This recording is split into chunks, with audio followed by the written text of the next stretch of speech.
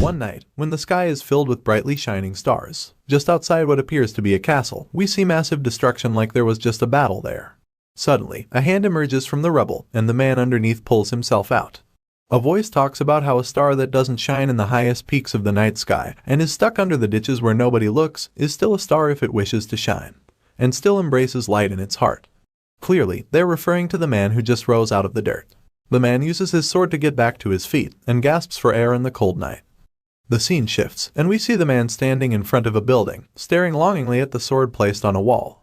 His bright blue eyes gaze at the blade as it sparkles like magic, and he talks to himself about how cool the piece is no matter how many times he looks at it. He's interrupted when a voice calls out to him. With an annoyed look on his face, he turns to the person who brought him out of his daydream. The lady, whose name is Zina, claims that she knew she would find him there, staring at the sword like usual. We finally learn that the man's name is Vlad, and as Zina wears a condescending look on her face, she reminds him that he's been lost in thought lately. Hearing this, Vlad gets upset and warns her not to get on his nerves, pointing out that she's currently interrupting one of the few breaks he has. However, Zina doesn't seem to care if he gets mad, and just informs him that his behavior is the reason people have started spreading rumors about him. Vlad is shocked to hear that people are talking about him, so he asks her to explain what she means. The girl gets nervous when she realizes that she just accidentally let such sensitive information slip out in her outburst. So, rather than answering him, she just looks away from him and changes the topic. Zina suddenly asks Vlad if he still hears voices in his head whenever he picks up a stick. Vlad doesn't reply and just stares into space instead, so she concludes that he still hears voices, and curiously wonders what kind of sins he committed in his last life. It appears that for some reason, Vlad was struck by lightning on a clear day, and on top of that, it was black lightning. As rare as such an occurrence is, Zina advises Vlad to stay cooped up in the shop for a while, claiming that the new bishop is said to be very sensitive about omens and similar stuff. She reveals that he used to work as a heresy inquisitor, and as such, he has a keen eye for supernatural stuff. This puts Vlad in danger, because if the bishop finds him suspicious, he would immediately be sent to the stakes to be burned. Hearing what she has to say, Vlad is even more downcast because he knows that his life is in danger. He feels bad that she would tell him something like that. But Zina explains that she only did so because she's worried about him. She reminds him that many people saw him get struck by lightning, and reveals that since then, they've all been talking about him behind his back. She then advises him one more time to stop showing himself to the public by moping at the sword all the time, because the church could take him away at any time. However, Vlad ignores her counsel, and insists that he won't get dragged away like a criminal just because he stares at a sword. He says this while looking at the sword in question, and Zina finally gets fed up, calling him dense and suggesting that he just buy the sword since he likes it so much. As you'd expect, the sword is expensive and way out of Vlad's budget. But when he explains this to her, she claims that it couldn't be that pricey. She believes it's just the work of a back alley blacksmith, and even offers to buy it for him, thinking that she could easily afford it. After a brief pause, Vlad reveals that the sword costs 5 gold, and judging by Zina's reaction, she finds the price ridiculously high. She doesn't think a stupid piece of metal should cost that much, and starts to think of all the other things she could get with 5 gold. Vlad smugly helps her finish the thought, pointing out that she wouldn't have to work for a whole year if she had that kind of money to spare. Just then, a voice cuts in and grabs their attention. It's an angry old man, who heard Zina call the pricey sword a stupid metal chunk. The man insults them, and tells them to get out of the place. Judging by his outfit, he's a blacksmith, and he didn't take her comment lightly. The angry man tells them that the sword isn't for back alley kids like them, and sends them away. However, Zina isn't one to back down from confrontation. She asks the man who would buy the sword if they don't, pointing out that it's being sold in the slums, so only someone living in the slums would end up purchasing it. After making her point, she taunts the old man further by asking if he's out of his mind. Rather than being mad about the question, the man is more offended that she called him old. He gets even more furious at her, claiming that she has no manners. The fearless redhead just makes things worse by suggesting that he only makes swords for knights, because he's old and would probably soon kick the bucket. At this point, there's a giant vein bulging out of the man's head as he sees red. He snaps at her, claiming that she's correct before calling her a dumb kid, and advising her to go back to her shop and do the dishes. Zina finally gets a taste of her own medicine, feeling offended that he called her a kid. She retorts that she's a grown lady, and as tensions start to rise, Vlad takes her away from the argument before things get out of hand. He pulls her out of there, telling her not to get worked up. But Zina is fuming, because she doesn't think she said anything wrong. As the two walk away from the old man, he continues to throw insults at them, calling Zina rotten and full of venom. He thinks back to when she was younger, and blames himself for giving her too much food when they had nothing to eat. The old man notices the footprints Vlad left behind, and surmises that he was standing there for a long time. He thinks about how Vlad should focus more on making ends meet, rather than daydreaming. The blacksmith takes down the sword and decides that he's going to finally let it go and sell it to someone who can make use of it, because he knows that slum kids never grow up to make it out into the world. The blacksmith holds the precious sword, which happens to be his last work, and thinks about how it's just like Vlad, because they both shine even in a place like the slums. Zooming out, we get to see the center of the northern economy. It's a place called Sara, and it's regarded as the lighthouse of the northern region, thanks to the power of the Bayezid family. However, even this place of brilliance harbors dark shadows found in the slums, where all foul things are thrown. Inside a tavern, we see men drinking wine and chatting with women. The fun is interrupted when a shirtless man pulls a lady by her hair, insulting her for trying to scam him. The woman denies trying to scam him, so he reveals that she tried to sell him fake medicine. He claims that he knows it's fake, because he's worked as a mercenary for 20 years. Just then, Vlad arrives at the scene after hearing the noise. The mercenary identifies him as the candle maker and tells him to go get his madam. Vlad blankly tells him that if he wants to see her, he would need to pay gold coins rather than silver.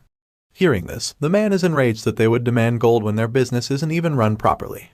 He tells Vlad to bring his mom if the madam isn't available, and accuses him of scamming him with the candle that measures the time, claiming that it burnt down too quickly.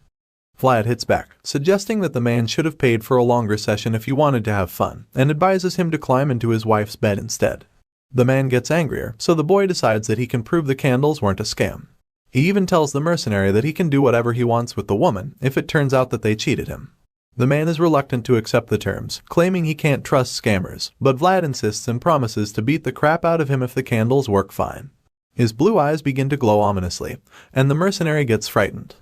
He then lights the candle and stands there, waiting to see if it goes out before 5 minutes. Sure enough, the candle goes out at the 5-minute mark, and before the merc can know what's happening, the boy hits him straight in the face with his wooden staff. As the man falls back, Vlad exclaims that the candles are fine after all, and proceeds to kick him in the back and push him into another room. He locks the door behind him and tells the man that he's dead. The terrified mercenary holds his bloody nose and begs Vlad to wait, but the blue-eyed fellow just proceeds to beat the living daylight out of him. He continuously strikes him with the staff for trying to scam the shop, and especially for talking about his mom without respect. The young man beats him so hard that the noises can be heard outside the building. The next morning, at breakfast, Vlad tells a man named George that someone messed with their candles. When the madam hears this, she's outraged and wonders who would dare do such a thing. She then assigns Vlad to find the culprit, but he doesn't know how to. Confused, he asks her how he can do it. And the madam, named Marcella, merrily reveals that she has already found them. It turns out, she was the one who messed with the candles, so she could scam the drunkards and make more money. I have to say, for a woman of the night working in the slums, this woman is a real gem of a beauty. Hearing her confession, Vlad is dumbfounded, thinking about how he beat up the fat mercenary for nothing. As he walks down the stairs, he shrugs off the guilt, believing that he had to do it since he's just an employee. This is when he's approached by a group of men, and the ringleader of the lot commends him for what he did the last night. The guy wraps his arm around Vlad's neck and pulls him closer so he can ask him for some money. He heard that Vlad got some tips from selling candles last night, and claims that they needed some money because they're all broke. Vlad snaps at the guy named Burley, and his eyes start to glow once again. Burley teases him, telling him not to get scary, and explains that he's not just asking for money. He's just here to make a fair trade. Hearing this, Vlad is perplexed, so Burley reveals that he has something to give him in exchange for some money. Suddenly, he pulls out a little boy by the hair and claims that the kid is a stupid and unskilled pickpocket. Vlad recognizes the kid, and Burley offers to give him back in exchange for 40 silver. Vlad immediately asks about the kid's fingers and ankles, so Burley assures him that he didn't cut them off but only taught the thief a lesson. Eventually, our hero gives Burley and his goons the silver, and then states that they should just kill the pickpockets next time rather than come to him. The kid is terrified to hear this, but Burley claims that him and his gang aren't murderers. As they leave, Vlad reminds Burley that he's scamming his family and coworkers, but the guy is just excited that he managed to exploit someone using the vagrant kid. After they leave, our hero scolds the boy named Ned. The kid apologizes, claiming that he tried to play it safe, but Vlad just tells him to leave after confirming that he didn't break any bones. Ned thanks him before leaving, and afterward, our hero thinks about how his dream of acquiring 5 gold has just been postponed once again. Later, Vlad visits a man named Harvin, who works for Captain Hoover, more infamously known as the Whale Hunter. He tells the man about Ned and how he didn't lose any fingers. That seems to surprise Harvin, as he recalls the time when he lost his fingers and got his ankles cut for stealing. Young Vlad and Zina watched him bleed, and he ended up becoming a public lesson for everyone else. He then reveals that he heard that the candles were messed with, and Vlad is surprised how he already knows about that incident. Harvin explains that the rumors have been making the rounds that Marcella is cheating the customers, but he doesn't think she's that kind of a person. Vlad claims that he also thinks the same, but reveals that George already seems to know about it. Harvin suggests that even if they were messing with the candles, they would have a very good reason to do so. Perplexed, Vlad asks what reason they could have, and the fingerless man explains that they most likely need money urgently. On that note, he warns Vlad and tells him to be careful, because there's only one reason an organization would need to rake in money quickly. And he claims that it must be because they're planning a war against another organization. George, the Whore's Knight. Black Bear, the Swine Butcherer. Dice, the Gambler.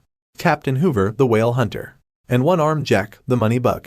These are the 5 bosses who dominate the slums of Sara. All the darkness of life now slowly approaches Vlad through the shadows.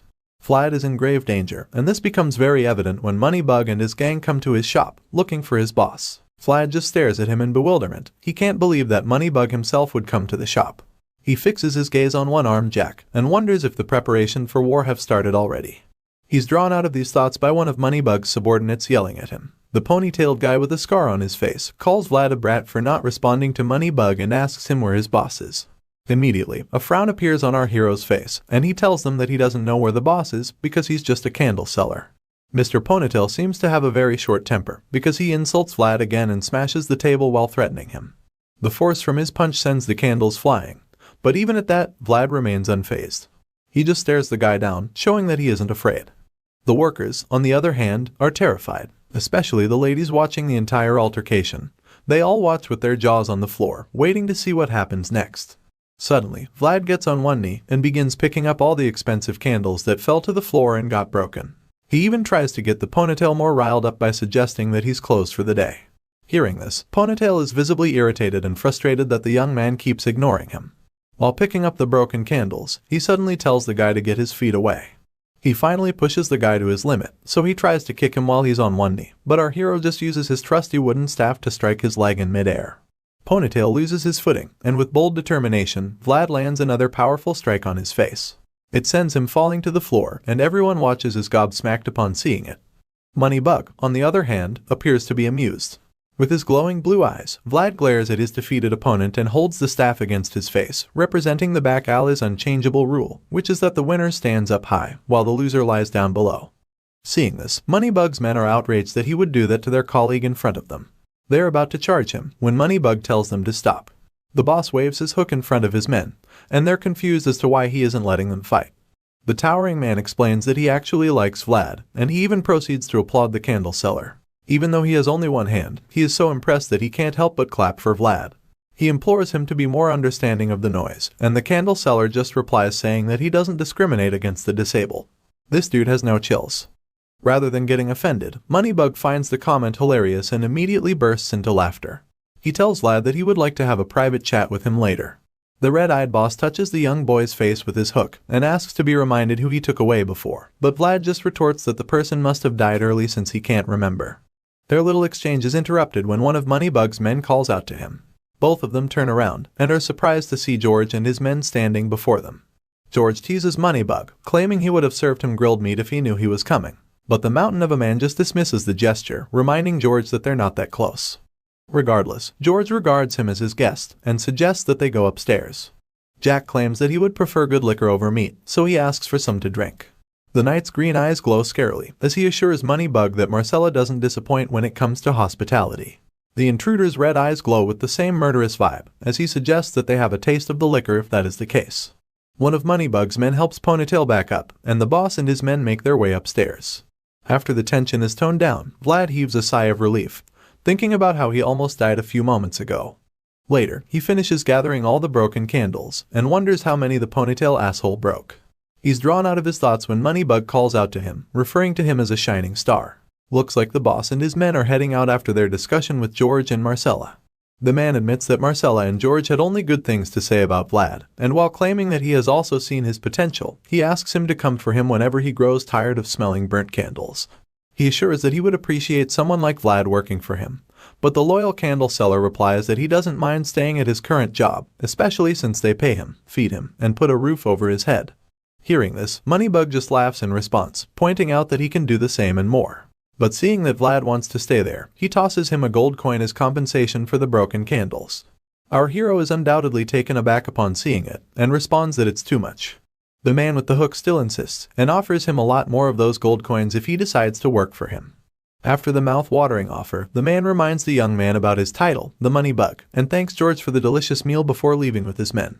Our boy notices that the intruder looked extremely cheerful, and wonders if the meeting went well with the rest. That's when Zina calls out to him from upstairs, and informs him that George wants to see him. Later, we see Vlad, George, and Marcella in the same room. Vlad stares at something speechless, and as we see that it's a precious knife, George reveals that he was planning to give it to him later. However, since the circumstances call for him to pass it over earlier, he's decided to give it to him now. He tells Vlad to keep the dagger with him at all times, and as the blue-eyed boy receives it, he can tell from the mood in the room that George's and Moneybug's conversation was most likely a total disaster. He looks all over the room and sees all the men brooding with low spirits. Even Marcella is in a foul mood, so he knows that some trouble is brewing. This is when George also tells Vlad that he should stop selling candles.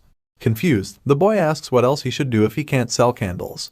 Sensing his anxiety, George reveals that they got a tip about one-armed Jack bringing in people from the outside into the slums.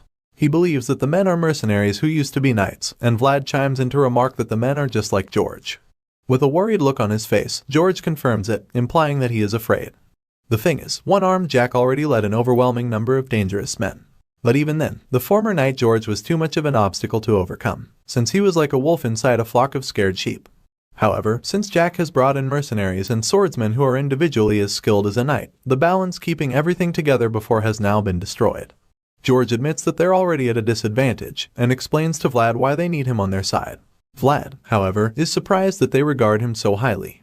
George informs him that he will be given his first mission soon, and the information takes him so off guard that he's visibly dumbfounded. Overwhelmed by the situation, Vlad thinks about Harbin, a disabled man without fingers, who also lost his ability to walk. But against all odds, he used his clever mind to teach himself language and mathematics. Those were the skills that opened doors for him and allowed him to rise through the ranks and now work under Captain Hoover.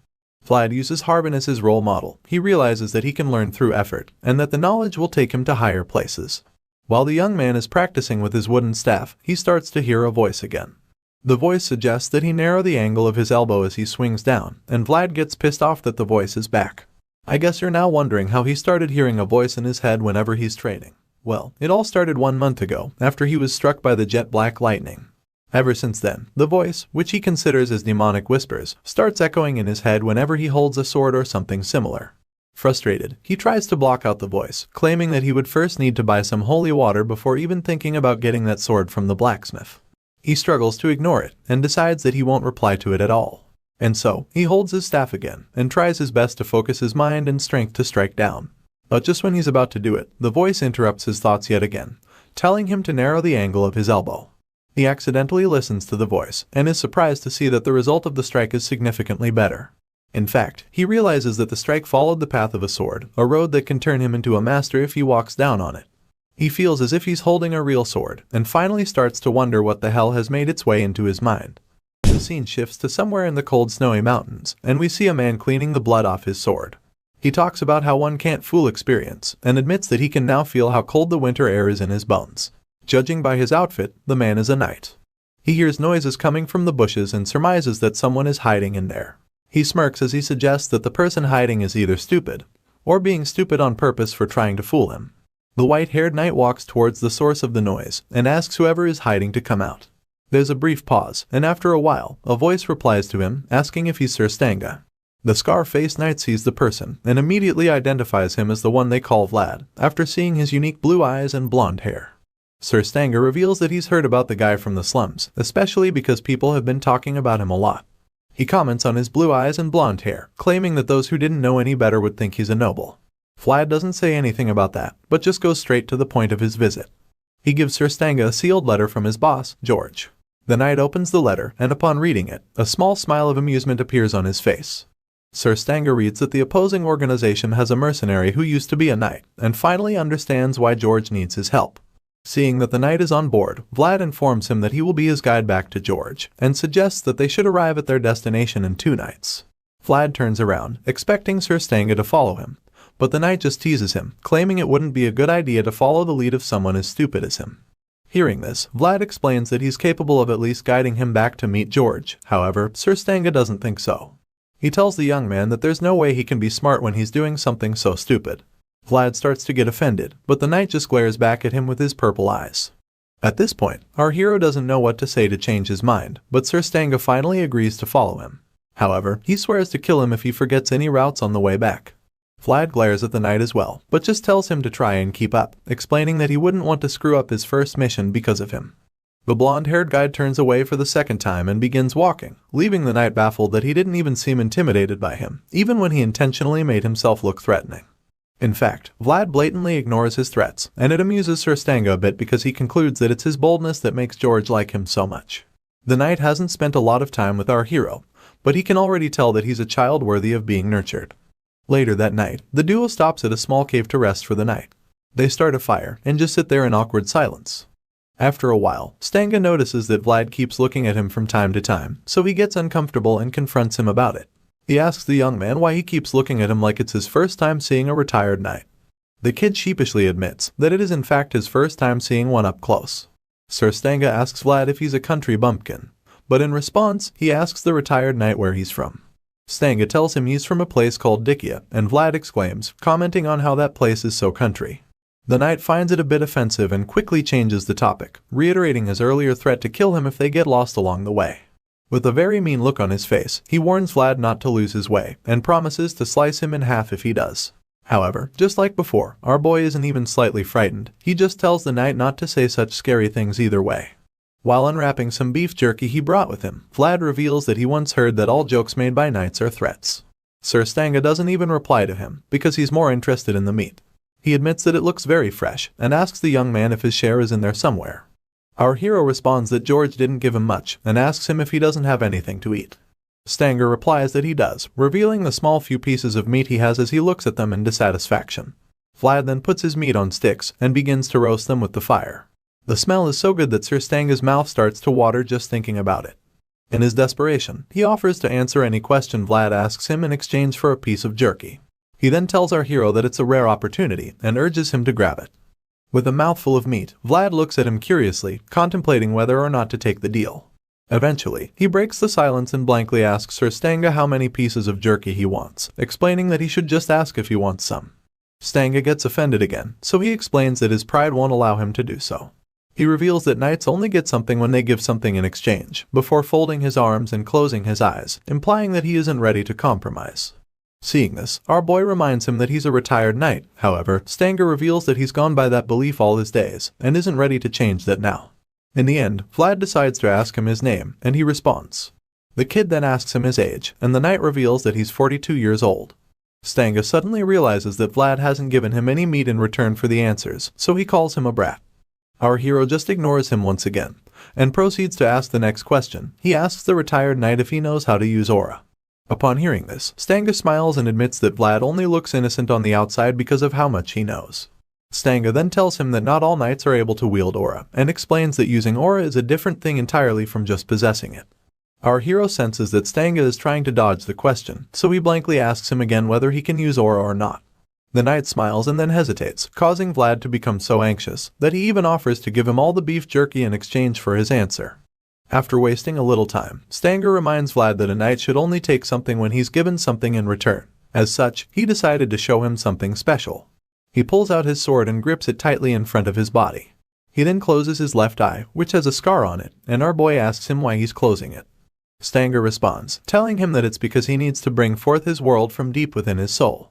With the eye still closed and beginning to glow with a magical blue color, the knight tells our hero to watch him carefully. Just then, the sword begins to glow as well, and Stanga tells him that this is the essence of knights.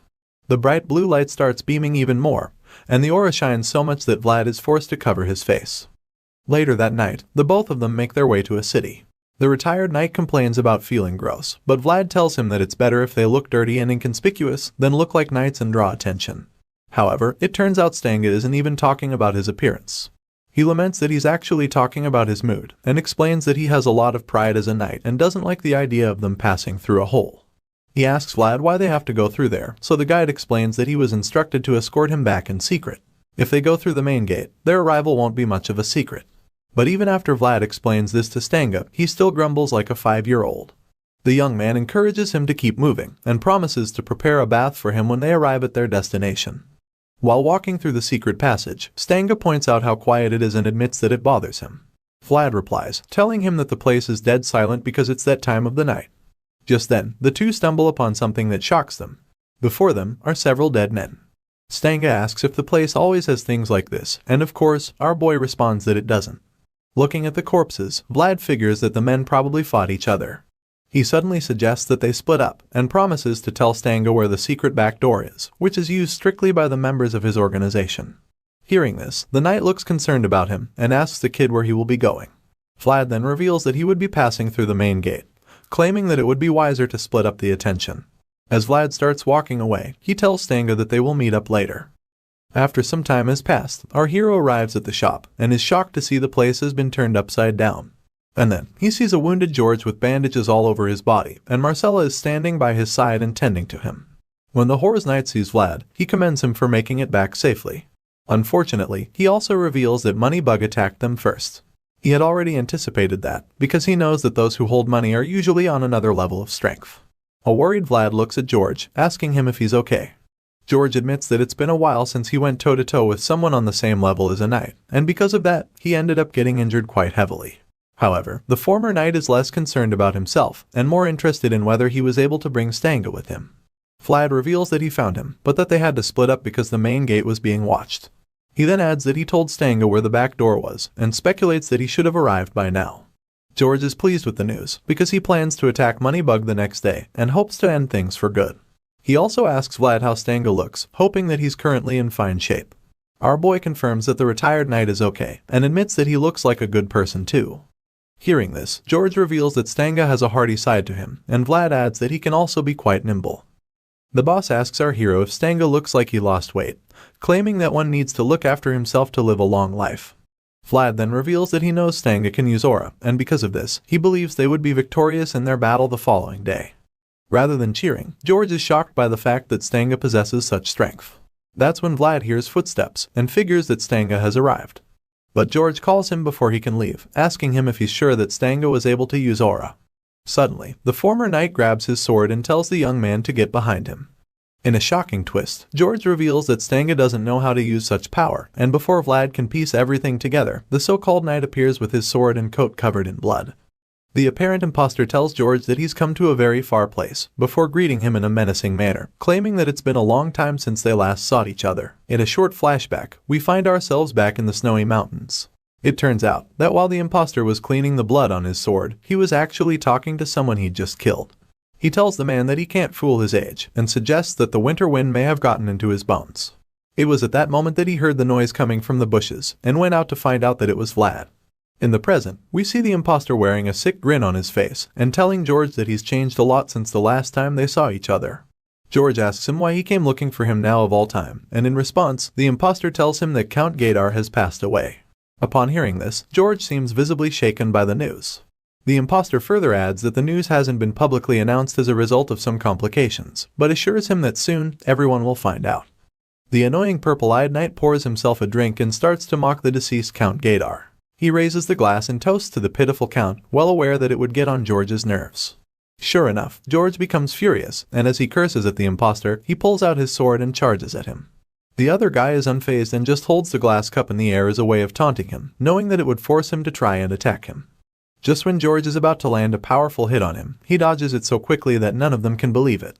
The attacker shatters the glass cup with his sword, and everyone else is bewildered by how fast the imposter moved out of the way. He then toasts to the new Count, Sigmund, which multiplies George's anger by several folds. Not only did he mock the former Count, but now he hails the new and most likely corrupt one.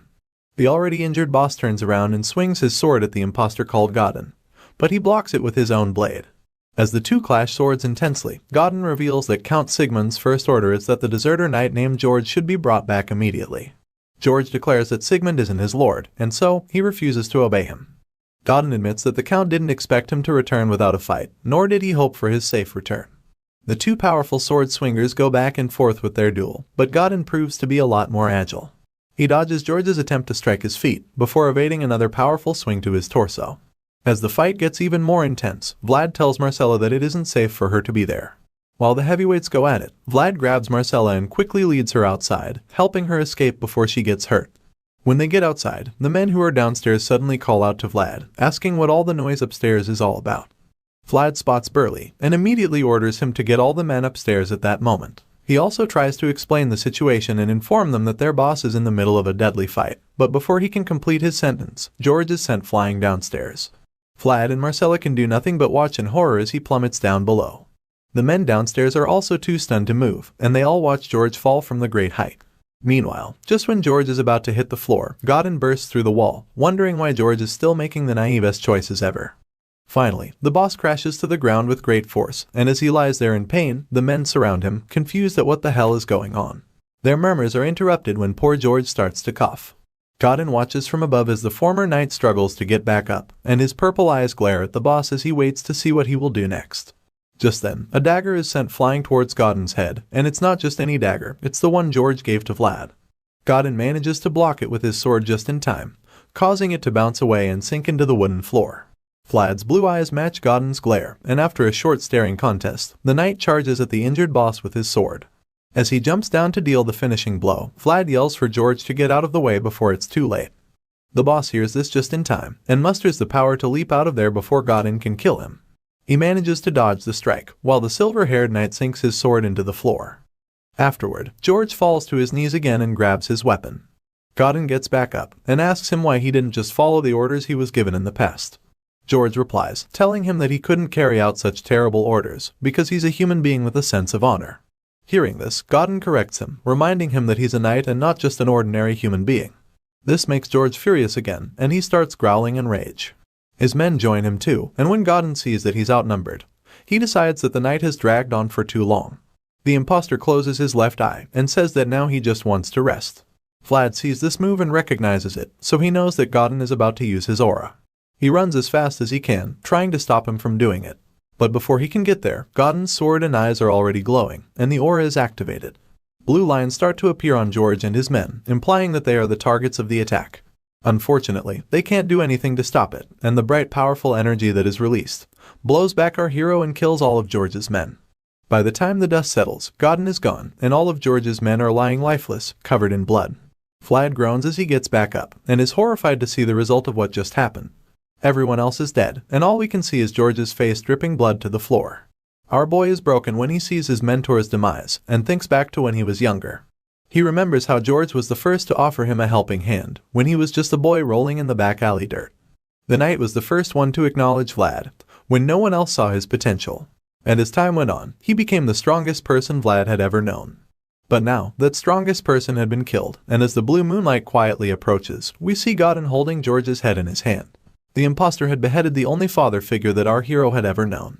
Vlad stares at George's head, probably hoping that it's all a dream. But the more he looks, the more he realizes that his world has been shattered to pieces by this villain that he brought into his home. Devastated, he grabs George's sword and yells in utter distraught. But just when he's about to strike with the sword, he hears the voice in his head, telling him to stop at once. Regardless, he swings the blade with great force, but Godin easily dodges it. Even if the attack wasn't a threat, the knight is shocked to see that Vlad knew how to swing in the sword path. He's perplexed, because a gutter kid from the slums shouldn't know how to do that. I guess he doesn't know that this gutter kid was struck by jet black lightning. Regardless of his curiosity, Godin is impressed, and he admits it. Unfortunately for him, Vlad doesn't care if he's impressed, he only cares about killing him. The enraged kid charges him for the second time, yelling at him to die. Just then, Godin blasts him with an attack, but Vlad manages to quickly twist his body and deflect it. He finally gets a hit in, and it's so powerful that it sends Godin flying, even making him lose his sword. The imposter gets back to his feet and is stunned by what he just witnessed. He concludes that Vlad must have been born with a gift and believes that it's the reason he was able to instinctively twist his body and deflect the attack. But even though the boy managed to deflect it, it's clear that his body got hurt from twisting and turning so quickly. He falls to the ground and groans in pain, but the voice in his head tells him to take it easy. It urges him to breathe and not to lose his focus. Vlad holds the side of his stomach and continues to groan as he curls up on the floor. Godin watches the kid struggle on the floor and thinks about killing him now. He contemplates snuffing out the light and potential Vlad possesses, but ultimately decides that it would be too much of a waste, even though he knows that the child could return with an even sharper sword. The knight thinks back to when he and George were still friends. George had once told him that he found pleasure in watching over those with great potential, and the memory pops a faint smile on Godin's face. He calls out to Vlad, who's still wincing in pain. He tells him that a knight only takes a fair price, and a perplexed Vlad asks him what he's talking about. Suddenly, Godin tosses back 2 slices of beef jerky that Vlad gave him in the cave. He tells him that his name isn't Stanga, and he's not 42 years old either. He explains that the boy got an unfair price, which is the reason he's tossing back some pieces to even out the exchange. However, he declares that he will still be taking George's head back with him. Vlad stares in horror once again at his master's bloody severed head, and listens as the imposter says that he would be taking it away, because it's a fitting price for him as the victor. He says this with arrogance and pride, staring Vlad down and waiting for his response. The heartbroken kid is filled with rage, and scowls at the imposter before vowing to kill him. Godin just scoffs at the statement, and looks away in disappointment. He tells Vlad that he shouldn't even think about asking for the second price for the beef jerky, especially with the way his life is at the moment. After that, Godin turns and starts walking away, leaving our hero fuming with rage. Vlad stays on his knees and tries to stand up. At this point, he's gnashing his teeth and stuttering as he vows to kill the bastard who beheaded his master. But the imposter just ignores him, and walks out of the shop holding George's head like a trophy. Vlad yells his name, but he's ignored once again as the knight keeps walking away with a straight face. He finally walks through the hole he made in the wall earlier, and our hero warns him of the day he would come back to kill him. After Godin's rampage at the shop, Zina helps an injured Vlad get out of the place. She holds him up as he limps out and groans in pain continuously. Throughout, he keeps his hand placed on the source of the pain, and at some point, it stings him so much that he falls to his knee. Vlad just stays there, sweating and panting, trying his best to overcome the excruciating pain. The scene shifts back to a few moments prior, and we see that he's now back inside the shop. Marcella bluntly tells him to get up as he curls up like an armadillo. She asks him if he wants to die, but he doesn't even respond to her. The kid just stares into space and stays silent, implying that he might not even mind dying at this point. Marcella senses this, and gets so upset that she immediately slaps him hard in the face. She tells him to get his acts together, and then asks him if he knows what the difference is between the guys who live in the center of the city and those who live in the slums. Vlad doesn't know the answer, so he just stares at her like a lost puppy hoping he doesn't get smacked again. Marcella tells him that the difference between them is opportunity. She explains to him that those guys in the city can get back up, even if they fail once, because they can afford to do it. Unfortunately, for the losers in the slums like them, it isn't the case. Marcella tells Vlad to look around the wrecked shop filled with corpses of their own men. She asks him if they look like they can afford to fail as well, pointing out that the destruction is the result of just one failure on their part. She explains that they've been bound to a tragic fate that sentences them to death if they fail even once.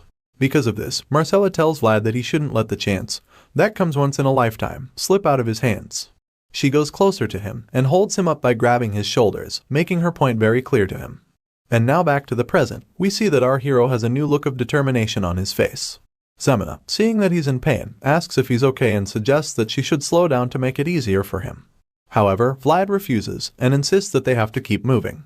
He refuses to allow himself to end things there. He wipes the beads of sweat on his face and prepares to get back to his feet with Zemina's help. Unfortunately, that's about the same time when one of their enemies spots them. He immediately alerts the others, revealing that he's found George's little minion who they've been looking for. All of a sudden, Vlad is filled with adrenaline and begins to run for his life, even though he was limping just a few seconds ago. Zina runs as well, and the boy pulls her by the hand to ensure that he doesn't leave her behind.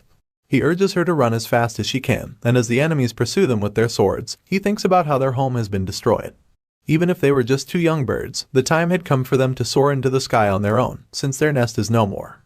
They both manage to escape from their pursuers, leaving them confused. The killers with swords turn in circles, trying to figure out which way the kids went, but their efforts are futile. In frustration, one of them curses the kids, calling them little rats, while another suggests that they escaped into another alleyway. In the commotion, the leader of the gang suddenly orders the goons to inspect every corner, promising to reward them handsomely if they find the kids. The gang leader's face is revealed, and we see that it's the ponytail guy who Vlad humiliated back at the shop when Moneybug first arrived. Turns out, his little encounter with our hero cost him a few teeth. And because of that, he desperately wants to have his revenge. He wants Vlad to pay for the shame he made him feel back at the shop. Hearing that they would be rewarded, the men are remotivated to keep searching. They decide to split up, believing that Vlad and Zina couldn't have gone too far. Unfortunately for them, in their haste, they run past the door where the kids are hiding behind. They don't even notice that it isn't locked. Meanwhile, Vlad and Zina are hiding quietly behind it. The boy is holding his dagger, while Zina is covering her mouth with her hands, so her muffled cries don't give their position away. Vlad listens closely as the men who run past and continue searching. He reasons that they won't be able to escape with the way things are going, because it's only a matter of time before they get caught. As a result, he tells Zina to go outside and escape, once things get quieter. As you'd expect, she's worried about him and asks him what he would do. Our hero explains that he needs to get out of there somehow and points out that it would be dangerous for them to move together since their pursuers are close by. However, Zina doesn't think they should split up at all. She refuses the idea and tells Vlad that she wants to stay with him, reminding him of the promise he made to Marcella before they set out. Vlad vowed that he would take Zina to a safe location before leaving her alone. He just tells her that she should go to the convent before sunrise, and if she's not okay with that, he also suggests that she can go to Harbin. Still, Zina doesn't want to see things his way, and decides to throw a tantrum like a toddler, lamenting that she doesn't want to be separated. Vlad gets fed up at this point, so he snaps at her for never listening to anyone. He even calls her an idiot to make sure he gets his point across, explaining to her that he's not in a position to protect her at the moment. Speechless at the sudden outburst, the girl starts to cry. Just then, the consequence of their rather loud argument catches up to them. A man suddenly appears, demanding to know who's inside. Zina panics and immediately grabs a knife lying on the floor to defend herself if things get rough. The man finally reveals himself. He comes out of another room with a lamp, and we see that he's the blacksmith from earlier. He recognizes the kids and asks them what they're doing there. Once again, Zina starts to get on his nerves, calling him an old man and threatening him with the knife. With a very bored look on his face, the man hits back at her, asking her what the hell is wrong with her, and pointing out that she and Vlad are the ones intruding in his house. As usual, the girl doesn't even listen, and just insists that he doesn't move, threatening to stab him for real. The blacksmith matches her gaze, and notices that she's tearing up and frightened. He can tell that she's scared, so he tries to calm her down, explaining that he understands their situation. He calmly tells her to put the knife down, but she insists that he give her the sword that Vlad is always staring at. The blacksmith is confused hearing this, so Zina makes it clear that she's dead serious, and for good measure, she also clarifies that it's the one he had hanging outside. She explains that they won't be safe outside the city either, and tells him one last time to give it to her because she isn't joking around with him. Vlad finally intervenes, telling her to put the knife down, but she just throws another tantrum, yelling at the blacksmith to bring out the sword. The blacksmith senses her desperation, and thinks about how this is the way things are in the slums. He believes that this is the true character of people who need to take something from others in order to survive. He thinks back to when he was younger, and admits to himself that he too was the same, so he's not surprised to see this girl acting in such a way. After a long pause, the blacksmith just tells Zina that her situation is quite sad, hinting that he won't really help her. This makes her so mad that she charges at him with the knife. The man sees that she's about to stab him and closes his eyes like he's accepted his fate. Vlad also thinks that she's going to stab the man and calls out to her, but to their surprise, she just cuts her hair with the knife instead. The old man's eyes open wide at this scene, and with tears in her eyes, the poor girl offers him her red hair, claiming that she knows it's not enough to pay him, but promises to pay him back later. She begs the man to give Vlad the sword, and her desperation and concern is extremely clear in her eyes. The blacksmith is speechless, but then asks Vlad if he's leaving the slums. The boy confirms that to be the case, and the old man admits to himself that Vlad is going to finally achieve the one thing he could never do. He had dreamt of it all of his life, and he's now going to spread his wings. The blacksmith is touched by the kids, and although reluctant, he agrees to help them at the end. The scene shifts, and we see the old man carrying a wagon of dirt and trash, while Zina wears a hood to disguise herself as she pushes it from behind. He tells her that it's the only way out of the city, even though she complains about the smell. Suddenly, some goons that the blacksmith recognizes confront them, asking him why he's taking out the trash at such a late hour. He immediately snaps at them, cursing them and reminding them that they were the ones who blocked all the alleyways with their stupid fight. He complains that his smithy is about to burst because he couldn't throw out the garbage earlier. The leader of the goons spots the hooded person behind the wagon, and gets suspicious because he knows the old man works alone. The blacksmith quickly explains that he was tired, so he gave the boy some bread to work for him. Of course, the guy doesn't buy the story and goes to investigate the person. He uses his knife to raise the hood, threatening to cut Zina if she moves. When he raises it, he sees her short ginger hair, and when she also acts like a poor boy trying to make a living, he lets her off the hook. Before they leave, the old man asks what they're looking for, so they reveal that they're searching for George's blonde-haired kid's body. The blacksmith just scoffs and asks if they can be on their way now, but the guy claims that they have to be certain he's not helping the boy. So, he tells his subordinate to check the wagon and asks the blacksmith to move it aside. At this point, the old man starts to wonder if they shouldn't have come this way, but remembers that there was nowhere else for them to go. The goon inspects the trash and admits that it's quite a lot. Suddenly, as he notices a hint of movement, he tells them not to hate him because it's his job, before proceeding to stab the heaps of dirt with his staff. The old man and Zina are terrified when they see this, and Vlad, who's hiding under the dirt, is equally afraid. Out of nowhere, he starts mentioning that Harbin has put a boat out on the water, and he believes that he must have done it for a reason. He tells them to keep it in mind, and after stabbing the dirt, he says that he has now paid the debt of 40 silver coins that his young brother, Ned, owed him. The generous guy allows them to pass, and it appears he knew Vlad was in there, but let them leave the city anyway, because the boy had helped out his brother before. And now, Zina and the blacksmith finally reach the outskirts of the town, where the trash is dumped into a channel that leads outside the walls. As they toss out the trash with Vlad in it, Zina says her goodbyes, and the old man thinks about the star sword in the boy's hand. It was something he made with his dreams, and also something that was bought with the girl's tears. And now, it lays in the hands of a single boy, destined for a greater world. Outside the town, Vlad comes out of the dirt with the sword and starts to speak to the voice in his head. Holding the weapon, he asks if the voice can hear him, and it answers him with a yes. He then asks the voice who they are, but the voice doesn't seem to know. It's a bit baffling to our hero, because the voice knows so much about swords, but doesn't even know about itself. He decides that it's probably for the best, and offers to help the voice so it can help him as well. He offers to help the voice regain its memories, and asks it to be his sword in the future. At this point, Vlad doesn't even care if the person behind the voice is the devil, because whenever he pictures the insurmountable figure of Godin who slaughtered his friends, he's already afraid that he might amount to nothing in this world. Hearing his determination, the voice tells our hero that he's finally going to tell him about his sword. After that, the scene shifts to somewhere in the snowy mountains, and we see a camp set up by soldiers, along with a banner of a noble family. A man seems to be moving chess pieces on a map, most likely strategizing for a battle.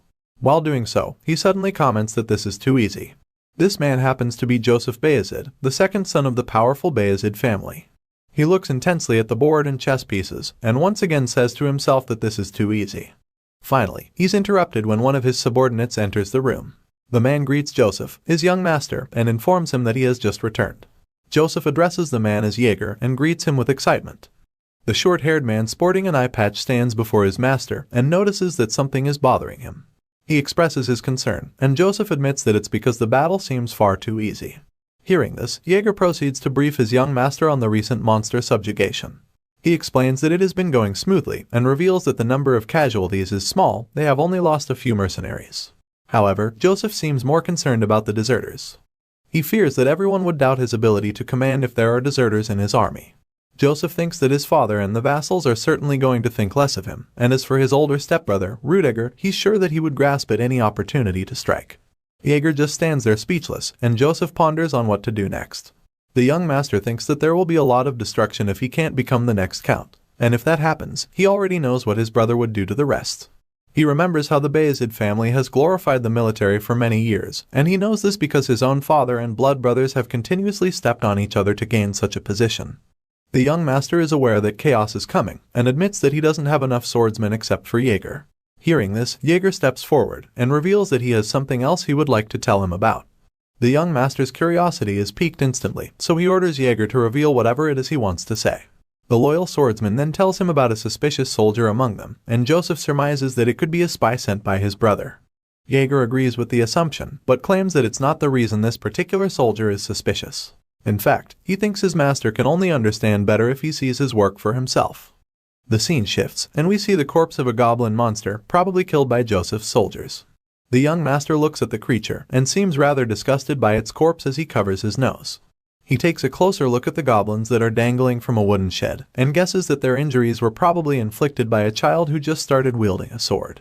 Jaeger takes Joseph to see more corpses, and upon seeing them, the young master is also unsatisfied by the kind of wounds he's seeing. Joseph thinks that all the injuries are poor and claims that they're all the same. And then, he finally sees one that is a bit impressive. The goblin's torso has been sliced clean open, and after a while, he realizes that the wounds were all done by the same person. From the similarity between all of them, Joseph surmises that all the monsters were killed by the same person, so he asks Jaeger just to be sure. The one-eyed soldier confirms the theory, and reveals that the corpses he's currently looking at only came here yesterday, and he explains to Joseph that the ones he saw earlier were killed a month ago.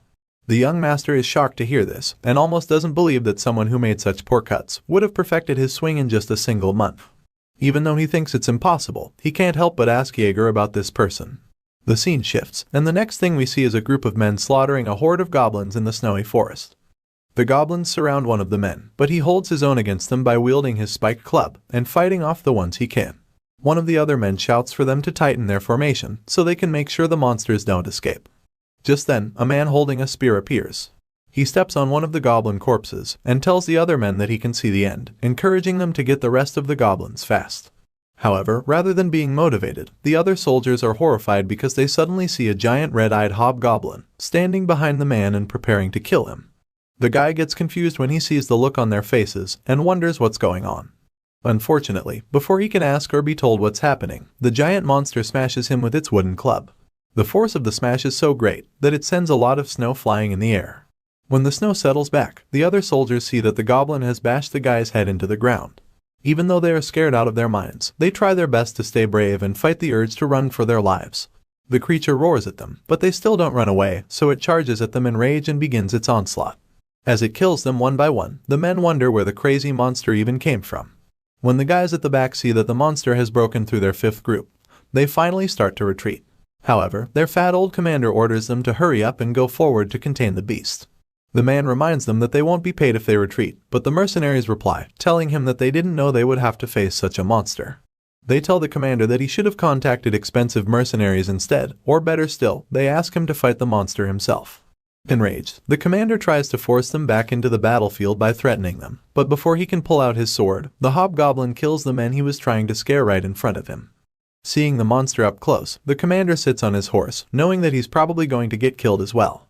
Just then, a man walks out from among the mercenaries and starts walking towards the ferocious beast. The other men look shocked and confused at first, but then identify the brave man as the praying Rimmon. They might know this blonde swordsman as Rimmon, but we know that he's actually our boy Vlad. He bravely tells them that he would take on the monster by himself, and as you'd expect, nobody seems to oppose him.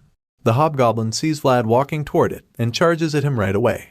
Our hero also braces himself for the fight, and as the beast reaches him, he quickly slashes its side with his sword. However, he could immediately tell that the cut was shallow. That oversight gets him distracted for a bit, but the voice in his head tells him to dodge before the goblin can smash him with its club. Regaining his senses, Vlad manages to dodge the series of heavy attacks by the monster. As he skids back to a halt while knocking up the snow, he admits that he failed in his attack earlier. The voice starts reprimanding him for it, calling him stupid for not being able to do it even after he was told what to do. Still, our boy knows better that it's almost impossible to perform a new move after only hearing about it once. Anyway, he gets back to his feet, and as the goblin charges at him again, he explains that he's just taking the long route in the fight. The hobgoblin swings its giant club at him once again, and once again, Vlad manages to dodge it just like before. The monster gets frustrated after missing so many times, and attempts to unleash a powerful slam on him to finish things off for good. It smashes the club on the ground, causing a huge snow explosion, but when the snow clears, it realizes that it missed once again. The bamboozled creature just stands there in shock, and in that moment of vulnerability, Vlad takes the opportunity to finally cut the monster properly with his sword. As he stretches his arms, the sword begins to glow, and by the time the monster sees him coming, it's already too late for it to survive. The panel shifts back to Jaeger and Joseph, where Jaeger informs the young master that the person responsible is called the Praying Rimmon. Joseph finds the name intriguing and asks his one-eyed subordinate to investigate this soldier immediately. Of course, the swordsman takes the instruction without hesitation, and as he places a hand on his chest and bows his head, he assures his master that he will carry out the investigation without delay. After Jaeger leaves, Joseph remains in one spot. He stares at the goblin corpses that have been cut open, thinking about how they were killed. Because in his mind, it doesn't make any sense at all. From the cuts on the goblin corpses that were brought in 1 month ago, he could tell that the swings were crooked and sloppy. Joseph finds it difficult to believe that they were done by the same person, because it shouldn't be possible for anyone to master the path of the sword in only 1 month. A small smile appears on Joseph's face as he wonders whether the boy in question is a true genius of this era. That's when the panels take us back to our hero, finally slicing clean the torso of his enemy. His eyes are ice cold, and it's clear that he has already stepped onto the path of a true swordmaster. Elsewhere in the snowy mountains, we see the mercenaries loading up the many hobgoblin corpses on their wagons. One of them talks about how his side of the place is filled with the trash, and another admits that it's the same on his end. Apparently, the mercenaries thought that there would be treasure somewhere around because of the many hobgoblins that were in the forest. One of the men calls out to Vlad, who's now going by the name Rimmon and also happens to be their captain. The mercenary praises Vlad for his impressive display during his battle with the giant hobgoblin. It's not a surprise, however, because it seems Vlad always does great during their encounters with monsters. The guy keeps showering Vlad with praise, but he doesn't seem to care. In fact, he's a bit irritated by the guy's chattering, so he tells him to stop talking and just focus on loading up his kills. Vlad's latest fan reveals that he already did that and points out that no one would even dare to take his kills for themselves anyway. The man asks Vlad what they're going to do next, explaining that they're almost done with the work on the ground. Feeling excited, he asks Vlad if he would like to do any other work with him. The look on our boy's face shows that he's not interested, but the fan is eager to try his luck.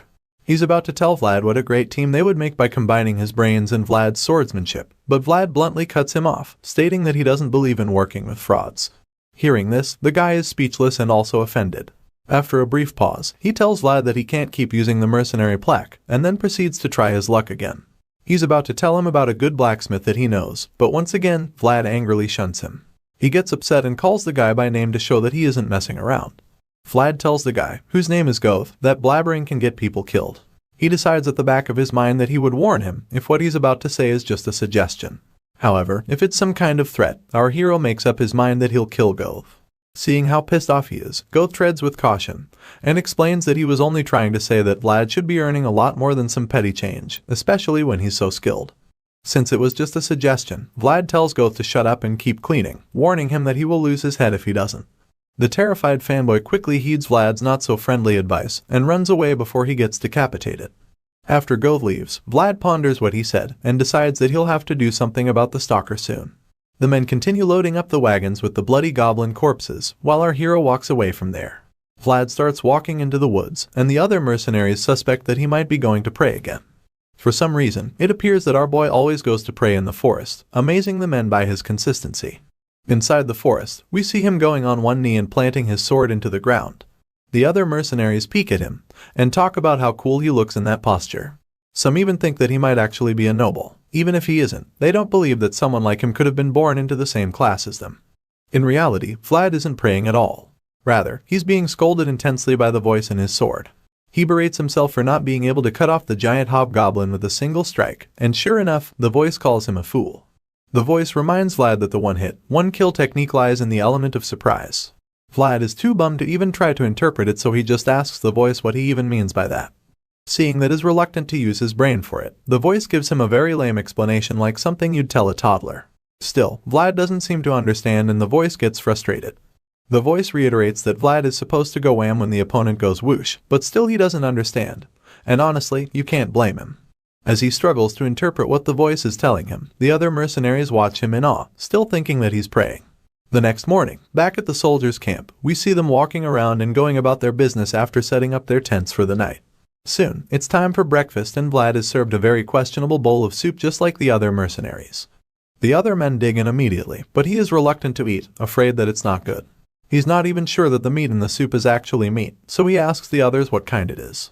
Goth replies with his mouth full of the food, and simply claims that he doesn't know and doesn't care since it's free.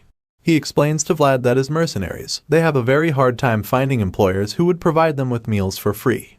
One of the other men at the table points out that it's not much of a surprise their bosses could afford it, since they're the Bayezid's after all. Another chimes in, commenting that the food is salty, but admits that it's better than having nothing to eat. Despite their attempts to make Vlad more appreciative or even eat the food, he refuses to join them. He just gets up from the table, leaves his food, and tells the other mercenaries to enjoy it since they're okay with it. As Vlad walks out of the place, the other men wonder if he's going to see the priest again. Another thinks that he should even start praying like him too, probably thinking it would make him better with the sword. Unfortunately for him, one of his colleagues dashes his hopes, bluntly telling him that he's never going to be like the praying Rimmon. A while later, Vlad arrives at the priest's tent. The priest, who looks like Albert Einstein in a way, is delighted to see our hero. Vlad greets the dude and addresses him as Father Andreas. He then asks if he had a good night's rest, and the priest assures him that he did, like always. Father Andreas reveals that he heard Vlad was praying last night in the woods, and comments that it must have been very cold out there. It seems everyone thinks Vlad is some kind of devotee. They have no idea that he's taking secret lessons from the voice in his head.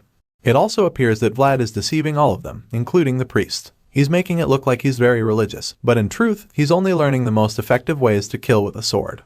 Vlad tells Father Andreas that he didn't feel cold because he was in the embrace of God, and the old priest laughs in response, claiming that Vlad is more like a priest than he is. Just then, a little priest in training named Jean enters the room and informs Father Andreas that his meal is ready. Father Andreas thanks Jean and asks Vlad to join him for breakfast. He holds the young man's shoulders, making him sit in a chair, and on the table there's a scrumptious steaming breakfast.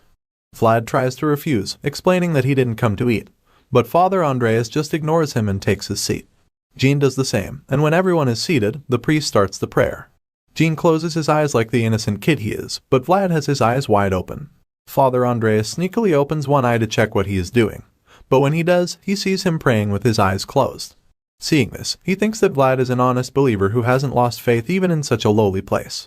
Father Andreas believes that he needs to lead the young man, who he knows will always taint his hands with blood during battle.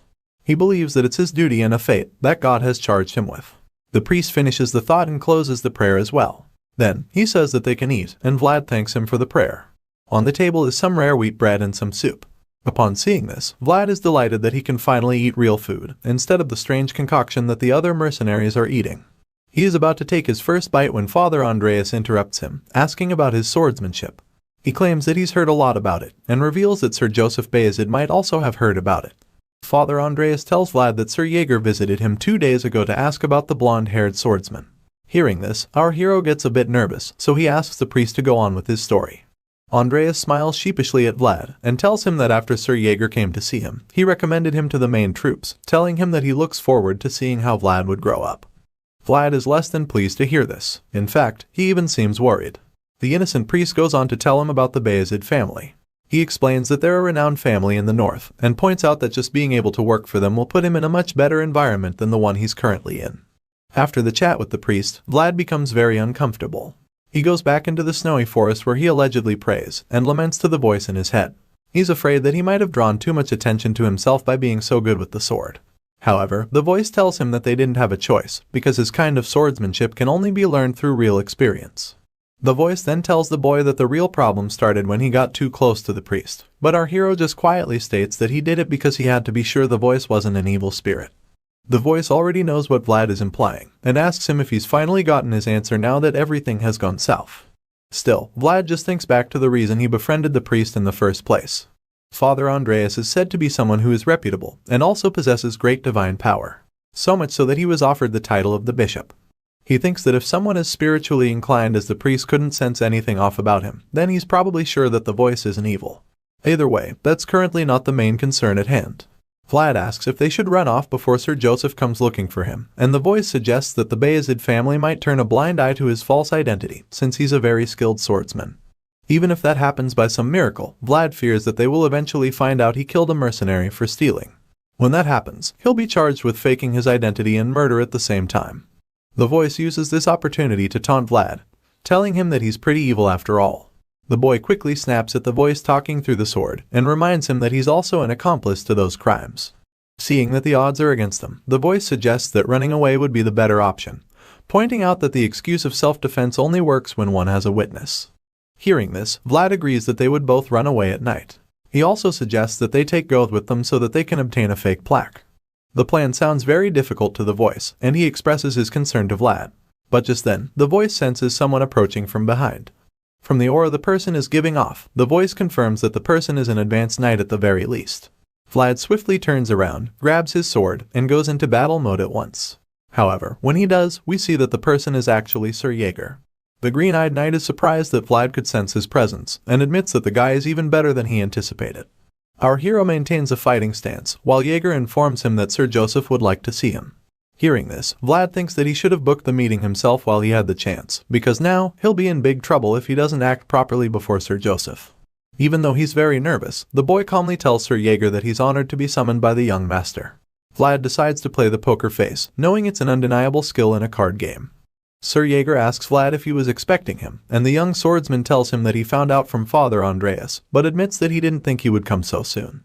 Seeing the boy's confidence, Sir Jaeger finds it interesting that such a young kid isn't intimidated by him at all. And then, he asks the boy to follow behind him. When he turns his back, Vlad contemplates making a break for it, but the voice tells him not to try it because a knight of Jaeger's level could kill him before he can even take 3 steps. Vlad accepts his fate when he realizes that he has no choice, so he obediently follows the knight. A while later, they arrive at Sir Joseph's tent, and the young master reveals that he's pleased to finally meet the popular praying Rimmon. Vlad bows his head, stating that it's an honor to meet the second son of the Bayezid family. The young master asks Vlad if there are any inconveniences with his work, and he replies that all the mercenaries are thankful for his consideration. Sir Joseph finally addresses the issue of Vlad's blonde hair and blue eyes, claiming that he used to think he was the son of some fallen noble family. So just to be sure, he asks Vlad if his name is actually Rimmon, and without any doubt, our hero confirms. Just then, Joseph closes the blue book he was reading, and tells Vlad that he should have told him the truth. Suddenly, Sir Jaeger lands a mighty slap on our boy's face, and the young master reveals that he hates liars. The blonde swordsman wipes his cheek as Sir Jaeger stares him down, and in a surprising twist, Sir Joseph reveals that he knows our hero is actually someone named Vlad from the city of Sara. Vlad rubs his chin to reduce the pain from the hard slap, and tries to act unfazed by the fact that the young master knows his true identity. Sir Joseph reveals that from his research, it's been confirmed that Vlad's mother was an unmarried woman. However, they couldn't find out anything about his father. The young master then asks Vlad if he knows who his father is by any chance. Naturally, our hero gets offended, and rudely tells Joseph that he's very funny for asking the son of an unmarried woman if he knows who his father is. The next thing we see is Sir Jaeger kicking his leg and sweeping him off the floor.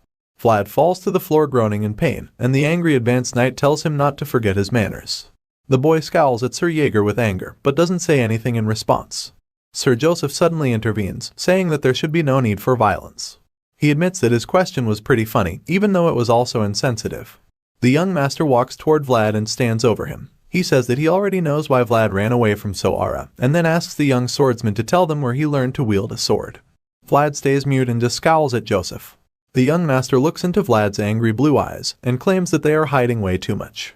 Suddenly, Sir Jaeger pulls out his sword, and attempts to strike our hero from behind. He quickly senses the imminent danger and bites his lip, before reluctantly revealing that he had a teacher who trained him how to use the sword. Vlad, still on one knee, tells Joseph that the mysterious teacher came to him, and then disappeared like lightning. Joseph is surprised to hear this, but Vlad continues to tell him more. He tells Joseph that the teacher didn't disclose his name, and only told him about a lone man's ever-winning secret, never to be disclosed to anyone else. Vlad says this while staring intensely at Joseph, and seeing his face, the young master is taken aback because of how unwavering the kid's gaze is. After a brief pause, Joseph just says okay, and apologizes to Vlad for the rough treatment.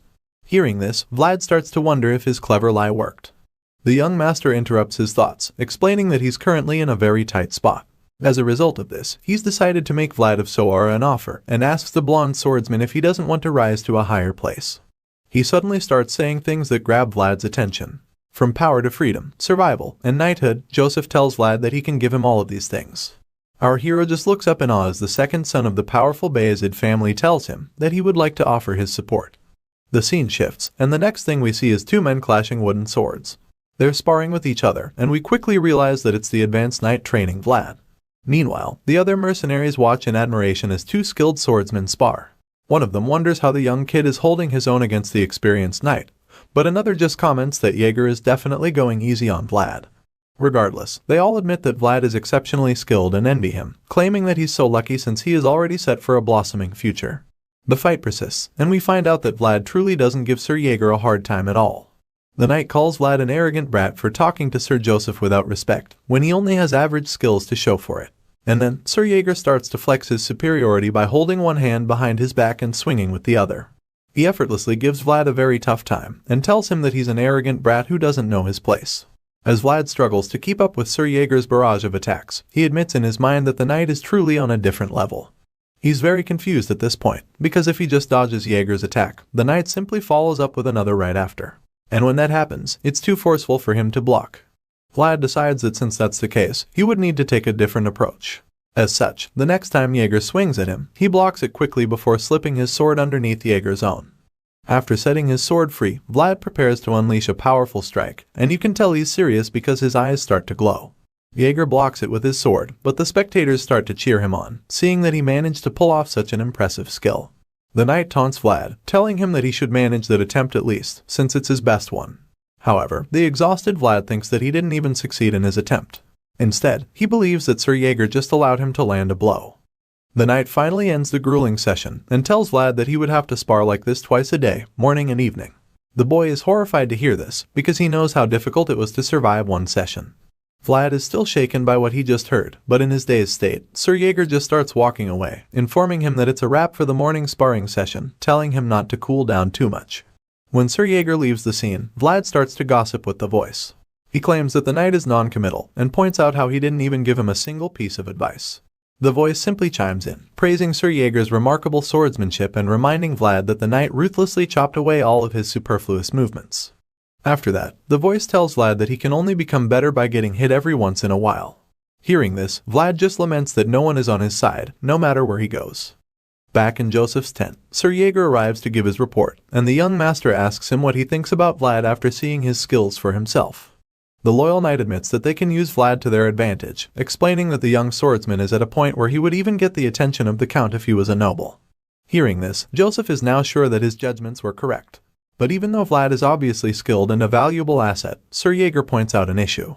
According to him, the problem with Vlad is that he's arrogant and also doesn't know his place. However, Joseph claims that such traits are to be expected because he grew up in the rough back alleys in the slums. He also points out that etiquette can be taught well if done slowly.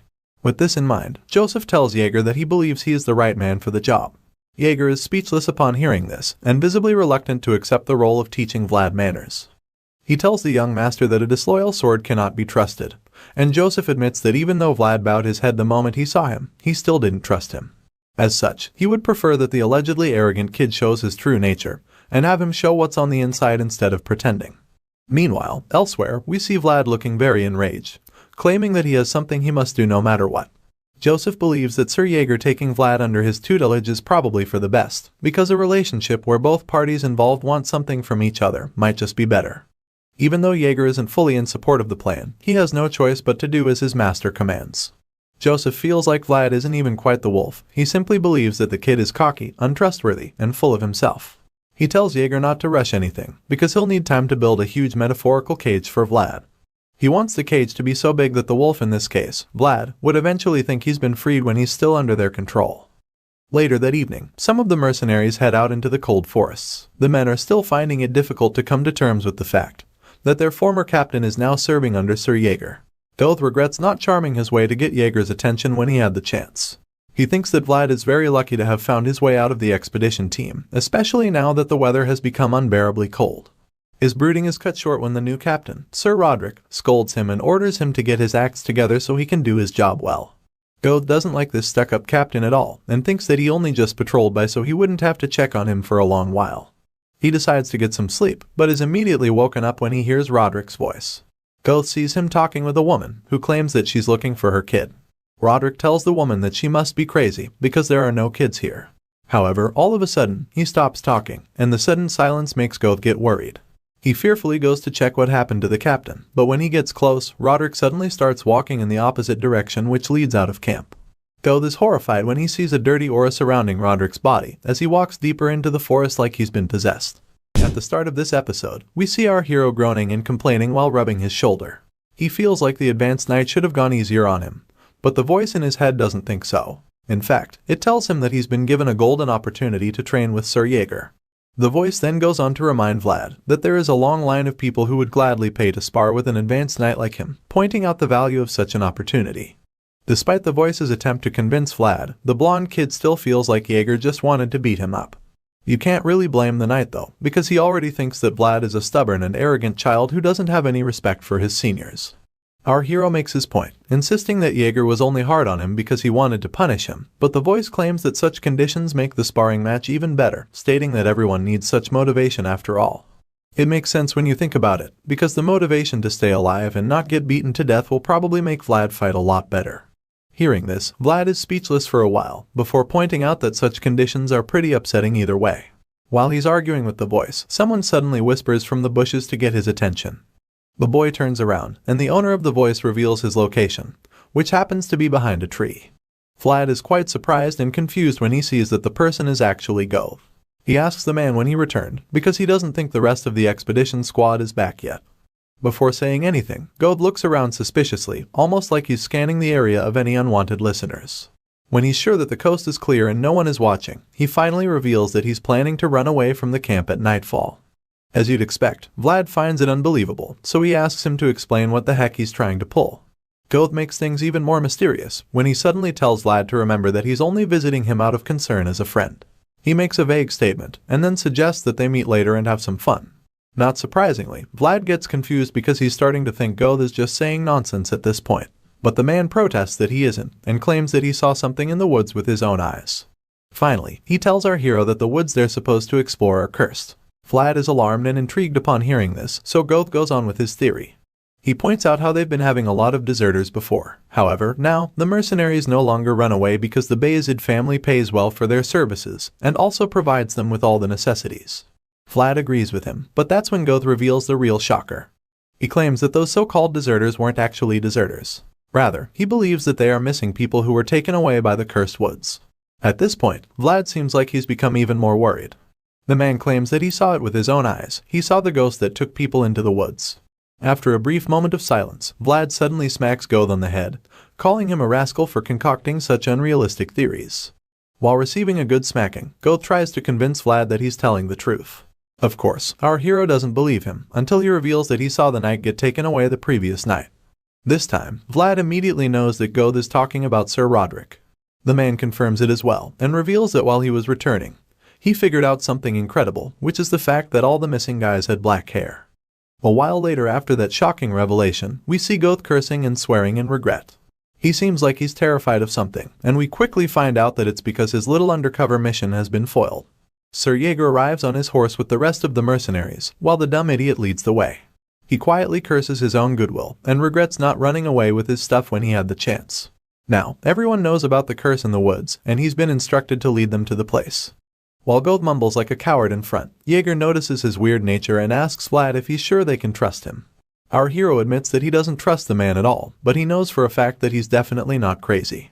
Hearing this, the knight just thinks about how young Master Joseph believes that this little mission is an opportunity.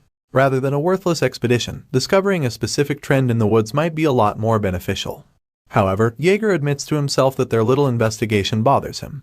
He thinks about how all the missing people had black hair, and as you'd expect, he's pretty uncomfortable going on such a mission when he also has hair of the same color. Just to confirm, he asks our hero if the information about the hair color is correct. Vlad replies to him, saying that 3 knights are positioned at the post in case something happens. Of course, as an advanced knight himself, Jaeger finds it hard to believe in the abilities of others. Because of this, he realizes that despite his worries about having black hair, he has no choice but to stay in the front as the vanguard. Because Sir Roderick is already missing, it's clear that someone more skilled than him needs to step forward. Jaeger is deep in thought regarding this situation, when Goth brings him back to reality by revealing that they've already reached the expedition camp. There, Jaeger meets a man named Irun, who introduces himself as Sir Roderick's subordinate. The knight asks him if he's sure that their captain is nowhere to be found, and whether they have checked the entire forest. Irun responds, confirming that they haven't even found a single trace of the man. He claims that even with ex-hunter mercenaries taking the lead, they couldn't find a single footprint to follow. Hearing this, Jaeger realizes that he has no choice but to check out the woods himself. Still mounted on his horse, he orders the mercenaries to search the area in groups of 3 and spread out as far as the eye can see. Of course, the mercenaries all adhere to his instructions and begin the search. Sometime later, we see Goth trying to challenge Vlad, and doubting his character for ratting him out when he came to him in good faith. Enraged, he calls our hero a fraud, who takes advantage of people's good nature. In response, Vlad just tells him to stop talking and focus on the search, while also promising to compensate him later. The two come across Jaeger, who asks them if they found anything, but Vlad claims that they didn't. The knight gets upset and calls them useless country bumpkins, but our boy defends himself, pointing out that he's from the city. Hearing this, Jaeger asks the boy how he found missing people in the back alleys. Vlad tells him that it's always been pretty simple, because all you had to do was grab someone, and beat them up till they tell you where the missing person is. After hearing this fucked up strategy, Jaeger becomes even more certain that Vlad is really useless. That's when he suddenly notices that the sun is setting, which means that nightfall will soon be here. Not knowing what else to do, he wonders if he should return to the camp. Jaeger ponders on it for a moment, and suddenly notices the river. He asks Vlad and Goth if the mercenaries searched beyond the river, and Goth claims that he doesn't recall anyone doing so. After all, it wasn't even in the path of the expedition. The advanced knight thinks about how there's no trace in the woods, even though they've searched it twice already. Which means that there's probably no way for them to find Sir Roderick, or the strange woman that Goth mentioned he saw in the woods. With this in mind, he orders the men to gather around to inform them that they'll be crossing the river. Goth obeys the instruction without hesitation, and signals the other mercenaries to gather around. Jaeger takes the first step on the ice, and confirms that it isn't completely frozen. Vlad points out that it's probably because winter is over. Either way, he feels that it's strong enough for them to get to the other side of the frozen river. Jaeger agrees with him, but suggests that splitting up and crossing separately will be much safer. The other mercenaries meet up with Go thinking that he found Sir Roderick. However, he explains that it's not the reason he called them. And this is when Jaeger informs them that they'll have to expand the search area by crossing the river. He admits that it's not completely frozen, and decides that they'll divide themselves into 3 groups before crossing it. Once again, all the mercenaries are on board with the plan and express their agreement. Naturally, it doesn't take long for the prepared soldiers before they split up in groups and walk across the frozen river. Along the way, Go starts to act strange, which our hero doesn't fail to notice. He asks Go what's the matter, and the man expresses that he's starting to get a bad feeling that something is about to go wrong. Just like before, Vlad downplays his hunch and just accuses him of being afraid. Go doesn't even deny the fact that he's scared, and simply admits that he's not as great as Vlad and Jaeger, which is the reason why he has to be careful. He points out that someone like him needs to have a good intuition if they want to survive, and right now, that intuition is telling him that shit is about to go south. The man knows that they shouldn't be crossing the river, and after he makes his point, Vlad responds by admitting that even though he doesn't know about intuition, he's certain about something else. The terrified mercenary just stares at him with a confused expression as he waits for Vlad to finish his statement. Our hero finally speaks, and reveals that what he knows for sure is that if Goth runs back now, his death won't be pretty. He bluntly threats to kill the mercenary if he tries to escape, because he's their only clue to find the missing people. Goth is terrified after hearing this, and Vlad just tells him to quit talking about his hunch because crossing the river is his only way of survival. Our hero then gets on the ice and asks Goth to follow him, even though the mercenary hasn't changed his mind, but he now realizes that he has no choice but to cross like everyone else. He takes his first steps and starts shaking, thinking that the ice could break any moment. At this point, Vlad is fed up with the man's cowardly behavior and assures him that even if the ice doesn't break, he'll break it himself and dump him in water if he keeps rambling.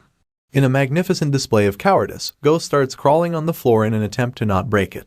He claims that he can't cross the river, and a pissed-off Vlad just pulls him by the shirt and asks him to get up because they're the only ones left behind. The moment Vlad tries to pull Ghost up, he starts screaming in terror like a maniac. Vlad gets even more upset by his antics, but realizes why he screamed when he looks into the water.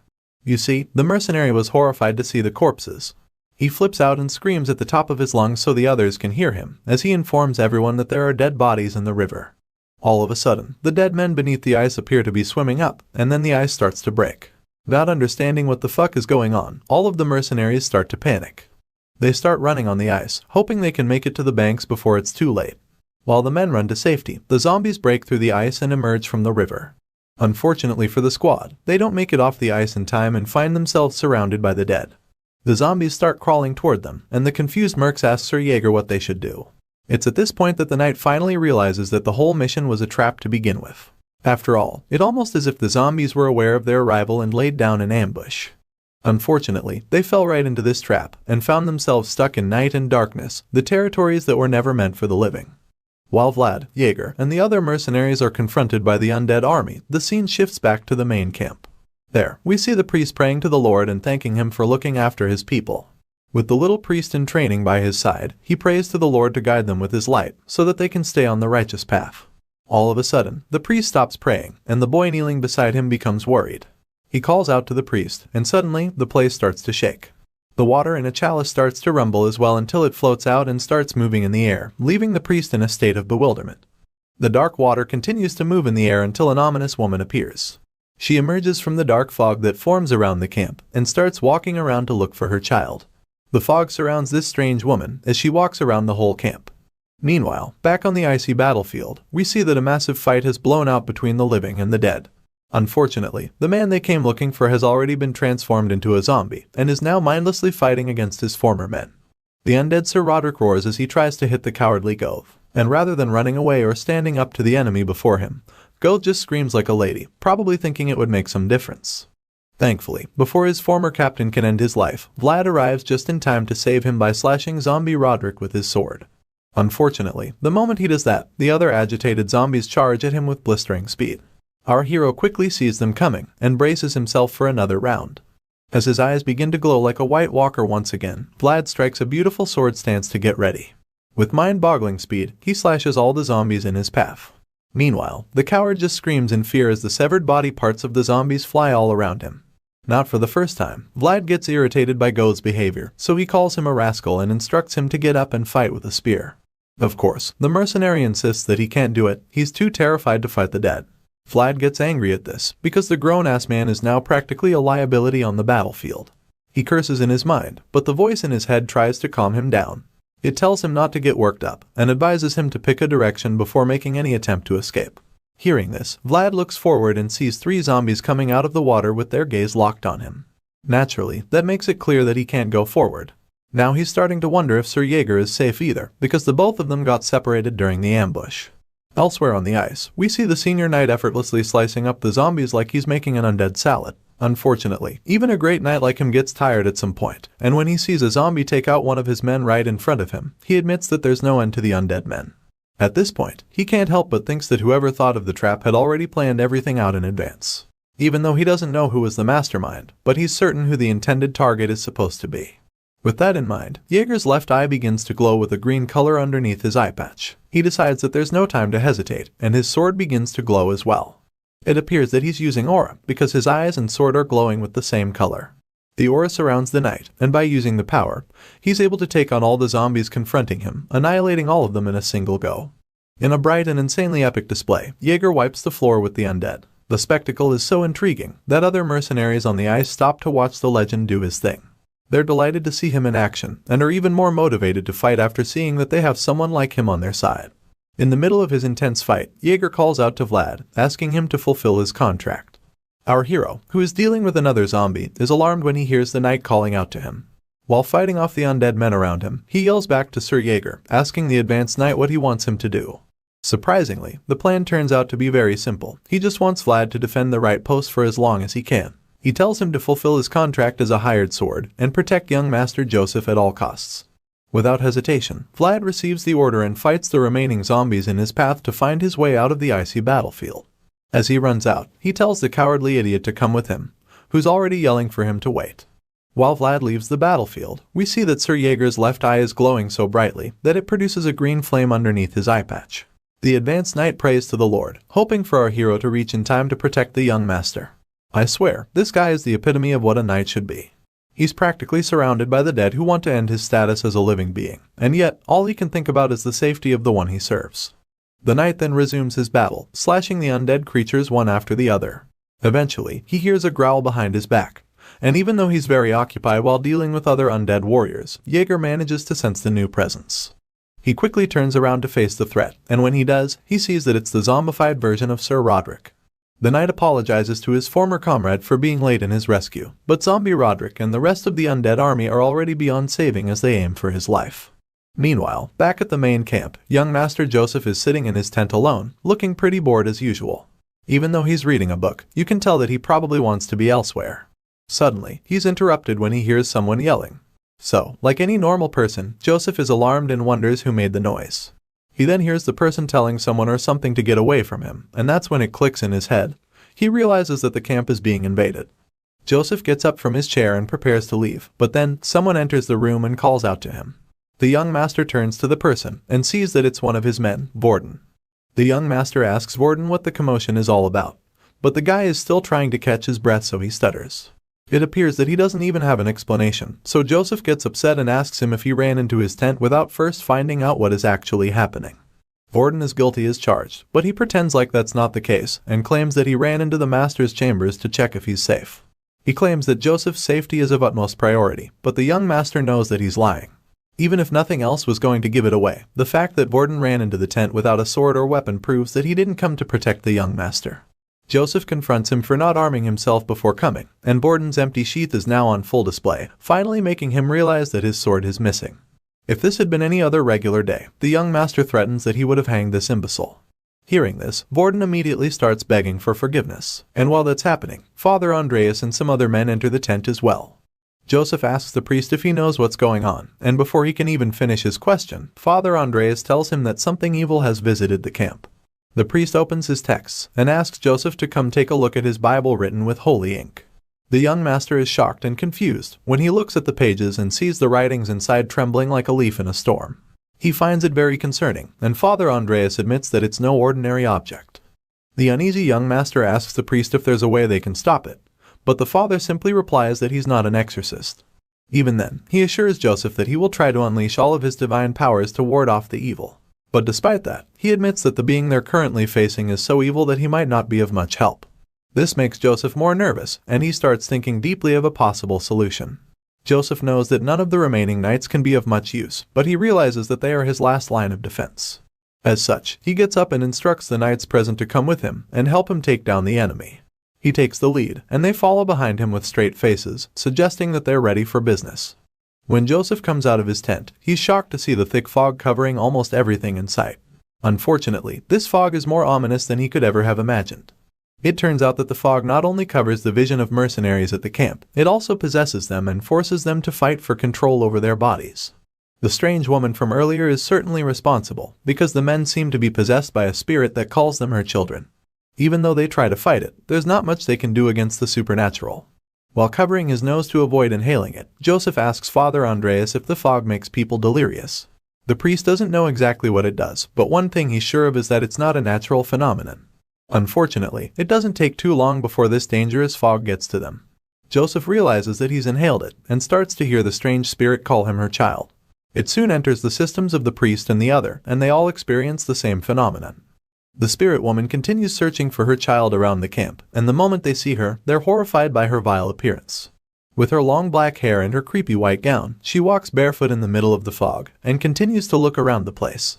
She keeps searching for her child, and when she turns to Joseph, she asks if her child is there. The moment she looks at the young lord, the men around him become terrified at the sight of the apparition's face. Joseph, on the other hand, just stands there speechlessly with his napkin in hand. The witch's black mouth and eyes widen as she screams and yells that she's finally found her child, who appears to be none other than the young master himself. The terrifying witch lady stretches out her hands and charges at our hero and the others, while screaming desperately for her boy child. But suddenly, there's a barrier in front of her. We see that Father Andreas is on his knees praying, as a magical shield forms to keep the witch out.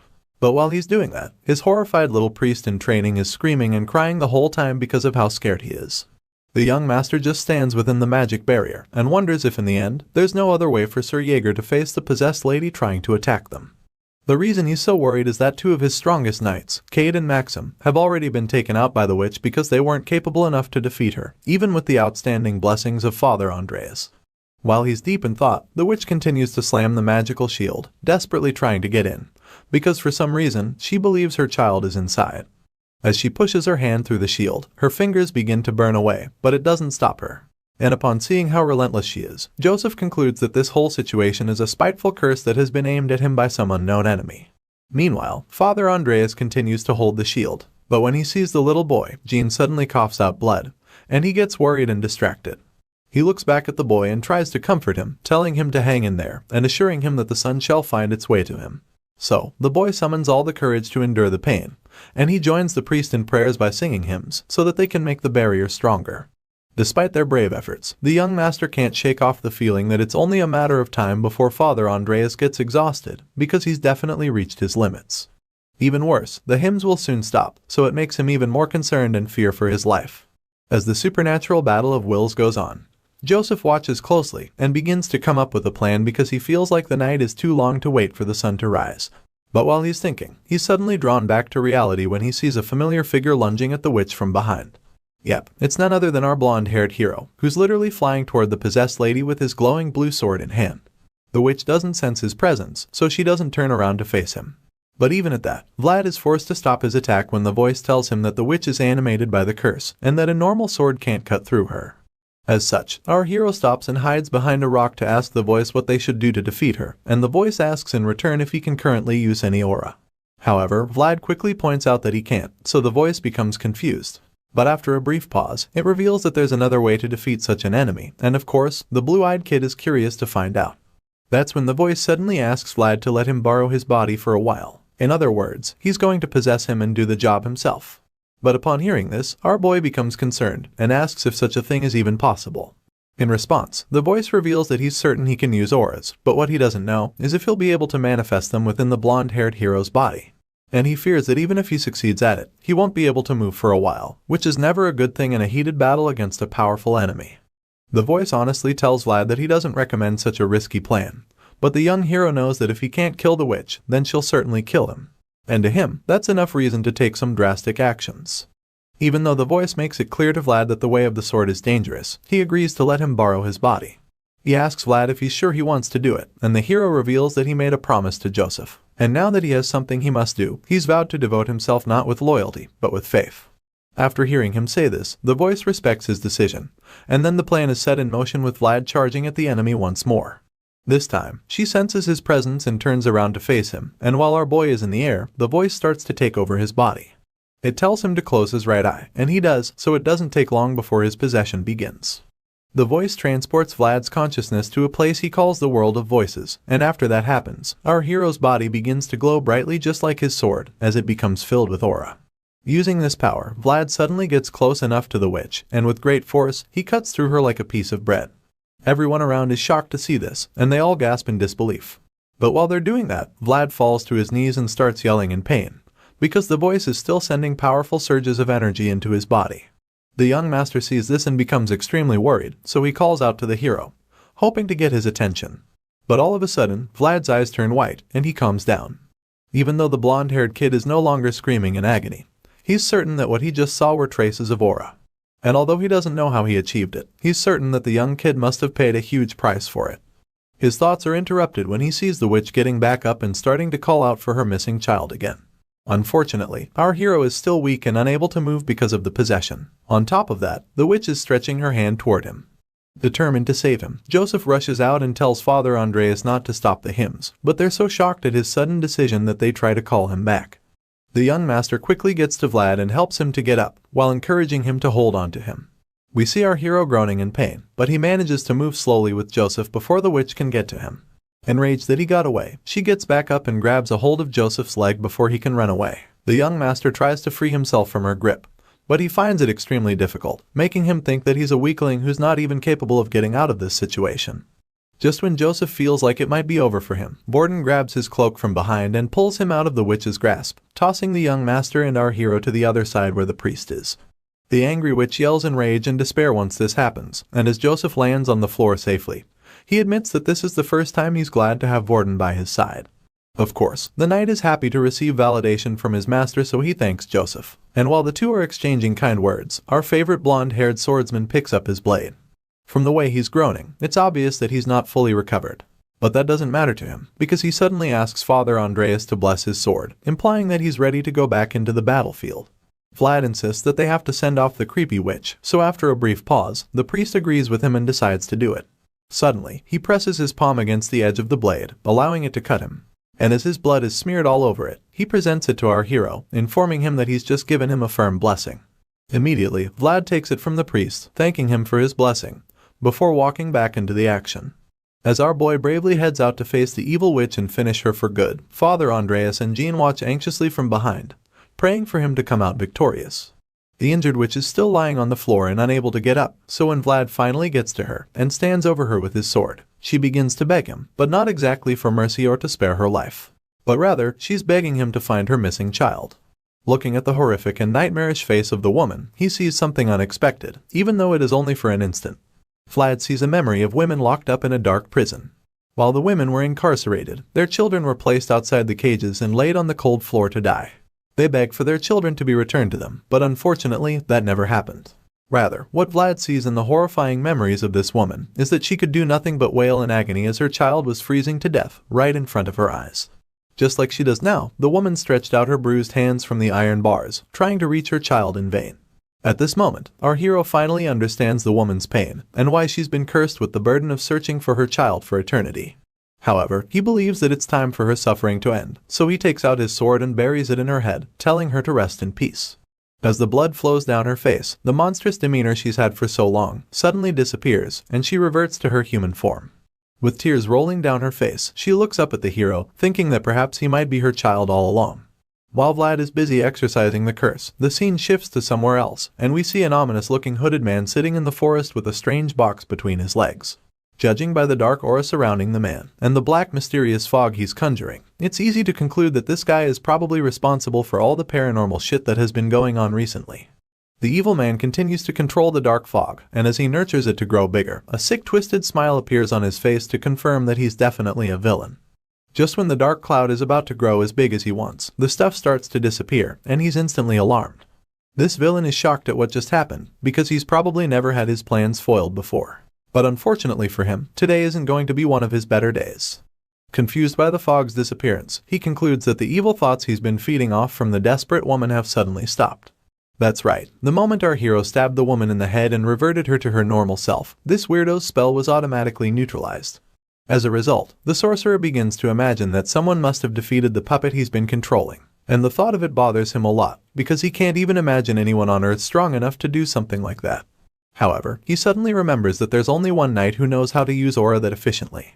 But before he can even say the name, the man responsible appears in front of him, and we find out that it's actually none other than the green-eyed advanced knight, Sir Jaeger. He reveals himself to the evil sorcerer and confirms that his suspicions were correct, because he's finally seen the rat controlling the puppet. As the evil wizard sees Jaeger standing in all his might, with aura covering his entire body, he begins to shiver in fear. The guy looks like he's about to pee his pants, because he knows just how dangerous the man before him is. Jaeger plans to finish off the sorcerer for all the trouble he's caused, and of course, the evil magician also knows that he's done for. However, before we can see the advanced knight unleash the punishment, the scene cuts and we're fast-forwarded to the time where Jaeger is meeting with the young master. When the advanced knight arrives, Joseph asks him if the face he's looking at belongs to the one controlling death from darkness. And that's about the same time we find out that this brooding knight with no chills decapitated the sorcerer, and is now presenting the head to his master. While holding the bloody head by the hair, Sir Jaeger replies, saying that it seems that he's the one. Apart from that discovery, Jaeger also believes that the box that the headless man had is probably the cursed object that the woman from the previous night came looking for. With the head in one hand and the chest box in the other, the knight concludes that the box itself became the woman's missing child's coffin. After receiving the heartbreaking news, the young master instructs Sir Jaeger to hand the box over to Father Andreas so that he can investigate the matter when they return to Varna. Of course, the ever-loyal knight acknowledges the order and assures his master that he'll do it. But before he leaves, Joseph engages him in conversation for a bit. The young master talks about how the expedition, which was supposed to solidify his power, turned out to be a complete failure. And of course, Jaeger agrees with him, admitting that he's also ashamed of the way things turned out. The two men stand on a cliff, and Joseph looks down at the camp below, before stating again that he surely failed. Nevertheless, he decides that they have to return home while treading with light steps. And the moment he says this, Jaeger suddenly asks him if he found the blonde hero useful. Joseph looks at the knight with a side eye for a brief moment, before a knowing grin appears on his face. And then, he reveals that he thinks he might have found the person who would replace him as the sword. The young master begins to recall the magical things he saw the previous night, and begins to say that our blonde-haired hero will grow up to become a swordsman, who shines brighter than anyone. We see a glimpse of the image Joseph has in mind, and let me tell you, it is most certainly glorious. Vlad stands in the middle of blue flames and sparks, as the pure power of aura is manifested in his body. However, that majestic and powerful appearance doesn't really stay for so long. And when it wears off, well, what you'll be left with is a messed up and exhausted blonde kid. The scene shifts, and we see Vlad waking up finally, with his hair looking like a bird's nest where the chicks were fighting, and his pupils looking small like those of someone under the influence. It appears that the shocked look on his face is because he's just been told that he passed out for 3 days, and that he's just waking up. He can't believe it, so he asks the voice in his head to confirm. And of course, the guy up there casually confirms it, advising him to be more careful in the future. As the voice goes on to say he didn't expect the recoil to be so extreme, Vlad just sits in bed like a zombie, still stunned by what he's just been told. Soon enough, he manages to shake off the feeling of shock, and admits that it's a relief either way. Because now, he wants to wrap up matters at the camp so that he can return right away with the others. When he says this, the voice informs him that Joseph and the others are actually waiting for him to recover before setting off on their journey back. As our hero uses the sword to anchor himself and sit up, the voice also informs him that the young master seemed to care quite a lot about him. Vlad manages to get on his feet and goes outside. But when he pulls the covers of his tent out of the way, he realizes that there's no one around because the camp is completely deserted. Initially, he's surprised to see this, but then, he quickly concludes that it makes sense for them to run away after seeing what went down the previous night. However, our boy realizes that he was too quick to jump to conclusions when he hears the familiar voice of Goth calling to him from behind.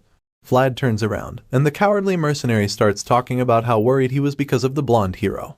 Hearing this, Vlad is unable to hide his joy. He immediately starts teasing Goth for how he wanted to run away before, but ended up being the one who stayed back the longest. Even though most of the mercenaries have fled the Bayezid camp, Goth agreed to stay back with a few others. The reason was simple, and it's the fact that they were promised a raise in their payments until they return. Just then, Ghost starts telling Vlad about his moments of bravery, like how he was the one who brought the blonde hero back to the camp when he couldn't ride his horse, and how he went back into the dangerous forest for the Lord Knight. It turns out that the reason he's saying all of this isn't even to impress Vlad or anything, but it's simply because he wants our hero to put in a good word for him and make him look good in front of the young master later. Of course, Vlad nonchalantly tells the merc that he'll try his best to do so. Suddenly, the mercenary remembers that Sir Jaeger asked him to summon our hero when he woke up. And since Joseph is in the barracks, he urges Vlad to hurry up so he can have enough time to say good things about him. As soon as our boy hears this, he turns around and bids Goth goodbye, but the merc just reminds him again so he doesn't forget. At this point, Vlad is getting pissed off by his behavior, and he starts to wish that God would just make him shut up. Just then, the scene shifts, and we're taken to Joseph's tent where we see him hosting Vlad. While pouring a glass of red wine, he tries to make small talk and ask our hero if he can drink. I don't really know his real age either, but my man assures the young master that he can hold his liquor, pointing out that he used to work in a brothel and a bar. Even though he's had a taste of alcohol, he admits that he's never had fine liquor before. And upon hearing this, Joseph reveals that the bottle in his hand contains a nobleman's drink. Before pouring Vlad a glass, the young master claims that he wants to thank him first, because he knows that the boy could have just run away when things got rough, but instead, he decides to stay and fight till the end. Hearing this, the blonde kid bluntly reminds Joseph that they had a contract after all. But in response, the young master points out that Vlad promised him faith, and not his loyalty. As the boy's blue eyes stare at him, he thinks about how the contract was nothing more than mere words at the time. And yet, the kid fulfilled his promise and held up his end of the agreement. Because of this, Joseph decides that Vlad is a talent he can't afford to lose. But then, he suddenly corrects himself and confirms that the kid is more than that, because he's actually a talent he must have on his side. Finally, after thinking about all of this, Joseph pushes a glass of wine to Vlad and tells him that it's time for him to fulfill his own part of the contract. But this time, he's going to reward our hero as per his accomplishments. On this note, the young master formally invites Vlad to join the powerful house of the Bayezid family as a reward. The scene shifts, and we see the beautiful county of Bayezid, called Varna. Joseph and the others have returned, and while they're still settling in, Sir Jaeger informs him that the mercenaries have been dismissed. Hearing this, the young master tells him he's done a good job.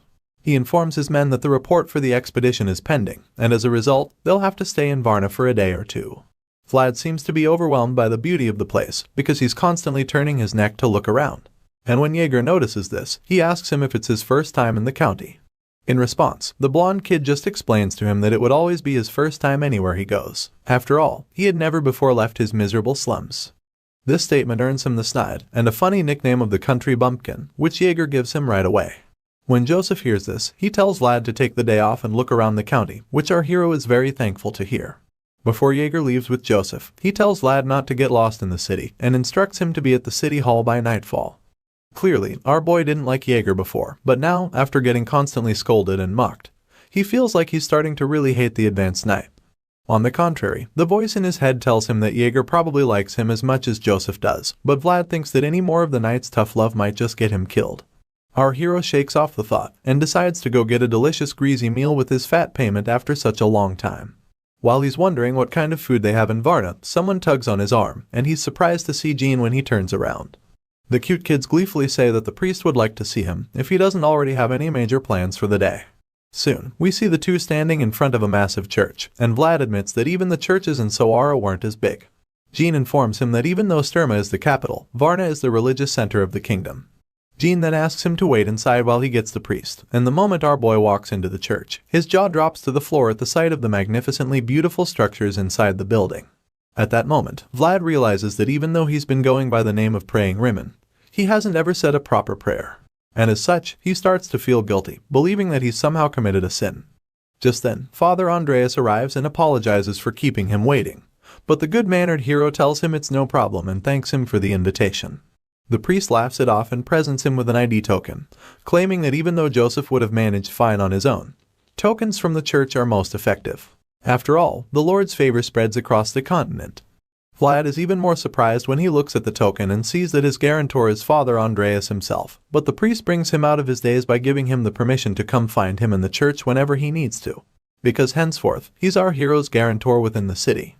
The blonde kid is speechless upon hearing this, because he never imagined that a back-alley kid, who couldn't even have his birth registered, would one day have a sincere guarantor who wrote his name down in this vast world.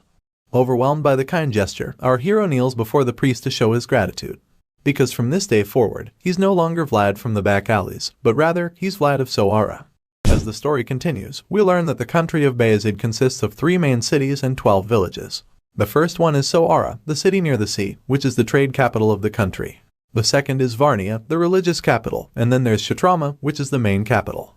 It also happens to be the place where our hero Vlad is visiting for the first time. As he enters the magnificent city with the young master, he expresses nothing but awe after seeing just the outside of the city.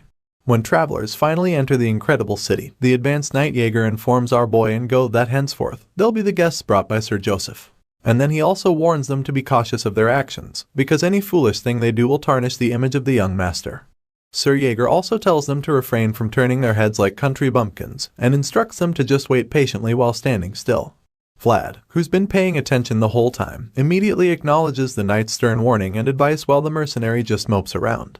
The knight then informs them that the servants will bring them snacks shortly, and after saying that, he almost makes another statement. But after hesitating for a while, he changes his mind and tells them not to eat the snacks until he returns, because he fears that the two uncultured men would devour the food like savages.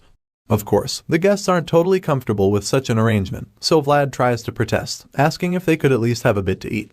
But before he can even finish talking, Sir Jaeger bluntly tells him to shut up, insisting that they don't touch any of the food. After the knight leaves them alone, the two guests decide to give themselves a little tour of the castle, so they start moving around and quickly find themselves in the luxurious waiting room filled with gold. The place is so breathtaking that Goth can't believe his eyes at first. The mercenary finds the incredible place to be beyond his imagination, and even admits that Bayezid is totally different compared to the place where he's from. He makes the confession, and our boy, who's equally astounded by the beauty of the place, agrees with him completely.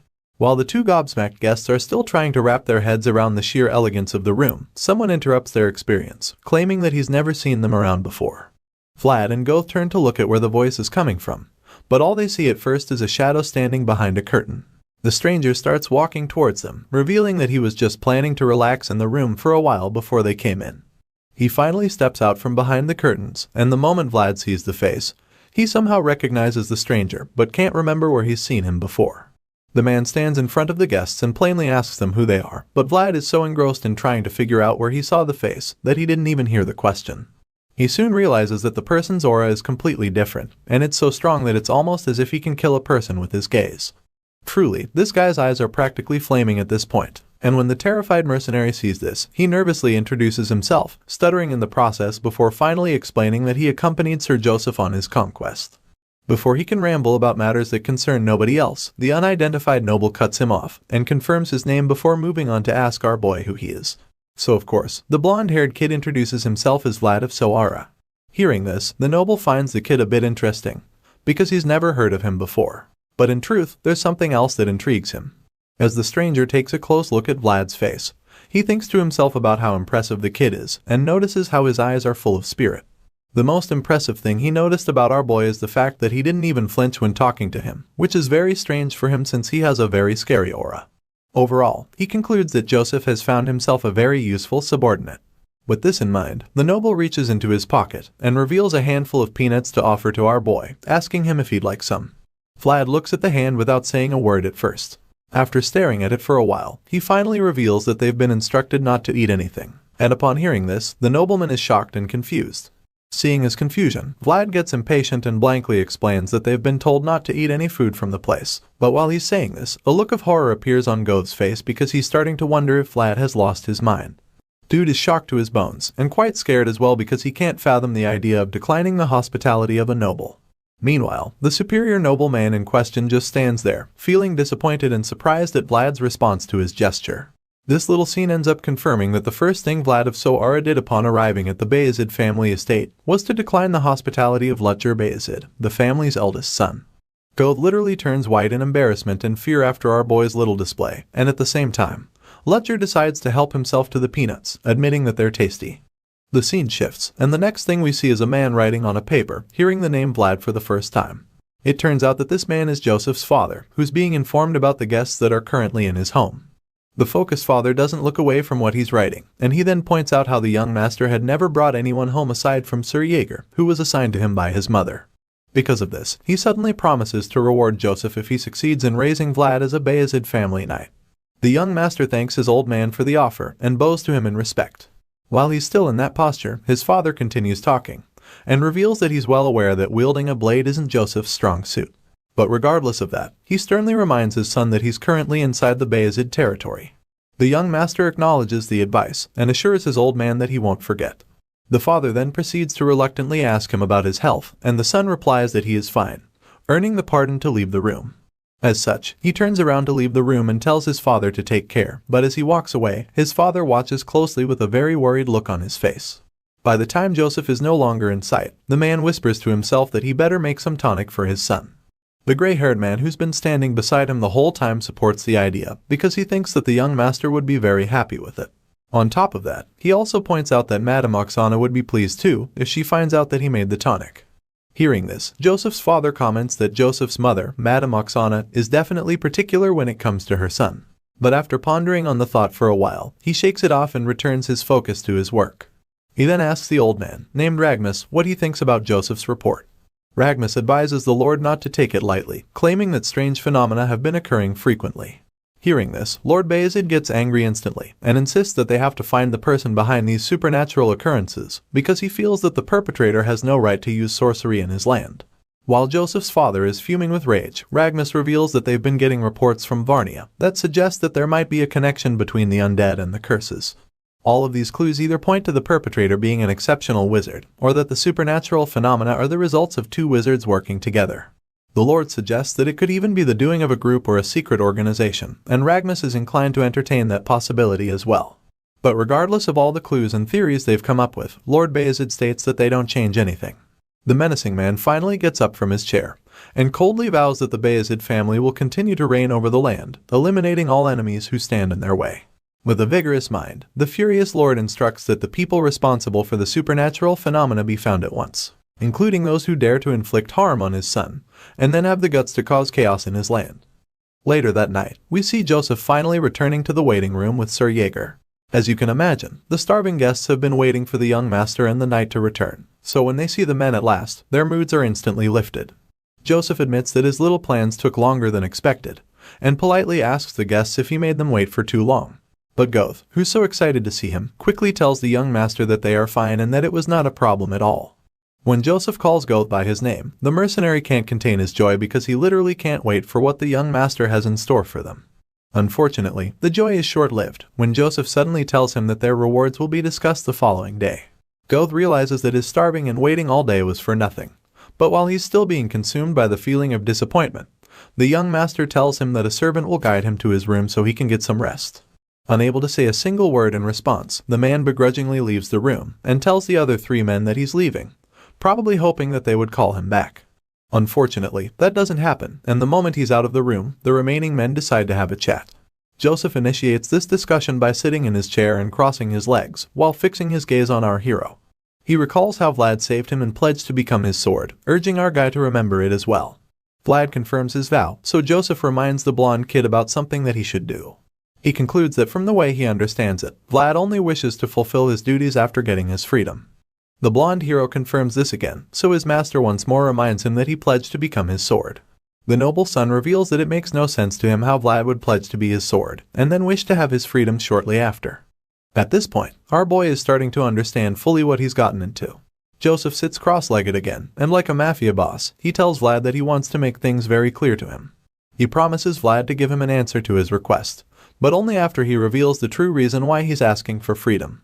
The two young men engage in a brief staring contest, and after a while, Vlad breaks the silence by asking Joseph if he knows a knight called Godwin, who remembers the blue moon. Hearing this, Joseph realizes that Vlad is nothing close to what he thought he was. The young master initially thought that our blonde hero was just a skilled kid, but now he can't believe what he's discovered, because he could never have imagined that the same kid had such an exceptional background. Joseph suddenly reveals that the unknown person who destroyed the rose's smile is Godwin, the Knight of Gadar. Of course, Vlad knows all too well who he's talking about, because he can never forget the figure of that knight.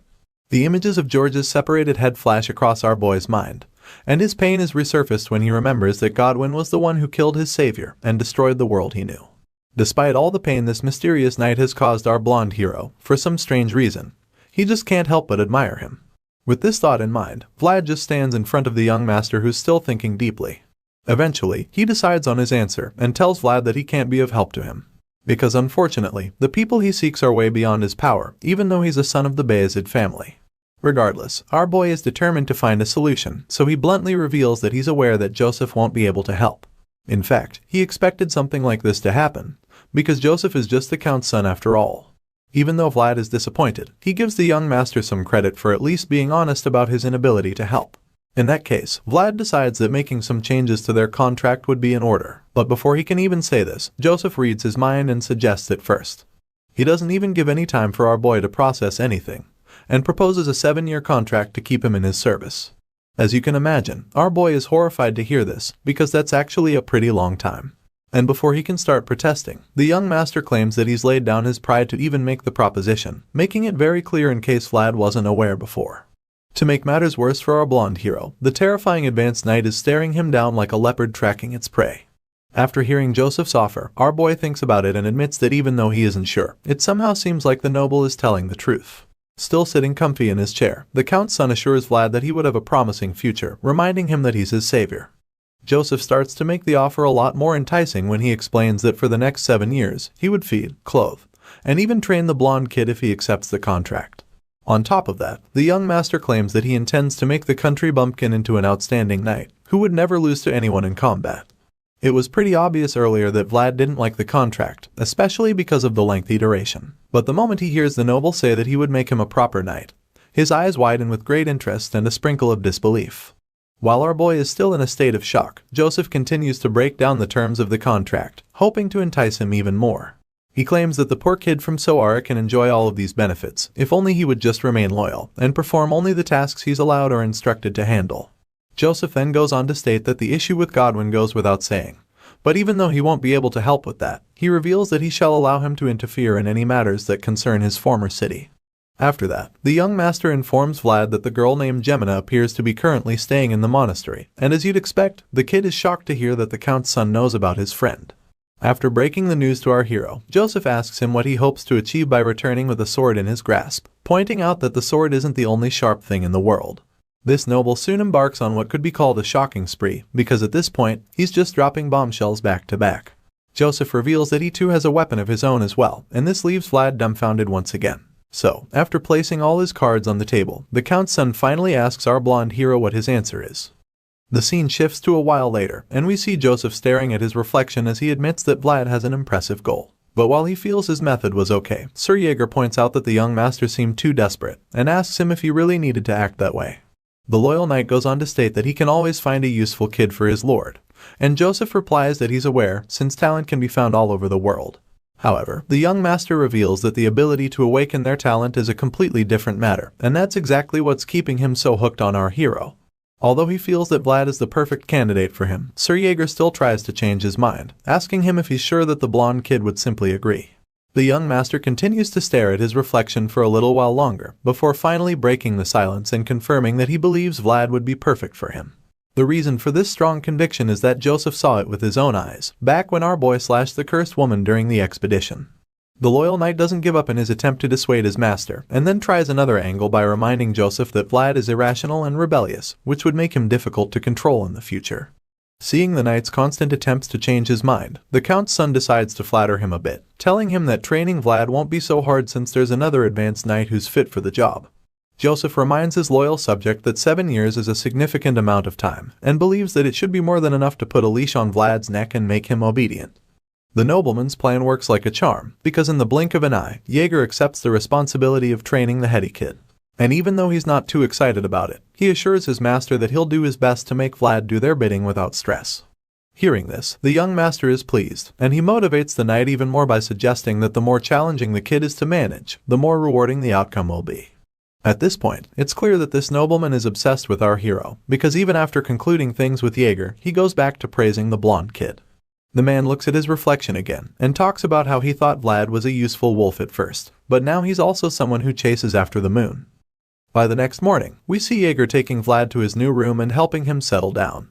The knight admits that it's a bit shabby, but assures the kid that he has the room all to himself.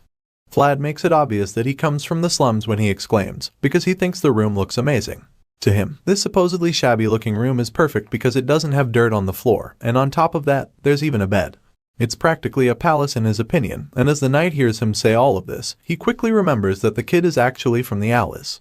He's not used to such behavior because their trainees usually come from affluent backgrounds, which makes them struggle to adapt in the training grounds. With all that has happened in that short while, Jaeger suggests that Vlad won't have any issues settling, unless he decides to cause any trouble.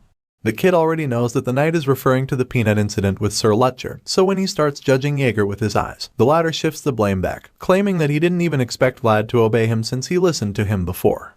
The little combo is cut short when Jaeger suddenly leaves, but not before telling our boy to meet him at the military exercise hall after he's done eating, because they'll start their sparring sessions together. Just when the knight is about to leave, a lady calls out to him, calling him her loyal knight. For someone who's always brooding and stern, Jaeger gets incredibly flustered just by hearing Lady Oksana's voice. The nervous knight quietly informs Vlad that she's Joseph's mother, and then urges him to pay his respects the way he was taught earlier. Thankfully, our boy doesn't mess it up, since he just imitates the senior knight as he greets the lady. The noblewoman greets them back, and asks if Vlad is the child she's heard about. Jaeger confirms it, claiming that Sir Joseph took him in personally. Hearing this, Lady Oksana looks at our boy intensely with her bright yellow eyes, and it makes him so uncomfortable that he starts blushing for everyone to see. After her little trick works its charm, she thanks him for saving her son, and the flustered kid stutters as he tells her that he was only doing his job. I guess even the heroes can't resist the charm of a MILF. Regardless, she promises to bestow a reward upon him, because he's achieved something much greater than he realizes. With his cheeks still bright red, he bows before her in thanks, before she suddenly rubs his head to compliment the color of his hair and his eyes. Like most mothers, she begins to talk subtly about his appearance, suggesting ways to make him look better, before eventually promising to arrange clothes for him. At this point, our boy is so overwhelmed by her affection and calming aura that he's literally struggling to hide how much blush can show on his face. Thankfully, the motherly woman leaves them at last, telling Jaeger to keep up the good work. After she's gone with her maids, the two guys catch their breath, and the knight asks Vlad why he was so restless. The kid responds that he's never met a noble woman before, and Jaeger comments that he did well for his first time. After all, Lady Oksana has a knack for making people lose their edge. After the little chat, he excused our hero to go and have his meal. The scene then shifts to the dining hall, and there, we see a bully spitting into our hero's soup while his minions cheer him on. The troublemaker insults him with the gesture, before proceeding to claim that he mistook Vlad for a trash can because he smells like garbage. Rather than giving them the reaction they want, the blonde kid skillfully scoops out the spit, and throws it away before continuing his meal, while thinking about how they're acting up even faster than he expected. The bully and his gang are enraged and confused by his calmness, but while they're pondering on what next to do, our boy remembers Jaeger's warning not to tarnish Joseph's image. So, he tries to think of a way to deal with them, without getting the Count's son involved. The ringleader leaves in a huff and calls our hero a bastard, telling him to get ready for a hazing soon. But before he can exit the area, our boy suddenly asks him what his name is. The bully is shocked to hear this, so Vlad repeats the question. This time, sending chills down the guy's spine with the murderous intent laced all over his face. The troublemaker is instantly terrified, so he stammers a bit as he reveals that his name is Sobanin. Vlad then repeats the name, claiming that he'll remember it, also making it sound as if he had marked him for death. Sometime later, we see the family head taking a stroll outside with his right-hand man. They get to a point where they see people training below, so the noble suggests that they stay and watch for a bit, to which his trusty assistant completely agrees. Looking down at the training ground, the family man sees something that catches his attention, and it turns out that it's none other than our favorite blonde-haired swordsman. The old noble asks if he's the kid that Joseph brought, recalling that he heard the boy was blonde. He keeps staring at our hero, and even admits he's pretty good-looking. But he's suddenly interrupted when his assistant calls his attention to something else. It turns out that someone standing on the other far side is watching the training session in secret. However, this peeper isn't just any stranger because they quickly recognize him as the advanced knight, Jaeger. Apparently, he's a bit anxious to see how the blonde swordsman under his care would perform during his first training session. The king totally understands this, but he's also quite eager to see just how skilled this new guy actually is. Soon enough, an intense sparring session begins, and we see our boy clashing wooden swords with the other knight in training. With a cold and emotionless demeanor, he swings his sword over and over at the opponent, forcing him back with each strike and giving him a terribly hard time. His opponent groans as he's forced to defend himself without any breaks, and it makes the spectators wonder how such a young kid can be so fierce in combat. Vlad's bright blue eyes lock in on his target, as he unleashes an onslaught of sword strikes which shouldn't even be that easy, seeing that his opponent is much taller than him. Despite how impressive his technique looks, the family head just states that our boy is sloppy, which comes as a surprise to the old man standing beside him, who already feels that he's amazing. He asks the king if he really thinks that, so the latter says that something does shine through. The family head feels that it's praiseworthy, because even though Vlad is clumsy, he's still trying his best to use what he has learned. While he's saying this, we catch a glimpse of his scarred fingers and knuckles, suggesting that they were probably acquired from years of training with the sword. Meanwhile, Vlad continues to dominate his opponent on the training ground, and at the same time, he urges himself to always keep in mind that all swordsmanship starts from his footing. The location of his feet plays a very vital role in sword combat, because it turns out that if he's able to deceive his opponents with his shoulders and his gaze, then he can control the opponent with his movements. Our boy uses all of these skills accurately by first controlling the location of his feet, dropping his shoulders, and tricking the opponent with body movements. At the same time, he keeps his blue gaze locked in on the guy, and our boy uses all of these tricks to lure his opponent in. Sure enough, his plan works, and the guy tries to land a powerful down slash on him, but Vlad skillfully dodges by jumping backward. His black-haired opponent is exhausted and frustrated after missing what looked like the perfect chance. But before he can catch his breath or recover from his mistake, Vlad comes in hard with a power-packed counterattack. The kid lands a devastating hit on the black-haired guy's side, and the force is so much that he screams in agony. You can't blame him though, because that hit looks like it probably damaged some of his internal organs. After literally incapacitating him, Vlad grabs him by the hair and identifies him in one of Savanin's henchmen. Now, it becomes a lot clearer why our boy was fighting like he had a personal vendetta against him. Vlad drags him by his hair and balls his fist like he's about to punch him into the future. The blonde kid reminds the guy how he enjoyed laughing at him earlier in the cafeteria, and then dares him to try snickering a bit more now. Bro's eyes are glowing with power and rage at this point, and after making his point, he lands a killer punch on the henchman's face. The single blow breaks his nose and leaves blood all over his face. This terrifying sight leaves the other students in a state of shock as they watch on in horror. While the pummeling goes on below, the king's right hand is equally concerned because he doesn't feel that they should just let Vlad beat the shit out of the other guy. However, the family head doesn't seem bothered by this, so he simply tells the old man to let them be, pointing out that to become a knight, such a level of spirit is required. Besides, he says that Sir Yeager seems to be enjoying the beatdown, and his right-hand man agrees when he sees the advanced knight watching with so much concentration. As Vlad continues to reshape his opponent's face with his fist, one of the other students finally has enough of it, so he yells at the new guy to stop hitting him. However, the blonde swordsman just ignores him, which he doesn't take lightly. He starts yelling even more, trying to intimidate him, but Vlad only stops when he's satisfied with the bloody facial reconstruction he's done. With blood stains on his face, he coldly apologizes to the others, admitting that he got too engrossed. But they're instead more concerned about his terrifying gaze, which they don't understand. After beating the other guy into a coma, he turns around and walks away, but before he leaves, he makes sure to taunt Savanin, asking him to apologize to the henchman on his behalf because he can't get back to his senses when he's too engrossed. Savanin gets furious and almost curses at him, but before he can do so, Vlad cuts him off.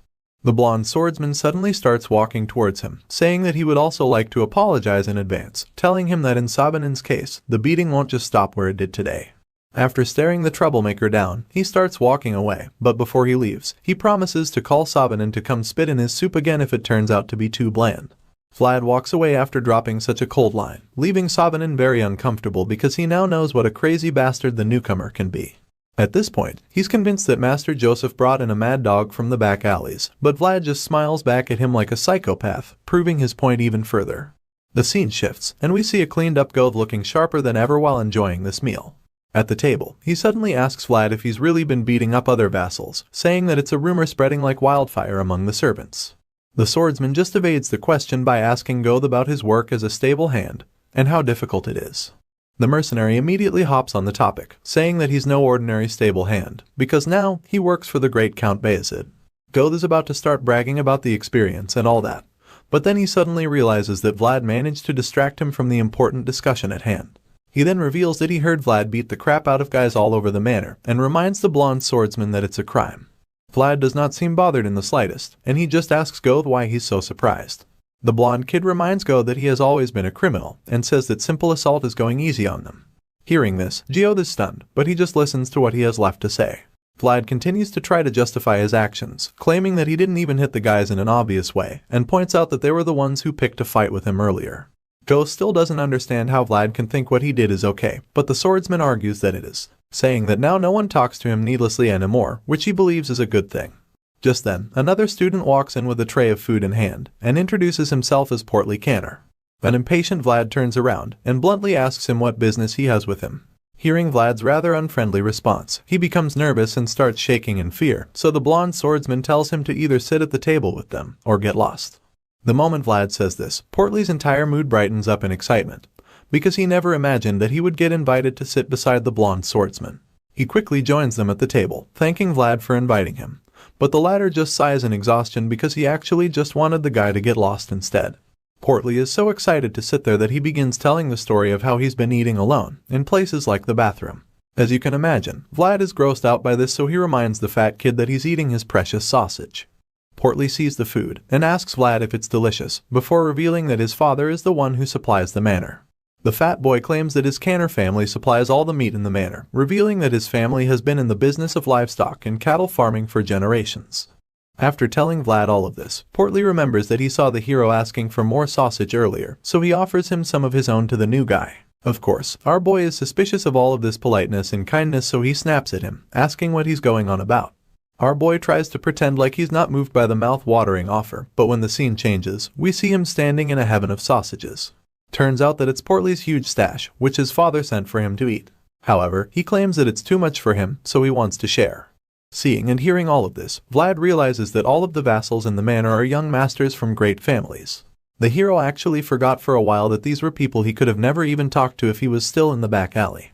With this in mind, he decides that it would be a good idea to build at least one good connection now that he's in such a place. So, out of the blue, he asks Portly if he would like to eat together with them henceforth, and the fat kid gets so excited about it. He accepts the offer, and Vlad confirms that he's okay with the arrangement. The blonde kid then says that all vassals have to get along. And even though it looks like he's befriending Portly for the sake of sausages, we learn that it's not necessarily the case. The scene changes again, and we see the green-eyed advanced knight walking down a big hall. He seems a bit exhausted, probably because serving the young master and literally raising a whole human being is not an easy task for anybody. The stress seems to be piling up for him, and he knows that the only time he'll be able to catch his breath is when his men, Cade and Maxim, recover from their injuries. His trail of thought is interrupted when a big knight with a fat beard approaches him. The guy asks Jaeger where he's off to in such a hurry, and that's when the eye-patched knight turns around to identify him as Sir Gregory. Seeing his fellow knight, he curses at the back of his mind, because he probably didn't want to talk with him. Although he tries to hide his displeasure about the encounter, Sir Gregory spots it in an instant, and laughs about it before accusing him of being too obvious when he's upset.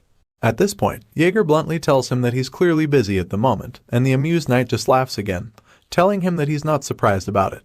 He says that the advanced knight must be indeed very busy since he's the one who handles all of Joseph's duties by himself.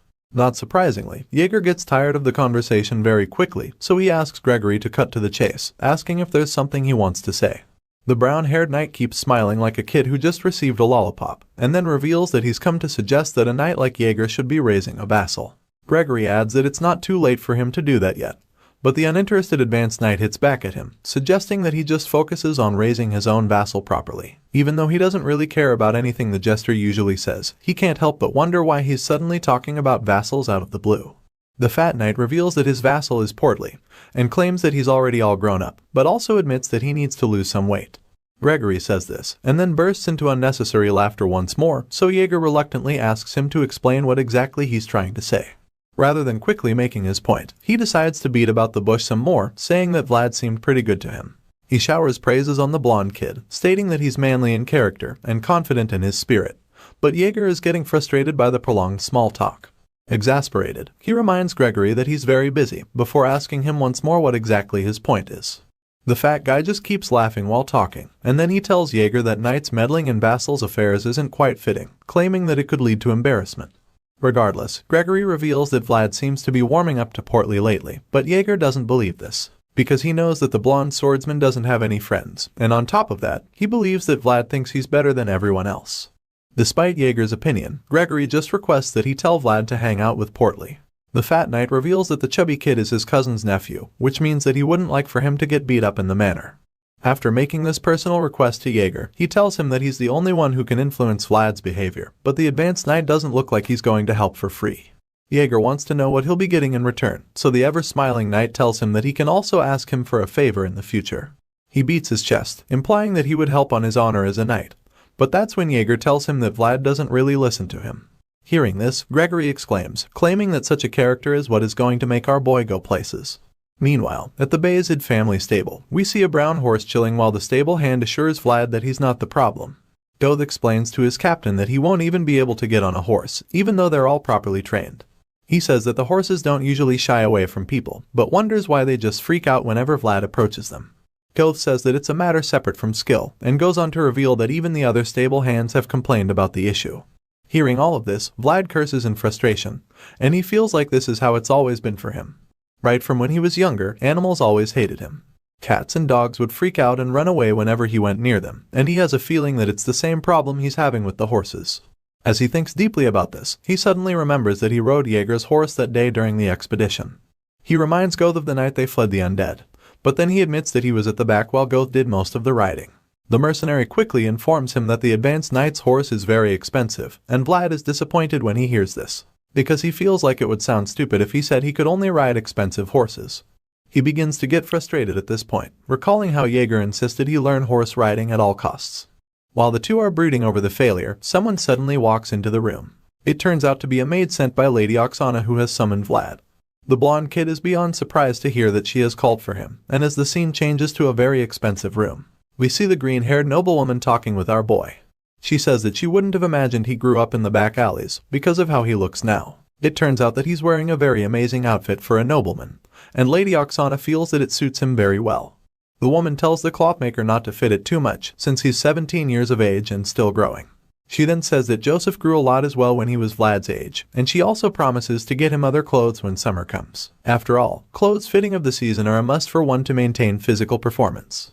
Vlad's cheeks turn bright red by the time she's done talking, and all he can do in response is to bow his head and thank her genuinely. However, she waves his thanks off and reminds him that she should be the one thanking him because he saved her son's life. The insanely polite lady then apologizes for calling him when he was probably busy training, and then she gives him permission to leave. Hearing this, Vlad thanks her once again and exits the room.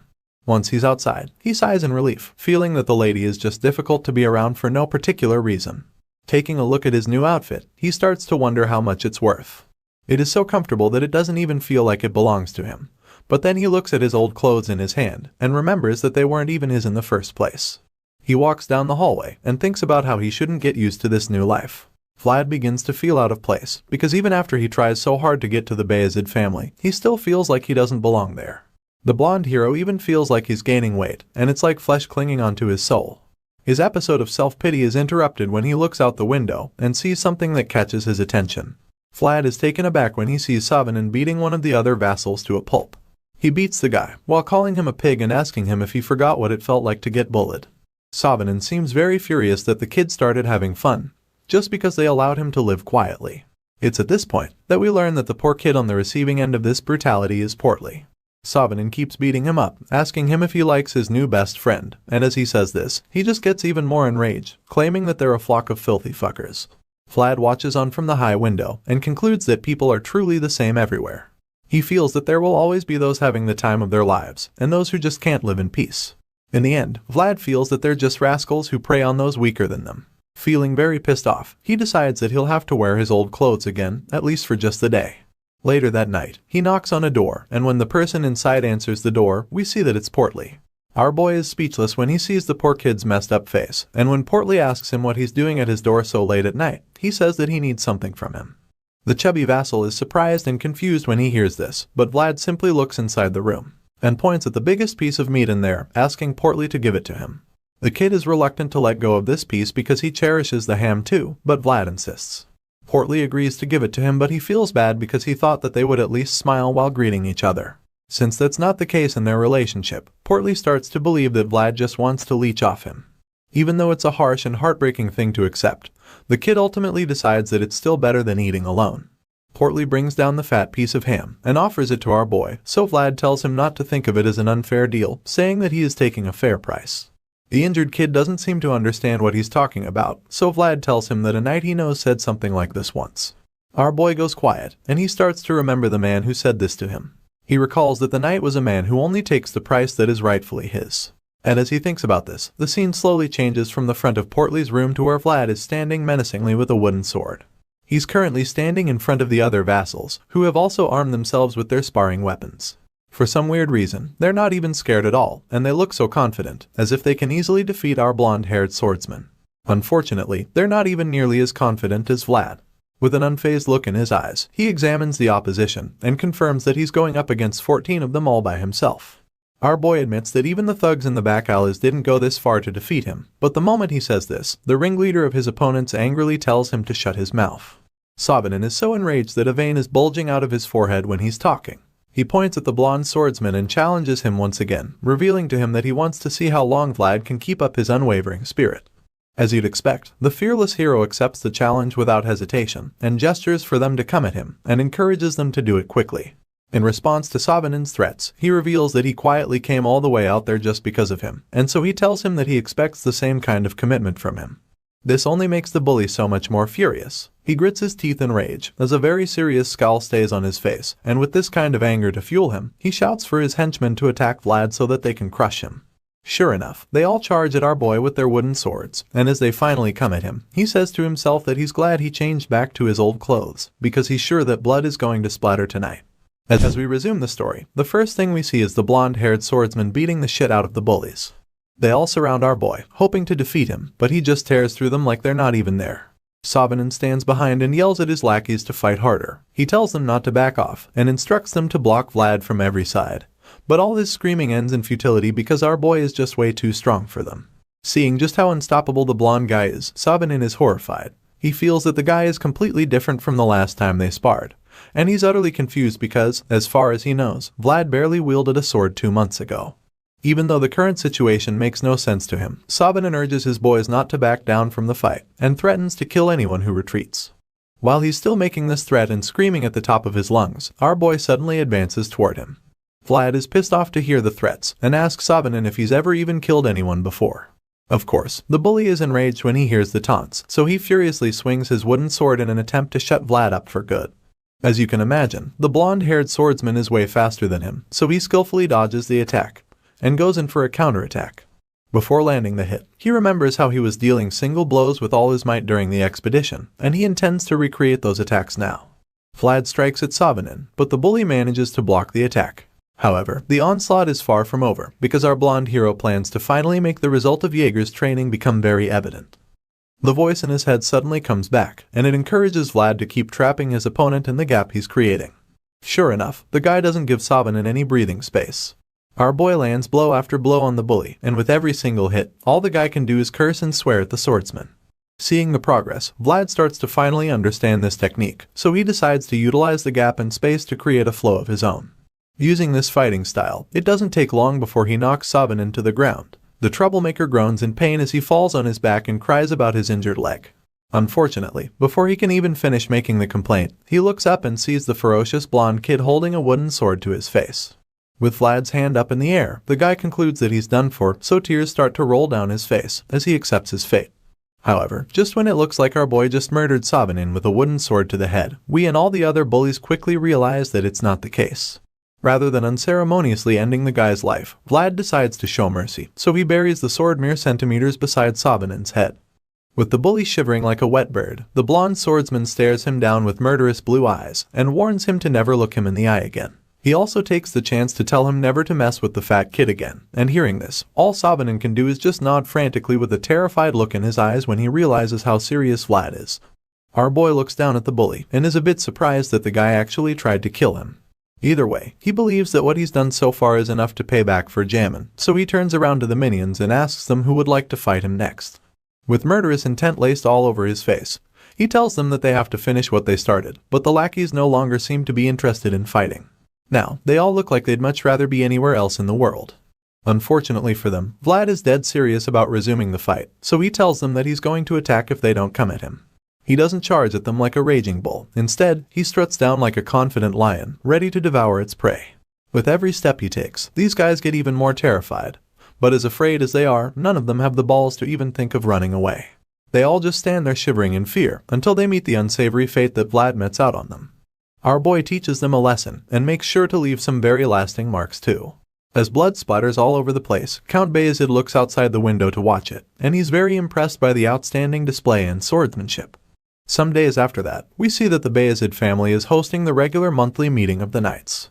This meeting takes place in the throne room, and by some weird coincidence, the knights who support Rugitor and those who support Joseph stand on opposite sides of the room, with some very obvious frowns etched on the faces of the former.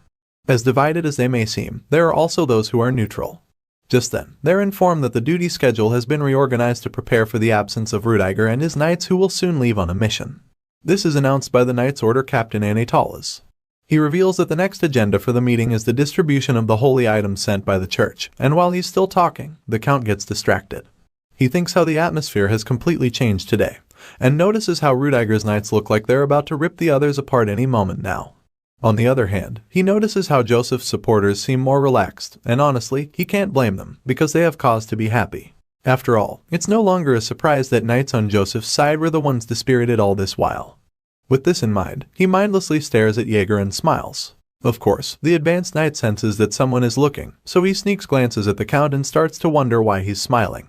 Not long after that, the regular meeting is brought to a close, so Captain Anatoly suggests that all the knights take another look at their duties. As the swordsmen start to exit the room, one of them starts to take jabs at Jaeger. He claims that the Bayezid family has brought in a rabid dog who doesn't even know who he should bite, and then he makes a comment about why backgrounds should be prioritized in such matters. The green-eyed swordsman takes offense and turns around to look at Rudiger's knights, but they show no sign of fear and instead scowl back at him. One of them just hisses and suggests that they leave instead of confronting the advanced knight, while another one finally confirms that the new ferocious knight in training is under Jaeger. As they walk away, one of the neutral knights approaches Jaeger and jokes about how the others are boiling with rage. The green-eyed knight turns around and asks Sir Gregory what he's talking about, but the comedian just tells him to stop acting innocent when the word is already out. Seeing that Jaeger is still confused, Sir Gregory finally reveals that he heard Vlad has performed a huge exorcism. He claims that the drill instructor couldn't even handle the blonde kid, because he's beyond the standard. As you can imagine, Jaeger wasn't aware of this before, and hearing it now, he remembers just how much of a pain in the butt Vlad can be. After breaking the news to him, Sir Gregory once again offers his services, claiming that he can help with any task, and that he doesn't mind if it's difficult or tiring. Hearing this, Jaeger just starts walking away, stating that he'll keep the offer in mind. When the advanced knight is by himself again, he quietly thinks about how Vlad made him proud. He's not too surprised though, and even feels that this is the least the kid should do, especially since he was the one that taught him after all. The scene changes, and we see a brand new armor set being unveiled. Apparently, it's a gift that the Count sent for Vlad, and Jaeger is a bit surprised to hear that the Count would personally do that. He almost doesn't believe it, and even the other knight believes that it's too nice a gift for a mere vassal. As they all stare at the beautiful armor, Sir Jaeger realizes that it's made of orc leather, and grey orc at that, to which Sir Joseph confirms. The grey orcs can only be found in the north, so any armor made of grey orc leather basically means that it belongs to a northern warrior. After seeing such a rare gift being given to the blonde kid, Joseph concludes that his father must have already taken a liking to Vlad. He believes that the kid must have already done something to prove himself as a person worthy of such an investment. After all, he did manage to get the great Count Bayezid's approval in just a month. Hearing this, Jaeger agrees with the young master, claiming that, at the very least, there's not even any vassal around who can rival the blonde kid. Sir Joseph responds, admitting that he has also heard about that, and reveals that the rumors are already widespread. Regardless of Vlad's incredible success in such a short while, the young master reminds his knights that they can't sit idly. He suddenly pulls out an envelope with a red seal on it, and when Jaeger asks him what it is, he vaguely states that it's the next step. After breaking the seal, the advanced knight opens the paper to read its contents, only to find out that it's no ordinary invitation. Joseph then asks his trusty knight if he can respond to it. Of course, Jaeger is more than happy to do this for his young master. Besides, he also happens to have been pent up, cleaning after the kid lately. Hearing this, Joseph is delighted, so he confirms that everything has been concluded, and decides that they will be going to a place called Dermer. The scene quickly changes to a sunny field, and we see a horse-driven cart passing by. Inside the moving cart, we see the young master Joseph sitting across from our boy, Vlad. The nobleman seems excited about the journey, and decides to give the young swordsman a little lesson. Joseph reveals that Dermer is famous for its lemons, and says that it's a city that they should be grateful for, and this is because the northerners barely get to taste fruit. Besides that, the city is also one of the gateways to the central regions, and the young master reveals that this is why the place is so important to the northerners. After hearing this, a curious Vlad asks if that is the reason Sir Jaeger is taking action. In response, Joseph confirms this, and reminds the kid that crisis is always an opportunity, especially when it's not their crisis. This so-called crisis is revealed to be the Heinel family succession dispute, and Joseph believes that an invitation from the legitimate heir which he received is basically a cry for help. After the young master breaks this down, Vlad is left dumbfounded for a bit, and then admits that he finds the world of nobles to be very complicated. Seeing the confusion and exhaustion on the kid's face, Joseph simply summarizes the entire journey and drama as a fight for the land of Dermer in the end. Vlad finally understands this, and is quite baffled that this dispute is actually between family members, who are bound by blood for that matter. Once again, Joseph notices Vlad's reaction to this, so he explains to him that having feuds with those related by blood is a long-standing tradition of the nobility. The scene suddenly changes again, and we get to see the rightful heir to the Heindel family, who happens to be a young lady named Alicia. The uncle of this blue-haired girl, Indra Heindel, turns out to be one of her oppositions, as he claims that she was born out of illegitimate relations. Of course, this is a very convenient story to tell the people. After all, he would certainly become the next Baron Heindel if Alicia mysteriously disappeared for any reason. Alicia is the only child of the former Baron Heindel, but now that his throne is empty, her inherent limitations as a woman has weakened whatever rights she had to succeed him. In the end, she had no choice but to prove her innocence through an honorable duel organized by the church. The young master reflects on Alicia's unfortunate story and thinks about how she could be a relative that is distant, but close and yet not too close at the same time. Joseph thinks back to his roots and admits that his maternal bloodline makes him no more than her 8th cousin. Regardless of how distant the relationship may seem, he's still certain that it's enough to establish some form of kinship between them. As such, Joseph believes that they can take the chance to make the Heindel family indebted to them, and as he reveals this, he informs Vlad that his father, the Count, is also fully in support of the plan. Hearing all of the complexities involved in noble family politics, Vlad is a bit overwhelmed, but he still acknowledges what an impressive plan it is. As the thought runs through his mind, he sees Sir Jaeger, who's riding a horse beside the cart, and confirms that the knight is certainly honored. Vlad doesn't seem to really see why Sir Jaeger is the one that the head of a family would invite to defend his honor. As our boy just thinks about that, Jaeger suddenly senses something off. He turns to look at the blonde kid through the window and asks him what that insolent look in his eyes is about. Vlad quickly denies doing anything wrong, but the advanced knight just seems to be looking for beef with the kid at this point. He expresses his annoyance that a lowly vassal like Vlad would dare to ride the carriage comfortably while the knight he's serving is riding a horse. Hearing this, our boy seems to be feeling embarrassed about it, so just admits that he has nothing to say for himself. The angry knight just responds, saying that he was finally ready to go around with pride when he heard that the blonde swordsman crushed the other vassals. But now, seeing that the kid can't even ride a horse, Jaeger is beyond disappointed, and he's furious because he feels that he's just been wasting his time teaching a moron. The advanced knight is so pissed off that he continues to lash out at the kid from the outside, and even when our boy moves away from the window, he can still hear the loud scolding. As ashamed as he probably is, he just consoles himself by saying that he'll probably be able to ride an expensive horse.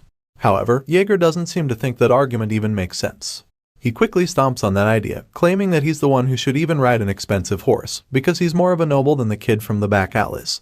Jaeger screams this loud enough for it to sink into Vlad's head. But when he's done yelling, our boy suddenly starts to feel something strange happening to him. It's coming from inside his armor, and he wonders if something is wrong with him, because his heart has been beating like crazy over the last few days. The confused swordsman places his hand on his chest, and begins to wonder if it's a result of all the nagging. He quickly concludes that it wouldn't be much of a surprise if that's the case. In front of him, Sir Joseph won't stop talking, and to his side, Jaeger nags at him every chance he gets. However, as much as he would have preferred this first theory to be the real reason for the sudden sensation, he quickly finds out that it's actually an earthquake. Just then, the vibrations start to get even stronger, and the other knights outside confirm that the ground is rumbling.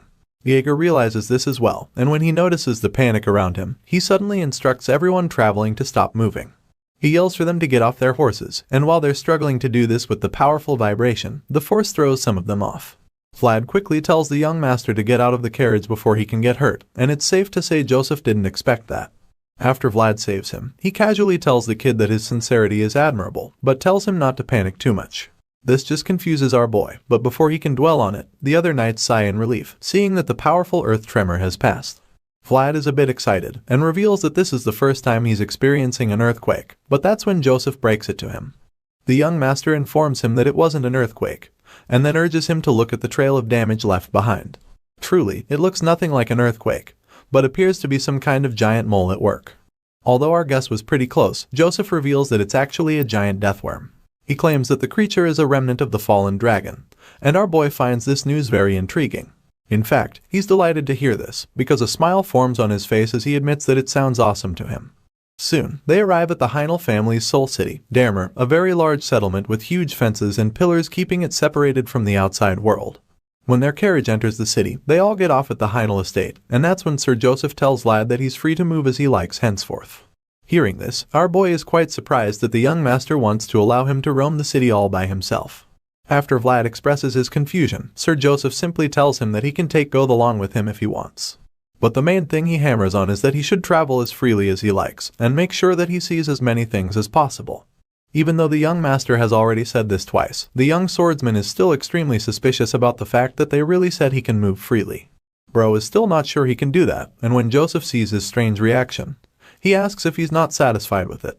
Without thinking twice, the blonde kid claims that he's very okay with it and would love to go sightseeing. But before he can even say anything else, the young master cuts him off. Joseph tells Vlad to think about why he brought him to the city with him, and reveals that an honorable duel is a rare event to see. It's even more special this time around because this honorable duel is a team event. Moreover, he explains that there are knights from a vast array of backgrounds in the city of Damer, and so, he finally instructs the young swordsman to watch these knights closely, and observe anything he can.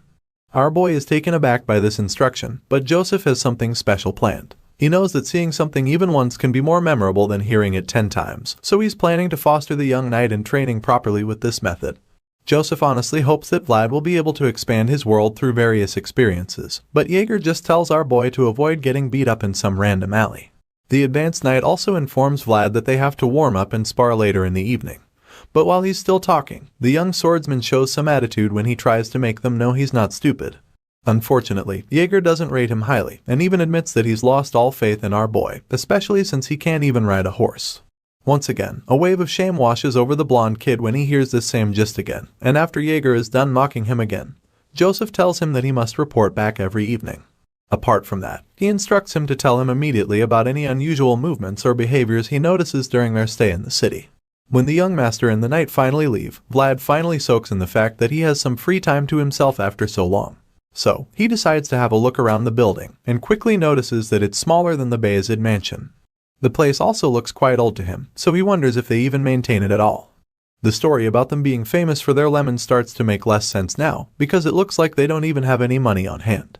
Just then, our boy suddenly grips his sword, and the moment he does, the voice starts talking again. It claims that it has been in the city of Damer before, and reveals that it remembers the tree on the hill which can be seen not too far away. A smile appears on Vlad's face when he sees the tree, and that's when he admits he'll need a place to pray after quite a long time. The scene changes, and we see the mysterious leafless tree standing quite tall in a graveyard. "I shall give you the sword and you shall give me the memories," is a quote that we see, and at the same time, someone we can't see yet reveals that it's time for him to give back since he's been taking for too long. Meanwhile, back inside the Heinel family mansion, Miss Alicia welcomes the visitors, and thanks Joseph for coming all the way after receiving her invitation. The young master responds with a smile, claiming that of course, he must answer since it concerns the crisis of the rightful heir.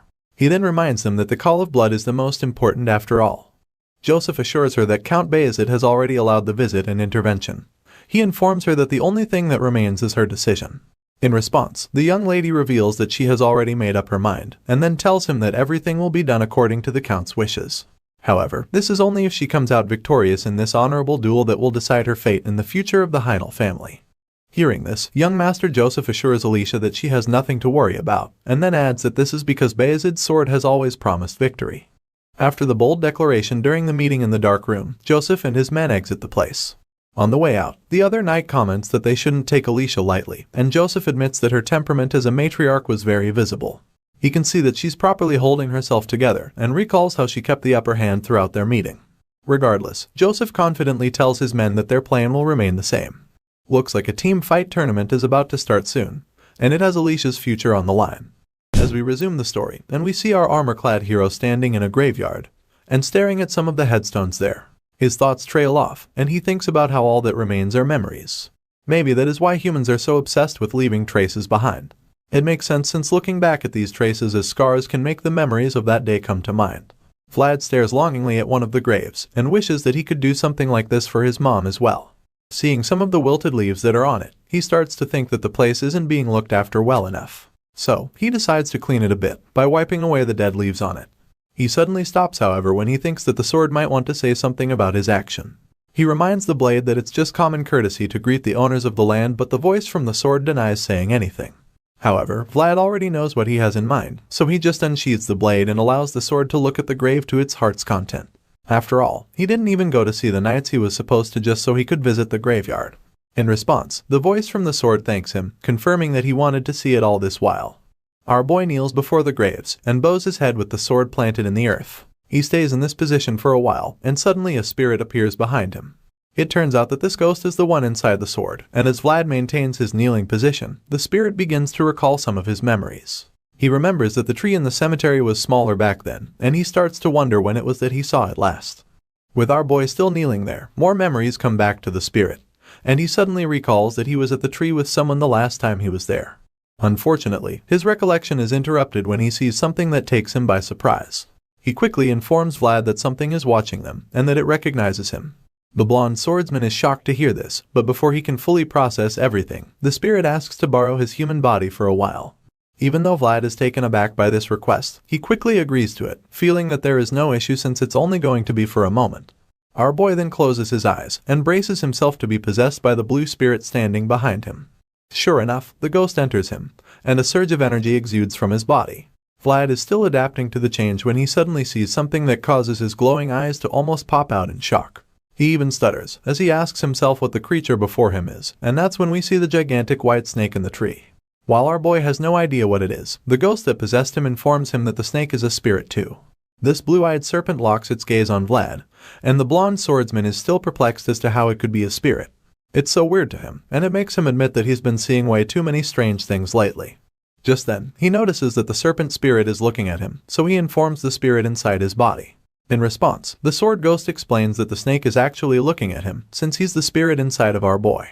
All of a sudden, it starts slithering down the tree, and as you can imagine, Vlad becomes restless. He yells to inform the ghost of this, and the latter just tries to calm him down, suggesting that the snake won't bite. However, the young swordsman isn't too convinced by this, because he knows that they can't be sure of that.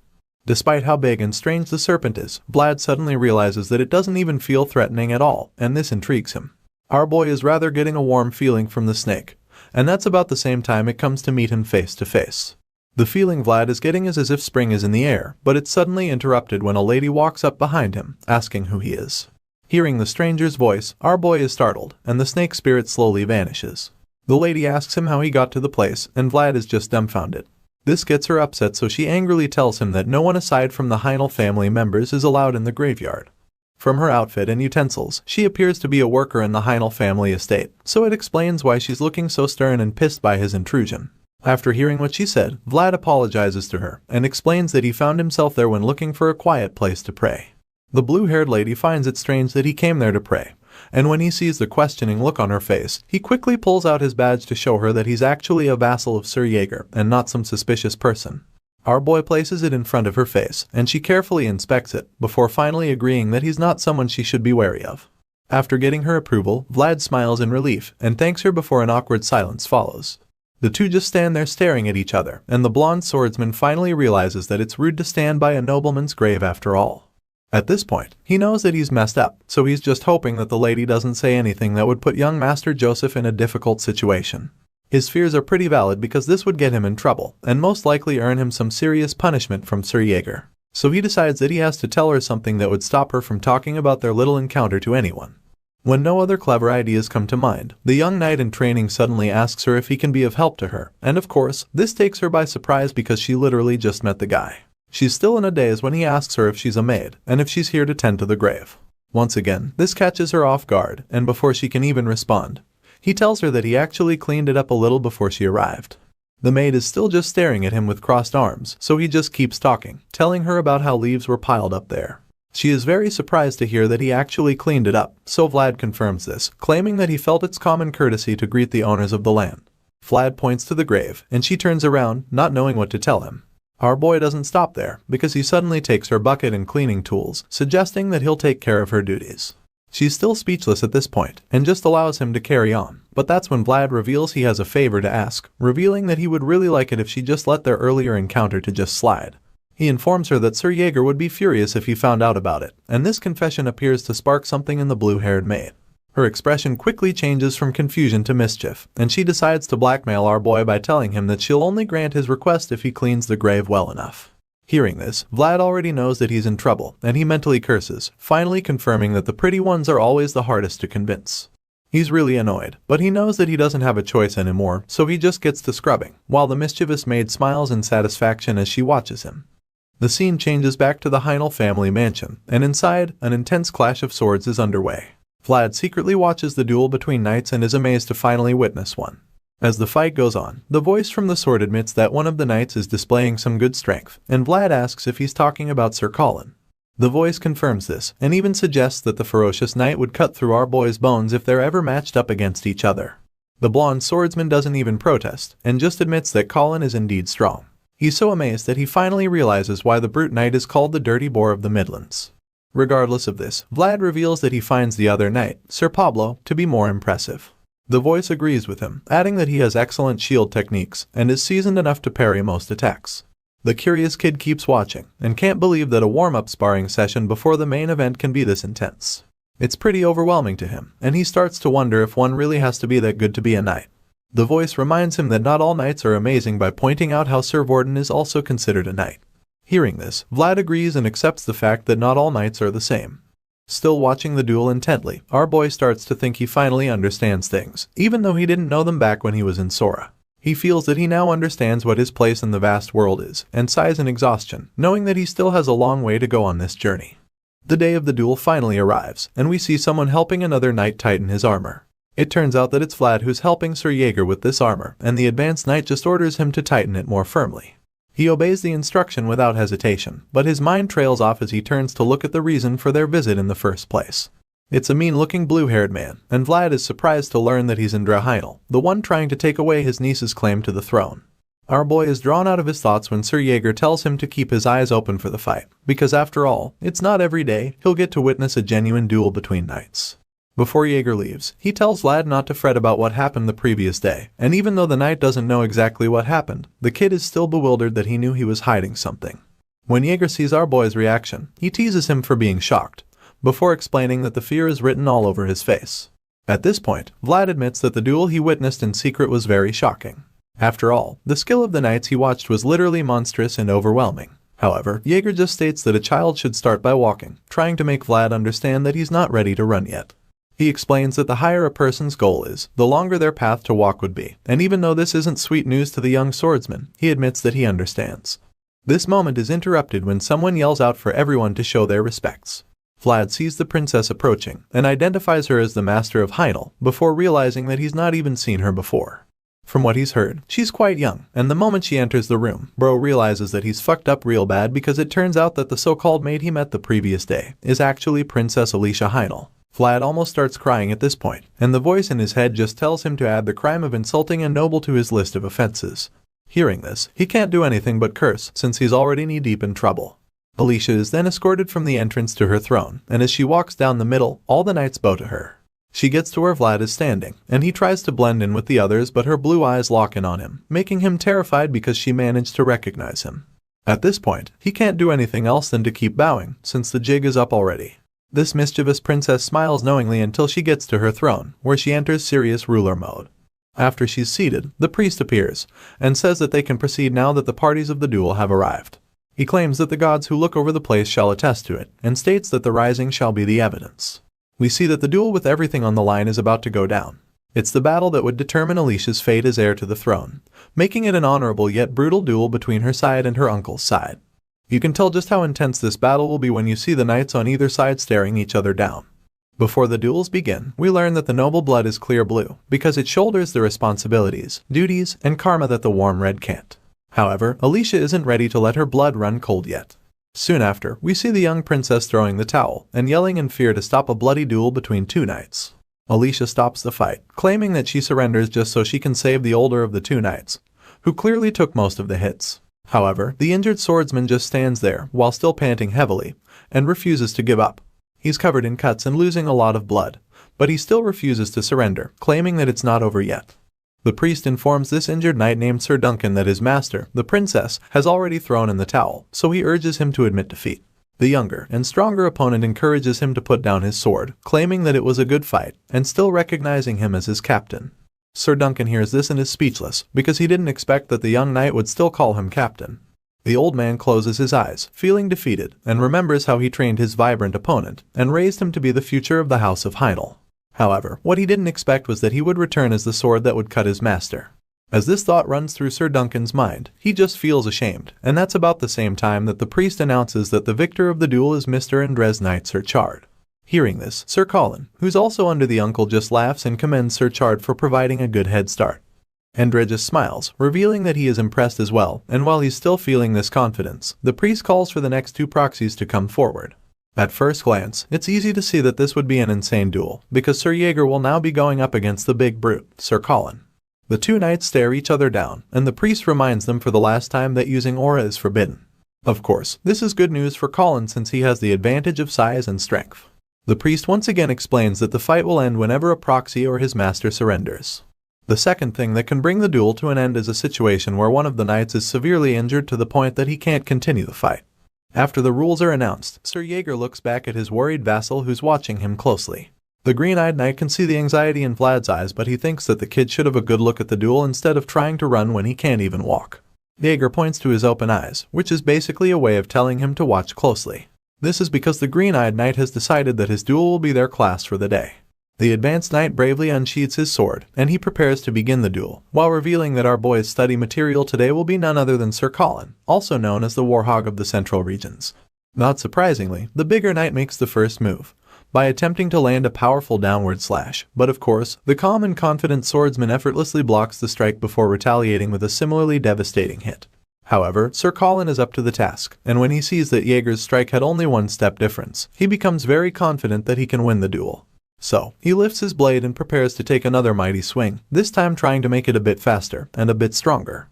Unfortunately for him, his skilled opponent casually dodges the first mighty strike, so he tries another one, which just ends with him missing again. Even with one eye, Jaeger can see all of Colin's moves, and it's almost like he can see what the brute is planning to do next.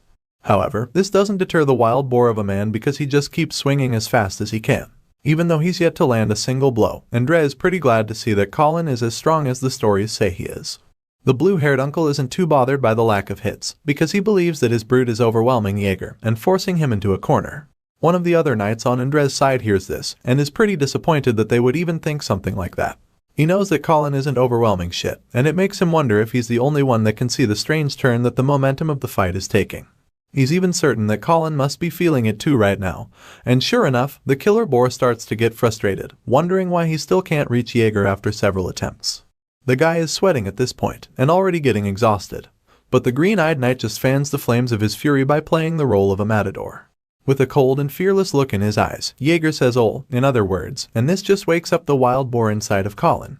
The word infuriates him, and he charges at the one-eyed knight, calling him a son of a bitch.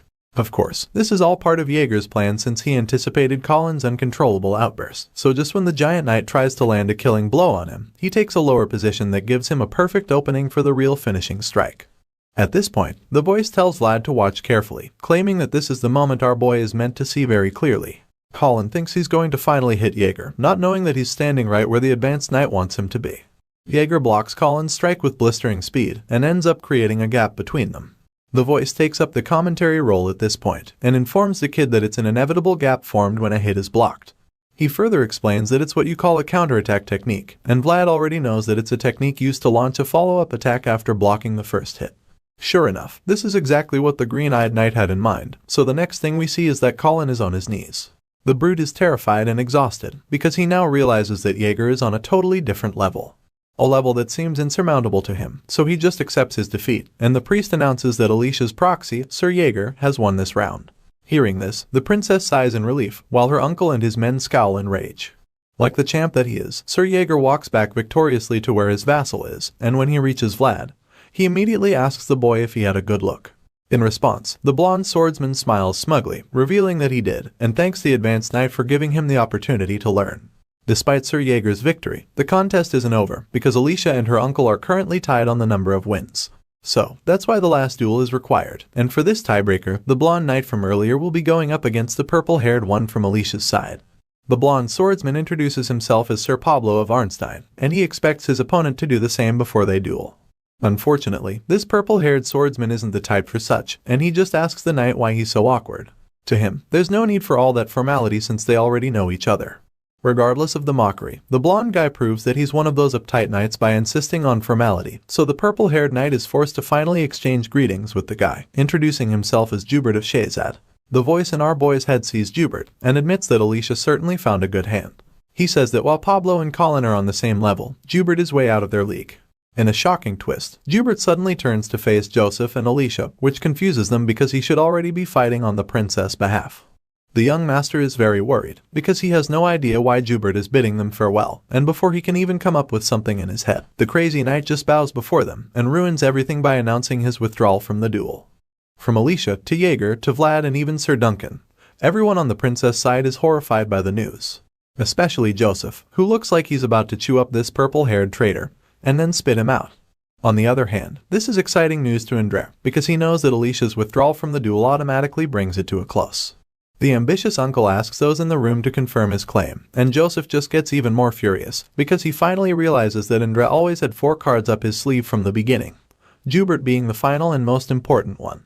While the young master is bitterly scowling at the relentless uncle, the old man in question announces that he's the only Heidel, and that he acknowledges this before the gods. Even though it looks like Andre has already won, Joseph Bayezid refuses to let it end this way, so he suddenly announces that it's not over yet.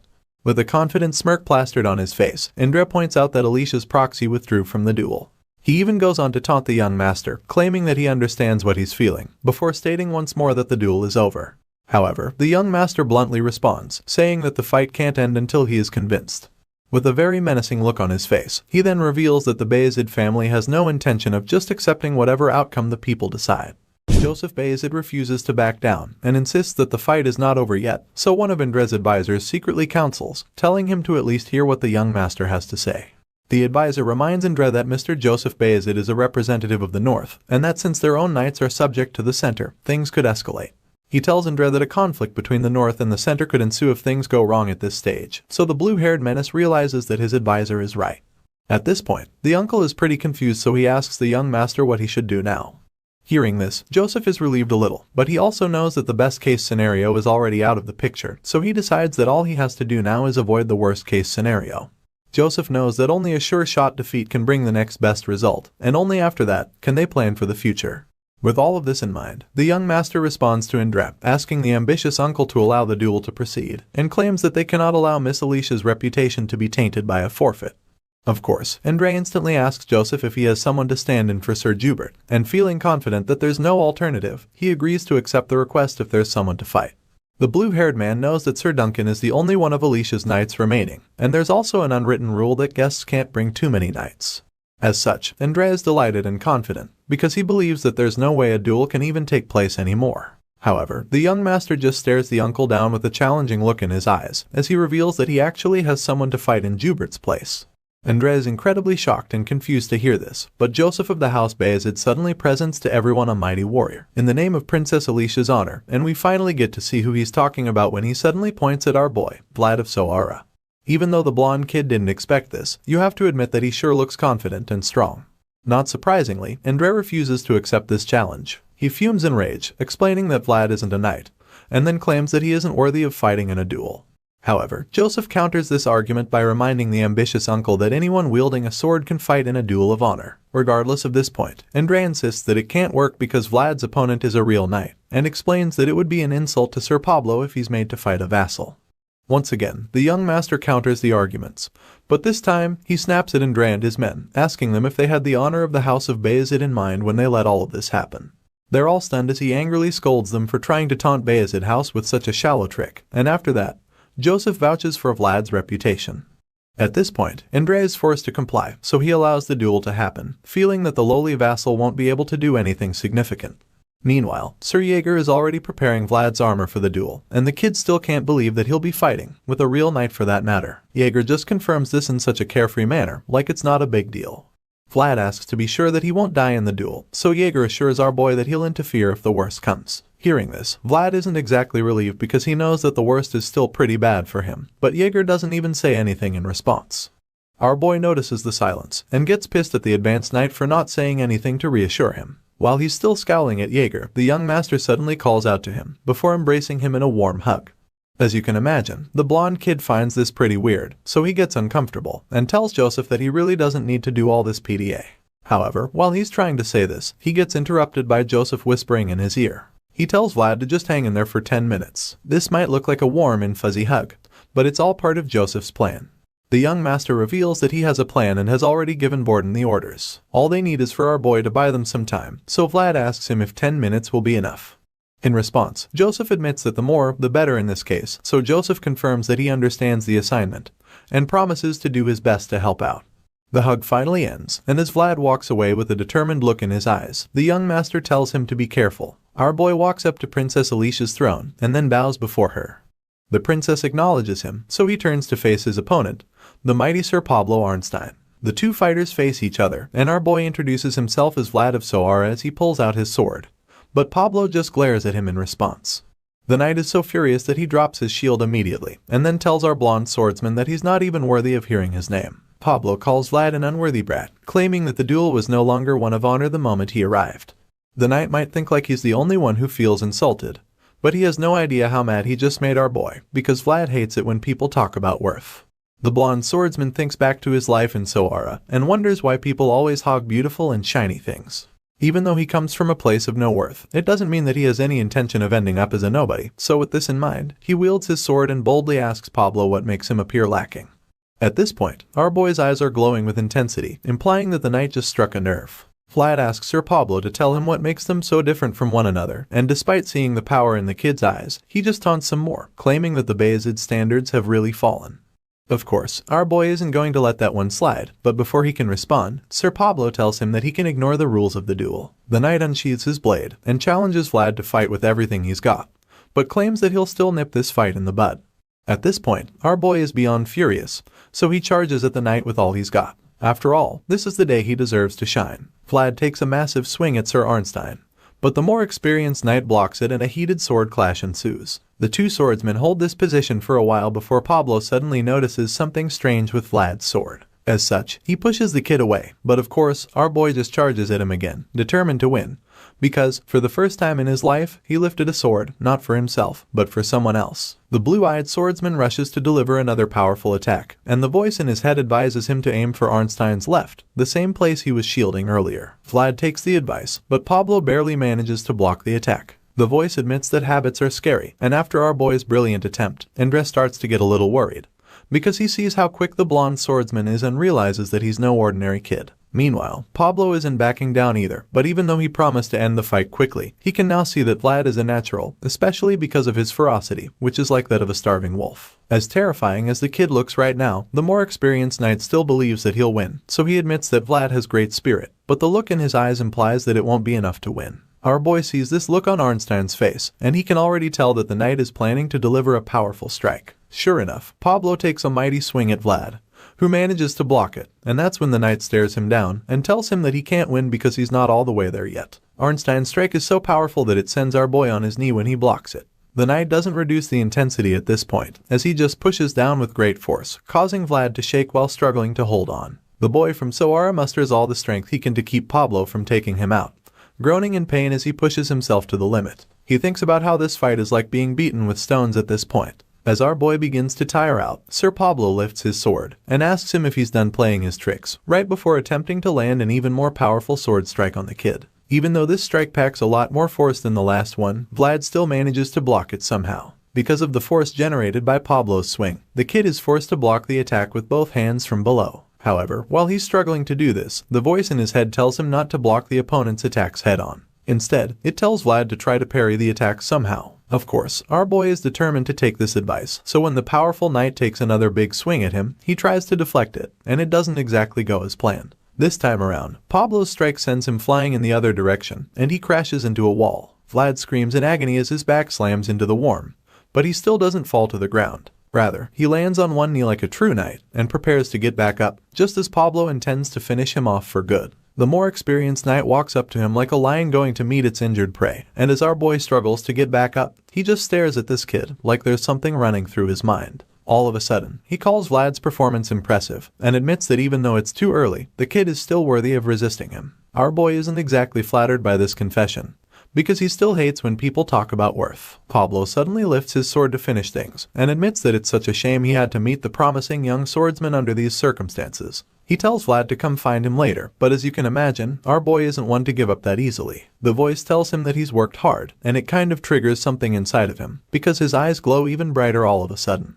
Vlad sees Arnstein's sword coming down at him to end the duel, but he refuses to let this happen, so in a shocking and unbelievable twist, he deflects the attack with his sword at the last minute. Everyone watching is shocked, including Jaeger, who was preparing to interfere. Andre and his men watch with dropped jaws, and so does Princess Alicia, who can't believe what she just witnessed. Sir Pablo is equally taken aback and wonders if Vlad just used a counterattack technique. Sure enough, the blonde swordsman is using just that, a technique he learned from the one and only Sir Jaeger. While Pablo is still coming to terms with what just happened, the people watching are trying to make it make sense. They can't understand how a mere squire managed to stop a seasoned knight's sword strike, so Indra convinces himself that it must have been a coincidence. He refuses to believe that Vlad meant to do it, because he sees the exhausted blonde, and concludes that he can't even lift his sword. Truly, our boy is almost completely drained at this point, and we see him panting heavily like someone who's about to collapse. But despite this tiredness, the boy from Sara isn't one to give up, and from the look in his eyes, you can tell that he's ready to keep going. Sir Pablo overhears the murmurs behind, and what Indra said.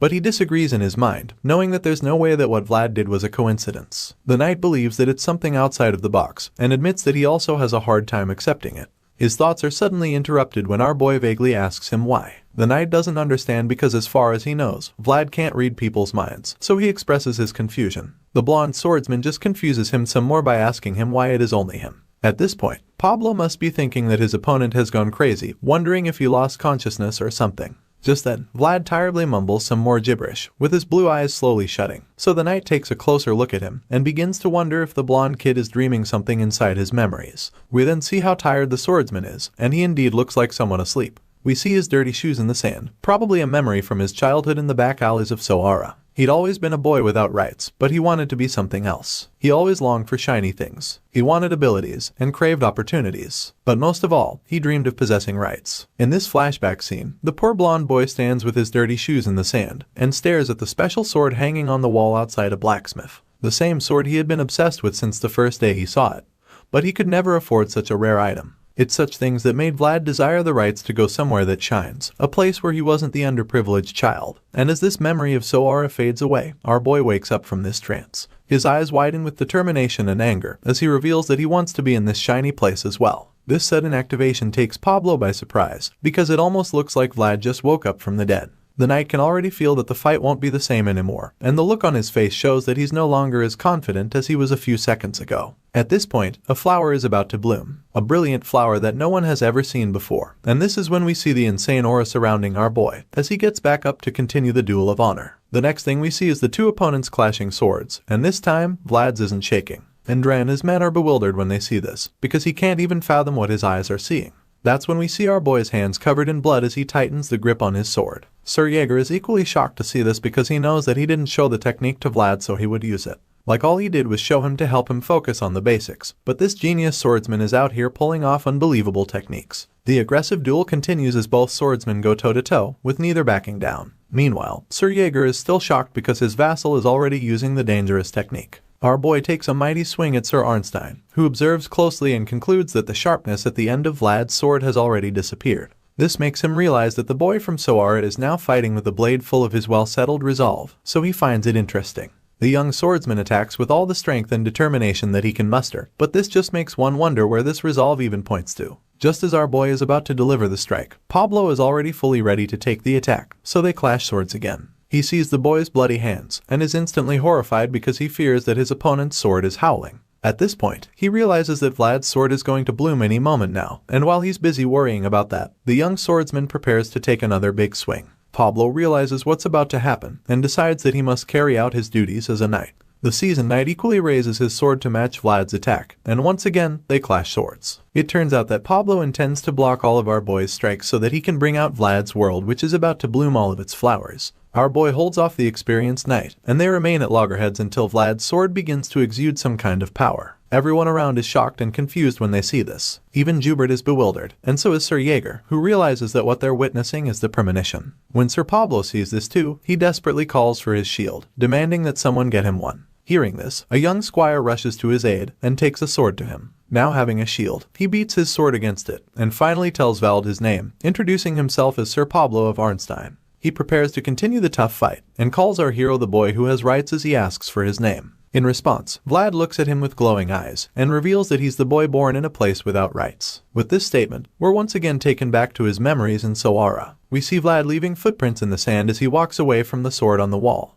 But he's not walking aimlessly. He's walking toward the place that shines, and as he makes his way to this magnificent place in his mind, he hears a voice telling him that he has proven his own rights. Our boy beholds this place that shines and continues to stare at it until his blue eyes turn golden. However, they quickly turn blue again, because now the young swordsman knows who he is. So, the voice tells him to scream out his identity with pride, and he does. Our boy charges at his opponent with power surging all over his body and reveals that he is Vlad of Sara. The aura around him shines so brightly that it turns into a blinding light which everyone around has a hard time looking at. Even Joseph covers his eyes from the light, but Sir Jaeger anxiously watches on to see what happens, the same way Andra refuses to look away. As menacing as Vlad's aura is, Sir Pablo remains undaunted. Rather than covering his eye to the blinding light, he opens it wide, as it glows with a burning gold color. This power covers him as he challenges the young swordsman to come at him one more time. Sir Pablo of Arnstein urges Vlad of Sara to attack, and of course, our boy goes in to resume the brutal duel. He yells like a warrior, and leaps into the air with the terrifying aura surrounding him as he attempts to deliver a sword strike that would end the fight. However, his opponent is very much prepared to take on the hit, and braces himself for impact by setting his huge shield in place. Sir Pablo's is equally fierce, as the energy around him makes him look like he's been covered by an inferno. The clash ensues and the scene turns white for a while. The next thing we see is our boy's bloody hand holding his sword on the ground. Sir Pablo looks at the young swordsman with a smile on his face like a proud father. He sits with Vlad, who's lying unconscious near him, and admits that our boy did very well. Our hero is out like a light, with bruises on his face from the intense clash, but while he sleeps peacefully, Andre takes the opportunity to make some trouble. The troublesome uncle suddenly starts yelling about how Vlad used aura in a duel, which is forbidden. As such, he clamors for the young swordsman to be disqualified for it, but this statement just infuriates Sir Pablo. He's disgusted by the pathetic bastard called Andre. He fixes his gaze on the blue-haired nuisance, and is surprised that even after seeing such a beautiful flower, Andre only thinks about the fruit that will bear when the flower falls. Just then, Sir Pablo turns to see Joseph Bayezid and Sir Jaeger walking up to him. They're both aware of what Pablo did during the duel, knowing that he facilitated the blooming of Vlad's flower, so they thank him for acting out his duties as a knight.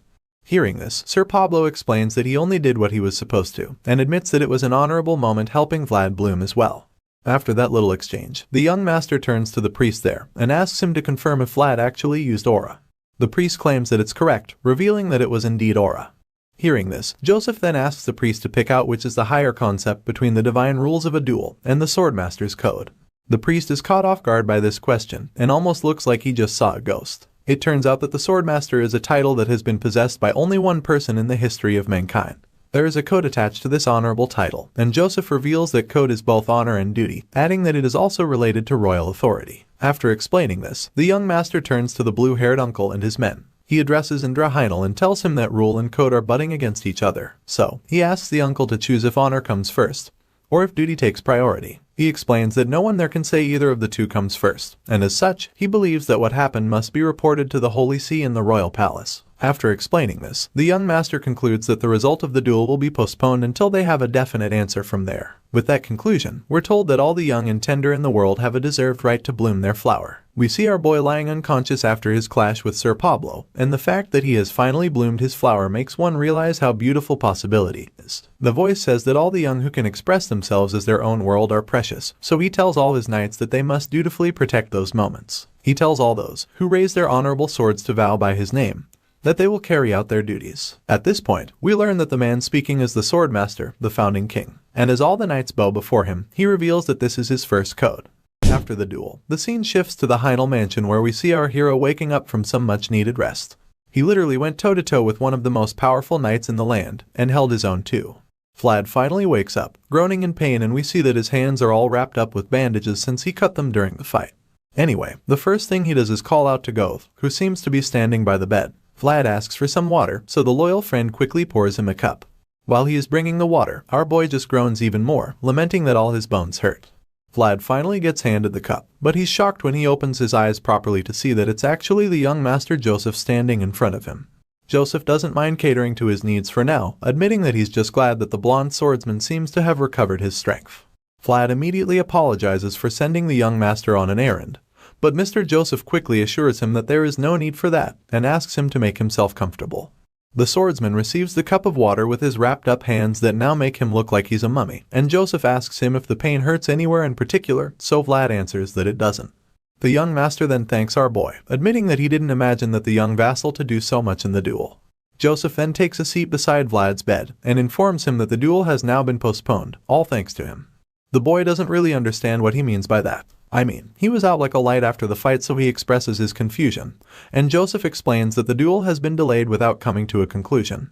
The young master goes on to tell him how the situation got complicated since the rules of the sacred duel and the Swordmaster's code got entangled. Hearing this, Vlad is instantly intrigued by the thought of the Swordmaster's code, because the voice told him about it once. Joseph elaborates, revealing that to become a knight, one must make a pledge as per the Swordmaster's code. He even tells Vlad that a day would come when he will make that pledge, if things go well for him. The whole conversation is so fascinating to our boy, and he immediately begins to fantasize about being a full-fledged knight. With armor all over his body, a huge sword, and a massive horse to ride, Vlad can already see himself as a knight. Joseph wakes him from the little daydream when he suddenly gets up to leave. He hopes that Vlad takes good care of himself, and informs the kid that staying too long in this place might be kind of trouble. However, our boy assures the young master that he's fine already, and is even about to say he's ready to leave, but Joseph stops him right there, explaining that he can't let that happen. He can't let the future knight jump out of bed without fully recovering because he's the kind of person who cherishes things that deserve to be. Elsewhere, we see Princess Alicia staring out her window wistfully. She notices how all the guests are leaving one by one and feels very frustrated that she couldn't even give them a proper word of caution. She asks if Indra left also, but her knight reminds her that her uncle's departure was delayed along with the duel. However, the knight assures her that he has asked the church for personal protection through the priest. Hearing this, Alicia just gets more upset, especially because she now has to see all those who tried to push her to her downfall leave in peace. She claims that it feels like her heart is being crushed, but while she's expressing her sadness, the knight assures her that there will be time for revenge later. The old knight tells her that these difficult times require her to toughen up, and then reminds her that it's important she establishes complete control over Dermer in the meantime. Sure enough, the determined princess admits that she has to do just that. She suddenly asks him how the lemon harvest is going, and unfortunately, he informs her that it's not so good. Alicia is worried that production keeps falling, so she asks if they should switch to planting more barley instead. However, Sir Duncan suggests that they just wait and see, explaining that can't just change the industrial structure so easily. The princess agrees with him, knowing that it's indeed a difficult decision to make at this point. She sighs in exasperation, feeling that even after clearing mountain-like trails, there's always another mountain waiting right in front of her. Alicia suddenly spots something outside the window that catches her interest, so she asks Sir Duncan, just to confirm that most knights know how to ride horses. The old knight is taken aback by her question, because as far as he's concerned, all knights should be able to ride horses. To him, you can't call yourself a knight if you can't ride a horse, and that's pretty much the general idea too. After all, horse riding is a virtue as important as the sword, and hearing this, Alicia just keeps gazing out the window, with an amused look on her face. She concludes that the gods don't give you everything after all, so Sir Duncan goes to check what she's staring at, and is immediately stunned. Looking out the window, they can see Vlad struggling to stay on the back of a horse, like he's at one of those bullfighting competitions. Jaeger just watches in the background, feeling very disappointed, so Sir Duncan can already feel the advanced knight's anguish. Our boy eventually gets thrown off the horse and lands on his back. From the look on his face, you can imagine just how much it hurts, and you gotta feel for the kid because he just got out of a brutal duel a while ago. Vlad takes a breather while rubbing his back in agony, but Jaeger just reminds him that he said he could ride an expensive horse. Our boy just hits back, suggesting that maybe the horse needs to be a little more expensive. As you can imagine, the short-tempered knight has had enough of Vlad's annoying remarks, so he lands an insane blow on the back of his vassal's head. As he punches him, he advises the kid to think a little before speaking. Vlad groans in pain, before arguing that he was able to get in the horse the last time he tried. However, it was Goth who steered at that time. While our boy is trying to explain this, his loyal friend Goth chimes in to defend him, claiming that he actually got on the horse. Upon hearing this, Sir Jaeger realizes just how serious the situation is. He initially believed that he'd be able to teach Vlad how to ride a horse by himself, so now that nothing is working, he starts to wonder if the horse might actually be the problem. He sees Goth trying to get the horse back to Vlad and realizes that the animal is even backing away from his vassal. Heck, this horse is even shooting death glares at our boy. Jaeger starts to think that maybe there's something ahead that the horse is afraid of, and since he doesn't know what that is for now, he draws the curtains on their training for the day. Vlad asks if they'll practice tomorrow, and surprisingly, the advanced knight suggests that they skip training for the following day too. Our boy is very confused when he hears Jaeger say this, so he asks the knight when he'll learn how to ride a horse. In response, Jaeger explains that they're delaying that part of the training for now, so Vlad reveals that he's heard those words way too many times since he arrived in Dermer. The hot-headed knight bluntly asks him if he has a problem with it, so Vlad decides to get on Jaeger's nerves by claiming that he does have a little problem with it. Upon hearing this, the frustrated knight just sighs, realizing that there's no quick fix for his squire's bratty character. Jaeger just starts walking away, suggesting that they think about the issue when they get back to Sturma, especially since he has work to do later in the day. When the knight exits the scene, Goth finally asks Vlad why horses seem to hate him even more as time goes on. At this point, our boy is becoming worried, because he's afraid that even the more expensive horses won't let him ride them either. Seeing the way things are going, Goth randomly suggests that Vlad tries riding a cow. He thinks it should be easier since cows are definitely duller than horses, but our boy just feels insulted by this idea. He accuses Goth of just yapping all the time, and scolds him, telling him to think a little before he speaks. Of course, Goth heard when Jaeger said this earlier, so he hits back at that blonde swordsman, and mocks him for continually riding in a carriage when other knights are riding horses. Goth taunts him with this, saying that he's sure Jaeger would love that. Seeing that Vlad doesn't appreciate his help, he reveals that he'll get going, so he takes the horse back to its stable. Seeing how much the horse dislikes him, and how Goth just switched up on him, Vlad begins to wonder what the problem could actually be. That's when the voice chimes in, and suggests that the problem might be that our boy is moving too fast. He holds the sword and the voice continues to speak, telling him how animals tend to be more sensitive to that. Perplexed by the situation, Vlad asks the voice what he should do, so it tells him that he needs to learn how to control his momentum. The voice explains that this is one of the ways to control the mental world, claiming that if he can use aura freely, then he can control his momentum. This whole idea is a bit too difficult for Vlad right now since he can't even consciously draw his aura out. And even when he does, the aura itself is pretty faint. In response, the voice assures him that this is natural, explaining that using it in real battles requires training and mastery. The voice then reminds him of Jaeger's words, which is basically saying that he should try running before he can walk. Vlad takes in all of this, and just sighs, feeling a bit overwhelmed. He suddenly remembers that they're supposed to return to Sturma after the farewell ceremony the following day, so he stares at the tree on the hill and wonders if he should go back there one more time before leaving Dermer. Inside the mansion, the purple-haired knight Jubert convinces himself that the Lord will understand after hearing his condition, even though he failed his mission. He walks down the halls with this at the back of his mind, feeling that you can't actually blame the sea for making waves after all. In his defense, the stuff that happened during the duel was kind of an unfortunate accident.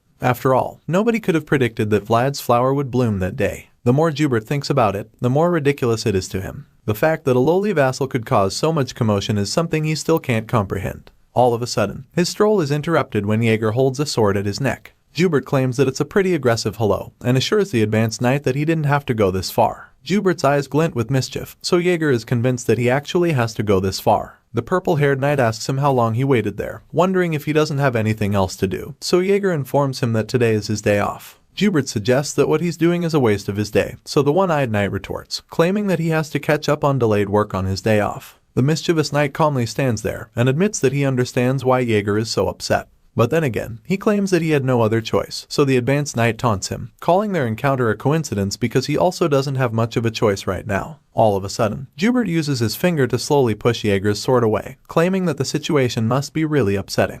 He then reminds Jaeger that they have the same job, so he expects him to understand this at least. But the green-eyed knight reveals that he's just following orders, because if the master tells him to bark, then he has to bark. The two knights suddenly begin to draw out their aura. Jubert's eyes begin to glow, and the same happens with Jaeger, and they both stand each other off. The cunning knight tries to intimidate Jaeger, but bro doesn't back down, so Jubert takes the hint and stops using his aura. He raises his arms in surrender when he sees that Mr. Eye Patch means business, and then claims that Jaeger's warning is enough. Even though Jubert just surrendered, the advanced knight doesn't move the sword away from his neck, so he decides to use his words. The purple-haired guy suddenly talks about how wrong it is that people call them swordsmen. But just when he thinks he's about to say something to pacify Jaeger, he tells the green-eyed knight that he's also a dog that only bites when his master tells him to. With a very condescending look in his eyes, he tells Jaeger to enjoy his day off if he's done barking. He's confident that the knight won't hurt him, because he knows that the slightest amount of bloodshed would be a declaration of war against the Shazar family. However, before he can even finish this sentence, Jaeger punches him right in the face, knocking him to the floor in the process. Jubert groans as he hits the floor, while the green-eyed knight just taunts him, claiming that one little bite is fine since his lord is a nice man. He says this, and then charges at Jubert again. The crafty knight tries to mock him, asking if the punch to the face is enough for him, but Jaeger just delivers another deadly punch. This time, he goes straight for his guts as he reveals that he's not yet done beating him. At this point, Jubert is struggling to breathe. She falls to the ground again, and begins to cough uncontrollably. Jaeger tells Jubert that he expects him to understand why he's doing this, since they're in the same industry after all. The crafty knight eventually gets back up, and finally admits that this beating should be enough for him. Hearing this, the advanced knight admits that he hopes they can meet again, especially since he can't make him pay completely for mocking Joseph while they're still in the Heidel mansion. Jubert slowly gets back on his feet, holding his belly, and boldly agrees that they'll meet again sooner or later. He says this because he knows that the Empire is falling apart, and this means that people will band together even if they don't want to, so the chances of meeting again are pretty high.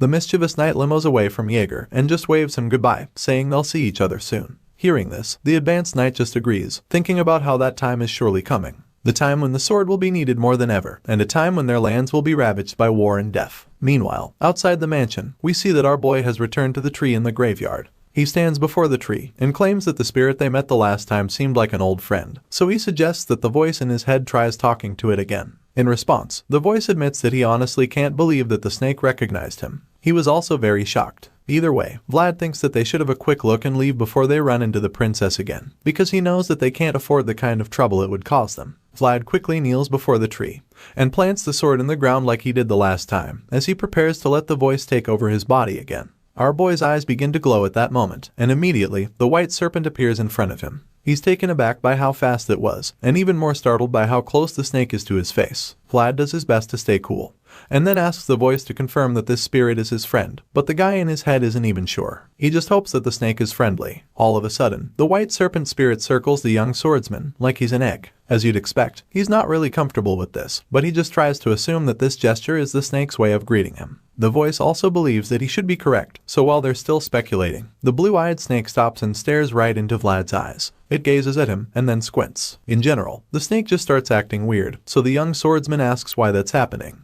In response, the voice just tells him not to even try understanding spirits, because they're another form of the world. The snake keeps acting strangely, shaking its head all over the place, and the voice tells him that the feeble soul of a mortal cannot understand all that encompasses the world, and this is pretty obvious at this point. The glowing snake suddenly starts to go higher and begins some weird dance ritual, which causes the grasses and the tree to also start glowing. Even the air is suddenly filled with a strange energy, and when Vlad feels it, he realizes that it's actually warm. This is all very confusing to him, but then he suddenly realizes something. The energy surrounds him, and he suddenly begins to understand exactly what it is. Even the voice realizes what's happening, and admits that he's surprised because he didn't expect to see a forgotten enigma there. It turns out that this is the spirit's blessing, and the voice confirms it, as the glowing snake maintains its focus on the young boy from Sara. After that magical experience, the scene shifts and we see Mr. Joseph leaving with his people. Before they depart, they go to see Princess Alicia, who admits that she's very embarrassed to see them off in this manner. She wishes that she could have held a huge banquet for them, and she expresses this feeling. But Joseph assures her that her intentions are enough for him and his people. He totally understands her situation, because this is exactly the time for her to fix the cracks in the Heinel family. Hearing his kind words, Alicia appreciates his understanding, and sincerely thanks him for everything.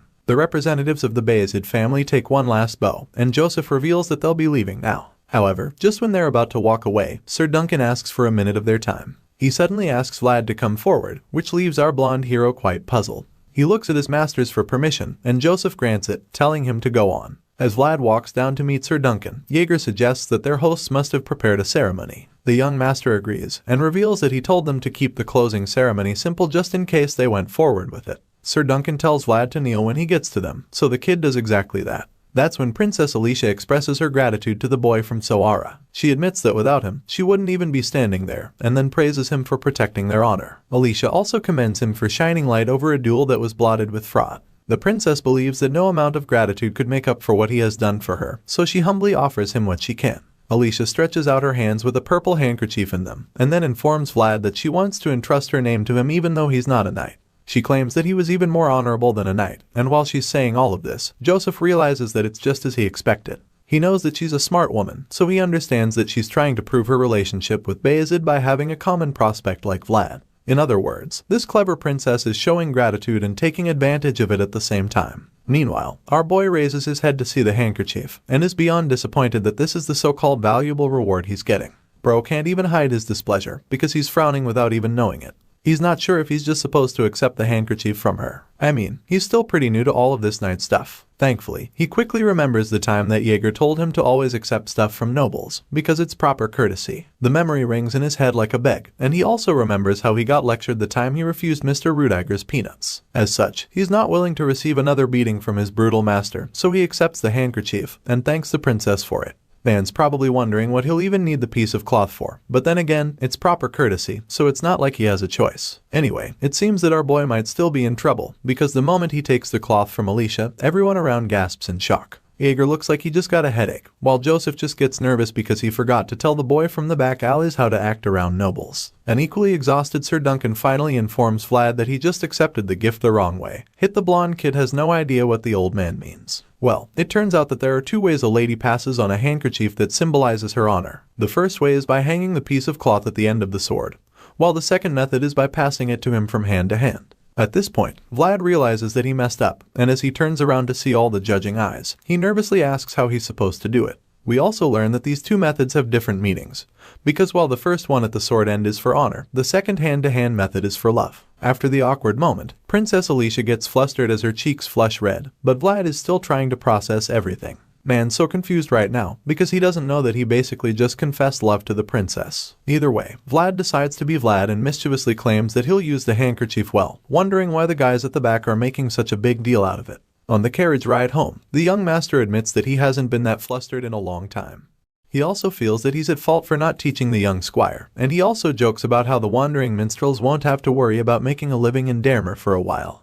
Our boy apologizes for what happened, but Jaeger still scolds him, telling him to always look at him first if he's ever to receive something from a noble in public. He agrees to keep that in mind, but Joseph suddenly congratulates him. Our boy doesn't get why, so the young master reminds him that he's now a man honored by a high-ranking noble lady Alicia. In other words, the boy from Sara has now risen to the rank of an honorary knight. At the start of this series, our hero was just a boy from the slums, and now he has progressed all the way to the rank of a knight. The story resumes, and as you can imagine, the young boy from Sara is utterly shocked when he hears that he will become an honorary knight. However, the young master casually explains that Vlad will be treated like a knight in places where Alicia's name is recognized and revered. This is still really big news to the young blonde swordsman. He can't believe that he will be made a knight of any sort, at least not at this age, and it's such a crazy feeling that just overwhelms him. While he's trying to comprehend the current situation, Joseph chimes in again, suggesting that Vlad's knighthood will basically be limited to Damer since Alicia just became a baron. At this point, our boy finally understands the situation, and almost seems relieved when he realizes what being an honorary knight means. He knows that becoming a real knight can never be that easy.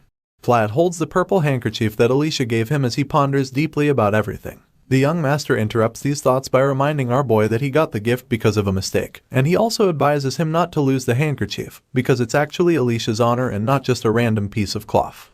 The young swordsman anxiously asks Joseph what would happen if he lost the handkerchief, and the young master coldly informs him that he'll have to take responsibility for himself, because he was the one who accepted it with his own hands. Hearing these words, fear grips our boy, because he can tell from Joseph's eyes that the consequences of such a thing will be more than the young master can handle. With this in mind, Vlad holds the handkerchief tightly and resolves not to lose the special cloth at any cost. Just then, Joseph pulls out a small piece of paper that looks like a contract. He claims that the issues ended abruptly and informs Vlad that he won't be needing the piece of paper anymore thanks to him. The young swordsman deduces that the paper is a promissory note, and the young master confirms this, revealing that the paper is a certificate that says that Alicia borrowed 10,000 gold. That's a huge sum, so Vlad is taken aback by it, and that's when Joseph explains that the gold was money to secure Alicia's soldiers in case she lost the duel. If she had lost the duel, she would have been forced to surrender herself because that would have been the only way to save herself from her uncle. However, the young master also reveals that Alicia didn't actually borrow the gold. Upon hearing this, Vlad asks if there's a reason Joseph brought Miss Alicia, since he already knows that losing the duel means losing the right to succeed. In response, the young master explains that his cause is like a spark in the ashes, which one right encounter with the wind can rekindle. In other words, if Alicia is within the grasp of the Bayezid family, then Andre can't help but feel pressured. At this point, Vlad is starting to understand this game a bit, after seeing how nobles live their lives looking for justification. His thoughts are interrupted when he suddenly senses something strange behind him. Joseph notices Vlad's expression, so he asks the young swordsman what's wrong, and the blonde kid reveals that he heard something from the woods to the west. Elsewhere in the forest, it all looks so peaceful at one moment, but then all of a sudden, huge dust clouds erupt in the horizon, and that's when we see the army of horse riders coming toward Joseph's convoy. Vlad sees this through the window and is immediately horrified by the army of bandits headed their way. Our boy quickly raises the alarm to inform the others and pulls out his sword as well to prepare for the imminent battle. However, just when he's about to lift his sword for the fight, Joseph stops him and quietly tells him to put his blade away. Vlad is pretty confused, but the young master just wears a smug look on his face and assures the kid that he made preparations for this even before the duel started. In a surprising twist, it turns out that the bandits weren't actually coming to fight or rob the young master's convoy, because the next thing we see is that they're bowing to Joseph. Their white-haired leader of the bandits informs the young master that they ran a bit late because they were trying to collect the fair price for something. The scar-faced dude remains on his knee and presents Joseph with a bloody sack.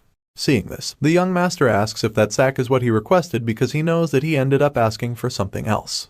Joseph tells the guy that he did a good job and asks him to stand up. The scar-faced bandit leader gets up and immediately spots Vlad standing near the young master. The man wonders if he's the young vassal who received Lady Alicia's honor by hand. Apparently, word about what happened has already spread all over the land, and when he says this, Joseph simply confirms it. The young master is surprised that the news spread so fast, but he tells the bandit leader that he can adore the blonde swordsman later. Our boy gets nervous just looking at the scary bandit's face, and it gets even more frightening when the white-haired stranger somewhat glares at him.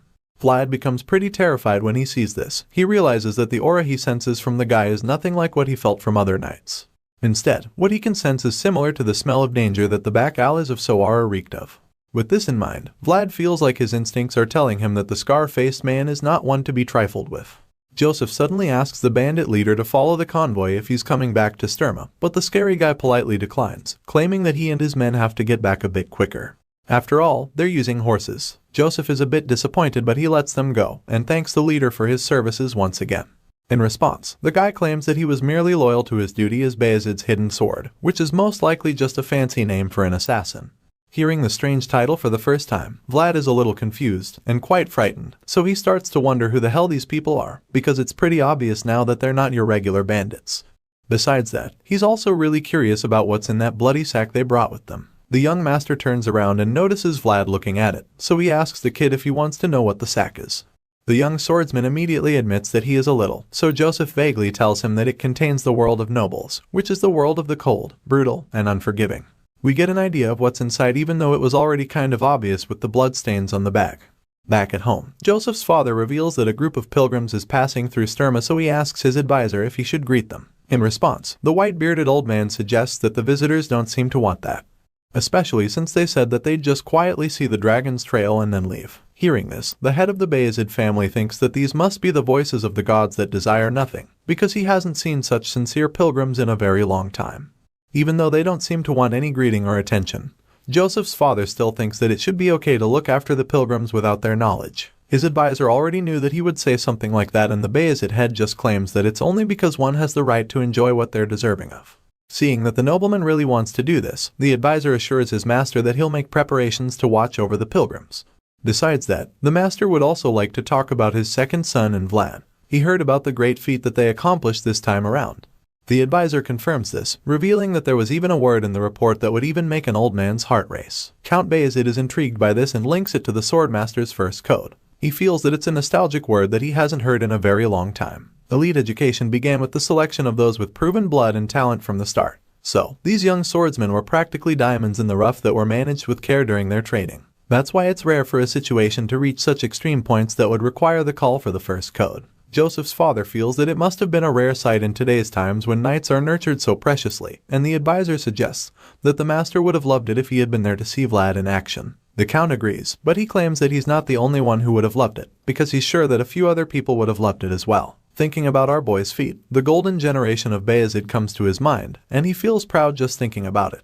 Joseph's father believes that at this rate, the old guys will come with treats in their hands for the newbies, and upon hearing this, the advisor reveals that he's sure Joseph would love that. The head of the Bayezid family closes his eyes and thinks back to the time when his second son was practically gasping for air. He thought that Joseph had given up at that time, but the young master surprised him by crawling through the mud holding him back until he brought a shining thing into their home. That's right, he's talking about the shining boy from the back alleys of Sawara. Unfortunately, this good feeling quickly changes as a wave of sadness washes over the father's face. He believes that he has a lot to think about indeed, because in the end, he can only choose one of his two sons. Elsewhere in Sturma, the other vassals are having a meal when one of them suddenly informs the others that Vlad is back after completing his mission in Dermer. They all start to discuss the things they've heard so far. One wonders if it's true that the blonde kid actually dueled a knight, and another heard that our boy created his own world as well. As you can imagine, Sobanin, who's still Vlad's biggest hater among the vassals, refuses to believe the rumors. He claims that the stories are ridiculous and impossible, because as far as he's concerned, the kid from the back alleys can't use aura. While they're all gossiping, someone suddenly walks into the hall, and we see that it's the man of the moment.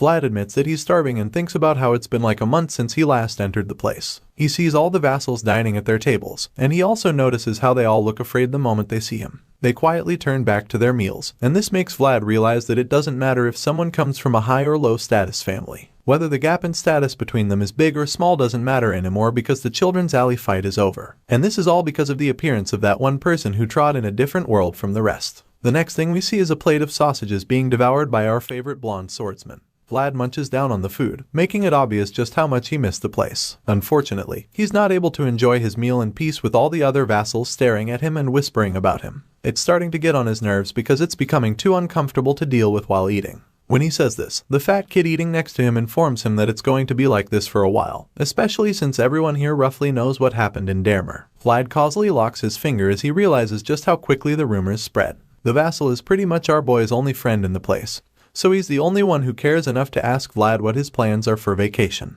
The blonde swordsman is taken aback by the talks of a vacation, so his buddy realizes that he didn't know and then informs him that the vassals get a vacation period twice a year. He explains that all the followers have received holidays this week already, so this makes Vlad wonder if he's going to get one too. After all, he's quite new here, and he's not even a disciple from a precious household. On top of that, he doesn't even have anywhere to go for any kind of vacation. Upon hearing this, the chubby kid's face lights up, and he doesn't even hesitate to invite Vlad to his family home for the vacation. It obviously won't be a problem because his dad is the one officially inviting Vlad to the house. The kid nervously admits that he's never actually taken a friend to his place before, and Vlad can already tell that he had no success on previous attempts. At this point, his determination to convince Vlad increases, so he assures our boy that the serving part for guests is done properly at his house. He claims that they even provide unlimited freshly roasted meat. The offer sounds good, but Vlad still has to think about it to know if it's worth coming over. Seeing the hesitation, the chubby vassal suddenly remembers that Vlad once said he was looking for horses. He reminds our boy how he once revealed what his household does. As such, he explains that his family can arrange horses from anywhere near this area, and of course, this finally catches Vlad's attention. He's intrigued, but then the kid reveals that they even have some horses that have better pedigree than Jaeger's horse. In other words, they have more expensive horses, and upon hearing this, our boy immediately agrees to spend the vacation at the guy's place. Vlad is a bit too serious about it, but the fat kid is just happy that he gets to have a friend over at his place for the holidays. Later that afternoon, we see Sir Jaeger beating the shit out of our boy in the name of intense training. The advanced knight casually uses his sword to slap Vlad in the face during their sparring session. But of course, the relentless swordsman doesn't go down that easily. From the look on Vlad's face, you can tell that the pain is taking a toll on him, and Jaeger notices this, so when the kid tries to attack, he counters it and tells Vlad to focus. The green-eyed knight is literally playing right now. The guy holds one hand behind his back, and uses the other to frustrate all of Vlad's attempts to land a hit. Despite being countered over and over again, our boy doesn't give up. He keeps throwing everything he's got at the advanced knight. But Jaeger just seems upset when he sees that the kid is trying to do something beyond his abilities, so he lands a killer strike on Vlad's back. Under normal circumstances, such a blow should paralyze a man, even though they're just using wooden swords. However, our boy survives the brutal hit. He obviously needs some time to recover from it, so he finally falls on his knee to catch a breather. While he's resting, Sir Jaeger reminds him that he told him not to try something if he knows he can't do it. Apparently, Sir Jaeger is mad because he feels that Vlad now thinks he's big enough to try things that are beyond his capacity since he dueled with a knight in Dermer. Our boy is stunned when he hears this, but he doesn't say anything. He's probably still trying to catch his breath. Unfortunately, Jaeger gets even more upset and concludes that the vassal is ignoring him. The blonde swordsman is shocked again when he hears this too, but still, he's too stunned to speak. Jaeger glares at him angrily, and when he realizes that the knight means business, he becomes afraid, so he quickly apologizes to Jaeger. After the apology, Jaeger tells Vlad not to come to the training ground if he feels like he's being forced to do it. Furthermore, the advanced knight also makes it clear that he doesn't want Vlad to come to him anymore if he now feels that he can train without him. After these short statements, he draws the curtains on their training for the day and walks away, telling Vlad that he can leave. Our boy is obviously in a bad mood, so he quietly walks away in the opposite direction. Sir Jaeger looks back at his vassal and admits that the young swordsman's results for far shine as well as his achievements. The advanced knight is certainly proud of him for this, but he feels that Vlad's qualities are still unpolished. And just like sand on a seashore, Jaeger thinks that our boy is still weak enough to be blown off by a huge wave at any moment. This bothers Jaeger, because he knows how dangerous it is, but what can he do except guard the kid? Elsewhere, we see Vlad walking down one of the hallways with his sword. The voice in his head suddenly speaks up, reminding him that he told him to focus on the basics. The voice claims that he would have been angry at Vlad as well, but the young swordsman explains that he was just trying to bring out the aura again. The voice responds by reminding him that not all knights can use aura. He also explains that this doesn't mean that knights who can't use it have a low level. The man in his head informs this that aura only manifests the possibility that one can rise higher. He also tells Vlad that he shouldn't forget that it hasn't been long since he wielded the sword. In essence, he's just trying to tell the boy from Sora to be patient with himself, because a great flower only blooms with a solid foundation after all. He goes on to assure our boy that Sir Jaeger wouldn't have scolded him if he wasn't worthy, so he advises Vlad to think over what the advanced knight told him again. After receiving this little pep talk, our boy calms himself down and sighs as he decides to take the advice. Our boy is already used to contempt and ridicule, but he feels really bad about today because what he saw on Jaeger's face was a look of disappointment. He thinks back to the expression he saw on the advanced knight's face, and it feels even worse than being hit in the back with a wooden sword as far as he's concerned. The voice in his head makes the already sad moment even worse for Vlad by reminding him that he couldn't even bring up the vacation thing because of how mad Jaeger was. Our boy is really pissed when he remembers that he didn't get a chance to talk about the vacation. But he quickly calms himself down and discards the thought, feeling that he shouldn't even care about a vacation in this situation. He looks at the sword and smiles, thinking that he should practice swinging it today until he clears his mind of any thoughts. Later that night, when everyone else is probably sleeping, the young swordsman goes to the woods and begins swinging the sword endlessly. He grips the handle firmly and takes big swings, following the path of the sword. He does it to the point that he creates a huge slash in the earth. By this time, he's pretty tired, so he pants heavily and catches his breath. The voice in his head suddenly suggests that they wrap up the exercise for the night. But Vlad is surprised that he wants to end it already. The voice informs him that he already met the daily quota a while ago, and explains to him that he'll only exhaust himself if he burns too quickly. As you can imagine, the stubborn boy from the back alleys doesn't want to hear this, but the voice keeps trying to change his mind. He reminds Vlad that everything he's been working hard to achieve ever since will all be in vain if he ends up suffering an injury or even worse. After hearing all of this, the young swordsman finally agrees to call it a night even though he's not too happy about it. He stares up at the moonlit sky, feeling troubled at first. But after a while, he starts to feel something different. It's more like a feeling of confidence that washes over him as he stands outside that night. He finally starts to see reason with the voice in his head as he realizes that he only just obtained something that shines. While he's literally glowing under the night sky, Jaeger comes outside and sees him from the balcony. Seeing the young boy shining so brightly, he can't help but watch him. He sees how Vlad's gaze doesn't shift from the moon shining down on him, and this sight makes that advanced knight feel something inside of him. When Vlad doesn't shift his gaze, Jaeger looks up at the sky as well, and concludes that his vassal is like a wolf that chases the moon. The knight and his disciple just keep staring at the moon that night, and while they're busy stargazing, the scene starts to shift slowly. In a pretty cool transition, the scene changes and the next thing we see is the night sky in a place called Trinova, which is actually a county of another place called Ravnoma. Unlike Sturma, which is currently peaceful enough for Jaeger and Vlad to stare calmly at the moonlit sky, Trinova is presently on fire. The county is burning on the inside and the outside, and as the flames consume all the structures around it, all that can be heard are the screams of the residents and the crackling of the fire. As you might have guessed, this isn't some natural disaster, and the city is actually under attack. Inside the throne room, we see that a massacre is underway. Bloody corpses of knights lie all over the room, and the last living knight is suddenly confronted by the killer. He's already seriously injured, but this mysterious assassin had been wondering where he was just so he could finish the job.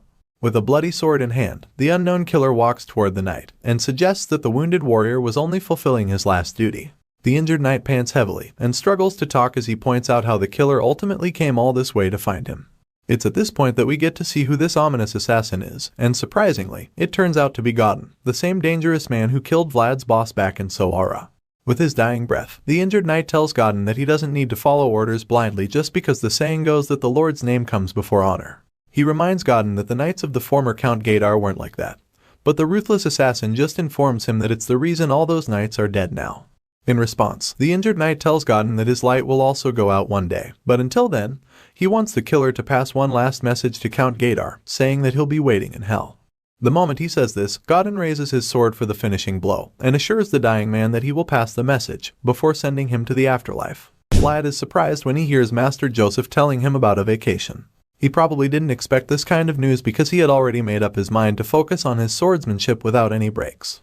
However, the young master informs our boy that he will in fact be going on a vacation because he's been invited by the Canor household.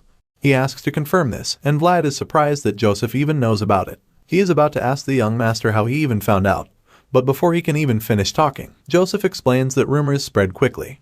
Apparently, Sir Grigori's vassal, Patri, has been babbling all about it in excitement. Upon hearing this, Vlad immediately realizes how the news got to Joseph. Patri probably blabbed about it to Sir Grigori, who then told Jaeger, and of course, the advanced knight ended up telling the young master about it. At this point, he's already sure what's going on.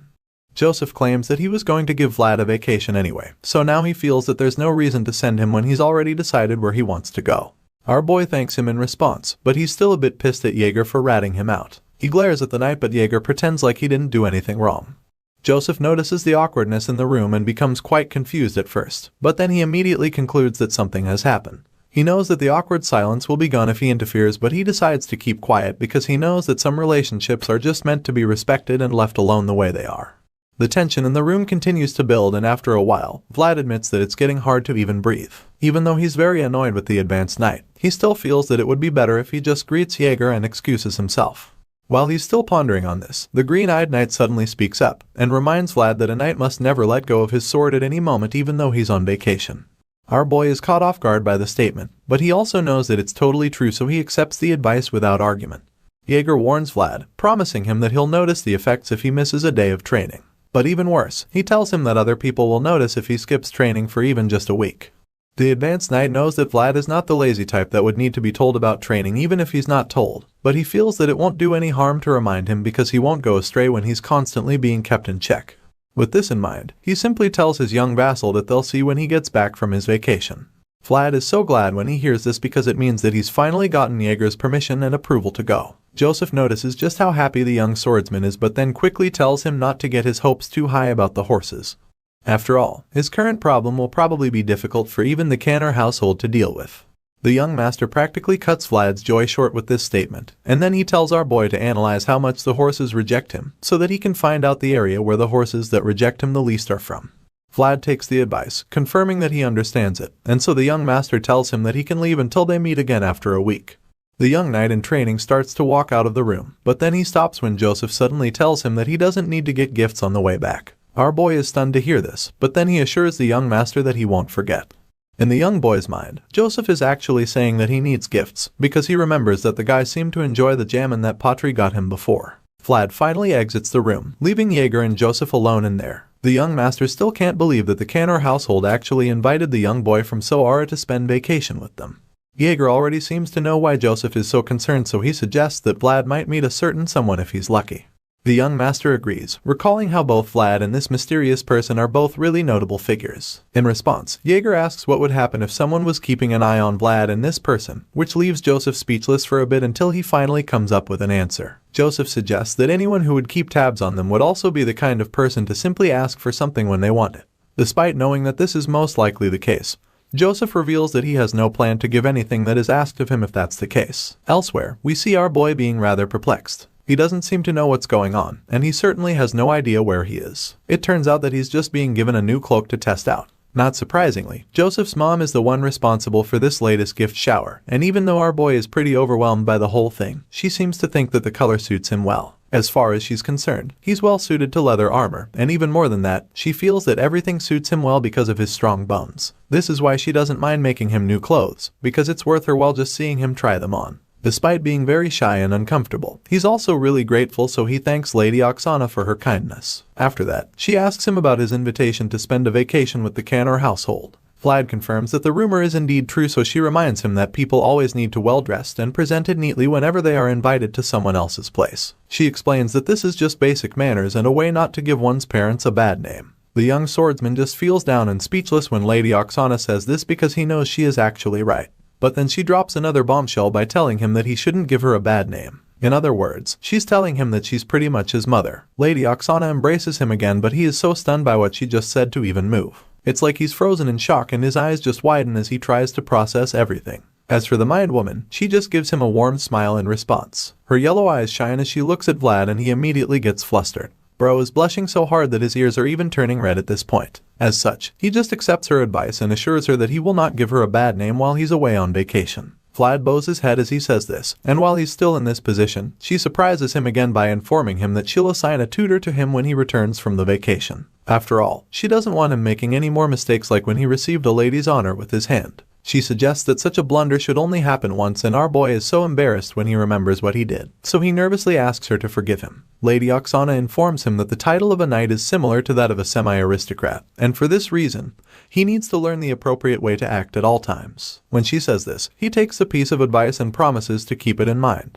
The kind woman then reveals a basket of fruits being carried by a servant and tells Vlad that he can take it along with him. Apparently, Joseph brought the basket because it's not good manners to go to someone's house empty-handed. Once again, the young swordsman bows before Lady Oksana and thanks her for her careful consideration. In response, she just waves it off with another gentle smile and then tells him to have a relaxing time during his vacation. Later, we see our boy making his way out of the place with the basket of lemons in hand. He closes the door, but then suddenly starts to feel suspicious about something. He looks out the window, and then sees his reflection and how different he has become since he left Sara. Looking back to his time in the back alleys, he sees his former self and admits that everything feels very unfamiliar to him. The young swordsman feels that it's like he's now wearing clothes that don't suit him. He keeps staring at the reflections on the glass window and then he even sees his red-haired best friend from the back alleys. Unfortunately, she's scowling at him in this mild hallucination, and even the appearance of his former self doesn't look happy with him. Their judging eyes continue to glare at him, and he starts to feel bad when he remembers that Jemima is allegedly staying in a convent now. At this point, he can't bear to look at the images anymore, so he turns away from the glass window with his eyes closed.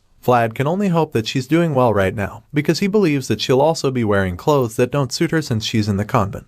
With this in mind, our boy walks away from accusing reflections and makes his way down the hall. Elsewhere, people are talking about the new attendant that is getting famous in the Bayezid household. They've also heard about how the genius vassal pulled out Aura in Dermer, but that's not all they've heard about him. From the rumors going around, they've also been able to discover that Vlad is incredibly handsome. We finally get to see that the people gossiping are actually sisters in the convent. Some of them are busy talking about how good-looking the talented vassal is, while a redhead among them is busy scrubbing the floor. All of a sudden, the other sisters start describing what they've heard about Vlad's appearance, talking about his blonde hair and blue eyes. The person scrubbing hears this and pauses suddenly. The sisters feel that he could be of a noble origin, and since he pulled his aura at such a young age, they think that he could also become a knight who represents the north. The redhead disregards the little gossip when he hears them suggesting that our boy is of noble origin. It turns out that the sister scrubbing the floor is actually Jemima, Vlad's old friend. With all the things they're saying about the vassal talent pulling aura and becoming a knight in the near future, she concludes that it can't be Vlad because she feels that there's no way he could have grown so rapidly already. But then again, she feels that it would be nice if he's alive and doing well. At this point, Jemima is distracted, so the other sisters notice that she's no longer working and try to bully her. They ask her if she's just playing around and remind her that she hasn't donated.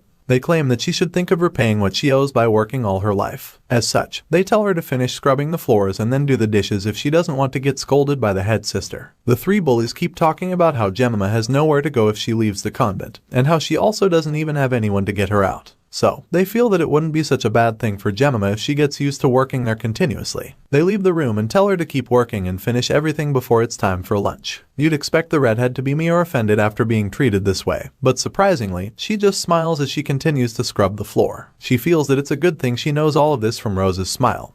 But then again, she starts to feel bad when she remembers something. Jemima remembers that this place isn't for everyone. Just as she's thinking about this, a memory starts to play back in her mind. In this flashback, we see the head sister talking about how the convent is one of the places closest to God. She explains that they cannot house girls who put themselves in filthy places. Apparently, she's talking about the lowborn girls that she doesn't want in the convent with her. However, the spokesperson, Marcella, who brought them, insists that the girls are all virgins and that the bishop watched over them. Regardless, the head sister claims that they can't just take in all the girls all of a sudden. However, Marcella doesn't want to hear that crap, so she snaps at the head sister and reminds her of how much money she has donated to the convent. She's very upset because she knows that the sisters can feed the girls for 10 years and still have money remaining with the amount she's donated. The head sister tries to argue, but she's at a loss for words. Before she can come up with a counter, she's cut off again. But this time, it's by Jemima, who's asking Marcella where she is going to be staying. However, she tells them not to worry themselves, and after that, she leads them into the convent, not minding what the head sister has to say. But just then, the head sister stops her, and then tells her that she can't enter the sacred building.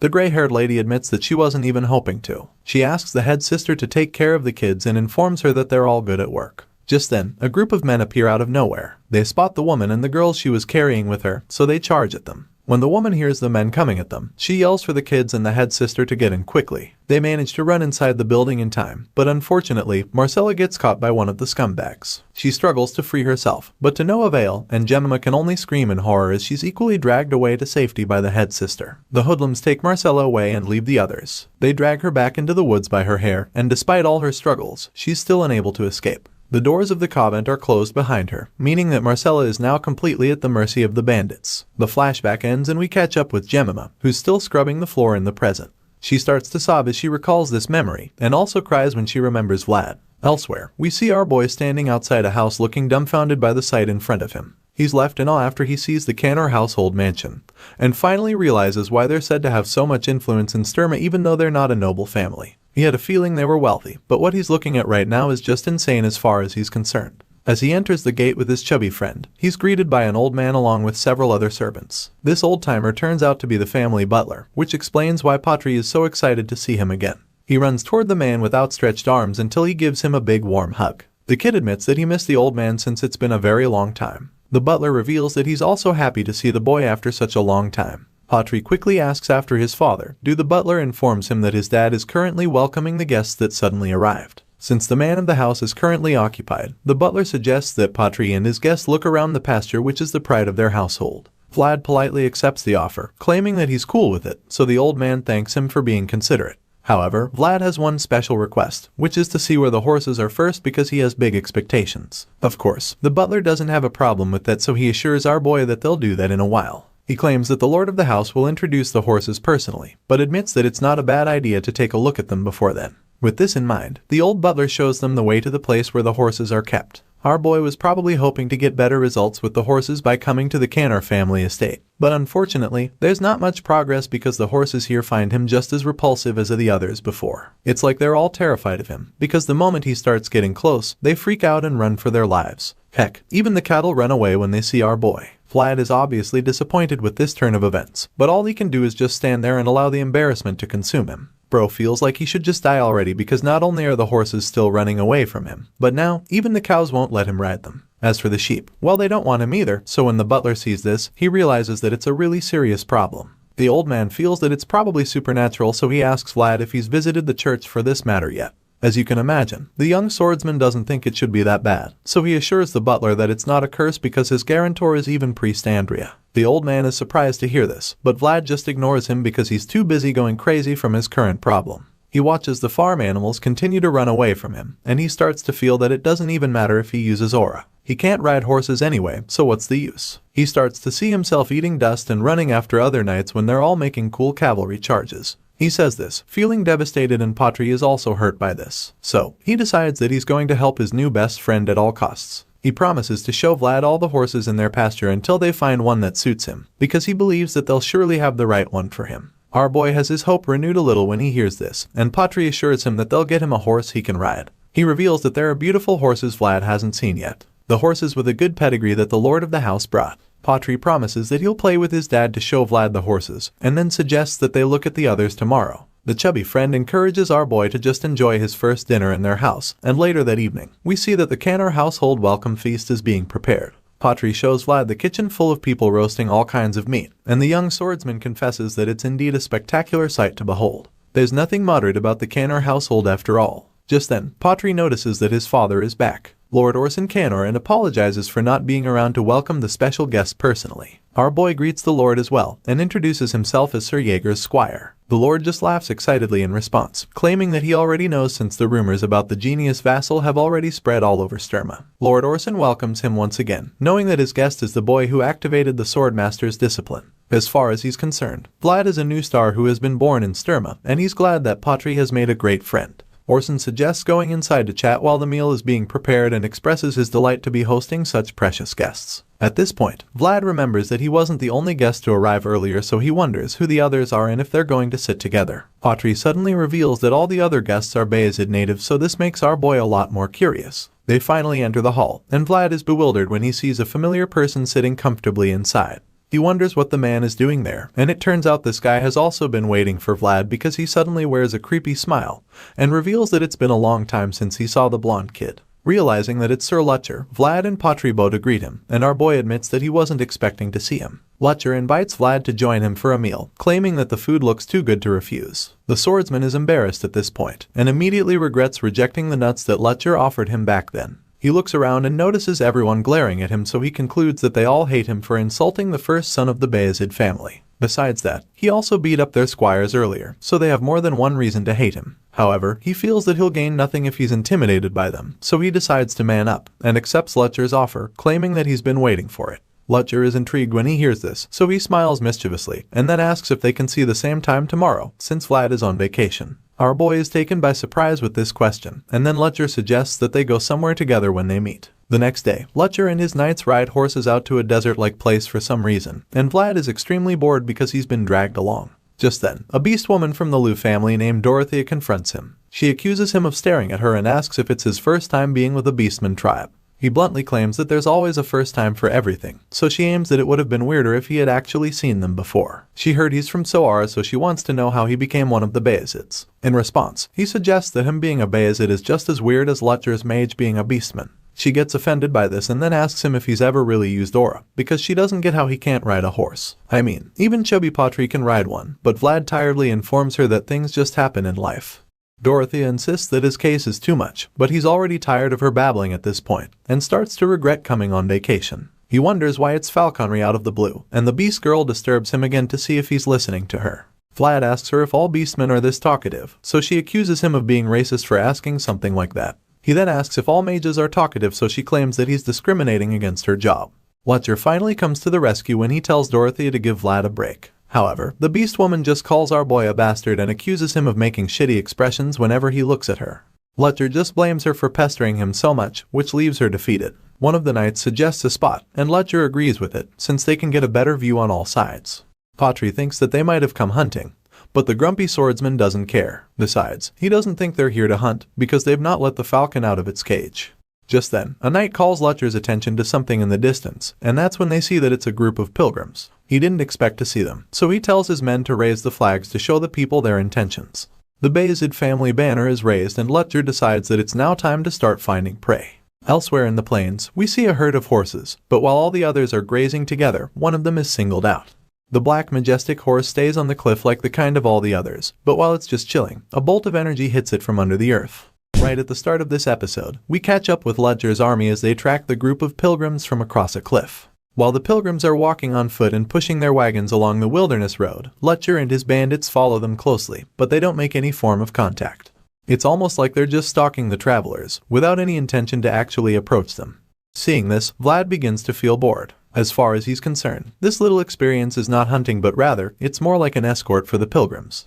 As such, he concludes that Lutcher didn't even come to this deserted place for the falconry in the first place. However, while he's still grumbling and complaining at the back of his mind, the wagon he's sitting in suddenly bumps into a huge rock, and the impact from the collision is so great that he almost gets thrown off. At this point, the motion sickness starts to set in as the little journey gets even more frustrating, so he decides that it would even be better to walk. Our boy starts to get off the wagon, and when Patri sees this, he asks him if he's okay. He already has an idea what's going on, so he asks Vlad if he feels like puking. But the young hero claims that his condition isn't that bad. But then again, he has no choice but to admit that his heart has been thumping continuously for a while. At this point, Vlad is already even sweating and holding his chest because of this feeling. As our boy continues the journey on foot, Patri asks him if it's because the carriage was shaking so much, but Vlad doesn't even know what he can blame, so he concludes that he'll probably be fine if he just walks for a while instead. As he looks around, he realizes that the view of the place is actually pretty good, and it seems that Patri has already been thinking about this for a while, because he claims that he's been wanting to show it to our young swordsman. The chubby friend reveals that the grassland they're currently on stretches all the way to Varna. He claims that monsters even appear sometimes, but he thinks that it's nothing to worry about this year, and that's all that's to Sir Joseph. As they reach a point on the cliff, Vlad expresses his shock to hear that Sir Joseph is the one to thank for no longer having monster troubles. Our boy doesn't understand how the young master is involved in such a thing, so Patri reveals that the current peace is a result of the subjugation from last winter, which Vlad also participated in. Upon hearing this, a smug look appears on our boy's face because he remembers just how impressive his performance was in it. He decides to get a little cocky too by suggesting that he has a little stake in this beautiful scenery as well. Before the chubby kid can even respond, they're both distracted by a sound coming from the distance, and Vlad gets concerned immediately. He wonders what could be causing the noise and the dust in the air. That's when we see a herd of wild horses running through the plains, right in the direction of Vlad and Porty. The moment our boy sees the danger heading their way, a wave of horror washes over him. But it's not just fear that he's feeling, there's something else. Among all the horses charging at them, there's a distinct black stallion at the forefront, and the whole thing gets Vlad so rattled up because he has no idea what's going on. The horses don't even slow down a bit, and with each passing moment, they inch closer to Lutcher's little band of knights and bandits. From the top of the cliff, Lutcher and his men can see that it's a herd of wild horses speeding below. They notice that the horses are quality ones too, but due to the current circumstance, Lutcher feels that they're unwelcome for their guests traveling as well. But then again, he suddenly notices that they're traveling south, and he doesn't know why. The other men realize this too, and they're also puzzled immediately because it doesn't really make sense. It's strange to them since the horses should actually be heading north by this time, because that's where the new sprouts will grow.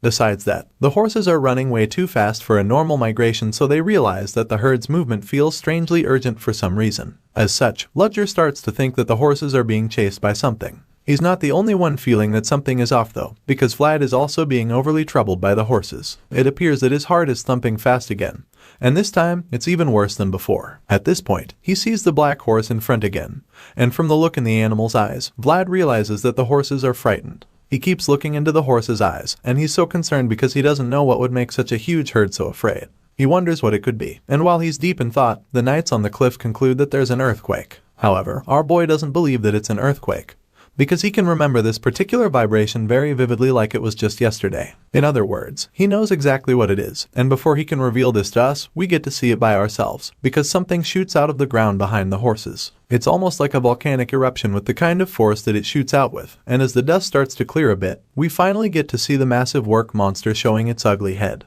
The black horse from earlier gets even more terrified at this point, and everyone around to see the huge monster is instantly overwhelmed by fear. Vlad is particularly horrified because he's all too familiar with this beast. His eyes almost pop out when he sees the giant worm because he instantly identifies it as one of the remnants of the fallen dragon. It's none other than this deathworm. This destructive freak of nature is so powerful and it doesn't even hide what a menace it can be. The deathworm digs in and out of the ground like a high-powered drill on steroids. And right now, this unstoppable force has only one thing on its mind: to kill every horse in its sight. The deathworm easily catches up to one unfortunate horse in the herd, and with a single bite, it takes off the animal's head. The beast girl in the travel band witnesses this gory scene and instantly feels that something is strange. Well, it turns out that this killing machine shouldn't be going rampage with this killing spree, and that's because the deathworm isn't supposed to be a carnivore. This leaves her very shocked and confused because she has no idea why it's happening. Unfortunately, it doesn't matter if she knows why or not, because right now, this massive maggot is hungry for a taste of blood. The horse's leg dangles out between the teeth of the bloody deathworm, and that's when she notices something else about the monster. There's obviously something wrong with the deathworm, so the girl notices that there's a strange energy flowing out from its forehead. The situation gets a lot more difficult from here, because the deathworm's sudden entrance has shifted the wild horse's course. Now, the herd is running directly toward the innocent pilgrims whom Lutcher and his men are supposed to be giving safe passage. One of Lutcher's men informs him of the horrible development, and he's just as confused as the informant. The strange energy continues to radiate from the deathworm's head, and as such, the horses refuse to slow down. The horses keep running for their lives, and unfortunately, they're still headed in the direction of the pilgrims. As you'd expect, the massive bloodthirsty worm follows the herd, which just puts the pilgrims in even more danger. The innocent pilgrims begin to run for their lives, but it's only a matter of time before they're either trampled upon by the horses or devoured by the deadly monster at the back. As a result, Lutcher decides to take action immediately. So, he calls out to Dorothea and asks her what the deathworm reacts to, since she's the expert around. Unfortunately, this expert is as terrified as anyone else. She does not seem to have any plan, and it also looks like the deathworm doesn't have any weakness she knows of because it doesn't have eyes or ears. However, she knows that it reacts to underground vibrations, so that would be the only way to get its attention. Lutcher notices that the beast girl is already shitting her pants in fear, so he demands that she pull herself together and then find a way to lure the deathworm away from the pilgrims. Hearing the first Bayezid's son give such a stern order, Dorothea snaps out of her fearful state and takes up her assignment. Sir Lutcher takes charge of the situation immediately, and then orders Vlad to take Dorothea to higher ground so that he can protect her. He wants them to send him a signal the moment they find a way to get the big worm's attention. Of course, our boy is brave as hell, so he's up to the task, and the second he's given this order, he accepts it and gets to work. Patri watches our genius swordsman and he's just in awe of how brave the kid is. Speaking of brave men, Sir Lutcher takes command to face the herd of wild horses and the deathworm behind. He lifts his sword in the air to get the attention of all his men. He doesn't care if what they're about to do makes sense or not, and he lets everyone know that this is how he feels. Lutcher informs them that the only thing important right now is being where one is meant to be, and doing what needs to be done. The Bayezid family's first son gives this motivational speech to lift the courage and spirits of all his followers, and they all pay attention with so much admiration for him. He reminds them that it's their duty to uphold the mission they received from the Count. At this point, all the knights are pulling out their swords with a renewed sense of courage, and as Letcher yells for them to protect the pilgrims, they all charge forward on their horses. Sir Letcher takes the lead, and they all follow with unwavering faith. Letcher rides his horse, summoning every ounce of courage he can muster, but he also knows that this current decision goes against all the norms. The whole situation is weird, but that's why he's so certain that there's a human being behind the abnormal events on display. With this in mind, Letcher charges on, feeling insulted by the person responsible for this. At this point, this knight is literally like fire rushing to burn the enemy, because he thinks that the person who caused this must be very brave to even think of trying something like this in the land of Bayezid. While Letcher and his loyal warriors are going head-to-head with the dangers, we see Vlad, Patri, and Dorothea staying on the higher grounds. The beast girl tosses a bag of mysterious jewels on the ground while the boys are busy watching the action below. She's trying to remember which one of the jewels is the vibration engraving because she's forgotten the color. Vlad doesn't seem familiar with the concept either, but that's when the voice in his head informs him that engraving is a type of mystery with divinity and aura. The voice reveals that mystery fulfills the Trinity, and at this point, things start to make sense, and he realizes that she's Sir Letcher's mage for a reason. After all, she probably wouldn't have access to such magical items if that wasn't the case. Suddenly, a fiery tornado emerges from under the ground, and this makes Vlad and Patri turn around so they can actually see what it is. The moment they look over at the flames, they're horrified, because they quickly realize that it's not just fire, but actually the death worm emerged from under the ground with flames. However, that's not even the craziest thing, because they also see that Sir Letcher is actually fighting off the deadly worm within the flames. It's an unbelievable sight to behold, and this just makes Vlad realize how amazing Sir Letcher is. Our boy is flabbergasted, and concludes that the knight is on a completely different level from anything he's seen before. However, the voice in his head doesn't seem so impressive. He tells Vlad that the attack is shallow, and this starts to make sense when we see that Letcher actually didn't prepare well enough for this face-off. The deathworm makes the knight look so tiny, and even though Letcher has activated his flaming sword, he can also see that he's at a huge disadvantage here. He's like, damn it at this point, because there's almost no way for him to defeat the massive worm now that it's made itself so huge. Regardless, he refuses to give up. He challenges the deathworm, and mocks it, because he doesn't believe that this big maggot is the toughest dragon. Letcher is as fearless as they come, but this deathworm has a point to prove, so it doesn't back down either and goes in for the kill. The monster executes a killer nosedive in an attempt to bury Letcher and his horse, but the knight urges his animal to get the fuck out of there. Thankfully, the horse manages to run out of the target zone before the deathworm can drill itself into the ground.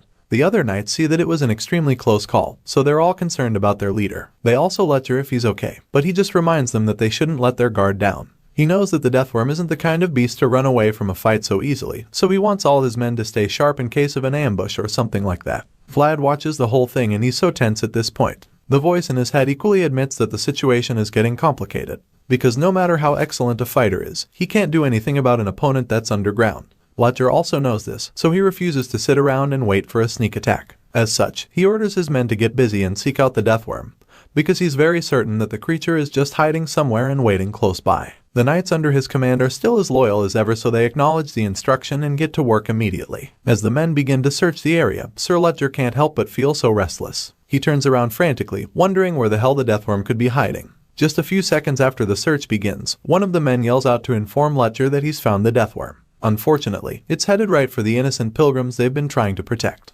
That's when the Bayezid sun turns around to see the deathworm speeding toward the pilgrims from under the ground. The monster is already so close, but this doesn't stop Letcher from trying to save the people. He charges on his horse and orders all of his men to follow the deadly creature. Vlad can see the terrible turn of events from up on the cliff, and at this point, he knows that there's not much time left. He tells Dorothea that they might have to speed things up now, but when he turns to look at the beast girl, she looks incredibly confused. It's almost like she doesn't even have a clue what she's doing, so our boy is so disappointed and pissed. The scowl on his face makes this very clear, and then he goes on to scold her for playing around when there's an emergency. Upon hearing him say this, the beast girl snaps at him and insists that she's not playing. She feels insulted that he would even think she's playing at a time like this. She's still holding her painted tail like a creep and insists that what she's doing is a unique method of the werebeasts. Sure enough, the page she was painting on begins to glow, and it starts to look like she actually knew what she was doing. She claims that she was almost done with it even without Vlad pestering her. Dorothea is so pissed right now, and she even takes out her anger on Patri by calling him a fatty. She gives him the painted paper and asks him to get it to Letcher immediately. Apparently, this is her signal, and she reveals that they can use it by either rubbing or cutting the paper. However, the chubby guy is just stunned that she's actually referring to him, because he probably didn't even expect to be so involved in the matter. Dorothea just yells at him in response, telling him that the marking spell exhausted her completely, so much so that it'll even be hard to walk after conjuring it.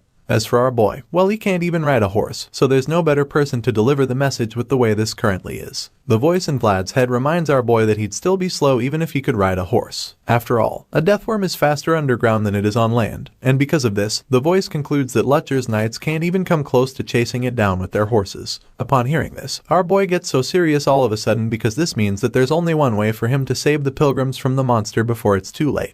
He snatches the paper from Porty's hand and dashes off, leaving them confused. They're stunned when they see him running away, but he doesn't tell them anything other than the fact that this is their last resort. Dorothy is so weak that she can't even stand up or go after him, so she just sits on the floor and desperately asks him what he's going to do. But he just ignores her and jumps down the cliff, which just pisses her off to the point that she concludes he's a lunatic. I mean, you can't blame her because he literally just jumped off a cliff without even giving it a second thought. Vlad slides down the hill, thinking about how Mr. Joseph and Lutcher are both vying for the position of the family head. On top of that, the knights on Lutcher's side are elites of Bayezid, so there's not really any need for a vassal like him to take action in a situation like this. However, the mere thought of that damn creature just won't stop bothering him. He can still remember it down to his bones. Vlad can vividly remember how it feels to have his home destroyed by a huge world you can do nothing about. As our boy makes his way closer to the target, the voice in his head tells him to focus the strength in his toes, but that's about the same time that he trips on a rock. Vlad tumbles down the hill, and as he keeps falling, the voice tells him to roll up his body like a ball to cushion the fall. Our boy tries his best to achieve this, but he's unsuccessful, so by the time he reaches the floor, he slams into the ground.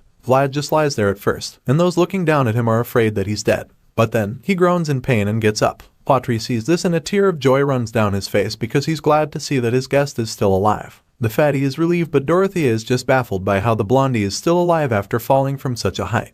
Vlad manages to get himself up together and admits that he didn't even expect to feel okay. He wipes the dust off his body and feels like he should have broken a bone or two. At this point, our boy feels a weird feeling again, and that black horse from earlier turns toward him. It's almost like they are connected in a way. The young swordsman starts to glow with a bright blue light, and the horse just keeps staring at him with so much longing in its eyes. The voice in his head then reveals that this is the blessing, and claims that he would have died from the fall if it wasn't for the snake's blessing. Our boy sees his body glowing so brightly, and it's all so awesome to him. The voice in his head admits that it is indeed awesome, and then suggests that they visit that tree later. With renewed energy, Vlad jets toward the target again, assuring the voice that they'll get another chance to go there. But for now, the only important thing is sending the message to Lutcher and then saving the pilgrims. Just then, our boy notices something strange about the pilgrims, and that's when he sees a certain old man pushing the wagons, so he stops right in his tracks. Vlad realizes that this old man is Priest Andreas, and he's shocked that the father is the one leading the pilgrims.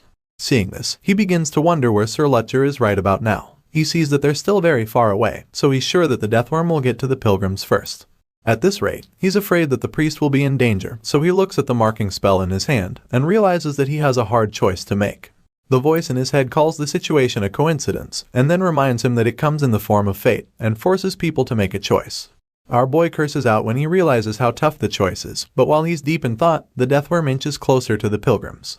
Vlad knows that he doesn't have time to be hesitating. He decides that he needs to take action immediately, and if he's going to do so, then he can't hesitate. With this in mind, he activates the spell by himself, so as he imbues the sword with the magic, he stabs the earth and challenges the bastard deathworm, revealing that he's here and ready for a fight. This sends energy through the earth, but the voice still feels that it's not enough. He tells Vlad to amplify the vibration so much so that it amplifies his world. Our boy does just that, and continues to amplify the vibration in the earth. This triggers a massive surge of aura out of his body, and he remains in the kneeling position for a while. Vlad continues to strain his body, hoping to bring out the kind of power that would destroy the deathworm. The plan is to generate the kind of power that would force the monster to come out, and after Vlad increases the vibrations so much, the massive killer worm blasts itself out of the earth, searching for the worthy adversary. Lutcher is stunned when he sees this, just like Dorothy and Patry, who are bewildered by the terrifying sight in front of them.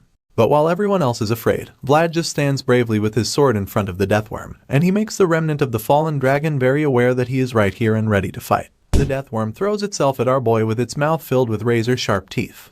It goes in for a killer dive, but just when it's about to hit Vlad, the blonde swordsman dodges the strike, causing the monster to bury its heels in the ground once again.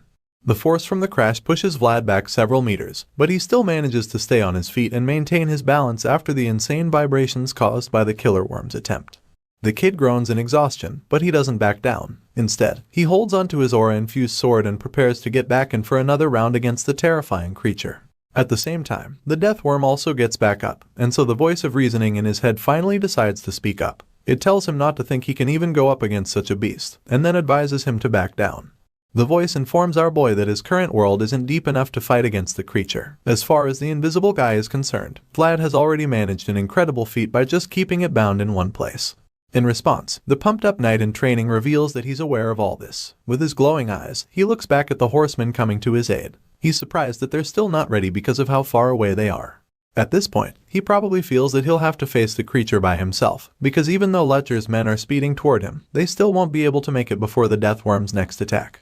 Sure enough, the killer maggot goes in for another strike. This time, it opens its massive mouth and looks like it's about to swallow the blonde kid from Sara.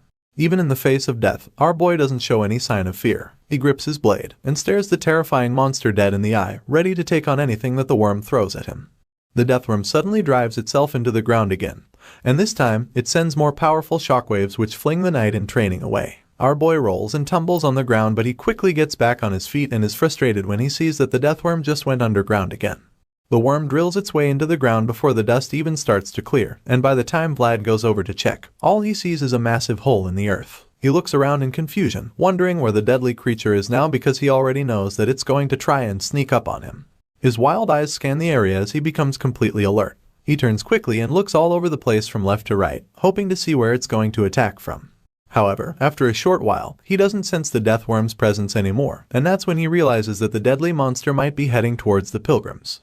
Because of this, our boy starts to panic, and just when he's thinking that the worst is about to happen, he senses the Deathworm again. His eyes widen in horror when he realizes that the gigantic killing machine is right under him, and he stands there frozen in shock because he has no idea what to do next. The earth beneath him cracks away, confirming what he sensed, and at this moment, it looks like this might be the end for young Vlad. The voice in his head yells at him to move quickly, and he tries to get out of there as fast as he can. But despite his efforts to escape, he already knows that it's too late for him. The Deathworm blasts itself from under the earth and swallows our boy in the blink of an eye. Lutcher and his men witness the tragic scene from afar, and the young leader is devastated.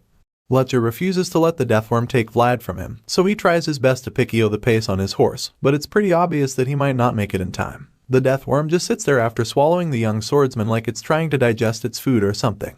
It slobbers all over the place and remains still, giving Lutcher enough time to close the distance between them. However, he suddenly sees something blasting through the dust coming towards him. To his surprise, it's Vlad, and what's even more shocking is the fact that the kid is riding a horse. Not just any horse, but that mysterious black horse we saw earlier. Lutcher's eyes almost pop out when he sees this, but it turns out that he's not the only one baffled by this. Apparently, even Vlad can't believe that he's riding an actual horse. It's almost like a dream for the kid, because he probably never imagined he'd find a horse that would let him ride. The voice in his head is also taken aback by this sudden turn of events, so he decides to guide our boy by telling him to look at the horse's forehead through his world. Without hesitation, Vlad does just that, and sees a strange aura radiating from the head. Our boy feels like he knows what it is, and the voice completes the thought by revealing that the horse is actually a spirit. Just then, that strange smoke-like aura turns into some kind of glowing sickle attached to the horse's forehead. This makes it look like a unicorn, and as it charges forward, the voice is surprised to see that Vlad has found himself a horse with one horn blood mixed in it. The scene becomes bright and shiny again all of a sudden, and we see the kid having the time of his life as he rides the magical horse through the fields. Vlad is so excited that he can't even stop himself from laughing out loud. His laughter fills the air, and it's almost like he's in a dream. He starts to imagine what a horse's point of view looks like. The powerful horse springs into the air, and all he can think about is how crazy it feels to be able to ride such a fast animal. His little daydream is interrupted when Sir Lutcher and his men suddenly catch up to him. Lutcher asks our boy if he's alright, feeling pretty concerned, so Vlad assures him that he's good. The knight glances at the sword in Vlad's hand, and he's surprised to see that the boy has already imprinted on it. It's glowing with mysterious symbols on it, and he remembers how the young swordsman threw himself at the ferocious monster without hesitation. Because of this, he's intrigued by the boy's mindset of being ready to risk everything for others. He didn't expect such a trait from a boy this young, and so he concludes that Vlad has thrown himself into action with the discipline of a swordmaster. With this in mind, Sir Lutcher finally commends our boy for his great and courageous decision earlier. He claims that the boy executed his duty more honorably than any of the other knights here. As you'd expect, the young boy from Sara didn't expect that, and he's taken aback by it. However, he manages to shake off the shock, and quickly thanks the first Bayezid's son for the compliment. Sir Lutcher suddenly asks Vlad if he thinks he can maneuver the new horse according to his will. Our boy seems surprised when he hears this, because he honestly doesn't know the answer to that question. Lutcher then reminds him that the pilgrims will only be safe when the death worm has been cut down, so he makes it very clear that they have to place their bets immediately. Vlad seems to be overwhelmed by the monster, and it's almost like he's afraid, because he tries to remind Sir Lutcher that the creature is a fallen dragon's remnant. However, just when the fear tries to speak out, the knight stops him, revealing that he can deal with the big worm. This shocks our boy, but it also gives him renewed strength and courage to fight. The two swordsmen make eye contact, and Vlad can already tell that something crazy is about to happen. The terrifying deathworm comes around for another clash, so Lutcher suggests that Vlad will be able to lure it away since he has the engraving of Dorothea. Besides that, he's riding a great horse, and the knight is confident that our boy can perform the job. Because of this, the young swordsman starts to doubt if he'll be able to ride the horse. He looks at the horse with uncertainty,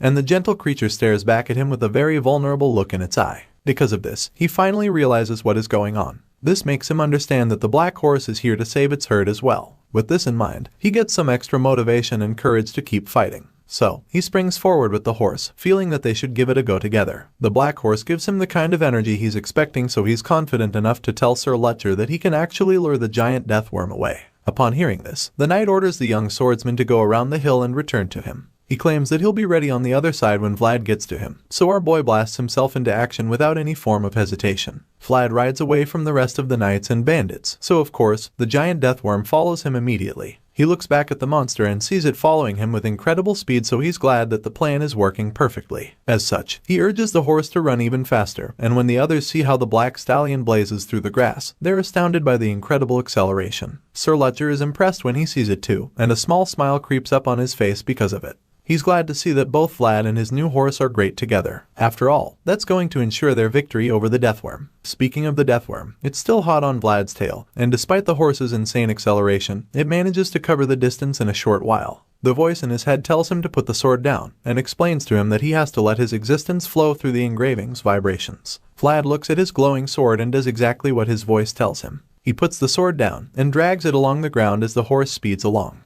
His eye begins to glow again because he starts straining himself to control the power of the sword. In a short while, powerful surges of energy are produced from the sword, leaving a bright trail wherever the horse passes. Now, Vlad can see that a dragon is chasing him, and this realization gives him the willpower to keep pushing. The horse doesn't slow down either, and they both push themselves to the limit, in the hopes that they can defeat the deadly deathworm on their tail. A voice informs Vlad that this dragon is following the shining inside of him, and as our boy continues to lure it away, we see that Sir Lutcher and his men have arrived at where they're to protect the pilgrims. The knight orders some of his men to move the pilgrims to a safe place, and tells the others to prepare for any emergency that might come up. The loyal men take the orders and get right to work immediately. Elsewhere, Vlad is riding the horse, and it looks like they've managed to outrun the killer maggot. Unfortunately, that's been the case, because in the blink of an eye, the deathworm blasts itself out from under the ground. This time, it's even closer to our boy than it was before, and when Lutcher sees that the kid is coming toward the rendezvous point, he starts to prepare himself for what's ahead. All of a sudden, Sir Lutcher starts to prepare himself and his sword for the clash. A fiery aura surrounds him, and in the midst of it, he taps the blade of his sword with his finger. The next thing we see is a huge pool of magma, which suggests that this is actually Sir Lutcher's own world. Vlad is still dragging his sword along the grass, and creating a glowing trail for the deathworm to follow when he's suddenly stunned by what Lutcher is doing. He's dumbfounded by it, and when he takes a second look at the flood of molten magma around the knight, the voice in his head confirms that the guy momentarily expanded his world with this move. He informs Vlad that this is a method used by only knights that can deeply observe themselves, and as we can clearly see, Lutcher Bayezid is certainly one of them. The voice admits that the guy actually turned out to be a much greater knight than he thought initially. Now, there can see that the once seemingly gentle leader is in fact ferocious. Vlad listens closely to all of this with his mouth wide open because he's still in awe of Sir Lutcher's power. He probably never imagined that the gentle guy would have so much power inside of him. But now, Vlad realizes that the knight is easily capable of burning down his own world. Anyway, in the real world, we see that Vlad is still being hunted down by the deathworm. It's just a few feet away from catching him at this point, and although the black horse has amazing speed and stamina, it's only a matter of time before the relentless beast gets them. However, the high-speed chase is suddenly interrupted when the killer maggot senses something that distracts it completely. The creature suddenly slows down, allowing Vlad and his horse to extend the gap.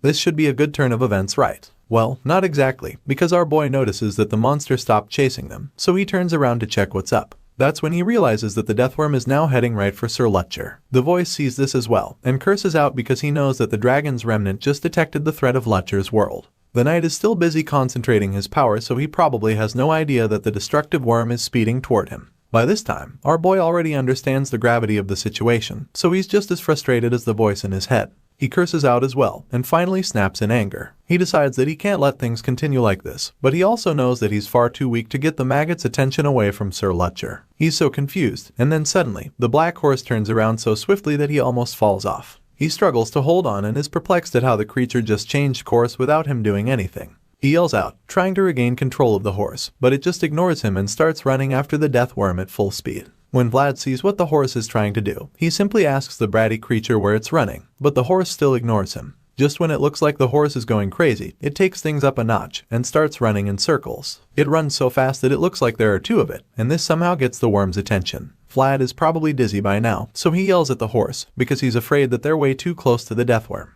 Unfortunately, his little attempt to scold the horse is once again ignored. The horse suddenly starts neighing loudly like something is up, and then even the voice in his head is shocked because he can't believe what's about to happen. The horse starts to glow, and by this time, the blonde swordsman is starting to understand what's actually happened. He's surprised by it, but then it's confirmed when the glowing horn appears on the horse's forehead again. Seeing this, the voice reveals that Vlad's world and the white snake's blessing are resonating with the mysterious animal. Just then, both Vlad and the horse begin to glow, and as the black stallion goes up on its hind legs, the voice also reveals that a long-forgotten divine secret is rising up from the memories of this world. Meanwhile, the deathworm is still watching patiently and waiting for a perfect moment to strike. While that's happening, Vlad and the horse finally merge their powers. They're ready for action, and when the monster sees this, it goes in for the kill without hesitation. The worm lunges at them, so he urges the horse to charge as well. With insane force, the horse takes off, and as it runs, we realize that this duo is made up of a unicorn without a horn and a knight without a horse. It's a funny scenario at first glance, and one would think that they stand no chance against the deadly monster, but the truth is that in the horizon where they both meet, they become one powerful force. As far as this story is concerned, this union of a knight and his horse signifies the appearance of a single white star that just happened to appear in the pitch-black night sky. The horse blazes through the fields, and our boy tightens the grip on his sword as he prepares to strike.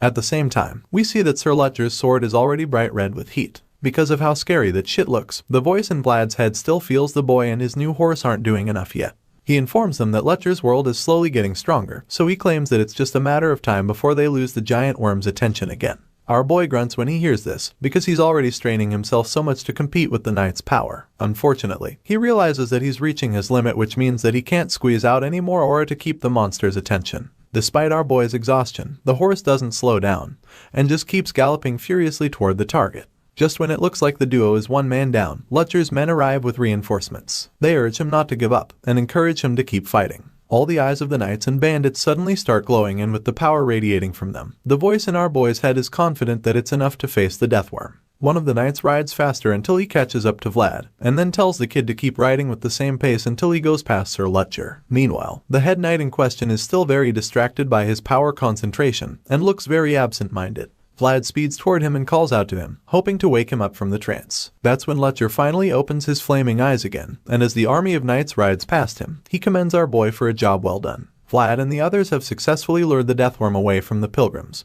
Sir Lutcher feels that it's his turn to take over and take on the deadly creature. With this in mind, he begins to expand his lava world again, and informs the dirty maggot that it's in Bayezid territory now. This is a land where chaos shall not be brought by creatures like it. Lutcher's eye bursts into flames, and with the way the veins in his face bulge out, you can tell just how furious he is. With this insane pent-up rage, the knight creates a flaming tornado and swings it at the deathworm, telling it to be gone for good. A huge concentrated beam of fire comes down from the sky after the tornado disperses, and this transforms the whole place into a terrifying hellscape.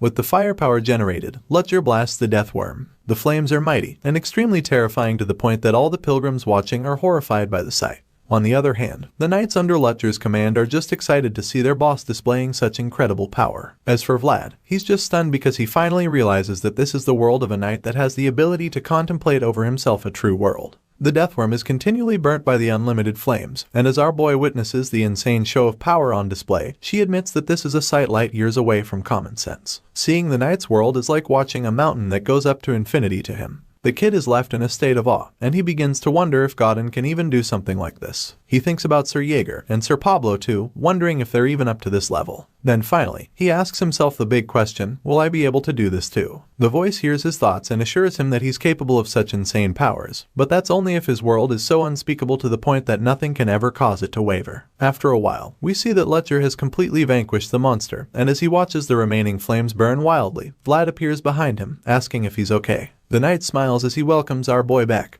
before commending him for a job well done. Vlad is worried that the flames will burn down all the grasslands at this rate, but the knight just assures him that everything will be fine because the grasses are pretty moist. He claims that the flames will only last for a while, but more importantly, he reveals that he wants to have a refreshing glass of beer. Ludger tries to get up, but his shaky legs fail him, so he falls back on his butt, and then the voice suggests that the consequences of expanding his world for a limited time have finally caught up with the knight. Ludger teasingly asks if Vlad won't help him up, but the kid just flops down beside him, and claims that he'd rather fall as well. The senior knight finds it amusing, but he doesn't even have a response to Vlad's antics, so he just smiles and changes the topic. From what he saw earlier, Vlad is an excellent writer, but that doesn't tally with all the rumors he heard. In response, our boy explains that he wasn't the problem, so Ludger takes a look at the horse and admits that it's remarkable. Vlad agrees with him, and that's about when the quiet conversation is interrupted by Ludger's men, who've come to celebrate the victory. They praise the kid for an awesome performance, and claims that it's good enough to make them open up their vassal slots. One of them commends Vlad specially, claiming that he hopes they meet again, so the shy boy thanks him nervously. Just then, someone else calls out to our boy, and he's surprised to see that it's Father Andreas. He's so glad that the priest is safe, and the old man just excitedly claims that he finally sees what he didn't earlier.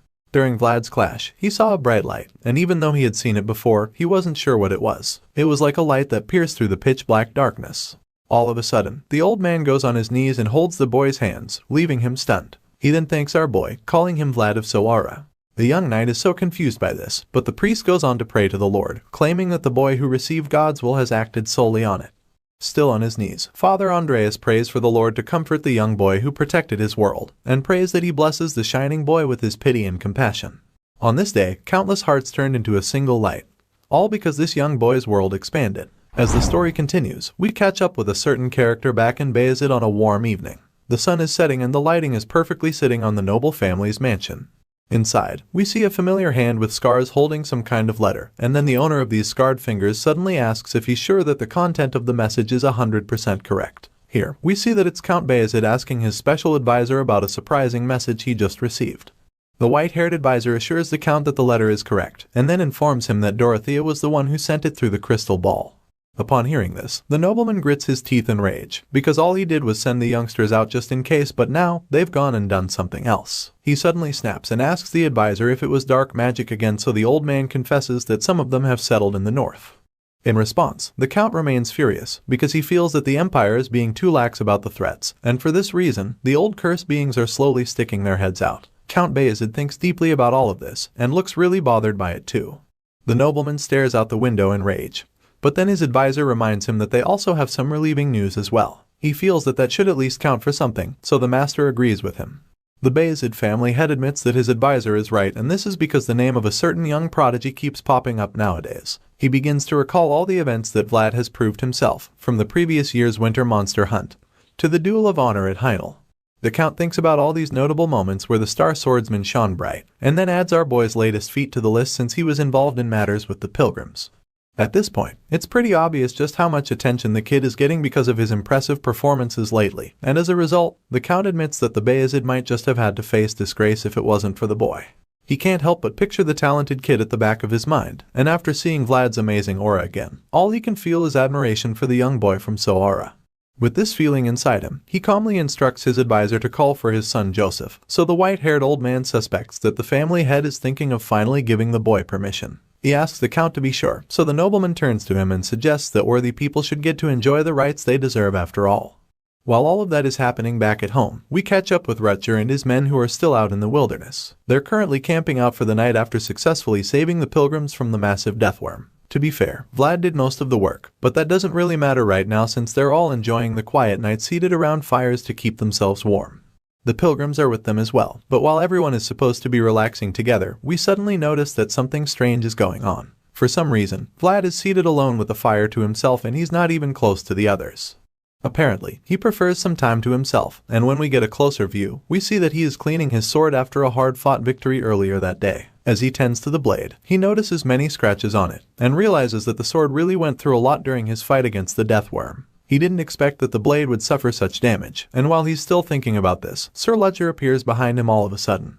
The knight straight up asks him why he's acting pitiful all by himself, and the blue-eyed kid is surprised to hear the voice coming from over his shoulders. He turns around to look at the knight, who's casually taking a seat beside him. Lutcher asks Vlad where his fat friend is, so the swordsman reveals that Dorothea took Porty away earlier because she needed him to do something for her. Upon hearing this, he asks Vlad where the priest is, and the blonde swordsman informs him that Father Andreas is currently hanging out with the pilgrims. This explains why he's currently sitting by himself, and of course, the knight gets it immediately. With a bottle of wine in hand, Sir Lutcher concludes that everyone is busy and sighs in pity for the lonely blondie. Feeling bad for the boy, he stretches out his hand and offers Vlad a sip from his bottle of wine. As you can imagine, the underage kid is shocked to see this, and he politely declines the offer by reminding the knight that he's currently polishing his sword. Before he can complete this excuse, Sir Lutcher calls him out on it. He already knows that the boy is trying to refuse his offer, so he reminds Vlad that he's saying no to him again. Lutcher goes for the guilt-tripping technique and reminds Vlad that he didn't take peanuts from him the first time. Besides that, the kid also didn't pull him up when he asked for help to get up, and now he's crowned it all by rejecting his wine. Thinking about it now, the knight concludes that our boy has rejected him each time he's reached out to him, so he feigns sadness and asks Vlad if Joseph told him to do all of that. Of course, the blonde swordsman knows exactly what game the knight is playing, so he's pissed, because it would only lead to Master Joseph getting in trouble if word gets out that he refused the first son of the Bayezid family more than once.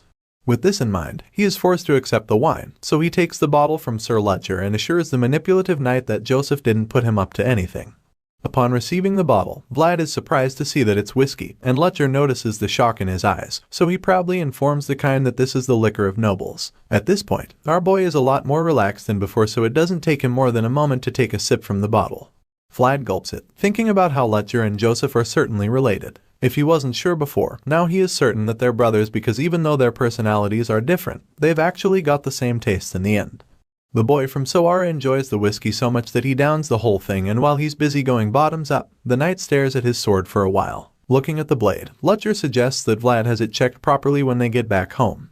This statement finally forces our boy to drop the bottle. He wipes the excess off his face, feeling a little dumbfounded at first, before informing the Bayezid first son that he actually visited the family's blacksmith a few days ago, who told him that the handle of the sword needs to be taken off. Lutcher finds this a little suspicious because he doesn't understand why they need to take off a perfectly fine handle from a sword. In response, Vlad explains that the blacksmith said the handle was attached to the blade recklessly. Because of this, he either has to find the person who made the sword or he'll have to take the handle off completely.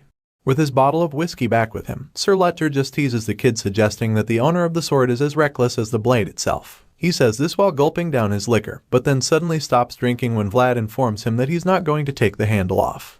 The knight is pretty confused when he hears this, so the kid explains that he can't do it because he doesn't want to lose the sword. Vlad begins to remember the people back in Sara, like the old blacksmith who made the sword and, of course, his red-haired best friend. The boy lifts the sword, claiming that it holds so much within that he can't let go of it, and this leaves Sir Lutcher speechless for a brief moment. He stares at the boy in awe, and then finally regains enough consciousness to keep trying to persuade him. The knight reminds Vlad that he still needs to repair the sword even if he doesn't want to lose the memories, especially since it's already starting to look pretty dodgy already. In response, the blonde swordsman agrees with him and then insists that it's the exact reason why he has to travel back home in search of the person who made the sword in the first place. Upon hearing this, Lutcher asks the boy where this mysterious blacksmith is, but Vlad is reluctant to admit it at first. Our boy keeps his mouth shut after hearing the question. But then again, he decides to reveal that the person who made the sword is in Sara. The knight isn't too surprised to hear this. In fact, it makes a lot of sense to him because he's heard our boy call himself Lad of Sara several times. Lutcher teases the kid, but deep down, he knows that the boy is a special talent from the shining Sara, best known as Vlad of Sara. The senior brother thinks about the name and can't help but admit what a fitting nickname. To him, this is just the perfect title for the future Swordsmaster, because earlier on the battlefield, the boy actually shone the brightest. The image of Vlad fearlessly riding the majestic black horse earlier flashes across Lutcher's mind, and it makes him reason something. After replaying the memories of the day in his mind, Lutcher finally understands that this was the reason his younger brother has been running around everywhere. Vlad keeps lifting the sword with so much determination in his eyes, so the knight gets up and suggests that he should be able to get the sword fixed soon. At first, our boy doesn't really understand what the senior knight means by this question, so he expresses his confusion. That's when Lutcher tells him that someone will acknowledge it sooner or later if he hopes for the repair desperately enough. Vlad is once again when he hears this, and this time, he can't even hide the confusion laced on his face. While he's still looking up at the senior brother in a daze, Lutcher pats him on the shoulder and begins to take his leave. However, before he exits the scene, he makes sure to tell Vlad that he's been doing a good job living up until now. The statement catches the boy off guard, so he's surprised and sits there while Sir Lutger finally leaves. The knight tells Vlad to sleep early and informs him that they'll be leaving straight to Sturma the following morning. Our boy watches as Sir Lutger walks away and immediately admits that the leader is right, because he believes that someday he'll actually be able to fix his sword. Vlad thinks deeply about it, knowing that the sword is the reason he has a place to return to, and with this feeling, the memories of his life in Sara begin to play back in his head. He remembers his boss back then, and his life back in the bar, which just leaves him very emotional and almost pushed to tears. From a cliff, we can see him still sitting alone with his fire while the rest of the knights and pilgrims have fun on the other side. Just then, the black horse he rode earlier returns and watches him from the top of the cliff. The animal remains quiet, and the more it stares at him, the more we see how connected they are. They practically have the same kind of energy radiating from their bodies, suggesting that they are probably meant for each other. Back in Sturma that same night, we catch up with Lady Oksana, who's quietly doing some stitching and embroidery to pass the time with one of her maids. She doesn't appear to be an expert just yet because she's still asking the maid if her work is good enough. Of course, the young girl commends her stitching skills, claiming that the Countess's work is identical to the drawing they're trying to replicate. In excitement, she also shows Lady Oksana the book, so the Countess asks if she can move on to the next crest. She picks it up, and the little girl gladly shows her the next drawing she's supposed to work on, but she quickly picks up the needle and thread to start stitching, claiming that she doesn't even need to see the drawing. Apparently, this next symbol is very familiar to her, and vividly engraved into her mind, so she begins effortlessly, even though it's her first time making it. Lady Oksana reveals that she and her siblings only watched their mother do it, and never actually tried it. In response, the maid suggests that the Countess watching her mother makes it even more precious, to which the lady admits. The nobleman claims that it's actually precious and suggests that the art is a tradition that's now gradually being forgotten by the people. She thinks about the knights of these days who were actually raised so preciously, and feels that they're not even worthy to lift up the flag that belongs solely to them and no one else. Speaking of the knights, the scene changes to the next morning when we see that Lutger and his men are already prepared to begin their journey to Sturma. As usual, the red-caped son of the Bayezid family leads the way, and as they set out, one of his men calls his attention to a marvelous sight. The guy is so amazed, claiming that he's never seen anything like it in his life, so Sir Lutger actually turns around to see the huge herd of wild horses running nearby. The horses are literally running side by side with the knights and the pilgrims, so the guy is stunned since he would never have imagined something like that would happen. Seeing all of this, Sir Lutger calmly admits that it's a rare sight indeed, and suggests that it might be the first and the last time it's ever going to happen. As the herd slowly departs from them, the red-caped leader glances back at Vlad with a mischievous look on his face. Our boy is back to life without a horse, and so he's stuck inside the carriage while the rest of the knights ride their horses like real men. He seems pretty bummed about it, and Lutger notices it, because he believes that the kid and black horse must have been special like no one else to each other during their short encounter. Now, it's all over, so they have to return to their lives without each other, and as you can imagine, Vlad is taking it a lot harder than the wild horse. He's thinking the same thing as Sir Lutger, and he looks out the carriage with a long face, knowing that it's now time for him and the amazing stallion to part ways. The powerful horse blazes through the plains, and our boy tries to contain the pain he's feeling because he knows that he has a purpose to fulfill. Besides that, the horse also has a duty to lead its herd, so it really can't work out between them. All of a sudden, the horse stops in its tracks as it reaches the edge of a high cliff. It's forced to stop following the knights and their convoy, so it gets on its hind legs and makes an iconic stance for Vlad to remember. At this point, it's clear that this is goodbye for the two of them, and our boy already knows that this is it, the last time they'll see each other. Tears fill his eyes as he looks at the horse one last time because he knows that they can only be together up until this moment. It's pretty heartbreaking to watch the boy say goodbye to the animal, but while he's still in his feelings, Father Andreas pops out of nowhere, telling him not to feel too sad about it. In response, Vlad pretends that he was only saying goodbye for the sake of it. But the old priest already knows that it's not the case, so he bursts into laughter and suggests that it's indeed difficult for humans to be truthful most of the time. To the old man, their lives are like a cycle of hellos and goodbyes. The goodbyes bring one to tears, while the hellos come as happiness as far as the priest is concerned. The old man then admits that the scenes from the previous day were a truly amazing encounter even in his eyes, and for this reason, he wonders when the young star will get to see the amazing horse again. As sad as everything looks, Father Andreas doesn't believe that this is the last time that Vlad will see the stallion, because he knows that the depth of connection isn't just decided simply by the time spent together. Hearing all of this, our boy cheers up, knowing that the priest is right. A smile creeps up on his face once again, as he realizes that they'll actually get to see each other again someday. He's sure of it. With this new sense of belief, Vlad is ready to leave the horse behind for now, and as his traveling party goes farther into the distance, the black stallion just keeps watching. Later that night, a storm rocks Sturma and the house of Bayezid seems to be having it really rough, with lightning and thunder all over the mansion.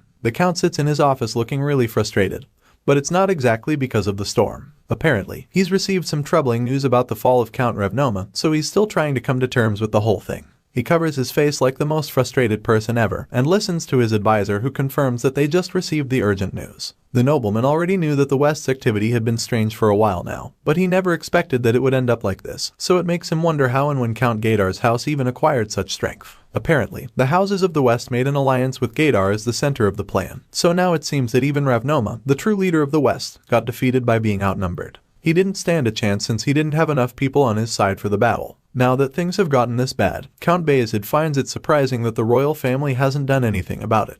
In response, the advisor claims that they can't usually find out anything about matters that concern the center. The frustrated ruler gets up from his chair with this realization, and thinks about how the north has a stronger color than any other region because it was free from the royal family's influence thanks to the unshakable wall built around it. Consequently, they were ignorant of the happenings around them, so it led to the fall of the Count family. Bayezid can't believe that a guardian of the Pact family would fall so easily, and because of this, he feels that the rules and traditions of the past have become meaningless thanks to the new holders of power. The nobleman man fears that these are turbulent times, and his advisor agrees, claiming that the empire should know where to draw the line. Count Bayezid is afraid that the fall of Count Revnoma's family is the sign of a new age, and as he looks out the window, he realizes that they're more trouble to handle. It turns out that the so-called pilgrims are actually refugees from Ravnoma, and now they've come to Sturma with the old pact. Elsewhere, Vlad discovers what happened and he's torn, because he doesn't know what to do next. Helping pilgrims was meant to be a good thing, but now he's helped Fletcher and he knows that Joseph won't be happy about it. He can already imagine Sir Jaeger's face, so he's sure that the green-eyed knight might even beat him to death this time around. Well, it's not like he can do anything to change his fate, so he knocks on Mr. Joseph's door. The young master asks him to come in, and informs him that he's a day early. Joseph is strangely calm, and claims that he's heard a little about what happened. He asks the kid if he's hurt, and Vlad explains that he's fine. But the young master still advises him to take care of himself, which he agrees to do. The blondie is quite confused because it looks like everything is alright. Joseph looks normal, but upon closer inspection of his face, Vlad realizes that he's screwed because the hidden frown becomes more visible by the second. Joseph starts talking about Sara, claiming that he doesn't know much about the back alleys there, but reveals what he heard about a conflict and asks our boy if it's true. He's surprised to be asked such questions but suggests that it's true, and then Joseph asks him if he can't send a letter back to Sara, which baffles the kid some more. When Vlad asks what he means, Joseph finally talks about Jemima, calling her the boy's lover in the convent. But the swordsman clarifies that they're friends. Joseph claims that he's known all along and suggests that Vlad can't send letters back home because he's afraid of people they're getting hurt. The young master claims that he would like to solve that problem but points out how much effort is required. He suggests that the man named One-Eyed Jack is valuable, and Vlad confirms because he knows that Moneybug has formed connections with the most powerful people in Sara. Suddenly, Joseph starts talking about how much Vlad has gone through for him, and suggests repaying him accordingly as per their promise to each other. The kid is confused, so Joseph shows him the flag that represents a knight's honor. In old times, knights went around carrying flags like this, and the young master was bummed that he could never possess one. For this reason, he resolved to have a knight who can, and now our boy has checked all the boxes. Joseph believes that Vlad is a knight worthy of carrying his own flag and promises that the Bayezid family will give him their full support. After all, he's the man who received Lady Alicia's name and also a vassal of the Bayezid family. As such, Joseph wants him to raise his head with pride under his own flag and return to his hometown with it. The young master wants Vlad to go slash the worthless people binding him, so he can find his true freedom and then come back to him. Sir Jaeger gives his approval in silence, and after seeing this, the young boy from Sara is deeply touched. Our boy thinks about all he's been through to get to this moment, from the unadorned sword given to him by the girl and the old man, to the identity token given to him by the priest. He was even given the handkerchief with the noble lady's name on it, and now he's been presented with his very own flag, with the family's crests on it. All of these would go on to form the boy's roots, and all of these were the boy's accomplishments as well. Vlad is so honored when he thinks about all of this, so he gets on one knee like a true knight, and with tears running down his face, he promises to do as his young lord commands. The story continues with a scene in the Count's throne room. We see Father Andreas standing in front of a huge chest with chains tied all over it. Behind him in the huge crate, the pilgrims are all on one knee to show their respects to the nobleman. The leader of the Bayezid family stares at the chest wrapped with chains and is surprised to see that it's the proof of the pact. By this time, the box is glowing with a menacing red aura, making it pretty obvious that whatever is in there isn't exactly a friendly object. The Count is reluctant to accept the reality, but when he finally asks if it's the proof of the pact, The old priest quickly confirms it, revealing that the dragon's fragment is even inside the chest. Within the mysterious box lies a fragment of the prime dragon of perfection, a massive dragon with scales like gold. The magnificent beast was taken down by the founding king, and Father Andrea makes sure to remind the nobleman of all of this. As you can imagine, Count Bayezid's interest is piqued and he just hums in response, not knowing exactly what to say. It's a pretty dumbfounding piece of information, and for that, such a rare item is in a chest sitting in the center of his throne room. He's just left speechless. Seeing the reaction, the elderly priest apologizes in advance, because he's about to deliver even more shocking news. With a bow, Father Andreas informs the nobleman that Count Revnoma's family was the only one in the West who could protect the pact. Hearing this alone, Count Bayezid figures out what's going on, so he reveals that he understands clearly. The leader of the Bayezid family already knows that the old priest is asking for assistance now that Count Revnoma's family has been defeated, so he immediately promises to give the pilgrims his knights. The nobleman is determined to assist them and vows to help them move the proof of the pact as safely as possible to the best of his abilities. He also knows that they're probably really tired after quite a tedious journey, so he kindly asks them to make themselves comfortable in his mansion. The count claims that he would even like them to stay as his guests until the preparations are done. Upon hearing all of this, the gentle priest thanks the count, and with all of that out of the way, the pilgrims get right to business. The hooded men cover the ominous chest with a white tarp, and then quickly loft it out of the room. Count Bayezid watches the hooded men make their way out of the room with a scowl on his face. It appears that he's troubled by something, and we're not the only ones who can see the gears turning in his head, because his advisor also notices his bad mood. As such, the old man decides to calm his boss down, telling him that he shouldn't worry about what's troubling him. In response, the nobleman shoots up from his seat, but his advisor just reminds him that the pilgrims didn't have a choice. Count Bayezid suddenly starts walking down the steps from his seat, still feeling very upset, claiming that he already knows all of that. The nobleman believes that from the West's perspective, the only guardian house of the pact equal to them would be the ruler of the North. He feels that the ruler of the North is the only person those in the North even consider a threat. Well, you can't really blame the Westerners for thinking this way, because from what we can see, the Iron Duke, Timur Baronoff, looks like one mean motherfucker. With his glowing red eyes and massive blade, there's no doubt that the ruler of the North is a formidable force. Count Bayezid keeps bothering himself with this feeling, and even though he knows that there's really nothing he can do about the situation, he can't help but think about it, because it's currently a burden that refuses to get off his shoulders. The nobleman zones out as he stares out the window, thinking far and wide, but then he's suddenly drawn back to reality when he sees something very shocking on the other side. The count's eyes pop out in disbelief when he sees a familiar flag, and then admits that he hasn't seen it in a very long time. The advisor hears him thinking out loud, so he curiously asks what the matter is, and then quickly goes to have a look for himself. Looking out the window, the white-haired advisor realizes what is making the count so intrigued, and he too is quite taken aback by the sight. So much so that he also admits that he hasn't seen that flag in a long time. We finally get to see the structure keeping the two old men glued to the window, and it turns out to be the crest that Lady Oksana was sewing earlier. It's the flag that she made for Vlad, and as the count watches the waving flag on the moving carriage, he feels that the kid should have at least rested a while before setting off again.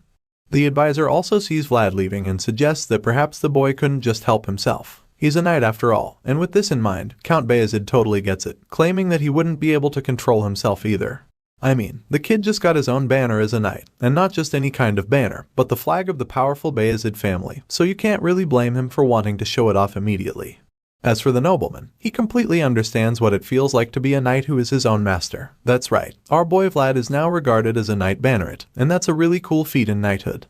Count Bayezid keeps staring at the kid with admiration, and because of this, he's completely in support of the journey. He's proud to have such a person flying his flag, and so he wants the boy to go all the way back to his hometown. He wants Vlad to do what is his rightful duty, and as we can all see, that's exactly what our boy is off to do. The scene suddenly shifts from the vibrant city of Sturma, and then we're taken all the way back to the dark and terrifying slums in the back alleys of Sora. There, a swarm of lowlifes is outside waiting for a very famous hooker. Apparently, the lady is in high demand because all the men can't wait for her to come out. They yell outside her chamber, shamelessly claiming that it's their turn to get played with by her. Of course, this kind of argument usually gets settled when the highest bidder steps up, because they all feel that the person with the most money should have the lady first. One of the men suddenly yells out for the lady to pour him a drink, and we finally get to see that this mysterious hotcake is actually Marcella. She completely ignores the barking scumbags outside and carefully puts on her makeup. While she wears her lipstick slowly, someone else inside her room complains about how the men outside are making a fuss like rutting pigs. Apparently, the mysterious boss is fed up with the noise, so he'd really like Marcella to quickly go out there and entertain them if she's done with her makeup. Just then, we're introduced to the boss, who honestly looks like a mean old witch from a cartoon. The pimp reminds Marcella that she has to serve as many people as she can because that's the only way she can pay up her debt, and she says this with a very mischievous look on her face. She clearly enjoys seeing Marcella get played with by different kinds of dirtbags, especially since she gets paid for it. The highly demanded lady just glares at the old woman, probably wishing she could squeeze the life out of her with just her eyes. The fearless old hag is obviously a tough nut as well because she just scowls at Marcella in response. An intense staring contest ensues, but it comes to an end when the mean old lady suddenly grabs Marcella's face. She holds up the young woman's face and makes her look into the mirror. It turns out that the old bitch actually wants to see how long Marcella can keep up her confident act. As far as she's concerned, they've got a lot of time, and as such, she believes that Marcella is going to be stuck with her even when her body starts rotting. Hearing such a thing would make you wonder just how much the girl owes this old hag. Marcella looks like she's about to break at this point, but then all of a sudden, the look of fear completely disappears from her face and her confident demeanor returns in a flash. With a very unfazed and bombastic side-eye, she looks over at her boss and taunts her by telling her to have a long life. As you'd expect, the old bitch is shocked by Marcella's confidence, so it even makes her quite worried.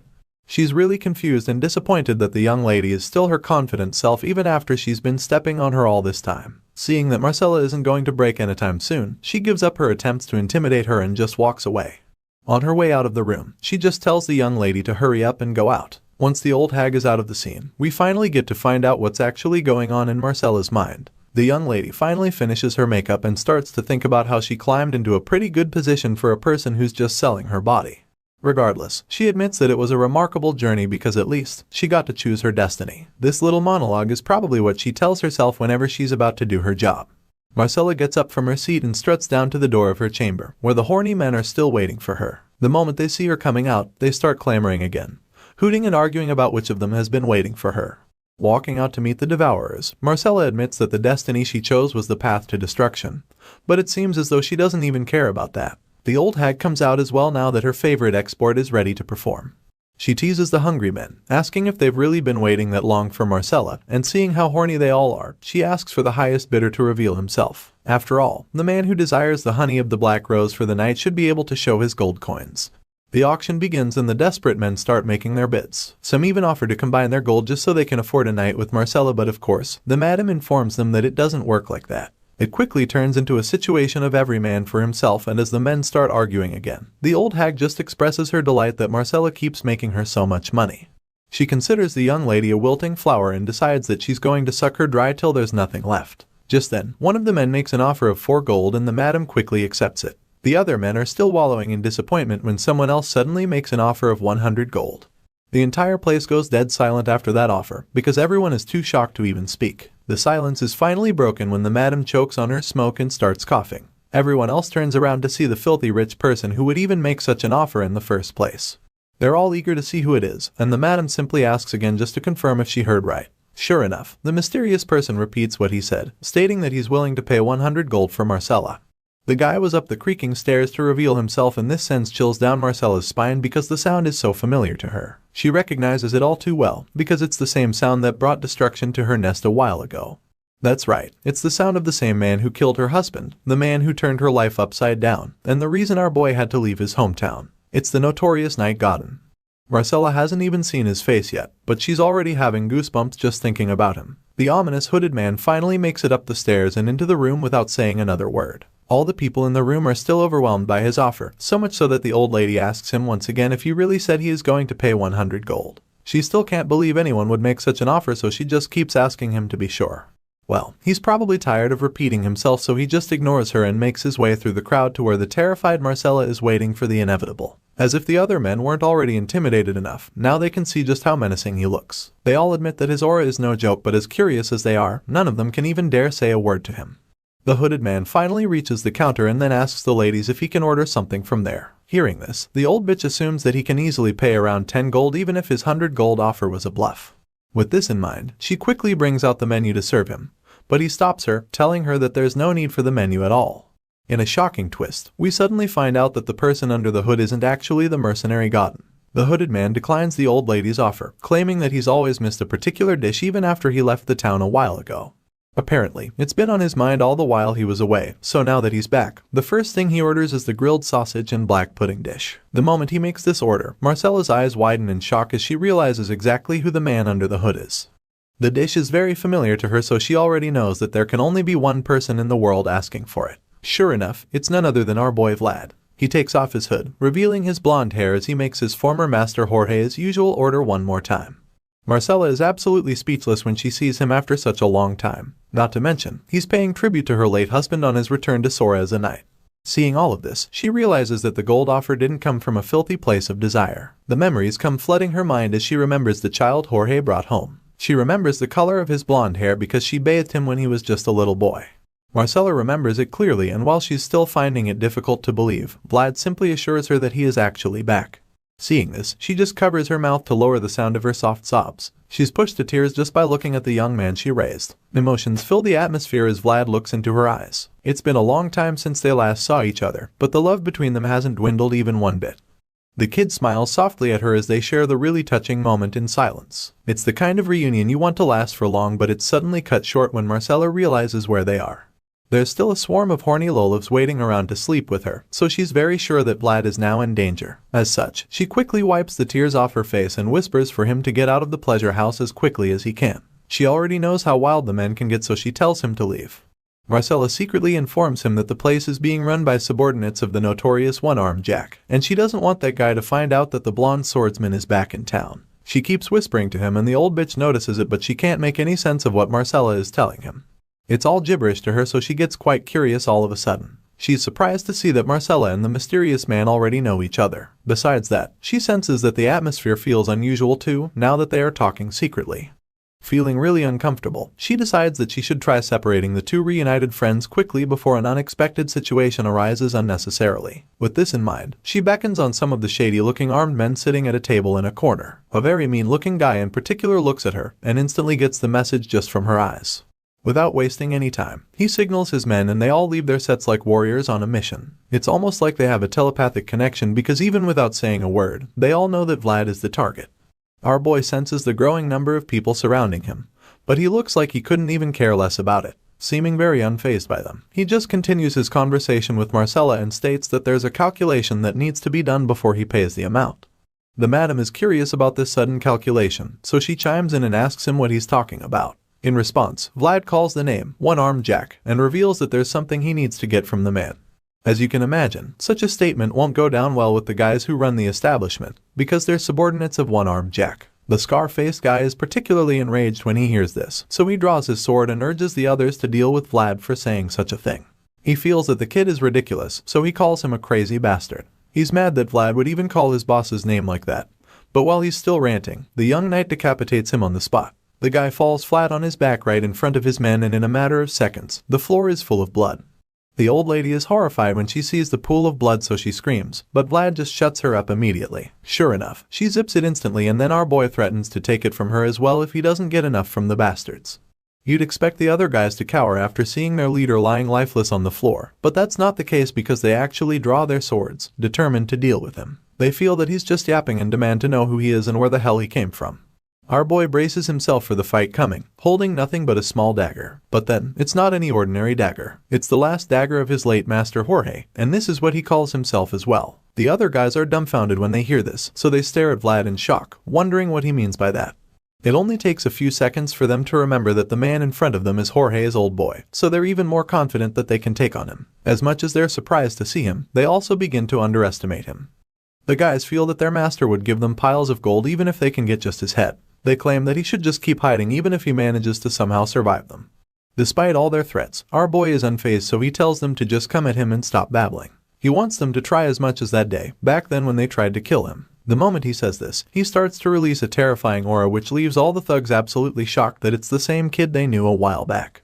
Right now, he doesn't look anything like the boy they once knew, and instead, he takes the form of a bloodthirsty wolf. With such a terrifying demeanor, they're all afraid to even move, so he decides to attack them instead. Vlad takes out all the men who even dare to draw their swords in front of him. At this rate, he's working with one scream per life. Our boy is practically in beast mode at this point because he's not sparing even a single soul. He's ready to take the lives of all the men, as many as the tears that Marcella shed because of them. Our boy decides that he won't stop until a fair wage is paid through their blood.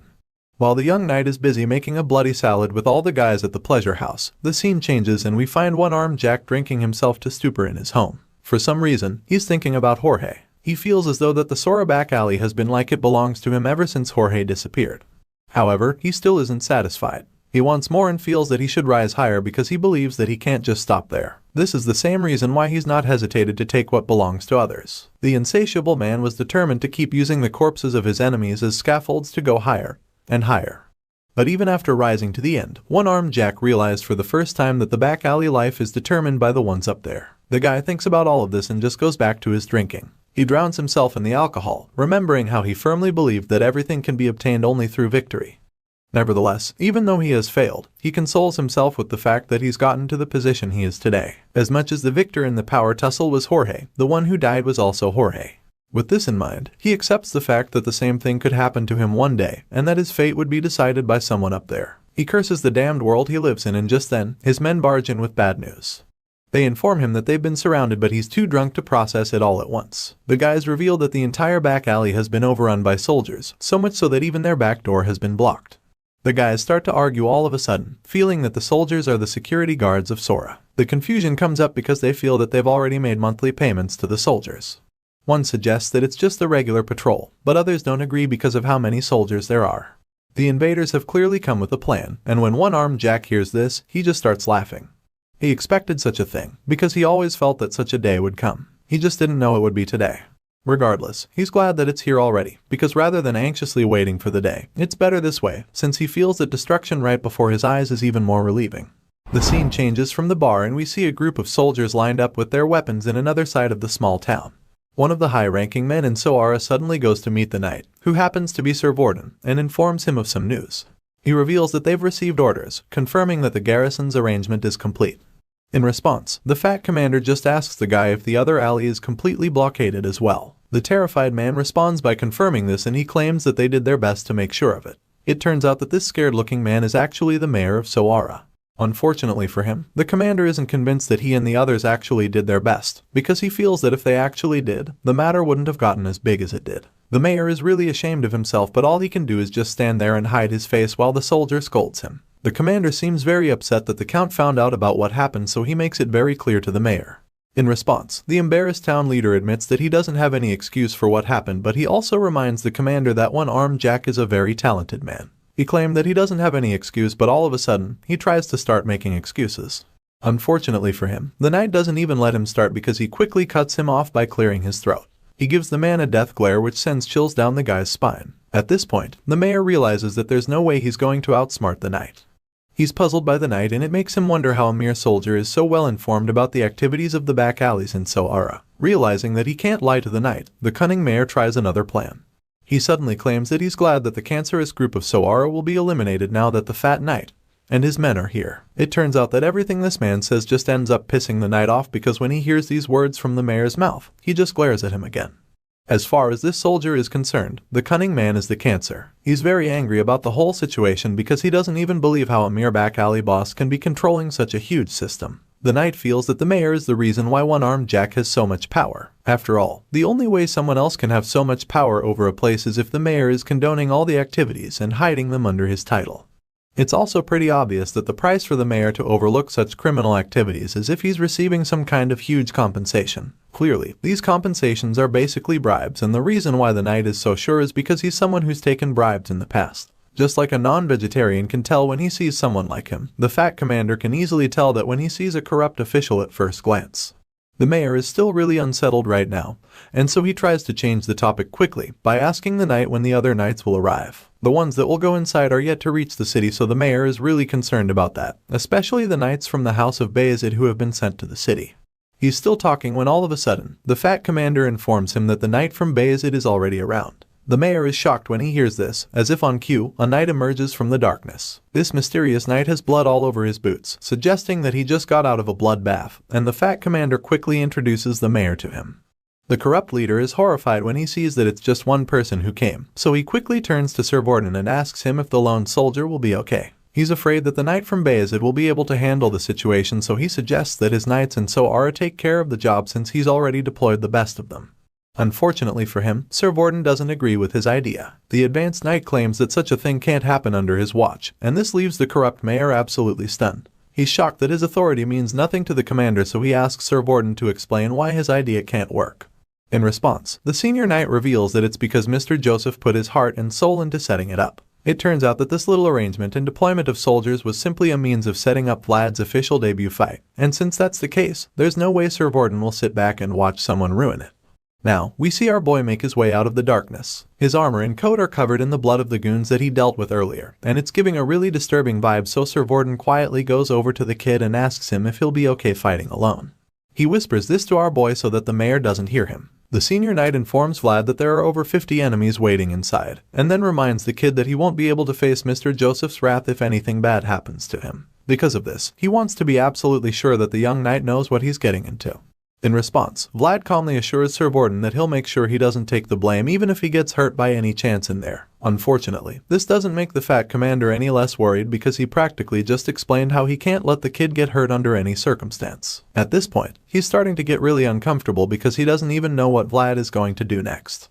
To make matters worse, our boy doesn't even respond to him, and just keeps staring at the huge building in silence. After a while, Sir Vorden realizes that nothing he says is going to change the boy's mind, so he sighs in exhaustion as he decides to let Vlad go. Before that, he reminds the kid that he promised to protect him from any punishment if things go south, and Vlad confirms it. Hearing this, he quickly gives our boy the banner he's been holding, claiming that Mr. Joseph asks him to give it to him in front of everyone. Sure enough, the other soldiers are standing right behind him, so they see the little ceremony as it goes on very clearly. The senior knight gives Vlad the banner and he receives it without hesitation. Our boy buries the pole into the ground, allowing the banner to spread out. When the other soldiers see it, they're shocked because they all felt that the carrying of banners to battle was a forgotten tradition. After such a cool display, they're all very curious to find out who the mysterious young knight is. They start to wonder who on earth the kid is, because they can't even wrap their heads around the fact that he received his own flag at such a young age. It's all really unbelievable to them, and then one of them suddenly talks about how the knight was personally sent by the House of Bayezid. While the ordinary soldiers are being overwhelmed by our boy's impressive display, he's busy pumping himself up for battle. With his banner pole planted into the ground and his cold blue eyes fixed on the target, he gets himself into battle mode. Vlad decides that right now, this land is his domain. Under the honorable names that attest him, he exercises his authority in Sara, even in the lives of all those who inhabit the place. With such powerful words running through his mind, his eyes start to glow, and while he's asserting his dominance, Sir Vorden opens a scroll and then calls out to the back alley scoundrels. The senior knight yells for them to hear him and calls out to one-armed Jack as well. Sir Vorden informs them that they've disobeyed the rules and laws of the Bayezid family, and that they've been sucking the life out of the people. Because of this, Peter Bayezid, the rightful owner of Sara and head of the family, has sent this message to the lowlives of the back alleys. Sir Vorden reads the letter from his master, revealing that he has sent a proxy on his behalf because he can no longer stand the wickedness of the people in Sara. From the letter, Bayezid claims that all the rights Sir Vorden exercises are guaranteed by him and by the Church of Faith. As such, the fat commander angrily demands that one-armed Jack and his henchmen come outside immediately. He demands that they open their doors in that instant so that they can allow the rightful proxy inside. With this command, the soldiers behind him start hitting their weapons on the ground to create a loud rumbling just so that they can get the attention of one-armed Jack and his men. They chant the Bayezid family name over and over again until it becomes too annoying for the scoundrels to ignore. The things get mad when they hear all the commotion, but the knights and soldiers don't stop making the noise. They chant about how God protects their proxy and express their confidence, believing that they will kill one-armed Jack. While they're saying all of this outside, the big bad boss sits in his chair and quietly drinks yet another bottle of alcohol. Back outside, the chants continue, and our boy waits patiently for the criminals to reveal themselves. Sir Vorden finishes reading the Count's letter from the scroll and informs our boy that he now has the justification and the people on his side, unlike before when they weren't even sure he could handle the situation. Since that's the case now, the senior knights tells Vlad that he can let it all out without hesitation, and once our boy receives the permission to go into beast mode, he thanks Sir Vorden and gets right down to business. Vlad unsheathes his glowing sword before marching down to the door of the house, and as he makes his way there, the fat commander reminds him to be careful. At this time, the voice in his head comes up again. The voice is sure that one-armed Jack must be preparing already, so he advises our boy to expand his vision, because he knows that the big bad boss is going to come for Vlad's life from all directions. Hearing this, our boy mentally prepares himself for the fight ahead, and the voice also assures him that the battle will be different from all the others he's been in before. The voice gives him a little pep talk, claiming that one of the basics of battle is to take the initiative. He advises Vlad to make a really fancy start to the fight, and so, the blonde swordsman begins to channel all the power he can muster into the blade.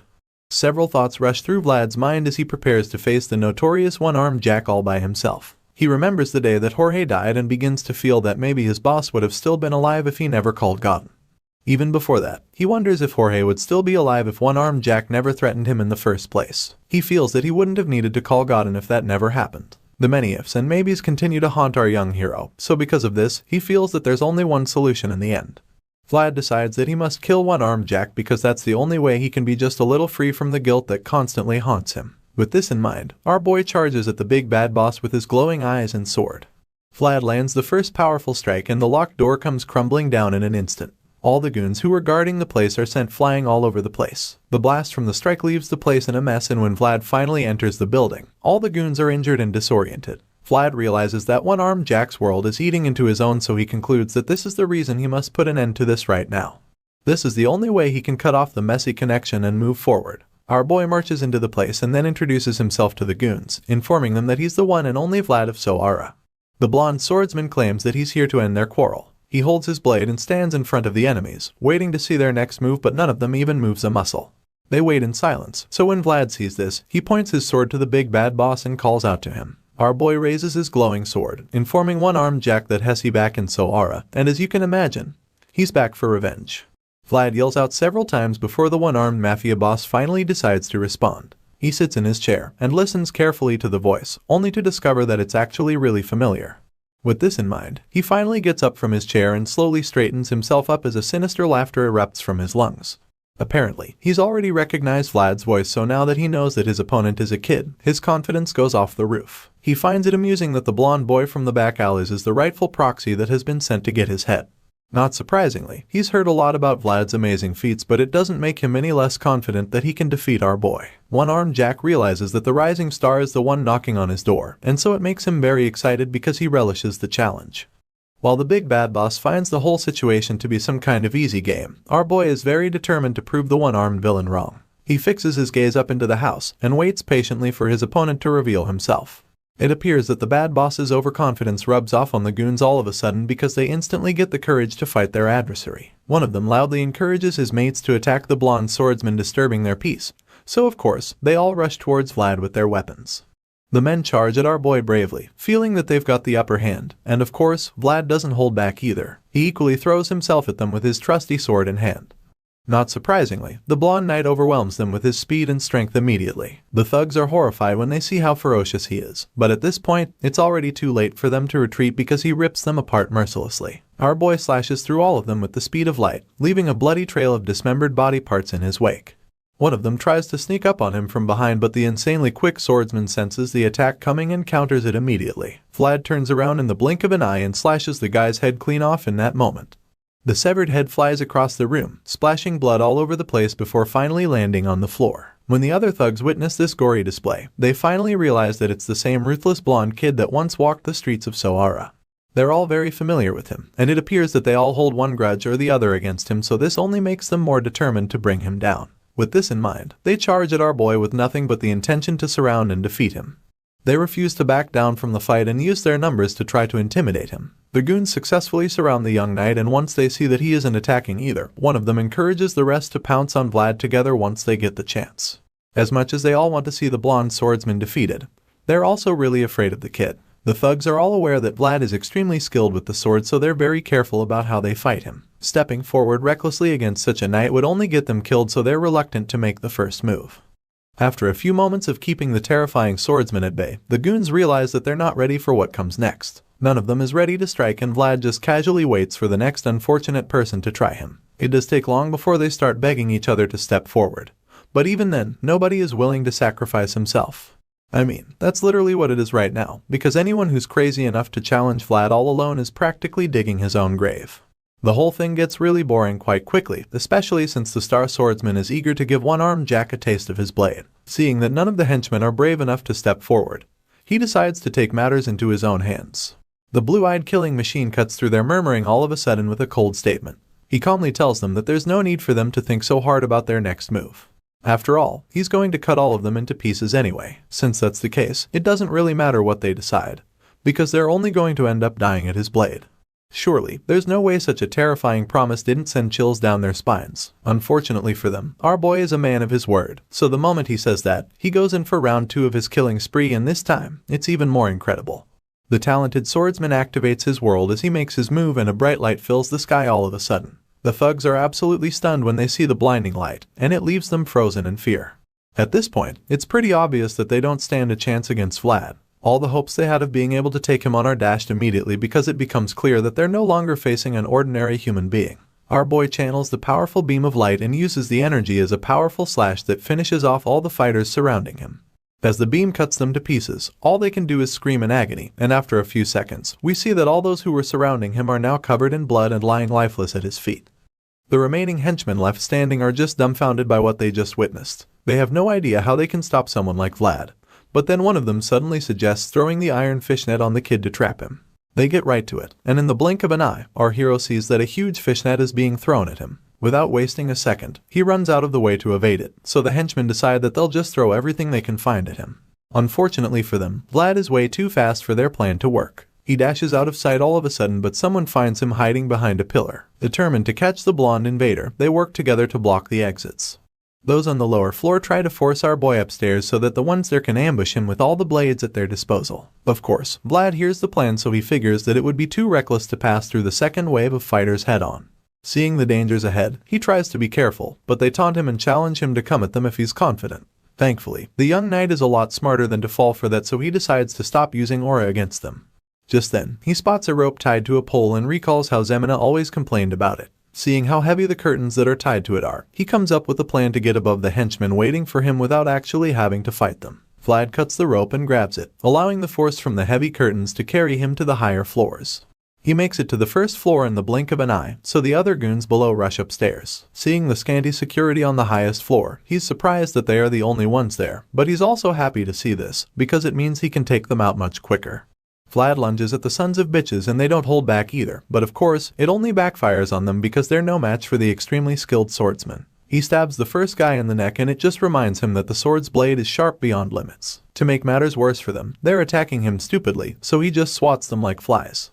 They're so bad at fighting that he feels Sir Jaeger's wooden sword is probably way more dangerous. After the little massacre, the star swordsman sighs in relief, feeling that he's done with that. But then he suddenly senses an attack coming at him. His insane senses and reflexes allow him to dodge the arrow shot at him in the nick of time. But this doesn't stop the archers from shooting at him even more. The other henchmen encourage them to keep shooting, because they want to make sure that the knight doesn't reach the highest floor. The archers shoot everything they've got. Over and over, they release their arrows, but our boy just runs toward them and jumps over the railings to reach them on the other side. While still in the air, he practically breaks some of the arrows shot at him, before killing the archers with deadly slashes as fast as the speed of light. Vlad casually sighs after this, like it's some easy chore. He admits that it was quite a hassle getting up there, and while the other goons are staring at him like some ghost, he just grabs a kettle and gulps down whatever is inside it. The henchmen are too terrified to say a word, so they just watch the bloody knight with their jaws on the floor. Vlad quickly spits out the content of the kettle, suggesting that it's trash, before asking the remaining fighters how they want the next round to go. With a scary smile on his face, he explains that he has to keep going with the fight, especially since he's got to collect the rent for letting them stay in his house all this time. These words send some more chills down the spines of the thugs, and Vlad figures that they must have really thought this place was their territory. Unfortunately for them, that was a fatal misjudgment on their part, because this place is actually Rose's Smiles, otherwise known as Vlad's Nest.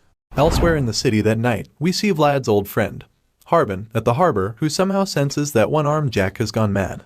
The guy looks like he's so tired of the crime boss and his goons because he knows that even the thugs in the market don't cause as much trouble as they do.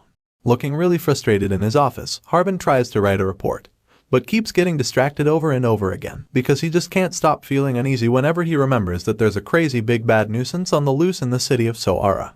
He's so confused because he has no idea what he's even supposed to do at this point. One-armed Jack intends to keep looting openly with the help of his henchmen, and this worried fellow is afraid that he won't be able to do anything to stop such a thing from happening. Still thinking about the crime boss, he finally stops writing and suddenly recalls how things got worse after Jorge's death. It turns out that one-armed Jack became a totally different person after Vlad's guardian died. Even though the notorious criminal leader used to suck the debtors dry before that, he never went as far as he's doing now. Jorge's death gave one-armed Jack the confidence to finally go out of control, so now he's making life miserable for debtors and pushing things to a dead end for them. With everything that's been going on, the worried young man concludes that he doesn't see any hope in the town if things continue like this. At this rate, it will take only a few months before the entire back alley economy begins to collapse for good. Thinking about all of this is clearly really frustrating and stressful, so it's no surprise when he finally admits that the situation is driving him crazy. You can't blame him though, especially since he doesn't even know how the hell he's supposed to report that someone took away so much of their contraband in such a short time. He probably feels that it won't even sound believable by the time he's done writing it, so he's just stuck on that page with his pen in hand, and his mind feeling trouble. While he's busy wallowing in the frustration, someone suddenly barges into his office, informing him of some shocking news. Turns out that it's one of his men, who just rushed in to let him know that the back alleys have been blocked up. The young man with short hair looks like he ran a mile to break the news because he's panting heavily and gasping for air. But Harbin isn't too concerned about that right now, because he first of all wants to understand what the hell the kid is talking about right now.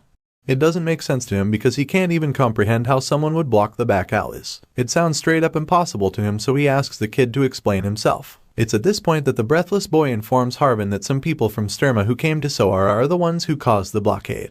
He also reveals that they came to catch one-armed Jack, and then goes on to tell Harbin how all the guard soldiers of Sara have them surrounded from all sides while they're speaking. Hearing this news, he just gets even more exhausted than he was before. Harbin concludes that one-armed Jack must have really crossed the line this time, because it's not every day that people from Sturma come looking for a criminal in a place as chaotic as Sara. Even though he's a little relieved about it, he also knows that he can't just feel happy about the fact that one-armed Jack has finally met his Waterloo. The reason he feels this way is because he knows that it will only rain blood over the back alleys if the powerful crime boss finally leaves Sara. While Harbin is still pondering on the bittersweet feeling, the young informant suddenly suggests that he should be close with one of the visitors. He's shocked to hear this because he doesn't know who the guy is talking about, so he asks, and that's when he finds out that the guy is talking about Vlad. This just leaves Harbin stressed out even more because he doesn't get why the man is talking about Vlad all of a sudden. In response, the guy nervously admits that he didn't see Vlad with his eyes, but he goes on to inform Harbin that there's apparently a blonde guy in the party that came from Sturma. As you can imagine, this pisses Harbin off because Vlad is clearly not the only blonde person in this world, so he snaps at the worker and quickly gets back to writing. However, that's when the guy reveals that it's not all, and then reveals that the blonde young man actually called himself Vlad of Sara. Harbin freezes in shock when he hears this, and there's no doubt that goosebumps cover his whole body at that moment. He finally lifts his head from the paper and gives the worker his full attention, so he can confirm that he just heard correctly. His eyes widen in disbelief because it sounds impossible, but the young short-haired worker just confirms his statement without any doubt. The guy even reveals what he heard about Vlad planting his flag in front of Rose's smiles not too long ago. Harbin starts shivering all of a sudden, and when his subordinate notices it, he gets concerned and asks him if he's okay. Harbin doesn't say a word in response, and just zones out completely. He thinks about how he's been hearing countless rumors all this time. It's no surprise that our young hero's exploits reached his ears over the last few months, but Harbin clearly chose not to believe them back then. He heard of how Vlad's aura manifested during Damer's Duel of Honor. Harbin also heard the story of the young vassal of Bayezid who accomplished an amazing feat in the hunt of a deathworm. Clearly, he's aware of the tales of the newest rising star going by the name Vlad of Sara, but he just didn't want to believe them. However, right now, he realizes that everything he heard might actually be true, but he still doesn't want to believe the rumors yet. So he finally gets off his chair and storms out of the office with his walking stick so that he can go and check things out for himself. While Harbin is getting ready to go play detective, we catch up with our blonde hero, who's still in the middle of a bloody battle at the Rose's Smiles. The intense bloodbath goes on and Vlad continues to show no mercy. He uses a deadly strike to slash the foot of one of the henchmen, and right after maiming the guy for life, he swiftly turns around to take care of the thug who bravely tries to sneak up on him from behind. Our boy lands a devastating slash right to the guy's neck, taking him out in the process, but this ruthless display doesn't slow down the onslaught of attacks coming from all the other goons. They're still fearlessly running towards Vlad with nothing but the intention to kill him, but as you already know, they really don't stand a chance against him. Equally motivated, Vlad dashes forward with insane speed and charges at the incoming attackers so that he can slay them with a single slash. That's exactly what he does too, because before any of them can even figure out what's going on, he slashes them at the same time, with the same slash and with the speed of light. The move is way too fast for them to comprehend, and before they can do anything about it, it's already too late because they're probably missing a body part. Blood splatters all over the place, leaving our boy completely drenched in it as well as his trusty sword. With every strike, Vlad displays true mastery of the sword, and even the spirit inside the blade becomes surprised. He watches our boy in action and admits that his form and technique would leave anyone speechless after witnessing the way he moves. The spirit is in awe of the talent that the blonde swordsman possesses, and he's equally intrigued by the fierce effort our boy puts into his battles. Besides that, his strong will that is deeply rooted inside him can be felt by everyone around, and so the spirit concludes without a doubt that this young boy is a natural-born slaughterer. Just as he says this, Vlad confirms his thoughts by driving his sword straight into the heart of the last thug who dared to try him. It seems our boy has gone full beast mode at this point because he stares right into the dying man's eyes like a psycho killer. With a twisted smile on his face, he tells the thug that he had all the time in the world, so he suggests that the guy put his fallen tooth back in his mouth before passing on. But then again, he also reminds the guy that he won't really be needing them anymore, so pulls out the sword from the man's chest to put him out of his misery. Vlad holds the sword to the dying guy's face, and before he can make any other move, the voice in the sword suddenly tells him that he's done enough. Clearly, there's no way the thug is surviving a stab to the heart, so he's pretty much done for at this point. Vlad hears the voice, and that's when he finally snaps out of his kill mode. He looks around him and is a little bit surprised by the number of bloody corpses around him, so he decides to chill and agrees with the voice, feeling that he's actually done enough already. Our boy feels that he couldn't exactly replicate the scene from that day, but he's pretty satisfied with the results so far, so he decides that it's about time they put an end to the whole mess. Vlad's sword sparkles even though it's covered in blood, and after making up his mind to finish off one-armed Jack for good, he closes his eyes and takes a deep breath before making his way up the final flight of stairs to meet the one-handed crime boss. The dark stairway is filled with the noise of the creaking noise from each step Vlad takes, and after a while, he makes it to one-armed Jack's room and quietly walks in. Vlad breaks the eerie silence by informing the crime boss that he's arrived. The young swordsman stands by the door while Jack sits at the small bar in the place. He doesn't even turn around to know that the person standing there is the rising star. He welcomes the knight with his back still turned to him, and then offers the kid a drink. He pushes a glass to the side and asks Vlad if he wants one, but when our boy doesn't say a word, he simply concludes that the blonde swordsman is no fun. Looking into his own glass, he ponders on the fact that the kid in front of him really is Vlad of Sara. One-armed Jack reveals that he heard the rumors, but he admits that he didn't believe them back then. He gulps down the content of his glass and then wishes that he brought Vlad in way earlier. Seeing the intruder in his place, the bad boss feels that he should tell his manager to beat the shit out of Vlad. But then again, he's well aware that it can't happen because he's very sure that the blonde kid has already killed the manager. One-armed Jack finally gets up and then starts laughing all of a sudden. He's glad that his manager got killed by someone he knows at least, so it's a lot less annoying than it should be. The crime boss admits that he kinda left our boy on the back burner because he didn't want to deal with the kid. However, he's also a man who likes to make things certain, so now he feels that he has to finish the job. One-armed Jack suddenly reaches for his blade and unsheathes it. Now, the big bad boss has got a hook and a blade pointed at our boy, and when he sees this, he senses the messy connection again. Vlad feels that this is the reason why one-armed Jack's world is eating into his own. Right now, he can no longer sense that endless feeling of reverence he used to have for the one-handed crime boss back then. Now, he's certain that the one-armed Jack's world is not capable of holding him, and with this feeling in mind, he lifts his sword and prepares to face his opponent head-on. Right before making the first move, Vlad informs the crime boss that he's about to strike, so of course, the big guy is excited to see what skills the kid has got under his sleeves. Our boy charges into attack, and as he dashes forward he can't help but think about how the one-handed man's existence is like that of an enemy to him. Even though that's the case, he decides that he's going to give his all in this fight just so he can treat the crime boss with respect one last time. Vlad goes in for the kill and makes the first powerful strike, which Jack blocks. He tries to increase the power behind his attack and the big guy keeps resisting it. However, our boy is just too strong for him, so it does take long before he forces the crime boss back. The two warriors are pushed back by the impact generated by their strikes, and just when Jack thinks he's getting a breather, Vlad comes back at him hotter than the first time. Our boy puts everything he's got into the second strike, and shows no mercy to the old man because he knows that this is the way to show respect in the back alleys. It's their way, and so he refuses to hold back in this clash. Once again, Jack blocks the strike, but this time around, it's just way too much for him to push back. The big man's knees begin to shake as he struggles to stay on his feet against the relentless knight. Eventually, his body gives in and so he's forced to go down on his knees because he realizes that the kid is just stronger than him. At the same time, Vlad simply intensifies the strength behind his attack, determined to defeat the big bad boss, because that's just how things work in the back alleys. They're brutal beyond bounds. One-armed Jack grunts and groans as he keeps struggling to hold the ferocious swordsman back. It looks like it's all over for the big crime boss because a look of fear washes over his face. Unfortunately for our boy, that's not the case, because all of a sudden, the big guy summons enough energy to push him away. It's almost like Jack got possessed by a spirit that gave him a massive power boost, and even Vlad can't believe it when he gets shoved away. A terrifying look appears on Jack's face all of a sudden, and any slight sign of fear completely disappears from him. He raises his blade in an attempt to deliver a deadly strike. Thankfully, our boy is quick enough to deflect the hit, so he blocks it and evades the next attack.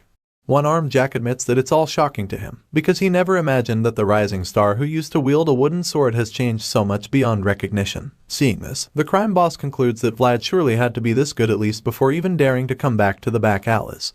He admits that the kid's progress is truly admirable, but even though he's impressed, it doesn't mean that he's going to go easy on our boy. In fact, it makes him want to go all out against the young swordsman. One-armed Jack probably feels that he has a lot in common with our hero, because it turns out that he also used to have a dream. It doesn't really come as a surprise when this crazy old mafia boss reveals that he actually used to dream about having all those shiny stars in the sky for himself. Back when he was a kid, he wanted to hold the stars in his hands at all costs. He also knew that he needed a lot of strength if he wanted to achieve that. That was the only way he would be able to grab those sparkling stars that filled the night sky. But as time went on, he realized that he needed even more strength and even more blood on his hands in order to make this dream come true. One-armed Jack reveals that he did everything in his power to achieve his dream, because there was absolutely no boundary between good and evil in this chaotic place called Sara. As you know, the ruthless crime boss clearly means that he had to kill more and more people to reach the level of power he wanted. Despite everything he did and all the people he killed to get this power, he didn't get the slightest bit close to touching those stars he so desired. It didn't make sense to him because he tried so much and it yielded nothing. He still desired them even though the stars had lost their sparkle due to being covered by blood and greed. One-armed Jack didn't mind, because they were still his very own stars as far as he was concerned. The little flashback comes to an end, and we see the big bad boss being blinded by a bright light. It turns out that the source of this light is none other than our boy Vlad. He's about to unleash a powerful sword strike and it's pretty obvious that it's an incoming attack. However, Jack is just too distracted by the light entering his eyes. The old man thinks about how much it would take to grab what shines, and is bewildered by the fact that Vlad is swinging at him with a sword that's literally shining like a star. While he's still thinking about this, the powerful slash finally gets to him, and the next thing he sees is that his second hand has been severed off. That's right, Vlad just made Mr. One-Armed Jack to become Mr. No-Armed Jack. Our boy slices the arm off with ease and then goes in for the kill. As he attempts to land the finishing strike, everything around begins to glow brightly. His eyes and his blade shine like stars as the power from his aura looks like it is about to go into overdrive. At this point in time, Vlad looks like he's at the peak of his powers. Right after taking off Jack's remaining functioning hand, he tries to land a second hit, but then suddenly ceases the attack. The crime boss screams in agony as he sees his severed hand fall to the ground. He just keeps groaning while the young swordsman observes patiently. One-armed Jack looks like he's about to start crying one moment, and the next thing we see is a completely different look. A sinister smile appears on his face, and he lets out a villainous laugh all of a sudden, making it so clear that this guy is really a sick bastard. I mean, he just got his last good hand sliced off like a piece of meat and all he can do is laugh about it. It's pretty surprising that he doesn't go into shock because he's losing so much blood right about now. The twisted bastard just keeps laughing and then claims that Vlad's performance has been excellent. He's so impressed that he wishes Jorge could be alive to witness the young knight's display. As you can imagine, One-Armed Jack is the last person on earth to dare call Jorge's name in front of Vlad, so it's not surprising when our boy gets mad and attacks him. Our hero leaps into the air to deliver another slash and tells Jack to shut the hell up. Sure enough, he lands the hit and the insane slash gets deflected by the psycho crime boss. As far as Vlad is concerned, One-Armed Jack doesn't even deserve forgiveness. He's determined to kill the guy because he had a hand in Jorge's death while devouring the broken rose's smiles. After all, he's the son of a bitch who sold Marcel off, and after recalling all of these sins, Vlad concludes that Jack deserves a miserable death. With the desire for revenge and the rekindled feeling of grief in our boy's heart, he goes in for the kill. He stabs Jack and finally, it appears that he's got the job done when we see the big guy screaming in pain. Unfortunately, we're fooled once again, because the screams quickly turn into sick laughter and Jack suddenly claims that this is a happy day. He feels they should throw a big party in Sara and celebrate because the day for Vlad to climb higher than him has finally come. Of course, our boy just tells him to shut the fuck up, right before driving his sword into the big guy's chest. A calm silence follows after this happens, and Jack simply admits that this is a much better way to go out than being crushed by a huge world like Jorge's.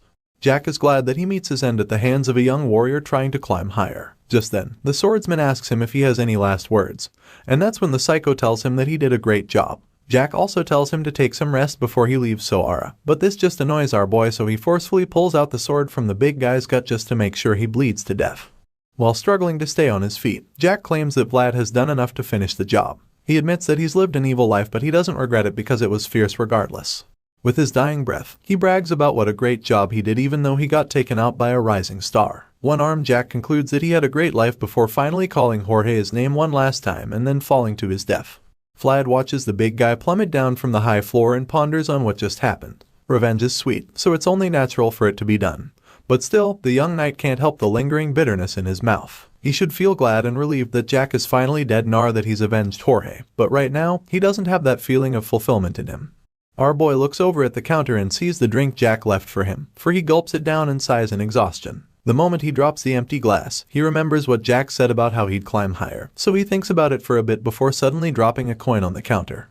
He's returning it to his late boss, because he believes that a knight should only receive what he's paid for, which is something that Jorge taught him. Vlad leaves the empty glass with bloodstains, as well as the bloody coin to pay for his drink, before walking out of the place for good. Our boy leaves Rose's Smiles, a place where people who pass by stop and stagnate like water for a bit. On the way out, he glances at Jack's lifeless body and thinks about how today, a stagnant drop of water flowed outside of this world, leaving a small ripple in his own world. The story continues a few moments after Vlad's epic victory over one-armed Jack. While our boy is still in the building, Sir Borden becomes a little worried because he notices that it's suddenly ominously silent inside Ether Rose's Smiles. As you'd expect, it makes him really curious too because he has no idea what on earth is going on inside there.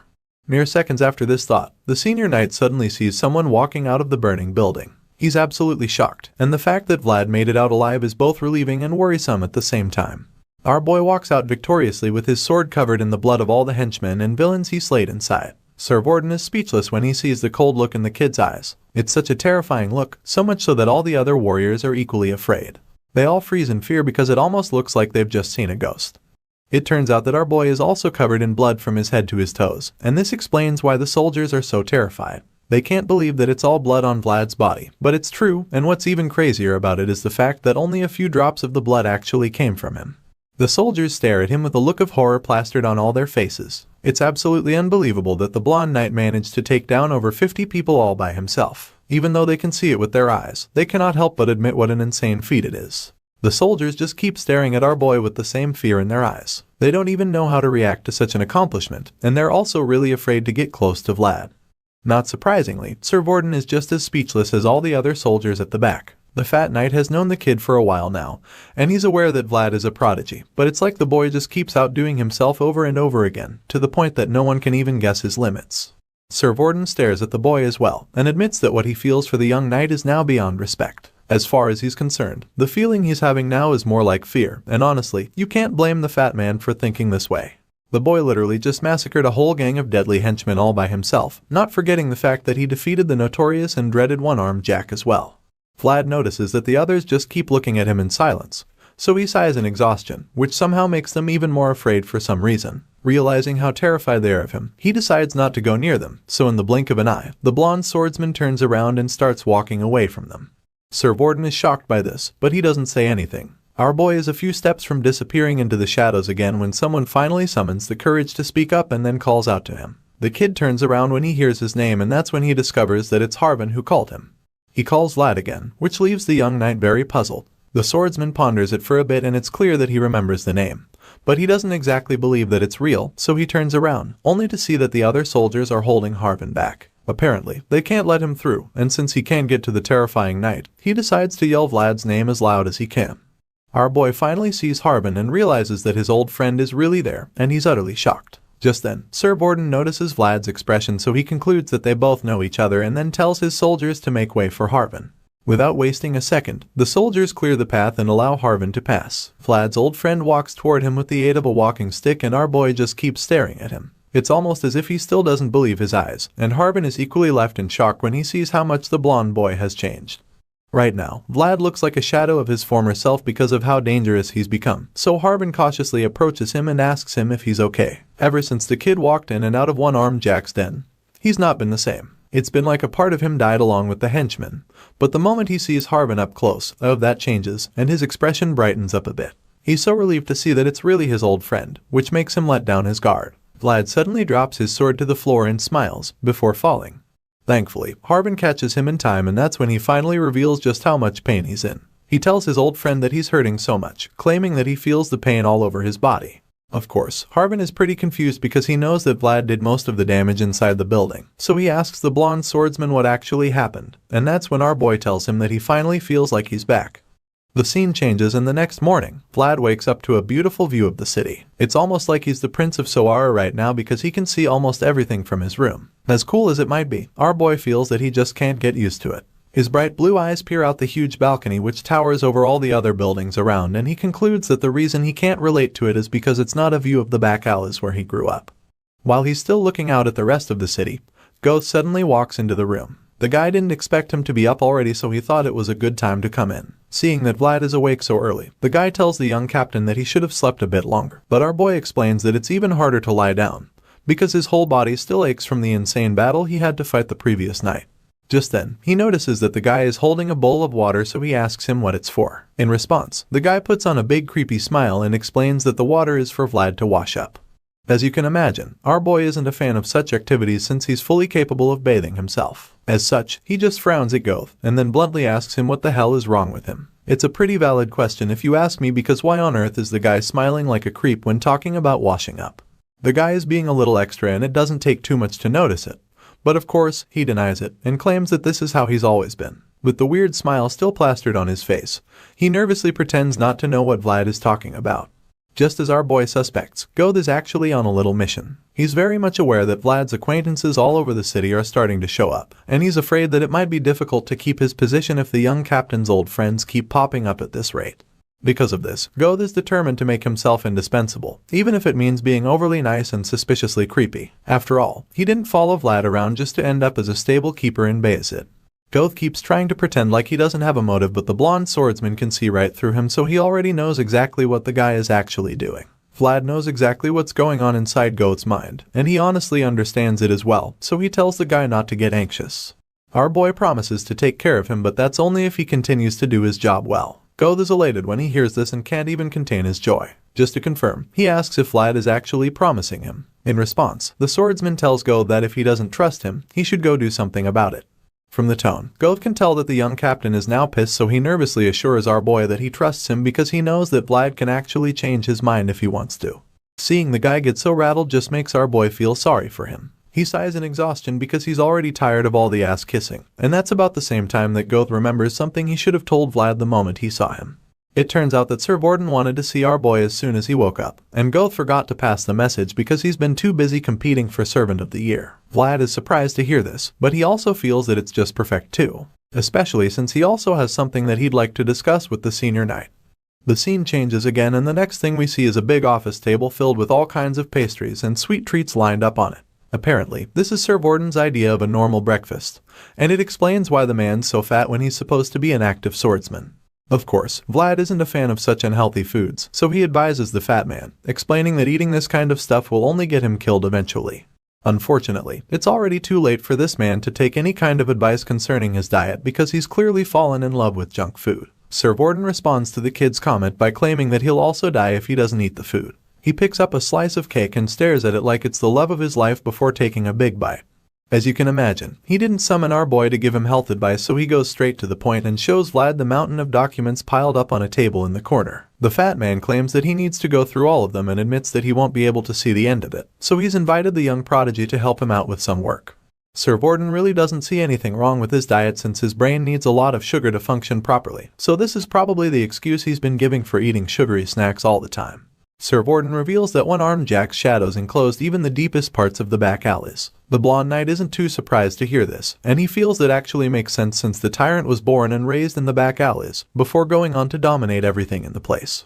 In response, the fat knight agrees with him, and then claims that he'll still take some time out to completely pull out the roots of the mystery. After this, he casually asks Vlad what he's planning to do now. Even though Sir Vorden has to stay back and take care of the aftermath of one-armed Jack's defeat, he informs the young knight that his own work in the city is practically done already.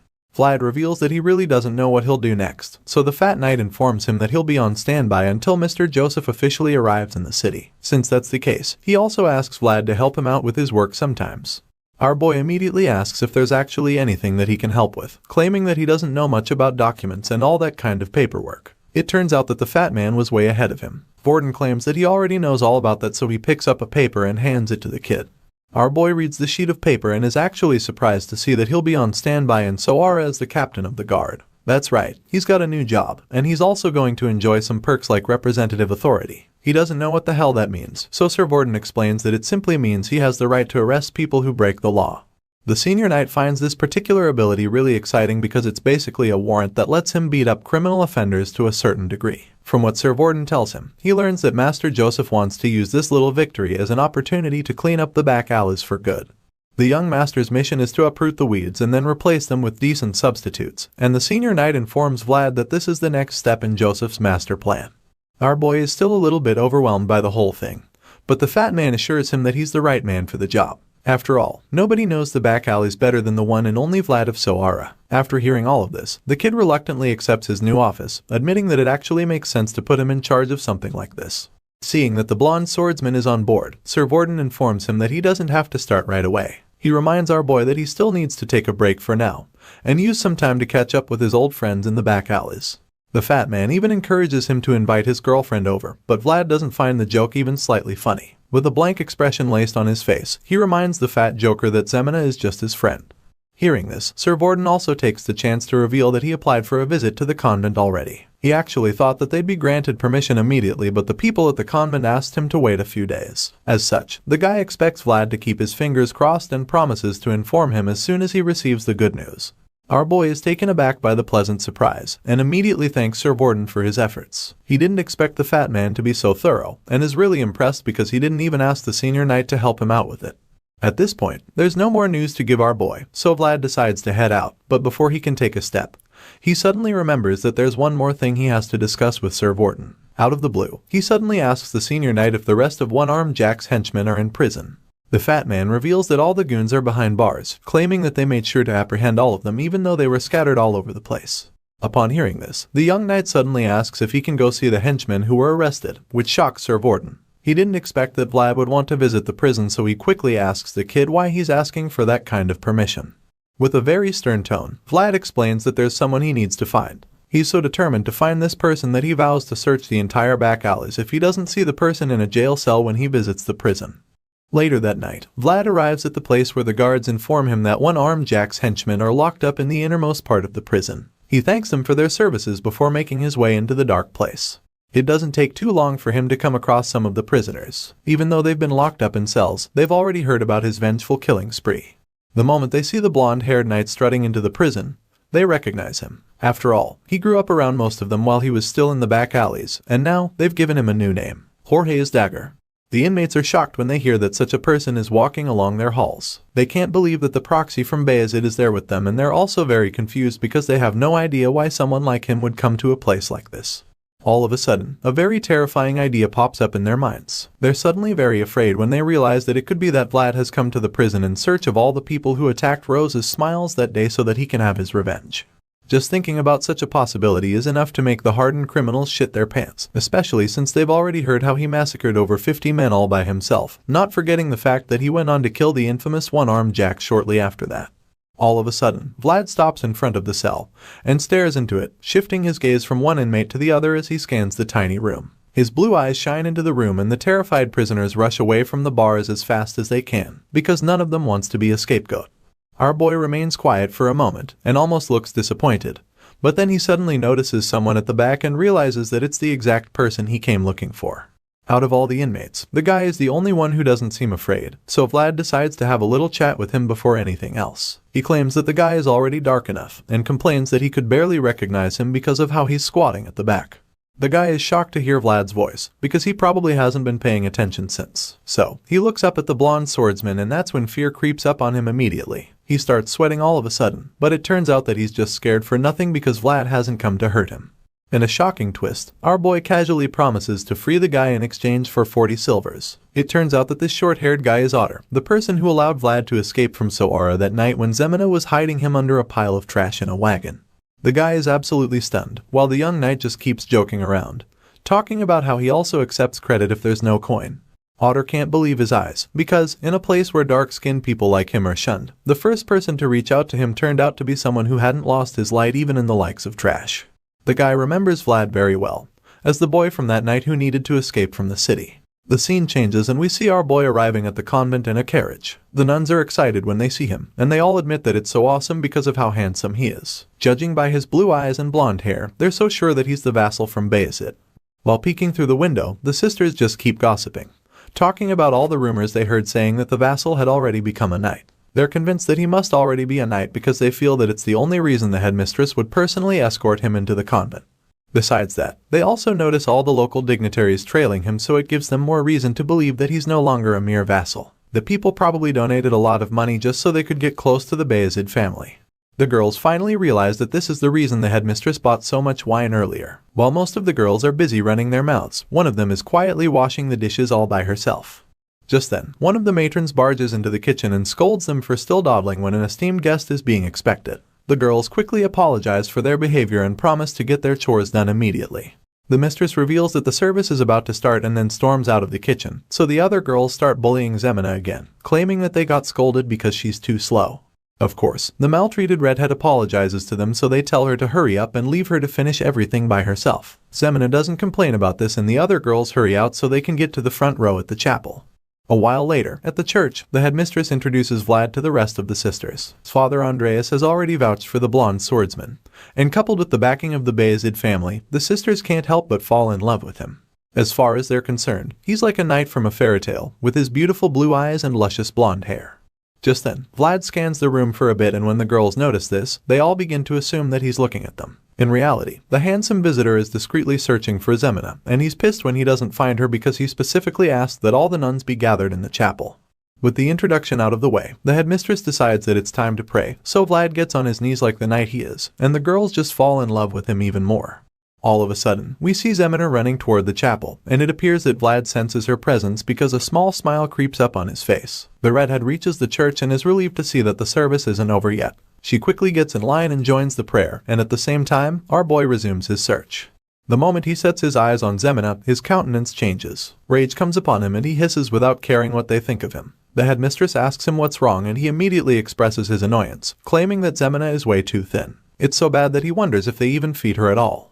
Enraged, he just keeps grumbling and then walks away from the altar. He speeds towards Zina, who sees him and almost can't believe that it's her childhood friend. Initially, she sadly accepts that there's no way it's Vlad, but then he stops right in front of her and calls out to her.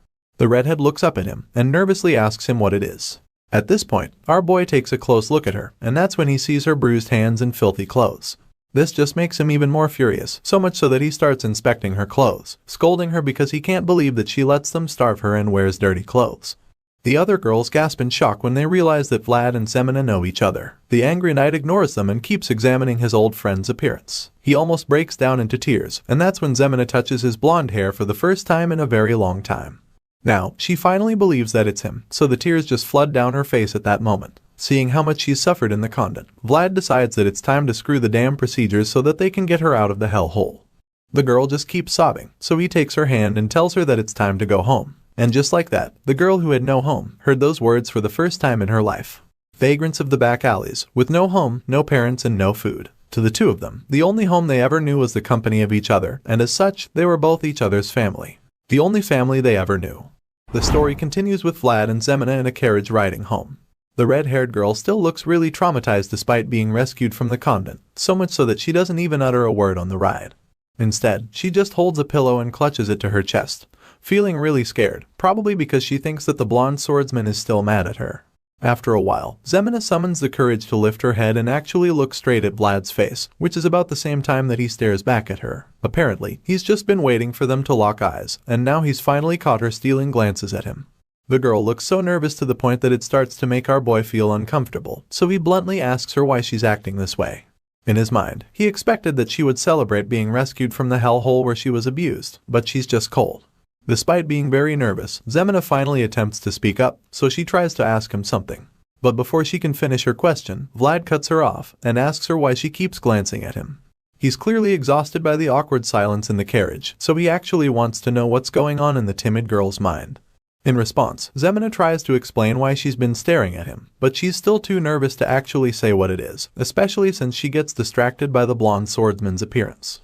It's all so much for her to take in, and she's having a hard time coming to terms with the fact that he's the same boy she grew up in the back alleys with. Vlad notices that she's staring at him again, which leaves him pretty confused, and while he's still trying to figure out what exactly is going on with the girl, she quickly clutches the pillow to her chest again and buries her face into it, thinking about how much Vlad has changed since the last time she knew him. Seeing her acting this way, our boy is quite surprised because he doesn't even understand why she's feeling so awkward when they've only been apart for like 6 months. Sure, it's been a while, but it's not long enough for her to start feeling weird around him, especially since they were so close before he left Sara. Of course, the shy girl still doesn't say anything even after he asks her this question. She keeps her face buried in the pillow as she sits opposite him. At this point, Vlad is fed up with her behavior, so he decides to just pretend like she's not there, and rather than trying to make her talk, he looks out the window. Once he's finally done trying to make her comfortable with him, Zina surprisingly lifts her head to stare at him again. It appears that she just can't help herself anymore because he's just so different from what he used to be. For starters, he's now a knight with shiny armor and a huge sword, which is quite unbelievable. Right now, Zina is pretty convinced that the blonde swordsman is a noble because of the way he looks. She gets so nervous that she clutches the pillow once again, and starts feeling really uncomfortable to the point that it looks like she's about to cry. All of a sudden, Vlad puts something inside her mouth, which leaves her absolutely confused. He pushes the things into her mouth with his finger and looks her in the eyes, before informing her that she's been really out of it for a while. He tells her that she should eat the stuff so that she can snap out of her bad mood, so she agrees, even though she doesn't know what she's actually about to eat. Zina asks our boy what it is, so he reveals that it's actually caramel and tells her that he got it from a knight that he knows. As you can imagine, the girl is shocked that he just gave her such a delicious treat because she knows how expensive it is. The redhead gets scared because she feels that he must have stolen it, and Vlad just gets exhausted when he hears her say this. The young knight just wants her to feel better, so he simply tells her to think whatever she wants. He clearly doesn't have the strength to explain more things to her, so he just lounges on the seat and relaxes, knowing that the caramel is about to cheer Zina up. Sure enough, the redhead starts smiling merely seconds after taking the sweet, and then Vlad secretly opens one eye to peek at her. Unfortunately, he's shocked to see that she's shivering and trembling all of a sudden. By the time he opens his eyes to really see what's going on, Zina is already bawling her eyes out. At this point, our boy is so confused because he doesn't even know what else to do. Perplexed by her erratic behavior, he curiously asks her why she's crying again, and that's when she tells him that it's because he came too late. The Eugenite is speechless when she says this, and he even tries to comfort her, but she just turns away from him and continues to cover her face with the pillow. Seeing that Zina is still too upset, the young knight decides to just give her some space for a while. Not knowing what else to do, he looks out the window so he can clear his head, and after only a short while, he notices that the weather is actually really nice. Apparently, after this, Vlad and Zina continue the carriage ride home in silence, and while that's happening, we're suddenly reminded of the fact that everyone is worthy of embracing a star in their heart no matter where they were born. Speaking of where people were born, we're taken back to Vlad's birthplace all of a sudden. That's right, it's the back alleys of Sara, and on this particular night, we get to see a familiar character from the slums. It just so happens to be the same blacksmith from when our boy was younger. As much as everyone is worthy of embracing a star, releasing that star is another matter entirely because it's just not that simple for many. This blacksmith is one of those many people. The man looks pretty miserable right now, and as he stares at the coal and molten lava in his furnace, he can't help but think that it looks just like him. In his mind, he's no better than the red-hot liquid in the furnace, since they're both withering away useless, without accomplishing anything.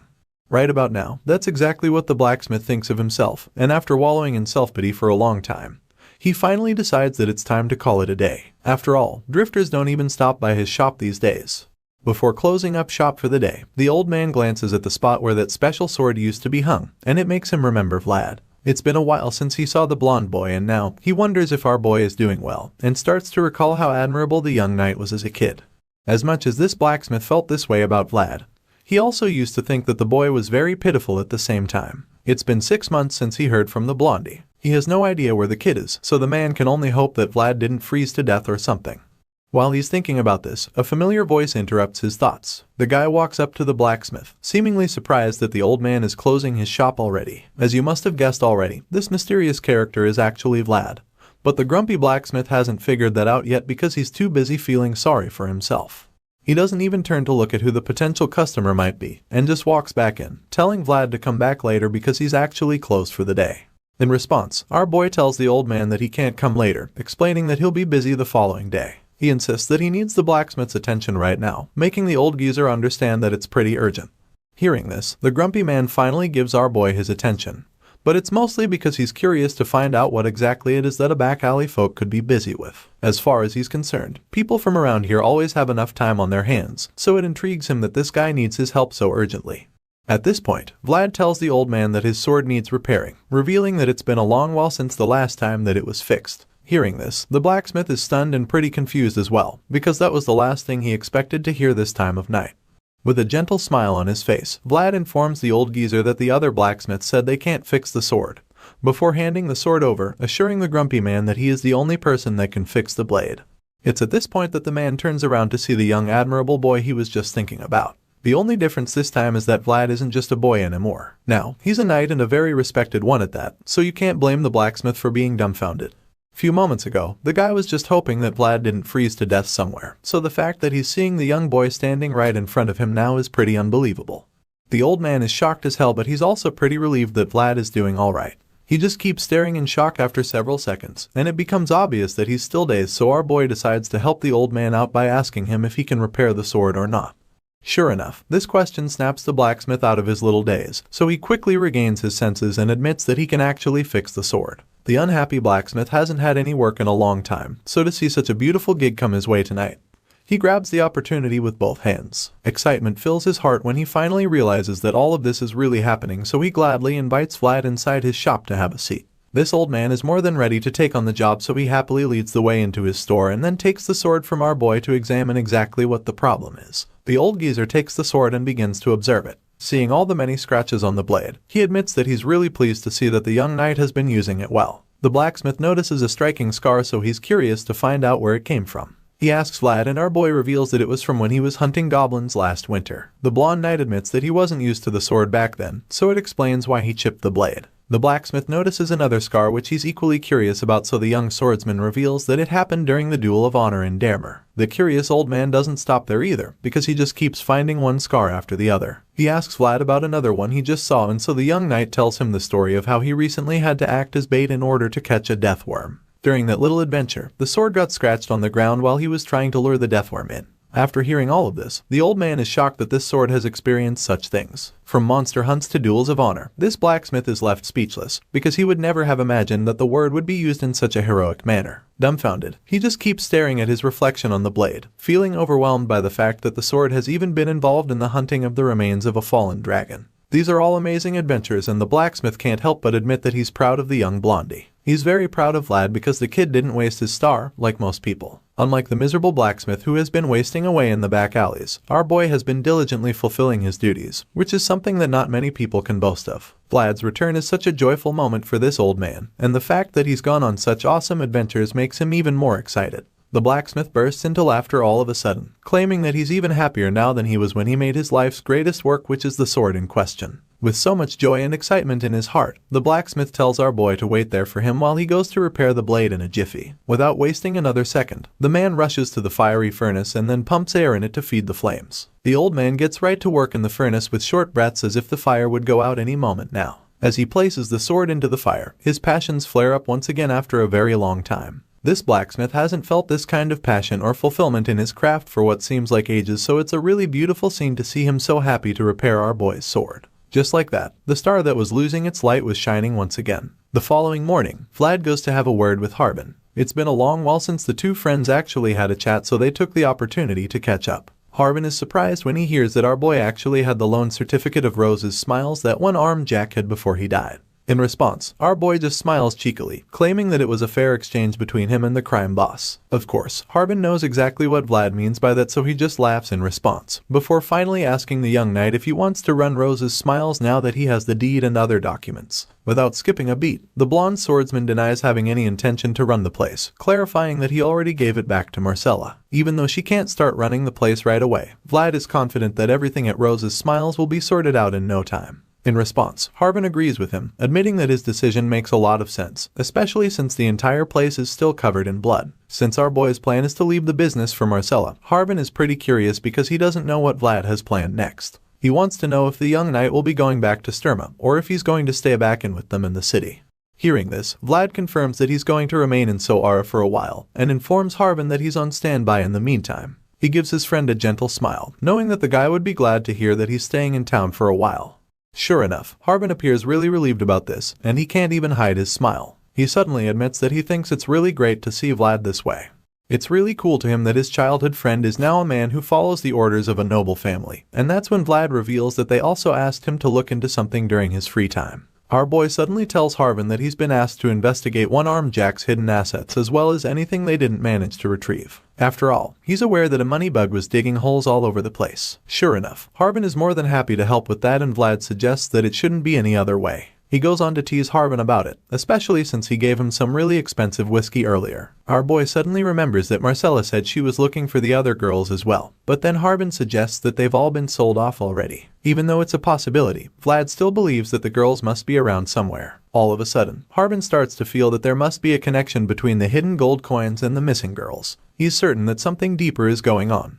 But then Vlad feels that the whole thing sounds like a hassle to him. Our boy reveals that he already searched for a few, but admits that most of them left no trace at all. At this point, Harbin becomes curious, so he asks Blondie who he's talking about. Without hesitation, the young knight reveals that there's one of them whose name is Anna. Besides Anna, there are actually a few more who left no trace at all, and after Vlad explains this, Harbin agrees that it's indeed strange. In his mind, there should actually be some kind of way to trace some of the girls. He recalls that one-armed Jack did a lot of things while he was running the back alleys, but he can clearly see that this is something different. Seeing how mysterious the case is, Harbin offers to help Vlad look into it as well. The guy is aware that his organization has shrunk lately, so he admits that he won't be able to offer much help. Their conversation is brought to an end when the dark-skinned prisoner Vlad Freed arrives. Otter calls out to Vlad and informs him that there's actually a suspicious place just like he said before. Hearing this, our boy gets up and goes to meet Otter, while Harbin promises to update him on any of his findings. Later, Vlad arrives at a shady butcher's shop looking for the missing girls, but the guy insists that he doesn't know anything about them. Despite this, our boy doesn't remember this place being a butcher shop 6 months ago, so the butcher tells him to go ask Black Bear about that. The swine butcher, Black Bear, happens to be one of the 5 bosses of the Black Alley, and he gave them permission to start a butcher shop. Vlad figures that the guy is just trying to scare him, so he claims that he'll go meet Black Bear himself. Just then, he catches the guy red-handed. Because most people in the back alleys can't read, yet the butcher knew it was names on the paper. It becomes clear that the guy is an outsider, so our boy immediately accuses them of selling human meat. And just like that, the butcher's cover is blown, so he attacks the young knight. Vlad evades the strike and gets angry, but he demands to know who he is, so Blondie asks him the same thing and warns him to cooperate. Our boy then tells Otter to close the door, because as far as he's concerned, business is closed for the day. After dealing with the butcher, Vlad goes to have a chat with Otter, wondering how the outsider got in. So the guy suggests that one-armed Jack didn't look after the back alleys properly. Our boy is surprised that the crime boss made such a mess in only 6 months, and Otter admits that one-armed Jack really changed a lot after Jorge died. In a flashback, we see Vlad dealing with the strange butcher. He stabs the guy's hand, forcing him to confess what he knows, so the guy reveals that the slave merchants know about the missing people. In the present, our boy is finding it hard to believe that they're casually trafficking people in the back alleys. He never imagined that the matter's roots would run this deep. Anyway, now that he's got the truth, he feels it would do for now, but Otter suggests that the higher-ups would find out the details soon. Just then, a young boy enters the scene, claiming that he found what Vlad asked him about earlier. Apparently, some kid saw it, and for the boy's service, the knight gave him a treat. As the kid enjoys his skewers, Vlad asks him what the kid saw, so he reveals that they saw the brunette Anna getting on a horse carriage he has never seen before. Hearing this, our boy starts to wonder if she got sold off to some place already. The little boy suddenly adds that the other women on the carriage were pregnant, leaving Vlad shocked. It's so baffling to him since he doesn't know why anyone would buy pregnant women when they can't even work. Otter gets worried when he sees the knight lost in thought all of a sudden. As if Anna being pregnant wasn't shocking enough, now there's someone buying pregnant women.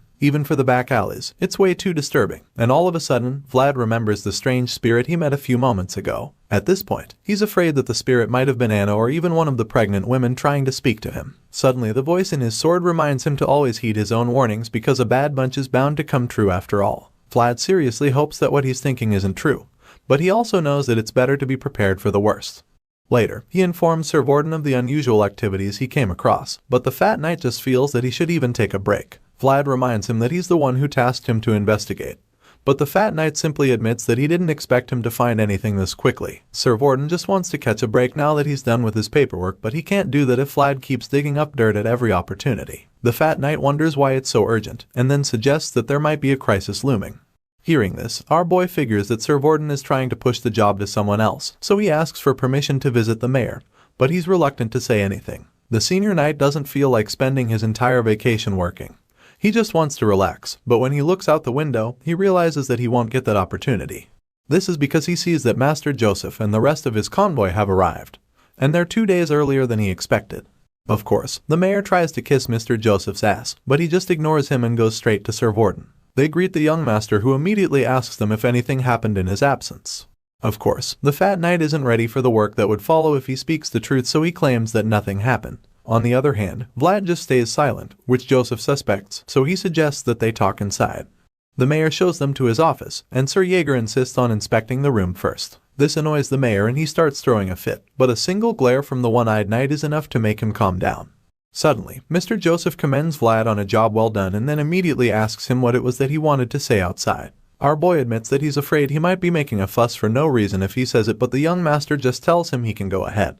Vlad then reveals that it might be better to ask the mayor for the help that he's been looking for. The young master smiles when he hears this, and feels that teaching the blondie was worth it because of his ability to assess a situation.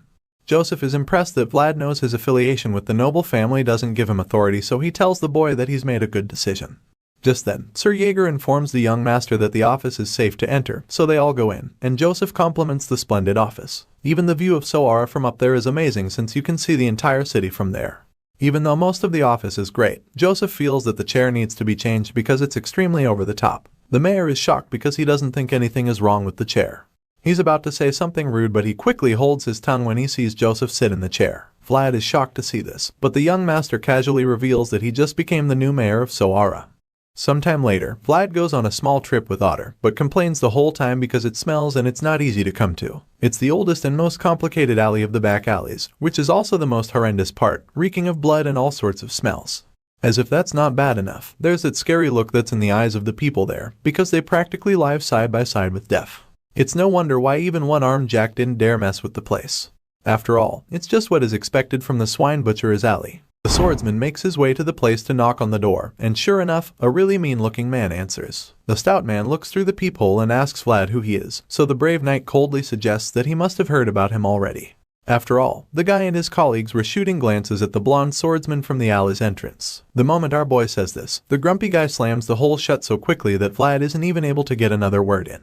He tries to tell the man to wait, but before he can finish talking, the loud bang cuts him off. At this point, the voice in his head suggests that the person is trying to get on his nerves, and the young knight agrees. Vlad feels that he shouldn't let such disrespect slide, even though such treatment seemed pretty normal to him in the past. However, that was then when he was a nobody, but now, he has the honor of too many people tied to his name, so he can no longer tolerate such disrespect. After thinking about all the people whose honor is tied to him, he concludes that he just can't let such things slide anymore. With this in mind, our boy refuses to walk away from there, so he remains in the same spot for hours, and as such, Otter is also forced to stay there with him while holding the folded banner up the whole time. After a long while, the sun begins to rise, and by then, we get to see that our boy's feet have already been covered with dust because of how long he's been standing there. At this point, the rude man from earlier finally opens the door and sees that the young knight is still there waiting for him, so he tells Vlad to come in a really condescending manner. Of course, the blonde swordsman doesn't respond to this insult and just remains cold. He takes a deep breath as he ponders on what to do to the guy, and while he's still thinking, the guy has the balls to interrupt him, asking him if he's coming in or not. This time around, he has two hefty men on either side, so he's feeling pretty confident. In his mind, he can take on the young knight, and it appears that Otter feels the same way because he starts trembling all of a sudden when he notices the tension rising. Vlad doesn't say a word, so the young guy begins to panic, knowing how dangerous these goons can be. After waiting for a while and not getting a response from the young knight, the rude man laughs at him and tells them to get lost if they're too scared to come inside. He literally walks back inside and attempts to shut the door again when the swordsman finally speaks up. The blonde knight bluntly warns him not to even dare close that door because if he does, he won't be able to handle the consequences. The big guy is shocked when he hears this because he had already written our boy off as some scared little kid, but the truth is that he was sorely mistaken. Vlad's blue eyes glint with a very dangerous look, and at this point, the man starts to feel a little uneasy. He's still trying to process what he just heard because he's probably never heard a young person speak to him in such a challenging manner. He asks our boy what the hell he means, and that's when the swordsman responds by telling him that he brought his punishment upon himself. While saying this, Vlad reaches for the wooden pole in Otter's hand and then strikes it on the ground to assert his dominance. The moment the tip of the pole hits the floor, the banner is unraveled, revealing the powerful seal of the Bayezid family on it. Our boy then introduces himself to the goons as the one and only Vlad of Sara, before telling them that he's about to exercise his given rights on them with the power vested in him by the honorable names that vouch for him. After making this clear to them, his look turns completely menacing as his eyes glow with murderous intent, and then he instructs them to go and tell Black Bear that he should come out of hiding and face the rightful representative of the Bayezid family. Hearing these words, fear grips the rude man who's been insulting him, and he starts to tremble all of a sudden. Seeing the look of horror on his face, Vlad goes on to terrify him some more. He knows that the guy has probably heard the rumors, which means that he also knows what happens when a certain blonde knight plants his flag in a place. From all the stories that have been making the rounds in Sara, the goon doesn't need a prophet to tell him that his life is in danger, because he can literally see the piles of bloody corpses Vlad has left in his wake over the last couple of days. In his mind, he can see all the criminals that have been slaughtered by the young knight, so he knows that this is probably the end of the road for him, since he is just like all the other corrupt men who were slain. At this point, Vlad can literally smell the fear oozing from the guy's body, so he figures that he's done enough to warn him. He tells the man not to take his warning lightly, and then goes on to reveal that this will be his final act of courtesy. In other words, he's telling the man that he's definitely going to end up dead if he ever insults him again. While all of that is going on, we're taken outside to the center of the city where the former mayor is still wallowing in misery after being kicked out of his position. Now that Master Joseph is the new mayor of Sara, this corrupt and spineless man no longer has a place to call home, so he stares at his former mansion longingly and walks away in tears, knowing that there's nothing left for him there. As he takes a final look at the place he once called home, Master Joseph sees him through the window and starts to feel sorry for the man, even though he never intended to feel any form of sympathy for him. Hearing this, the more strong-willed knight in the room chimes in, reminding his master that the man is simply paying for his crimes. Sir Jaeger has no chills and certainly doesn't have any sympathy for the former mayor of Sara. The green-eyed knight goes on to confirm that the man won't be able to escape the punishment waiting for him in Sturma now that all the corruption in his administration has been exposed. In response, the young master agrees, feeling that his right-hand man is right. He knows that the ex-mayor deserves all of this, but he still feels sorry that his actions have pushed forward the punishment waiting for him. Speaking of corrupt men, the young master suddenly remembers that he hasn't gotten any news back about Black Bear. He asks for updates. It's at this point that Vlad answers, revealing that the swine butcher has agreed to comply as best he can. Hearing this, Master Joseph admits that things are going well so far, because he knows that Black Bear must have been pretty stubborn. In response, Vlad just suggests that having a common background helped him to get the message through to the crime boss. However, the young master doubts this, and he feels this way because he knows that Black Bear is a boss ruling over an entire district. Joseph doesn't believe that having a common background was the key factor, but he's still pretty impressed by Vlad's performance so far. He knows that the kid must have had a hard time dealing with an unfamiliar situation, so it's really impressive that he still managed to complete the mission excellently. With this in mind, the young master concludes that his intention of nurturing Vlad into a refined knight is going really well. Seeing that the blondie did a good job, the new mayor commends him and then he steps forward to take the stage so that he can address all the people in the room with him. Right now, Master Joseph has 5 knights, 1 mage, 10 of the administrative staff, 30 elite soldiers, and 1 squire who just happens to be our blue-eyed swordsman. As far as Joseph is concerned, all of these men are his vassals who share his fate, so if he becomes the next head of the Bayezid family, then they would also move up the ranks. On the other hand, if Joseph falls out of contention for the throne, then they fall with him too. To everyone, Sara is the final stepping stone, so he vows to ensure smooth governing of the city henceforth.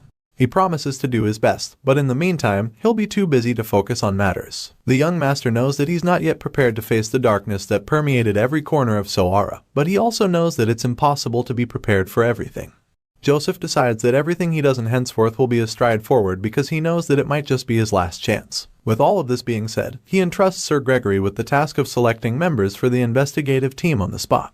The hairy knight thanks him for trusting him with such an important task, and that's when we get to see why he was chosen. Apparently, Sir Gregory has always been neutral in the family, so the young master is confident that the knight won't be blinded by the conflict between the Bayezid brothers. Joseph is certain that Gregory is the right man for the task, even though the knight isn't exactly one of his people. Since the mission involves trailing people, Sir Gregory picks Sir Cade first since the man is excellent at tracking people. After that, he turns to our boy, claiming that he'll be counting on the rising star even though Vlad is absolutely surprised to hear his name being called. The scene shifts suddenly and we're taken to a really creepy mansion belonging to the Baron of Uthman, which is located in a place called Mashiam. The house looks like the haunted mansion you usually see in horror movies, and to make matters worse, there's a storm outside. Inside, there's a very sick boy lying in bed while his parents are close by, looking extremely worried and desperate. It seems that they've invited some kind of healer, but the father wants to be sure that whatever ritual they're about to do will really save their little boy's life. The mysterious lady assures the lord of the house that her technique will work, and even though the man is a little skeptical, he's too desperate to say no. After all, it's not like he has a better idea. After much hesitation, the man finally agrees to it, telling the woman that he's willing to pay any price, as long as it will save his son's life. At this point, we see the man's face and the tears running down his cheeks. The hooded healer notices his pain too, but she tells him that he shouldn't be in too much agony, reminding him that God cannot watch over everything. The floating lady finally reveals her face and we see that she's probably a witch with her eyes glowing with a sister purple color. She starts conjuring her spell, spreading the ominous energy all over the room, and then she tells the heartbroken father that people like her exist simply because God cannot watch over everything by himself. Elsewhere, we catch up with Vlad and the rest of the investigative team standing under the rain during their stakeout. Sir Gregory can't help but admit that the weather is terrible, which means that they won't be able to proceed with their mission in such conditions. Hearing this, our boy agrees, claiming that it's too bad, and the man reminds that life never goes as planned. They stand side by side, looking over the rest of the city, and that's when Vlad catches the man popping a pill into his cup. He's speechless when he sees this, not knowing what it is, and then Sir Gregory sees him looking, so he asks the young squire if he wants a sip of the alcohol since he feels that a little bit isn't such a bad idea. Besides, the weather is cool too. But as you'd expect, Vlad declines the offer and simply heads into the bush to gather some branches. Hearing this, the senior knight informs him that all the branches are already drenched, which means that starting a fire will almost be impossible. Despite knowing this, the blonde swordsman still insists that they should give it a try, and this makes Sir Gregory wonder if the kid is really Sir Jaeger's squire. Not surprisingly, Vlad goes into the forest and quickly realizes that the hairy knight was right. All the branches are soaked and useless, so he starts to feel that they'll end up shivering in the rain the whole night. While he's imagining the worst, the other knight arrives with better branches covered in cloth, suggesting that they should work since they're hollow inside. Our boy is relieved to see this, so he thanks Sir Cade and offers to carry the wood from him. As our boy collects the branches from the young knight, an awkward silence follows, and it appears that Sir Cade is reluctant to say something he has in his mind. All of a sudden, he thanks Vlad for something, claiming that he didn't have the chance to say it earlier. Surprisingly, our boy knows exactly what he's talking about since he actually saved Cade's life in the past. As such, he tells the fellow knight that he was just doing his job. He then asks the guy how he is doing now, so Cade reveals how he felt cutting off a limb was the only option he had back when they had the encounter in Chapter 11. Just then, Sir Gregory arrives, and confirms once again that he chose the right men for the job, because he knows that there aren't many knights who would agree to do this kind of work. Hearing this, one man comes to both Vlad and Cade's minds, and you can't blame them since Sir Borden has proven to be the laziest knight they know. Anyway, Sir Gregory is glad that they're willing to work with him, especially since they're no longer knights, but mercenaries. He informs them that they're now in Baron Uthman's territory, and thanks to Black Bear's cooperation, they've been able to trail their targets, but they still don't have any solid evidence. Even though they're still in the north, this place is outside the Bayezid's territory, so Master Joseph can't support them beyond that point. After explaining this to them, he informs Cade and Vlad that their job is to investigate the village undetected. For now, Gregory feels they should head back so that they can rest. But on the way back, our boy can't help but recall the sad wailing he heard on that winter day. Seeing the ominous fog covering the Baron's territory, Vlad really hopes that he never has to hear that sound again. After waiting for a while, the knights mount their horses and begin their search for a place to rest. But the fog is still so thick that Gregory is afraid that an ambush is just around the corner. Even Goth is terrified because there's nobody else there, but our boy just feels that it might be too early. Sir Cade suddenly notices that there should be an inn up ahead, and everyone else is relieved to hear this. The knights make their way to the house, and the innkeeper is surprised to see customers coming in at such an early hour. Greg quickly comes up with a cover story about how the rain didn't let them come into the village the previous night. He then requests bowls of hot soup for each of them, but the innkeeper is extremely cautious, so he asks them if they're mercenaries, explaining that they can't just let in anyone due to the disturbing occurrences in the village recently. While Gregory is still trying to convince the man to let them stay, Vlad notices a little girl hiding behind the counter, so he gives her a friendly wave to make her feel safe, especially since she reminds him of Zina when she was a little girl. Just then, the voice in his head calls him aside, so he excuses himself for a bit. The voice feels that they're at the right place, so he offers to lend Vlad his world to help him look at the girl using it. Of course, agrees to this plan as he uses the otherworldly eye to look at the little girl, and that's when he sees the ominous purple energy flowing around the cross on her neck. Seeing this, our boy is shocked and quite frankly terrified because he realizes that it's a curse.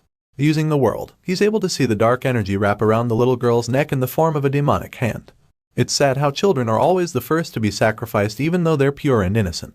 Vlad has seen this happen countless times, especially when he was a young boy who would see adults steal from children. Back then, death was the only choice for children who had nothing left. Either they starve, freeze to death, or die from crying in exhaustion while searching for their parents who abandoned them. Despite growing up in such a world, Vlad was still able to make up his mind that he would never grow up to be like those evil men, and he swore that he would never live like that either. An oath must be upheld and knights are upholders, and with this in mind, he knows exactly what to do because in this place, there are children to protect.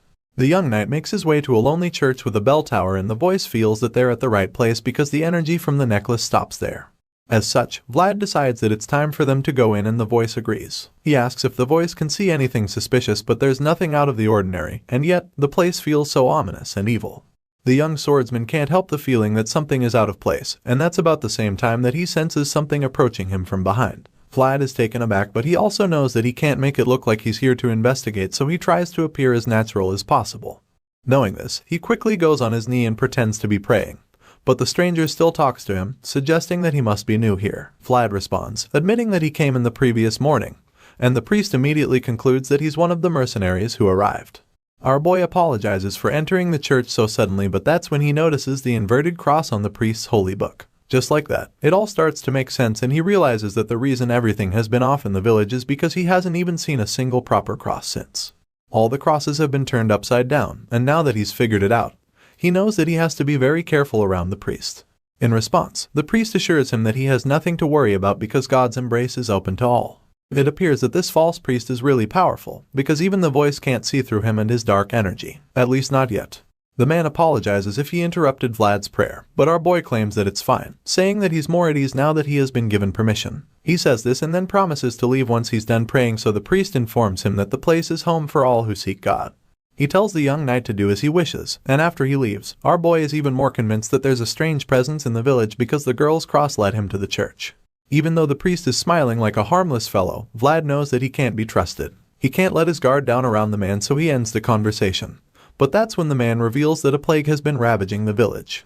The blonde swordsman is absolutely shocked to hear this, but the priest just makes himself even more suspicious by praying that the plague doesn't affect the children. Later that day, Vlad goes to see a man to ask him about the plague, but the guy doesn't seem to be aware of any plague. Our boy informs the man that the priest mentioned it and that it's concerning since they have to be in the village for a few days, but the man insists that he has nothing to worry about. After all, the plague only kills the children. Vlad is shocked to hear this, so he asks how it's possible that the plague affects only kids, but of course, the farmer doesn't know why. All he knows is that it's been ravaging the villages in Baron Uthman's territory. The man feels that God must be angry with them to have let such a curse befall them, even though it's a very nasty one. At this point, the blonde swordsman has gotten all the information he can from the man, so he thanks the guy and takes his leave. On the way back, Vlad thinks about how women are missing in Sara while kids are dying in this place, so he concludes that they're all a series of ominous signs. In his mind, this is definitely not a plague, but he also doesn't have any evidence to prove that. At this point, he contemplates going back to borrow a holy item from Sara, but the voice doesn't think that would be very useful right now.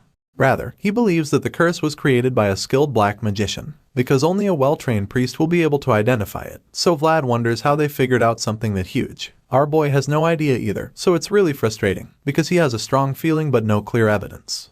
While he's still pondering this, he hears a child talking about how the priest gave them something, and that's when he sees a hooded figure holding an inverted cross in front of the children. The mysterious person gives the cross to the little kids and walks away, so Vlad keeps tabs on him, feeling that he might be able to gather some evidence if he's lucky. Hearing this, the voice warns him to be careful because the hooded man doesn't look like an ordinary person. In response, he assures the voice that he'll be fine, because even before he became a knight, he was a skilled pickpocket for the longest time. Sure, our boy is bragging about being a master thief, but the voice reminds him that it's not exactly something to be proud of. After stalking the hooded man for a while, he starts to feel like they're being lured to the outskirts of the village. At this point, the voice doesn't miss the opportunity to tease Mr. Former Pickpocket because it's pretty obvious that the stranger knew he was being followed. Now that his cover has been blown, he decides that he can't follow the man anymore. Instead, he feels that it's time to retreat and report to Sir Gregory. Unfortunately, the voice doesn't think that the man is going to let Vlad off the hook so easily. Sure enough, he senses the hooded man pulling out his sword, and that's when it becomes obvious that he's coming. Before the young squire can even process this, the man attacks him with the sword. Thankfully, our boy is a skilled warrior, so he's quick enough to take out his sword hoping to block the strike, but he's bamboozled when he's thrown into the air by the force of his opponent. The young knight is taken aback by this, but there's no time to dwell on the shock, so he gets on his feet and runs for his life. While he's running, the voice urges him to keep moving and gives him directions so that he can dodge the assailants' attacks without even seeing them coming. After several attempts to escape, Vlad realizes that he can't outrun the guy, so he's forced to turn around and face him. Just from crossing swords with the hooded man, our boy is convinced that his opponent is also a knight, but he's not some amateur by any means.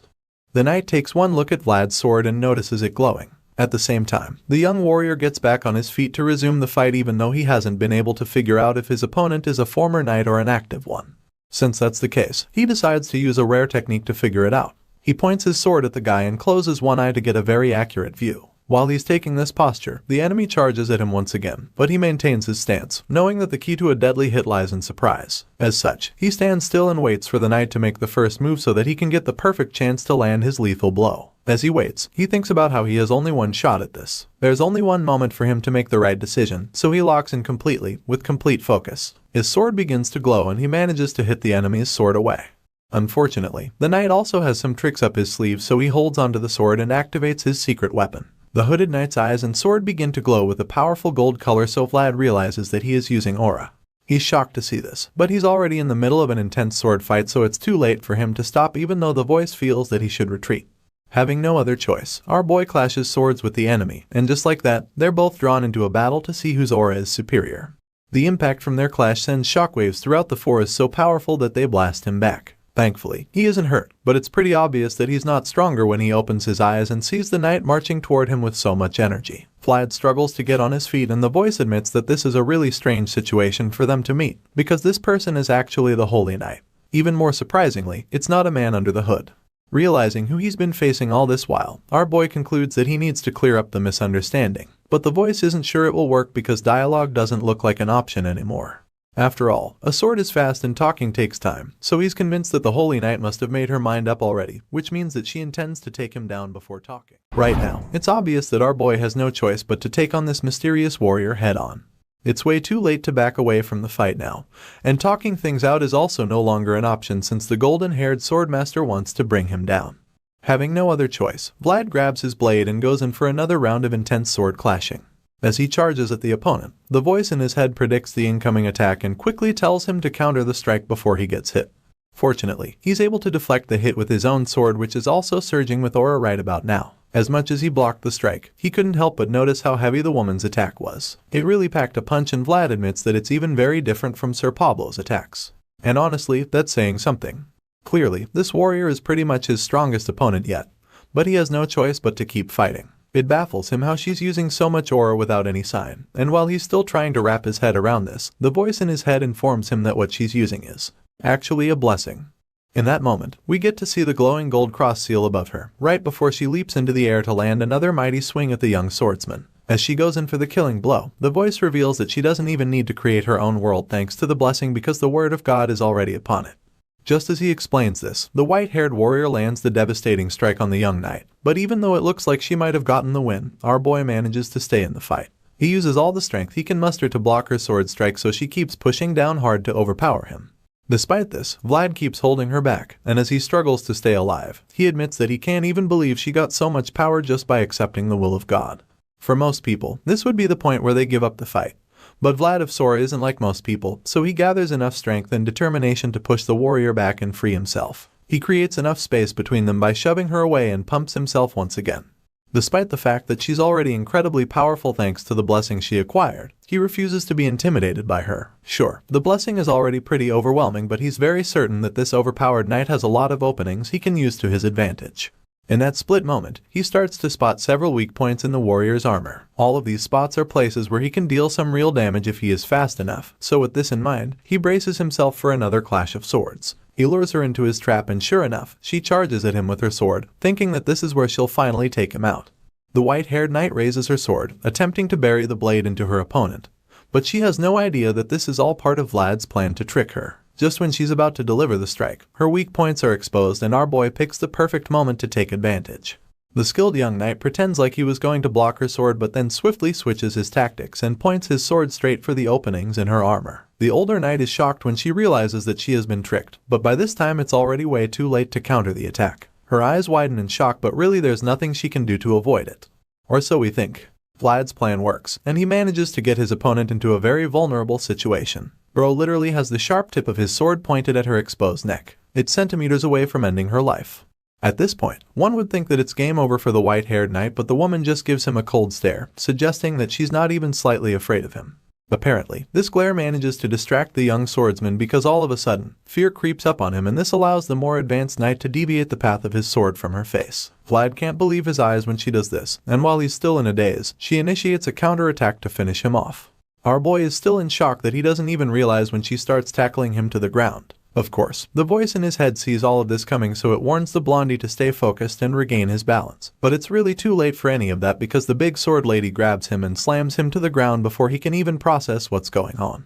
The powerful mountain of a woman uses insane speed and force to slam our boy into the hard rocky ground. With such force, some people would be paralyzed while most would just be dead, and you can see just how much pain the kid is in. His eyes widen in shock as his life flashes before him, but thankfully he isn't paralyzed.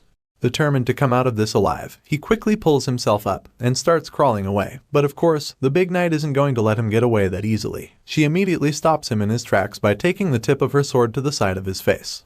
Vlad is still in shock because he still hasn't processed what the hell just happened. He doesn't understand how she managed to counter him so effortlessly, so the voice informs him that she did so using armor magic. This is a technique that is unique to Holy Knights, and it allows them to use plate armor to twist the trajectory of the opponent's sword. This explains how she was able to change the direction of his sword, taking it away from her neck to her armor-plated shoulder. Hearing this, it all starts to make sense to the young knight, and as he sees the scratch on her shoulder plate, he begins to panic. Not only does she have a blessing, but she also has magic armor, so he concludes that this is absolutely cheating. As far as he's concerned, she's a walking cheat code, and you can't blame him for thinking this way because they've been going back and forth in the intense sword fight, and yet, she didn't even break a sweat. There's not even a single drop on her stone-cold face, which just goes to show that she's been toying with him. After everything he just found out, he figures that she probably even showed him those openings on purpose. He thought that he was tricking her, but he didn't even know that she'd been playing him from the start. She wanted him to attack, just so she could show him who's boss, and know that he realizes she totally played with him. He just smiles. Our boy can't even be mad about it because of how impressive it is. While he's taking it all in, the white-haired warrior starts to grow impatient, so she finally asks him who he is. The moment he hears her voice, he quickly raises both hands in surrender, knowing that she can easily end his life now that he's in a vulnerable state. Without skipping a beat, he informs her that he is from Sora, and then reveals that he came into the village for an investigation. The knight seems surprised to hear that he's from the city of Sora, so she asks to be sure that she heard him right, and of course, Vlad confirms it. Apparently, she's really familiar with the place, and just like that, the young swordsman is spared.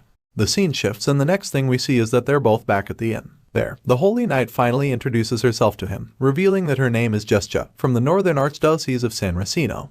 As far as she's concerned, it must be the will of the heavens that she got to meet the Knight of Sora in the village. It's an honor to her, and so is it to the rest of the knights who came for the investigation. Sir Gregory is around as well, and he feels the same way as Miss Jestja. Now that everyone is on good terms, the bearded knight suggests that they all sit down and chat, to which the white-haired warrior agrees. It turns out that Lady Jestja was also playing detective in the village. She explains how she was investigating strange occurrences happening in the area, and admits that she initially thought it was some kind of plague in the village. It was only after further digging that she realized it was actually a curse. She reveals this to the visitors and claims that she also found traces of something very ancient during her investigation. As you can imagine, Sir Gregory is shocked to hear anything about a curse, probably because he wasn't at the church with Vlad earlier. He's surprised at this theory, because the last time he checked, there's a big church around and that should technically prevent any curses having effect in the village. He doesn't expect anything wicked to be rampant in the area since there's a church, but Jestja just responds to him by suggesting that the church itself is the source of the curse. She believes that the so-called holy building gave birth to the curse, and the moment she says this, the knights are left speechless. It's a really bold statement, of course, so they're not sure how to receive it. On the other hand, the voice in Vlad's head agrees with her 100%, and is also very impressed by how sharp she is to have figured it out already. Sir Gregory is horrified to hear this, and realizes that the situation is a lot more serious than he thought. He never expected that a holy knight following the will of God would ever point to the church as the source of an evil curse, so to heed it, he concludes that it calls for alarm. Even though he knows that something needs to be done very quickly, he also knows that this place is not under the jurisdiction of Bayezid. At this point, he's torn because he's not sure what to do since things are increasingly going beyond his authority and capability. The senior knight slams his fists on the table, feeling frustrated, while Lady Jestja just stares at him, not knowing what to say. She finally interrupts his little tantrum by telling him to convey her gratitude to the new mayor of Sora. Sir Gregory is taken aback when she says this, so she just goes on to tell him that the mayor's approach of using hidden information was really impressive. On top of that, the manner in which he addressed the situation is really commendable in her opinion.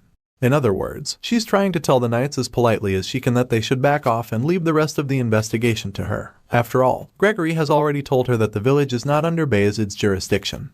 The bearded knight processes her words and wonders if she's demanding them not to dig any further, but he's not sure, so he also feels that maybe she's just being considerate. With this in mind, he remembers that black magic-related matters are the church's domain, and as such, they have no grounds to proceed further. With the current state of things, the knights might not have any choice but to go back home, and Sir Gregory reluctantly accepts the fact. Vlad sees what's going on and just remains silent, because he can tell that a line has just been drawn in the face of the weight held by authority and responsibility. Later that night, Vlad sits by the window as a creepy fills the air and makes it almost impossible to see anything on the outside. He looks disappointed, feeling that it looks like they won't be able to save Anna. All of a sudden, his train of thought is interrupted by the little girl from earlier, asking him if he'd be leaving soon. Unfortunately for her, he feels that they'd be saying their goodbyes real soon, so the little girl starts to tear up when she hears him say this. She's clearly heartbroken, so she asks him why they're leaving already, and the young swordsman just informs her that they're done with their work. From the look on Vlad's face, he doesn't feel like talking. He would prefer to just sit there and brood for the rest of the night now that their investigation has been cut short. As much as he would rather sit there alone and feel sorry for himself, the little girl is determined to make sure that doesn't happen. In response to his earlier comment, she informs him that there's no such thing as being done with your work in this life. Hearing this, the grumpy young knight just scowls at her because he knows that she's absolutely right. He hates it because he would prefer to just stay out of trouble and do as his superior has decided. But now, this brat just hit the bullseye without any warning, and he is forced to see reason with her. Not knowing how else to get rid of the kid, he simply asks if she doesn't have any friends. He doesn't get why she has been at the inn all this time. In response, she simply tells him that her father told her not to go out. When she says this, it makes sense to the young knight since he's aware that the things happening around the village are not normal in the slightest. As such, he totally gets why Anna's father doesn't let her go outside. However, what he doesn't know is that the father is secretly watching him while he talks to the little girl. The poor kid must be really lonely, being forced to stay indoors all the time and having no other friends their age to hang out with, and so it's not really a surprise when she begs Vlad to stay a little longer. She tries to convince him to stay, telling him how the church would soon be sharing gifts. Of course, our boy had no idea about this, so he expressed his shock, wondering if he heard correctly.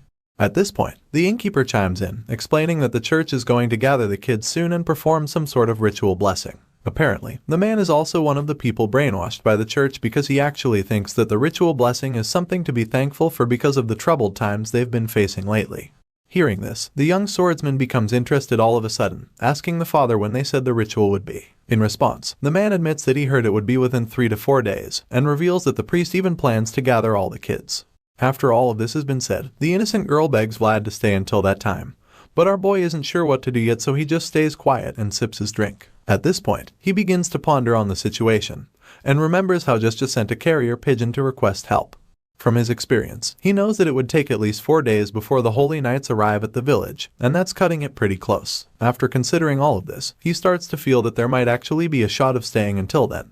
With this in mind, he finally suggests that he could stay until the ritual blessing. Hearing this, she gets all excited and decides to give him something like a gift. She reaches into her pocket, so he curiously asks her what it is. Immediately, she reveals a flower ring and hands it to him. But he doesn't really get why she would call it a flower ring when there's no flower on it. He holds the ring made from twisted twigs, and he figures that she must have made it with the ivy growing on the inn's wall. It's actually a big deal when you think about it, since it's a village where not even a single flower is allowed. Just then, Marion's father calls on her, informing her that it's time for her to go to bed. The little girl tries to protest, but her old man doesn't want to hear any of it. He insists that she go up to her room, so she begrudgingly starts walking away. Before leaving, she stops to ask Vlad if he'll really still be around in the morning, and rather than giving her a definitive answer, he just gives her a mischievous smile and tells her probably. Seeing that there's even a chance he'll be around, she gets excited again and makes him promise her that he'll stay longer. The girl doesn't even wait for him to say anything before walking away, but then she suddenly stops in her tracks and it's like something possesses her. In the blink of an eye, she slums and loses consciousness. Her father screams when he sees her falling, so he jumps to save her from hitting her head.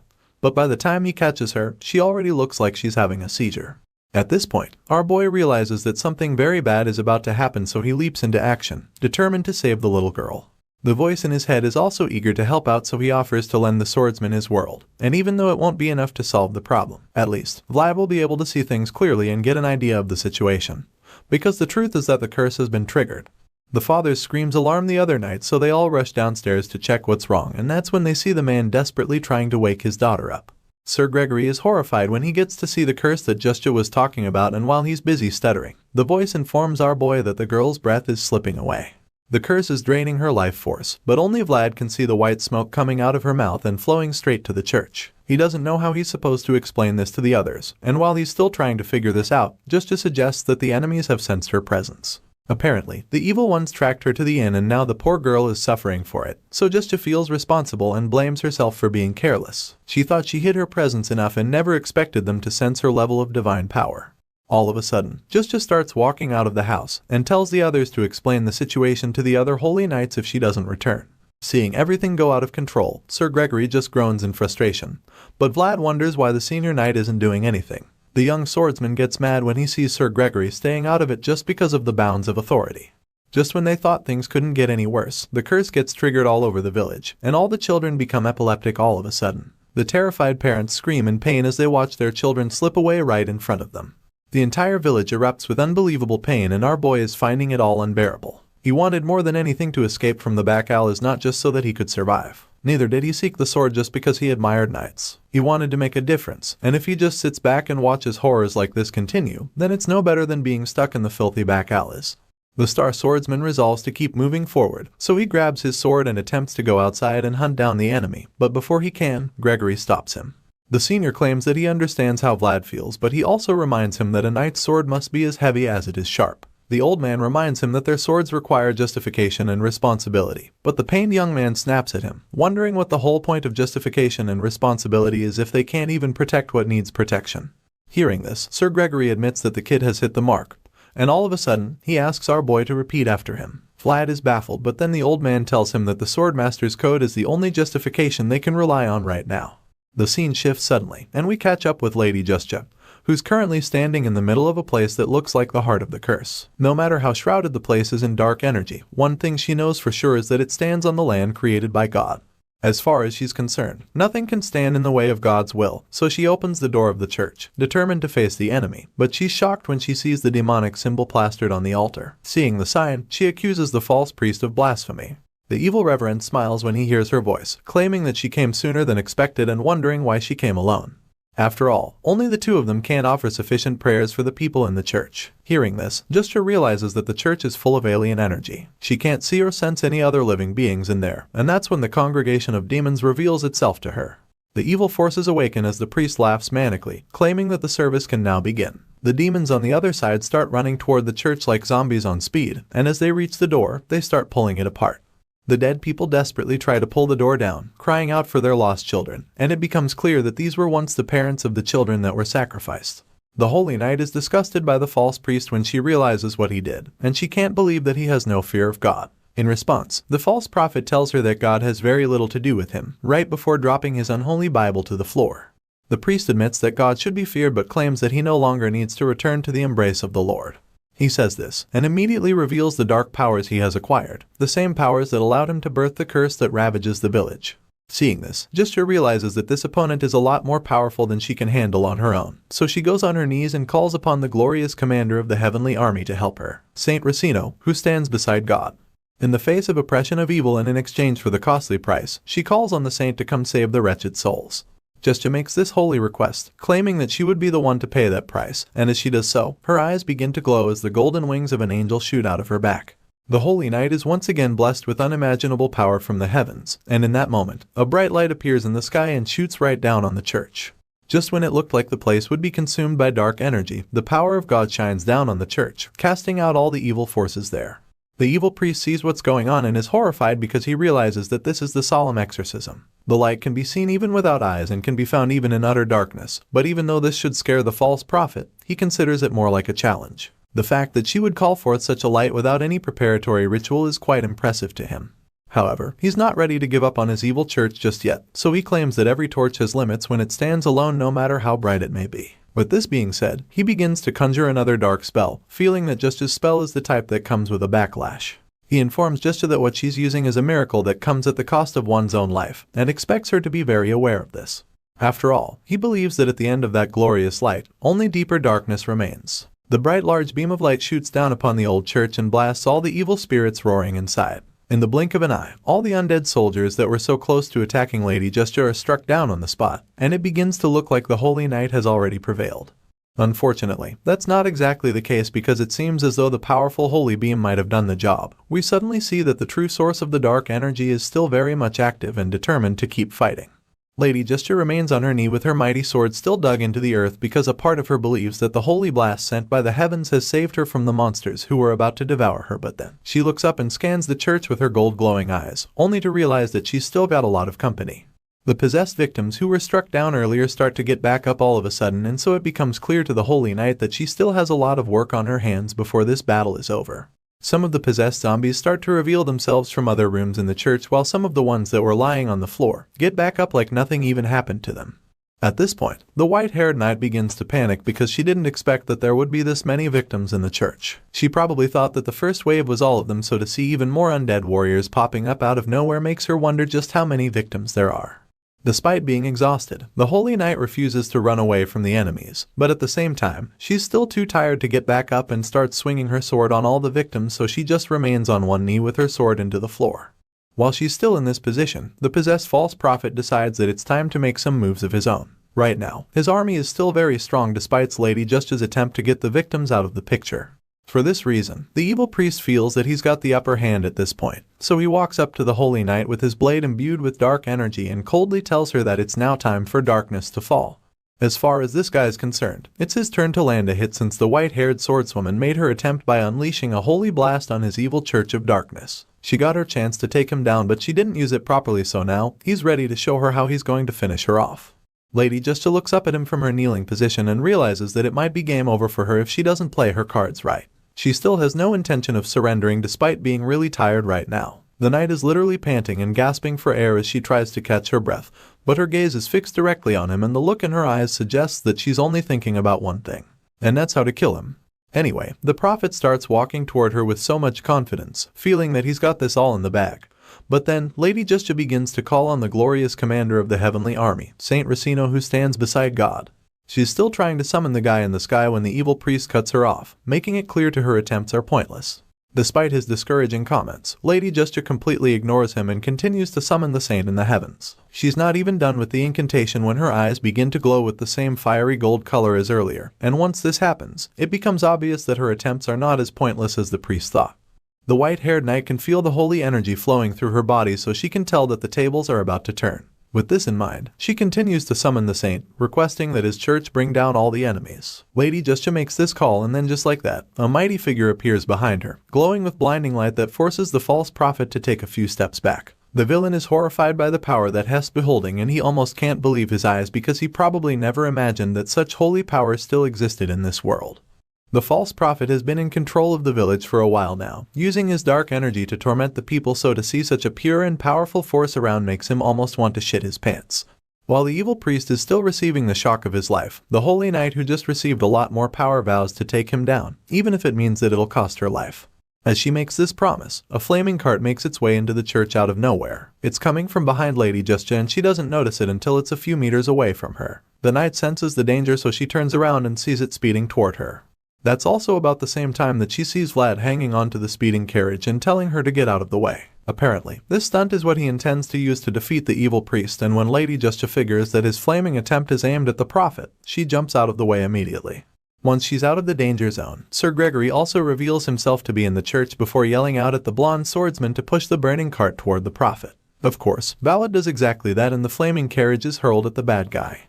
You'd think that this attempt would do at least little damage, but that's not the case because when the priest sees the inferno rolling toward him, he just scoffs. He almost looks disappointed that they would think such a move would hurt him. As far as he's concerned, this attempt is pretty laughable, so he just casually blasts the burning cart into tiny pieces. The impact leads to a pretty big explosion inside the church, and to those on the outside, it looks like their surprise attack might have done the trick. Well, it didn't, and Vlad is the first one to notice this, so when he sees the false prophet emerge from the flames, he decides to go in with a follow-up attack. The young swordsman grabs his sword and leaps into the air, determined to strike down the false priest. Right now, there's no one who hates the priest more than our boy, so it's no surprise that he wants to finish the guy off now that he's got the chance. The young knight is extremely furious with the man and feels that he's crossed the line by messing with the kids of the village, so now he wants to end things for good. The two opposite forces clash swords and an intense battle ensues. The false priest does a good job holding his own against the aggressive young knight, blocking each of Vlad's attempts to strike him down. As the two fighters go at it, the rest of the church begins to burn all around them. Apparently, the flames from the burning cart which exploded have now spread across the entire building, and so it's only a matter of time before the whole church is burned to the ground. This is probably the best time for all of them to escape, but in the heat of battle, none of them even notices what's really going on around them. Vlad is way too focused on killing the priest to care about the flames around them, and the prophet is also too engrossed in the fight to think of running away. As the battle becomes more intense, their eyes begin to glow, and at this point, the priest begins to realize who he's really fighting. The prophet looks into our boy's blue eyes and sees the source of the power in there. The figure he sees looks really powerful with glowing bolt-like eyes and a terrifying aura, but this doesn't exactly scare the priest. Just looking at the shadowy figure, the prophet recognizes the man, and he's amazed by the fact that they actually get to meet again. It excites him because it appears that he has history with the man he saw in our boy's eyes. Vlad notices the priest getting all excited about something, so he just gets more upset because he's literally trying to kill the guy and he's just messing around. Enraged by this, the young knight intensifies his attacks and tells the priest to stop spewing nonsense. Right now, all he wants is for the guy to just be dead, so he takes action and proceeds to go in for the killing blow. Using his sword, he dives in attempting to deliver a fatal jab on the prophet's side, but it appears that the annoying priest sees it coming. While our boy is doing all he can to take down the evil force, the others go on to check on Lady Justja. The white-haired knight still looks pretty exhausted after her first clash with the prophet. Sir Gregory rushes to her, asking if she is alright. And in response, she just reminds him that he's already in a lot of danger just by being in the church. Hearing this, the bearded knight simply admits that they had no choice but to visit the church. The children in the village are dying and they know that this place is the reason for it, so they couldn't just sit back and watch things keep getting worse. However, they never imagined that this is the kind of evil they would discover when they arrived. The place is littered with the walking dead and Sir Gregory is so disturbed because he has no idea what exactly is even going on in the church yet. Seeing his concerns, Lady Justja reveals that they have to go to the bell tower, explaining that it's the source of the curse. Sir Gregory understands this and is determined to help the Holy Knight, but he also knows that they don't have time to clear the way and proceed carefully. Because of this, he believes that they'll have to split the group to find a way to the tower, even though that will be very risky. The bearded knight looks around and starts to come up with a plan. Sir Cade can't use aura, so he feels that they'll have to get that archer out of the church first. Knowing that he needs to create an opening for Sir Cade, Gregory jumps in to join the fight. The big guy stomps his foot into the ground to announce his presence before charging at the evil priest with his aura activated. Sir Gregory leaps into action and tackles the prophet with insane speed and strength. Our boy is even shocked when he sees his opponent suddenly slammed into the earth. With all the energy surging through Gregory's body, he feels strong enough to hold down the enemy long enough to buy the others some time. He's already done a good job separating the priest from Vlad, so now all he has to do is keep the guy occupied long enough for our boy and the others to make it out to the bell tower. While pinning the prophet down, Sir Gregory calls out to Vlad, informing him of what Justja said about the bell tower. He admits that he doesn't know exactly what's going on at the tower, but all he knows is that he wants the young knight to go and destroy it. Vlad hears these words from his superior and realizes that he's been given a very important mission. Our boy can see that the bearded knight is literally sacrificing himself so that they can escape, and for this reason, he's determined not to fail. The young swordsman accepts the mission without hesitation and dashes out of the church with incredible speed. He's determined to make sure that Sir Gregory's sacrifice won't be in vain. Despite being pinned to the ground, the prophet refuses to let Vlad escape like that, so he summons his undead soldiers and orders them to go after the blonde swordsman. Just like that, the zombie-like victims reawaken and drop everything else to stop Vlad from making it out of the church. Our boy realizes that his task just got a lot more difficult, so he curses out, but this doesn't make him go any slower. The sea of dead people run toward him, so he just charges at them with even more speed, knowing that he doesn't really have an option. It's really the only way for him to make it out, so he forces his way through them, pushing and shoving to clear a path for himself, but he quickly realizes that there's just too many of them. Just when it looks like Hai's about to be overwhelmed by their numbers, a powerful beam of light blasts through the sea of zombies, creating a clear path for him. Our boy is shocked by this because he certainly wasn't the one who released the holy blast of energy. Perplexed by what just happened, he turns around and that's when he sees Sir Cade working alongside Lady Justja. Apparently, she used her holy energy to make his arrowed strike even more powerful in order to blast the dead slaves out of the way in one shot. Sure, they did a good job clearing the path the first time, but the truth is that there's still a lot more victims in the church, which simply means that their work isn't done yet. As you'd expect, more and more of the undead warriors begin to pop out from every corner of the building, so it becomes pretty obvious that the archer isn't done yet. Seeing the sea of victims attempting to swallow his friend, the guy tells Vlad to keep running straight ahead and promises to cover him. Sir Cade continues to launch his golden arrows over and over, taking down one zombie with each shot. From the look of things, you can tell that this guy has a lot of experience with this because he doesn't miss any shots. Not even a single arrow goes to waste. Even with such a perfect kill rate, the enemy forces are just still too many for them to handle. Sir Cade won't be able to cover the young swordsman perfectly, and our boy knows this, so he concludes that he'll have to take matters into his own hands regardless. As such, he keeps charging at them, and as they keep popping up, the voice in his head reminds him that he has to hurry. At this point, he's forced to go full berserk on the victim, blasting his way through them like a steam train. He continues to slaughter the zombies endlessly, and he does this, a thought runs through his mind. All worlds in the universe are precious, but even so, not everyone can protect themselves. Yet, he and his fellow knights are people who have sworn to protect the helpless, so if they're ever in a place where they are needed, they have no choice but to act, especially if they're in the moment. As knights, they're not granted the luxury of hesitation in times of need, so our boy knows that he must burn himself to become the torch that lights up the darkness, and this is the second Swordmaster's code.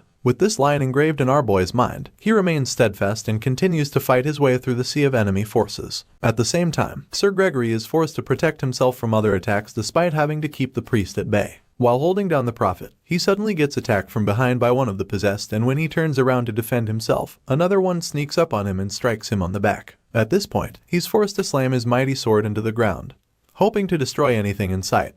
But this doesn't work, and he just gets attacked again. Thankfully, this time around, he is saved by Sir Cade, who sends an arrow into the victim's head. Sir Gregory looks over at his colleague with gratitude, and then Cade just gives him a nod. The archer pants in exhaustion with his fingers dripping blood. At this point, it seems as though they've actually cleared the area a bit, so Gregory decides to take a breather. Seeing how the zombies are all over him, the bearded knight jokes about wishing to be this popular in his normal life because he feels it would be nice. While he's still joking, one of the zombies crawls toward his feet and he just looks down at the creature in disgust, feeling that he's already seen too much messed up shit for one day. A big component of the shit he's talking about is the prophet's face. The knight is enraged by the fact that the priest has been smiling like an idiot the whole time. Sure enough, we get to see the guy's face, and he's indeed wearing a sinister smile on his face. It's a really creepy look, and it's also quite annoying because it just makes you feel like the prophet has got some secret plan he's waiting to unveil. The priest sits on the floor, like someone's shoes given up on life, and tells Sir Gregory to do anything he wants to do to him. After all, the sick man feels that he's not someone who can be finished off by death so easily. The bearded knight grits his teeth in rage when he hears these words because he feels that the prophet is just trying to get him riled up.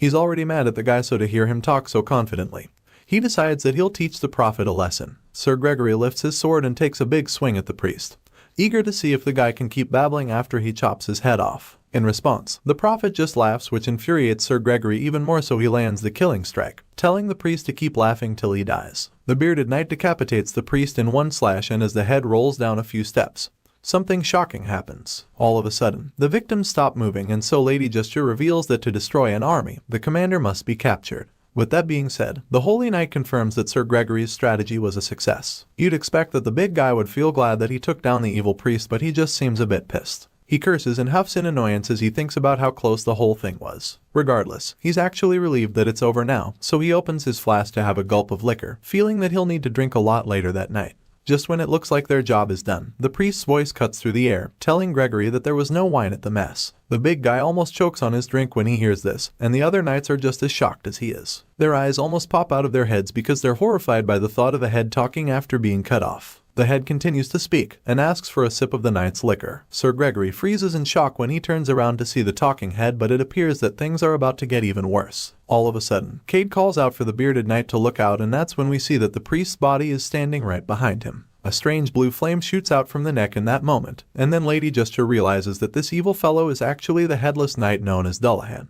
While the rest of the group is dealing with the headless knight back in the church, our boy dashes up the stairs of the tower with so much determination in each stride. He finally gets to the bell at the top, and he can literally see the dark energy flowing all around it. Vlad immediately knows that this is the source of the curse, and the voice in his head confirms that it's the curse of a noble warlock. Now that this has been established, he tells the young knight to give it his all and break the spell at once. At this point, our boy begins to activate his skill, but he gets interrupted when the headless knight appears and tries to attack him. The voice in his head immediately tells him to watch out, but at this point, it's already pretty late because the tower suddenly starts to vibrate like it's about to collapse. Vlad grunts when he sees that everything is about to crumble to the ground, so he jumps off the tower to avoid getting squashed by the heavy stones. The entire thing explodes, all thanks to Dullahan, who wants to make sure that they don't destroy the source of his curse. Meanwhile, Vlad finally makes it to the floor safe and sound. He looks around all the rubble in confusion, wondering what the hell is going on, and that's when he sees that the church has been destroyed. Just then, the headless knight reappears with a glowing ball of energy in his hand. He can't help but admit that he's impressed by what he just saw. As far as he's concerned, Vlad just executed a really cool landing after jumping off the tower. However, our boy isn't exactly in the mood to receive compliments from the villain, so he charges at the guy with his sword, claiming that he always knew the priest wasn't human. At the moment, he hasn't seen any of his friends, so he asks Dullahan where they are because he's afraid they might have been hurt or even killed. In response, the headless knight simply states that their lives mean nothing to him, and truly, we get to see the motionless bodies of the other knights lying in the rubble. Dullahan claims that the only thing he cares about is already right in his hand, and it's at this point that we see the curse in his hand. Enraged, Vlad demands that the headless knight hand it over, but of course, the villain tells him to take it by himself. Our boy gets mad and charges at the headless knight, once again demanding for it, so Dullahan warns him not to push his luck, because he doesn't know when his courtesy towards his peers will disappear. Hearing this, the young knight is puzzled because he doesn't get how they're peers, so Dullahan explains that he's not talking about Vlad, which leaves the kid shocked. In that moment, the headless knight goes all out and unleashes a barrage of attacks on the young swordsman. He overwhelms Vlad, who realizes that his opponent is now way too fast for him. The voice in his head confirms that those aren't human moves, and while our boy is still trying to keep up, Dullahan keeps teasing him, calling him slow. Our boy finally has enough, so he unleashes a deadly technique called the armor technique, which catches the headless knight off guard. The villain is shocked to see this, and he is even more surprised by the fact that the kid has the spirit's protection. The story continues as does the intense battle between the headless knight and our young hero. Right now, the duel has become so personal to the two knights that they're both determined to keep slugging it out until there's only one of them left. At the moment, Vlad is ready to do whatever it takes to defeat Dullahan, and with this determination to win, he charges at the flame-headed opponent using his aura-infused sword. You know our boy means business when he goes into a fight with one of his eyes glowing. The young knight advances toward the enemy with his sword burning with energy, and when he gets a good shot, he takes a massive swing at the headless knight, hoping to deliver some serious damage. Unfortunately, the evil prophet sees all of this coming, and he's no pushover either, so he's very much prepared to counter whatever strike the young swordsman is throwing at him. Dullahan can see the rage in Vlad's eyes, and he's completely aware that the kid will do anything to avenge his friends, but for some reason, this headless knight remains unfazed. He believes that he'll be able to deal with whatever gets thrown at him, so he just sits back and waits till it's the right time to land a counter-attack of his. Using his black sword filled with dark energy, he casually blocks Vlad's swift strike, and it's almost like he can see what the boy is going to do before he makes the attempt. At this point, it's already pretty clear that the headless knight is really up there when it comes to sword combat, because the blonde swordsman is doing everything he can to land a hit, and yet, he just keeps getting countered over and over. Dullahan is just way too fast for him, and as his strikes keep getting deflected time and time again, he begins to panic a little because he realizes that he can't actually win the battle if this keeps happening. Things aren't looking good for the young knight from Sora, and you can actually see the desperation in his eyes at this point. The gears in Vlad's head begin to turn as fast as possible as he ponders on a way out of the sticky situation, because that's really the only way for him to come out alive with the way things are going. The strain on his face suggests that he's in a lot of trouble, so he starts to wish that he could also deeply contemplate his world like Mr. Rudiger. As this thought crosses Vlad's mind, something sparks inside him all of a sudden, and his glowing eyes widen a lot more as though he's just received some kind of spiritual enlightenment. At this point, the young boy's growing world needed something to fill it up, and the truth of the matter is that the only world that intertwined with Vlad's own right now is that of the voice in his head. Honestly, it makes a lot of sense that his world would be crossed with that of the voice, since they've literally been together for a very long time. Anyway, with this new revelation, it's safe to say that we've gotten to the point in the story where we get to see the horizon where the boy and the voice are overlapped. In other words, the voice is finally about to manifest and reveal himself, but this time around, he's not just going to take control of Vlad's body like some secret puppeteer. Right now, they've both reached some kind of agreement, which makes the voice conclude that he and the young swordsman are about to become one. From this moment, there won't just be one of them, as they would be the same being. The stakes are high right now because they've come across a powerful enemy that neither of them can defeat alone. They have to merge if they want to stand a chance against Dullahan, and so the voice permits this union, which simply means that he's going to lend the young swordsman his world. The headless knight watches the young knight carefully and suddenly starts to notice a few shocking changes which make him panic a bit. All of a sudden, the blue aura glow that was in Vlad's eye begins to disappear, and then it transforms into bolts of lightning. It's at this point that we also see that the voice has manifested his world in the form of lightning, allowing our boy to channel this new energy in his blade. He's been given permission to use this world, and he has every intention of using it to the best of his ability. With the new power he's been granted, Vlad takes his mighty sword filled with overwhelming energy and unleashes a supercharged attack on the headless knight. He takes the big swing at Dullahan, knowing that the effects of such a blast will be catastrophic, but before unleashing it, he asks the evil priest once again if he really thought that he'd just sit back and abandon the kids in the village. There's no way in hell that Vlad would leave this place without doing absolutely everything he can to save the innocent children. As a knight, he's sworn to protect those who can't help themselves, and right now, the people in this category are the poor children who have been afflicted by Dullahan's curse. The only way to save them is by getting rid of the headless knight, and that's exactly what our boy has sworn to do. Filled with rage and the desire to protect the innocent, our boy finally unleashes the devastating blast on the evil priest, and even though the guy tries to deflect the attack once again, this time, it's just way too much for him to handle. The huge blast spans for miles, and at the center of it all, we can see the headless knight standing there as the powerful skill keeps him at bay. After such an explosion, one would think that Dullahan would be dead or something. But in a shocking twist, the villain just reveals himself to still be in the fight once the dust starts to settle. As the dirt and smoke start to clear, we see the headless knight standing strong with his sword in hand. The guy is certainly ready for another round, so it makes you wonder what on earth someone has to do to defeat him. After revealing that he's still in the fight, he starts to activate a seemingly powerful attack, hoping to retaliate, and that's when Vlad starts panicking even more. The young knight curses out when he sees that his opponent is practically unscathed, because he can't even believe that after all he did, all he managed to do was leave a small scratch. Right now, it's really giving Iron Man and Thanos vibes because you'd think that he'd have done a lot more damage after putting in so much effort into that last attack. Unfortunately, that's not the case, and now that he's running out of ideas, the young swordsman concludes that his world is too small for the voice's world to fit inside him. Sure, that was one hell of a combo back there, but judging by Vlad's conclusion, it actually means that what we just saw was just a tip of the iceberg. Apparently, the reason why his blast couldn't finish Dullahan off is that his world is not on par with the voice's. As such, the voice's world couldn't fit into his, and that's why he couldn't get the maximum effect from the combined attack. At the moment, Vlad is already pretty exhausted, and you can't blame him because he's been trying virtually everything, but they've all been futile. To make matters worse, he feels like he only has 2 or 3 tries left before he runs out of energy. It turns out that our boy actually inflicted a nasty cut on Dullahan's wrist with that first attack, but it also looks like that is about to backfire big time because the blood seeping out of the guy's body suddenly starts turning into some kind of dark energy, which he's certainly going to use as a weapon. The Headless Knight laughs at this point, claiming that he went easy on Vlad the first time only because he thought that the kid shared the same style. However, now that he's realized that the boy might actually be a threat, he goes full beast mode. Out of the blue, this guy dons a seriously wicked armor, and from the inside, you can literally see the blue flames burning out. It's a really terrifying sight, and when the young swordsman beholds it, his eyes almost pop out of the sockets. Our boy is so stunned by the insane armor, and he can't even believe what he's looking at when he sees Dullahan standing in front of him, ready to go into another round of intense sword clashing. With every swing of the big guy's sword, you can see the dark, terrifying energy flowing out of it, and while our boy is still trying to process the whole thing, the Headless Knight launches his first attack. Our boy doesn't exactly see it coming, but thanks to the ever-vigilant voice in his head, he's immediately informed before the blast of energy can get to him. Right after that, Dullahan follows up with an insanely swift attack, and once again, the voice in his head tells him to dodge the hit. Vlad tries to move out of the way, but then he just ends up getting blasted with a huge surge from the Headless Knight.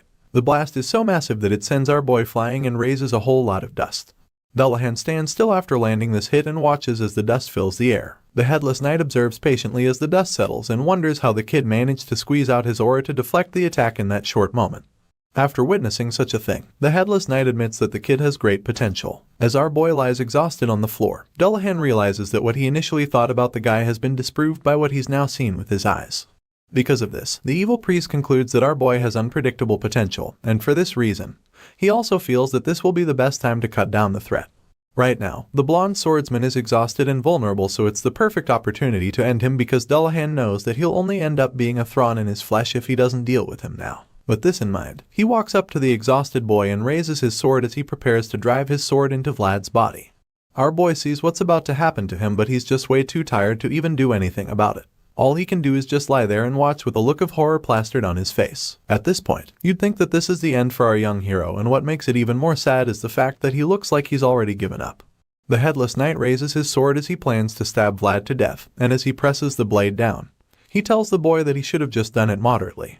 Dullahan goes in for the kill at that moment, and just when the blade is about to penetrate Vlad's armor, something shocking happens. All of a sudden, our boy grabs the tip of the blade with his hand and holds it back, stopping the sword from piercing his armor. While this is happening, the voice in Vlad's head finally speaks out, and for the first time, someone other than the young knight gets to hear it. The voice yells at Dullahan, asking the evil priest if he didn't hear what our boy said before, and after a brief pause, he goes on to remind the Headless Knight that our hero told him to leave the children of the village alone. With this statement, a huge surge of energy shoots out of Vlad's body, blasting the evil priest into oblivion. The huge surge blows the Headless Knight away, causing him to scream in pain, and this is about the same time that the young knight starts to get back on his feet. Vlad slowly stands up with a lot of energy flowing around him, and then he starts to speak. From the look of things, the person talking is no longer just the boy from Sora. It's the consciousness of the voice in his head, and now the voice admits that he doesn't know who he is right now. All he knows is that he has something to do. The memories of his existence are long forgotten, and the only duty he must follow is scratched deeply inside of his soul. In this moment, he realizes that the only reason for his existence was for that duty, and now he's more than ready to do whatever it takes to fulfill that obligation. With all of this being said, the voice finally takes over Vlad's body and decides that it's time for the adults in the mix to have a go at it. He's tired of the Headless Knight picking on young kids, so he would like the guy to try picking on someone his own size. Meanwhile, we see that Dullahan is still getting over the effects of the earlier blast. His entire body is covered in smoke, suggesting that he really took some damage with that hit.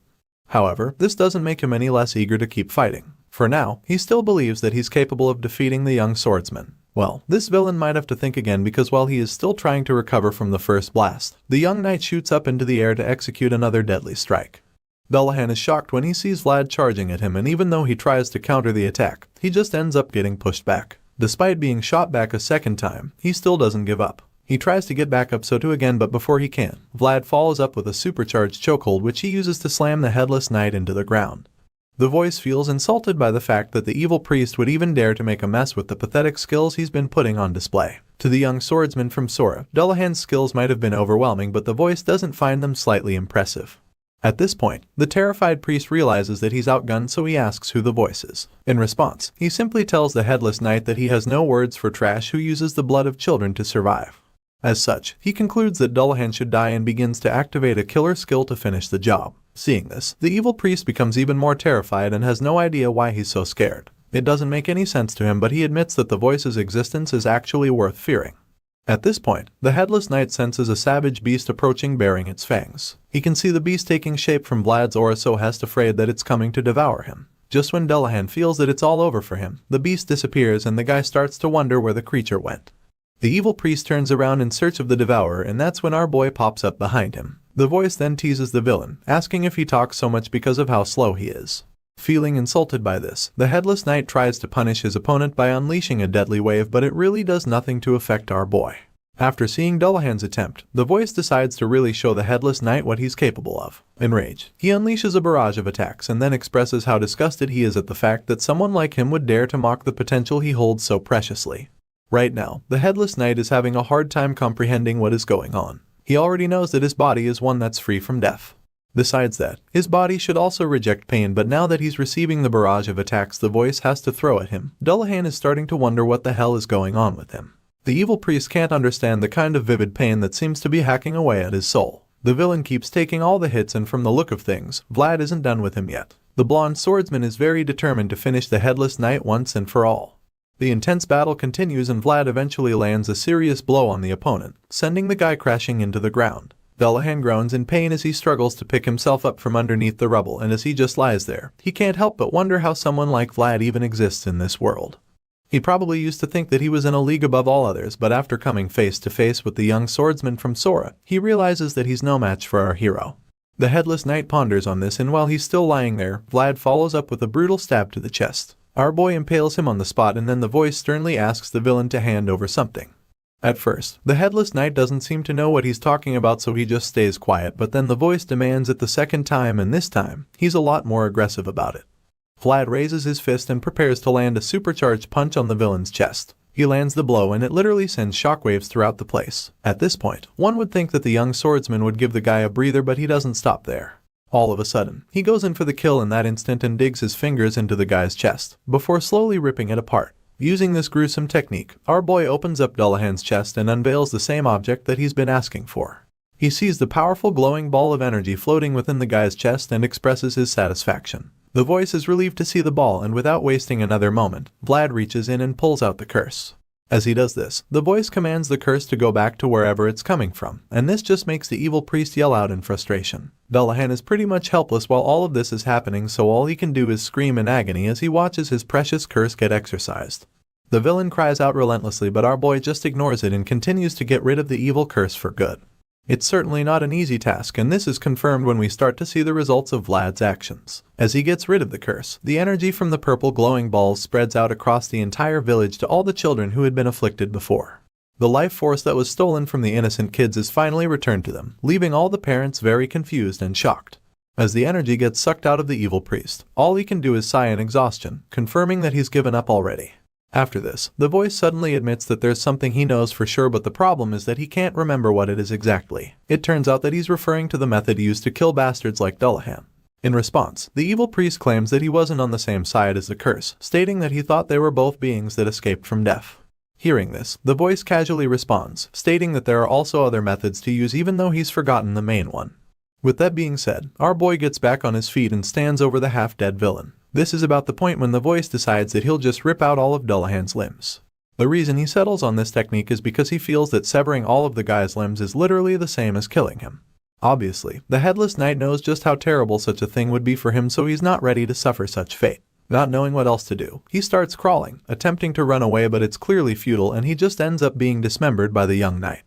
By the time there's only one limb left, Vlad prepares to finish the villain off finally, but just when he's about to slice it off like the others, the headless knight raises his remaining arm as if he's about to surrender. The guy screams a strange word Lamishtu, which leaves the young swordsman really baffled.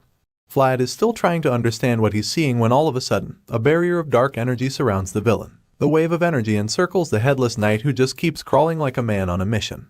The barrier prevents our boy from getting any closer to Dullahan, so all he can do is watch in confusion as the villain crawls away. Just then, the headless knight starts calling out to the strange presence called Lamishtu once again, and then many huge hands stretch themselves out as they try to catch Dullahan. Vlad just watches curiously, wondering what Dullahan is doing. Apparently, the headless knight felt that the supreme presence would save him, but he quickly learns that he was wrong because when he gets close enough, Lamishtu begins to devour him. The Dark Master devours the evil priest, and in a matter of seconds, all that's left of Dullahan is nothing but dust. Once that happens, Lamishtu finally reveals herself to our boy, and upon seeing this being, the voice admits that he doesn't have any memories of that name. However, he has a faint feeling about it, so it makes him wonder what kind of existence it is. His thoughts are suddenly interrupted when he realizes that he's still the one controlling Vlad's body, and he's surprised that he actually managed to go overboard with the whole possession thing. Even though he might have taken advantage of the kid a bit, he also admits that our boy's growth is really brilliant.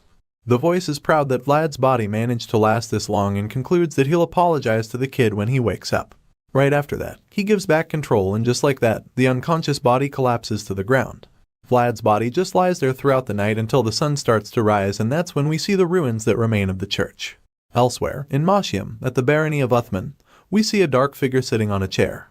It turns out that while our boy's soul was shining, the traces left behind were merciless. The ominous lady can sense that he's using a kind of magic that has been around for a long time, and it really intrigues her.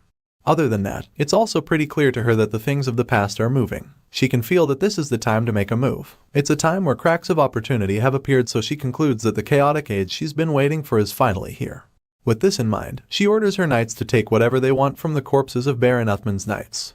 After all, the Baron has already paid the price for his son, who will now be brought back to life. The witch has met her end of the bargain, so now it's time to reap the reward of her services. Now that she's brought the Baron's son back to life, she believes that Mashium should be the new harbor of darkness, which basically means that she and her dark knights will be staying in the land for the time being. The story continues days later, and we're brought back to the small village. Here, we see our boy for the first time after a while, and he's looking rather unkempt and frustrated for some reason. Apparently, the young swordsman is just waking up after sleeping for 3 whole days somehow. This isn't the first time it is happening since he arrived at the village, so it kind of bothers him since he's supposed to be an active knight protecting people and all. Even though it's not exactly the best look for him, you can't really blame the kid since he just survived a deadly battle against a really powerful enemy. Thankfully, he came out victorious after his fight with Dullahan, so he deserves some rest at least. While Vlad is still trying to understand how he managed to sleep for 3 days straight, his buddy Goth enters the room, telling him not to feel too bad about it. He tells the young knight to be glad that the grueling fight is finally over, especially since he almost didn't make it out alive. Goth claims that Vlad was looking like a piece of ragcloth when he first found him after his battle against the headless knight. With that being said, he goes on to reveal that he went through a lot just to get our boy back to the inn. Goth literally had to drag the unconscious knight along the ground the whole way back. Hearing this, Vlad isn't even sure what to say, so he just runs the back of his head, probably checking for bruises or something. Just then, he remembers that there were other knights with him during the fight, and since he has no idea where they are now, he quickly asks his buddy if they're okay. Goth's facial expression changes immediately, and you can already tell that he's got some bad news. The guy reluctantly admits that things aren't good, and confirms that the captain is in the worst condition among all of them. It's unsettling news indeed, but Goth wants Vlad to get enough rest, so he tells the young knight not to worry about the others. With that being said, he walks to the door on his way to inform the others that Vlad is finally awake. Before leaving the room, he asks the blonde swordsman to call on him if he needs anything, and of course, Vlad acknowledges this, thanking him for his help. Goth exits the room after this, leaving the young swordsman alone with his thoughts. Vlad just sits on the bed in silence as he processes everything that he just heard.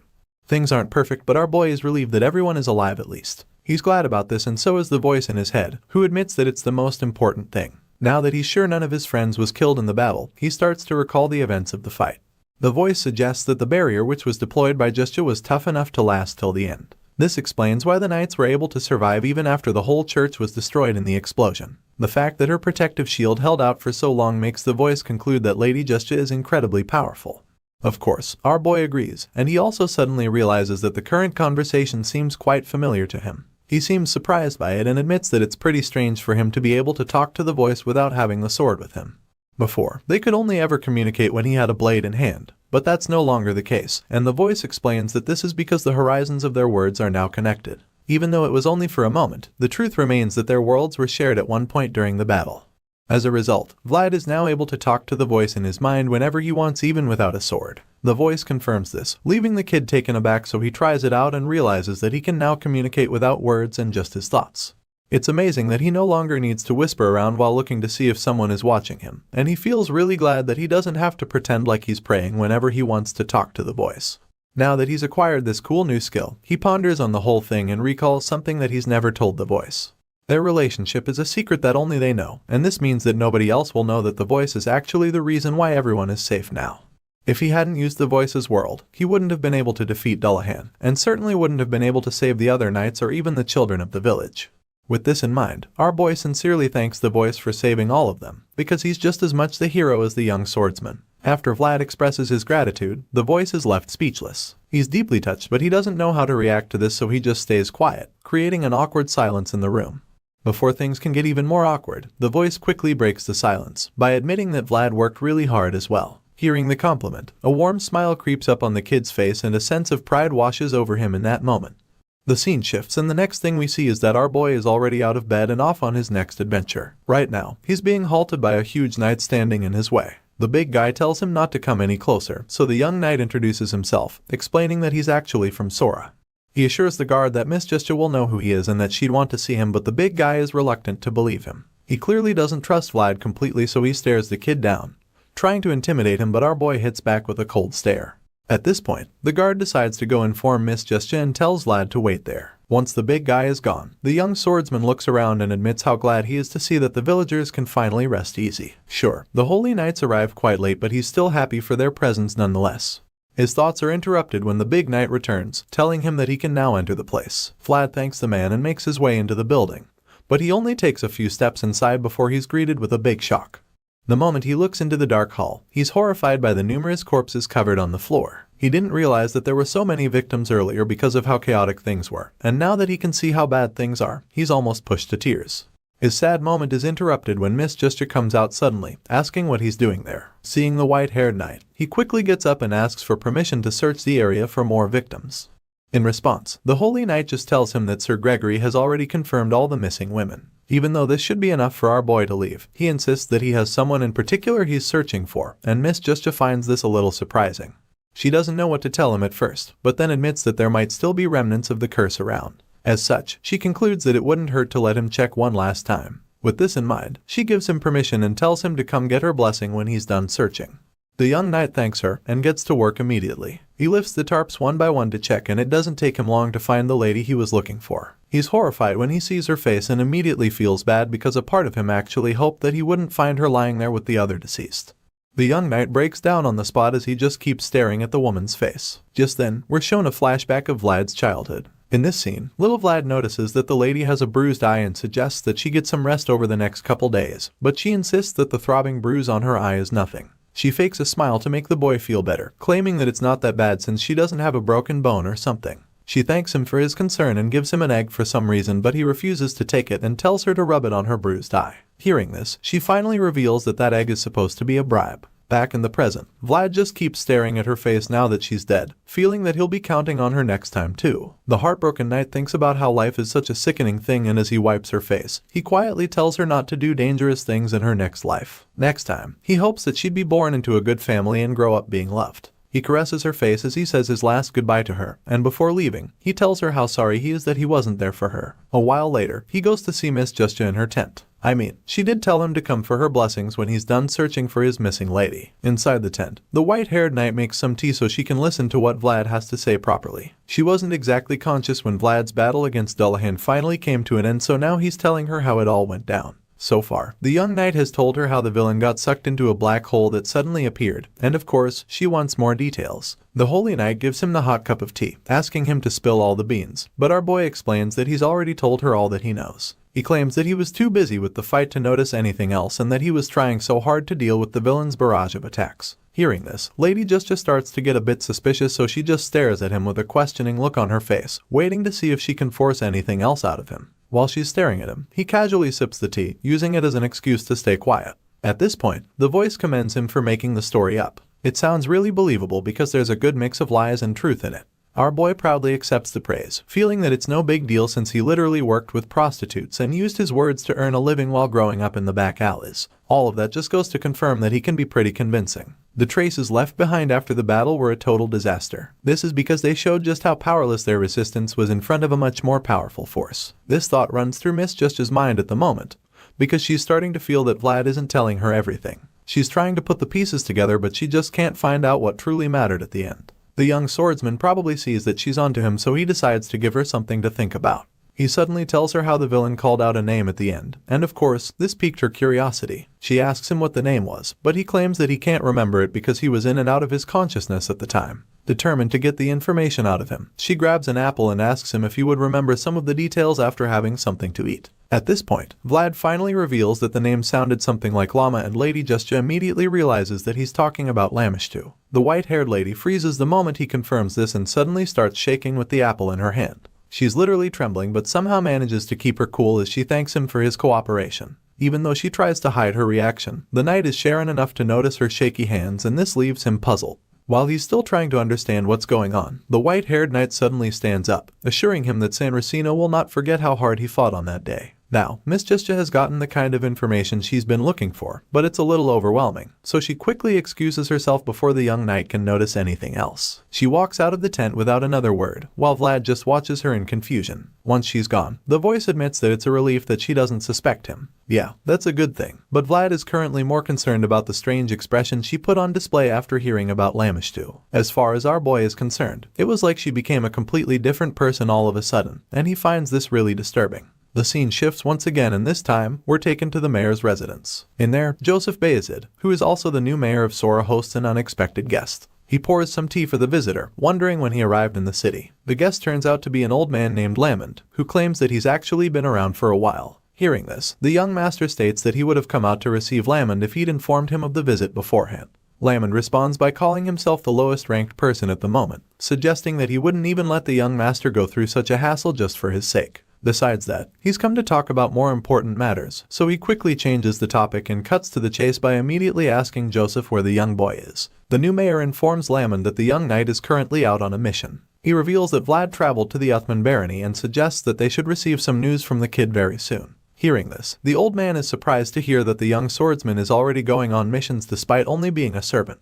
He then reveals that he met the patriarch before coming to see Joseph Bayezid. He also states that he has only one ducat left, and for this reason, he wants to wrap things up quickly. It appears that this thing called a ducat is of great value because the young master is shocked to hear that Lamond has one. At this point, it becomes very clear that the old man isn't just here to see Vlad. Just then, Lamond finally starts to state his true intentions and reveals the reason he came around. He claims that all the servants in Sturma are too dull, which is a shame since they're the ones who are supposed to take over the Bayezid name. With this in mind, the old man casually wonders if the servants Joseph groomed are any better than those back in Sturma. At this point, Sir Jaeger finally chimes in, confirming that the young swordsman is definitely better than that lot. The advanced knight makes this statement, but he also admits that the kid likes to do whatever he wants. Hearing this, Lamond is intrigued. To hear the grumpy knight speak so highly of the boy, he can tell that the kid must be pretty useful because everyone knows just how difficult it is to impress the green-eyed advanced knight. Sir Jaeger is shocked to hear that the old man can read him like a book. He doesn't say a word, but Lamond already knows what he's thinking, so the elder tells him that there's no need to be surprised. After all, Jaeger already showed him all of his disgraceful sides when he was younger, while being grumpy the whole time. Joseph just smiles cheekily when he hears, while the one-eyed knight gets flustered by the old man's words. Anyway, Lamond goes on to say that he hopes he'll take a liking to Vlad when he finally meets him. There's a certain knight in training named Savanin who bullies other trainees because he has his parents to back him up, and the old man promises to beat Vlad seriously if he turns out to be like that guy. At this point, Joseph informs his guest that Vlad does have parents, which comes as a shock to Lamond. This is good for Joseph because now that he knows the old man's true intentions, he's determined to pique his interest as much as he can. With this in mind, he goes on to tell the old man how Vlad grew up in the back alleys without any parents. He reveals this and states that our boy climbed this far with his own strength. The young master says he all of this with an intention, and it's pretty clear that there's a reason he brought up the poor environment Vlad grew up in. He knows that Lamond would relate to this since the old man also had difficult times in the past and succeeded on his own as well. Now that the young master has brought all of this up, the old man starts to get more and more interested in the blonde swordsman. At this point, Joseph claims that Lamon doesn't have to give the boy his last ducat, insinuating that he'd be satisfied if only the elder can teach Vlad a thing or two. Obviously, this is just the young mayor trying to play mind games, and Lamon responds to this by admitting that he hasn't taken any liking to any of the young men he's seen recently. However, that is about to change, and since Joseph made the request, the old man promises to take a good look at the blonde swordsman in question. Back in the village, the Holy Knights appear to be saying goodbye to Vlad's party. They're all outside, and Justja, the spokesperson, tells the other knights that the San Racino will not forget their bravery. In response, Sir Gregory just hopes that she puts in a good word for them since their mayor isn't exactly the meticulous kind. The Holy Knight bluntly informs him that she can't lie in reports, but promises to consider his position when talking about this. Of course, Sir Gregory doesn't trust her enough, so he just prefers that she doesn't say anything at all. Just when the Bayezid Knights are about to set off, Justja notices that Vlad has a flag, which takes her by surprise. Sir Gregory is the one that responds to her, revealing that the Bayezid family has finally found someone to keep an eye on, and admits that they're treating the kid well too. While he's saying this, the Holy Knight processes everything about Vlad, from the traces of a fierce battle and his ability to fight Dullahan. All of this just goes to show her that the boy has the potential to be extraordinary after all. At this point, Sir Gregory bids her goodbye and decides to leave, so she prays for the blessing of Saint San Racino to be on all of them. On the way out of the village, Vlad looks back at the people to wave goodbye, and he can't help but notice how much better everything looks now that the ominous fog is gone. At this point, Sir Gregory chimes in, telling the kid how the village was once a peaceful place full of sunlight.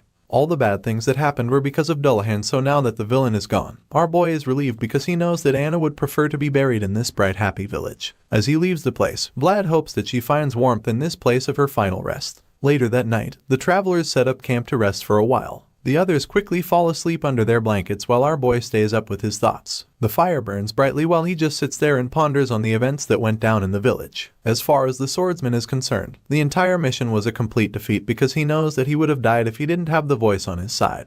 Vlad feels that he's not strong enough yet because he was so close to being killed just like Jorge and Anna. Our boy is so ashamed because he feels that he would have been suppressed so easily by a large world that he couldn't go up against. As he wallows deeper into the realm of self-pity, Gregory pulls him out of his thoughts just in time, asking him what he is thinking about so intently. Of course, Vlad isn't too comfortable talking about it, so he claims that he was pondering on various things. Gregory can tell that he's lying, so an awkward silence follows. Vlad suddenly suggests that there are too many incredible people in the world, and admits that he doesn't think he can last while living among all those people. Hearing this, Sir Gregory assures him that everyone has such thoughts at least once in their lives. There are no defined answers to these thoughts, but the bearded knight reveals that he's already made his own conclusions to them. Vlad asks what it is, and the man simply tells him that he needs to keep burning. There's no method to keep a fire from wavering when the wind blows, but as long as there are flames, then it can always burn again. With that being said, he encourages the kid to hang in there, over and over again, so he can burn endlessly. This makes a lot of sense to our boy, and it reminds him that there's no shortcut to becoming as strong as all those ahead of him. He knows that he needs to keep burning and just focus on the present, because if he's going to face the enormous world approaching him, then he'll also need to have an enormous flame. Sir Gregory and his crew finally return, and young Master Joseph commends them on a job well done. He compliments them for their diligence in carrying out the mission, but he also admits that he can't overlook the fact that swords of the Bayezid family were unsheathed in the land of another local lord. Sir Gregory quickly apologizes and takes full responsibility for everything, ready to accept whatever punishment the mayor has prepared for him. Just then, Lamon chimes in and proceeds to berate the bearded knight for what happened. He scolds Sir Gregory, claiming that the worst part about everything is the fact that he knew the consequences and still went ahead to interfere with issues beyond their jurisdiction. Hearing the old man's voice, Vlad wonders who the man is because the air around him is oddly extraordinary. Meanwhile, Master Joseph agrees with Lamon, stating that Gregory struck a nerve on a sensitive problem in a chaotic time. The empire is starting to fall apart since the imperial family has lost control. Things are getting out of control, so the young master is afraid that it's only a matter of time before such things happen in the north. Sir Gregory continues to apologize, but Joseph just feels that the Iron Duke is paying attention to what happened in the village because it involved curses.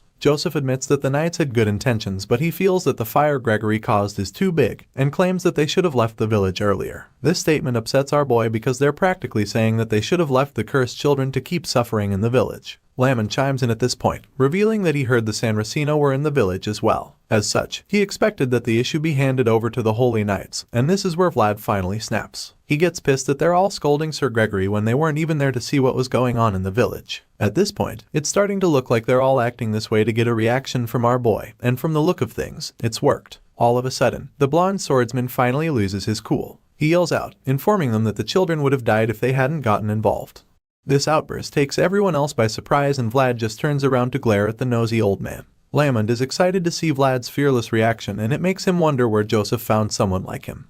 Apparently, this old man thought that our boy was some snot-nosed brat, but he was wrong because he can clearly see that this kid is actually a beast. The angry young man continues to defend Sir Gregory, bluntly telling Lamond that the bearded knight did his best for the children, and from the cold glare in his eyes, you can tell that Vlad is not afraid of anything the old man could do to him. Right now, the brave young knight doesn't care if Lamond feels insulted, and all he wants is that they stop scolding Sir Gregory for what happened in the village. Our boy goes on to tell everyone how the San Racino saw what they did back in the village and reveals that the holy knights praised their actions rather than rebuked them.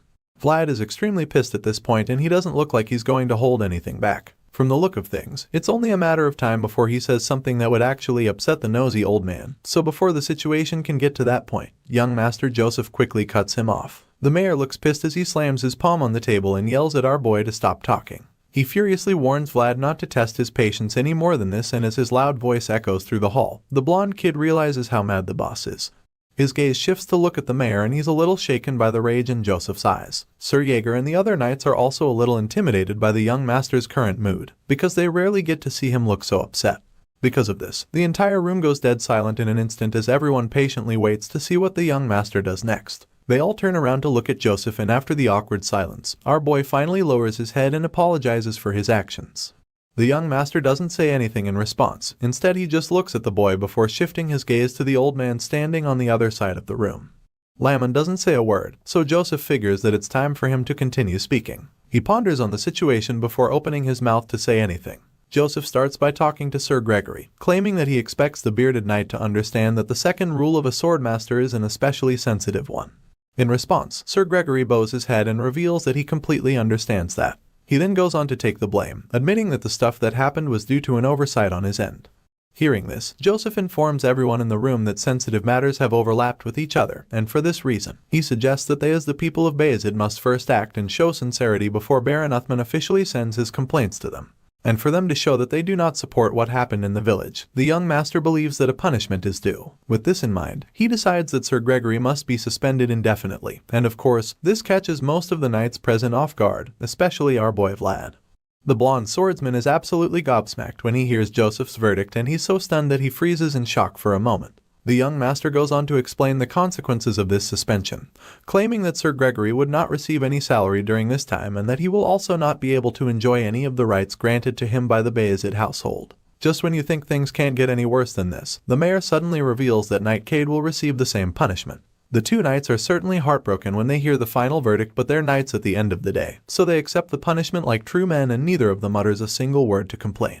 While the older swordsmen are taking their punishments, Vlad just watches from the side, knowing that he's probably next in line to be sanctioned. Sure enough, young Master Joseph falls on him right after he's done with Gregory and Cade. The mayor calls on the servant, and Vlad just stares at him in silence with his wild blue eyes. Right now, the young master is actually reluctant to reveal what punishment the kid would be receiving. Before saying anything, Joseph thinks about how he's treated Vlad well. He's fed and clothed the young boy from Sora, and they've become really close, but after everything that he'd done, he now realizes that he has failed to tame the boy. With his back turned to the blonde swordsman, Joseph admits that he's deeply regretful of the way Vlad spoke without permission and upset him in the process. But still, the young master doesn't think that he feels angry at the boy because he's ashamed. As the thought crosses his mind, he realizes that he's actually not angry and that he's simply just disappointed. Once he's come to this conclusion, he finally turns around to face his young mentee, before informing him that he's also going to be suspended indefinitely. The mayor makes this statement, but then feels that it's such a waste, feeling that he should have been stricter with our boy. He feels that Vlad has become so stubborn because of how casual he's been with him, so now he wants to show the kid that he's actually the boss. With this in mind, he adds to the punishment, telling Vlad that he must not be seen anywhere around him unless he's summoned.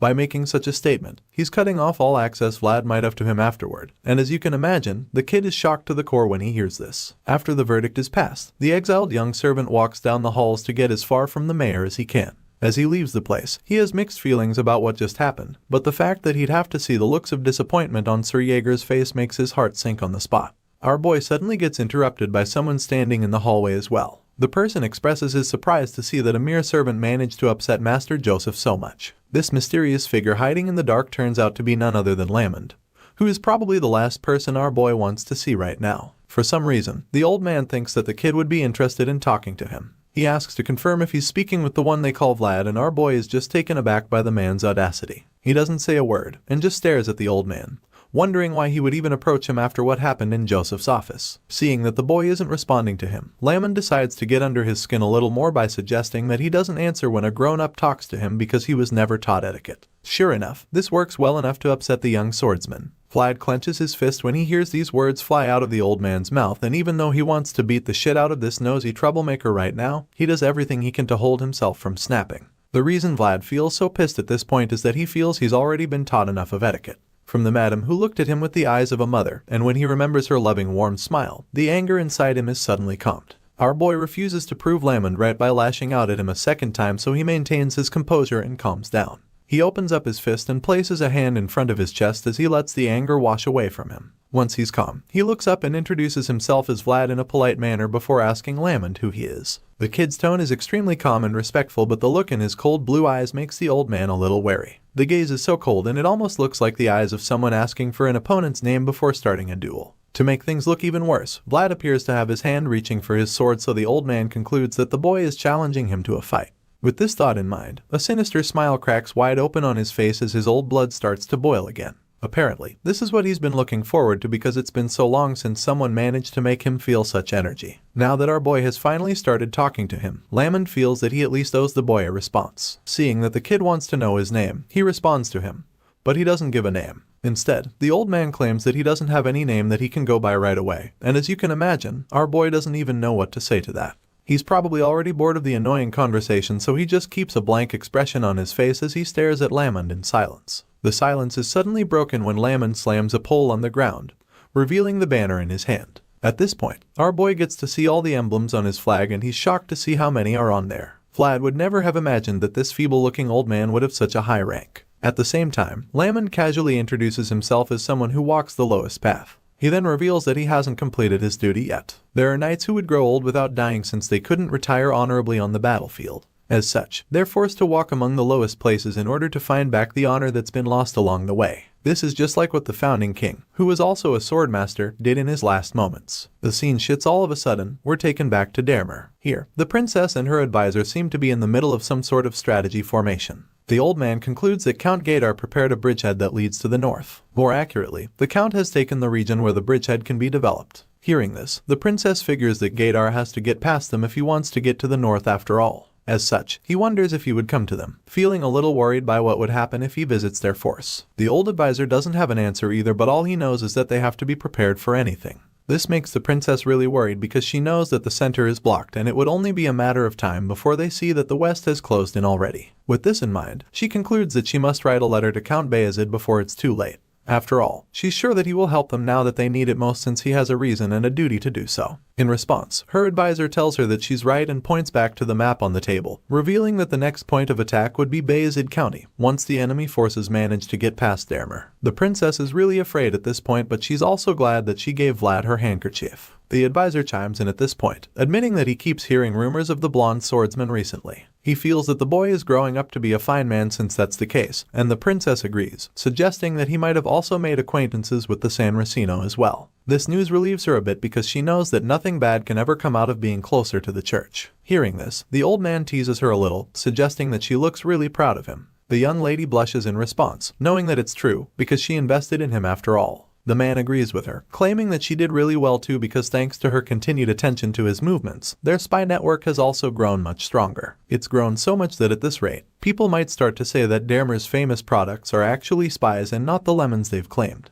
The man teases the princess with this statement, which earns him a glare from her. Anyway, she doesn't take it too seriously, and since it's clear that their spy network is actually really strong now, she suggests that they expand their surveillance radius. If they can detect any suspicious movements early enough, that will buy them enough time since they have insufficient troops at their disposal. The worried princess looks out the window to the rest of her city, hoping that the enemies just go past Dermer without doing anything. Hearing this, the old man agrees with her. He's just as worried as she is, because he can clearly see that the world is changing rapidly. It's so fast that even he can't guess what's coming next. However, he also feels that the change isn't all bad. Just like how those flowers started to bloom after Vlad left their city, this old man has a feeling that their current situation might just end up bringing them some hope and comfort. Back in Sora, it's already getting late and Vlad is currently ranting in a smithy. He's so pissed by the conversation he had with the old Foji and claims that he wanted to hit Lamond in the head at that moment.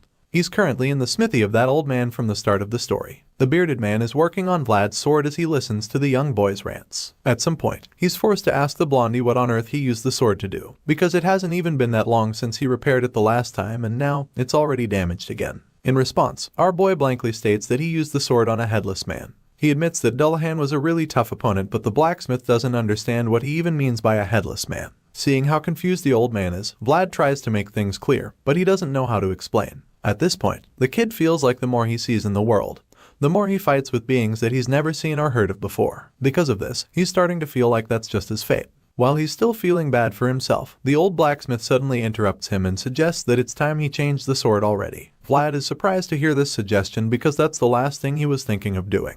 The blacksmith feels that the sword isn't as good as it used to be anymore and even claims that it's only a little better than the half-assed swords used by mercenaries. With that being said, the old man goes on to say that our boy would even be lucky to use the worn-out sword to cut through monsters he comes across in the future. It's only made of normal iron and judging by what he can see, the person who made it the first time is just an average blacksmith. The blonde boy is surprised to hear this, so he asks the man what he's even talking about. At this point, the old man decides to spell it out for him, stating that if he uses something that's beneath him, that thing will eventually break. The blacksmith holds the old worn-out sword in front of the boy so he can see what he's talking about, and it's like our boy finally starts to get it. The little lecture is interrupted by a flashback. In this scene, a tough-looking man with a scar on his face suddenly walks into the smithy asking for a sword that can cut through ghosts. Of course, something like that shouldn't even exist, and the look on the old man's face suggests that he doesn't have a blade like that. He just stares at the scar-faced man with a blank expression on his face. The man looks dumbfounded, so he decides to ask once again what the guy wants, and he confirms that it's a blade that cuts through ghosts. The flashback comes to an end, and then the old man tells Vlad the story of how the guy randomly walked into his shop last winter looking for a sword that cuts ghosts. The old man admits that he thought the mercenary was saying nonsense, but then he mentioned Vlad's name. Apparently, that scar-faced mercenary said something about Vlad of Sora cutting a ghost, and of course, this rings a bell in our boy's mind.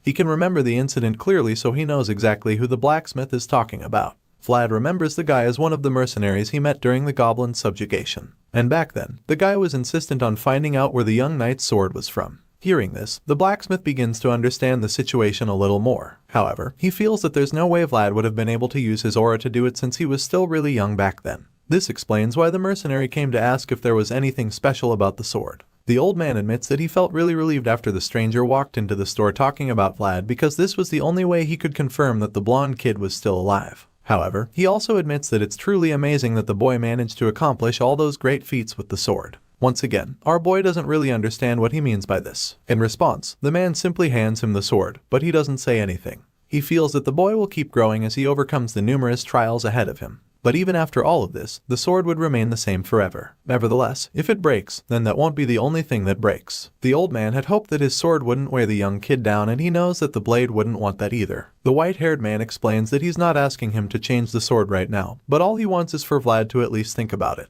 With that being said, our boy asks the man if he takes custom orders, but in a shocking twist, the old man reveals that this sword is his last work. As far as he's concerned, the boy should go find another blacksmith. Even though Vlad thinks that he's all grown up now, in times like this, the blacksmith feels that the young man definitely still behaves like a kid. To dread departure is a privilege that young people have, but it's become a normal thing for an old man like him. The blacksmith suddenly asks Vlad if he'll bring the sword back to him soon, and the kid responds, stating that he doesn't have any urgent need for it. But just then, he remembers that he might have to use it soon. Hearing this, the blacksmith decides that he'll sharpen the blade soon. With that being said, he gets right to work and Vlad just watches him quietly. A while later, Vlad is given back the sword and he can literally see his reflection on the blade. He's really impressed because it looks brand new and the blade even looks sharper than it was before. The happy boy thanks the old man in excitement and tells him that he'll be counting on him too. The blacksmith isn't too happy to hear this, so he quickly warns Vlad not to come too often because he actually needs to catch a break. Of course, our boy wouldn't want to be abandoned like that, so he promises to bring some good quality meat for the old man next time. But the blacksmith isn't satisfied with that arrangement since he knows that the meat won't be tasty if that's the only thing he brings. With that being said, our boy quickly promises to bring some good liquor as well the next time he stops by the shop. At this point, the old man bids Vlad goodbye, claiming that he's looking forward to it. As our boy walks away into the dark alley, the man starts coughing violently, suggesting that he's no longer as strong as he used to. He realizes that he needs to rest for the day and that he really gave his all back then. Before going back, he looks over at the boy again and realizes how the way he walks carries certainty and confidence. The geezer is happy to see this anyway, because now the boy is able to easily walk out of this mire called the back alleys. With this in mind, he goes inside his house and goes to bed. Meanwhile, Vlad keeps walking through the dark alleys, and that's when we see that someone is secretly following him while hiding in the shadows. It turns out to be Lamond, but just when the man thinks that he's outsmarted the young swordsman, our boy quickly senses that someone is on his tail. In a split second, our boy turns around to confront the mysterious figure following him, and Lamond realizes just how good Vlad's instincts are. He now understands why this kid was given the armor of the Bayezid family, and he's really impressed. Our hero asks Lamond why he's been following him, but the old man denies it, claiming that they just happened to be walking in the same direction. At this point, the kid starts to get pissed because he knows that Lamond has been following him since he left the city. He's annoyed right now because it's like the geezer has been trying to mess with him since they first met. Lamond relishes this sharp energy, and he's also impressed by the fact that Vlad has control over his anger. With this in mind, he's confident that the boy will be capable of even greater things than he thought. It's clear that Vlad doesn't let anger get the best of him, so Lamond figures that the boy must have rebelled on purpose the first time they met.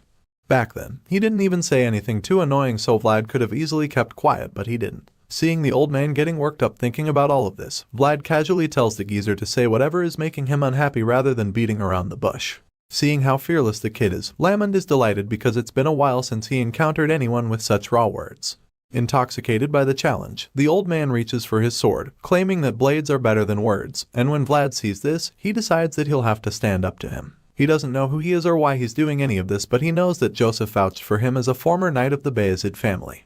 With all of this in mind, our boy takes the first swing, which Lamond blocks with ease. As the two clash swords, the old man admits that Vlad has got some good skills, but our boy just stays quiet and continues to throw everything he's got. The old man deflects everything over and over again, so Vlad realizes that he's using the tip of his blade to cut off all the attacks. It's not a coincidence, and our boy can tell that the veteran has seen through his movements already. After only a few exchanges, the young swordsman can tell that Lamond has clashed with countless swords. Seeing that he's been read like a book, Vlad ceases the attack for a moment, and the old man teases him, asking if he's tired already. But of course, our boy is not done just yet. In fact, he's just getting started. Vlad grips his sword and charges forward as he activates his aura, and Lamond is taken aback by this because even back in the days of turbulent times, there were only a handful of people who could use aura this vivid at this age. But now, this young boy from Sora is using aura so casually, and the veteran can't help but admit that this is insane.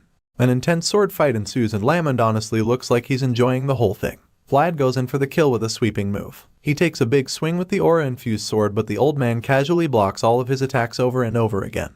Lamond keeps blocking our boy's slashes time and time again, so Vlad decides to go in for a killing blow, but unfortunately, he's not fast enough because the old-timer effortlessly dodges the strike. The heavy aura-infused sword slams into the ground with so much force, and the old geezer laughs in excitement. He relishes the challenge because it's probably been a while since he had such a good fight.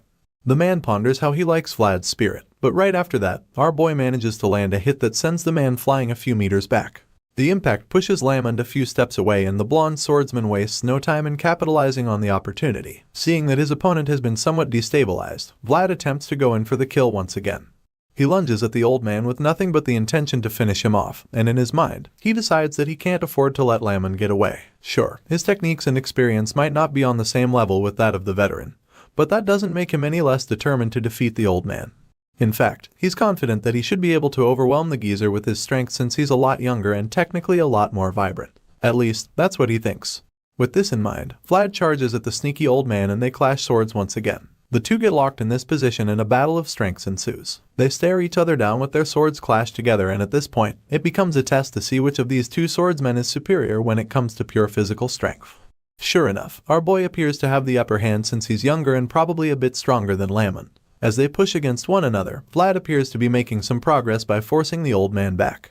He appears to be overwhelming the geezer because Lamond's feet start sliding backwards, suggesting that he's the weaker party in this department. The old man can see this, so he laughs over it, talking about how time is such a cruel thing. On the other hand, our blonde hero can also sense that he's winning this little battle of strength, so he taunts his opponent, claiming that he'd like to see how long the old man can keep that smile on his face. Hearing this, the old man admits that Vlad's strategy was good, but the look on his face suggests that he's more than ready to keep fighting all night. The intense clash of swords continues for a long while, and it becomes really clear that these two opponents are currently at stalemate. Nobody is backing down at the moment, and both swordsmen remain in that same position, neither showing any signs of getting tired. At this point, Lamond teases our boy, suggesting that he's not bad for an old man, and then informs Vlad that this little dance is physical strengthening for him. Unfortunately, the young swordsman appears to be having a tougher time than the old geezer. Judging by the groans on his face, it doesn't look like he's got the kind of stamina that Lamond is armed with. To make matters worse, it seems as though the old man is even getting stronger by the second. He senses the aura coming from Lamond's sword and notices that the strength is unlike what he had a few seconds ago. Seeing the look of shock on our boy's face, the old man taunts Vlad some more, telling him that it's still far too early for him to be surprised. As far as he's concerned, the young swordsman can use the same kind of power if he manages to adapt it quickly enough. Just then, Lamond proves that he really is in a league of his own by using his bare hand to grab Vlad's sword. He holds the blade imbued with aura using nothing but his bare hands, and this should be totally impossible, so the blonde hero is shocked to the core. While he's still taking in the shocking scene in front of him, Lamond uses one hand to push his sword down, and just like that, he's on his way to disarming the young knight. Just when it looks like the fight is about to be over for the blonde warrior, he makes a bold and risky move which turns the tables and leaves the old timer in shock. Sure, Lamond just managed to tie his sword down with one hand, but before he's completely disarmed, he swiftly grabs a small knife from his back and lands a deadly slash on the old man. The geezer is absolutely stunned when he sees what just happened, and he can't help but admit what a smart brat our boy is. He scoffs at the situation, and even though he's pissed, he's also really impressed by what he just witnessed. As far as he's concerned, it was a really smart decision for Vlad to have abandoned his sword, especially since that's not an idea that a knight would be able to come up with after going through proper training. In other words, our boy was extremely bold to have made such a decision, so this veteran is blown away by the balls on this kid. Right now, Lamond is convinced that Vlad must possess the heart of a beast, and this just makes him that more eager to keep fighting. This old man loves a challenge, and right now, our boy is a really worthy opponent. With the excitement filling his mind, he balls his fists and decides to go in with a swift punch now that their sword fight has been put on hold. With the rage inside of him, he generates enough speed and power to land the deadly blow which sends Vlad several meters away. The impact from the punch sent our boy flying like a piece of paper until he crashed into the ground several times. Only a few people would be able to survive such a hit, and by the time Lamond realizes how much force he used, it's already too late. The old-timer becomes worried when he sees how much damage he's done because it's clear that he got serious without realizing it. Scared that he might have killed the young blondie, Lamond rushes to the crash site to check up on our boy, asking him if he's alright. When he gets there, he sees Vlad lying face down in the rubble without moving or responding. At this point, he starts to think that the kid might have fainted, which is pretty disappointing to him because he now feels that Vlad is weak on his defense. While looking at the motionless boy lying in the dirt, the old man recalls what Master Joseph told him about Vlad. Apparently, the young master told Lamond not to hurt our boy too much because the kid is a possibility that he cherishes a lot. Clearly, this old geezer forgot about that conversation when he was landing that life-threatening punch on the young knight. Realizing that he messed up big time, he starts to regret his decisions because the boy in question is still pretty unconscious. It looks like Lamond just knocked our boy out cold, and now he's wondering what he would tell the young master when he's asked what happened. While the old man is busy thinking of a cover story, Vlad opens his eyes, confirming that he's still very conscious. His glowing blue eyes are laced with rage, showing that he's still able to fight. As he lies on the floor, he thinks about what Sir Gregory told him concerning the flames. He remembers that there's always still a chance in any situation as long as the flames don't go out completely. Right now, his flames are still burning, and that means that he's still got a shot at winning this duel. With this in mind, he leaps from the ground with the speed of light and charges at the old knight that just made an attempt on his life. Vlad bolts toward Lamond and grabs his robe before he can realize what's going on. The old geezer is stunned to see that this boy still hasn't given up, but before he can do anything about it, Vlad lands a devastating headbutt on him. Both their heads clash with so much force that little shockwaves appear. It's crazy how neither of them have their skull cracked open, but it seems that our boy took a bit of damage from it. When the dust settles, Vlad is seen on the floor looking extremely dizzy. It's a miracle that he doesn't have a concussion right now, but that doesn't concern him because he feels that he should have won that head jamming contest. Apparently, Lamond cheated just now. The old man sighs in relief, and as he touches his forehead, it's clear that he used some kind of magic to protect himself from getting knocked out at the last second. Turns out that Vlad's attempt would have been very bad for him if he didn't activate the protective shield. Either way, he admits that the kid is very talented, and for this reason, he decides that Vlad just passed his test. Unfortunately, our boy is legitimately unconscious this time around, so he's not awake to hear the verdict. The scene shifts and we're taken back to Sturma, where the head of the Bayezid family is informed of all the recent happenings. His advisor tells him that Lamond is in Sora and reveals that the old geezer seems to be interested in Vlad. Hearing this, the nobleman is intrigued, but he doesn't seem too surprised either. The advisor suddenly states that the news is a relief, and Bayezid agrees with him on that. He goes on to explain that Lamond was a knight of the previous patriarch, and admits that the geezer is difficult to deal with even for him. The nobleman recalls how Lamon sighed and left in disappointment after seeing the quality of servants he had in Sturma and admits that he didn't really feel good about that experience. So now that the veteran has seen some potential in the blonde swordsman, Bayezid is relieved because he feels that they have recovered some pride on that front. At the same time, he's not sure if he should sigh in disappointment since the only thing they had to interest Lamond was Vlad's talents. Hearing these concerns, the white-haired advisor simply reminds the patriarch that the times have changed. In his opinion, Lamond is the living evidence of a turbulent time. The old man rose to become a knight while starting as a servant in his time, and for this reason, he won't be interested in the servants of this era who grew up sheltered. In response, Bayezid insists that no matter how much times have changed, there are still things that don't change. Bayezid feels that it wasn't just a simple grumble or complaint when Lamon sighed at the servants in Sturma, but as much as he has a lot to say about that, he decides to reserve his comments in the meantime. Besides all of that, he can't help but feel that a deep impression was left by our young hero because it just so happens that the San Racino sent Vlad an armor. Bayezid smiles with pride as he stares at the shiny armor, and the advisor admits that the acknowledgement of the San Racino makes Vlad appear even more special than he already is in the eyes of the people. The patriarch agrees once again and feels that he should send the armor to Sora right away for Vlad to receive it. With this thought in mind, he smiles in relief, knowing that the old traditions haven't been cut off yet and that they're still carrying on. The proud patriarch expresses how glad he is, and it's all thanks to a single servant. Anyway, that servant in question is currently waking up elsewhere with a serious headache after suffering a concussion the previous night. From the bruises on our boy's face, you can tell that he got really roughed to by that old man. His head still hurts badly, and all he can think about is how insane that fight was the night before. Vlad begins to recall everything and immediately admits that he's never seen anything like what Lamon did last night. He can't believe that the old geezer was able to use the aura on his body and not on his sword. As these thoughts run through Vlad's mind, the voice in his head chimes in, suggesting that Lamond is someone he can really learn a lot from. After all, talents reveal themselves in various forms, and this veteran has proven to be very talented. In response, our boy seems to agree, suggesting that the reason people respect Lamond so much is because of his strength and competence. It's all starting to make more sense to Vlad now, because the first time he saw the old man, he probably assumed that the guy was a feeble old-timer with no talents. However, he can now see that that's very far from the truth, and he now understands why people like Joseph respect him so much. While he's still thinking about this, Jemima kicks the door open and barges in with a pile of clothes in her hands. She's surprised to see that he's awake because she just assumed that he was talking in his sleep or something. As you can imagine, our boy doesn't appreciate her barging into his room like that, so he corrects her, reminding her to always knock on the door before entering. Of course, the talkative redhead is quick to defend herself by pointing out how she doesn't have any spare hands to knock since her hands are full with his heavy clothes.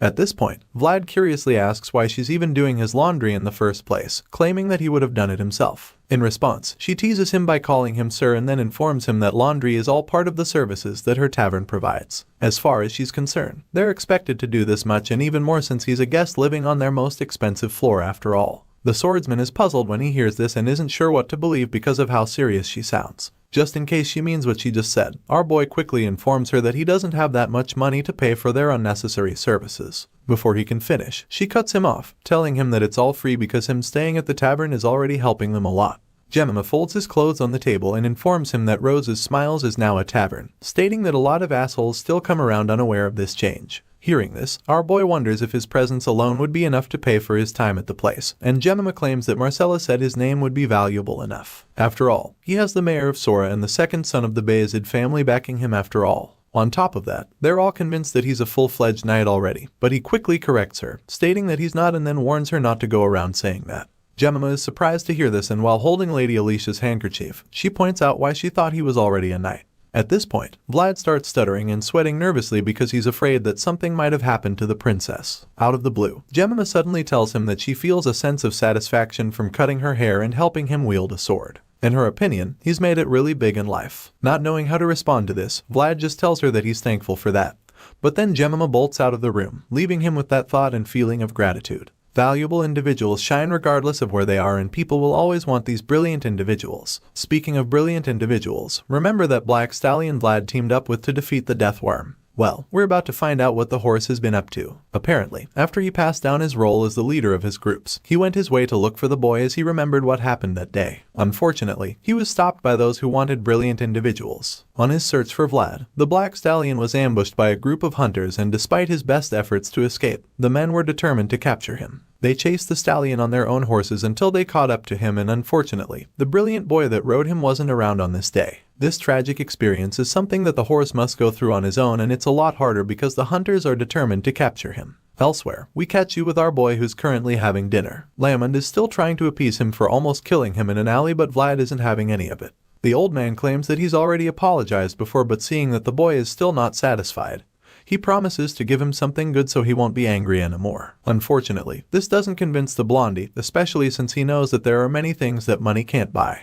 The gloomy kid eats his meal with a frown on his face as he admits how much he liked his old armor. In response, Lamond claims that he understands because he knows that it's an armor that is only given to servants who show promise. He even claims that he hugged his own armor tightly when he first received it. This just pisses Vlad off because the geezer ruined his armor knowing how special it was to him. At this point, Lamond just feels really guilty, so he asks our boy to go somewhere with him. Of course, Vlad asks where they're going, and the old man claims that they need to show Joseph how useful he is. He tells the kid that he'll be seen as nothing more than a troublemaker if he just fools around during his suspension. The veteran is really good with words, so this statement is enough to convince the blonde boy. Even the voice agrees, knowing that Joseph holds Lamond in high regard. Now that they're on the same page, Vlad asks how he is supposed to show his usefulness, so Lamond tells him that they should do something together, claiming that they'll report on it later. Extremely curious, he asks Lamond what they'll be doing together, and the clever old man just responds with a mischievous grin on his face, asking him if he likes horses. The scene shifts once again, and the next thing we see is that the two are on a trip through the wilderness. In the wagon, Lamond talks about the rumor of a black horse that was seen wandering in Sora until it disappeared one day like it was possessed by a ghost.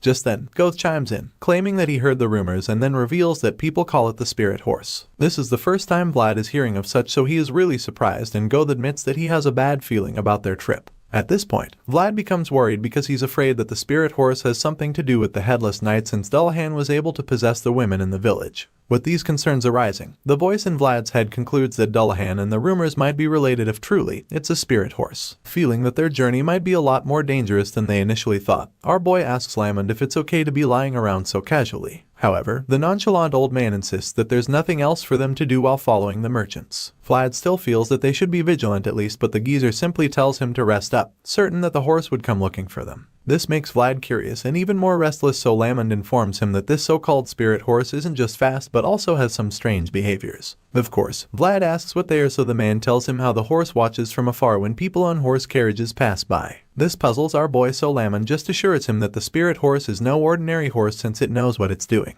All of this just makes our boy uneasy, and he starts to think that the investigation squad would have come to Sora to check for suspicious trails if it's really a horse controlled by evil people. Knowing how Vlad is, Lamond can literally hear the boy thinking intently, so he reminds him that there's nothing he can do even if he thinks so hard. As far as he's concerned, they'll all know the truth when the time is right. Lamond then shuts his eyes again like he's about to doze off, and then reveals to us that he only brought up the rumor of the horse so that he can observe Vlad up close over the next few days. This is a little test for our boy, and if Lamond likes what he sees, then he'll teach the kid something. All of a sudden, he asks Vald how long it's been since he started using aura, and the swordsman claims it's been about 3 or 4 months. Hearing this, the geezer casually admits that our boy's progress is really fast, even though he finds it interesting that Vlad still hasn't found his own color despite all that. The blonde kid is taken aback by this statement because he's never heard anything about his aura having a specific color. At this point, Lamond reveals that aura is a manifestation of one's heart and explains that he hasn't found his color because his world hasn't been decided yet. With this enlightenment, the eager boy curiously asks what he has to do to find his own color. He almost startles the old man with his anxiety, and Lamond is surprised that he wasn't taught anything about aura. Vlad claims that he was taught only the basics, so Lamond concludes that Sir Jaeger probably has a reason for not telling the kid anything yet.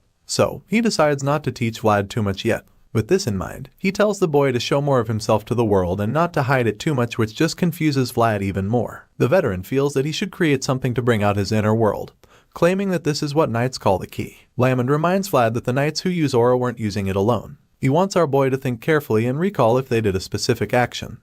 But he can't really remember anything right now since all of his encounters with such knights were in some urgent situation. He thinks a bit harder and realizes that all the knights made a certain movement while using aura. Sir Pablo put his sword in front of his shield. Sir Gregory would move his sword along with his feet. Rudiger would flick his sword with his finger. Seeing that the kid has remembered something, Lamond explains that it is the key, a tool in the ritual to open his heart's world big and wide. Our boy claims that he uses only aura, so the geezer, confirming why Lamond said he hasn't found his color. The veteran claims that Jaeger will tell our boy when the time is right, even though it doesn't hurt to think about it in advance. Just then, the old man senses something strange, so he quickly tells Vlad to get down right before the voice yells the same thing. An arrow flies past them in that same moment, and Lamond realizes that their journey will not be as smooth as he thought. He quickly informs the rest of the traveling party that they're being ambushed and tells them to be on guard. Before they can understand what's going on, one of them gets shot in the head and commotion ensues as the horses get startled.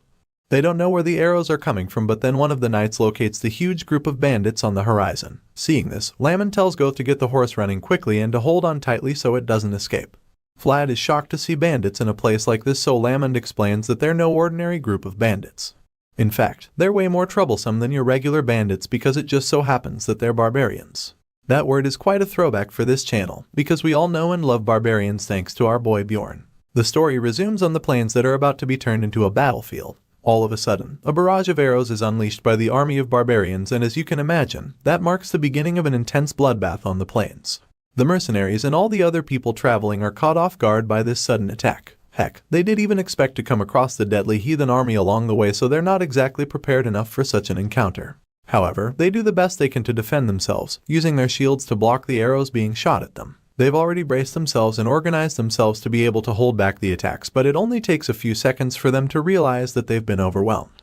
Nevertheless, they urge each other to hang in there and hold the formation long enough for the enemy forces to tire out at least. Unfortunately, the barbarians don't look like they'll get tired anytime soon. The archers among them draw their arrows a second time as they prepare to launch another deadly wave.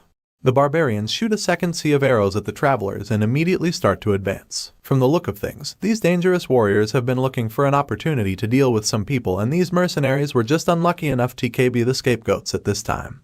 The heathens have gravity on their side at the moment, and they're bent on using it because all of a sudden, they start charging at the stunned mercenaries with blistering speed. Our boy and his little group watch the whole thing unfold from afar. They're at the back of the pack, so they're able to quickly get themselves hidden and safe from the wrath of the barbarians. Lamon seems to have known something would happen because when the heathens start their onslaught, he's not surprised at all. He already knows that they would be the ones to start attacking the mercenaries first. This explains why he decided to travel with the merchants who were at the rear of the traveling convoy. As such, they've bought themselves some time, and so they'll be able to come up with a plan before they're surrounded. Seeing all of this, our hero is pretty confused. He has no idea what the barbarians are doing in this part of the country when everyone knows that they live beyond the northern borders. He can't wrap his head around the whole thing, and the old knight agrees with him, admitting that it's weird indeed. Lamon claims that he's never seen anything like this before, since they barbarians have never been known to cross this far out in the past. This sudden turn of events makes the old knight pretty upset because he was thinking that they'd finally get the chance to enjoy an easy trip. Unfortunately, they've been faced with the opposite, and now they have no choice but to draw their swords and clash blades with ruthless heathen warriors. With this in mind, Lamon takes out his sword as he prepares to go teach some barbarians a lesson.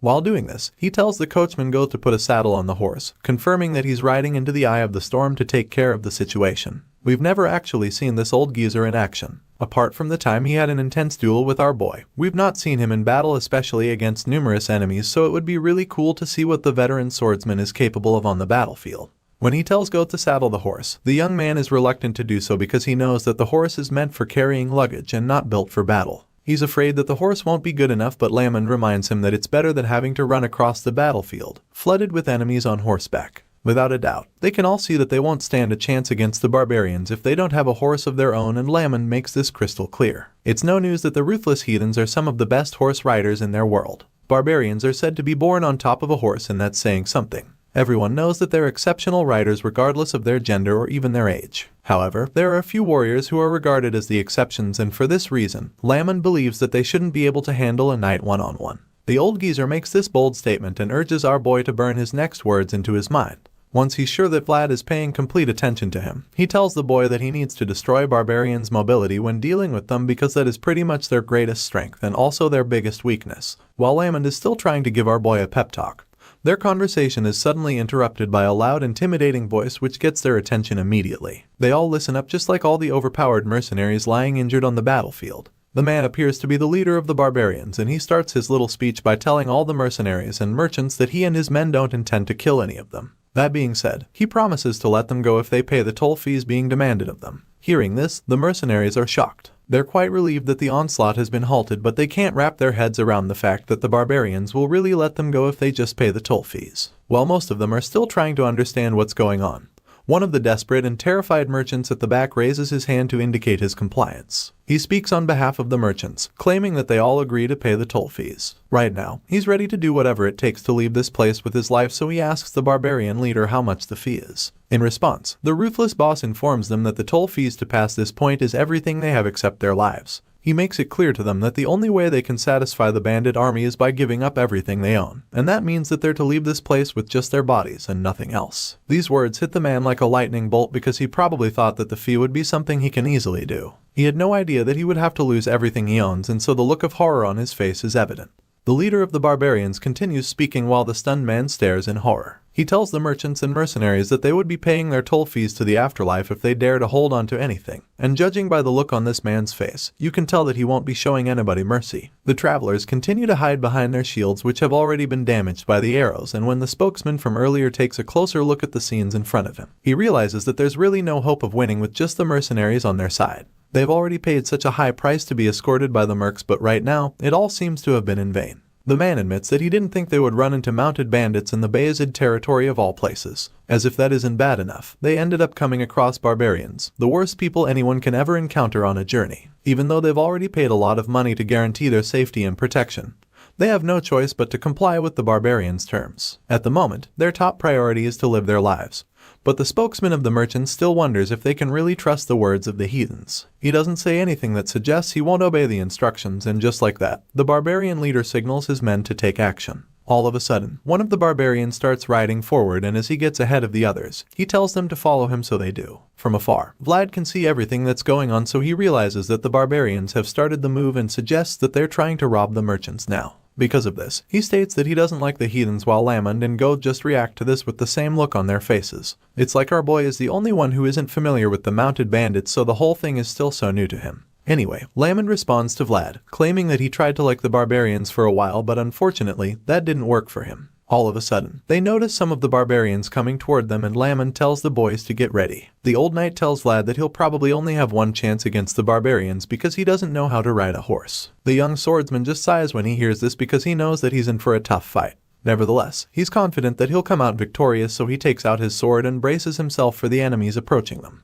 Just when the barbarians are a few meters away from them, Vlad does something really strange to the horses, which causes them to stop in their tracks. For some reason, the horses are absolutely terrified and refuse to go any further when they see the kid's murderous glare. The barbarians don't seem to understand what's going on, so they try to force their horses forward, but this doesn't work because all of a sudden, the animals start to freak out, so much so that they almost throw their riders off their backs. It's at this point that they realize just how scared the animals are. As such, they conclude that something strange is going on, so they decide to check it out. At the same time, we see that Vlad is struggling with his own powers. It's starting to look like he's not in control because he's really upset that his darn energy is getting in the way again. Seeing all of this, Lamond decides that it's the best time to strike the disoriented enemies. After all, their horses are now malfunctioning, which basically means that their mobility has been greatly affected. The old man charges forward on horseback, encouraging Vlad and Goth to follow him into battle. As you can imagine, Vlad doesn't hesitate to join the veteran even though he's on foot. It's not the best condition for an attack, but the experienced knight is willing to take the chances. The distance between them and the enemies is not ideal, and it's evident that those barbarians aren't getting off their horses, but Lamond feels that this is their only chance to deal some significant damage. It's supposed to be a surprise attack that the enemies won't expect, but because of the huge distance between them, the barbarians are able to spot Vlad and the old knight coming toward them. The guy seems extremely confident and is absolutely unfazed by the identity of the people coming at him. In his mind, he can take them on because to him, it's just an old man and a brat. Convinced that the duo will be a piece of cake for them, the barbarians charge forward on their horses, hoping to intimidate Lamond and our boy with their force and speed. The barbarian tells his partners to cut the strangers down, so they all launch their curved blades at Vlad like a boomerang, which means that it would probably come back to them after doing the job. The old knight sees the arrogant enemies charging at him, which pisses him off a lot. He's annoyed that these shitheads would even dare to force him into a fight, so he decides that he'll teach them a lesson. That being said, the veteran knight blasts himself at the barbarians and shoots them off their horses before they can even see him. Lamond moves faster than they can even comprehend, and before they know it, he's already in front of them. Using incredible power, he takes out the first two bandits with deadly slashes of his sword. The others are stunned when they see this because they immediately identify this power as aura. As such, they figure out that the old man is a knight, and so they start to wonder what on earth a knight is doing in a place like this. Judging by the looks on their faces, they're all afraid, and this is confirmed when they start turning their horses around all of a sudden. These barbarians begin to retreat as fast as they can, determined to put some distance between the knights and them. They're not ready to take any chances because they already know just how dangerous knights are when it comes to a clash of swords. Even though these guys are quick to turn around, their plan to escape is instantly foiled when Vlad ambushes them. Our blonde hero sneaks up on them from above like a ninja, and when they see him right on top of their heads, they realize that they're done for. The first barbarian to see Vlad on the attack is so terrified that he freezes in fear, and the young knight just makes things worse for them by telling the scumbags that they're not going anywhere. Hearing this, the enemy's eyes pop out in fear, and before he can even process what he just heard, our boy ruthlessly decapitates him and knocks him off the horse. Vlad kills the first man in the blink of an eye, and when the last colleague spots his buddy's head lying in the sand, his fear level shoots up immediately. He's so stunned that he just remains frozen in shock. He doesn't know whether to try escaping or trying fighting back, so he just stays on the same spot as his horse, which is also pretty terrified of the young hero already. Just then, Vlad turns around and glares at the barbarian, sending chills down his spine. The guy becomes extremely afraid when he sees the look on our boy's face, and in that moment, all uncertainty in his mind vanishes because he immediately decides that the only fight option would be to run for his life. That being said, the heathen in the group rides his horse away from the scene as fast as he can, and he's lucky that our boy doesn't have a horse because there's no way he would have left that place alive if things were different. Vlad just stares at the guy riding away, and that's when Lamon calls out to him, informing him that this was a failed ambush by the barbarians. As such, he wants the boy to follow him into battle immediately because they need to kill as many enemies as possible before they go and get reinforcements. It appears that the knights might be too late already because while the veteran is still saying this, one of the barbarians appears right above him for yet another ambush. Our blonde hero is the one who sees this first, so he quickly warns the old man. By the time Lamon realizes that he's under attack, the enemy is already really close to him. The barbarian on the move stretches out his curved sword in an attempt to take the old knight's head off in one swing, and as he tries to do this, Lamon turns around swiftly. The powerful knight quickly blocks the attack using his own sword, and the clash is so intense that both blades start to spark from the impact. The old man smiles while they hold each other off, revealing that this little exchange is nothing for him. On the other hand, the barbarian can feel just how powerful the white-haired fellow is and wonders where someone so strong even came from. While he's still thinking about this, he takes a closer look and realizes that the old man clashing swords with him is a knight. Even at that, this high-ranking barbarian doesn't seem too bothered, which is really bold of him. Lamond is intrigued when he notices that the guy's unfazed even after seeing his aura, and this makes him conclude that he's not facing an opponent he'll be able to cut down easily with one strike. As a result, he engages the barbarian completely and faces the guy with everything he's got while shouting for Vlad to run away as fast as he can. As you can imagine, the boy is taken aback since he understands that Lamond is saying this because he is having a hard time. The young swordsman just stands there, reluctant to leave his new friend behind, but the old man yells at him to go away, reminding him that the mercenaries would run away any chance they get. In other words, the merchants would be exposed and completely unprotected, so he wants our boy to return to the scene and do what he can to help the people. Even at this point, Vlad is still reluctant to leave Lamon there, so he tries to argue, but the old man cuts him off, making it absolutely clear to him that he's of no use here since he doesn't have a horse. That being said, he orders our boy to make his way to the people immediately, and at this point, our boy finally decides to leave. Vlad grabs his swords as he obeys the orders and starts running to the other side. Unfortunately, before he can even start moving, another high-ranking barbarian starts riding toward him with murderous intent. The big guy blazes toward our boy with insane speed, and the blonde swordsman is caught off guard for the first time in this battle. Thankfully, his instincts kick in at the very last second and he's able to deflect the sword slash with his own blade. The impact pushes him back a lot as the horse jets past him. He almost falls to the ground but manages to scrape along the sand long enough to regain his balance. As you can imagine, this attack sends dust flying all over the place, making things a lot harder for our boy, who is unfortunately on foot. He groans and admits that the attack was pretty heavy. The impact is even greater because the speed of the horse was added to the attack, and after thinking about this, he realizes that he's in for a really tough duel. Vlad sees the barbarian turning around to come at him for round 2, and the voice finally comes to help him out since he can sense the boy's tension. The voice tells Vlad to calm down and advises the young swordsman to stand his ground against the enemy. But these words of encouragement don't seem to be doing a lot since our boy is already panicking because he doesn't have a horse. He wishes he could ride one because he's at a serious disadvantage right now, and while he's still thinking about this, something strange happens all of a sudden. Vlad's eyes begin to glow as if he just sensed something, and even the barbarians suddenly see dust clouds forming in the distance. They're confused because they have no idea who it could be, and they wonder if the warriors from another group came back. That guess doesn't sound correct to them because from what they can see, it doesn't look like the dust clouds are being formed by more than one person. After pondering for a while, they start to see things more clearly, and that's when they realize that there's only one black horse and it doesn't even have a rider. Our boy hears the sound and a smile creeps up on his face because he already recognizes the black horse running toward the battlefield. The barbarians are also familiar with the horse, but it doesn't look like they have any good memories together. They alarm each other when they see the horse, claiming that it got away from them the last time they tried to capture it.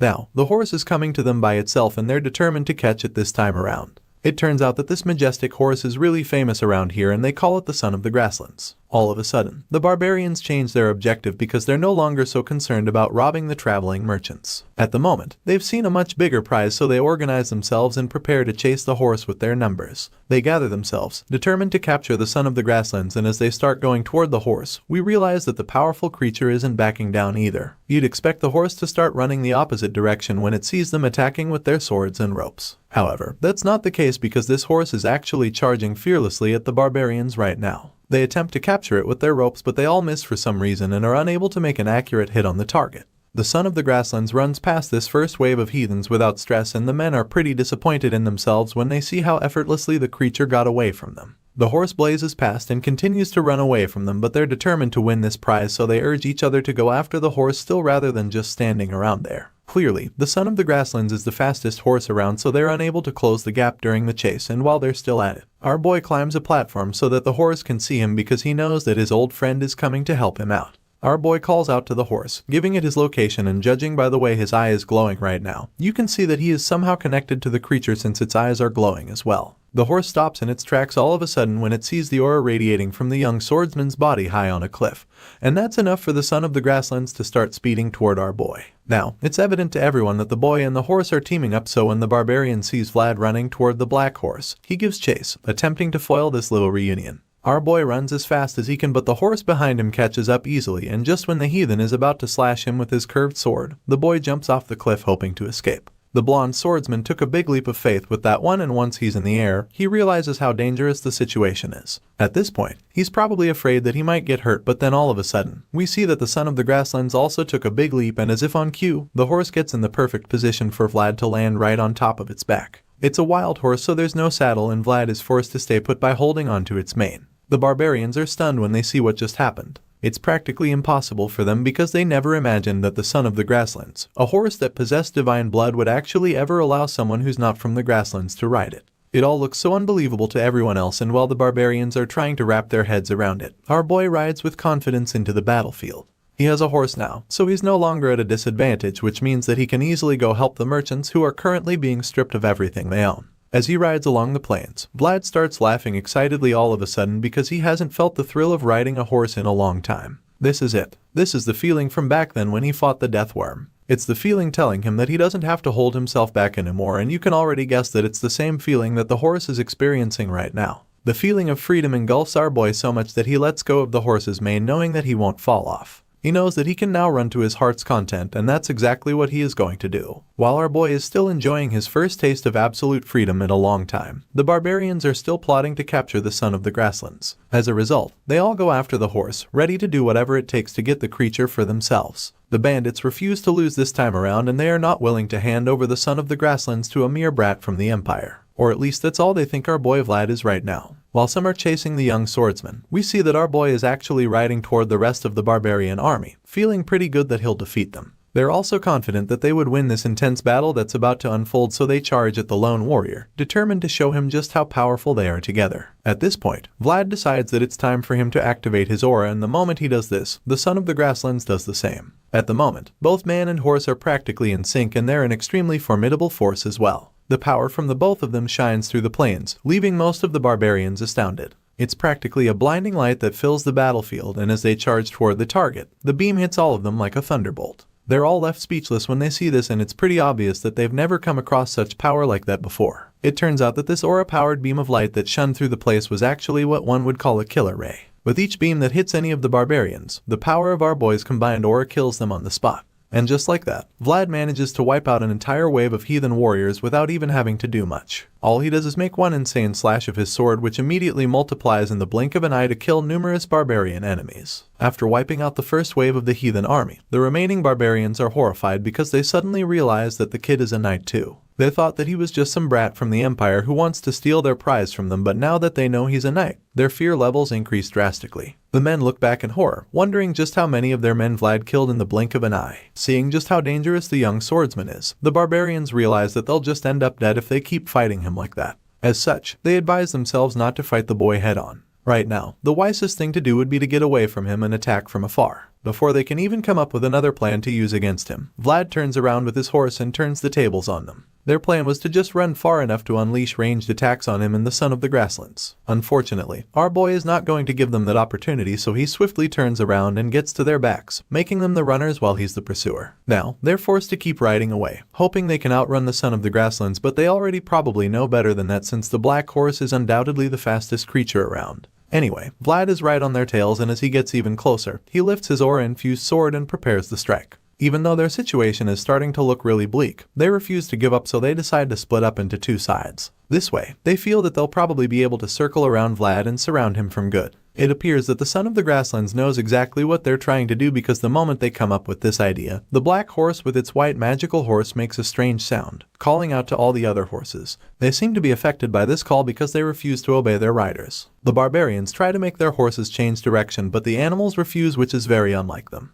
They begin to wonder what's going on when their animals start to act weird, and most of them just confirm that their horses are scared. At this point, the leader of this wave gets really pissed because he doesn't understand what on earth would be making the horses so scared at this crucial time. He asks the question with so much disgust and irritation laced in his voice, and while he's still complaining about the horses, he takes a look back and sees just how menacing the young warrior is on the back of his horse. Vlad's expression is laced with an ominous demeanor, and the horse looks even more deadly with its pointy unicorn horn and its scary glowing eyes. Due to the insane levels of power emanating from the both of them, aura fills the sky, and they've pretty much changed the weather as well. It's like there's a storm coming, and as our boy emerges from the terrifying clouds of energy behind him, the barbarians run for their lives, knowing that they won't stand a chance against someone as scary as the young swordsman. The heathens are so scared at this point because in only a matter of seconds, Vlad somehow managed to turn the tides of this whole situation, and he has also somehow transformed the battlefield into a really scary nightmare for the barbarians. With the way things are going, it's only a matter of time before he wipes them all out, so he addresses them, informing them that they will be the ones getting hunted from this point on. Right now, Vlad is getting extremely confident, and you can't blame him for feeling this way when he's got the ruthless barbarians running for their lives like scared animals. Unfortunately, his little high is about to be interrupted because all of a sudden, the high-ranking member of the barbarian army from earlier reappears, and this time around, he looks even more powerful than before. He's been giving Lamond a real hard time for a while now, and it appears that he might actually be overpowering the veteran knight. He lands a powerful strike which the old geezer blocks, even though it's not exactly easy. Just as he noticed earlier, the guy is really strong and Lamond is struggling to keep taking the hits. The force from all the attacks seems to be taking a toll on the old man's horse. The creature starts foaming at the mouth, suggesting tiredness, and at this point, it's once again very clear that this horse wasn't built for battle. Lamond can see that his horse won't be able to take any more damage and admits that he was too hard on Packhorse. Now that his horse has pretty much given up, the old knight figures that it's all over for him. With this in mind, Lamond and his horse are forced to suffer one last finishing strike which forces him to steer wide even though he managed to block the sword strike. Unfortunately, neither him or the horse is able to maintain balance, and it only takes a couple seconds for them to trip and tumble in the sand. This sends dust shooting up and filling the air. By the time the dust settles, all that's left is the half-dead horse lying on the ground. Its eyes are white, and it's only a matter of time before it gives up the ghost. The old man is disappointed by what happened, but it doesn't mean that he's any less prepared to show this barbarian scum what he's capable of. The guy does seem to be moved by the fact that he's a knight, so he would like to put that fear of swordsman back in his heart.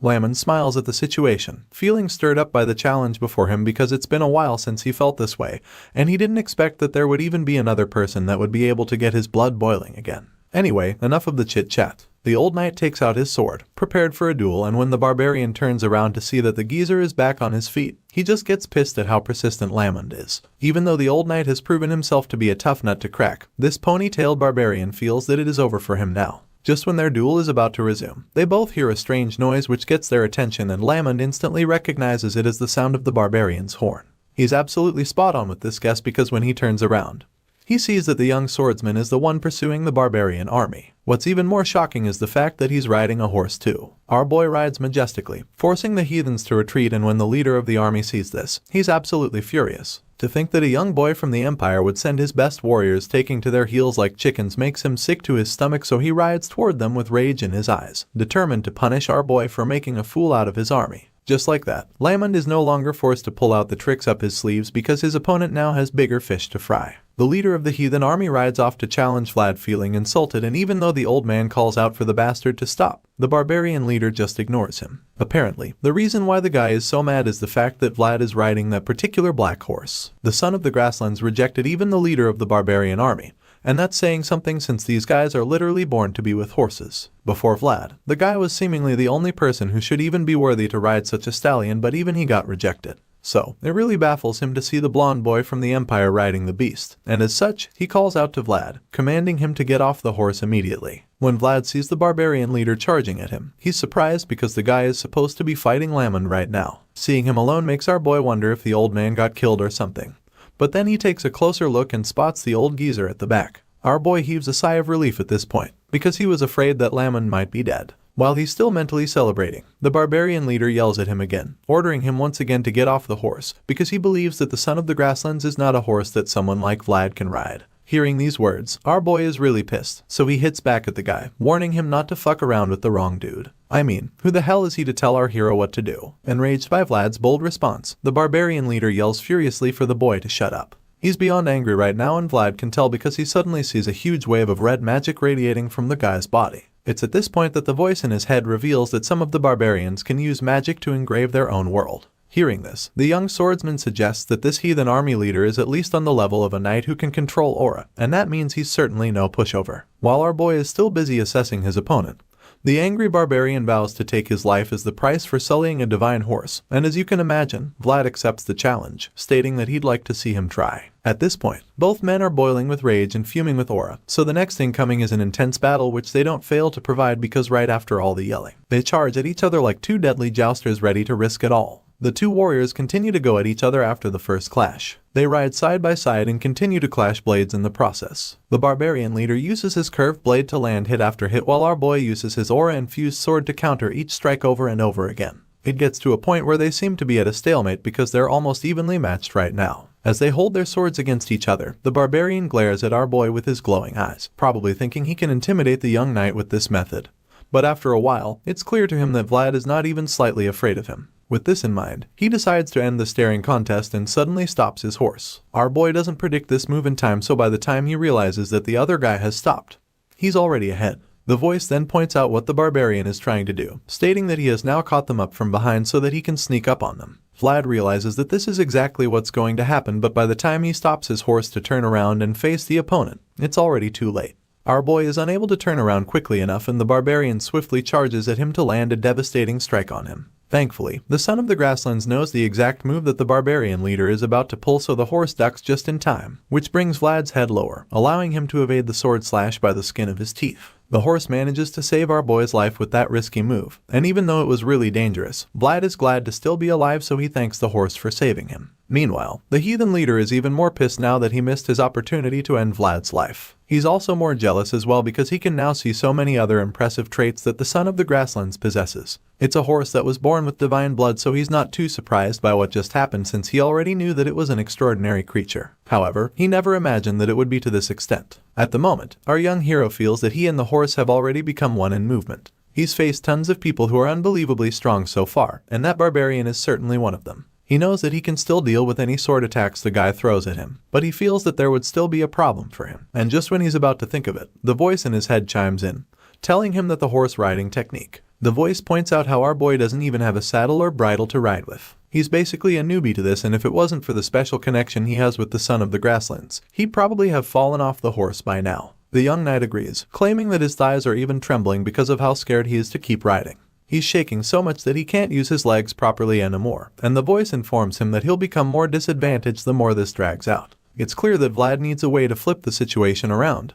Otherwise he might end up dead. At this point, he suddenly remembers what Lamond told him to engrave into his mind about making sure to kill a barbarian's mobility during a battle. Turns out he actually let that advice stick, and now that he's recalled it, he realizes that this is exactly what he needs to do to flip the situation around. With this in mind, he decides that it's time for him and his heathen opponent to get dirty on the ground. Vlad charges at the barbarian leader, thinking of a way to immobilize the guy, and when the warrior sees them coming at him, he decides that the fight has to end right here and right now since he can't let it carry on. He challenges our boy to bring it on, and the charges at Vlad. The blonde knight sees the guy coming at him with insane speed, so he decides that it's time to take some action. With this in mind, he swiftly turns his horse around, so the son of the grasslands swerves so fast that he throws some dirt in the barbarian's face. This gives Vlad enough time to start running away, and when the other heathens see this, they start to jeer. The leader of the army is surprised to see this and even more upset because now he feels that our boy is nothing more than a dishonorable bastard. This is the impression he has of our boy now, and the thought of someone without honor riding the divine horse makes his blood boil. We thought this guy was angry before, but we're now about to witness what pure undiluted rage looks like. The barbarian warlord gets his horse moving as he chases after the young knight. And for some reason, he catches up rather quickly. So, it's almost like our boy is waiting for him to get closer. He obviously has a plan that we don't know yet, and judging by the cheeky smile that creeps up his face, you can tell that it's going to be a really brilliant trick he's got up his sleeves. Once the heathen leader gets close enough, the blonde swordsman engages him in conversation. He reveals that he heard the barbarians are born on top of horses, and then claims that he's always been living in the mud that's beneath the horses. As you'd expect, the furious warrior doesn't give a shit what Vlad is talking about, so he asks the boy what nonsense he's spouting, or at least that's what he thinks the knight is doing. Anyway, our boy turns to look at the angry guy and suggests that he's actually done a lot for him by agreeing to fight on horseback the whole time. And for this reason, he feels that it's about time the barbarian leader did something for him as well. With that being said, he waits patiently for the guy to be right behind him, and when the time is right, he takes off his cloak, allowing it to fly right into his face. This plan should have worked, but the heathen leader's senses are just too sharp. So, the guy is able to see the cloak coming toward him and is able to push it out of the way with one hand. After dodging this bullet, he yells angrily, telling Vlad that his petty tricks won't work anymore. However, before he can finish saying this, he raises his head and is shocked to see the blonde swordsman coming at him from above. Vlad bravely leaps off his horse and attempts to tackle the barbarian off his horse so that they can take their fight to the floor. Sure, the guy has sharp senses, but this time, even though he sees our boy flying toward him, there's nothing he can do to stop it. It all happens so quickly, and before he can even figure out a countermove, the boy grabs him by the neck and tells him that it's time for them to fight in the mud. The barbarian is horrified when he hears these words because our boy sounds pretty crazy right now. Unfortunately, he doesn't have a choice right now since Vlad tackles him to the ground while holding him in a headlock. And just like that, the barbarian loses his mobility. To make matters worse, their fall isn't just a simple one since our boy makes sure to drag the opponent along the slopey hills. Both men roll around in the dirt as they struggle continuously, and the next thing we see is that they're falling off a cliff. Vlad and the barbarian leader see themselves plummeting down the cliff, and the rest of the bandits are horrified to see their boss suffer such a fate. Even Lamon becomes very worried about the young swordsman when he sees this because he knows that falling from such a height would be fatal no matter how strong a knight is. The old man stands at the edge of the cliff, feeling really sorry for Vlad, but then all of a sudden, he takes a closer look down and sees something that makes him laugh. The bottom is glowing brightly, so Lamon already knows the skill that the kid used. At this point, he can't help but feel that our boy is a nasty brat because he literally learned this skill before Lamon decided to teach it to him. Anyway, this technique is an aura-focused skill which allowed Vlad to stay alive after falling from such a height. Besides that, we now see that the young swordsman successfully subdued the barbarian leader. Vlad holds the guy's neck and places his sword inches away from it, so the barbarian leader is forced to introduce himself for the first time. He claims that he is AJ of the Budot tribe, probably thinking that it would make our boy let him go. Unfortunately, our boy doesn't give a shit. The scene shifts back to Sara, where a sister from the convent visits Joseph, telling him to be careful even though he wants to groom his servant. He doesn't seem to understand what she's talking about, so the angry lady just scowls at him. In a flashback scene, we see exactly why she's upset. Apparently, our boy took Jemima away from the convent without going through any procedures when the girl was basically a nun. In this scene, the sister tells Vlad that he has no right to do that even though he's from the Bayezid household. In response to this, he snaps at her, telling her that it's thanks to the Bayezid name that they still have a tomorrow. Vlad's glowing eyes glare at them as his words send chills down their spines. In the present, the sister is certain that Vlad will cause trouble for them in the near future because she feels that he's blasphemous and that he is extremely vicious and impatient. The mayor just stays silent after she's done talking, and then she suggests that Vlad will sully his honor. However, Joseph doesn't agree. He already knew that Vlad disrespected the convent and there was enough time for her to come report him all this while, so he doesn't get why she's only doing that now and warning him about the kid. Now that San Racino has given the boy who was born in the back alleys recognition, the same boy has even been endorsed by the respected priest Andrea. Joseph feels that all of this is intentional since there's only one person who can move the convent head, and that person is Bishop Pierre. Sara is controlled by two people, Mayor Joseph of the Bayezid bloodline, and the bishop who follows the word of God and looks after the people. However, the delicate balance is being swayed. The achievements of Joseph's vassal will definitely give him more influence, so he can now see the opposition's intentions more clearly, because he now realizes that he was their target right from the start. The story continues with Master Joseph having a chat with a visitor in his office. Basically, they're judging the actions of his vassal, Vlad of Sara. While it's true that Vlad gave the opposition a reason to do this, the mayor also believes that certain boundaries ought to be kept. Young Master Joseph feels that they must all know that he's not obliged to do anything just because of his servant's misbehavior. With this in mind, he wonders if there is some kind of other hidden intention behind all of this. While the mayor is thinking about this, he's suddenly drawn out of his thoughts when someone knocks on the door. The person apologizes for disrupting the meeting, and that's when he finally lifts his head to see who's there. It turns out to be none other than Sir Jaeger, who reveals that the stabler that went with Sir Lamond has returned. The usher goes into the room and the young master just remains speechless for a while as he curiously waits to hear what the stabler has got to say. Seeing the look on Goth's face, Master Joseph immediately figures that the report must not be a good one. Sure enough, the stabler finally opens his mouth to speak, revealing that the barbarians have appeared. The sister from the convent is absolutely horrified, but the mayor just looks pretty unfazed since he was already expecting bad news. He calmly turns to the messenger and asks the guy where the barbarians are right now. In response, Goth reveals that they're on the roads connecting Sara and Varna, claiming that they're already attacking the people there. At this point, the mayor asks the stabler another important question, which is if he ran away to come back all by himself. Hearing this, Goth gets nervous and quickly clarifies that he didn't abandon his companions. He explains that Sir Lamond was the one who gave him the order to go get help. He goes on to state that Vlad has already taken the barbarian captain hostage and that he's holding his ground back there. The mayor is a little relieved to hear this, but he's also pretty curious about what happened to the mercenaries who were supposed to be protecting the merchants. In response, Goth reveals that the mercs retreated the moment they found an opening to do so, stating that they would all be dead if it weren't for Sir Lamond and Vlad. At this point, Master Joseph takes in all the information and figures that only Vlad and the old knight are protecting those who were ambushed. The stabler confirms this, and the sister from the convent just looks pissed that the young swordsman doesn't have the kind of bad reputation she was hoping for. The mayor sees the frustration on her face and it makes him crack a small smile. Anyway, now that his boy has successfully made the nosy lady look a bit stupid,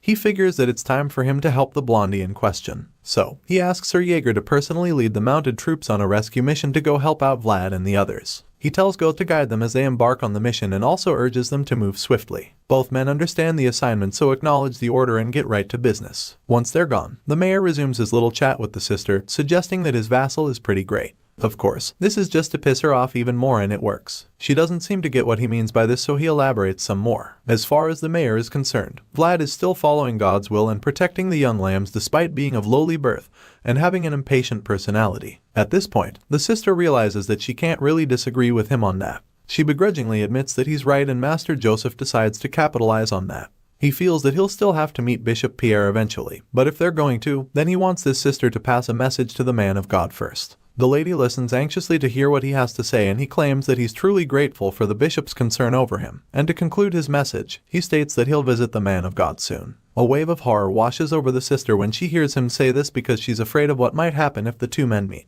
She has every reason to be worried too, since he intends to face the bishop head-on when they finally meet, and as you can imagine, that's going to be one hell of an encounter. The scene changes at this point and we catch up with our boy who's back in the wilderness. He's still on a journey with Sir Lamond and the merchants, and it's safe to say that he looks really exhausted. While riding on his horse, he takes a look to the side and notices another small army of horsemen riding together. From what he can see, he's convinced that more of the barbarians are gathering there, and the old man confirms this. He claims that quite a lot of them are heading south, but this is quite unusual to him, because if they were normal mounted bandits, then they would have run away the moment their chief got caught. As a result, Sir Lamond concludes that their hostage must be a really highly ranked warrior. The guy's currently tied up in the wagon, looking quite unfazed by anything that's going on. He probably feels that his warriors will soon come to rescue him, and this is a possibility that the old man fears too, since the barbarians are still hanging around. Sir Lamond feels that this is getting bad, and he's afraid that they'll be in big trouble before they even reach Sara if things continue at this rate. They're still trying to hold their ground and make it home safely while the barbarians are waiting for an opportunity to strike. The old man is really worried at the moment, and he's starting to wonder what is taking the stabler so long to return with reinforcements. The barbarians suddenly start dispersing, and he's afraid that they've changed their strategy, which makes him wonder if something happened. Vlad and his horse take a look at the side all of a sudden when they notice something quite shocking. That's when they realize that Goth has finally arrived with backup. Sir Lamond looks over and sees the dust clouds all over the place, so he agrees with the young swordsman. The Bayezid army advances toward them with Sir Jaeger and Goth leading the way. When the old man sees this, he realizes that he was just getting worked up over nothing. The merchants are so relieved when they see the army coming. They recognize them as the mounted troops of Sara, so they immediately conclude that they're saved. While everyone else is jubilating about their arrival, the leader of the barbarians is quite pissed because he didn't expect that the reinforcements would get here that quickly. This explains why the barbarians dispersed earlier. They probably saw the mounted troops of Sara arrive and made a break for it. Anyway, the leader of the barbarian realizes that the jig is up right now, so he commends the old man for sending Goth to get back up, admitting that it was an impressive judgment. If they had tried to stay back there without abandoning the goods, then the situation would have been very different. In response, Sir Lamon smugly informs him that it's the advantage of being old. He cuts the pleasantries short and gets right to business afterward. Now that the reinforcements are here, the old man believes that it's time for him to ask the hostage his own questions. First one on the list is why on earth the barbarians have come to this place. The old knight demands to know why they have come so far into their territory, and at this point, the hostage is ready to answer. In response, he tells Sir Lamon that they came this far out all because they needed the son of the grasslands. Hearing this, the old man informs the hostage that he and his men could have just gone after the horse without robbing the merchants. He asks the chief of the barbarians why they plundered others, and the bound man explains that they did it because they also needed to earn some allowance to survive. As far as he is concerned, that's pretty practical, but now that he's been captured and the horse has literally chosen someone else, he feels that there's no longer any reason for them to head to the south. The hostage admits that he wasn't expecting the son of the grasslands to choose a boy from the empire over a wild and reputable master like him. Nevertheless, he's accepted defeat finally, and the whole thing just makes him realize what a cruel master time really is. Hearing this, Sir Lamon just ponders on the whole discussion quietly. Just then, Sir Jaeger arrives, and the first thing he does is tease the old man a little. He claims that he thought that they would have a hard time with some barbarians. Apparently, he expected the white-haired man to deal with the mounted bandits since he's a veteran. As you can imagine, Sir Lamon takes offense when he hears this, so he snaps at the one-eyed knight, stating that the bastards would have run off to Varna by now if he had a military horse to ride on. At this point, Sir Jaeger can see his point, so he changes the topic and admits that he's just glad they're all safe, whatever the case may be. Now, his job is to take them back to Sara. Just then, they look to the side once again and notice the barbarians still hanging around. Sir Lamon asks Jaeger what he will do with the mounted bandits now, because it seems that they have their own situations right now. In response, the green-eyed knight reminds the veteran that they're already in chaotic times. That being said, he believes that they need to avoid the anxious barbarians. However, first, he intends to have a chat with them. He suddenly starts riding in another direction, claiming that he'll persuade them to leave the Bayezid territory. Sir Jaeger's eye starts glowing all of a sudden, and you can literally see the aura coming out from under his eye patch. The hostage looks pretty scared when he sees this, and Jaeger just approaches him, claiming that just wants to talk the way any civilized man would. His sword equally starts brimming with energy, which just makes him look even more terrifying. As you can imagine, the other barbarians are just as terrified as their captured leader when they witness the power of this green-eyed knight. The leader is overwhelmed by the aura and admits that the world they're beholding has a completely different depth from anything they've ever seen. As such, the barbarian leader fears that the one-eyed knight could slaughter all of them if he wanted to. The leader watches the glowing knight ride slowly toward his men, and with fear in his heart, he immediately yells out for all of them to retreat. The hostage starts shouting all of a sudden, telling his barbarian army to go back before Sir Jaeger gets to them. The mounted bandits hear their leader screaming at the top of his lungs, and when they realize that he wants them to retreat, they're a little confused. They're reluctant to leave him and wonder why he'd give up so easily. Sure, they're afraid of Jaeger, but they still believe they could beat him. Well, their chief definitely doesn't think so, and that's why he's screaming at them to get the yell out of there. He's so pissed that they're still talking and can't believe that they can't tell the situation even at this point.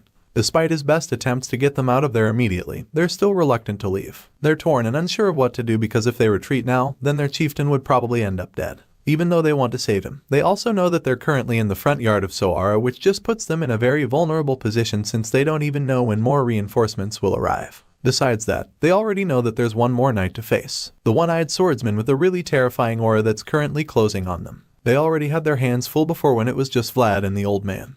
But now, they're faced with a knight that seems to be even more dangerous, so it's pretty evident how bad their odds are. With everything looking pretty bad for them, one of them decides to retreat and come back another time. The guy doesn't feel that the people of Sara will harm their leader, because he believes that they wouldn't want to start a war with the barbarians. That being said, the other mounted bandits begin to see reason in his point, and more of them decide that it's best to just do what their chief told them to. As such, they all mount their horses and retreat before Sir Jaeger can get to them. As they flee the scene, they yell at their leader, pleading with him to survive, vowing that they'll meet him again one day. Once the barbarians are out of the picture, Sir Lamon just teases Jaeger for calling himself a civilized man when he was clearly about to choose violence with the rest of the barbarian army. In response, the green-eyed knight just hits back at the old geezer, pointing out how the end result is a clean one regardless. While the others are bickering, we see that our boy is being showered with praise from the merchants, who are grateful for his help. Then thank Vlad for protecting them and saving them from the mounted bandits. The black horse doesn't look like it's really a fan of all the noise, judging by the look on its face, and then all of a sudden, it gets up on its hind legs with Vlad caught off guard.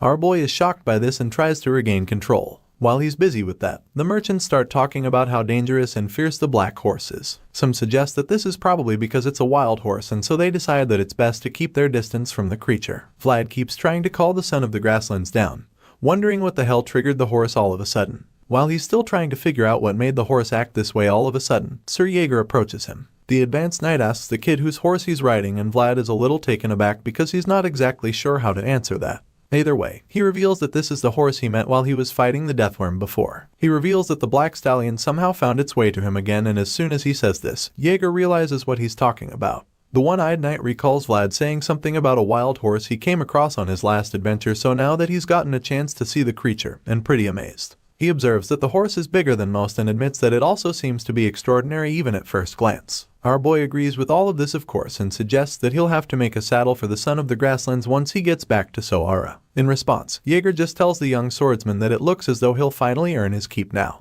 Later that night, they finally get back home, but once they reach the entrance, Sir Jaeger suddenly notices that Vlad isn't following him inside. He turns around and asks the kid what he's doing, wondering if he's not going in too. At this point, we see that our young hero is struggling a bit because he's no longer in control. He reveals that the horse suddenly stopped moving and refused to go any further. Right now, Vlad is really confused because he doesn't get why the son of the grasslands is acting this way again. The advanced knight just watches the boy struggle continuously with the horse and he just remains speechless. After a while, he finally comes up with a theory for what's going on. Sir Jaeger recalls how the horse seemed pretty unhappy when the merchants came closer and then points out how the one riding him is hated by other horses. As you can imagine, this is just Jaeger's way of pissing our boy off and it works. But then again, the advanced knight has a point. Jaeger goes on to state that the horse hates other humans as well, and this just makes the whole situation a lot more complicated.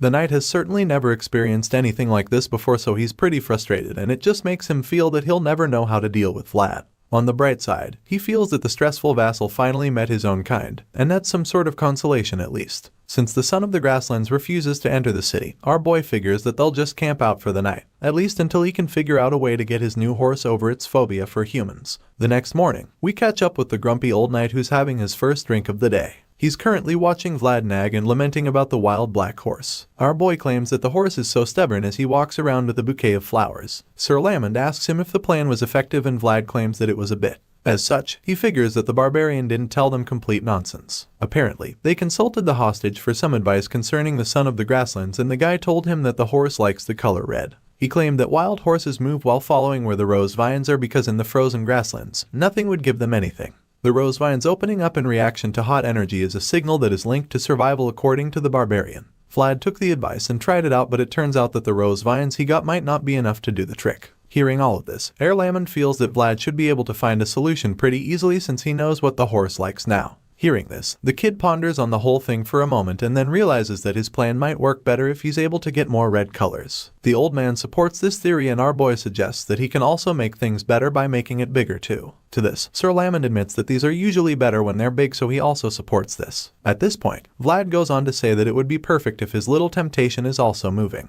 Hearing this, the old man doesn't seem to get what he's talking about anymore. The geezer looks pretty lost after Vlad says this, but before he can get some clarification, they're both distracted by the familiar redhead walking by. It's Jemima, of course, who seems to be doing laundry at the moment. The reason they both can't get their eyes off her is because her shiny red hair is like the perfect thing for the plan. Sir Lamond feels that she is definitely worthy of being called a rose, and since they're both thinking the same thing right now, he fears that the kid might not be able to pull it off. He asks Vlad if he'll be fine, since he knows that he and the girl in question don't seem to have a very good relationship anymore. In response, the blondie just assures the old man that Jemima has always been grumbling ever since they were young.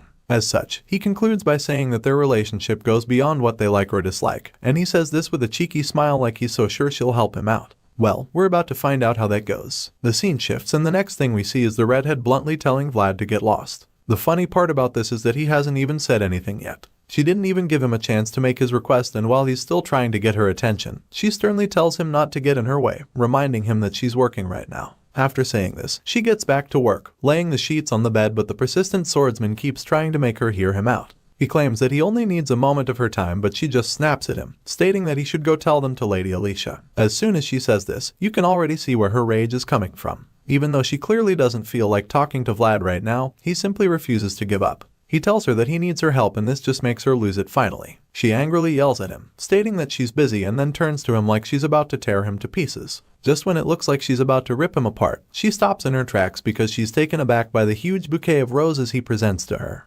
Jemima calms down in the blink of an eye, and with a really confused look on her face, she asks him what is going on. At this point, he calmly informs her that he wants her to hold the flowers and help him with something. As soon as she realizes that this is just him asking for help again, she bluntly reminds him that she told him to take all his requests for help to Lady Alicia instead of her. She says this a second time and our boy bluntly tells her no. After making it clear that he's not going to meet Lady Alicia for anything, he informs the redhead that this is a task only she can do. Our boy says this while handing her the bouquet a second time, hoping that she collects it from him. Vlad gives a really warm smile and the tone of his voice is definitely soothing because the young lady starts blushing after hearing him say this. Her face is practically burning up already, but she keeps playing hard to get. Even though she's clearly melted for him already, she refuses to take the flowers from him because she wants to know what he wants from her first. At this point, our boy notices that she's feeling hot, and since he's still the clueless young man he's always been, he has no idea that he's the reason her face is getting flushed. He asks to find out if she's okay, looking truly concerned, but the shy girl doesn't want to get any more flustered, so she just tells him to shut the hell up.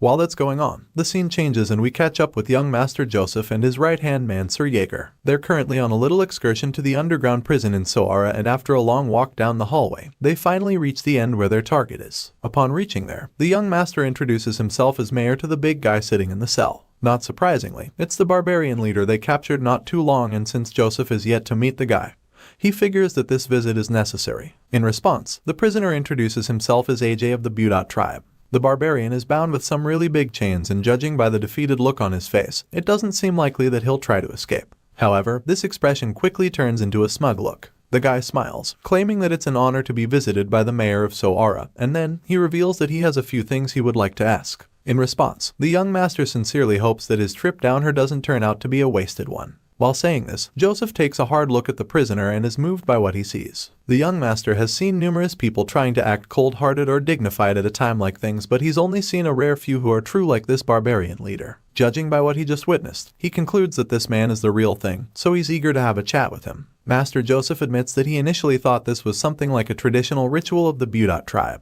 but he later realized that it's actually forbidden for him to capture a wild horse. Now that he's realized this, he admits that he finds it really interesting because he believes that all worlds ought to be left alone so that they can shine in their own way. Therefore, what he's trying to say is that wild horses that shine only when they run should stay in the green grasslands and be left alone. He quotes all of this to the barbarian leader, stating that the people of the Budot tribe were apparently the kind who valued such principles, at least before this whole mess started. AJ remains speechless inside his cell with no idea how to defend himself because he's pretty guilty of going against their tradition with all that's been said. Since he has nothing to say, Joseph just continues to berate him, telling him that he broke the law, risked his life to cross the Iron Duke's territory just so he could come to this place. Apparently, the young master doesn't believe that the barbarian clan leader would go to such great lengths to break the law of his people when he's meant to uphold it. As such, he's convinced that the barbarians had another reason for trespassing, so he demands to know what it was. At this point, AJ slowly gets up to look the young master dead in the eye. With his hands chained to the wall, he walks up to the bars and admits that he thought about all this while he was locked here. The barbarian army leader claims that this could be better for him, stating that he's someone who will take charge of the future of the Budot tribe. As such, he goes on to reveal that there's only one reason why he would break the taboo of their tribe and try to capture the son of the grasslands. That being said, he finally drops that bombshell, stating that he did all that because they needed the fastest being they knew. As soon as he says this, he roars at the mayor and attempts to reach him with as much force as he can, but the chains hold him back. He blames the people of Sara for ruining his plan, and that's when he looks up to see the tip of his sword inches away from his forehead. Jaeger stretches the sword into the cell, ready to end the prisoner if he tries anything funny. Meanwhile, Master Joseph is pretty curious about what the barbarian just said, so he asks him what he's talking about. In response, AJ just keeps burning up in rage, and once again, he asks the mayor what the hell the people of Sara have done to cause the dragon to go on a crazed frenzy. Hearing this, Joseph gets a little nervous because he seems to know exactly what the guy is talking about now. Apparently, there's a dragon that has been quiet all this time and now it's going on a rampage. The barbarian keeps losing his shit, angrily asking Jose what he did to the dragon's fragments. The mayor also appears to know what he's talking about. He knows about the dragon's fragments. As far as he knows, the West's evidence of path has been safely transferred over to the Iron Duke. Even though everything should be good on that front, he can't help but wonder if it's related to the rampage of the dragon somehow. While he's still thinking about this, his thoughts get interrupted all of a sudden because AJ sternly demands that the blonde boy who defeated him be brought to him. As you can imagine, the mayor isn't exactly a fan of that arrangement, so he asks the guy why he wants to see Vlad. In response, the barbarian explains that the only being that can catch up to the fastest dragon is the son of the grasslands, which happens to be in our boy's possession right now. AJ is convinced that the black horse must have chosen the young swordsman over him for a very good reason, which means that Vlad has something special in him.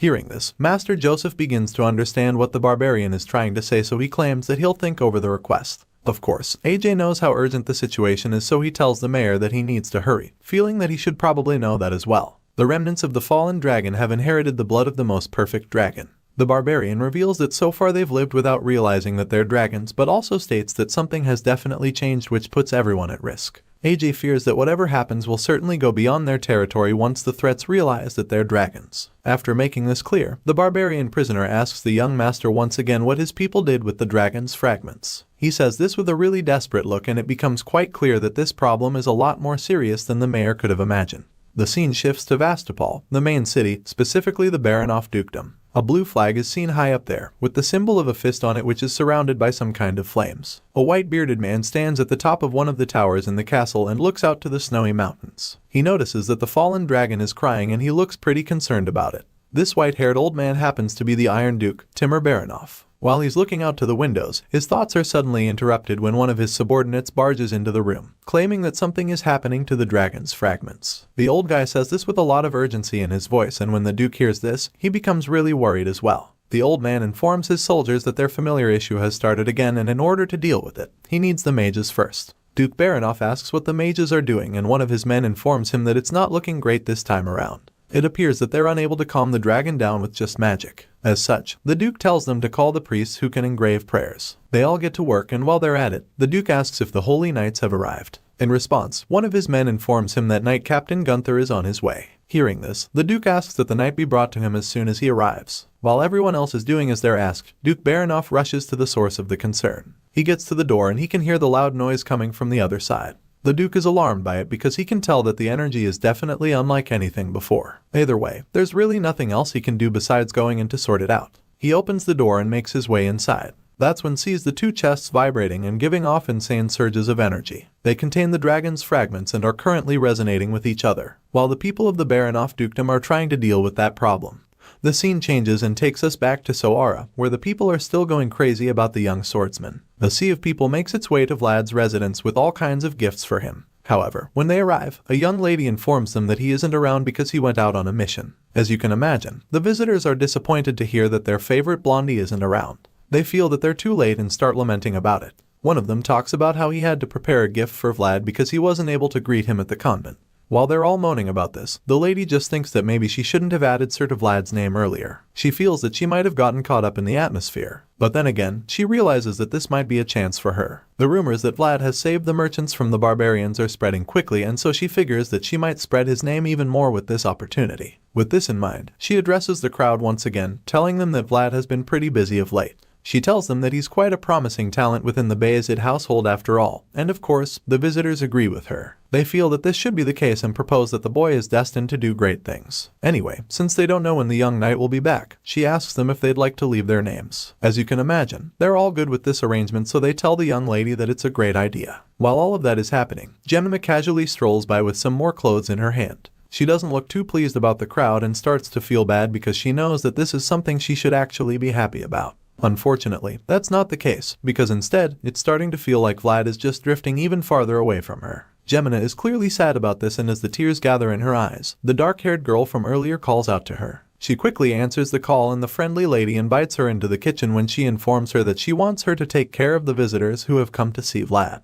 The red-haired girl is pretty taken aback by this assignment, and she's also reluctant to take it up. Gemma expresses her confusion, so the lady tells her that the guests will only be able to interact with Vlad through her from now on. Of course, it's a pretty overwhelming task for the redhead because she feels that the guests are all very important people she shouldn't even be qualified to talk to. That being said, she politely declines the job, telling the young lady that she should be the one to do that. Gemma is afraid to handle this job because she's afraid that she'll put Vlad in a pinch if she makes a mistake in the process. Hearing this, the dark-haired girl is at a loss for words. She truly wants Gemma to do it, and even though the redhead is being reluctant right now, she refuses to give up on her. Since Gemma is now talking about being qualified to receive Vlad's visitors, she makes it clear to her that there's nobody else in Rose's smile that is more qualified than she is. The lady informs Gemma that the Vlad of today might not even be existing if it wasn't for her, and this leaves the redhead speechless. She's shocked to the core when she realizes that she probably played a really pivotal role in the famous young knight's life. Seeing the look of shock on Gemma's face, the lady goes on to tell her that she needs to be confident.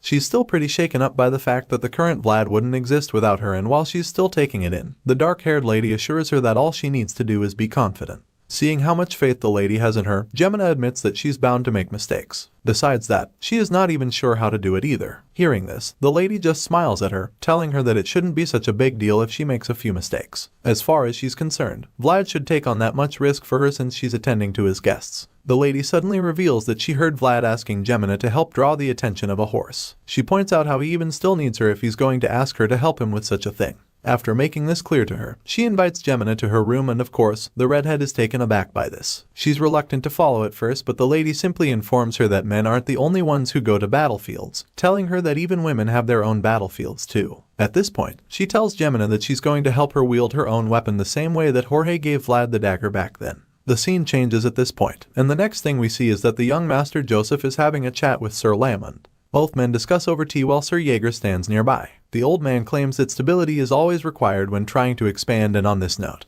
he suggests that Count Gadar won't be able to come to the north right now. In response, Joseph states that the remnants of Ravnoma, the former alliance leader, still exist in various places within the west even though Count Gadar has fierce forces. On top of that, the dwarf movement battlefront is supporting them, so with all the factors in play, the Count will have to first resolve the root of concern behind it before choosing to leave for the north. Hearing this, the young master agrees with him, but then, the old man admits that he's still worried. This makes Joseph curious, so he asks Sir Lamond what's bothering him. In response, the old knight reveals that he's worried about the Jucat that he has. He feels that there's a reason he thinks his last mission should be used on a servant of the Bayezid house. He knows that Joseph might be offended if he thinks that it's a cold-hearted judgment, but he gives his sincere advice regardless, telling the third son of the Bayezid house that the Knights of the West have already surpassed the Knights of the North. It's difficult to hear, but it's the truth, and this old man wants the young master to be aware of it. Hearing this, the mayor of Sara doesn't even know what to say, and the old man goes to blame himself for it. He feels that he's been too complacent because while walking the lowest path and looking at the Knights of the West, all he can think is that he hasn't done what he's supposed to do. Back then, the North was stronger and more honorable than any other region. It was the monster that drove away barbarians without rest. Back then, the only thing colder than the coldness of the northern wind was the discrimination shown by the cold-hearted central region. Lamond claims that the Knights of the North are people who have struggled and fought against everything. But now, that's no longer the case. The strength of the North, which used to be rough, is disappearing as Master Joseph gains stability. On the other hand, the advancement of the West is slowly getting stronger. With all of this being said, the old man tells Joseph that he must not think lightly of Baron Heinel's request. He tells the young master that he needs to prepare before it's too late. After hearing all of this, Joseph agrees with the man completely, even the part where he said that the current North is different from the old North. Even so, he still believes that the North has kept producing strong fruits in recent years. While Sir Lamond is very worried about everything that's been going on, the mayor seems to be very hopeful. This hope seems to be contagious because after a couple of seconds, the look of fear starts to slowly get replaced with a calmer expression. The old knight believes that a new generation will always rise up to take over the old generation's place after all, and while saying this, the one person he thinks about is the young blonde knight. Speaking of the blondie, we finally get to see what our boy has been up to. He's still struggling to get the horse into the city, but when he returns to the entrance, he's taken aback by how many people are out there. He wonders why there are so many of them, and the voice suggests that they all came around because there's something interesting here now. Vlad isn't sure what the voice is referring to by this special something, so the voice tells him to think about everything he's done so far. The voice reminds him how they tried covering the horse's eyes to bring him into the city. They tried dragging it with brute force, right before attempting to lure it with food, which also didn't work. Our boy even had to lower his head and beg the horse, which he doesn't deny. The voice talks more about this young boy whose name is increasing in value greatly, stating how the same boy who has been made helpless by a horse, and concludes by saying that it is definitely interesting enough to have all these people gather here. However, our boy doesn't think that it's interesting enough to create such a crowd in the city. Just then, Gemina calls out to him, wearing a red dress like a bride. Clearly, this wasn't part of the plan, so he asks her why she's wearing that. The voice suddenly informs him that she's wearing the combat uniform of a woman and claims that he's very impressed by how thorough her preparation is. Hearing this, Vlad figures they can go ahead with the operation, so he tells Gemina that it's time. She's clearly been waiting for his signal, so she finally takes off the veil to reveal her beautiful red hair, which leaves all the men around mesmerized. They're all amazed by how beautiful she is and admit that she really hid herself well. Even the horse starts reacting the moment Gemina reveals her face, and while the son of the grasslands is attracted to her, she's not exactly a fan of the situation. Gemina feels that the horse is even scarier in person and admits that it's so pressuring you have so many eyes on her. But then again, she knows that she has to see it through till the end, because if she hesitates because of such an insignificant fear, then it would mean that she doesn't deserve to stand by Vlad's side. She takes out the bouquet of roses vines and lures the horse over. Just as they imagine, the plan works and the horse finally starts walking into the city. The people who gathered there are amazed when they see that the son of the grasslands is finally moving. Our boy is so excited about this, but he keeps his composure and commends Gemina on a job well done, encouraging her to keep reeling the horse in. Seeing how difficult it was to get the horse inside the city, Vlad realizes that the creature is really certain about its preferences.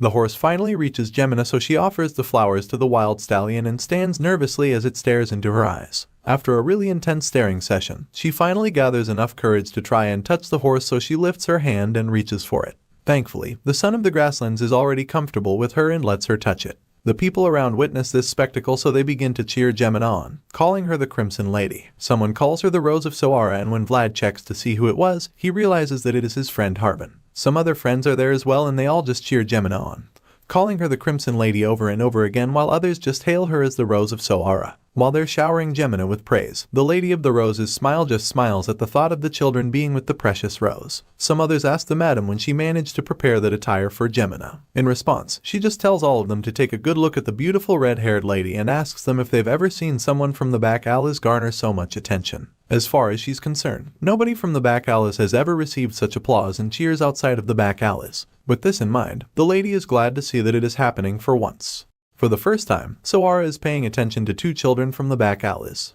The story continues somewhere high up in the snowy mountains, where we see two people on some kind of investigation. They stumble upon some bloody orc corpses all of a sudden, and the beast girl in the duo immediately concludes that this was a complete wipeout. As far as she's concerned, all the victims were killed in an instant, and from her observation, she can tell that there were over 50 grey orcs who were murdered.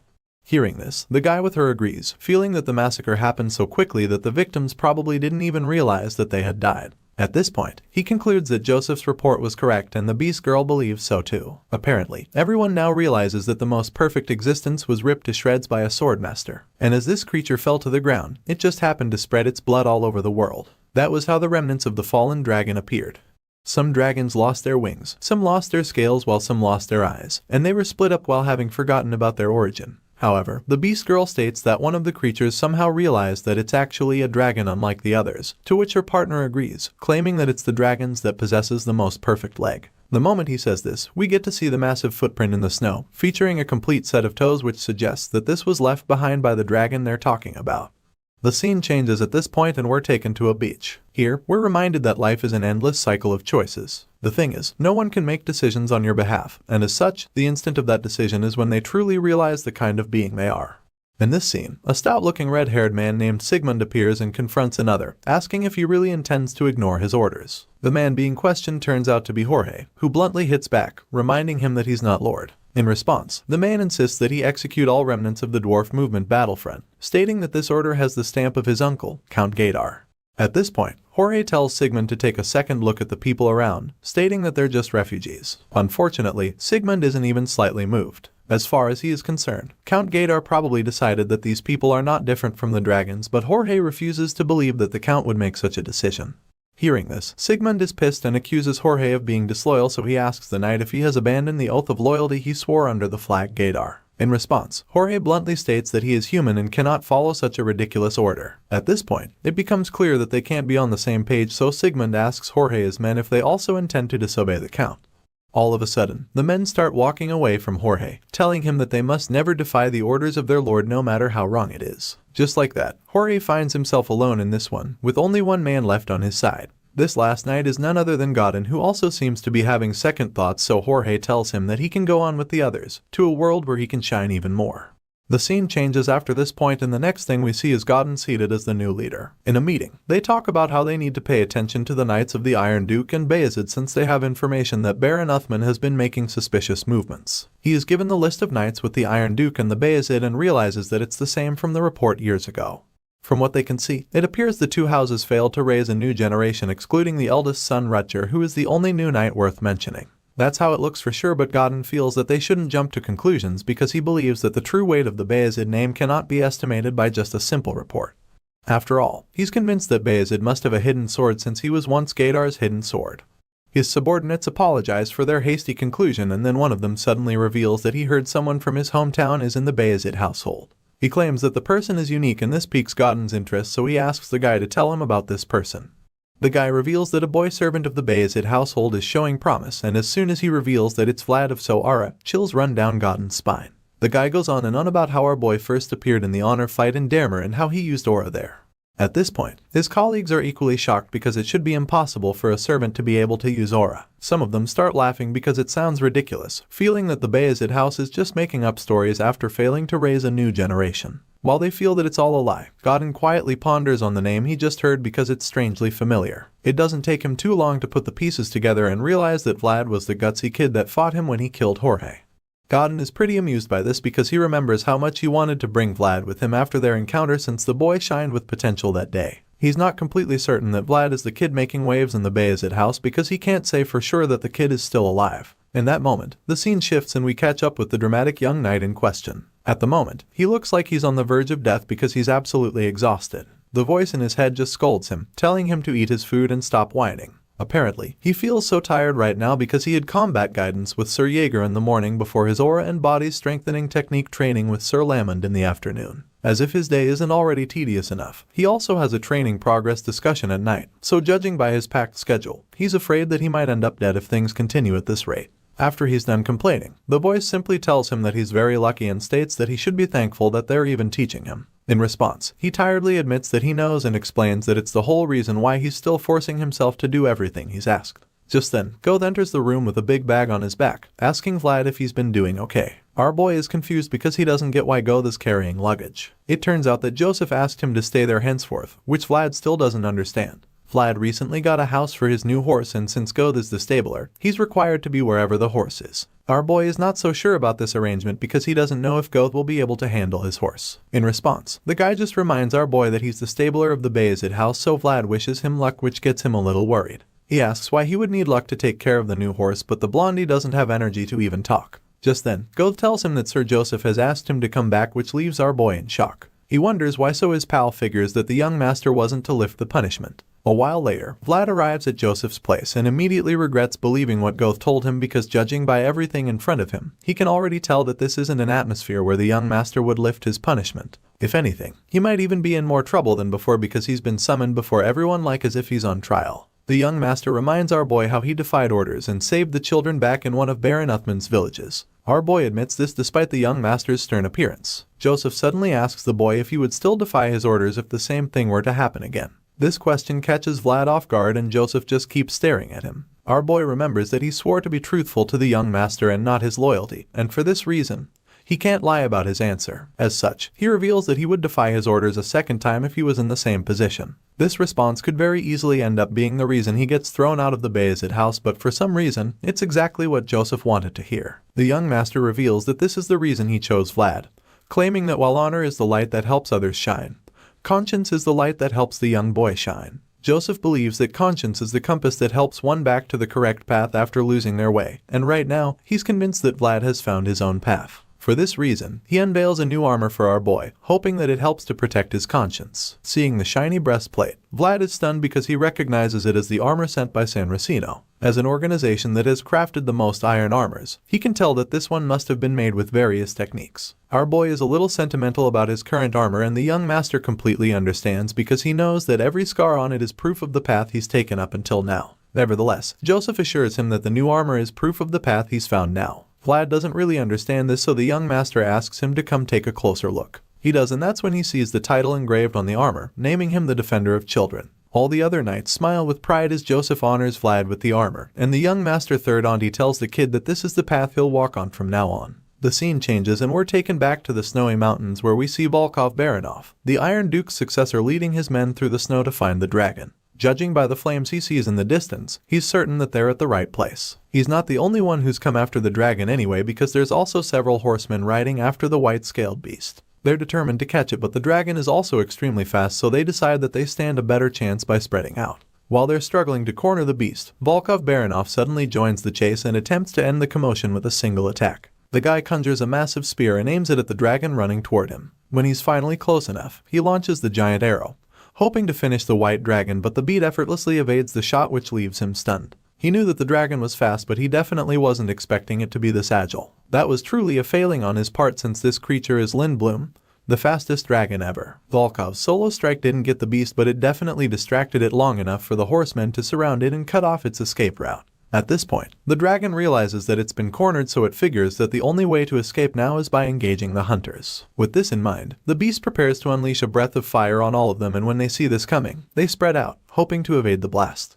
Volkov, on the other hand, refuses to let the dragon shoot fire at them and instantly launches another massive magical arrow at the beast. This foils the dragon's attack as it's forced to retreat in an attempt to evade the furious man's attack. The dragon starts running away and the pursuers go after it, but it's just too fast for them to catch it. Volkov watches the beast get away from him and his men, and all he can do is curse in frustration as his target escapes again. While all of that is happening, we catch up with young Master Joseph and his older brother, who just paid him a visit. The guy enjoys some tea and talks about how no other place has tea this good. Joseph knows that this guy hasn't come to chat over tea, so he bluntly asks his big brother what he has come for. In response, Rutger tries to pretend like he didn't come with an agenda, but Joseph can see right through him, so he admits that he didn't just stop to say hi. That being said, he reveals that it seems that what the barbarian said was correct. Hearing this, Joseph immediately realizes that this means a dragon is indeed coming. Joseph's big brother goes on to explain that if the West has the Deathworm, then the North has the Lindworm. He claims that the coldest and quickest dragon in existence dwells in the coldest place amid the ice-cold northern wind.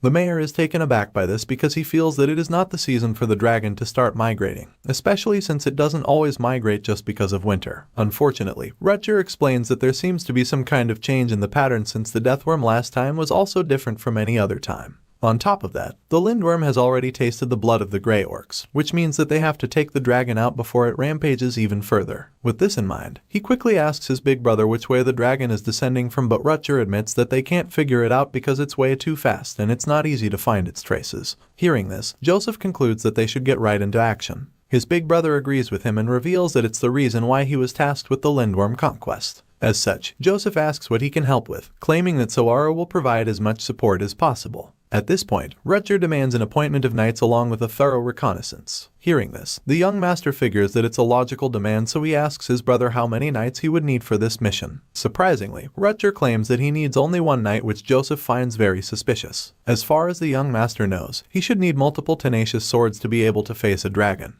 But as weird as this request sounds, he also knows that he can't deny it because the situation requires his full support. Joseph asks if one knight will really be enough for his operation, and Rutger simply explains that a skilled sword works well enough since Lindworm is very different from the Deathworms. Hearing this, the mayor asks which knight he would like to assign, and just when Rutger is about to reveal this, our boy enters the room, claiming that Sir Joseph summoned him. The mayor doesn't seem to remember calling on Vlad, but Rutger looks really excited to see the blonde swordsman again. It's been a while and he's glad to see the greatest dragon herder of the north again. Later that night, Vlad has a chat with Jemima about the new task he's been assigned with, and reveals that it will take more than a month. In response, she simply states that it's a good thing he's busy and admits that he's been doing well lately. Just then, a gentle smile creeps up on her face and she tells him that their missus would have liked to see him like this. Vlad doesn't seem too happy to hear this, so he turns to her and asks her why she would suddenly talk about that, to which Jemima claims that it just came to her mind out of the blue. Either way, Vlad doesn't seem pleased at all. It's been way over 10 years since the woman passed away, and even though Jemima doesn't remember her mother, she remembers Vlad's. She remembers how Vlad's mother didn't abandon her child in such a despairing situation, unlike her own mother who left her. Hearing this, Vlad claims that he can't even remember his own mom either. Just then, Jemima pulls the last thread on the crest she's been making. She reveals that she's done with the third crest called San Legino. She shows it to him, feeling really proud of herself, and admits that the Countess's skills were too good, but unlike her, he feels that the crest stands out a bit. Moving on from that, Jemima asks him if the dragons are really dangerous, and he confirms this, stating that the creatures are pretty much living disasters. Since it's going to take at least a month, she figures that he's going to return during winter, which he agrees with. Hearing this, she reluctantly gives him a handkerchief, which catches him off guard. He asks her what it's for and immediately realizes why she just gave it to him. He figures that it has something to do with him taking the princess's handkerchief a while back, and so he teases her for keeping it in mind all this time. As you can imagine, the redhead is pretty embarrassed and refuses to admit it, so she slaps him in the face and insists that she gave him her handkerchief because it's made of pure cotton, unlike the former silk one which he doesn't know how to use. With her cheeks burning red, she tells him to have a safe trip and then storms out of the room before he can say anything to her. Once she's gone, he nurses the bruise on his face with the new handkerchief, and all he can think about is how mannish Jemima is. While wiping his face, he catches a glimpse of something on the handkerchief that makes him smile. It turns out that she actually engraved her name on the piece of cloth, and Vlad is truly touched by the gesture. The story continues as our young hero finally sets off on his latest adventure. Vlad, Rutger, and the rest of the party make their way through the snowy forest in search of the Lindworm. Along the way, Rutger reveals that he doesn't get why Joseph assigned 3 knights to him for the mission when he specifically asked for 1. He wonders why the young master would do that and asks Vlad if he has any idea, to which the blondie simply suggests that it must have been out of consideration for his big brother. However, Rutger immediately dismisses the idea, claiming that he knows his younger brother far too well to believe that. In fact, he's convinced that Joseph isn't happy with him because that's the only logical reason why he would send 2 other knights who clearly hate each other and expect them to be useful. It turns out that the other 2 men that were sent on the mission are Sir Lamond and the barbarian leader, who look like they're going to kill each other anytime soon. Rutger knows that the 2 guys at the back can certainly be a great help if managed properly, but as it stands now, it doesn't look like they'll ever get along with each other. Since he clearly doesn't know what to do with them, he assigns Vlad to manage the both of them in the meantime, and this leaves the kid stunned because he doesn't think he's in a position to do that. In response, Rutger points out how he won't be able to order the knight of the previous patriarch, and that's even if they're able to ignore the barbarian without any problems. Rutger has noticed that the old man has a soft spot for Vlad, so he feels that the kid is the only one who can actually talk to him. After pointing this out, he simply tells Vlad to just do his best since he's already having a migraine just thinking about the 2 at the back. Our boy isn't sure what exactly he's supposed to do now, and while he's still pondering on the next step, things start to get heated between the 2 at the back. They're already exchanging some harsh words, and it's only a matter of time before they start to cause problems. While they're still trash talking, Vlad just gets a little frustrated because all he wants to do right now is just go home. His thoughts are suddenly interrupted when he perceives the strong smell of blood coming from not too far away. Rutger notices this, and just like that, the journey takes a halt. The beast girl in the crew seems pissed that they had to stop, so she takes out her anger on Vlad, asking him if he's a wolf or something because she doesn't get how he can smell blood in a snowfield like this. Rutger tells him to go ahead and take the lead, so our boy does just that, and the others on the team follow him immediately. After following the stench of blood for only a few seconds, they stumble upon a huge outfit filled with bloody corpses, and when Rutger sees this, he immediately realizes that the place was indeed rampaged quite boisterously. Seeing that these victims are barbarians, Rutger asks the one on his team if they were from his tribe, and he admits that the deceased were members of a neighboring tribe he knew. Even though it's supposed to be a relief, the guy reveals that his tribe isn't far away too, since this neighboring tribe came all the way to the north. At this point, Lamond admits that it's all strange to him because the massacre looks like it was done with a sword, but then again, he's convinced that it wasn't done by a northerner. Rutger agrees with him on this, feeling that there's no need to commit such an extreme massacre since it's been a long time since they stopped the struggle of washing blood off with more blood. With all of this in mind, he concludes that this strange occurrence can only mean that an uninvited guest has arrived here. As the journey continues, they finally get to their destination, and Rutger is relieved that they were lucky enough to get there before it turned into a snowstorm. He informs Vlad that this place is the northern core of the Bayezid County, which is called the Barenheim Fortress. As they ride over to the fortress, our boy notices something strange, which is the fact that the place has 2 flags. Apparently, Rutger wasn't aware of this new development because he's shocked when the young swordsman points it out. After taking a closer look, he's horrified to see a familiar red flag, and judging by the look on his face, they have some unwanted company waiting for them in the fortress. While Rutger is busy grinding his teeth, Vlad is just pretty confused. He's not sure what's going on, so he asks the old man what the flag is. That's when Sir Lamond reveals that it belongs to her central. This is very surprising for the young knight, and what's even more shocking is the fact that it's from the central and not the center that everyone is more familiar with. Sir Lamond confirms this, stating that the direct knights of the Dragon Blood Duke are the ones with this title. On the red flag, the crest of the Dragon Killer Knights can be seen boldly, and as the old man points this out, it becomes clear that they're not going in to meet any ordinary swordsmen. Nevertheless, this doesn't deter Rutger in the slightest. He still wants to get into the fortress, but first, he has a little chat with his men. One of his knights confirms that the Dragon Killer Knights that were sent from the Central actually arrived 2 days earlier. Hearing this, Rudiger asks the man what the Dragon Killer Knights are doing here. It turns out that they came to the fortress to subdue the Lind Bloom, and this annoys Rudiger a bit because he didn't really expect them to find out about the dragon so quickly. At this point, he calls out to his deputy all of a sudden, and he doesn't even need to say a word before the guy understands what he's being told to do. As such, he gets right to the assignment, leaving our boy Vlad and some of the others a little confused. The blondie still doesn't really get what's going on, so he asks once again who exactly these Dragon Killer Knights are. In response, Sir Lamond simply states that they're knights whose purpose is to kill dragons. He reveals that they're also acknowledged by the Emperor, and this organization happens to be run by one of the central nobles, the Dragon Blood Duke. In other words, these knights will definitely be involved in any matters relating to dragons by the law of the Empire. Hearing all of this, our boy is pretty amazed because it's suddenly clear that some really powerful knights have come to the fortress. Just then, he senses something strange at the top of the fortress, and after taking a closer look, he presumes that there was a big fire here not too long ago.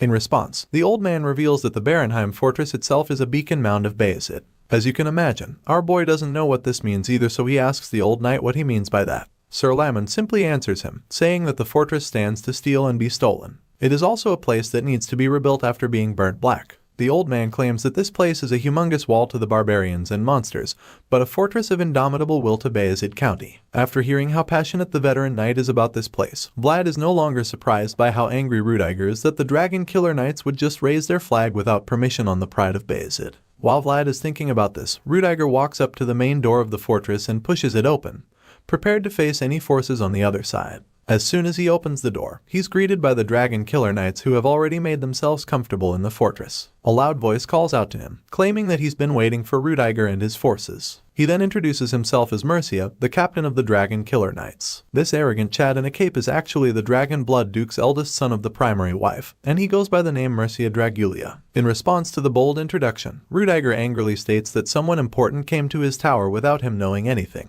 And on that note, he introduces himself to the Mercia, revealing that he's the interim captain of the Barenheim fortress. Hearing this, the blue-eyed troublemaker just smirks, and this just annoys the Bayezid son even more. Both men glare at each other for a few seconds, but then the staring contest is quickly cut short when Mercia notices Vlad standing somewhere at the back. The captain of the Dragon Killer Knights immediately takes an interest in the young blondie and decides to mess around with him a little. Our boy is immediately overwhelmed by Mercia's presence, and he quickly recognizes it as the same sensation he got when he saw the Deathworm. Our boy has no idea why he's getting the same ominous vibe from the Duke's son, and while he's still trying to process the whole thing, Mercia locks eyes with him. Apparently, the arrogant intruder can sense the intimidation that Vlad is feeling, and this makes him smirk again.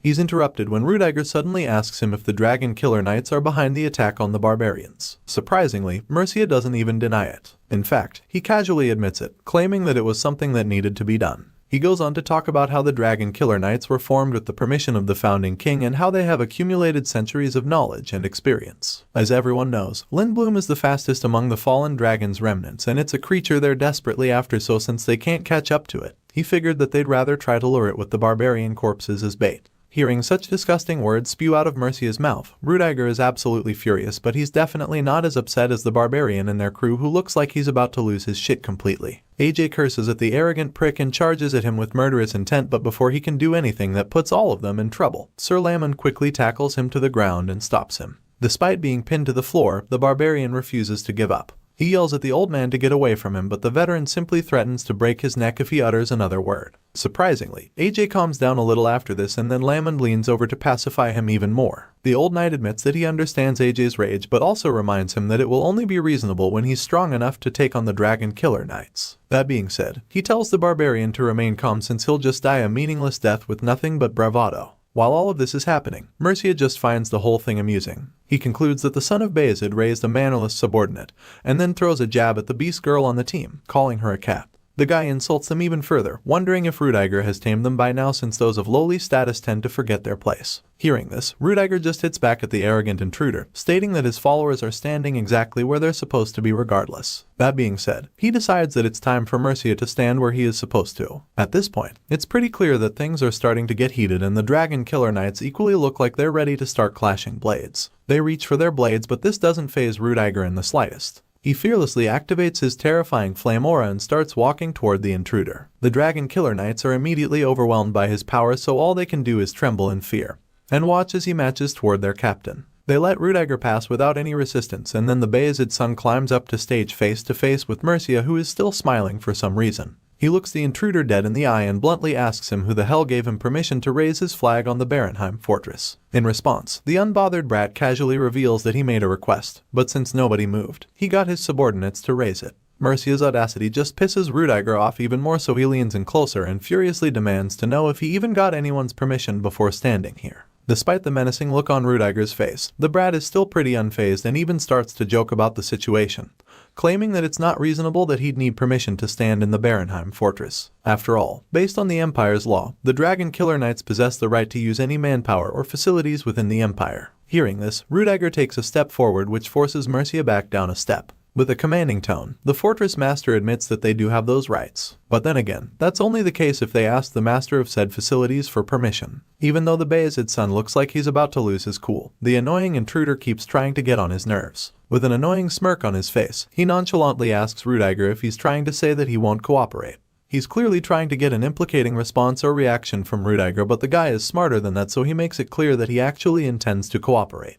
However, he makes it clear that this can only happen if Mercia will go through the necessary procedures. He says this pointing at the flags at the top of the fortress, and at first, Mercia doesn't understand what he's trying to say. But then, the brat takes another look outside and sees his house's red flag waving all over the place. At this point, he realizes what Rudiger is telling him, and the fortress master decides to spell it out, still by politely telling him to make a request for them to raise his flag. He says this with a really cold glare in his red eyes, and you can tell that he's ready for anything that follows. He maintains his gaze and reminds the intruder that he's in the land of Bayezid and advises him to ask the owners of the land to help them kill the dragon. Rudiger makes this bold statement, claiming that the only way for them to move forward from here is by Mercia starting with a polite request. The Dragon Killer Knights are already afraid of the Bayezid son, but Lamon steps forward as well to make them even more scared. Seeing that he and his men no longer have the upper hand in the situation, Mercia begrudgingly gives in. He goes quiet for a second and then tells Rudiger that he'll regret his actions. As you can imagine, the Bayezid son doesn't really give a shit. In response, he claims that he doesn't think the central nobles even know of regret, and Mercia just states that life is all about regrets regardless of the decisions they make. The brat thinks about the situation, and even though both of them are competent, he feels that there's only one place they can climb to.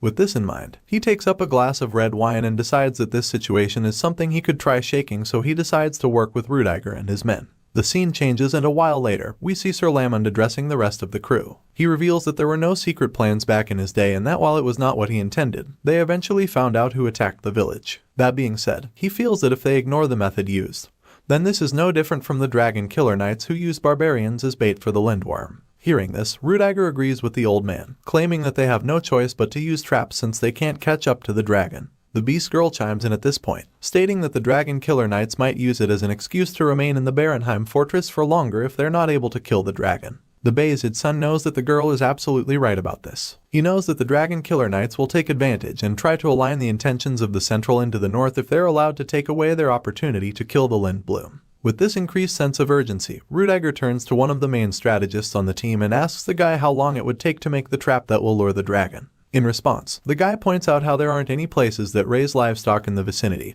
and then suggests that one of their best options would be to get the Portly household to work with them. All things being considered, the guy concludes that they'll need at least half a month to get everything in place for the trap to be completed. Just then, one of the knights in the group suggests that they try capturing some barbarians instead, while the one next to him figures that they could also steal the barbarian hostages that the Dragon Killer Knights captured earlier. As you can imagine, these are both pretty inhumane ideas, so Sir Lamond is quick to dismiss them, sternly warning the two young men not to be crazy. Their little meeting is suddenly interrupted when a group of knights barge into the room, demanding to know why they would dare touch the flag of the Central. It turns out that Mercia wasn't exactly cool with the arrangement earlier, and so now, things are about to get out of hand. Seeing the hostile knights from the Central, Sir Lamond grits his teeth in anger. He's really pissed, so he expresses it, stating that this is why nobody ever wants to associate themselves with the Central. The old man is annoyed for sure, but he remains completely calm, as well as the knights under his command. He knows how quickly things can go south, so he tells his men not to make a move yet because the master of this place hasn't given them permission to draw their swords. After addressing his knights, he turns his focus to Captain Mercia, and Rudiger chimes in as well, suggesting that they should at least do what needs to be done first if they must have a scuffle. The scene shifts after this, and the next thing we see is a crystal ball on a pillow with some kind of seer telling Mercia all about our boy. The hooded figure reveals that Vlad is 17 years old and talks about how he was born in the slums of Sara within the Bayezid County. As soon as Mercia realizes that the blondie was born in Sara, his interest is piqued all of a sudden. He starts pondering on the slums of Sara and connects it to the boy's golden hair and blue eyes. And that's not forgetting the kid's thumping heart, which he could feel in an instant.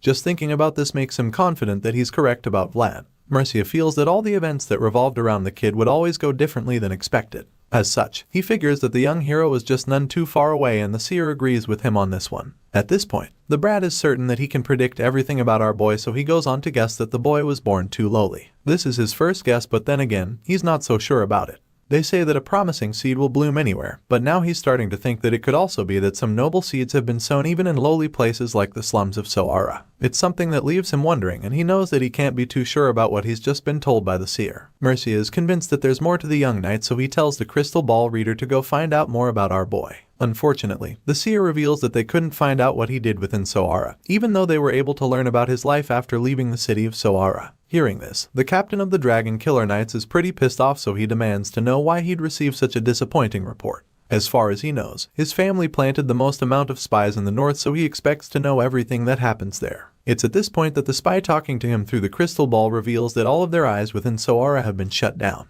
It turns out that Joseph Bayezid is the reason for this setback because immediately after he became mayor of Sara, he practically acquired total control over the city. This is why all of their spy operations have been shut down and why they have no idea what Vlad is like when he's in the city. Mercia isn't happy you hear this at all, but he manages to keep his cool and calms himself down with a sip of wine. From what he knows, Joseph hasn't been mayor of Sara for too long, so he didn't expect the Bayezid son to have absolute control over the city so soon. The spy on the other side of the crystal ball confirms that Joseph hasn't been in power for long, but also makes it clear that the young master somehow managed to establish his influence very quickly by using the recent missing people cases as justification. Hearing this, all that Mercia can think about is how similar swords are to authority. He feels this way because he knows that swords and authority both have to be strong and sharp, yet flexible at the same time. This makes him think about the mayor in question. Apparently, this blonde-haired brat has heard a bit about Joseph Bayezid, so he knows that the guy is someone that allegedly can't lift a sword. Which is ironic because the guy just happens to be able to understand the qualities of the sword better than anyone else. It's a really great quality, and this makes Mercia admit that the Bayezid family has got some really competent sons. While the arrogant captain of the Dragon Killer Knights is busy plotting and scheming, the scene shifts and we catch up with the old knight who's in the middle of scolding his subordinates who suggested using the barbarians as bait. He reminds them that the barbarians who were captured by Central are from AJ's tribe, so he wants them to think twice about provoking the clan leader who just barely got his anger back under control. Sir Lyman makes it clear to them that the Northerners and barbarians have lived together in the north for a long time, and so using them as bait would seriously affect the peace that has been maintained between them for many years. By making such a senseless decision, they could do something that leads to the whole north being engulfed in the flames of war, and it would all be because they were trying to kill a dragon. At this point, the two knights realize how dumb their ideas were, so they immediately apologize to the old man, admitting that they were far too short-sighted to have said such things. In response, Lyman just sighs in disappointment, suggesting that the future looks so bleak if they truly reason this poorly at a time like this. While Lyman is chewing on the two, Rudiger thinks about how the old man is absolutely right. As far as he's concerned, the aftermath of the decision will be grave regardless of what they choose to do right now. But then again, he starts to think that maybe this situation is exactly what the Central wanted all along. Rudiger feels that this whole saga might have been orchestrated from the start. After all, the people from Central are the same ones who would love to see the North destroying itself. With this in mind, Rudiger starts to think deeply, and it does take too long before he comes up with an idea. For some reason, his plan involves Vlad's horse. He heard that the son of the grasslands is extremely fast, and as soon as he says this, Lyman quickly tells him not to even think about riding that creature because literally everyone in Sara knows that the horse doesn't listen to anybody. Rudiger is pretty surprised to hear that the horse is actually that stubborn, and the old man assures him that the creature is even way worse than anything he's imagining. This is pretty frustrating for the Bayezid son because he quickly discovered that this plan too is already a no-go. He was thinking of borrowing the horse to try and cut down Lindblom by himself, but now that he clearly won't have the means for that, he's starting to see what those intruders deserve to be called dragon killers. As much as it annoys him, he can't help but admit that their way of hunting the dragon was so clear and precise. From the look of things, they're the only ones capable of bringing down a creature like the Lindblom because of how insanely fast it is. Just thinking about this makes Rudiger even more annoyed. He curses out in frustration and wonders if they really have no choice but to play into the hands of Central like that. Right now, he desperately needs a way for them to deal with the dragon without Mercia, and his men getting involved or even getting in the way. If only they could at least know the location of Lindblom, a big part of the problem would be sorted out. The fortress master's thoughts are interrupted all of a sudden when one of his guards runs into the place calling out to him. He quickly answers the messenger, asking him what the matter is, and that's when the guard reveals that there are people outside the fortress requesting for the gates to be opened. The news of these unexpected visitors just leaves Rudiger even more frustrated because he has no idea who the hell could be out there this time around. He asks who it is and is absolutely shocked when the guard informs him that the unexpected group of visitors is a gauntlet of iron. Their blue flag with an iron gauntlet on it is being waved outside the fortress, and we learn that these guys are the Knights of the Iron Duke, the Baronoff household. While Rudiger and his team are being forced to deal with the uninvited guests left by Volkov Baronoff waiting outside, the scene changes and we're taken back out to the snowy mountains. Here, we see that the Dragon Killer Knight's plan worked because it turns out that the numerous barbarian corpses that they left scattered all over in the snow attracted the bloodthirsty dragon already. The story continues back in Sara. Here, our boy Vlad talks about how his face doesn't need something. However, the beast girl insists, taking the tip of her tail with red paint on it. She tells him that his face is unguarded, claiming that the imprint on her tail will give him cold resistance. As such, she keeps trying to convince him that he should let her use it on him. Despite all her attempts to make him agree, he just finds it really strange that she's the only one trying to use the paint on him. As far as he's concerned, there's no need for it since everyone else has their face uncovered. In response, she simply informs him that he's the one who needs the imprint because he's definitely going to be on the field for the longest. As soon as she said this, one of the other knights chimes in. joking about how Vlad is the Bayezid family's best dragon repeller. They seriously revere Vlad, and after witnessing how he handled the deathworm back in the wilderness, they encourage him to just run wild once again and do his thing. At this point, our boy realizes that everyone is on the same page, and since they all think that he needs to have the paint mark on his face as some kind of protection, he finally gives in and allows her to imprint his face. Without any hesitation, the beast girl turns to Picasso with the red paint and draws the symbol of protection on his face using her tail. Apparently, it's no ordinary paint because right after she uses it on him, the mark vanishes, almost like some magical seal on his body. Vlad just sits there, feeling indifferent about the whole thing, and the young lady just reminds him that he must avoid the dragon's breath attack because the imprint isn't exactly invulnerable. Sure, it's supposed to protect him, but that doesn't mean that he should just expose himself to the flames from the dragon. Thankfully, our boy understands this very well, so he acknowledges the advice, and the beast girl informs him that she'll also be imprinting the horse with the mark of protection. Vlad is totally fine with this since he wouldn't want his horse to be vulnerable to attacks either, but he just warns the girl to be careful not to let the son of the grasslands bite her since the black stallion is notorious for its attitude. Apparently, she doesn't know how mean the horse can be, so she shrugs off his warning, feeling that there's no way she can get bit since she's not dealing with a dog or something.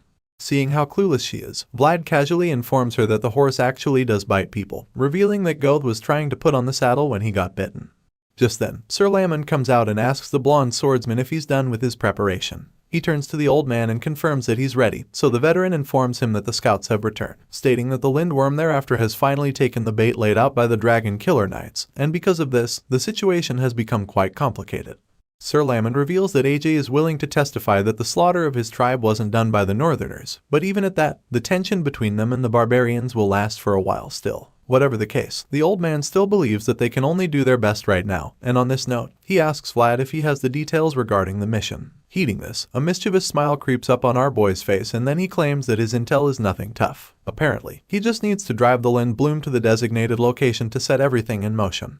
The old man likes the plan immediately, stating that if Vlad can drive the dragon to the northern canyon, then Rudiger, who must be lying in ambush there, will be able to run out and finish the job. At the same time, the javelin of the Duke Volkov Baranov will probably fly in there as well to make sure the lindworm is absolutely helpless.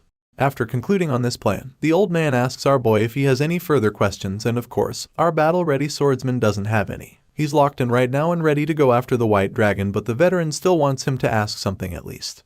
After all, Vlad is the core of the strategy, so he needs to work perfectly in sync with the rest of them and make sure that he follows the plan. Sir Lamon reminds him that this mission isn't just a dragon hunt, and this statement catches him off guard because that's exactly what he thought they were doing. He expresses his confusion immediately, so the old knight informs him that the future of the North depends on this subjugation. He explains that the unseen war between the North and the Central has already begun, and so he wants Vlad to understand the gravity of the situation at hand. Sir Lamond elaborates on the war they're faced with Baranov in the northeast and Bayezid in the northwest. These two households are known as the supporting pillars of the North. The next generations of these households are going to participate in this subjugation. On top of that, the Dragon Blood Duke will also be in the picture. Sir Lamond believes that their presence alone could pose a threat to the Empire because it's an extraordinary event for the leaders of the three households to be gathered in one place. Even though this looks like how things will play out right now. But then again, if the two households work together and still fail the dragon's remnant, while the dragon killer knights slay it, the Central will use the dragon as an excuse to tear apart the North. As such, the veteran reminds Vlad why the Lindblum must be killed by the Sword of the North. At this point, our boy begins to understand the gravity of the mission and why it's not just a dragon hunting exercise that can be gambled with. He now understands that the only way they will be able to rescue AJ's tribe held captive by the Central is if they're the ones who kill the dragon.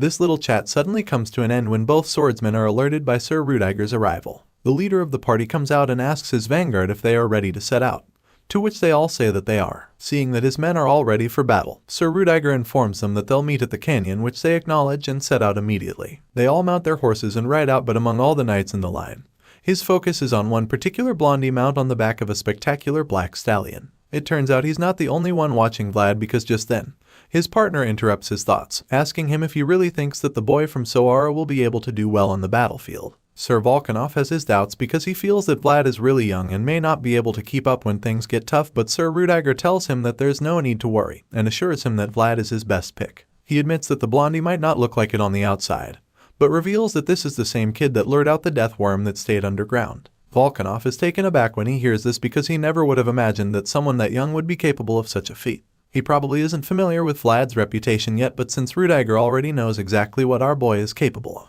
He continues to praise him and even tells his new partner how the young genius managed that feat back when he couldn't even ride a horse. The red-eyed master is really blown away after hearing this story, and admits that it's even absurd to think that something like that is possible. However, Sir Rudiger simply informs him that it's just who Vlad is because he's always doing unexpected things. This little eye-opener leaves Sir Vulcan off deep in thought. He can't wrap his head around it, but he also knows that one's age doesn't say everything about them. Rather, it's their experience and skills that speak for them. Everything they've accumulated up until now will determine the mission's success. In this generation of the Bayezid household, Sir Volkov Baranov is really taken aback by what he's learned so far because he thought that he was the only one worth paying attention to. However, now he realizes that there was one more person quietly making waves and gradually growing into a legend.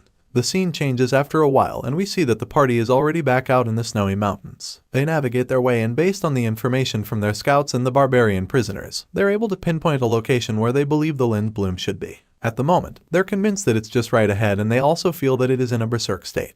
Judging by what they're seeing around, they conclude that the dragon has been on a rampage because it destroyed its own territory, and now it's heading south, ignoring its original behavior of following the cold. One of the knights suggests that the lindworm is acting as if it has an objective, which makes them suspect that the dragon might have gained intelligence. Of course, the knight can't be sure about this, but it's clear that the creature is acting differently. Usually, a dragon's remnant would simply have basic instincts, like those of beasts, but if they think they're a dragon, as the mages have said, then it's possible that it's gained intelligence. At this point, the suggestion starts to make a lot of sense because the last time, even the death worm only went after the pilgrims. As such, it's starting to look like the dragon's remnants think that they're a dragon. Just then, they see footprints leading somewhere and they conclude that they're at the right place. They're glad that it snowed the previous night because now only the Lind Bloom's prints are visible, which also means that it was there not too long ago. Without even thinking twice, they decide to follow the tracks quickly, determined to catch up with the Lind Worm and finish the mission. The party travels along the snowy mountain for a long time, following the tracks till the sun starts setting behind them. Vlad is at the back of the line for some reason and then all of a sudden,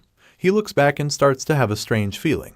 He recalls how they said that the lindworm is heading south and ignoring its usual behavior, but for some reason, the tracks are slowly heading north. It doesn't really add up for our boy because the tracks are leading them into the forest where mobility is limited for the Lind Bloom. He's still trying to figure out what exactly the creature is up to when it appears to ambush them. As soon as he sees the Lind Bloom, he curses and alerts everyone else, telling them that it's a trap. The insanely fast creature roars at him with murderous intent, so he warns the rest of the group to spread out immediately. As you can imagine, the lindworm isn't going to sit there and wait for all the threats to disperse, so it charges at them before they can even realize what's going on. The other knights hear Vlad's warning, but before they can even process it, the white dragon closes in on the young swordsman to finish him off. Thankfully, our boy manages to block the attack, and the force from the strike pushes him and his horse a few feet away. At this point, the other soldiers are fully alert and aware of the danger, so they light their torches and charge at the monster. Sir Rudiger orders his men to charge and surround the Lind Bloom, which they do without hesitation. As such, it only takes a few seconds for them to contain the beast in a circle of fire. For a split second, the lindworm looks vulnerable and confused.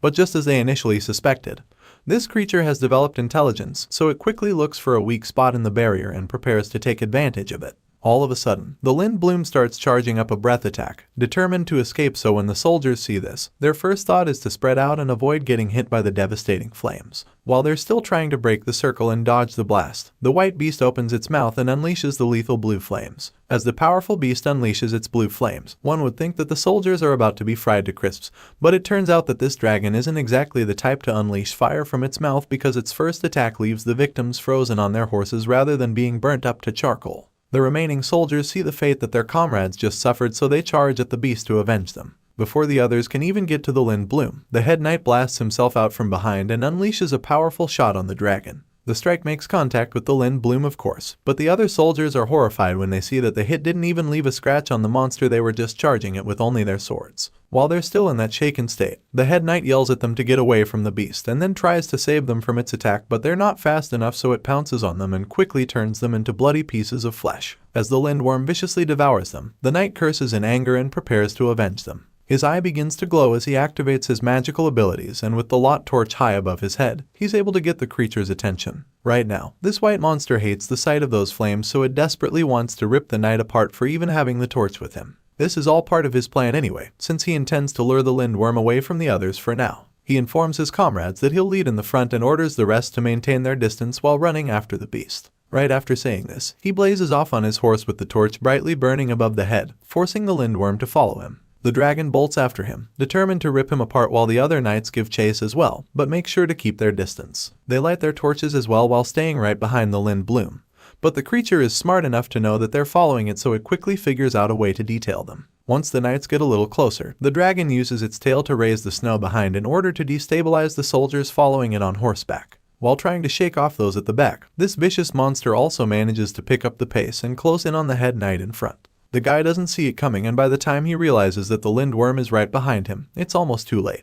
The beast opens its mouth and once again behind to charge up another breath blast. The guy in front sees this, so he warns everyone else to spread out immediately to avoid getting hit again. The beast turns around in the blink of an eye, and while the pursuers are still trying to get their horses to move out of the way, the lindworm unleashes another powerful blast of blue ice flames at them. This time around, they're not able to dodge it because the sneaky creature uses its breath attack on the ground, which freezes most of their horses to the ground. Of course, not every one of them ends up falling for such a mediocre attack, since there are some extremely talented swordsmen in the fray. As you can imagine, we're talking about Vlad, who casually gets his horse to leap off the ground and all the areas that were affected by the ice blast. As a result, he doesn't get stuck, so he manages to remain in the chase, but he looks back to see the damage suffered by the rest of the party. Sure, he didn't get caught by the breath attack, but he didn't expect that the Lind Bloom would go after the horses. Because of this, most of his men are stuck in the middle of extremely sharp ice spines that could rip the horses' bellies if they attempt to move further. At this point, they can tell that their plan has failed, so the head knight tells everyone else to get off their horses. The lindworm has proven way too difficult to contain, so he feels that the only way to slow it down would be by cutting off at least one of its legs. Unfortunately, that's going to be a lot harder now that they no longer have the advantage of their horses. They're all forced to fight on foot, but this doesn't deter them, so they draw their swords and advance toward the beast.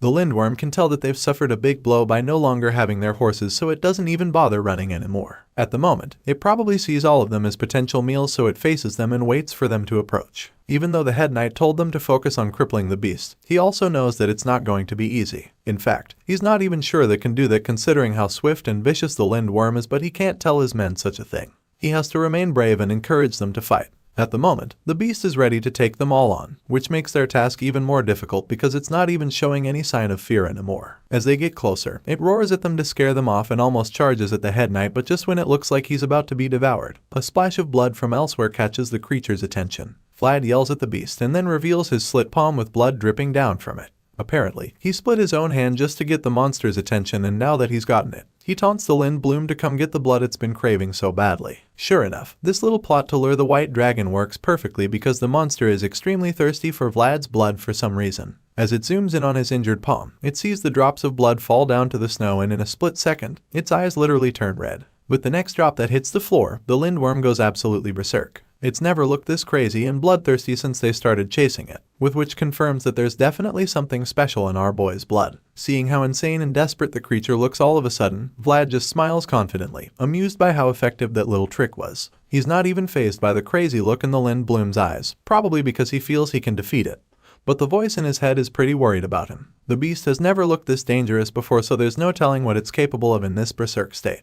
The voice tells him that he shouldn't have done that to attract it, and we immediately get to see just why. In the blink of an eye, the dragon charges at our boy and almost reaches him on the cliff with one leap. Thankfully, his horse is swift enough to evade this first attack, and so he begins to create some distance between himself and the lindworm. Of course, the bloodthirsty creature doesn't stop there, so it pursues him, and that's when the head knight calls out to our boy. He tosses the flaming torch to Vlad, who catches it with ease, and then he yells at the blondie to run for his life. Without even thinking about it, our boy jets off on his horse with the Lind Bloom right behind him. The monster locks in on him and uses all its energy to chase him, so of course, Vlad channels the energy inside him and syncs with his horse to enable them move even faster. The horse's eyes begin to glow along with the horn that suddenly appears, confirming that they're both now in an entirely different mode too. If you remember, the initial plan was to lure the white dragon to the canyon where Sir Rudiger will be waiting with his own soldiers to catch the Lind Bloom off guard. So far, that plan is working perfectly since the beast is desperately going after our boy. Meanwhile, at the canyon, Rudiger and Baranov are waiting for the beast to fall into their trap. Sure enough, it doesn't take too long for one of the soldiers to spot Vald coming from afar. Volkov Baranov asks the guy how long it will take for them to reach the canyon, and the soldier estimates that it would take about 5 minutes. At first, that's how long he feels it would take, but then after taking a second look, he realizes that Vlad is moving at mind-blowing speed, faster than anything he's ever seen.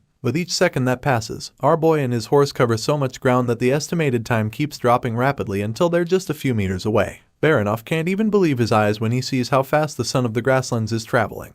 He's never seen anything on 4 legs move that fast, so he's in a daze for a moment, but he snaps out of it when the soldier informs him that the young swordsman is right in front of them. Because of how insanely fast our boy was, Baronoff miscalculated, so he wasn't able to fire the signal in time. Anyway, now that Vlad is here, he quickly orders his men to fire the signal. Without wasting a second, the soldier shoots the arrow to fire the signal, which our boy recognizes instantly. Because of this, he realizes that they'll be at the canyon very soon. It's a relief to him because at least he knows that Sir Rudiger and his world are there to help him out when the bloodthirsty dragon finally catches up with him. Right now, they're on the home straight and they just have to keep up this pace to reach the canyon safely. Unfortunately, that's when things start to go south because all of a sudden, our boy suffers a stinging pain inside his chest. It's like a bolt of lightning strikes him at that moment, and even the horse suffers the same grueling pain. The voice in his head has no idea what just happened, so it tries to figure out what is going on. However, Vlad is in way too much pain, so he can't even talk. All he can do is think about the excruciating pain he's feeling in his chest as if something is squeezing his heart.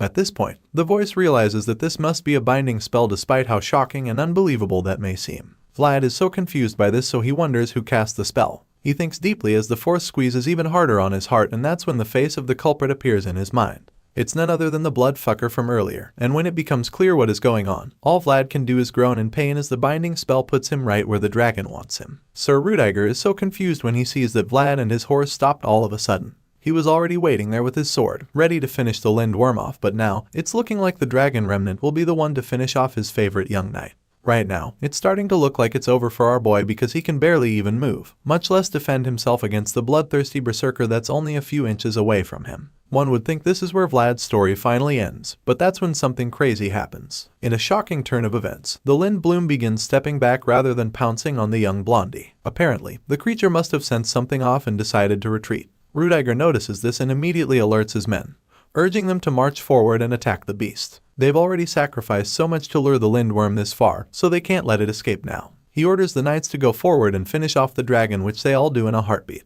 Out of all the soldiers, Sir Lamon takes the lead and swoops into action while Rudiger tells them to surround the beast densely so that they can push it into the canyon. On the other side, he's heading out with his troops to make sure that they cover all exit points and make sure they don't give it any openings. Just like that, the Lindworm finds itself surrounded from all angles in the blink of an eye. However, it's fast enough to spot an exit route, so it turns around and attempts to escape. For now, that's the only place it can pass to get away, but escaping won't be that easy since Rudiger urges Volkov to handle it.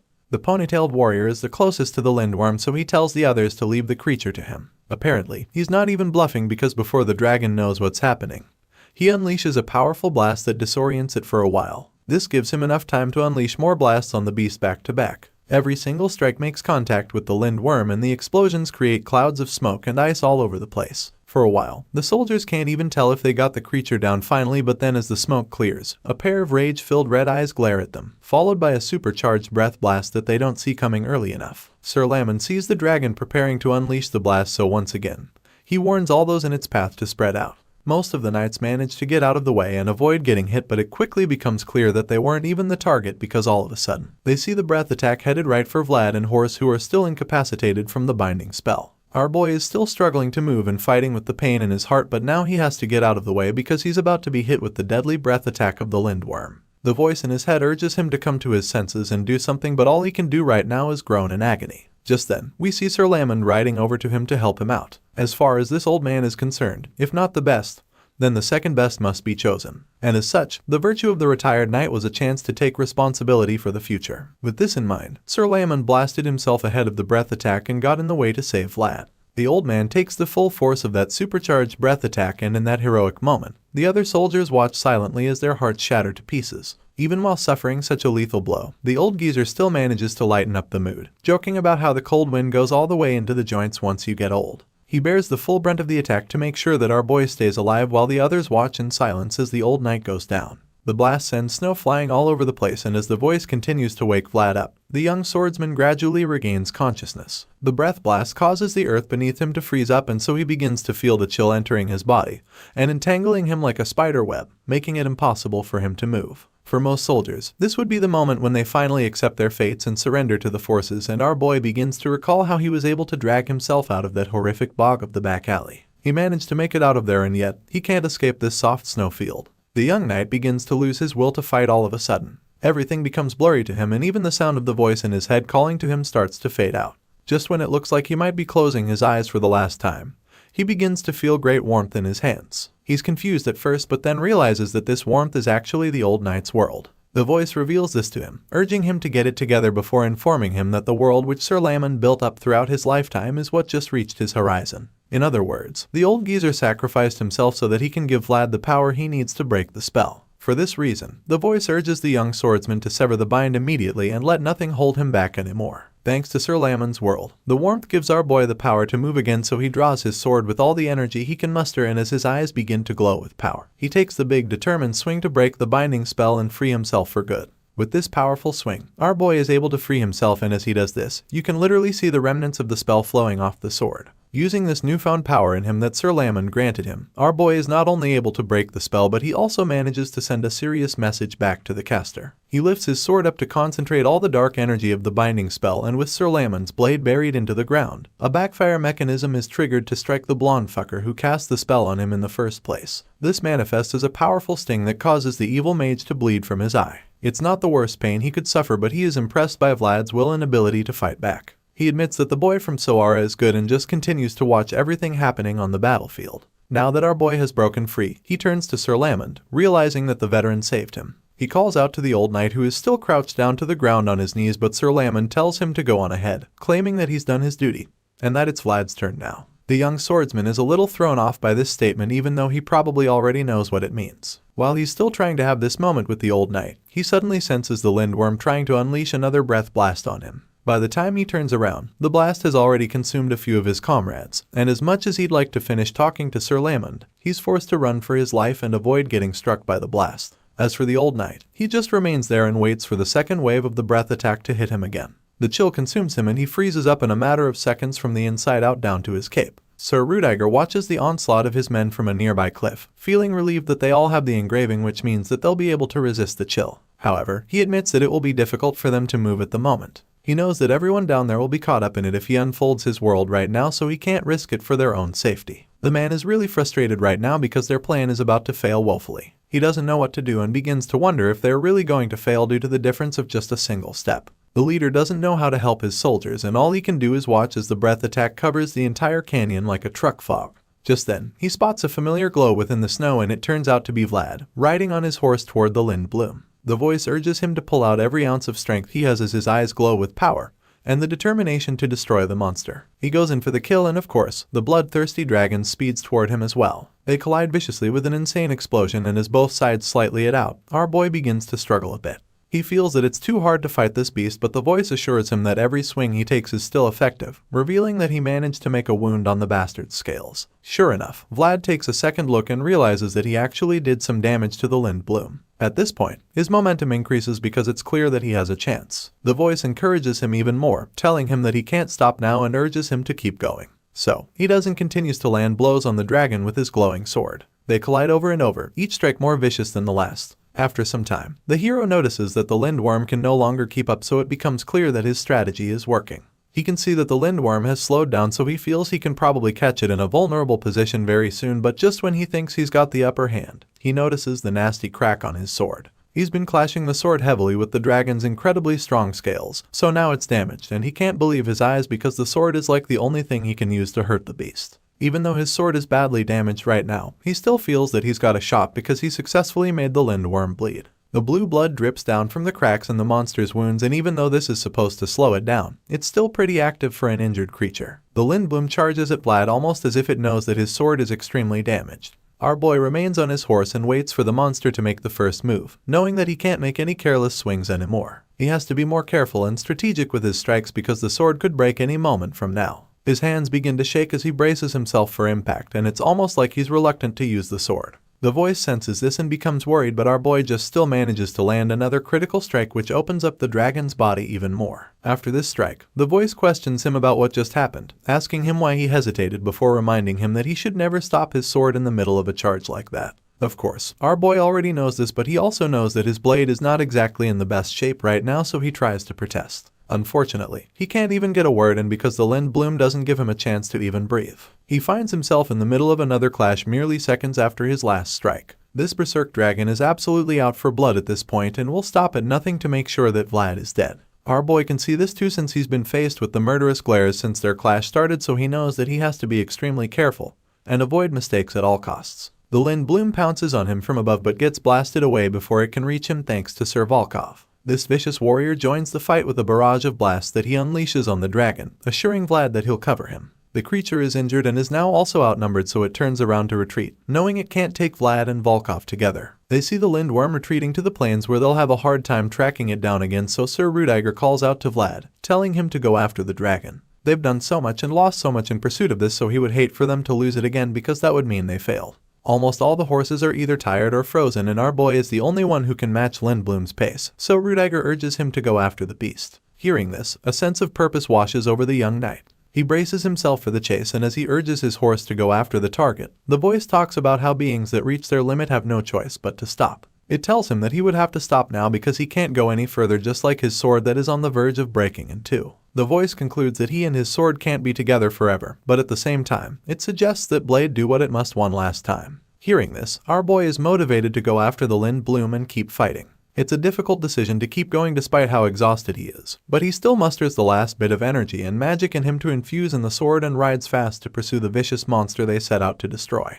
The dragon runs away from the canyon, back to the plains with determined strides, not wanting to get caught. This creature is considered the fastest thing on four legs to ever exist, but the people who made this claim probably hadn't ever heard of the son of the grasslands before. Vlad's black horse gives chase and closes the distance between him and the dragon in such a short time. By the time the Lindworm looks back, it's shocked to see that the swordsman is right on its tail. Vlad gets closer by the second until he eventually lands the most deadly strike yet. But he doesn't stop there, because once the creature is forced to slow down, this is the perfect opportunity for him to go all out and unleash a barrage of deadly slashes on it.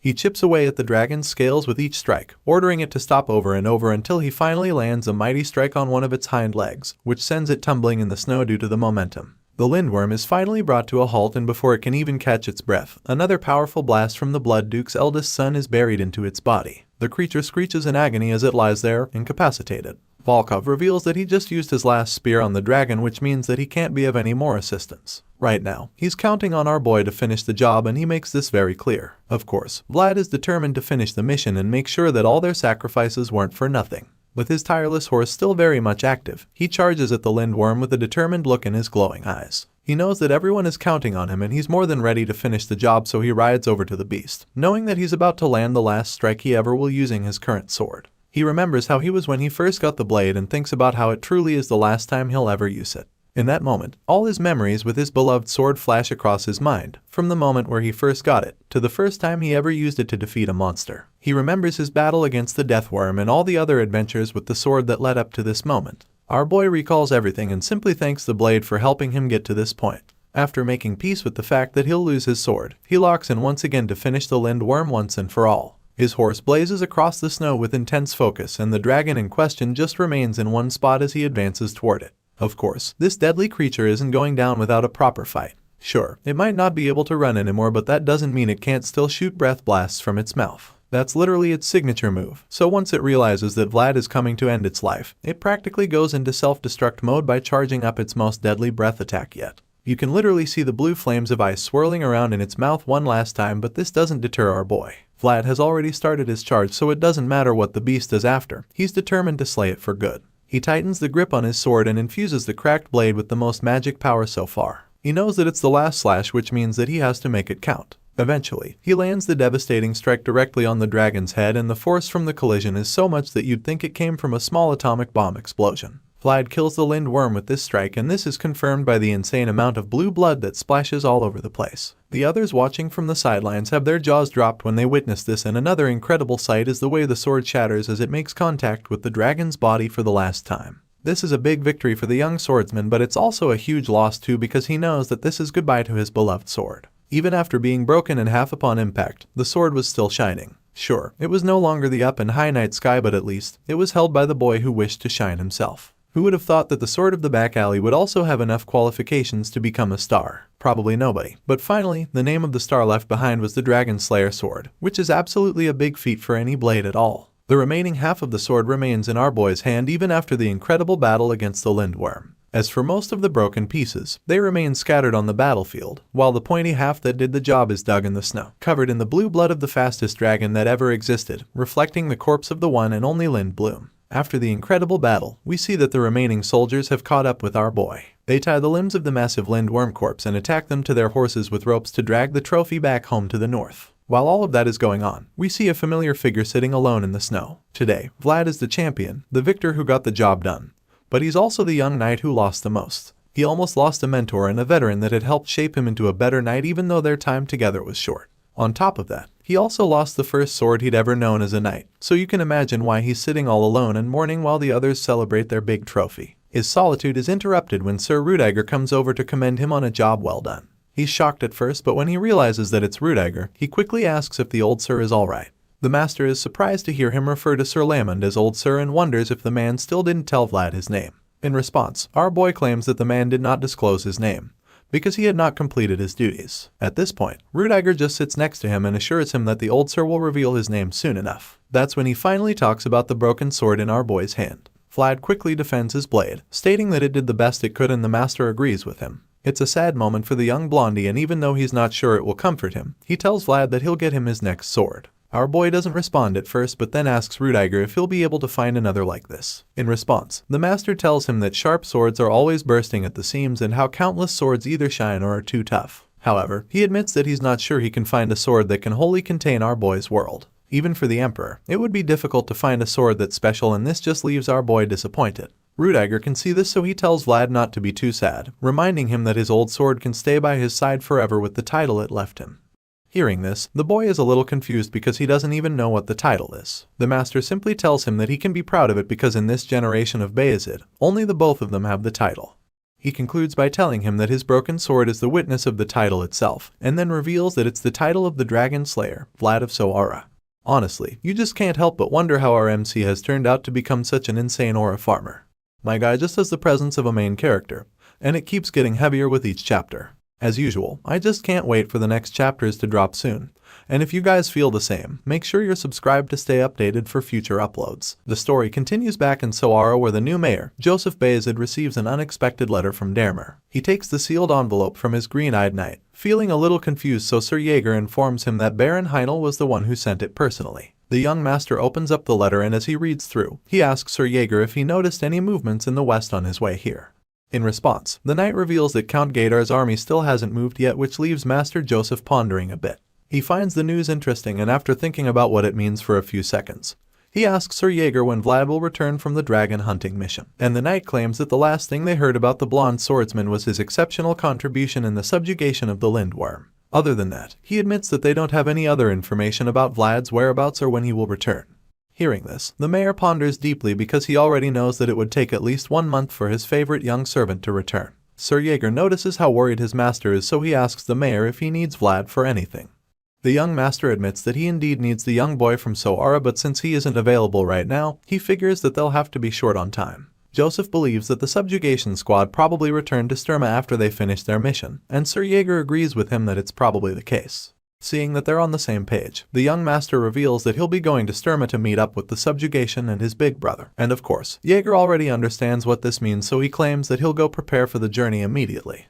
The one-eyed knight states this and then takes his leave to go make arrangements for the trip. As he makes his way out of the room, Joseph Bayezid gets lost in thought once again, recalling what he read in the letter and bracing himself for what is to come now that he knows how Count Gadar wants to play this game. Even though the man didn't do anything visibly threatening, Joseph is convinced that the letter was definitely a move with specific intentions in mind. A part of him feels that this whole thing might really be a coincidence because he never thought that hopeful moment would become the silver lining to overcoming this problem.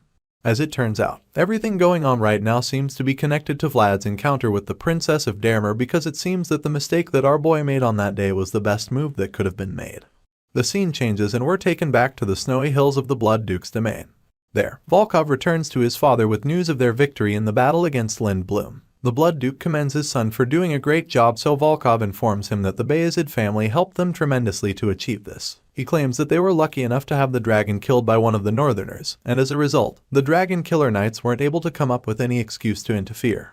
Hearing all of this, the spiky-haired Duke simply asks where their biggest threat is at the moment. In response, Volkov informs his father that Mercia, that blonde fucker from before, has left with the Dragon Killer Knights. He assures his old man that the Knights of Bayezid will monitor those traitors closely until the very last moment. Upon hearing this, the red-eyed Blood Duke begins to piece things together. Since the White Dragon is dead and the Dragon Killer Squad has left, He believes that there are no reasons for them to rampage their lands anymore, which is a very good thing.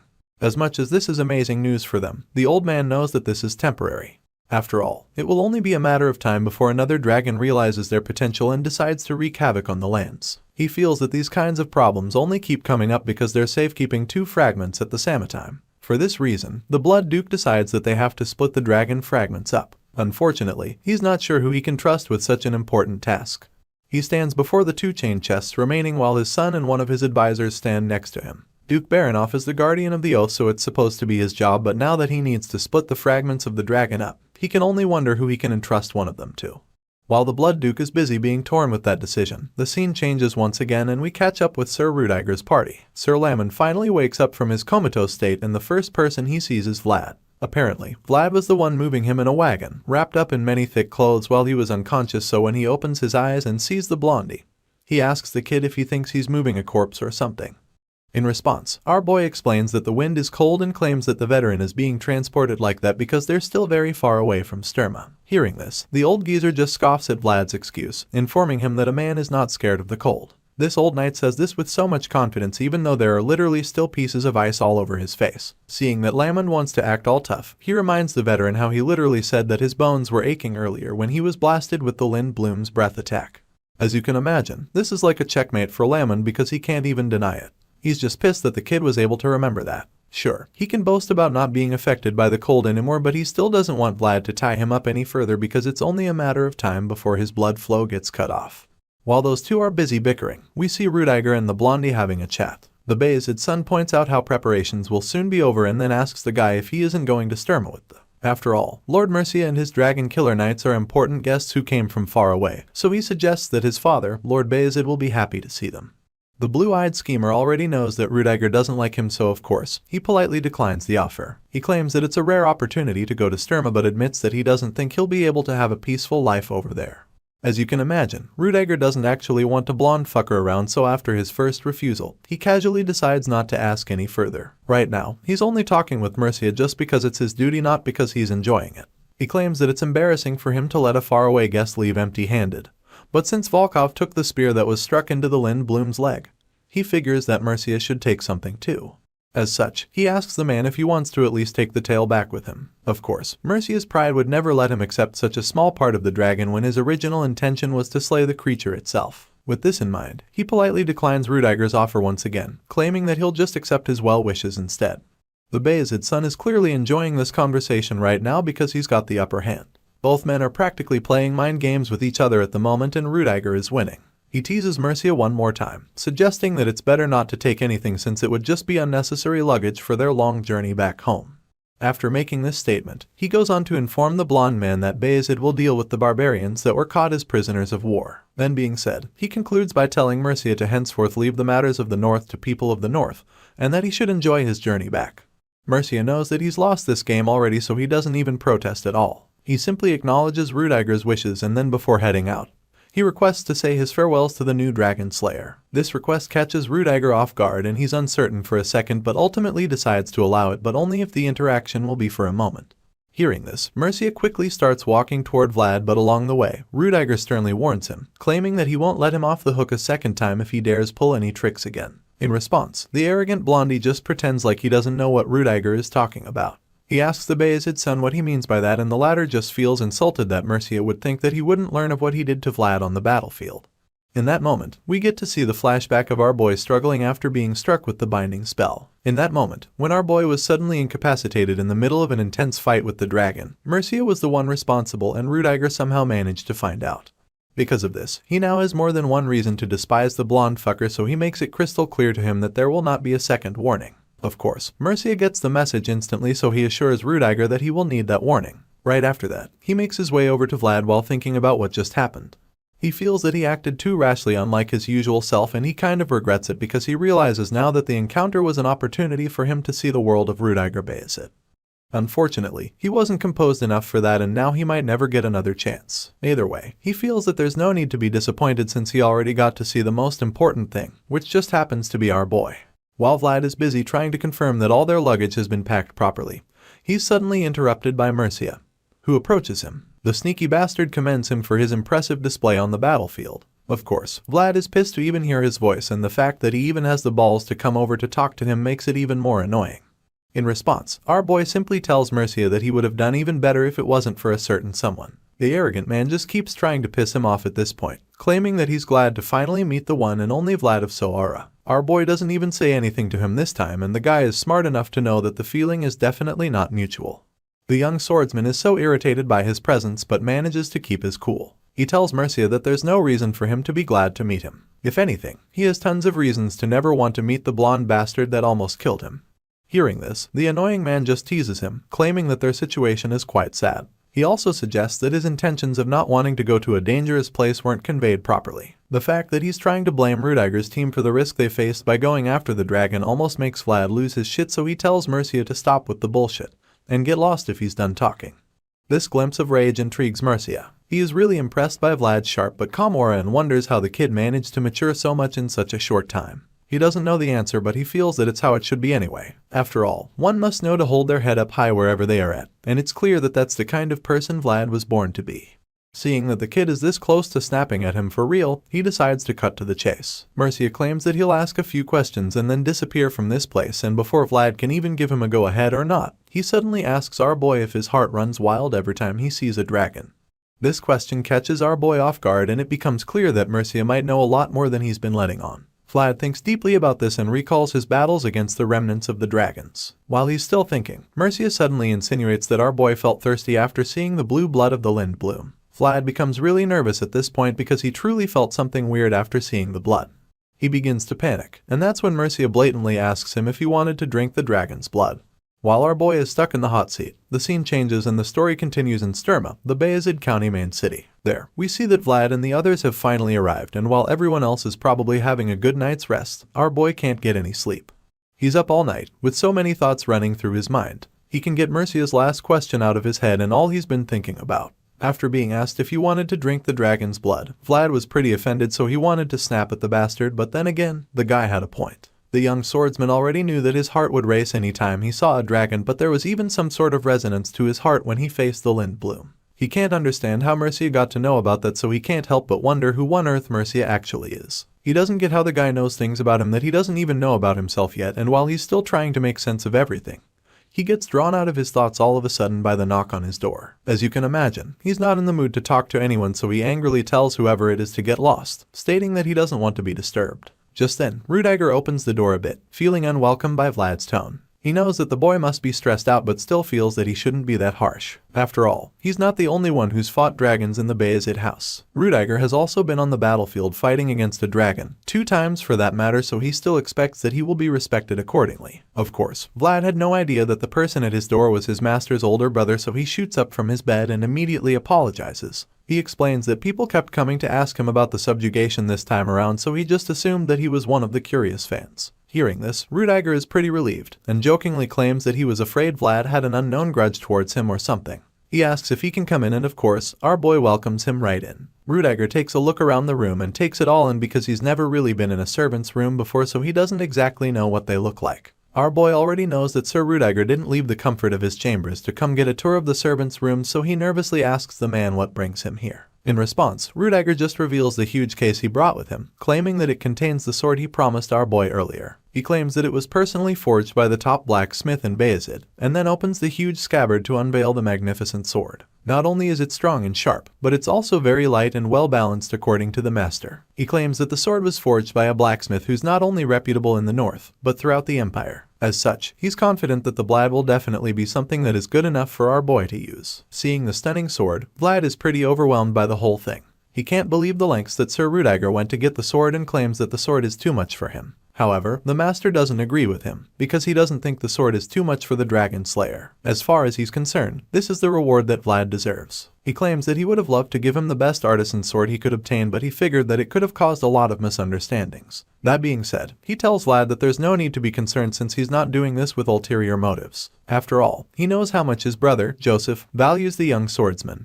At this point, Vlad figures that there's no point fighting it anymore, so he gratefully accepts the sword. Rudiger then asks Vlad if he's seen Joseph, and our boy reveals that he did, but just for a short moment since the guy seemed really busy. Hearing this, Rudiger just finds it amusing because he feels like there are times when Joseph seems like the servant instead of Vlad. Apparently, all the scandals that our boy gets himself always need to be sorted out by Joseph. Our boy is surprised when he hears this because he has no idea what he did to make his master so busy. At this point, Rudiger realizes that the kid hasn't heard anything yet, and when Vlad asks him what he's talking about, he informs him that the Bayezid household has issued a summon to all knights. The scene changes after now, and outside, we catch up with Sir Lamond, who is currently with the head of the Bayezid family. The old knight reveals that he's thinking of ending his pilgrimage, so the Lord asks him if he's come to a decision yet. In response, Sir Lamond reveals that it has truly been a tough time for him to even come to the conclusion. Lord Bayezid completely understands and suggests that Sir Lamond is ready to hand over this last ducat. The old geezer just nods in response, and the Lord figures that it would weigh heavily on Vlad's shoulders since he's taking over such a great honor, and Lamond claims that this is exactly why he's giving it to the young swordsman. He's giving it to our boy as a knight and as a vassal of the Bayezid household. The old knight claims that he feels so relieved because it's like he's completed all of his duties finally. And when the Lord hears this, he just thanks the veteran for devoting himself to the Bayezid household for such a long time. In response, Sir Lamond simply apologizes for causing any trouble this whole time. After this exchange, Lord Bayezid asks the old knight if he'll be returning to his hometown now, which he confirms. He admits that it's been a long time since he saw his own manor, and as such, he'd like to go home. Lord Bayezid knows that the old knight is always big on tradition, so the fact that he just said something like that makes him even more certain about his decision. At this point, Sir Lamond feels like he's already gotten his retirement gift, so he's really looking forward to that day when all the knights will be gathered, because that's the moment a new honor will be born. 3 days later, we see Sir Jaeger walking down the long hallway of the mansion, and then all of a sudden, he stops in his tracks when he senses Vlad's presence. He turns around to look at his vassal properly and is absolutely blown away by what he sees. He begins to wonder if Lady Oksana even used magic on Vlad for his preparation, because the transformation is drastic. The green-eyed knight feels like she turned Vlad into a completely different person, and truly, our boy looks absolutely majestic. Unfortunately, he doesn't exactly seem excited about his new look. In fact, he even feels out of place for some reason, and so Jaeger figures that he must be really nervous. He asks the boy if he's got any nerves, and Vlad claims that he only feels flustered. His cheeks are bright red at this point, and he admits that this whole thing feels quite sudden to him. Hearing this, Sir Jaeger calmly assures him that he won't scold him for shaking like a leaf. He tells the boy that he'll let him off even if he trembles, and then reminds him that he's the reason why the door of knights will be opened today. That being said, Sir Jaeger steps up to the door and asks that Vlad be allowed to enter, because he's now standing there on the orders of the Count. At that moment, the huge doors are opened, and our boy is absolutely blown away by the majesty before his eyes, because he has just been allowed into the Hall of Knights. Just as he's about to walk in, he looks back and sees young Master Joseph watching him proudly. Joseph remembers how he could never stand in front of that door because he can't wield a sword. He always thought that it would be a line he'd never cross in his life, but today, it looks like Vlad has become the sword that finally came to him. With tremendous pride in his heart, he encourages Vlad to go on and enter into the Hall of Knights, congratulating him on his fear and calling him his sword. The red path is one path of honor, and the boy had walked that path without even realizing it. Step by step, this was the oath that he had dreamt of beyond the mires of the back alley. He was finally on the path toward the shining star, and now he's arrived at the star. Our boy walks down the red carpet with all the other knights standing on either side. At the end of the carpet, he kneels before Lord Bayezid, who's waiting there with his sword to officially make our young swordsman a knight. The Lord addresses our boy Vlad, servant of the Bayezid household, and commends him for reaching this place. He tells him that he did a great job and then hands him a scroll, which happens to be the ever-unchanging commandments of a swordmaster. Lord Bayezid tells Vlad to hold it in his left hand and urges him to engrave the following into his heart. The old man reminds him that a knight must always be able to see the world of possibilities, and reveals that it is the first commandment of the swordmasters. In that moment, we get to understand exactly what this commandment means. Even though our boy had met the older knights as enemies before, they had all protected the possibilities that he held, because that's the duty a knight should perform. Lord Bayezid goes on to tell Vlad that a knight must always listen to his conscience, which is the second commandment of the swordmasters. Our boy is equally able to relate this commandment to some of the knights he was lucky enough to meet. He remembers the mission with Sir Gregory in that village haunted by the evil priest. Even in that town that was filled with fog, the knights there gave everything they had, as they had risked everything, including their lives. If you stand in the place you ought to be in, then you must not hesitate when the time to act and do the right thing comes. And only one's conscience can determine what that is. Lord Bayezid places the blade of his sword on Vlad's shoulder once again and quotes the third and final commandment of the swordmasters, telling him that a knight must always pursue the path of honor. A knight must always keep their eyes able so that they can become honorable. They must strive to become honorable so that they can be without a shred of embarrassment.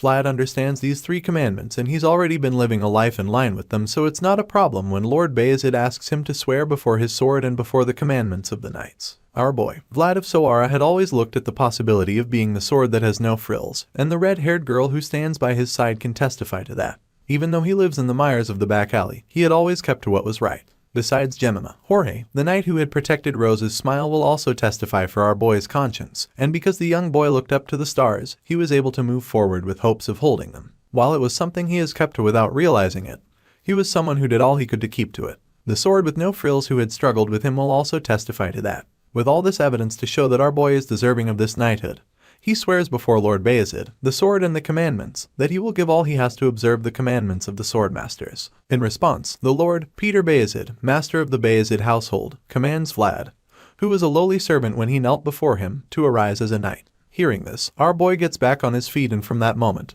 he becomes known as the Knight of Lady Alicia, the one who protected the lives of the children who were blessed by San Racino, the dragon slayer who spilled the blood of the Lind Bloom, and a knight recognized by the Bayezid household, the one and only Vlad of Sara. This young man was once the boy who came from nothing, and now he had made something out of himself by his own will. All the other knights in the room smile with pride, including Sir Rudiger and Sir Jaeger, who are especially delighted on this day. But the truth is, none of them is as proud as the man who took him into his home, young Master Joseph, who's currently watching everything just outside the Hall of Knights. Our boy's rise from the bottom is something that all the stars gathered in this place will testify to. It's a great moment in the history of the Bayezid household, and as they all honor the newest addition to the Knights, the voice in our boy's head tells him that he's done great before addressing him as Sir Vlad, for the first time ever. The scene changes and we're suddenly taken to Trinova, the current Gator County. The notorious Count Gator sits on his throne while one of his advisors suggests that this is a time to advance forward without hesitation. However, the dwarves behind them are making the situation unpleasant. For this reason, the Count has decided to slowly make his moves like the other nobles did. He points out how the only Heinel member left, Alicia, remains unmarried. The ruler of the West, Sigmund Gaidar, makes this point with a sinister look on his face, and when his subject confirms that the lady still isn't married, he explains that this must not be the case. After all, he doesn't think that there's any way a frail woman like her can survive in such a dangerous world all by herself. It's at this moment that we see that he's talking to Godin, because he suddenly tells the rogue knight that he needs him to get involved this time around. Hearing this, Godin simply asks Count Gaidar to tell him what he has to do, so the massive villainous ruler of the West tells him to go to Damer with his son. He wants Godin to get a good justification in that place, which leaves the rogue knight taken aback. He's surprised that Count Gaidar wants justification instead of violence and war, but while he's still pondering on this, the ruler of the West simply praises him, knowing that he won't disappoint. In response, the white-haired mercenary vows to do his very best on this assignment. After this interaction, the story takes us back to Sturma, where we catch up with Peter Bayezid and his household. During the little meeting, he points out how he has put the young boy Vlad in the position that his son Joseph wished for. In response, the young master just thanks his father, and the Lord goes on to reveal that the Lord of the North will host a meeting where everyone will gather very soon. This news catches Joseph off guard because he didn't expect that the Great Assembly would take place. His father confirms this, and the young master is left stunned for a few seconds. The Great Assembly that hasn't been held in over 10 years is suddenly taking place, so he's really shocked. There was no sign of that happening at all, so he wonders if this is just how secretive the preparation was. But then again, he feels that maybe it was rushed so that no one would be able to see it coming. Joseph is really bothered about the meeting, and while he's busy panicking, his father reveals that he wants to sit next to Alicia Heinel, the Lord of Damer, during the Great Assembly. This shocks Joseph even more, but before he can process it properly or even try to protest, Peter Bayezid starts talking about how the Heinel household has benefited from the North and Central keeping each other in check for a long time.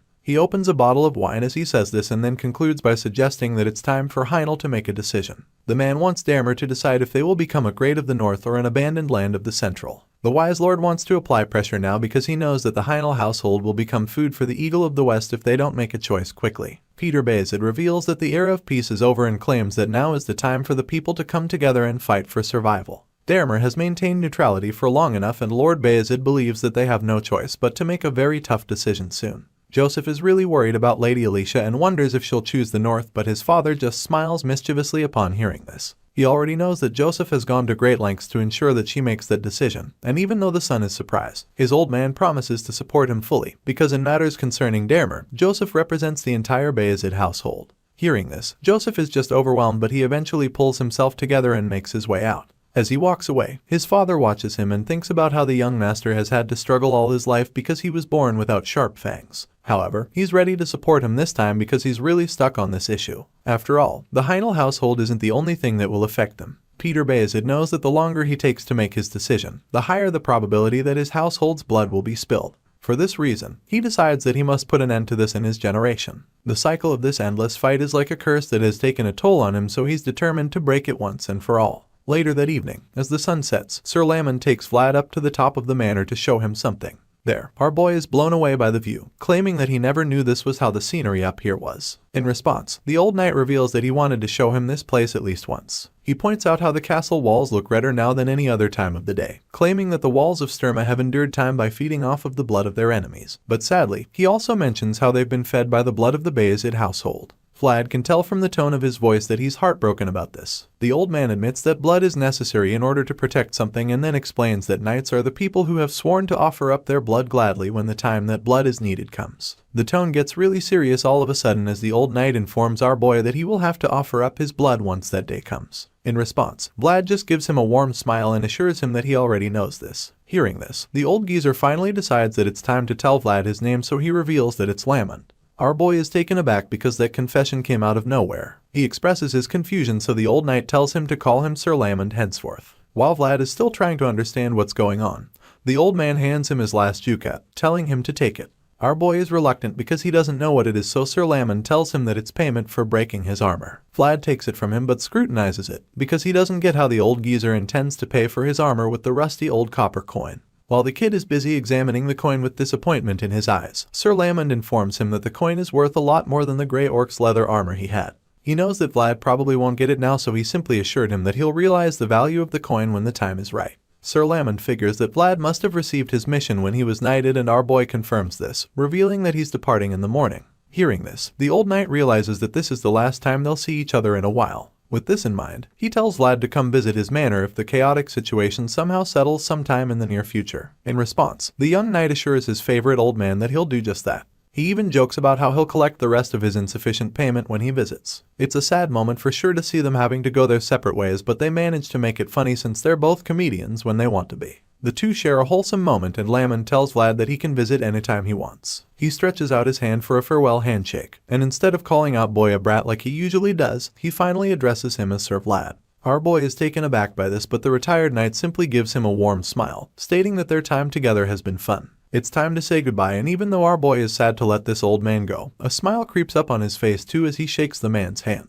He thanks the old knight for everything he's taught him, and that's where they finally part ways. The story continues in Dermer, where a familiar blue-haired princess is currently frustrated that no one has come to see her even though it's been a month since she sent that letter. Her advisor calms her down, urging her to be more patient and reminding her that they always have to be prepared for the worst situation, because only then will they be prepared for whatever they must do. The clock is ticking for the Heinel household, and Alicia is starting to fear that the worst situation is already upon her. She contemplates following what Count Gaydar said in his letter and marrying his eldest son, but she doesn't even know what to think anymore. She asks her advisor if she should just marry into the Gaydar household, and the old man is absolutely shocked. That's definitely not what he was trying to suggest, so he feels that he may have chosen his words wrongly the first time. Despite his attempts to calm the lady down, she's still shaking in anger from receiving the wedding invitation, which was more like a one-sided notice. Count Gaydar probably didn't give her much of a choice with that offer, and she knows that the West completely disrespected her. Even though they sugarcoated their intentions, she knows that it can't be good for her because there was no promise to what the future of Heinel would be like. All she saw was their own greed. At the moment, Lady Alicia is even more confused because she doesn't trust anyone around her. From the north, to central, to even Count Gaydar, she feels that they're all desperate for her land. As far as she's concerned, everyone around her is a thief, so she's extremely careful about her decision. Seeing how frustrated she is, her advisor tells her not to worry too much, assuring her that their opportunity to rise again will come again with time. Hearing this, she agrees with him and decides that they'll just keep trying until then. Even though she's claimed not to trust those around her, she can't help but wonder why she hasn't heard back from Bayezid. It's like she's anticipating their pitch because she doesn't get why it's so difficult for them to send a servant.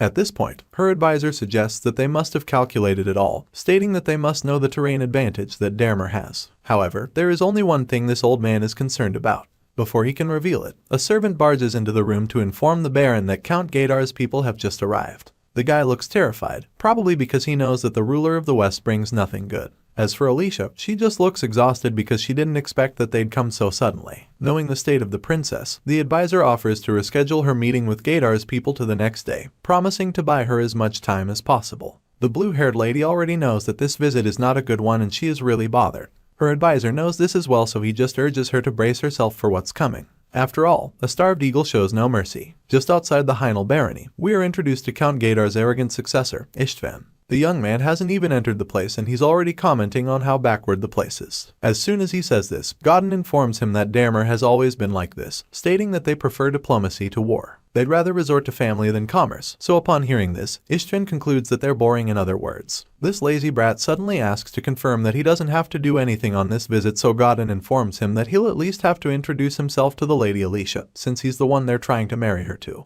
Hearing this, Ishtvan asks what else he needs to do, so Godin tells him that he must also pretend to be interested in the lady. At this point, the lazy douchebag claims that he doesn't like the arrangement since he doesn't like doing any form of work. Seeing that the eldest son might be a problem, Godin decides to set things straight before they meet Alicia. He informs Ishtvan that he needs to fulfill the duties that come with his bloodline. Hearing this, he finally asks why his father is complicating things this time around. Count Gaydar has always been a man of violence and taking whatever he wanted. That was the simple logic he lived by, so Ishtvan is really thrown off by all this diplomacy and peace talks. At this point, he starts to think that they might not actually have the power to take Dermer from the Heinel household, so Godin explains that the North has never failed to protect what they have to protect. He explains that the West made it this far by taking what they want, while the North got to this point by protecting what they have. Count Gaydar is now the ruler and alliance leader of the West, so it's only natural for him to be more cautious when considering the first step outside their territory. That being said, the rogue knight is able to make Ishtvan understand why they're taking this approach. Besides, the eldest son can tell that his father is very serious about this assignment for the fact that Godin tagged along.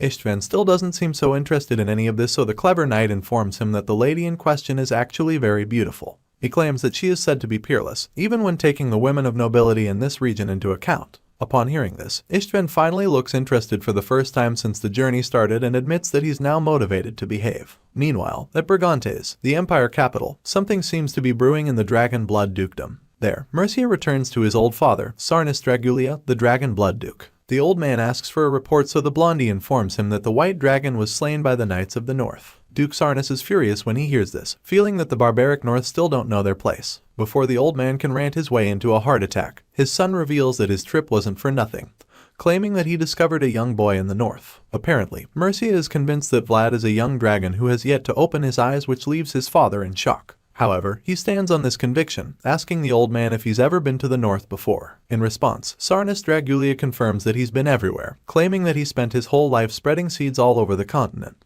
A seed is a being of possibility, and no one knows what it could become, so to hear that there's a human who might be a dragon, the Duke feels that it was worth dedicating his life spreading those seeds. He asks Mercia if his heart resonated after seeing the child in question, and the blondie confirms this. The old man then asks what Vlad looked like, so Mercia reveals that the child has gold hair and blue eyes, just like them. Those colors aren't a coincidence. They're the colors that have been passed down through the blood of the Dragulia household. Hearing this, the old blood Duke becomes even more intrigued. Seeing that the boy hasn't called forth the dragon's fragments, Duke Sarnis Dragulia figures that Vlad still has not opened his eyes, just like Mercia suggested. Now that this insane discovery has been made, Sarnis once again admits that the work of waiting for seeds to grow is always tough, just like spreading them. However, he's been in this world long enough to know that humans do the same thing over and over again.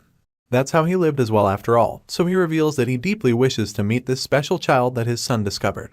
The story continues with Ishtvan looking absolutely gobsmacked when he finally sets his eyes on the princess. All of a sudden, it's starting to look like the rumors he heard about Dermer being trash were all just rumors after all. Apparently, his mind has changed because he sees an indescribable feature before him all of a sudden. With this feeling, he finally greets Alicia, claiming that it's a pleasure to meet her. For the first time in the story, he looks like a decent young man, and with this demeanor, he introduces himself to her, revealing that he's from the Gaydar household. As much as she probably hates him, she politely welcomes him into Dermer with a very stern look on her face. Not surprisingly, Alicia isn't the only one with a mean look on her face, because even her advisor is absolutely furious. After hearing Ishtvan introduce himself, he realizes that it's just as he thought and concludes that the ruler of the West has impure intentions, because that's the only reason why his successor would dare address Alicia as lady, even though she holds the title of Baroness in Dermer.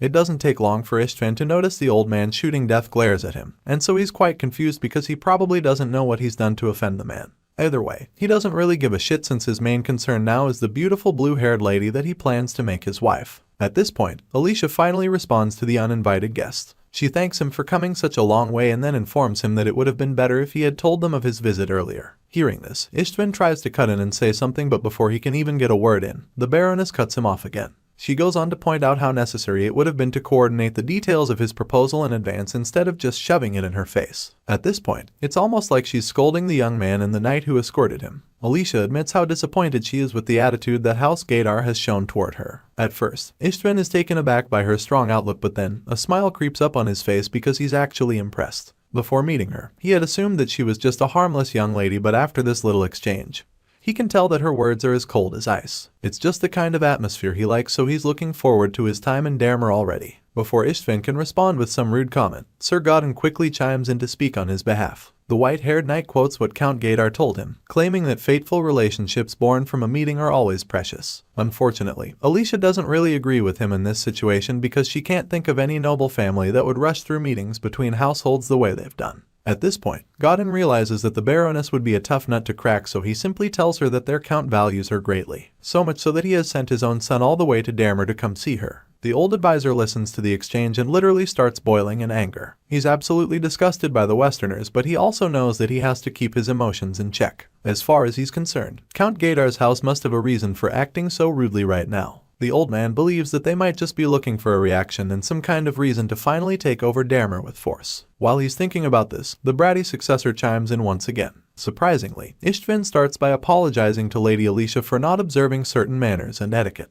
Surely, he's not really sorry, but at least, he's played his part in portraying good behavior, and this allows Godin to introduce him as the heir of the Gaydar household. For some reason, the knight suggests that the successor's presence alone can replace all unnecessary procedures, and of course, Alicia isn't pleased to hear such a thing. She doesn't say anything in response and instead just glares at the both of them for a few seconds. Istvan can immediately tell that she's offended, so he lets out a small laugh and asks her not to get angry, claiming that they came all this way to see her after hearing good news. In response, the Baroness decides that they'll talk about the details along the way, but before then, she urges them to have some rest in the accommodations she has prepared for them. However, Istvan refuses to postpone their discussion for some reason. He claims that he would like to spend some more time talking to her alone instead of resting, and this statement strikes a nerve in Alicia. She is still dazed by his audacity when he claims that the current situation is quite urgent, even though he knows that it would be proper etiquette to greet her parents first. Of course, patience is a valuable virtue for everyone, but even that has its limits. If one remains patient despite the other party crossing boundaries, then it's no longer patience but simply an act of lowering oneself. The Baroness is enraged by Istvan's boldness and furiously asks him why he would dare suggest such a thing.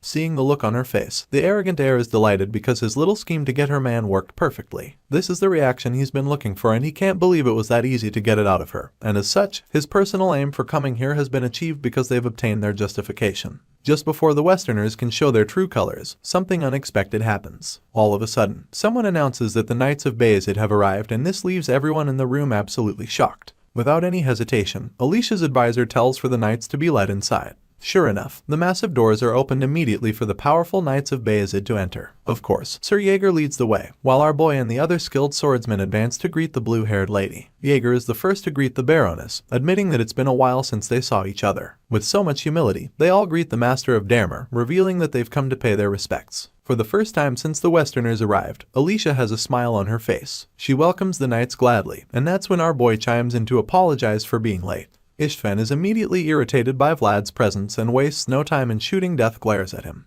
The youngest knight steps forward to address Lady Alicia, revealing that he has come to answer her call. At this point, the smile on her face widens even more because she's so happy to see him. After all, Vlad is the only one who has the right to address her as lady, since he's the only one she permitted to do so the moment she gave him her handkerchief. Our blue-eyed hero reveals that he has come to Dahmer to pay the price in return for receiving her handkerchief. When the arrogant heir to the west hears this, he's pretty confused because he has no idea what handkerchief they're talking about. At this point, Vlad finally turns his gaze to Istvan, who he'll have to deal with very soon. He claims that this price he's come to pay will be his name, which is guaranteed by the Bayezid household in the honor of a knight.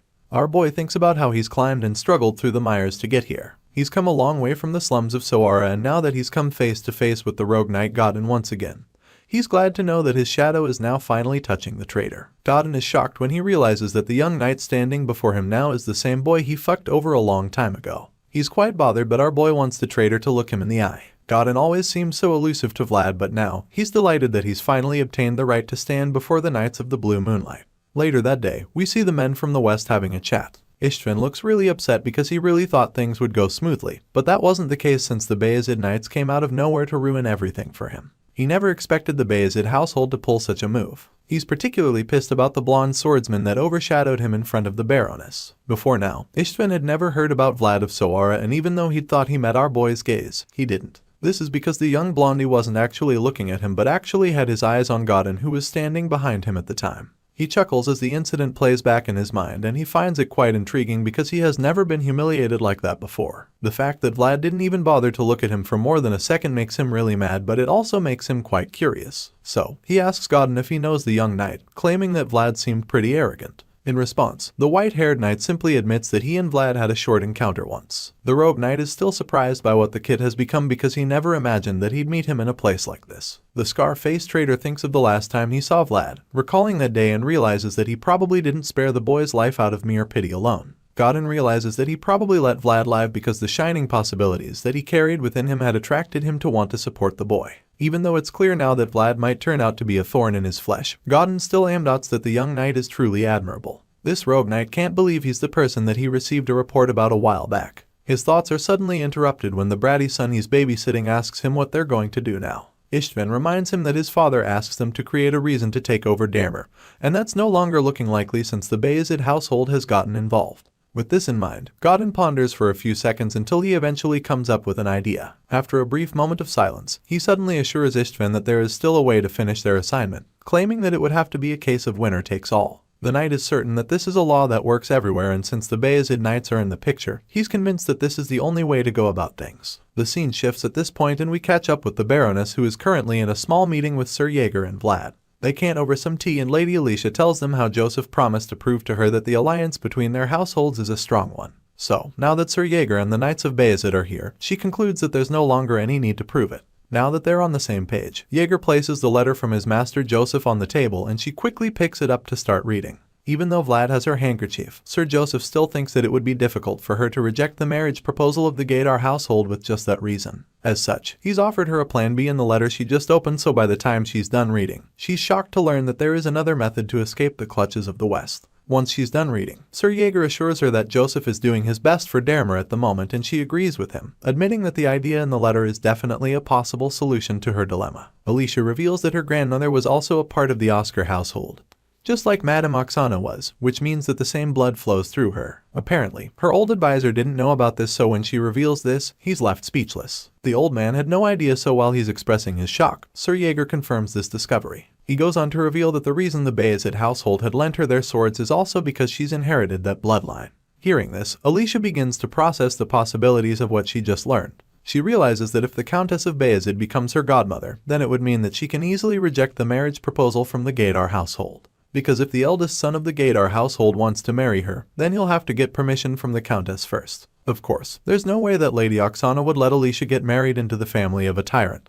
But the blue-haired lady is still worried that she's inconveniencing the Countess unnecessarily. Seeing her concerns, Sir Jaeger quickly informs her that Madame Oksana has already promised to always welcome her. This gives the Baroness a sense of relief, but her advisor still isn't convinced that this is the best plan. As much as the knights have revealed their good intentions, he also knows that this proposition would mean that the Bayezid household will have a justified reason to interfere in the matters of Heidel. And the fact that this would be the outcome makes the old man conclude that even Bayezid doesn't have completely pure intentions. It bothers him a whole lot, but at the same time, he knows that there's literally no other solution right now. It makes him wonder if the Bayezid household foresaw all of this and decided to delay so they could arrive later than the Westerners. If that's the case, then he concludes that Joseph Bayezid must be a truly fearsome man to have masterminded this whole operation. The old man feels that this must be a game of chess to Joseph and realizes that Dermer is already on top of the chessboard he set up by himself. Due to all the forces at play and the complexities involved in any choice she makes, Alicia is immediately under a lot of pressure. She's not sure what to do and wonders if she really has to decide right now. Of course, Sir Jaeger understands that she's currently on the hot seat, so he assures her that she doesn't have to make any choice right away.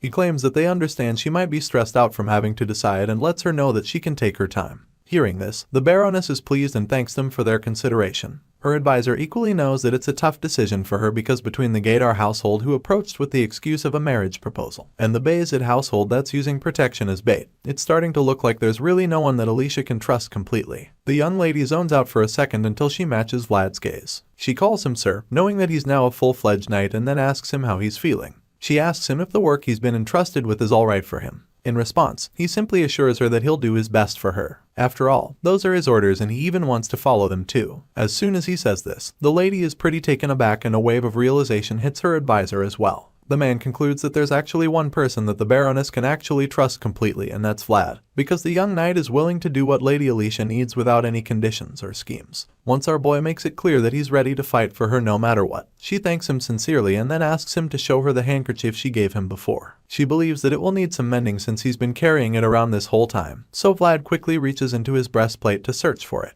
Seeing this, Alicia figures that he always keeps the cloth deep within his armor, so it feels good to know that he treasures it. After a few seconds, our boy reveals that purple handkerchief and hands it over to her, but this is where Vlad messes up for the first time. Apparently, he forgot that Jemima also gave him a white handkerchief, so he doesn't remember to hide that one and takes it out with the purple one. Lady Alicia is bewildered when she sees Jemima's own above hers, and before Vlad can even realize what's going on, she snatches the white one from him in a flash. At this point, Vlad is dazed and so is the voice in his head. The voice claims that he didn't even see Alicia's hand coming because of how fast she was, and our boy admits the same. Once she has the white one, she takes a closer look and confirms that it's definitely not the one she gave to him, so she expresses her displeasure. Knowing that she is probably unhappy about this, Vlad tries to lighten the mood by laughing about it and explaining that it's nothing much since a friend gave it to him. He admits that he's been using both handkerchiefs, and Alicia concludes that this friend must be a girl too. Vlad doesn't even bother lying about this. He innocently confirms that Gemina is a young lady that he grew up with. All of a sudden, the Baroness starts to look like she's no longer mad, but the clueless boy who still knows nothing about women starts laughing too, feeling that Alicia is all good now.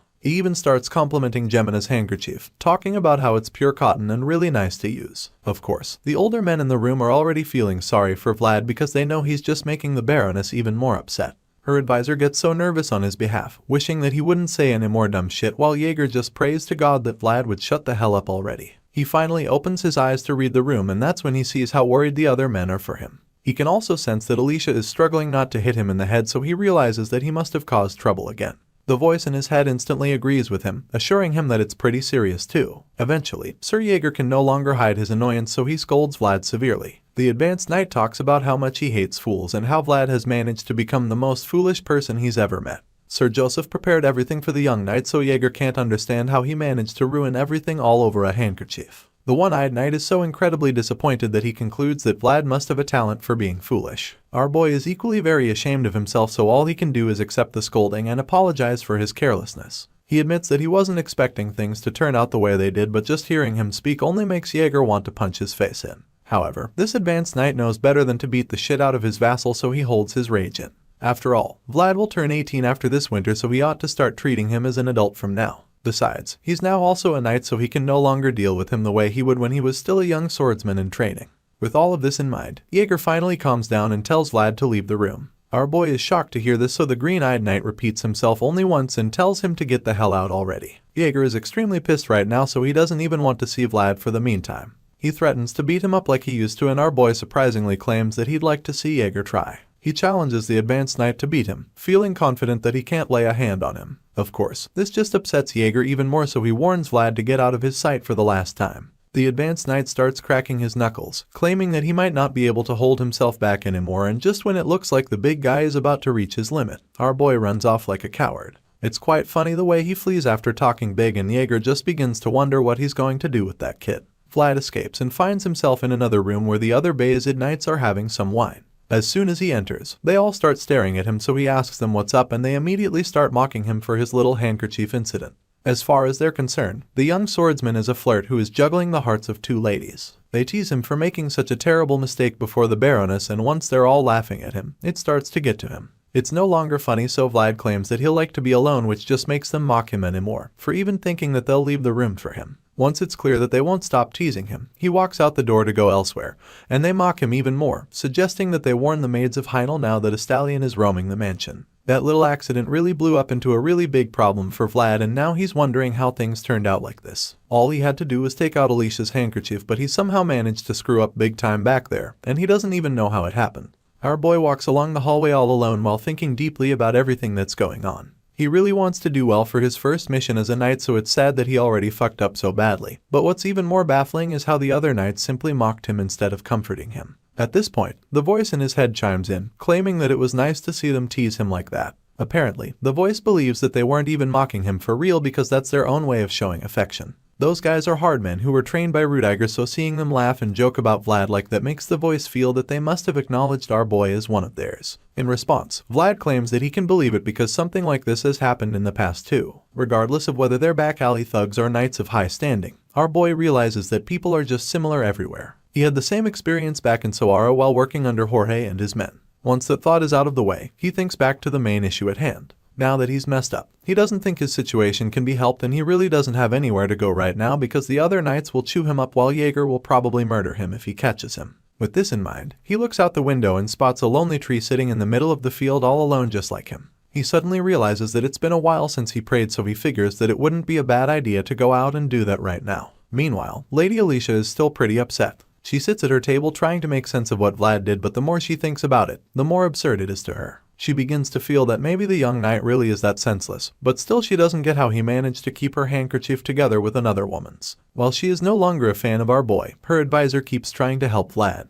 He points out how clean he kept the handkerchief and she tries to downplay it, but the old man assures her that it's very unlike a young man of his age to be that careful with something that's small. At this point, Alicia is a little bit interested even though she's still mad at Vlad, so she asks the old man what he's trying to say. In response, her advisor reminds her that Vlad has been taken on a lot of difficult missions since she gave him her handkerchief. He's fought all sorts of dangerous enemies but still managed to keep it clean, so this means that he took extra care of the handkerchief to keep it that way. The old man admits that Vlad committed a huge mistake due to his ignorance, but he explains that this could also mean that his thoughts and intentions were completely innocent as well. As far as this man is concerned, Vlad won't be like the others who will lift their swords for her with a scheme in mind. After talking a lot of sense back into Alicia's head, she starts to see his point. She's still reluctant to get back on Team Vlad, but then that's when the wise old man tells her to look out the window. They both look out to see Vlad praying at the tree, and her advisor reveals that all of the boy's actions show that there's a reason why the Bayezid household holds him in high regard. All of a sudden, Alicia's face brightens up because she's glad to see that Vlad still hasn't changed since the first time they met. The smile quickly gets wiped off her face when she sees someone marching over to go meet Vlad. This figure turns out to be none other than Istvan, who is currently closing the gap between him and the unsuspecting knight. They're too far away so they can't help him, so the old man begins to panic and asks if there's anyone outside that can warn Vlad because as far as he's concerned, it's an emergency. While all that's going on, our boy is deep in his mind space where he's trying to trigger all the memories he has of this lonely tree. He asks the voice to search for them, but there's not much luck with it. Vlad remembers that he got some memories back after seeing Noir, and the voice suggests that there's some relationship between him and this serpent spirit. Their little meditation is interrupted when the voice suddenly senses someone approaching. Hearing this, Aur immediately regains his alertness and quietly listens to hear who it is. Once Istvan gets close enough, he expresses how surprised he is when he learns that there's a grave in a place like this. As such, he concludes that someone dear to Vlad must be buried here to make him come this far out to pray. At this point, our boy gets back on his feet, and before even turning around, he informs the arrogant Westerner that this is a place one can only enter if they've been permitted by its master. He's furious that Istvan would desecrate the place with his vile presence, so he turns around and reaches for his sword. Seeing this, the brat feels challenged, so he wonders why Vlad can come here and he can't. In response, our boy reveals that he has received permission to be there, but Istvan doesn't really care about that because he's just glad that the young knight is finally looking at him now. Istvan is excited to finally be seen by the young knight that came to ruin his assignment in Dermer. He admits that he started to feel like he was transparent back when the Bayezid knights first came because Vlad was only staring at God. As you can imagine, this doesn't really concern our boy, who is currently pissed by the brat's audacity. He quietly waits for the guy to finish saying whatever he has to say just so that he can send him away. Istvan keeps spewing garbage and then suddenly reveals something that the rogue knight told him to disclose to Vlad. Apparently, if Vlad gives up on Baron Heinel's handkerchief, then Godin will consider that as the price for the second jerky. Clearly, that's all gibberish to literally anyone else, but our boy has had an encounter with Godin before, so he knows exactly what it means, and judging by the look on his face, it's a really disturbing statement. Of course, Istvan has no idea what it means. He's just passing the message, so he asks Vlad to tell him what the knight is supposed to mean by it. After a while, our boy is still pretty dazed and shaken by the message, and Istvan can see this. He wants Vlad to tell him what this cryptic message means and admits that he's not that curious about the relationship that they had in the past. Right now, his only priority is the handkerchief, so he boldly tells Vlad to hand it over. As you would expect, there's no way in hell that this young knight is letting it go, so he challenges Istvan to come and take it if he has the balls. The arrogant successor of the West is shocked that a kid from Sara would even dare talk to him like that. He can't believe that Vlad would doubt that he's capable of overpowering him, so this makes him even more desperate to get the handkerchief. It's no news that the West does not hide what they want, since it is a world where only the greedy can survive, but at the same time, the North does not ever fall back, since it is a world that you can only survive by not letting things get taken away from you. Seeing that the blonde knight has no intentions of giving up the handkerchief, Istvan isn't too surprised, because Godin did tell him that Vlad wouldn't listen, and since that's the case now, he figures that he doesn't have any other choice left. Both men already know what's coming next and they're both ready for it. As you would expect, Istvan is the challenger, so he is the first to draw his sword, and boy is it massive. It shouldn't even be physically possible to hold such a gigantic sword with one hand, but the successor of the West is one crazy brute. He points his blade at Vlad's face, with the extremely sharp tip of the sword mere inches away from our boy's face. With his eyes glowing red with desperation, he calls Vlad the rookie from the north, and in that moment, he challenges him to a duel for Alicia's handkerchief. Our boy is absolutely unfazed despite having a huge sword shoved in his face. After a brief moment of silence, he tells Istvan to do it again, and this leaves the brute a little confused because he doesn't get what the kid is talking about. Seeing the look of confusion on his face, our boy decides to break things down for him. He reminds Istvan that he's Bayezid's knight and also Lady Alicia's knight, so he informs the challenger that he would have to say his name properly if he truly wants to challenge him to a duel. After making his point, he concludes by calling Istvan a hooligan of the West. Later that night, Godin is busy with some paperwork which mostly involves reading all of Vlad's recent accomplishments. He learns that the kid annihilated an organization of a city and pushed out the enforcer of a dark mage. He also finds out that Vlad lured the deathworm and took down the lindworm by himself. At this point, Godin begins to feel that Bayezid was too urgent in Vlad's case. Standards and common sense exist, but he feels that they fluffed this too much. As far as the rogue knight is concerned, the boy would have developed well on his own even without all of these missions he was sent on, but now he feels that this is all a manufactured possibility. He thinks back to his clash with the kid and recalls that it was just a single sword path. To him, it was just a display of a possibility in the end, and he believes that it is absolutely not at the level of being able to reach the position of a dragon slayer in 1 year. Even though he feels that Bayezid rushed things with Vlad, he admits that it's amazing that they awakened his aura. After all, that's not something one can acquire through being taught. Now that he's learned all of this, Godin regrets not bringing Vlad with him using whatever means. His thoughts are suddenly interrupted when Istvan returns, so he turns to ask the successor about the handkerchief. Of course, the brute wasn't able to get it and confirms that Vlad is truly someone who doesn't listen. Godin is surprised that the big guy came back empty-handed because he thought Istvan would just take it from Vlad by force. Hearing this, the heir to the West admits that he was about to do that but couldn't because the mood was spoiled. It turns out that the Bayezid knights and some of the Heidel guards rushed to the scene just before he could engage the young knight. Istvan has no idea how they knew what was up though, but at least, he managed to request a duel before they interfered. Hearing this, Godin asks when it is and Istvan reveals that it's in 2 days. He also reveals that they have to bring a priest to supervise the duel. In response, Godin claims that it's good to have a priest there as a witness because they won't be able to protest after. With the way things are going, the rogue knight is confident that they'll be able to have justification and profit very soon. That's all great for the West, but Istvan has a personal issue with Vlad now, so his own reward would be the young knight's face contorting in fear. The scene shifts, and that's where we see Sir Jaeger having a private discussion with the old advisor. The man asks the knight if there's any chance of victory in the duel, and Jaeger admits that it won't be easy. Istvan is the oldest son of the conqueror of the West, the Gaidar family, so they all know that he's the real deal, a ferocious warrior who honed his skills while receiving the best education from his childhood. Even Sir Lamond has attested to the skill of the Western knights, so he knows that it won't be an easy duel. In fact, Sir Jaeger is afraid that Vlad's chances of winning are very low at the moment.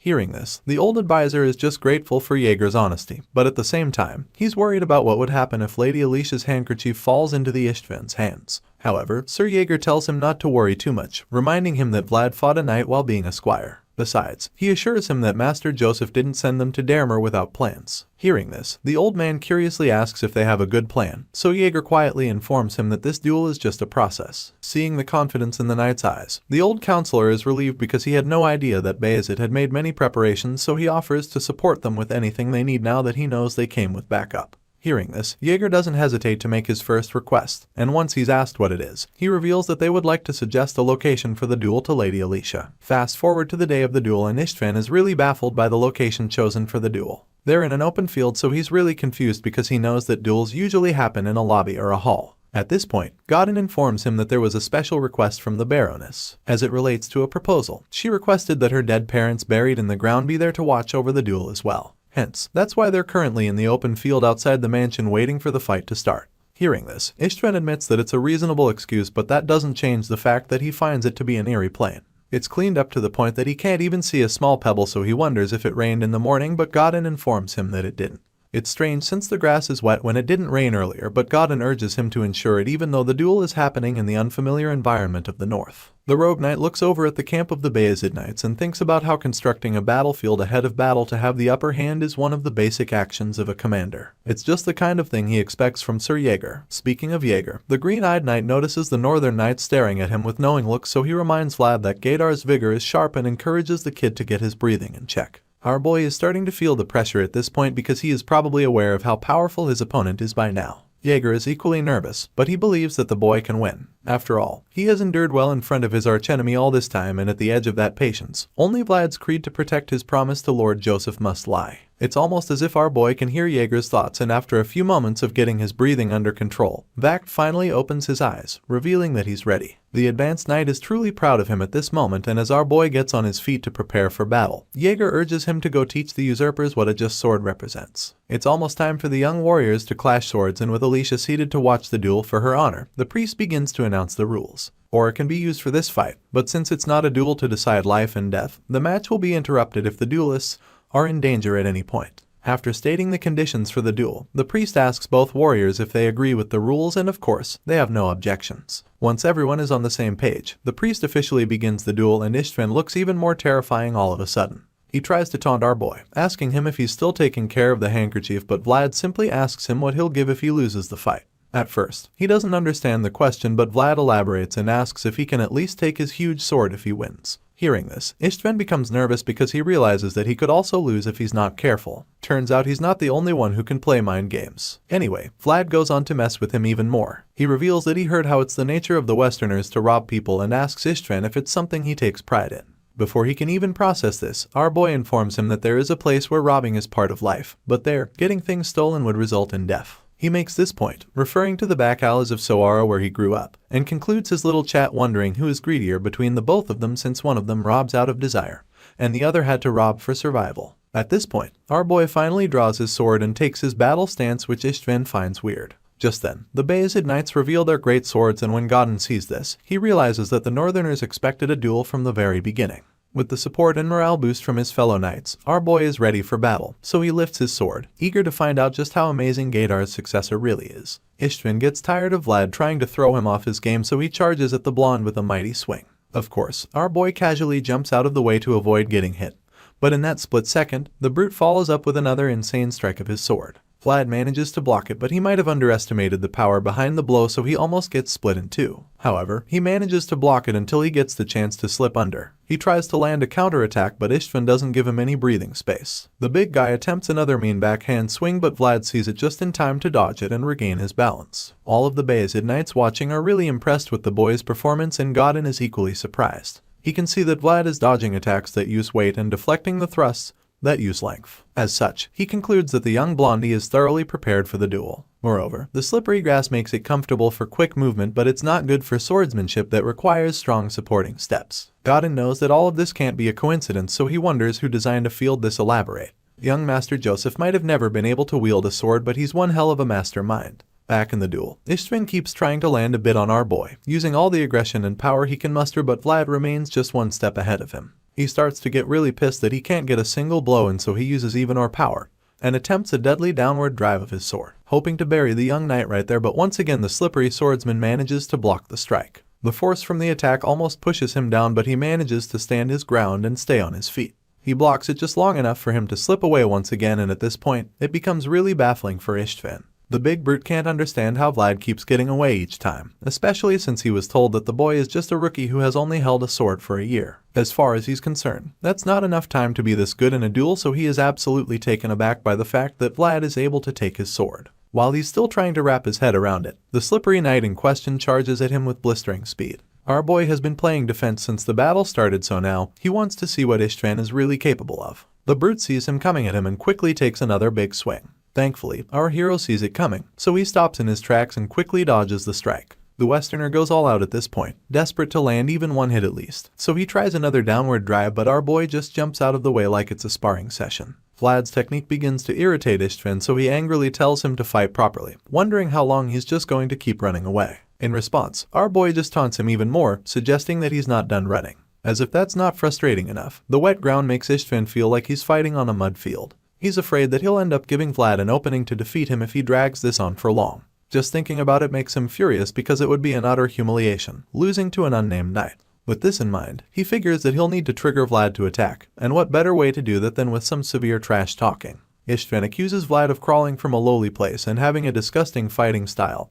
And since that's just weak sauce, he goes on to talk smack about Vlad's mother, claiming that the woman who birthed him would turn her eyes away from him if she saw how disgusting he was. For a split second, it looks like those words actually got to Vlad, but the look of rage is instantly replaced by a mischievous smile because there's no way he's letting Ishtvan get to him like that. Between the two of them, the brute is more likely to act out of rage in response to some trash talk, so Vlad decides to give the guy a taste of his own medicine. He starts by admitting how disappointed he is, because he thought that nobles make classier taunts than the thugs in the slums. Ishtvan is taken aback by this, and while he's trying to figure out what Vlad is up to, the slippery knight charges at him, revealing that the thing he just said about his mother is basically a greeting in the back alley. Vlad gets the tip of his sword up to Ishtvan's face before the brat is able to block it with his huge blade. Our boy then goes on to talk shit about Count Gadar, claiming that the man would jump in happiness if he saw his son right now because he just showed his noble blood to a back alley orphan who just became a knight.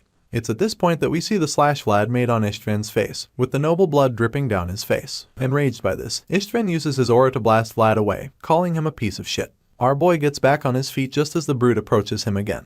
Ishtvan is absolutely livid, but Vlad is unfazed even though the big guy tells him to throw away any thoughts of having a peaceful death. Even Godin is confident that this is where his ward wins the duel, and Jaeger admits that the depth of Ishtvan's world is on a whole nother level. It's just the kind of thing he expects from Count Gadar's successor, but he still believes that Vlad will be able to hold out even now. As for our boy, well, he knows that a drawn-out fight using greatswords eats oneself away, and the stamina would bottom out if he uses aura on top of it. So, he figures that he can at least end the duel in a draw if he keeps avoiding all of Ishtvan's attacks. Lord Joseph already told him that it's fine if he loses the duel. The Bayezid Knights have been nervous from the start. Sir Jaeger, his teacher, and even Lady Alicia, who left her honor with him, all view his chances of victory to be very low. Probably because they don't expect that someone from the back alleys will be able to win against the son of a count family who grew up receiving the best education. Even if he loses this duel, he knows that there would be the kinds of gains he can obtain.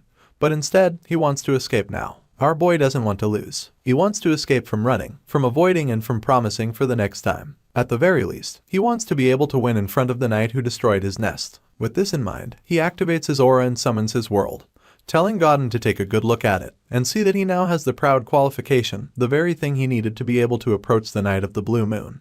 These are the fruits of his struggles. Ishtvan activates his aura and imbues the powerful energy into his blade as he takes yet another mighty swing, hoping to end the duel once and for all. As Ishtvan swings his massive sword to decapitate him, he swiftly leans back with blistering speed, allowing him to dodge it. But of course, he knows that this isn't the only attack coming his way, since several follow-up blows are instantly unleashed by the ruthless warrior from the west. Ishtvan throws blow after blow, viciously trying to land a hit, but our boy continues to block each attempt just in the nick of time. Of course, the redhead is the one throwing all the blows now, so Vlad is forced back over and over again, with no hope of even trying to attack. Our boy is stuck playing defense at the moment since the big guy isn't holding back anymore. Not even a little bit. He's throwing everything he's got, proving just why he's such a formidable warrior.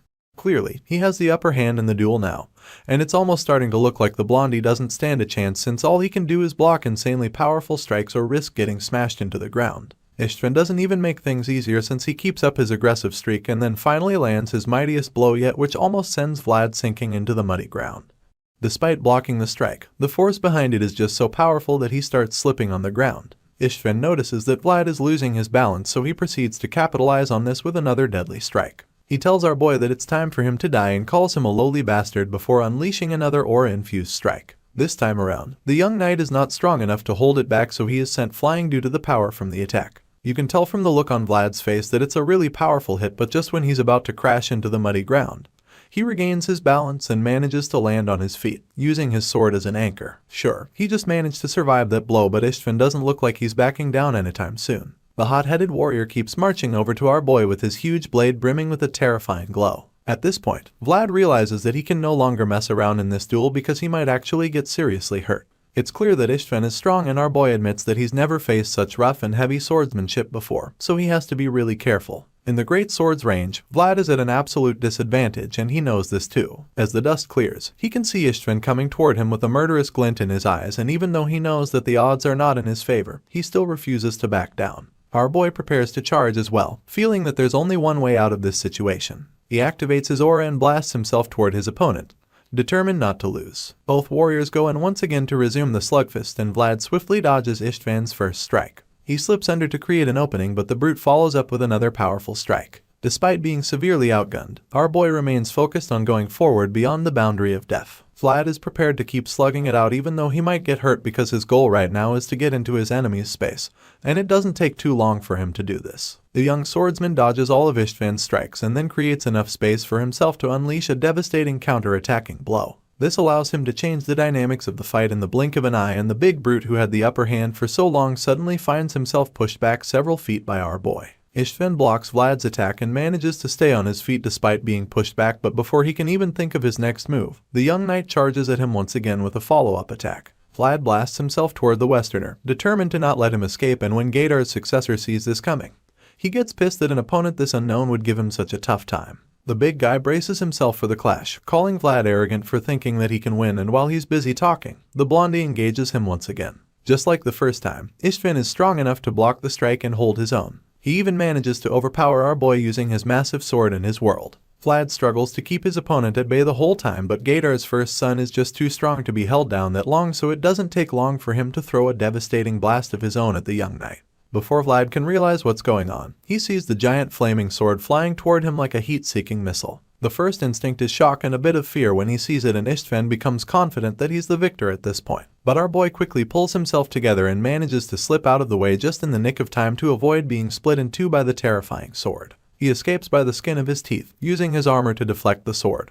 And the Westerner is dumbfounded when he sees this. Istvan can't believe his eyes because he thought he had it in the bag just 1 second ago. The big brute is dumbfounded, but he's not the only one left speechless, because even Godin can't believe what he just witnessed. It turns out that our boy just used something called armor art. This happens to be the Holy Knight's exclusive technique, which is not something that rookies should be able to use, so he didn't know Vlad is so familiar with the skill. While the rogue knight is trying to wrap his head around what Vlad just did, we catch up with the young blondie in question, who is still feeling the effects of the skill he just used. As you can imagine, such a tough move took a toll on him since he's still not experienced enough. On top of that, the sword attack that Istvan sent his way was just way too heavy, to the point that he couldn't even deflect it fully. He's overwhelmed by the brute's power, and while he's still trying to recover from the last one, Istvan appears right in front of him with his fists clenched. The big guy is about to unload a devastating punch, but Vlad sees it coming early enough, so he grabs his sword and charges forward as well, ready for another round. As far as our boy is concerned, there's no way Istvan's punch would be enough to do any damage to him, and this is confirmed when the big guy actually makes contact with his face. Istvan punches Vlad right in the face, and the force is so much that a small explosion follows. However, the outcome is not what you'd expect, because all of a sudden, we see that the big guy's fingers are all dislocated.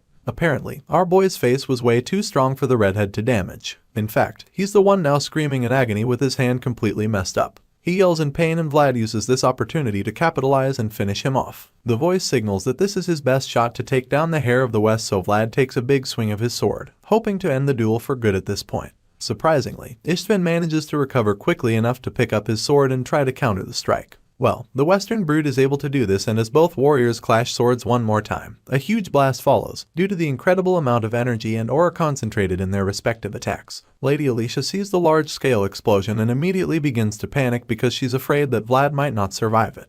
Even her advisor is deeply worried, so they all wait anxiously for the smoke and dust to clear so that they can see who came out on top. As the smoke starts to clear up, they're shocked to see that both fighters are still on their feet. In fact, they're still clashing swords and desperately trying to cancel each other out. Vlad holds Istvan back, knowing that the Westerner didn't expect such a difficult fight. The smoke finally clears up completely, and that's when we see that Godin is the one who stepped in to save Istvan. It turns out that the redhead is already down, and the rogue knight interfered to protect him before Vlad could finish him. The blondie teases the scar-faced knight, asking him if he really thinks he's righteous for intervening. In response, Godin simply admits that he does think he is. Hearing this, our boy simply asks if it means that he can claim his rightful reward since he's clearly won the duel. Godin is reluctant to say anything because he knows how humiliating it would be to concede to such a young knight. Unfortunately for him, Vlad doesn't have that much patience anymore, so the young swordsman yells at him to answer immediately. At this point, Godin realizes that he doesn't have a choice but to accept defeat and allow Vlad claim his reward. He does this, and our boy is finally relieved, because his sword has finally reached the elusive and treacherous Knight of the Blue Moonlight. Our boy recalls the last time he saw Godin and asks the rogue knight if he remembers what he told him that day. He reminds Godin that he told him that a knight only takes what is rightfully his. The white-haired knight engine to recall the memories from that time. His name was never Stanga, and he was never 42 years old. Our boy reveals that he received the wrong prize from Godin back then and that he's ready to return it now. However, he's also ready to claim his new rightful prize and the victor's due. With that being said, Vlad boldly confronts Godin of Gadar and demands Istvan's sword as the price for this duel. Hearing this, the rogue knight in question is shocked, just like everyone else there who just heard what our boy just said. They're all taken aback by his audacity, but he just insists that it's his rightful reward as the victor's privilege. The scene changes after this and then we're taken back to Sturma where it just so happens to be snowing. Here, Lord Joseph receives an urgent report from Damer, so he wasted no time in opening the letter up to read it. While he's at it, he thinks about how he did his best to prepare Vlad in his own way, but now he fears that the assignment was a task too much for him. The young master looks shocked all of a sudden, remembering how he hoped that the boy would be able to avoid the worst outcome. But now, after reading this letter, he's really taken aback by the content because he didn't see it coming. Sir Vorden was the one who brought the letter to him, so he immediately asks the knight if Istvan Gadar is an easy opponent.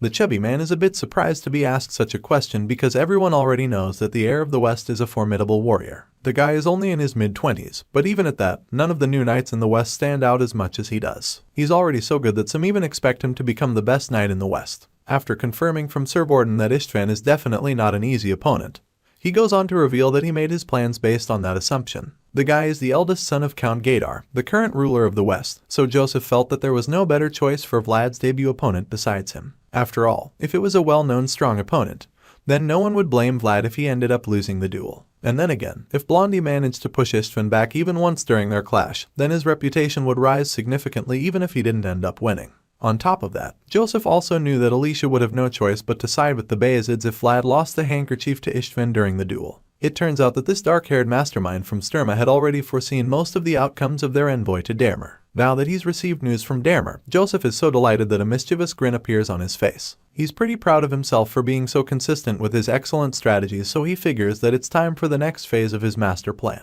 He suddenly calls out to Sir Vorden about the task he ordered earlier and assures the fat man that he's prepared it without a single gap. It's literally the definition of a foolproof plan because he can't lose. The knight is amazed when he hears this and also pretty impressed by his master. While he's still in a daze, Joseph suddenly instructs him to scrap everything that was prepared earlier. And at first, he doesn't really process it before answering, but then after a few seconds, the wave of realization hits him because he can already tell that there's going to be a lot of work required. He expresses his confusion, so the young master informs him that they'll need to start the plan over from scratch. Sir Vorden is really reluctant to do that because it wasn't even easy to prepare the first one. He doesn't want to believe that they're about to scrap everything that they worked for over the last 10 days without any sleep. Unfortunately, Joseph's mind is made, so he simply informs the knight that the situation has changed and so that, apparently, the clever mayor prepared more for the worst and not for the best. He had put a lot of countermeasures in place in case Vlad lost to Istvan, but now that he knows that his youngest knight made him proud by defeating the Westerner, he's got mixed feelings. He doesn't even know whether to laugh or cry, but Vorden seems to have chosen already because he's already in tears just from thinking about the work he's got ahead of him. Back in Damer, the story continues after Vlad defeats his opponent to win the duel. At the moment, the knights of the two houses from the north and west are having a little meeting in a hall. Count Gadar's knights look absolutely furious while the Bayezid knights can't still wipe the smiles off their faces, knowing that they won. At the same time, Godin and Jaeger are seated at the table having a very serious discussion. The white-haired knight claims that he'd like to get Istvan's sword back even though Vlad won it as his prize after the duel. Hearing this, Jaeger simply informs his counterpart that his request seems to have a procedural issue. Of course, Godin knows this, but he's just desperate to get it back because he knows how humiliating it is for Istvan to lose his sword. He suggests that Vlad is asking for too much, so at this point, Sir Jaeger informs the Westerners that the Bayezid knights will be the ones to decide if that's the case or not. As you can already tell, the Northern Knights are not likely to give the sword up, so Godin becomes really desperate, and a lot less patient. He insists that they're going too far for demanding an opponent's sword after a mere duel. Hearing this, Jaeger quickly corrects the rogue knight, reminding him that what happened out there in the field wasn't a mere duel by any means. After all, Istvan was the one who challenged Vlad, and the West were the ones who crossed the line without thinking ahead by supporting him. At this point, the Blue Moonlight Knight can no longer argue because he knows that Jaeger is absolutely right, so he just sighs as he accepts defeat and then asks the one-eyed man to state what he wants in exchange for the sword. In response, the advanced knight tells Godin that he's not the one that should answer that question. He expects that the scar-faced man knows exactly who that question should be directed to. Yep, Vlad was the one who won the duel, so he's the one that will decide what he wants in order to let it go. It's also pretty obvious that the boy has his reasons for taking the sword, and Godin is well aware of this as well. After hearing Jaeger's response, the white-haired knight realizes that the negotiation has failed, and the green-eyed swordsman advises him and his men to leave if they understand what that means. As much as Godin would love to take it all with force, he is also aware of how powerful and protective the Northerners are. He also knows what a formidable knight Sir Jaeger is, so he shoots up from the table in a huff to take his leave. Before walking out, he suggests that they'll see each other again one day in the end, so Jaeger boldly tells him to pick a date for that, offering to come greet the Blue Moonlight Knight personally. After this little exchange, Godin gets ready to exit the room, but before he leaves, he tells Jaeger to say goodbye to Vlad for him, and of course, the green-eyed man is more than happy to. As the Westerners finally leave, Jaeger can only feel sorry for Vlad. He is really surprised that the young boy from Sara somehow managed to get tangled up with a dangerous man like Godin. The scene shifts once again and we catch up with the Baroness and her old advisor. Now that Count Gadar's plans have failed and the Westerners are on their way back home, she feels that there shouldn't be any need to accept Lord Joseph's offer anymore. The old knight tells her that she's right, claiming that she has already rejected Gadar's proposal with her own knight. Hearing this, Lady Alicia is quite relieved because no matter how warm Bayezid's embrace might have been, she was still uneasy about giving them any leverage over her and her land. Now that she's somewhat free to an extent and no longer under so much pressure anymore, she thinks about the reason for this in the first place. Lady Alicia admits that a knight like Vlad isn't easy to find, and her advisor assures her that such people are very rare. All of a sudden, she's pretty curious about the young blonde man that saved her from a sticky situation. She wonders how far our boy will grow, and so her advisor suggests that Vlad will be the one to represent the North in the next generation if he keeps growing like this. Hearing this, the lady is quite blown away because even though she knew that Vlad was special, she probably never imagined that he had that much potential. She gets a little excited, so the old man informs her that it's even a pretty cautious prediction based on the boy's talent. He tells her that Vlad's potential is far from ordinary, and this gets her even more intrigued. Alicia suddenly starts talking about how difficult it is to be the head of a noble house alone. She points out how they don't even have any guarantee that they're safe from events like that of the Westerners. That being said, she reveals that she'd prefer to have a knight without background by her side, rather than be tossed around by nobles as succession. She says this with a love-struck look in her eyes, and the old man can already see where this is going. Clearly, Alicia has a big crush on our boy, and as much as her advisor tries to discourage her, she suggests that having Vlad be with her would be a decent proposal to house Bayezid. She feels that it would be like a blood alliance in a way, but the old man suggests that it's a bit too early for her to be having these ideas even if Vlad is a knight with granted noble status. In response, she simply reminds him when he said that Vlad will represent the North one day and suggests that they should claim him before other houses if that is the case. As far as she's concerned, it's way better to be with him than be married off to some strange man. Hearing this, the old man nervously admits that she's right and tries to protest, but he can't even get a word in. Alicia looks out the window and is hooked on Vlad when she sees that he's at the tree again. She comments on how admirable his actions at the tree are, and that's when we see him pouring some whiskey for the spirit in the tree. The spirit is so excited about this, and our boy admits that it must be really good stuff, to which the voice agrees, claiming that he chose it because it's made from barley and felt it would go well with the earth spirit. Sure enough, it is absolutely wonderful for the spirit, and it's so grateful that it circles around Vlad to bless him. Seeing this, the voice concludes that the pricey drink more than proved its worth because the white serpent's blessing is like having an extra life. With this in mind, our boy thanks the spirit, and the entity just shows even more gratitude. The next day, Lady invites Vlad and Jaeger to her chambers to have a chat with them. She asks Vlad if he's feeling any discomfort or has any injuries from the duel, but he assures her that he's fine. She then reveals that she saw him pouring liquor on the hill at the tree, and he confirms this, claiming that he was offering his own kind of greeting. He admits that he always leaves Damer with a shining victory, so he suggests that the spirits here favor him. The Baroness just smiles in response before revealing that she felt warmth tied to blood for the first time in a long while. With this in mind, she gives Jaeger a letter for Lord Joseph, stating Damer has come to see which side it should stand with. This is great news for Bayezid, so the advanced knight promises to deliver it without fail to the young master. As for the knight who defended her honor, Alicia agrees that the former heads of the house would also like him, and knowing that his parents would have fallen in love with the honorable young man, she is certain that they would permit her to give him their heirloom. The Baroness makes this statement as she opens a chest on the table to reveal the jewel sitting in there. Our boy is taken aback by this, and the voice reveals that he's seen this jewel before, stating that it's the elf's amber. The story continues with a little backstory about the elves. In this world, the elves are the other species that live in the Empire's outskirts in the east. Because the god they believe in is different, the exchange they have with the Empire is only partial. But then again, Alicia reveals that it's said that their first patriarch was acquainted with the elves. That being said, she presents the gold-colored gem to Vlad, revealing that the precious stone was earned through that connection between their patriarch and the elves. Apparently, it's an amberatone made with the resin of a very precious tree. Lady Alicia tells our boy how her father even adorned the pommel of his sword with this very amberstone. However, since she has no reason to carry a sword around, she figured that it would be best to pass it down to her personal knight, who just happens to be Vlad. Even though she's not a swordsman, she still isn't going to let the amber stone rot away like this. That being said, she suggests that it would fit perfectly on Vlad's sword, and then finally stretches her hands out to him with the gem in it. Our boy is taken aback when she does this, and for a second, he can't believe his eyes. When it finally becomes clear that she's very serious about giving him the Amber Stone, he begins to think about what it means. He feels that he has to pay an expensive price for an expensive item like this, and the thought just makes him more reluctant. He's a little confused as to why she'd give him the Amber Stone, because she literally just told him that it's a family treasure that was supposedly passed down from their first patriarch. Since that's the case, he admits that he probably can't accept the gift. He keeps trying to make her keep the Amber Stone, but Lady Alicia simply informs him that he's even more qualified to receive it than anyone else. Since he doesn't seem to understand, she proceeds to remind him that he's protected the Heidel clan 2 times already. The Baroness keeps insisting and shoving the gem in his face, which makes it a bit overwhelming. Vlad is so confused, and even though she has given him a reason why she thinks he deserves the Amber Stone, he can't help but feel that it's too much. He's not the only one taken aback by it, because even Sir Jaeger looks pretty dumbfounded. The big guy even looks quite nervous, which is very strange for the green-eyed knight. Our boy notices this and becomes even more nervous as well. At this point, the voice in his head speaks to him to give him some guidance. Seeing how reluctant Vlad is being, the voice encourages him to accept the Amber Stone and bring it over if he can. As soon as Vlad hears the voice, a wave of realization suddenly washes over him, because he begins to see why he should actually take the gem. It makes perfect sense to accept the Amber Stone now that he has a new sword, so he promises to help the voice. Vlad decides to help the voice with his memories while the latter helps him with the sword he just acquired.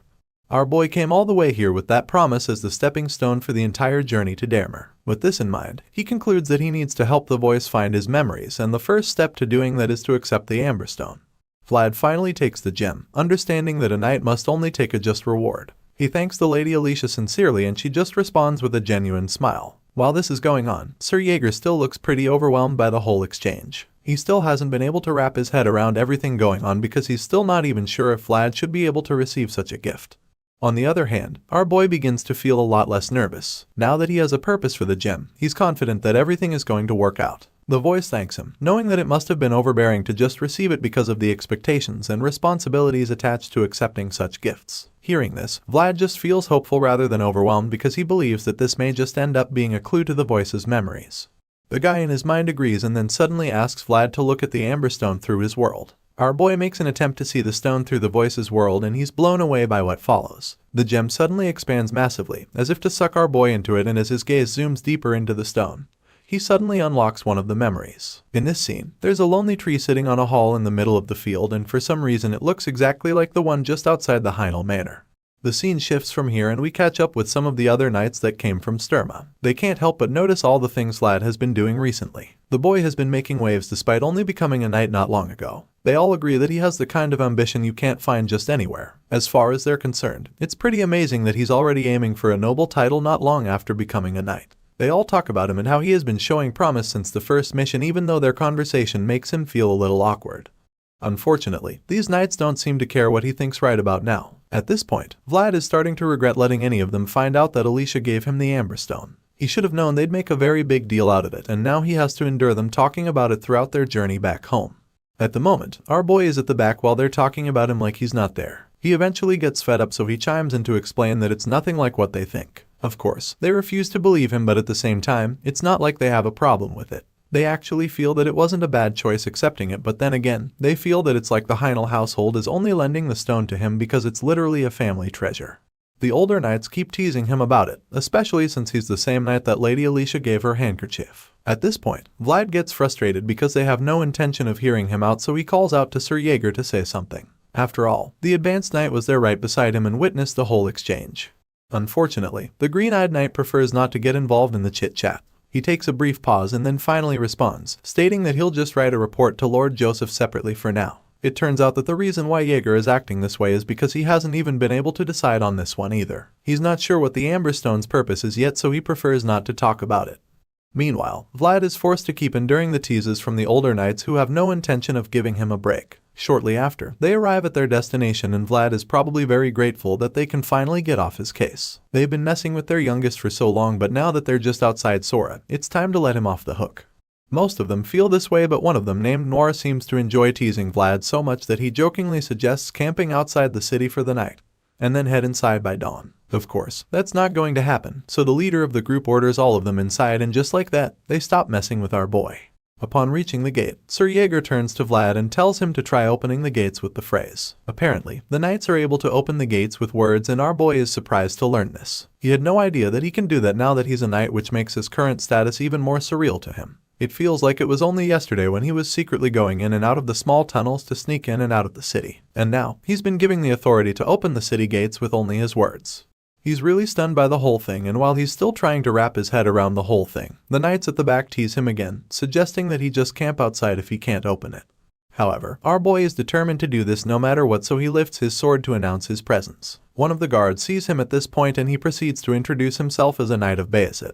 He announces his return from completing his mission, and the moment he says his name, the guards hurry to open the gate for him because they realize that he's the one who cut down the lindworm. They scurry to open the castle gates for our boy, who just looks up in shock because he is stunned by how easy it was. He's surprised that it actually worked, and Jaeger just reminds him who he is now in case he has forgotten. The green-eyed man reminds him that knighthood is a qualification honor, and a title is possessed by only those who have proved their existence. That being said, he informs Vlad that he now possesses the qualification to open every castle gate of Bayezid's land. As you can imagine, this is mind-blowing information for our boy. It's an insane upgrade from sneaking through the tunnels and having to enter the towns by hiding in wagons of dirt. The gates open up instantly and our boy is ushered in by the guards, who apologize for even wasting his time. Seeing this, Jaeger encourages Vlad to raise his hand and go forth confidently, because even though this is the door he once walked through as Vlad the Squire, he's now taking his first step to enter it as Vlad the Knight. Our boy rides into the city on his powerful black horse, feeling a sense of pride that he hasn't really experienced before. The scene changes and we're suddenly taken to the infamous city of Trinova, which is the current Gaidar County. By this time, Sir Godin and Ishtvan have returned home with bad news for the conqueror of the West. As you can imagine, the man is furious when he learns that they were unable to acquire the city of Dermer for him and begins to scold the both of them. He is especially pissed at the rogue knight because he trusted him to get the job done with ease. Count Gaidar is so disappointed in both of them and he doesn't even hide his annoyance. As far as he's concerned, Godin and Ishtvan should have given their heads in Dermer rather than coming back to give him this terrible report. As for his son, he's ashamed of himself for losing to a young boy who was just knighted. He trained Ishtvan to be one of the most formidable warriors in the continent, so to hear that he lost is absolutely infuriating. Ishtvan is equally ashamed of himself, knowing that he's disappointed his father severely. He apologizes, but of course, that won't fix the damage that he's caused. His father scowls at him in disgust, and this just causes him to tremble in fear as he nurses his broken arm. The guy can't help but look so small right now, and you can't really blame him because Count Gaidar is one terrifying man. Unfortunately, his fearful outlook just pisses his old man even more. The red-eyed man is livid, seeing his own son looking so pathetic. He finally thought that Ishtvan was settling in for once, so he can't believe that he'd ruin everything like this. He literally wanted to give the boy a wife and a land to conquer. As far as he's concerned, he gave Dermer to the boy on a platter, but he threw it all away by losing a duel. Even worse, it wasn't even that he lost to Rutger or something, but actually to a freshly green rookie who just received his knight title. Count Gaidar chews his son up for the humiliation, informing him that he's not only lost a sword, but also handed over all the influence of Dermer to Bayezid. At this point, the conqueror of the West is too irritated by his son to keep talking to him, so he turns to Godin and asks the knight where the hell he was when Ishtvan was making a fool of himself. He would like to know where the rogue knight was when his son was shamed like a dog on foreign soil. In response, Sir Godin admits that he's deeply ashamed of the outcome of their journey, but of course, the Count isn't really asking for apologies right now. He's asking for explanations because he doesn't get how they managed to throw everything away in a flash. He's especially baffled because Godin said that he knew Vlad's strength. Count Gaidar keeps scolding Godin, and it doesn't take long for the Knight of the Blue Moon to change the topic. So, he hits back at the Count, reminding him that Vlad should be someone connected to him as well. As soon as Gaidar hears this, he immediately realizes that Vlad is one of the young men that the Knight Jorge was raising after deserting them. Even in death, Jorge still makes Gaidar's blood boil, and the Conqueror is absolutely furious that a dead man has managed to be a thorn in his flesh for this long. His latest discovery makes him realize that Jorge still fucks him over until the very end. Now that he knows where Vlad is from, he's even more curious about what the Blonde Knight is all about and what happened in Dermer. So, Godin provides a summary of what he knows. The Rogue Knight admits that Vlad's talents were excellent from what he witnessed. Besides that, the levels of the knights surrounding him were exceptional. He also explains that Vlad made great use of the advantages of his home ground. But that's not even the worst part, because Godin also saw Jaeger for the first time. The green-eyed knight was definitely an unexpected individual. It was a real shock because Godin could tell that this strange knight had the capacity to face his vigor straight on. The Blue Moon Knight suggests that Jaeger must be one of the swords that Bayezid has kept hidden, seeing that he's not well known. Hearing this, Count Gaidar just sighs and curses the shrewd northerners. The Conqueror of the West is clearly disturbed by his findings, but he's not too bothered. He suddenly reminds Godin of the teachings of the ancestors who pioneered the West. The rogue knight recalls the teachings immediately that urge the students to do whatever they can to put what they have in their hands into their belly before using the remaining 2 hands to take away the possessions of others, because only then can one survive the roughness of the West. Count Gaydar reveals that he followed the teachings of their ancestors, and under this flag, he has destroyed, demolished, and plundered his entire life. The red-eyed man reminds all his subjects before him that Gaydars are pioneers, and so they must never let what is theirs be taken away, even though they take what belongs to others. With that being said, the conqueror of the West declares that from this moment, all eyes shall point to the north to retrieve my son's sword by any means necessary. Back in the snowy city of Sora, we catch up with our boy and get to see him receive his first pay as a knight.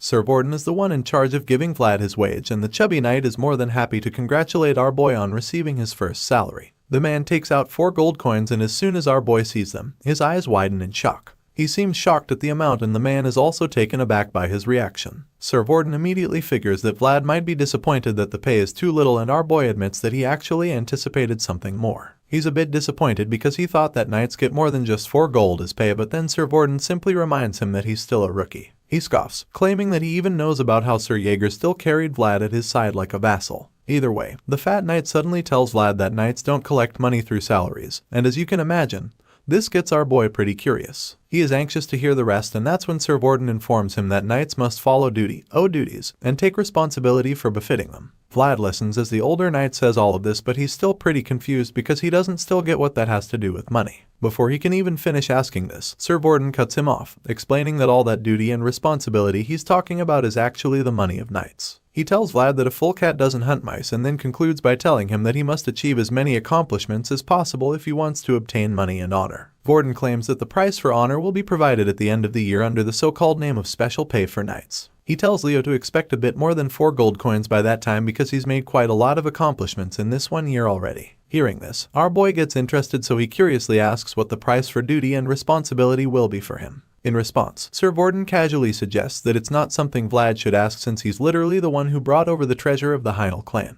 At this point, the senior knight reveals that he heard about Leo's new epithet following the Dragon Slayer title. At this point, it's clear that Sir Vorden also sees the whole thing as a big deal, just like the other knights. He starts talking about how Vlad is the man who put 2 handkerchiefs in his bosom, and finally calls him the debauchee of the north, Vlad of Sora. As you can imagine, this new title catches our boy off guard because he never imagined that this conversation would take such a turn so quickly. Vlad starts feeling pretty awkward now because Sir Vorden is suddenly acting like a fan. The senior knight leans over to him and tells him not to forget him in the future when he finally becomes a noble. Later that morning, he joins his master Joseph for some tea. The young mayor of Sora tells him that he must take upon himself the responsibilities and duties befitting his class now that he's become a knight as well. That being said, Joseph reveals that he'll be assigning Vlad to a patrol area. Of course, this is a pretty big deal to our boy who has very little experience with such things. He is surprised by the news but also pretty concerned that he'll be doing it by himself. Thankfully, Joseph will be giving him guards too, but Vlad will be in charge of everything. Hearing this, the young knight is relieved, so he acknowledges his new assignment, and that's when Joseph decides to reveal the second part of this new duty. The young master suggests that the back alleys will be the best area to post Vlad to, and our boy agrees with him. He's excited about it because that's literally his hometown. Unfortunately, he will be lacking some men for his patrol area because Sir Gregory, Maxim, and Kate are all using personnel. Either way, Joseph is ready to offer salary for up to 4 people, so he encourages Vlad to hire the people who will be under him.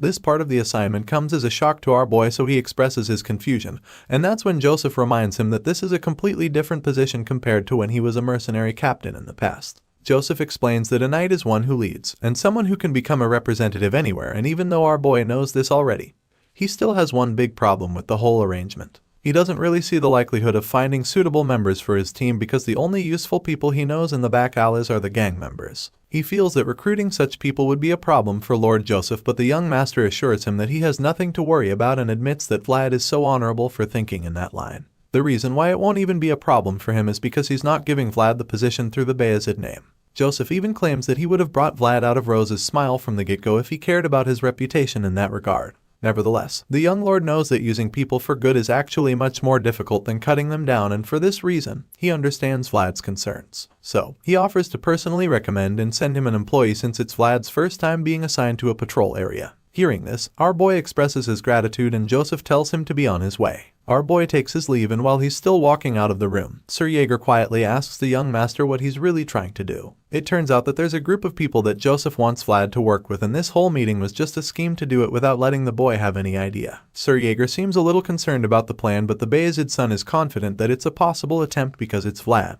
But he also knows that he'll have to take a chance on the young knight's unpredictability this time as well. The scene shifts and we catch up with our boy, who is already recruiting the first member of his team. Goth is the lucky guy who makes the cut first, and he literally sheds tears of joy when Vlad tells him that they're being assigned to the back alleys. As you can imagine, our boy isn't a fan of the crying, so he tells Goth to stop being dramatic about it.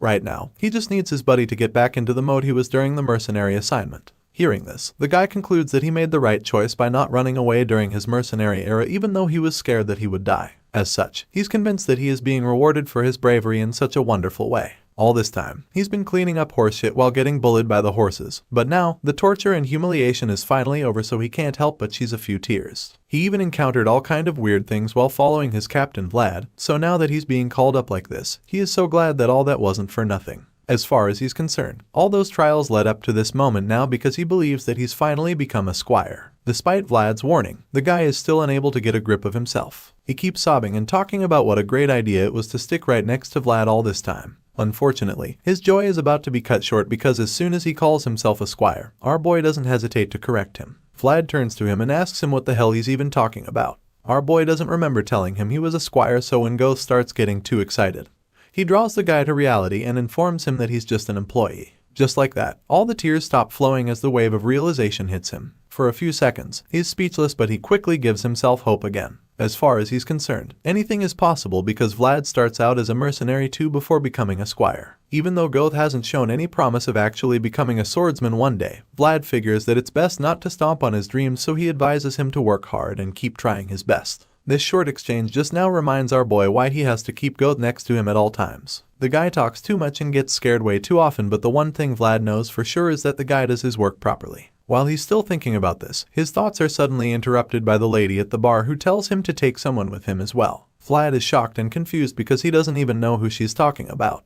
That's when she points to the tall Jack dude standing guard at the door. Surprisingly, our boy already knows the guy. Remember Otter? Well, it turns out that guy has gotten even more ripped. The lady claims that it's a waste for someone his size to be staying in the shop that doesn't even have any fights. She reveals that he got so jacked shortly after she started feeding him well, and now he's been helping with security at the shop. Hearing what she has to say, our boy admits that he can actually trust Otter. The guy looks quite effective and focused. On top of that, he knows the back alley's circumstances and he's loyal too. As much as it would be fine if he took Otter along with him, our boy knows better than to take away her only security. As far as he knows, there always seems to be quarrels where there's alcohol, but she just laughs when he says this. She claims that no one even dares to quarrel these days, especially since he arrived. She's surprised that Vlad still isn't aware of his own position around here. Our boy is confused when she says this, so she proceeds to explain that Rose's has now become the safest place in the back alleys because of him. She reveals that every customer comes here to drink and rest peacefully, and business is booming thanks to that. And of course, the reason for this is the fact that this is the place where Sir Vlad stays. Our boy literally brought Rose's smiles back to life after wiping out one Armor Jack's forces and taking power back from them.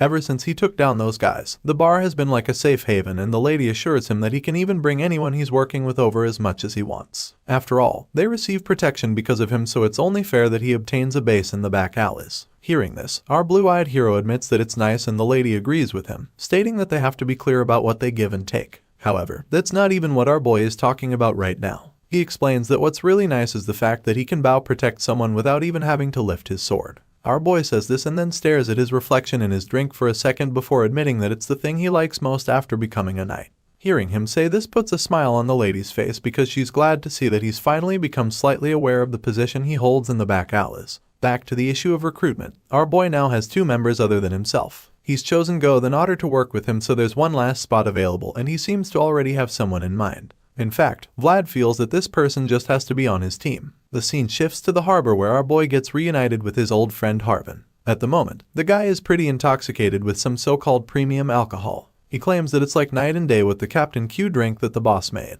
Vlad is surprised that Harvin still makes that poison like alcohol, and the tipsy fella just claims that it's the boss's only pleasure, even though the hangovers could probably kill them. In any case, Harvin admits that it's quite refreshing to drink. Seeing how grown Vlad has become is almost unbelievable to Harvin. because it feels like just yesterday when he fed and gave him and Gemina a place to sleep. He jokes about how it's always better to take in blonde animals, and the fact that he would even say such a thing confirms that he's actually drunk. Our boy can tell that the guy isn't really in his right mind, so he just ignores the comment. After messing with Vlad for a while, Harbin finally asks him what he came all this way for, hoping that it wasn't a waste of time. Our boy remembers that Harbin was once looking into navigation techniques and constellations, so he wonders if that's still the case. In response, the guy reveals that he actually quit that venture ages ago. He didn't think anyone would ever hire a lame as their navigator, so he didn't see the point of learning further and gave up on the dream. Hearing this, our boy recalls that he once said he wanted to sail, that he wanted to escape this place and go somewhere far away one day. In response, Harbin reminds Vlad that not everyone can attain just because they dream, and that not everything can be obtained just by hard work. There's a saying that people should know their place, and for the fact that a back alley urchin like him ended up like this, he feels that it's a good enough ending for him. At this point, Vlad starts to get a little upset with him for belittling himself this way. He looks Harbin dead in the eye and asks him if he really believes what he just said, and the brown-eyed man just lowers his head in shame. Seeing this, our boy tells Harbin how a bird forgets that it can fly after being locked in a cage for a long time. The brown-eyed man is taken aback by this statement, but our boy already knows exactly what must be done. Vlad shoots up from his chair and takes out his sword. It's clear that this damned place has been eating away at his friend's dreams for so long, and now he's going to do something about it. Vlad looks pretty upset too and concludes that it's the fault of these bastards at the harbor. Our boy looks like he's about to go on a rampage, and Harbin tries to stop him when he realizes what's about to happen. Meanwhile, outside, we see some of the workers going about their day, carrying several bags all around the port, but their activities are suddenly interrupted by a loud explosion. They scamper around, and as the dust settles, they're able to see that the explosion came from Captain Hoover's hideout. Just then, one of the guys in charge comes out to see what's going on. He forces his way through, telling the men gathered around to stop bumbling around and make way for him. He eventually gets to the source of the commotion, and upon seeing the damage, he orders them to inform the boss right away and call the rest of the gang too. They get right to it while the guy stays back to examine the attack. He thought that his gang was finally getting some breathing room after the money grubber died, so he has no idea who these attackers could be. Back inside Harbin's office, we see all the damage that our boy did. He practically split the building in two with one slash of his sword, and Harbin is horrified by the whole thing. He yells at Vlad, wondering what the hell he thinks he's doing, and in response, our boy just curses the damn dogs that have been eating away at his friend's dream. Vlad feels that these ridiculous walls have been cutting Harbin and the river off, the thing that has had him locked up for a long time. The main thing that made him forget the possibility is right in front of him.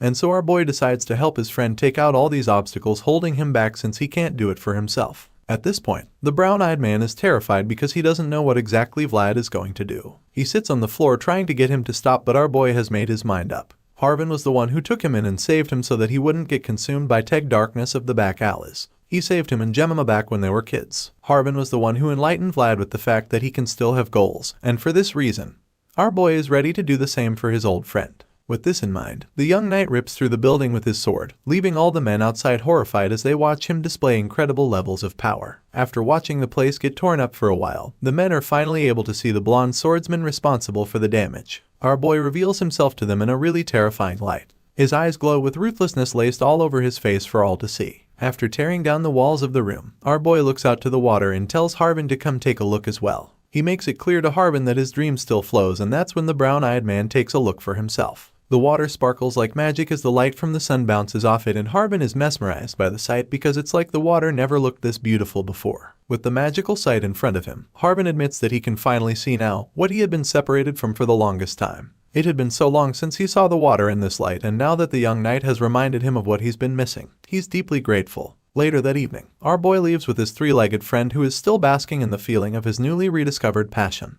As the two walk together, Harbin talks about how nice it must be to be a knight now because it's like he can get away with literally anything now. It turns out that Vlad already successfully recruited Harbin into his team. Our boy busted the shit out of the hideout and left with a gang member, but rather than hunting him down like usual, the gang gave him a parting gift instead. Harbin can only imagine how it must feel to have this level of authority and immunity to so many things, but Vlad is just taken aback by what he said because he doesn't know what gift his brown-eyed buddy is talking about. All he was given was the horrible Captain Q alcohol, and Vlad is pretty convinced that they only gave it to him so he would drink it and die. The comic relief is cut short when Harbin suddenly admits how strange it feels now that he's actually about to leave. Even if his boss's alcohol brewing skills are terrible, the man took Harbin in as well despite his disability. He kinda feels guilty about leaving like this after he was given a home here for so long. Hearing this, our boy tells him that he has nothing to worry about and even assures him that Lord Joseph won't touch his captain. Vlad explains that the young master is someone who precisely differentiates between beneficial and harmful pests. When Vlad makes this known, Harbin is quite relieved because he wouldn't like anything to happen to the captain,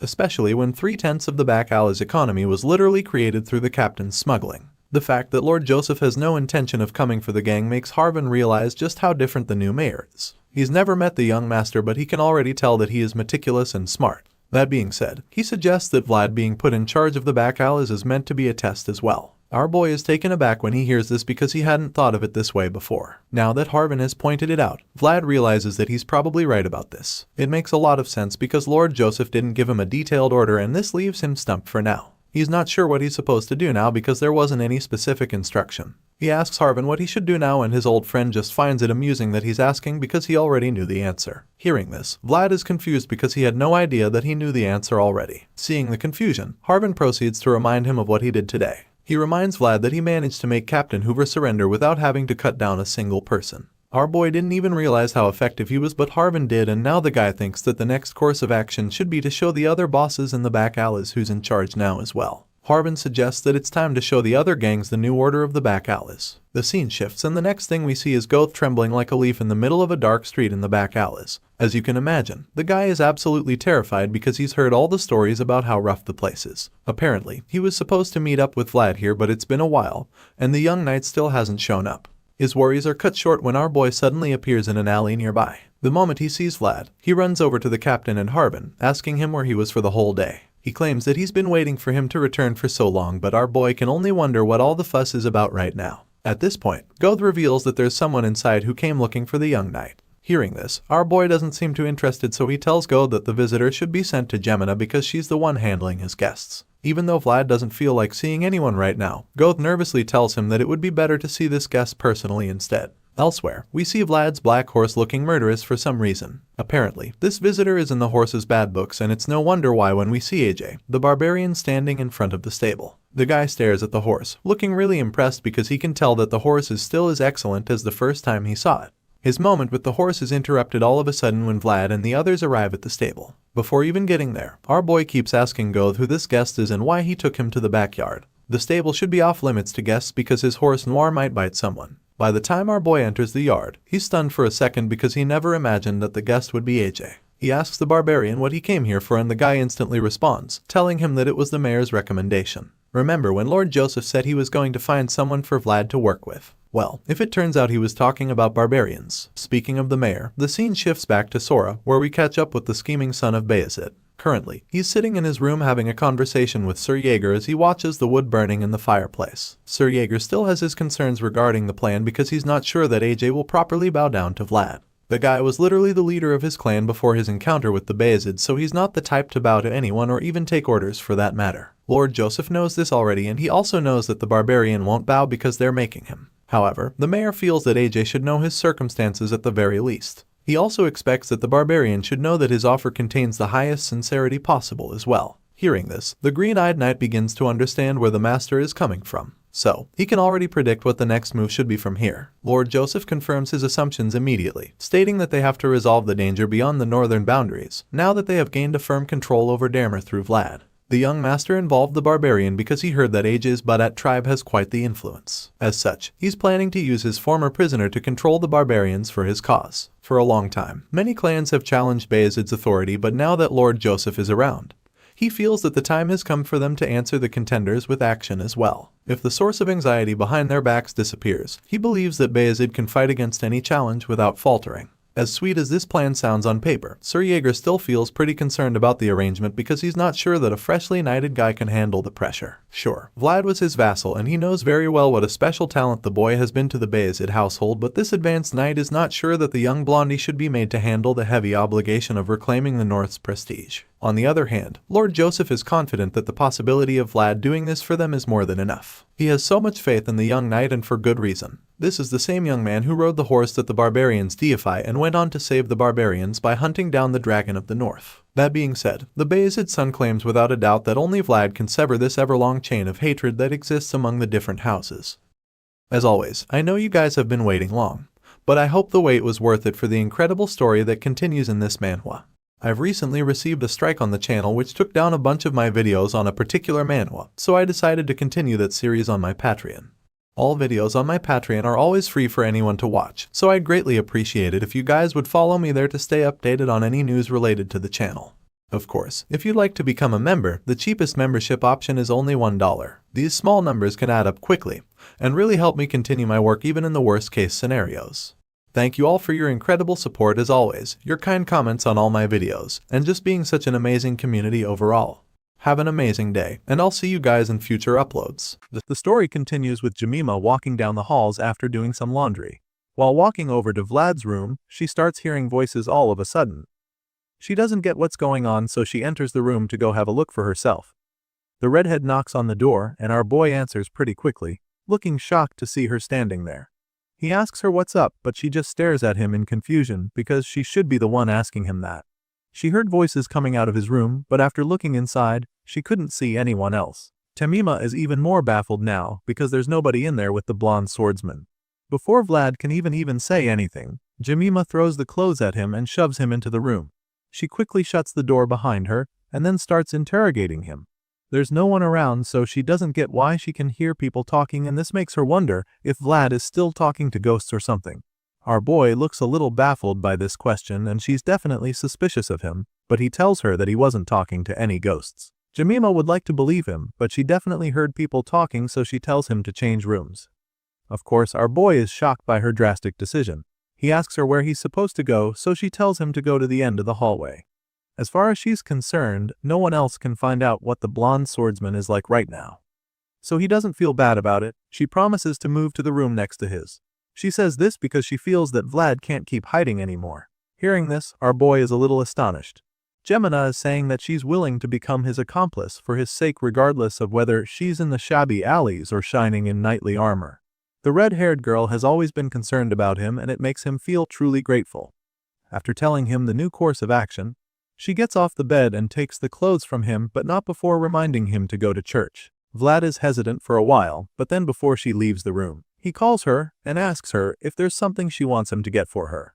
He promises to buy it for her, and as soon as he says this, the redhead is taken aback by the offer. She hadn't even thought about it before, so when he asks her, she stops to ponder on it for a bit. And just when Vlad thinks she's about to come up with a request, she teases him instead, telling him that he should take care of himself first.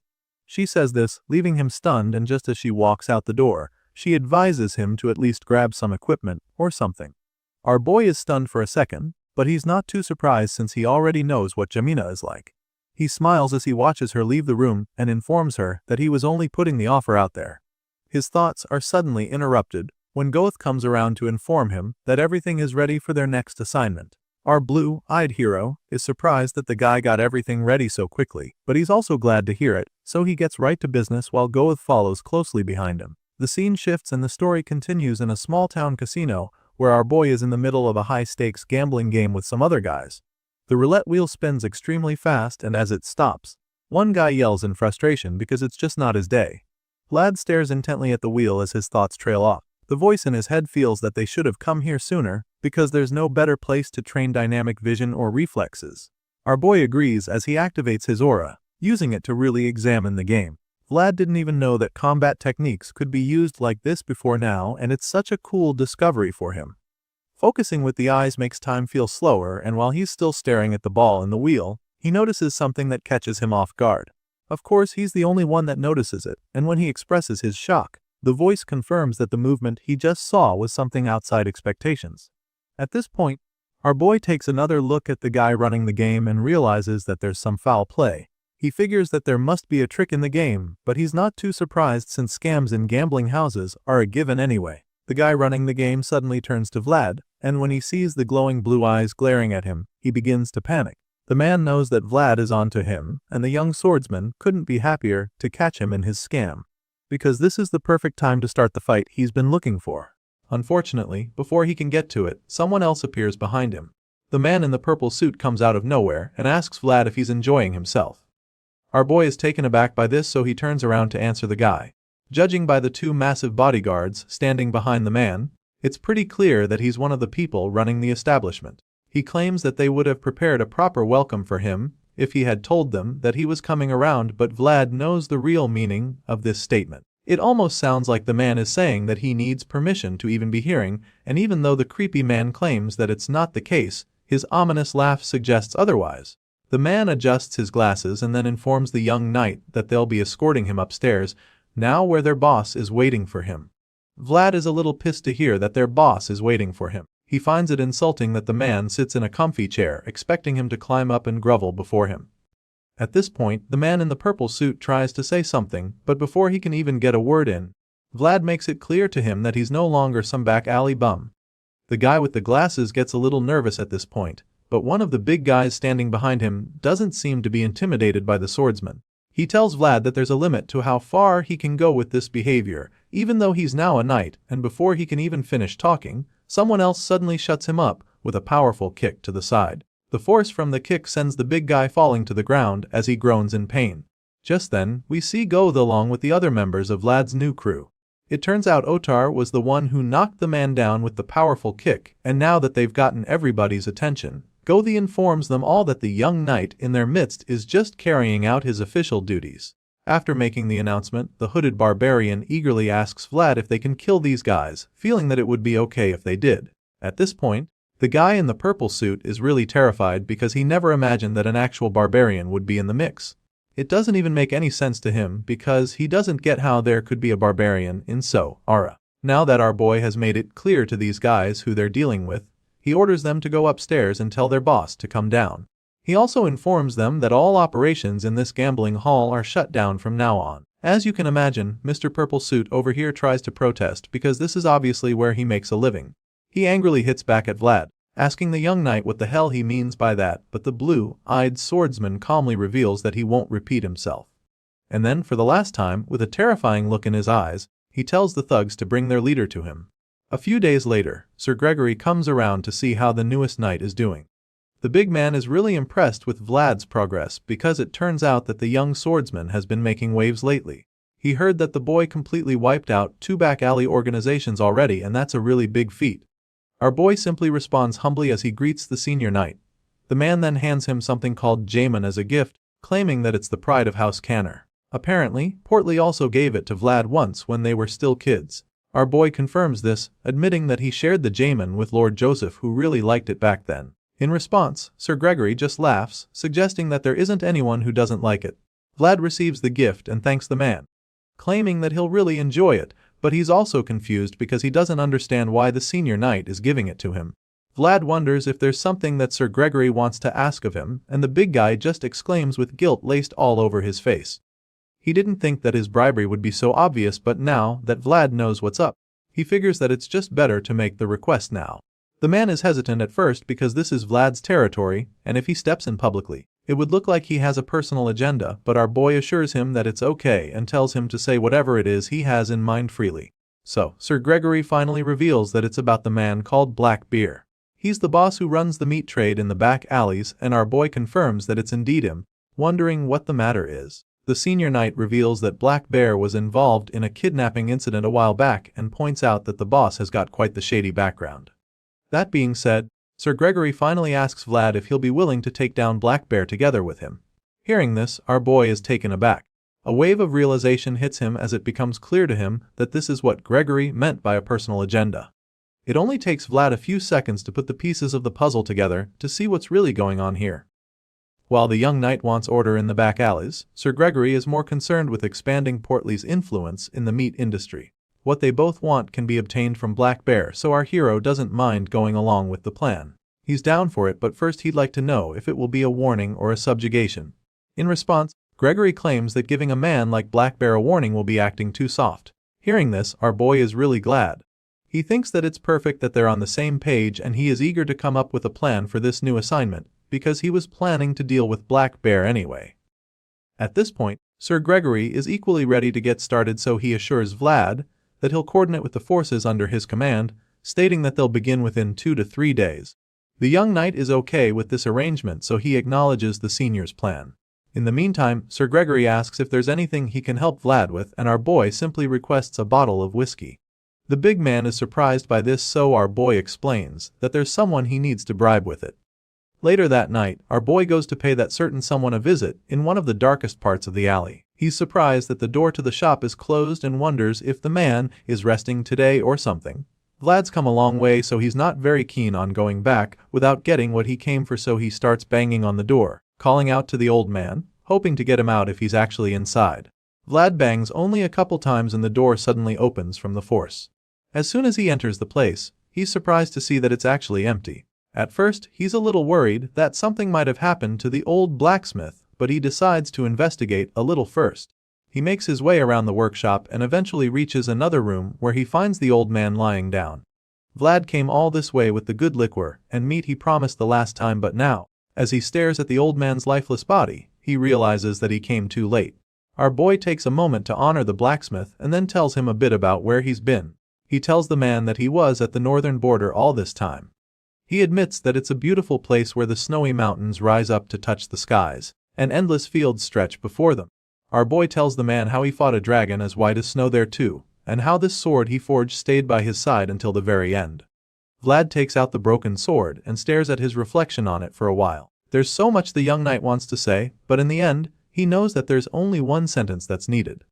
So he says it, placing the sword in the man's hands to rest and telling the old blacksmith thank you for saving his life.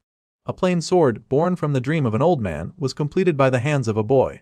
And just like that, the blade that once hung toward the heavens had finally returned to the old man's embrace, shining brighter than anyone else. The scene changes and the story continues at the old blacksmith's funeral. Our boy made sure to give the man a proper burial and a suitable funeral. It's the least he could do for the man who saved him in the back alleys. As you can imagine, it's not exactly a big funeral, but at least, the most important people are present for it. Vlad, Jamina and Harvin stand there in silence to honor the old man one last time before leaving. Harvin is surprised to learn that Vlad spent his first paycheck to buy a gravestone and a tomb marker for the old man's final resting place. On top of that, he did this in one of the expensive cemeteries near the monastery. As you can imagine, our boy doesn't mind doing any of this. All he wanted to do was help the blacksmith to finally get out of that back alley in the end, even if he isn't alive to see it. On the tombstone, our boy had them write that it belongs to the best blacksmith in Sara. It's pretty valid since the old man was the one who forged the sword that cut down a ghost and pierced a dragon. Unfortunately, this old man left behind no name for the world to know. Harvin reveals that he asked around the back alleys for the man's name, but nobody knew his name. As sad as that might be, our boy figures that it doesn't even matter. As far as he's concerned, all that matters is that he remembers him as the best blacksmith in Sara and the one who saved him.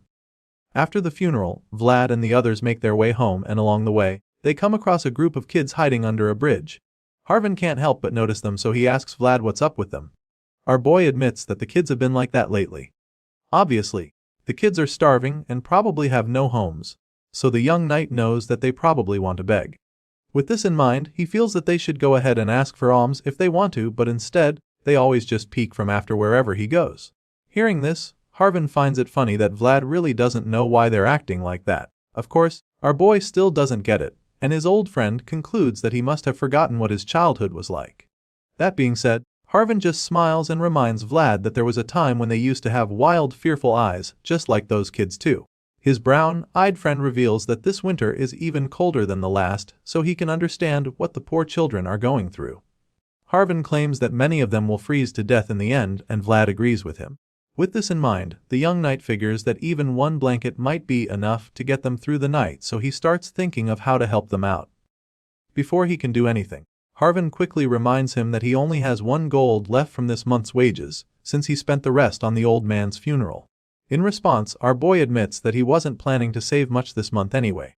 With the last gold on him, he feels that he can get blankets for the children, and their friends too, to help them get through the winter.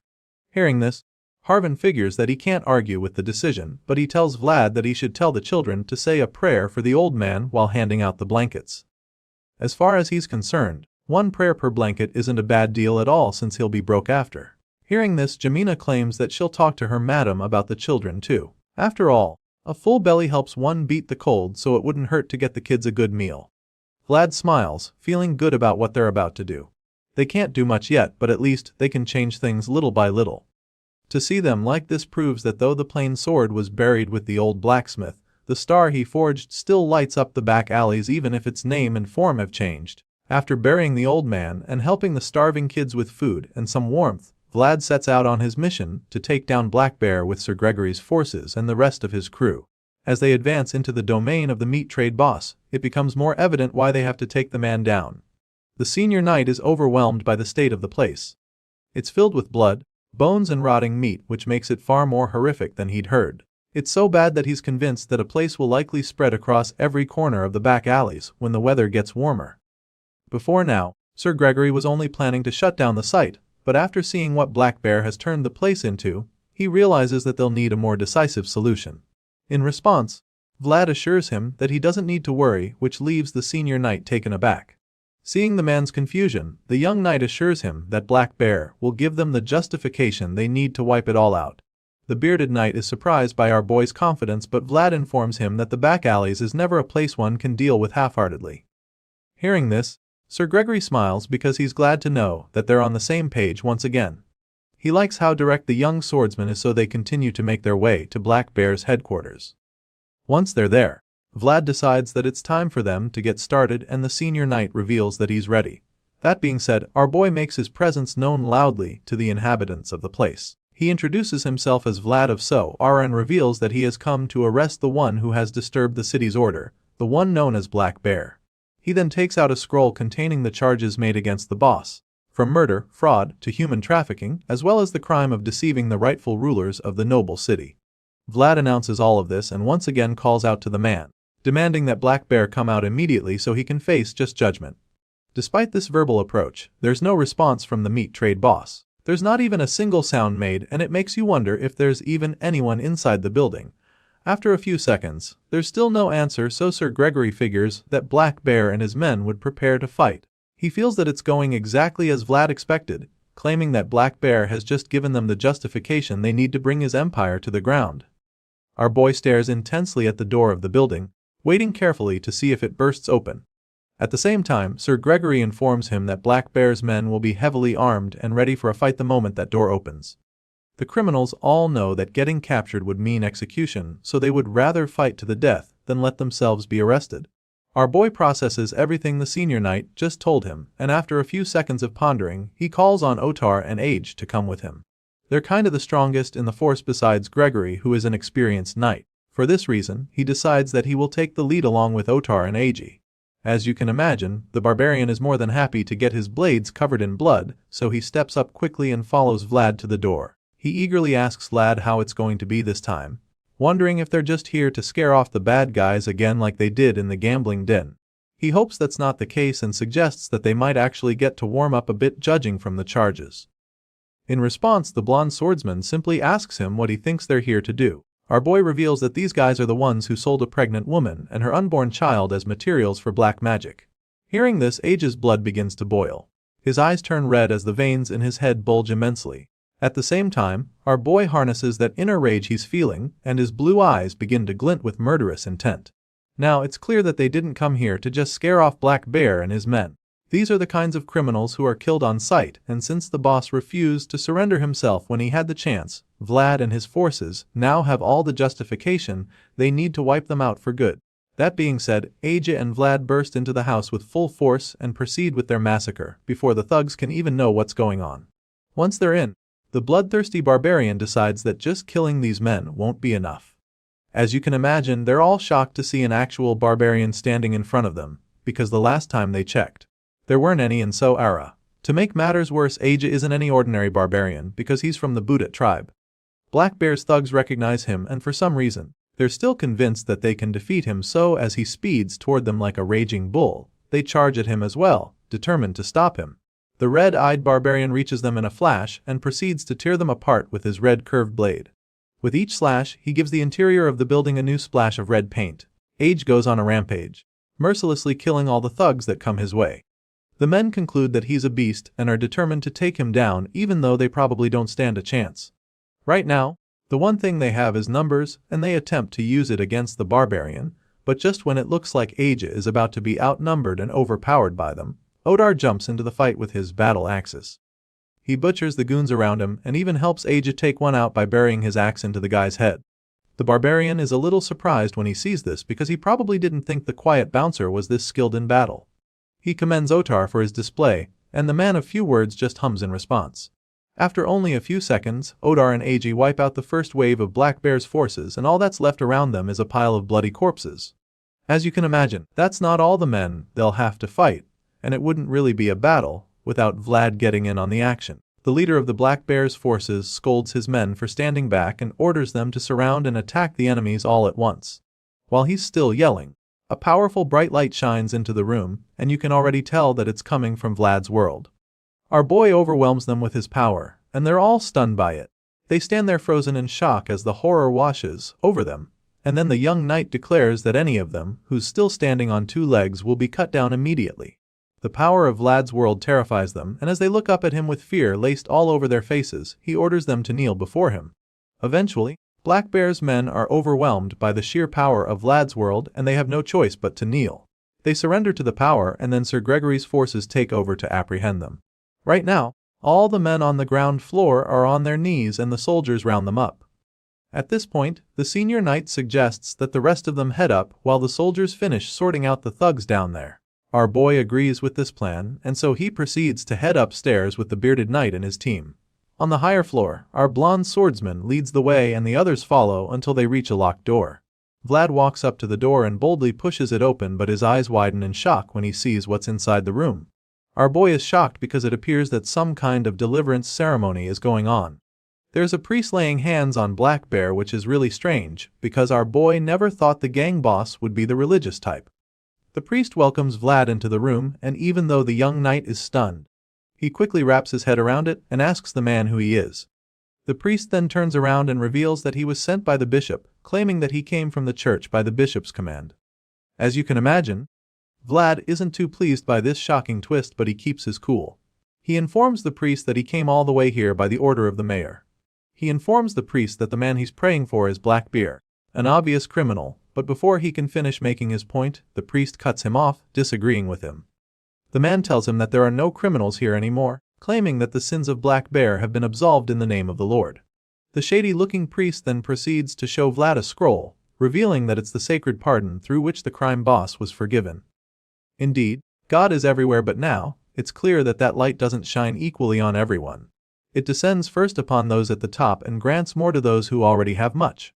That is the God and church that those at the bottom have always seen, and as sad as it may seem, it's the harsh reality.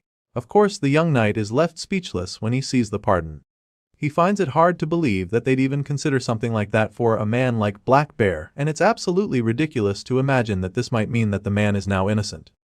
As crazy as it all sounds, the priest insists that this is the case. He claims that Black Bear is now innocent and that the bishop issued it himself. Sir Gregory finds it hard to believe that Bishop Pierre issued it personally. The senior knight is horrified by the information, wondering how it could be. He wonders why someone like the bishop would help some back alley boss. On the other hand, our young knight is stunned because he can't even comprehend what he just heard. It's crazy that they even think a single piece of paper can wipe away the tears of countless women who died in that false church. He doesn't want to accept it, and while he's still thinking about it, the man in question speaks up all of a sudden. Black Bear declares that he's now innocent and rubs it in Vlad's face. He claims he's been forgiven and claims that it should be enough for the young knight. The fact that he even has the audacity to say this makes Vlad furious. The man just bragged about being forgiven, and it's really infuriating to our boy. He snaps at Black Bear, but the priest chimes in to defend the crime boss. The priest claims that any sin can be absolved with sincere faith. At this point, you can already tell that something fishy is going on. Black Bear speaks up once again, supporting the priest on what he said. He starts gloating as well, claiming that this must be a wasted trip for the young knight and his crew. Hearing this, the young hero just stands there in shock. He doesn't understand how this could happen. The women that Black Bear sold out trembled in fear and died in the darkness. He doesn't get how the church could allow a man who led those women and children to their death to still have the audacity to smile. After all he has done and all the sins he committed, Black Bear was still left to walk free. Vlad feels that this is wrong, and he can't even understand why the priest would support such a decision. Our boy asks the man if someone can truly be forgiven, no matter what, as long as they have sincere faith. In response, the priest assures him that this is in fact the case. He claims that if one receives forgiveness from God and the church, then they can be declared innocent no matter how heinous their crimes may be. Hearing this, our boy takes a moment to process what the priest just said and then speaks to Sir Gregory something. He asks the senior knight if he remembers what he told him in that fog-covered village. The young knight recalls how the man told him that if no one is where they should be, and if no one takes responsibility where they must, then the knight must do it. Hearing this, the senior knight is shocked to the bone when Vlad says this because he immediately knows that the zealous blondie is about to do something pretty drastic. The knight prepares to do exactly what's on his mind, and Sir Gregory can see this, so he tries to stop Vlad, but by this time, it's already too late. Our boy remembers that what Sir Gregory told him is exactly right by the Swordmaster's code, so without any hesitation, he uses a single powerful strike to take off Black Bear's head. The priest is horrified when he sees this, and Sir Gregory just seems disappointed, but Aja is actually pleased by what he just witnessed. As for Otar, he just looks shaken. Black Bear's head rolls on the wooden floor, leaving a trail of blood while his headless body remains erect with blood spewing out of it. As you can imagine, the shady priest is furious about this. He angrily scolds the young knight for killing the allegedly repentant crime boss, and before he can scream some more, the boy quickly goes down on his knees with his bloody sword and accepts that he's a sinner. Vlad doesn't argue or protest the scoldings from the priest. He quietly and humbly surrenders himself to the holy man and asks to be granted the chance to be forgiven too. After all, it doesn't matter the gravity of the crime. All sinners can be forgiven as long as they throw themselves at the mercy of the Lord. The fact that Vlad casually used the priest's own words against him leaves the man a little terrified of the kid. He just stands there in shock, staring at the ruthless knight, and he's not even able to complain. The scene changes after the dramatic series of events, and we're taken back to the mayor's house. News of what happened has reached the young master, and at the moment, Joseph just looks exhausted. He's taking some time to process the information because it's a lot to take in. He's still taken aback by the fact that Vlad really killed someone who had received a pardon, and right now, the person who has to deal with his reaction is Sir Gregory. The bearded knight was the one who suggested the whole mission in the first place, and he was supposed to supervise everything, but he wasn't able to control the entire situation. So, he takes full responsibility for what happened and blames himself for it, feeling that he should have stopped Vlad. He apologizes for what happened, admitting that he never imagined that the crime boss would come back with a pardon from the bishop. At this point, the young master explains that Black Bear didn't actually even obtain the pardon. Joseph reveals that the pardon was just given to the crime boss, and this leaves the knights in the room pretty confused. They're perplexed because they can't even imagine what would make the bishop give such a thing to a back alley boss for no reason. Just thinking about it makes the mayor's blood boil because he knows exactly why. Joseph feels that they must think that the Bayezid house is a joke, since that's why they would boldly take actions to undermine his authority as the mayor. With this in mind, Joseph simply asks the men where exactly Vlad is right now because clearly, he has a few words to say to the young knight. Sir Vorden is pretty nervous at this point because he's scared that the boy might receive some serious punishment. Either way, he reveals that Vlad is waiting in his office. The man figured that it would be best to keep the boy out of Joseph's sight, for the meantime at least. They didn't want to do anything that would trigger the mayor's wrath even more, and after Vorden explains this, Master Joseph claims that it was a good call. He then calls on Sir Jaeger, and nobody in the room could have expected the next group of words that come out of the young master's mouth, because he immediately orders the advanced knight to arrest Sir Vlad immediately. Not just that, the young master also orders that the young swordsman, who had become a symbol of hope for the future of House Bayezid, be charged with murder. All the knights in the room are absolutely dumbfounded when they hear these orders, and for a second, they all stand frozen like statues. Apparently, the Bayezid son is taking this thing a lot more seriously than they could have imagined, considering how dear Vlad is to him. At the same time, it seems that the very clever mayor has a secret plan too. As far as Joseph is concerned, it was a foolish choice that Vlad made, but at the same time, it was one that he can understand. Besides, the fact that the pardon was likely issued deliberately by the church for no actual reason suggests that the bishop targeted Vlad from the start. Now that this is established in the mind of the young master, he decides that he's left with no other option. Joseph takes a dramatic pause, and in that awkward silence, he stares right into Sir Jaeger's eye. The two men make eye contact, and it's as though Joseph is telling him something he doesn't want anyone else in the room to know. The advanced knight instantly interprets this cryptic message, so he acknowledges it, claiming that he understands. But of course, the other senior knights are still worried about Vlad, especially Sir Gregory, who feels responsible for everything. The bearded knight is shocked at Sir Jaeger for taking such instructions so casually, so he tries to speak up for Vlad, hoping to lessen the punishment. However, before he can even get a word in, Jaeger reminds Gregory that Vlad was his vassal. So, he claims that he'll be the one to take the responsibility and the blame if the young knight turned out the wrong way. At this point, Sir Gregory doesn't even know what to say anymore because obviously, he can't even take responsibility. He feels so bad just thinking about a teacher being forced to arrest his own apprentice. But most of all, he feels extremely guilty about Vlad's fate. Sir Gregory feels that it's all his fault because none of this would have happened if he hadn't rushed things for the house's benefit. Well, since he's beating himself so much about it, he'll also have the chance to atone for his sins, because the young master isn't letting him off the hook either. Since the bearded knight was one of the people involved in this matter, the mayor decides that he'll have to take responsibility as well. Sure enough, the guilt-ridden man doesn't even argue or try to protest. He accepts the decision, claiming that he's ready to take full responsibility. In response, Master Joseph just thanks him for his quick thinking and proceeds to tell him what his punishment will be. The mayor hands Sir Gregory a sealed envelope with a letter inside and orders him to go to Varna at once and deliver it to someone. Apparently, he expects the senior knight to know who he's talking about, but Sir Gregory is a little taken aback by the order. Joseph tells him to hurry up with the assignment because the sooner he delivers the letter, the better.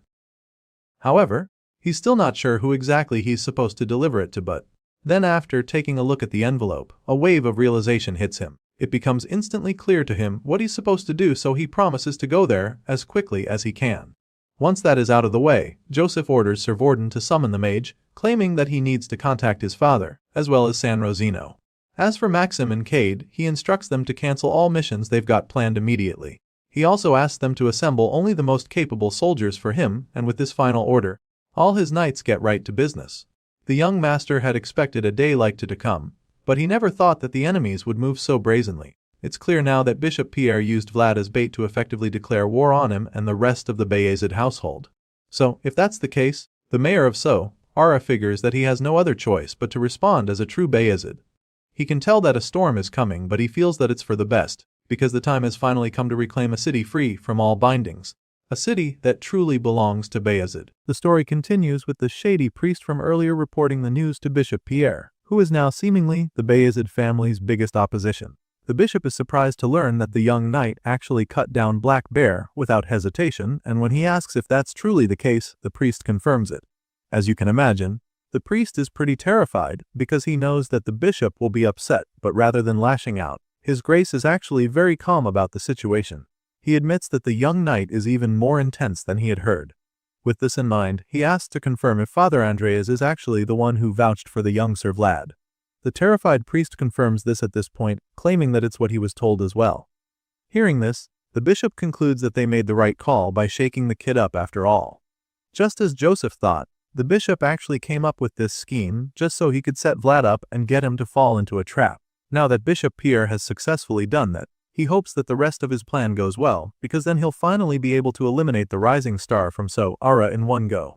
As far as the bishop is concerned, the second son of Bayezid has just dared to challenge him by relying solely on bloodline. Besides Joseph, Bishop Pierre also considers Father Andreas an enemy as well, because he feels that the man is a thorn in his side who pretends to be a devout clergyman.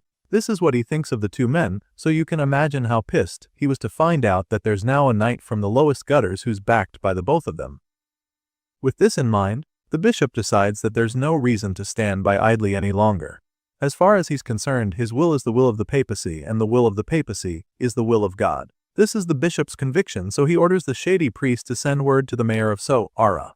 He demands that Joseph Bayezid must show guidance to the foolish knight, who dared to ignore his pardon. But that's not all. Bishop Pierre also orders the priest to prepare their secret weapon. As soon as the scared man hears this, he's taken aback because it probably sounds drastic. He's reluctant to believe it, but the bishop confirms that this is what he wants. It's the thing they've been preparing ever since Pierre was posted to Sara long ago. It's the one they say was struck by the black lightning. The bishop insists that it's unthinkable for Vlad to emit aura and become a knight, and he doesn't care how gifted they say the young blondie is. And for this reason, he concludes that there might be a dark shadow dwelling within our hero. Bishop Pierre is convinced that the truth will come to light soon enough, and he believes that all those who vouched for Vlad won't be able to escape unscathed either when that happens. The scene shifts, and we're taken back outside where a small army arrives at Vlad's doorstep. From the banners they're carrying and the cape on their leader's back, you can tell that they're from the church. Sure enough, the man at the front makes his presence known, announcing that they have come under the authority of the bishop. The white-haired knight states how Sir Vald disregarded the pardon issued by the bishop and claims that the offense is equivalent to rejecting the will of God. The man states that it is a grace offense that may even be considered blasphemy, and on that note, He loudly demands that the gates be opened to them immediately. The white-caped messenger reveals that all of them inside will be treated as heretics if they do not obey and open the gates. In response to these statements, the door is suddenly opened and the visitors are greeted by one of the Bayezid knights. The guy teases the visitors, claiming that they're making a ruckus this early in the morning, and of course, the big guy with the cape doesn't appreciate the mockery. Without wasting a second, he reaches for the sword and asks the man who he is. That's when the Bayezid servant introduces himself as Maxim, Knight of Lord Joseph. And then, he informs the visitors that Rose's Smiles is under investigation as commanded by the mayor. As you can imagine, the bishop's knight is pissed by this statement, so he hits back at Sir Maxim, informing him that this investigation is beyond his authority and claims that the people here are suspected of blasphemy. At this point, Maxim proceeds to show just how stubborn he can be.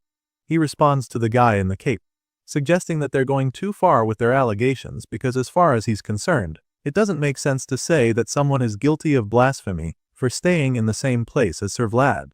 The bishop's knight is starting to lose his patience but manages to keep his cool and informs Maxim that the church made the judgment, which makes it final. He then reminds the Bayezid knights to know that there's an inviolable line between nobles and the church, however. Sir Maxim also reminds him that they're not the ones who crossed the line. Now, things start to get pretty heated, and that's when Sir Maxim's soldiers reveal themselves. They march out with their weapons and shields, lined up behind him, and now that it's clear that they're ready for a fight, the Bayezid knight makes a declaration. He reveals that the Bayezid house is invoking legal jurisdiction to seal off this area from this moment forward. On this note, he makes it clear to the bishop's knight that he'll need to get the mayor's permission if he wants to enter. It turns out that this is exactly what was needed to ensure that the man and his forces can't get in. He's furious about it because Maxim just bested him, so he assures the man that he'll regret his actions. As far as this visitor is concerned, a mere knight cannot bear the weight of defying the church, but Maxim just hits back at him with a cheeky grin, claiming that he'll just have to try to bear that weight. Besides, he's also in debt, so he doesn't have much of a choice than to go against the bishop right now, because that's the least he can do to repay the cost of his life. The scene shifts at this point, and the story continues later that morning. We finally catch up with our boy who's currently behind bars. As usual, Sir Jaeger doesn't hesitate to scold him for messing up. He is especially pissed at Vlad because he's told him several times to always be ready for what's next.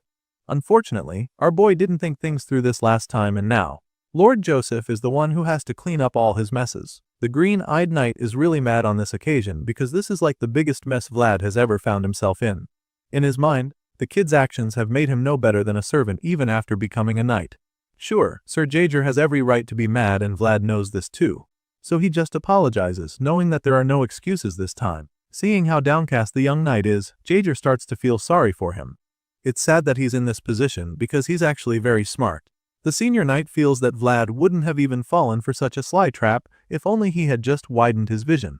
But just as this thought crosses his mind, he suddenly realizes that it's actually wrong. Sir Jaeger is well aware that this same kid has been running around so much on different missions, and as a result, he lacked the experience to understand the delicate balance between nobles and the church. Maybe if Vlad wasn't so busy with missions, he'd have had the time to learn about all the politics.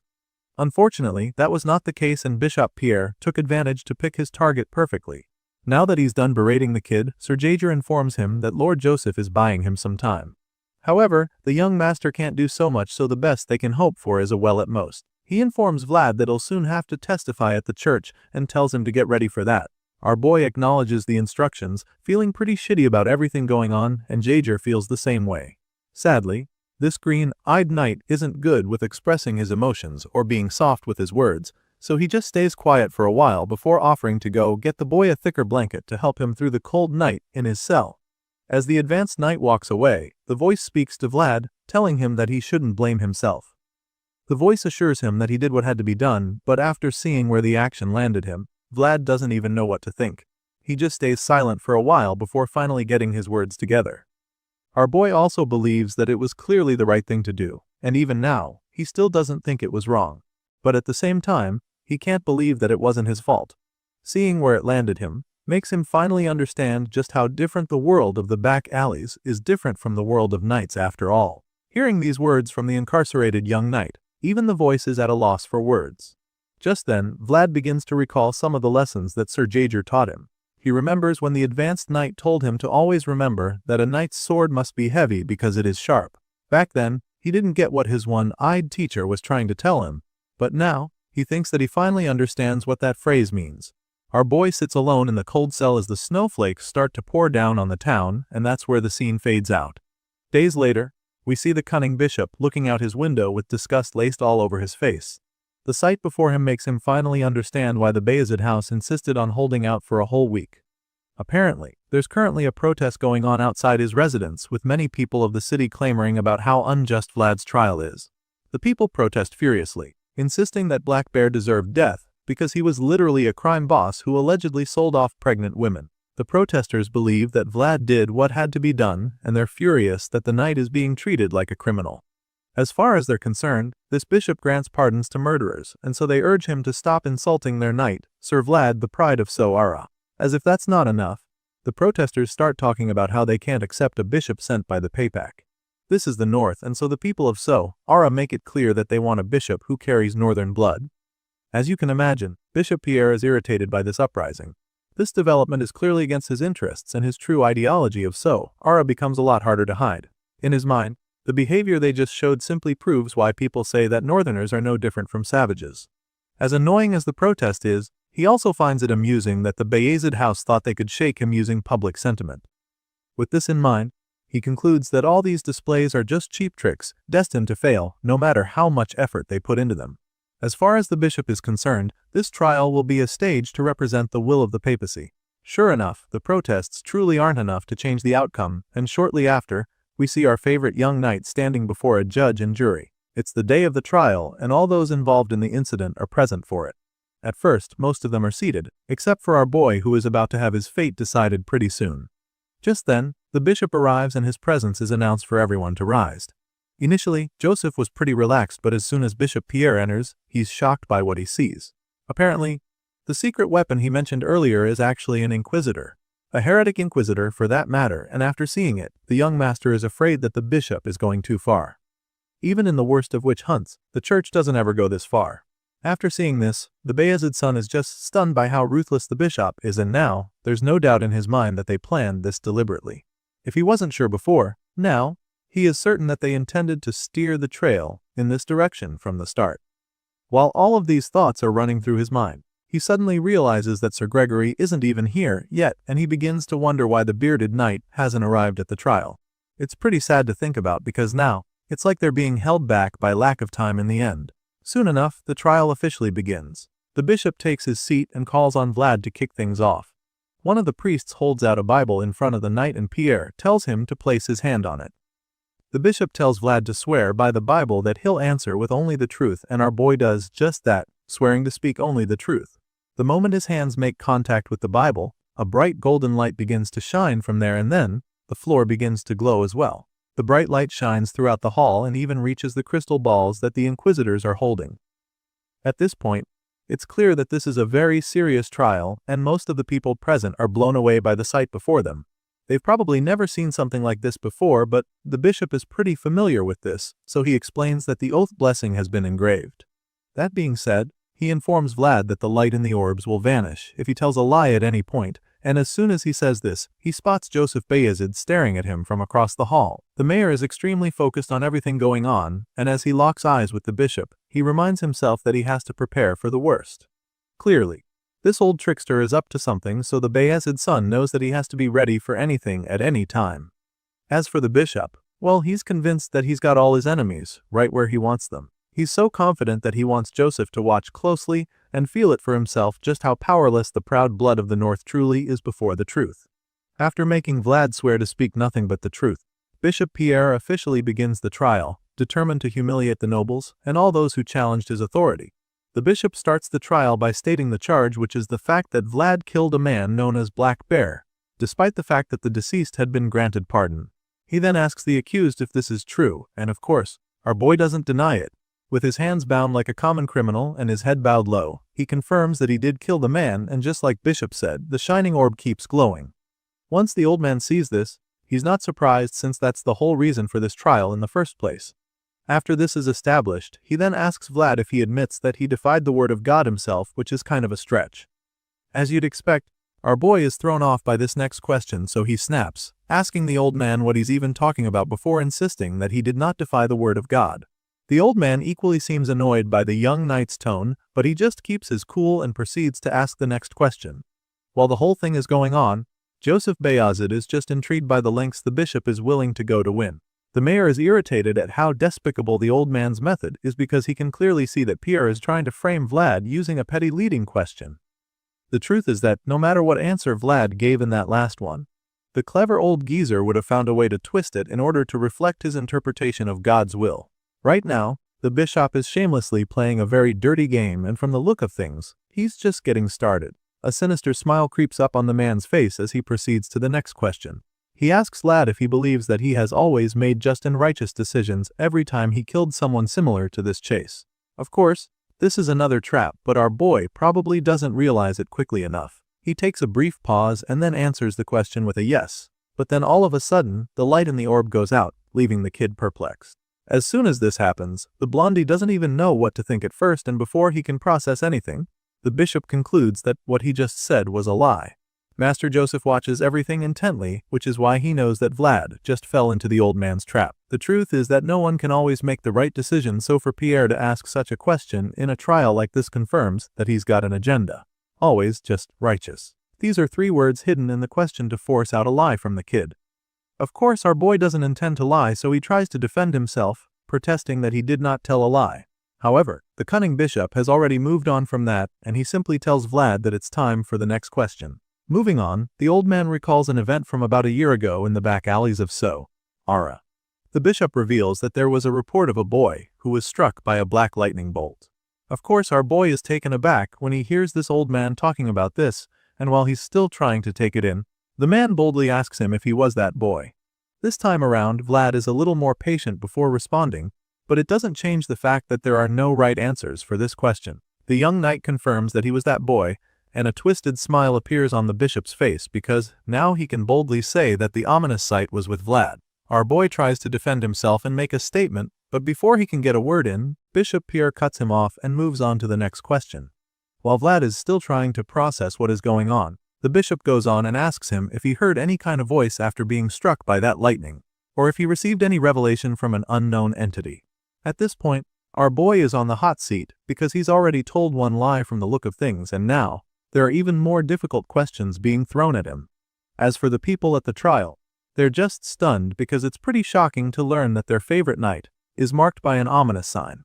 Some refuse to believe, but it's not exactly easy to defend the young swordsman when he's unable to answer the question. It's a pretty big deal right now because it would mean that all of Vlad's achievements up until now were just because he was possessed if it turns out to be true. Just like the others in the hall, Joseph Bayazid is equally starting to panic. The young master knows that it's true that Vlad showed growth beyond common sense in the past year. But still, he doesn't believe that that alone can be used as proof that he was in communion with something heretical. Besides, he saw the truth with his own eyes many times.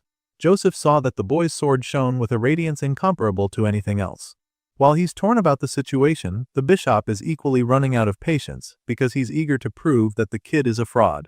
The old man demands an answer from Vlad, wondering why the swordsman isn't saying anything, and of course, it's because our boy is currently overwhelmed by that question. He doesn't even know what to say right now.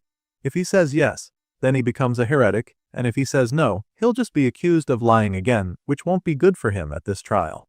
No matter how he answers, it will go exactly how the bishop wants. Just then, the voice in his head tells him to say yes, informing him that lying right now is more dangerous. He tells the boy to just say that the lightning caused some after effects and that he lost his mind briefly. Right now, this seems to be the best call, because if he says no, it will be taken as a lie, and if that happens, he won't even get a chance to explain himself.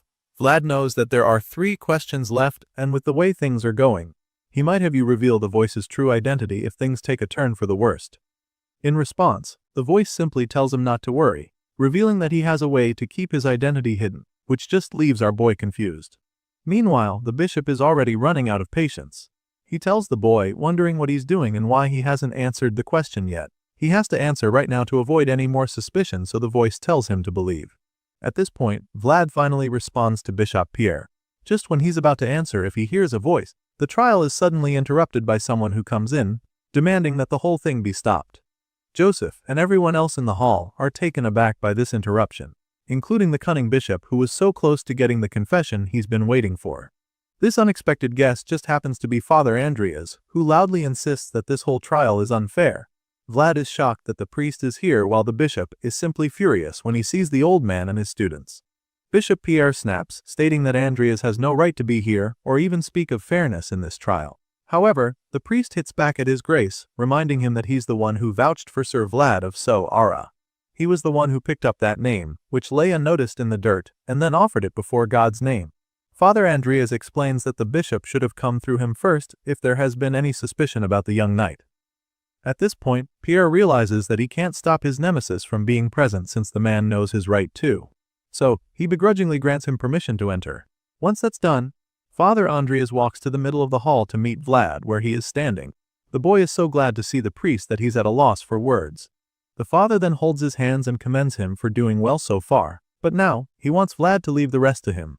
That being said, he asks Bishop Pierre to repeat the question, revealing that he will be the one to answer in Vlad's place from this point on.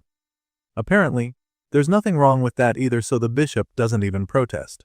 He just proceeds to explain the situation to Father Andreas, and then repeats the question, asking if Vlad heard any voice or received any revelation from an unknown entity after being struck by the black lightning.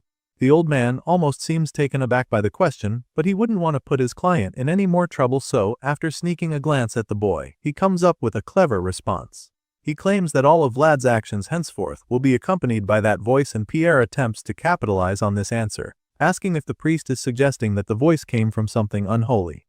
However, Priest Andres is familiar with his game, so he quickly cuts him off and suggests that the voice is from God who resides in the skies above. As you can imagine, this statement leaves the bishop absolutely furious because it almost sounds like blasphemy. But then again, Father Andreas reminds everyone at the trial that Sir Vlad has cut through pitch black darkness with blinding light over the last year. He protected the pilgrims from the remnants of a fallen dragon, and even saved the lives of children from heretical beings. After making all of these points, Father Andreas asks the bishop to consider how rare it is for a knight to be simultaneously vouched for by himself and even San Rosino. At this point, the people at the trial are a lot more relieved because they begin to understand that the voice wasn't something unholy, but rather the voice of God. It does seem logical, especially since one of the young knight's guarantors is none other than Priest Andreas after all. Regardless, the bishop is determined to prove that Vlad is working under the influence of a dark power. He reminds everyone that the boy was born in the back alleys, a lowly place, and suggests that God wouldn't give his blessings to such a person so easily. Unfortunately for him, Father Y quickly counters this point, reminding him that a certain Lord Frozen was also the child of a fallen noble family, who endured countless hardships from the bottom and rose up. He became the one and only Swordmaster too and the founding king of the empire. On this note, the priest explains that God's blessings are not given based on where one is born, but on where one chooses to go. This response leaves the bishop speechless, so he just gives up and proceeds to ask the next question. Now, he tries to bring up Vlad's past, stating that the boy has committed countless crimes in the back alleys of Sara, and then asks if it's true. In response, the priest simply states that that was more akin to emergency relief. The bishop almost loses his mind when he hears this because he doesn't get how a crime can be called emergency relief. Unfortunately for him, Priest Andreas has an answer for all his questions today. He asks the bishop if he has ever laid his eyes on the reality of the back alleys filled with stealing, robbing, and sometimes even killing. It's a place where tragedy is the only option to survive. But he also makes it clear that this isn't just Vlad's story, because it's the daily life for everyone in those alleys. If the church regards them with compassion and offers warm support, that endless chain of tragedy could be broken, and the priest makes this very clear to the bishop. At this point, His Grace is starting to get frustrated because he's getting countered over and over again. Still, he insists that the knight's rate of growth is simply unbelievable. It's baffling to him that someone who only recently picked up a sword has already awakened aura, fought knights, and even killed a dragon. Once again, Father Andres calmly responds to this, revealing that on that day, a mere mercenary who ran through the pitch-black night to fulfill his duty tore open the night sky with a miraculous, pure white light. The priest is confident that he's not the only one who saw the radiant world of Sir Vlad, so the bishop asks if there is any witness present, because it's just a claim if there's no witness to back it up.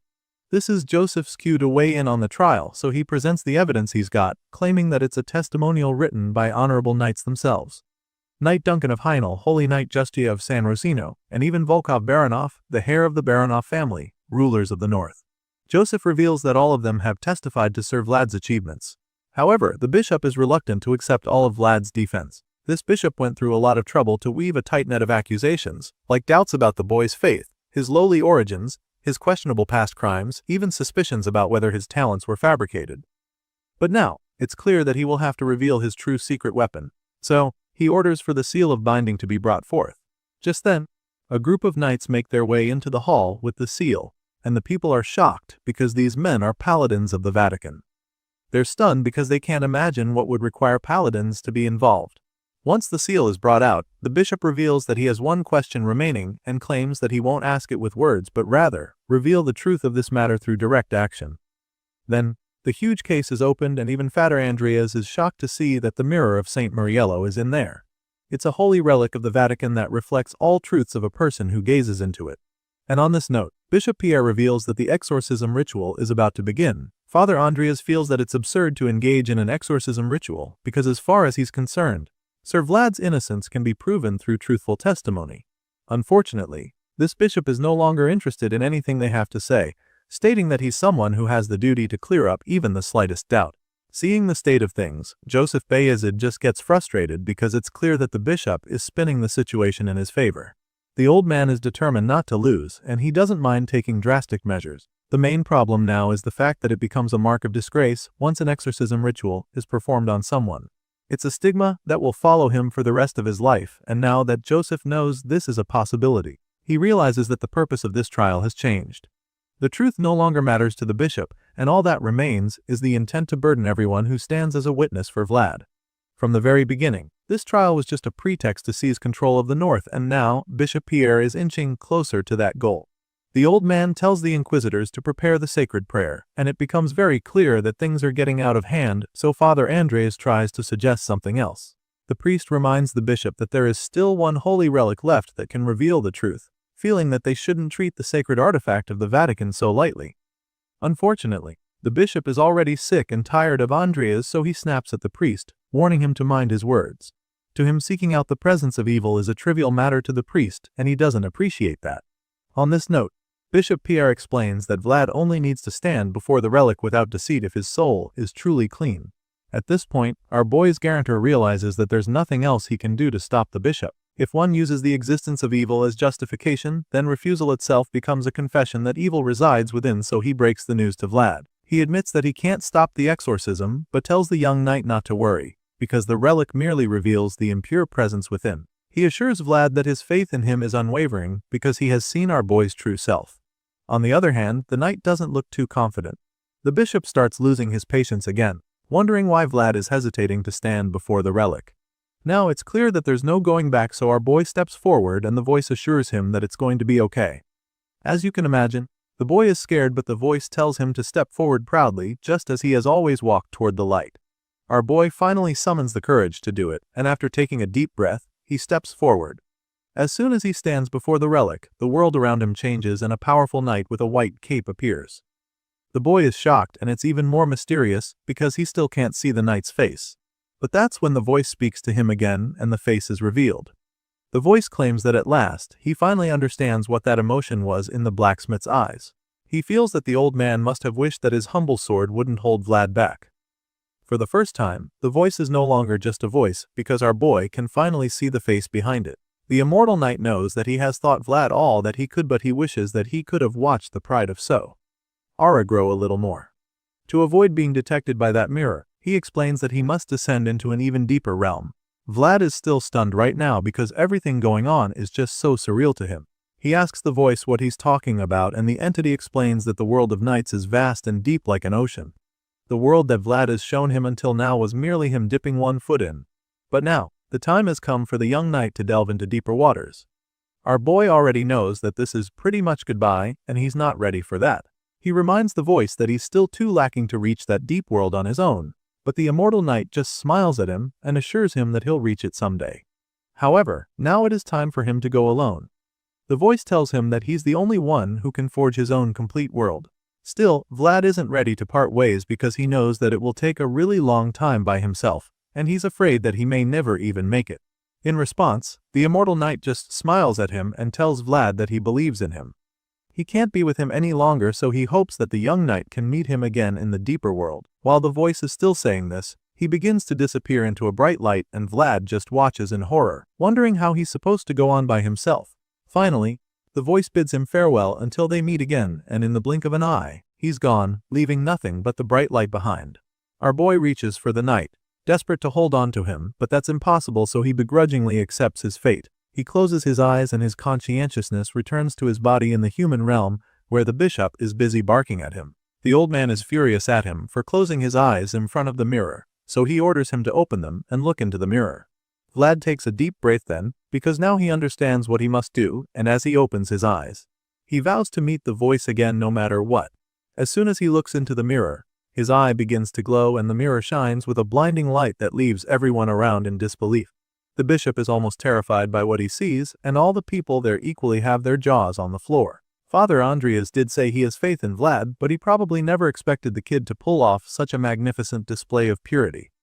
The blinding white light fills the large hall and most people are forced to close their eyes. It's a really special moment to see the mirror of Saint Mariello bathed in the light of dawn. It is a noble light that only those with not a single speck of shame can possess. And truly, it's a really mind-blowing sight. But it doesn't end with the mirror, because all of a sudden, the clouds start to move. The white clouds up in the sky start spiraling in a circle above the cross on the roof of the cathedral. People outside are blown away when they see it, and everyone stops to stare. From the crowd outside the church to the people in the town square, to the marketplace, the harbor, and even the back alleys, everyone in the city of Sara can see the pure white clouds circling up in the sky. It's such a bewildering sight to see, and even Jemina gets to see it all the way from Rosa's smiles. Back in the cathedral, the trial takes a very different turn, leaving the bishop feeling frustrated. He's blown away by the young knight and extremely confused. Now, our boy finally speaks up. He claims that he doesn't see a single thing he's done wrong and asks the accusers why they are all messing with him and cursing him like this. He asks why they are trying to take everything away from him, and as all the emotions build up inside him, he bursts into tears, screaming that he hasn't done anything wrong. As soon as Lad makes this loud cry, a massive bolt of white lightning comes down on the cathedral to blast the mirror. Now, the light coming from the relic is even more blinding and a lot more terrifying, because it's almost as if the heavens are angry with the bishop for what he's done. And now it's clear that the boy has done no wrong. All he did was survive. He merely did what needed to be done. As the storm rocks the entire city and lightning hammers down on the cathedral, the final witness to prove Vlad's innocence is revealed to be the lingering voice that has always been with the boy. And all the people could finally see without a doubt that this child is truly the pride of Sara. After everything that happened outside, Bishop Pierre is absolutely livid. He stares furiously at the shattered mirror of Saint Mariello, completely lost for words. The events that just played out before him are truly unbelievable, and he finds it difficult to fathom the fact that a holy relic granted directly by the Vatican was just shattered simply because it reflected the soil of a mere fledgling knight. After pondering deeply for some time, the bishop suddenly asks one of his disciples if anyone saw what was reflected in Vlad's soul, because he is now convinced that it was not an evil being, since the inquisitors would have noticed if it was. At this point, the servant informs the bishop that those outside saw lightning strike the church spire at the end of the trial, and so, the young man suggests that it could be a presence strong enough to influence reality. However, the bishop is still very uncertain, as he couldn't tell what the presence truly was. It shined brightly, so he doesn't think it's an evil entity, but at the same time, it was way too intense to be called a blessing from God. The old man is truly bothered by what he witnessed with Vlad and concludes that they have to report this directly to the Vatican. Even if it's not of evil origin, the bishop still feels that an anomaly of this magnitude will surely be of interest to them. Bishop Pierre believes that this is the best way to go, especially since there's a chance that Vlad will be summoned to the tribunal again when the Vatican learns of what happened today. While he's still plotting his second attempt to destroy Vlad, he's suddenly interrupted by one of his servants who barges into the hall calling out to him. The messenger reveals that they have just received a telegram from San Rosino, and the irritated bishop coldly tells him to read it aloud. Without hesitation, the terrified messenger reads the letter, revealing that San Rosino demands the bishop to explain the connection between Black Bear, who received the pardon, and the Black Mage. But that's not all, because they also made it very clear in their message that they will carry out an investigation on the bishop if he refuses. As you can imagine, Pierre is even more furious when he learns that he now has more problems to deal with.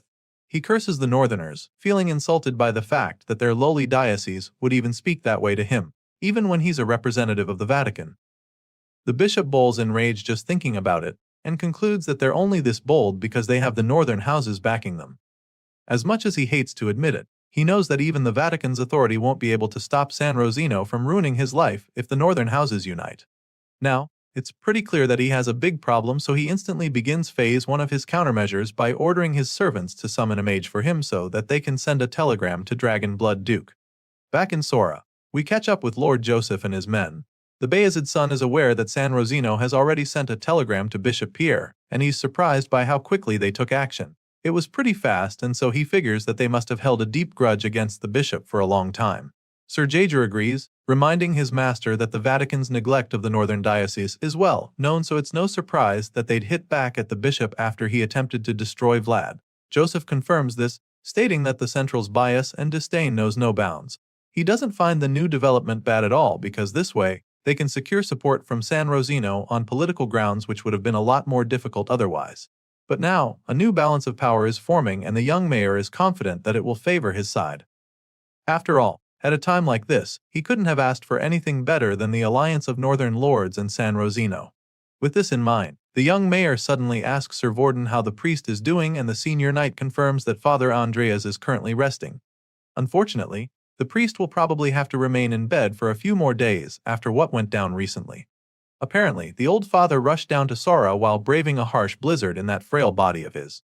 Hearing this, the young master demands that they treat the priest with the utmost care. Joseph is so concerned that he prefers not to send Andreas back to Varna for the rest of the winter.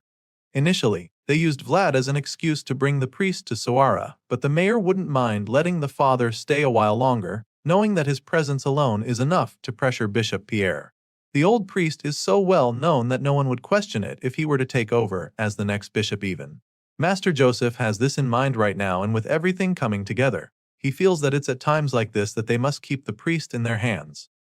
His thoughts are suddenly interrupted when someone knocks on the door. Joseph lets the guest in, and that's when we see our boy make his way in. The mayor doesn't look pleased to see Vlad right now and can't even hide the look on his face. He stares at the young knight with disdain, wondering what he's supposed to do with him now. Our boy knows that he's messed up real bad, so all he can do is apologize for all the trouble he has caused. Vlad shows remorse while the senior knights behind him just watch nervously, waiting for the master's response. Just then, the Bayezid's son begins to explain how he prefers to achieve results through meticulous planning.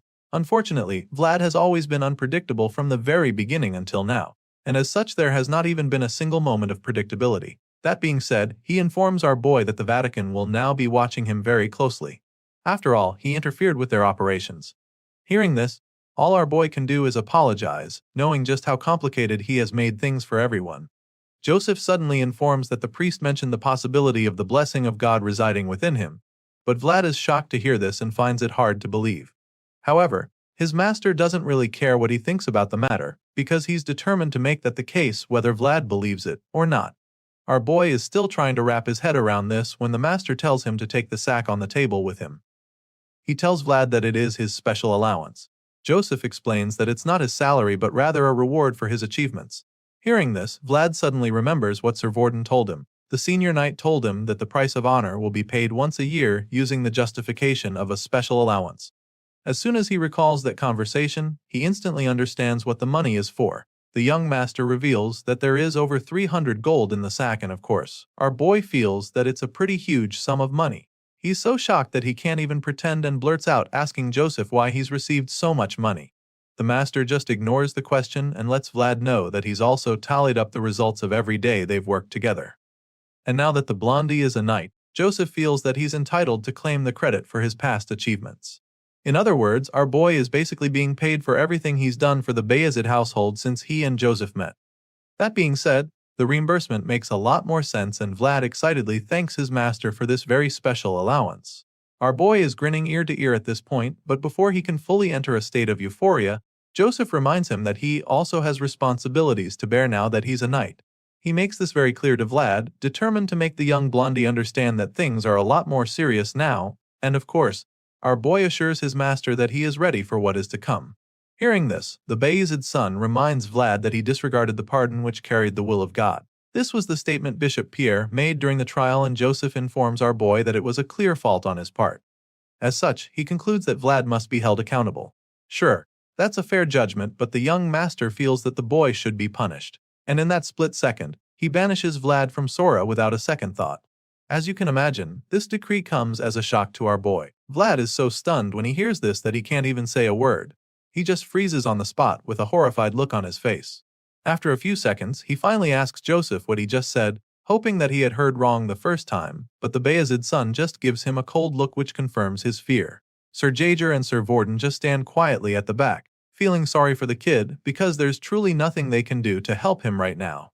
Neither of them is able to look Vlad in the eye, and our boy's whole life begins to flash right before him. He trembles as he tries to make sense of what just happened to him in the blink of an eye. All of a sudden, it becomes very certain that there's no other choice. Even the slightest mistake will give the bishop and the Vatican a reason to bare their fangs at Vlad again. The young master is convinced that sending the boy away is the best call because he's a glowing target for the enemies. It's surely not easy for the Bayezid's son to send his most promising knight away for good, but he also knows that half-hearted leniency is poison. Right now, what his people need is decisive action, and that is why he ignores all other thoughts and once again orders Vlad to leave Sora within a week.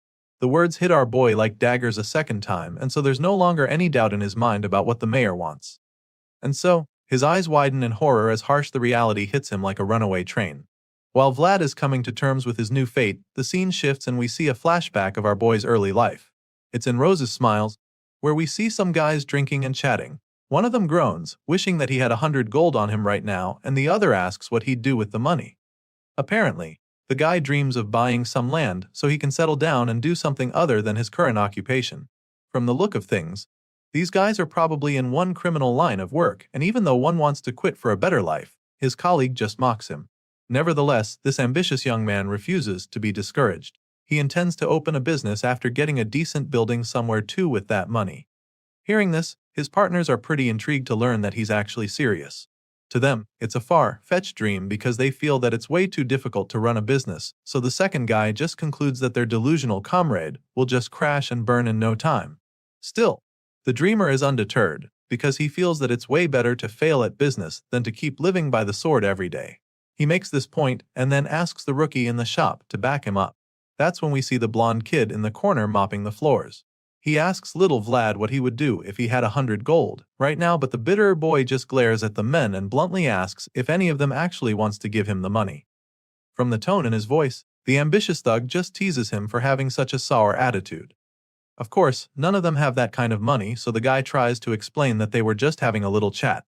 At this point, Vlad actually gives it a thought and reveals that the first thing he'd do is pay off his debt if he has 100 gold to his name. The dreamer is shocked when he hears this because he can't imagine that a kid like that would owe someone 100 gold. He teases little Vlad about it, suggesting that the kid is looking pretty shady and asks him if he's into gambling or something. In response, the boy explains that it's not debt from gambling and states that it's just a few things he needs to pay back. At this point, the thugs are very curious, so they all turn to the kid and ask what kind of things he's talking about. This is pretty much where the flashback ends, and back in the present, Vlad realizes that there's not much time left before he leaves, and so it's time to pay up that debt he owed. Vlad visits Rose's Smiles and presents a couple stacks of good coins to the madam there. She's taken aback by it, and then reminds him that he doesn't need to worry about the inn fee he owes her for the time she harbored him. However, the young knight insists that she accept the payment, pointing out how she's been spending so much to take care of the street kids lately. He's convinced that she probably poured all her savings into converting the place into an inn. That being said, he urges her to take the money and assures her that Rose's Smiles will flourish again once they're able to get through these tough times. The madam finally gives in and accepts his offer, but she still feels that he would need at least 50 gold out of the money. However, Vlad insists that she takes everything so that she can really improve the quality of service at the inn. She's reluctant at this point, so the young knight tells her to think of it as an investment on his part, claiming that she can give him a cut of the profits in the future. Hearing this, she promises that she'll work really hard then because she wouldn't want her investor to take a loss because of her. The lady is grateful for his huge assistance, but also really exhausted just thinking about the work she'll have to put in now. She was previously thinking about leaving the whole place to Jemima and take a break, but now she has to remain there. Vlad is surprised to hear this and tells her that he can't bear to see Rose's Smiles go under while he's still around. Madame Marcella can see how much he cares, so she urges him to take better care of himself if he's really that worried about them. To her, it's baffling that he's already leaving again when he only recently just got back from his last mission. Apparently, our boy hasn't told her that he's been banished. He probably doesn't want her to feel sorry for him, so he just assures her that he'll return safely this time too, and she's confident that he will be fine. All of a sudden, the young knight thanks her and she's taken aback, because she doesn't get what he could be thanking her for. Just then, we get to see another flashback of when Madame Marcella took our boy in. And so, he thanks her for bringing color back into his gray lifeless world, and basically for everything she's ever done for him. After stopping by at Rose's Smiles to say goodbye, Vlad returns to the mansion in Sara where he pays a visit to Father Andreas and his young disciple. Vlad sees the kid struggling with a heavy bucket of water, so he gives him a hand to prevent him from spilling the water all over the place. The little guy is shocked to see the famous lad of Sara standing next to him. It's like a dream. Our boy takes the bucket of water from him, and as they both walk down the hall, Vlad asks the kid if the priest is alright. In response, the little guy admits that Father Andreas probably needs more bed rest. It was hard enough for him to move in the cold weather. But he even had to get into it with the bishop as soon as he arrived.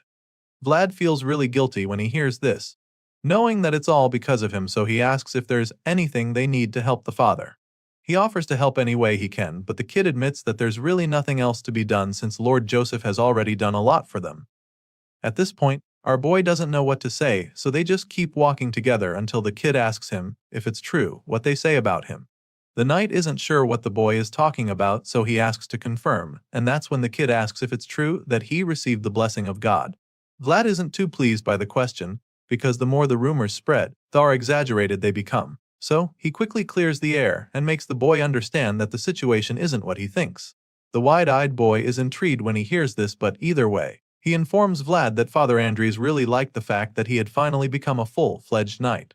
Of course, our boy feels a sense of pride after this revelation, even though it comes as a surprise. The little guy confirms it and keeps saying that Vlad received the blessing of God, even though he just told him that it's not like that. Unfortunately for our boy, the rumors might just spread even more because the little disciple suddenly asks if he can brag about their encounters to his fellow initiates later. He wants to tell everyone how he once prayed together with Vlad, and thankfully, our boy doesn't see a problem with that. He tells the little guy to go ahead even though he's not sure if that's even much to brag about. He then gives the boy the bucket back and tells him to go on, so the young disciple thanks the knight for listening to him. They part ways at this point and Vlad starts to get a little frustrated. He initially wanted to go find Father Andreas, but now that the priest is bedridden, he doesn't think it would be a good idea. With this in mind, he turns around and after taking a few steps, a harsh reality suddenly hits him. Unlike before, when he has a permanent companion, his head is now extremely quiet because there's no voice left to respond to. The voice is gone and Vlad realizes how long it's been since he experienced this overwhelming feeling of loneliness. Throughout most of his trials and adventures, he's always had the voice to talk to, but now, he's all alone, and the sad truth is that he has no choice but to get used to it now. The next morning, Vlad joins Sir Gregory for breakfast, and while they're sipping from their jugs, the senior knight just grumbles about how all their adventures together always end with one disciplinary action. There's always a punishment for one of them every time they team up, and the bearded knight is sick of it. Well, not as much as the guy who's just been exiled. Sir Gregory feels really sorry for Vlad and asks him when he's leaving Sora. Our boy reveals that he has only 5 days left, but admits that he might leave sooner if everything he needs is ready before then. The big guy is heartbroken just thinking about it. Even though the end result wasn't great, he still thanks Vlad for making sure that everything they planned was completed. With the Black Bear gone, Kenner family's expansion into Sara is a done deal and negotiations with Lord Joseph are already finalized too, so Sir Gregory owes it all to Vlad, who helped him to make it all happen. Even though it cost him his home, our boy isn't pissed. In fact, he's glad that things even worked out and they managed to get something out of the whole thing. Still, the bearded knight feels responsible for Vlad's banishment, so he admits that he owes the blondie a huge debt. On this note, he informs the young knight that his patriarch, Lord Canner, wishes to repay that debt by sponsoring him for life. Vlad is surprised to hear this, and even jokes about how he'll probably be eating free sausages forever now. The big guy laughs as well, promising to give Vlad so many of them that he'll get sick of them. After the brief moment of comic relief, the atmosphere gets all awkward and tense again, pushing Sir Gregory to make a pretty embarrassing confession. Apparently, that day when they took down Black Bear, the bearded knight felt that Vlad's actions were more knightly than any other knight he's known. The senior knight admits that he doesn't even remember when it was, but what he knows for sure is that Vlad ignored religion, politics, personal gain and ambition that day he took down Black Bear. As far as Sir Gregory is concerned, The young blondie followed only the Swordmaster's code with his actions, which is something that's rare these days. They live in a time where true knights are so very rare and the big guy states this before confessing that he felt ashamed of himself and proud of Vlad that day. Vlad was the only knight who showed true knighthood that night that most knights no longer possess. After making the confession, he tells the blue-eyed hero to take care of himself out there in the world. Our boy is stunned at first after hearing all of this, but then, the look of shock is replaced by a proud smile. The two make a toast, and he promises to take care of himself when he leaves. The scene shifts to the harbor, and at this point it's pretty clear that our boy is saying all of his goodbyes. Next on the list is definitely Harvin, because he's currently standing at the docks with his old friend. The brown-eyed young man is delighted to be spending the day with Vlad, especially since it's been forever since he properly saw a ship. They both stare at a pretty magnificent ship, and Harvin can't help but admit that it's one crack-ass vessel. He suggests that it must be tough for the captain to steer because the river is mostly frozen, and that's when our boy chimes in about how the boat is also way too expensive. This statement leaves Harvin stunned because the last time he checked, Vlad wasn't supposed to be an expert on boats. After browsing for boats, the two buddies take a walk, and then Vlad asks Harvin if he still wants to sail. Of course, he still does, so our boy asks if he still intends to go far beyond Sara. The brown-haired guy confirms this as well and then curiously asks Vlad why he's asking all these questions all of a sudden. He's acting strange by suddenly asking to go look at ships and talking about sailing. Soon they stop by another boat, and Harvin tells Vlad that it costs 200 gold, which is cheaper than the others. He explains that it's the reason why most merchants prefer to use it, and that's when Vlad reveals that it's also the reason he bought it. Once again, the brown-eyed man is dumbfounded because that's like the last thing he thought he'd hear today. On the other hand, our boy just smiles at him. Apparently, Vlad wants to give him this boat to repay him for never hesitating to support him and Gemina when they had nowhere to go. The young knight swore that he would pay the debt he owed Harvin, no matter what. Even though he limps on land, he wouldn't need to limp out there on the far sea, and our boy made sure to keep his word.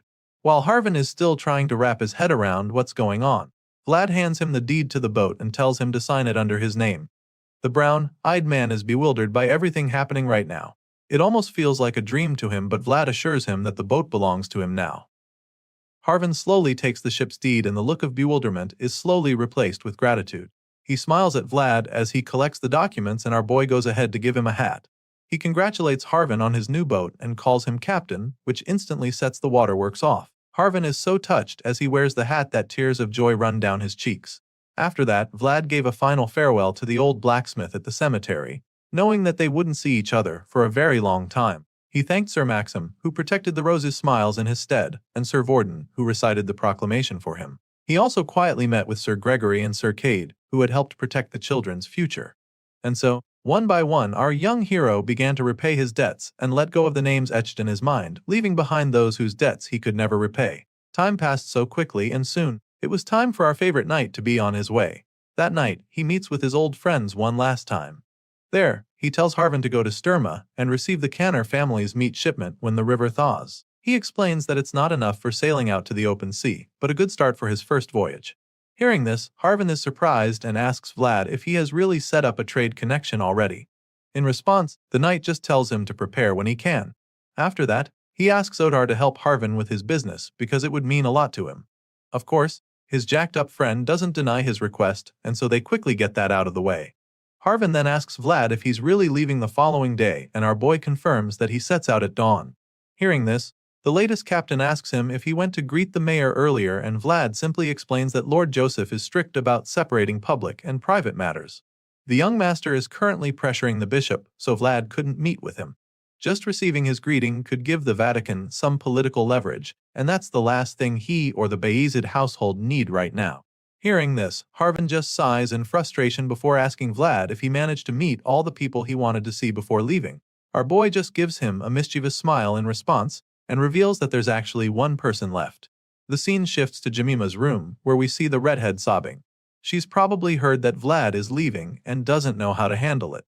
The blondie in question suddenly knocks on her door, urging her to open it up because he wants to tell her something important.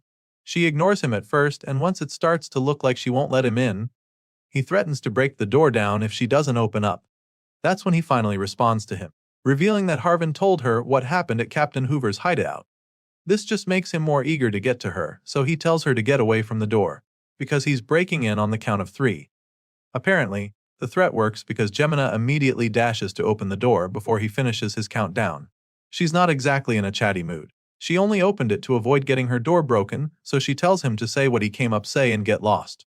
At this point, Vlad can see the pain in her eyes, and he knows that he's the one responsible, which makes him feel even worse. Gemina is so mad at him that she can't look him in the eyes, so he tries to calm her down. He confesses that he truly wanted to wait patiently for her, but that can't work anymore since he's out of time now. So, he begs her to understand him and not hate him for what he's about to do. Before Jemima can even wrap her head around what he just said, Vlad throws her over his shoulder. He tells her to go somewhere with him, but she's still too mad, so she just keeps screaming as he carries her away. Vlad manages to get her out to the dark back alleys of Sara despite her relentless screaming. She keeps yelling for him to let her go, but he refuses, claiming that she forced him to do this because she locked herself in her room for a whole week.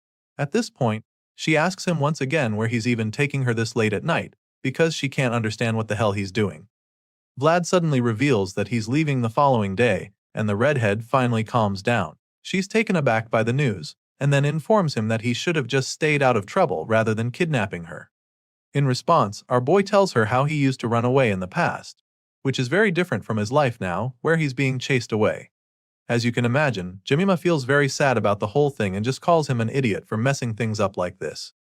He doesn't deny it, but he feels that it's better this way, since he's only getting chased and not getting killed. Just then, they both hear the bells ring and realize that it's curfew already. Vlad had no idea that it was so late, so he decides that he'll need to do some running to meet up. He gives Jemima a heads up, but before she can even process it, the young knight gets into sports mode. He blasts off like a rocket, sprinting through the back alleys while the redhead screams in horror. Her hair is all over the place, and since she can't come down right now, all she can do is yell at him, calling him crazy bastard for spiking her blood pressure for nothing. Unfortunately, nothing she says is enough to make Vlad slow down. He just keeps dashing at mind-blowing speed, ignoring all her cries and pleas to put her down. Eventually, they arrive at the destination, and we get to see where Vlad wanted to take her. The redhead is in awe as she stands in front of a gorgeous dress in the store. She's blown away by it, and while she's frozen on the spot, the young knight proceeds to talk with the shop owner. The man is extremely delighted to see that the famous Vlad of Sora actually returned to his shop. Our boy apologizes for coming late, and then asks the man if he completed the order he made earlier. The excited designer immediately confirms that the order is ready. He even claims that he was intending to take it to Vlad the following day since he didn't show throughout the day. Hearing this, Vlad suddenly tells Jemima to try the dress on, and she's just taken aback by it at first. The scene shifts after that little trip to the back alleys, and on the way back, it starts snowing. This time around, he doesn't carry her on his back, since they're finally on the same page. As they both walk back, Vlad tells her that she looked really good in that dress he got her when she tried it on. She doesn't say anything in response, so he turns around to look at her and notices her acting strange, so he gives her a warm smile and curiously asks why she's acting awkward all of a sudden. It's at the point that we get to see that she's still wearing the gorgeous red dress Vlad got her. She's extremely flustered, of course, and even though she tries to pretend like she's not blushing, the redness of her cheeks blows her cover very quickly. She claims that she doesn't know what he's talking about, but he just lets her off the hook. He's more concerned with how good she looks in the dress, and he's just glad that he got it tailored to fit exactly. After all, he doubts that she'll get any taller after now. As you can imagine, the hothead doesn't take this joke lightly as she asks Vlad if he has a death wish. Our boy did this for her because from now on, he wants her to wear her own clothes and stop borrowing from Madame Marcella. Gemina can't even pretend that she's not touched by what he's done for her. He got her a necklace, earrings, shoes, cosmetics, and even a fan, which makes her wonder how much all of it costs. In response, Vlad tells her that it's about the same price of a sword hanging in the forge. But still, she doesn't believe him because only the shoes he got her alone are worth more than 5 gold. Gemina already feels that he's done a lot for her, but Vlad wishes he could have done more. If there was more time, he'd have paid to get her hair done too, and he just feels bad that he couldn't. He's been so busy lately, and before he can say anything else, Gemina tells him that he's going through all this because he's getting kicked out like an idiot.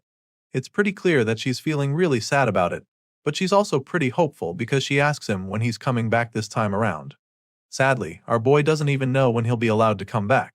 The young master didn't tell him anything else other than the fact he's being banished.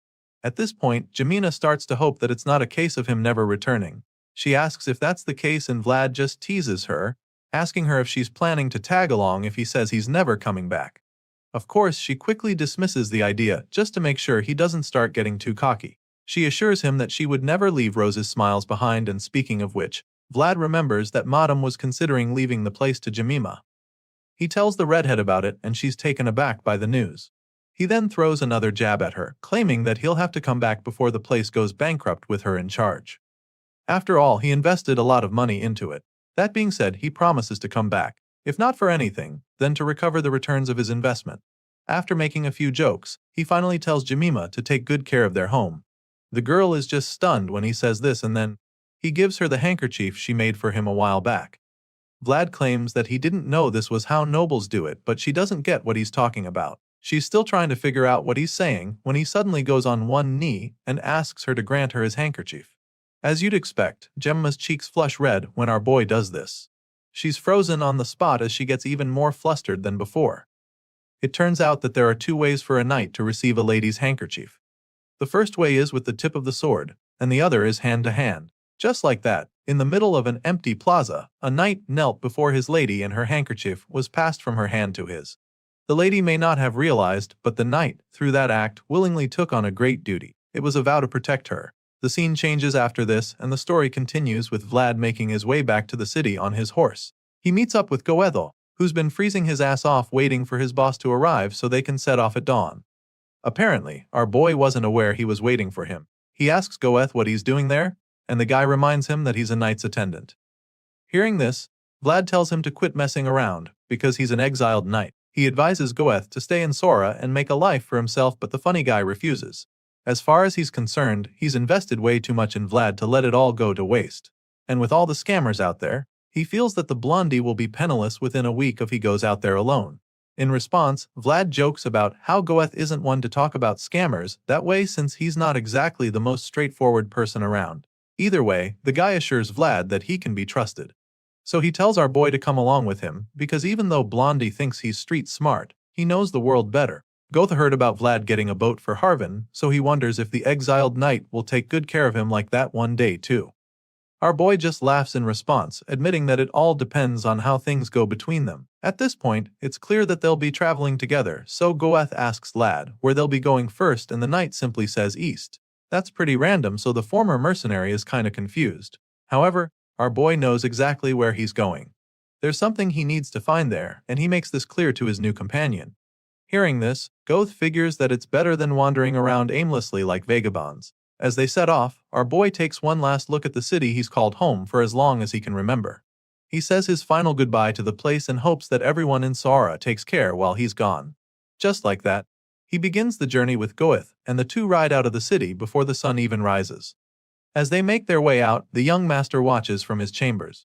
He never really got a chance to say a proper goodbye to his most promising knight, and this is probably the last time he will see the one known as the Pride of Sara on his side for a very long time. As he watches the two men ride east, Sir Jaeger joins him and points out how cold the air is.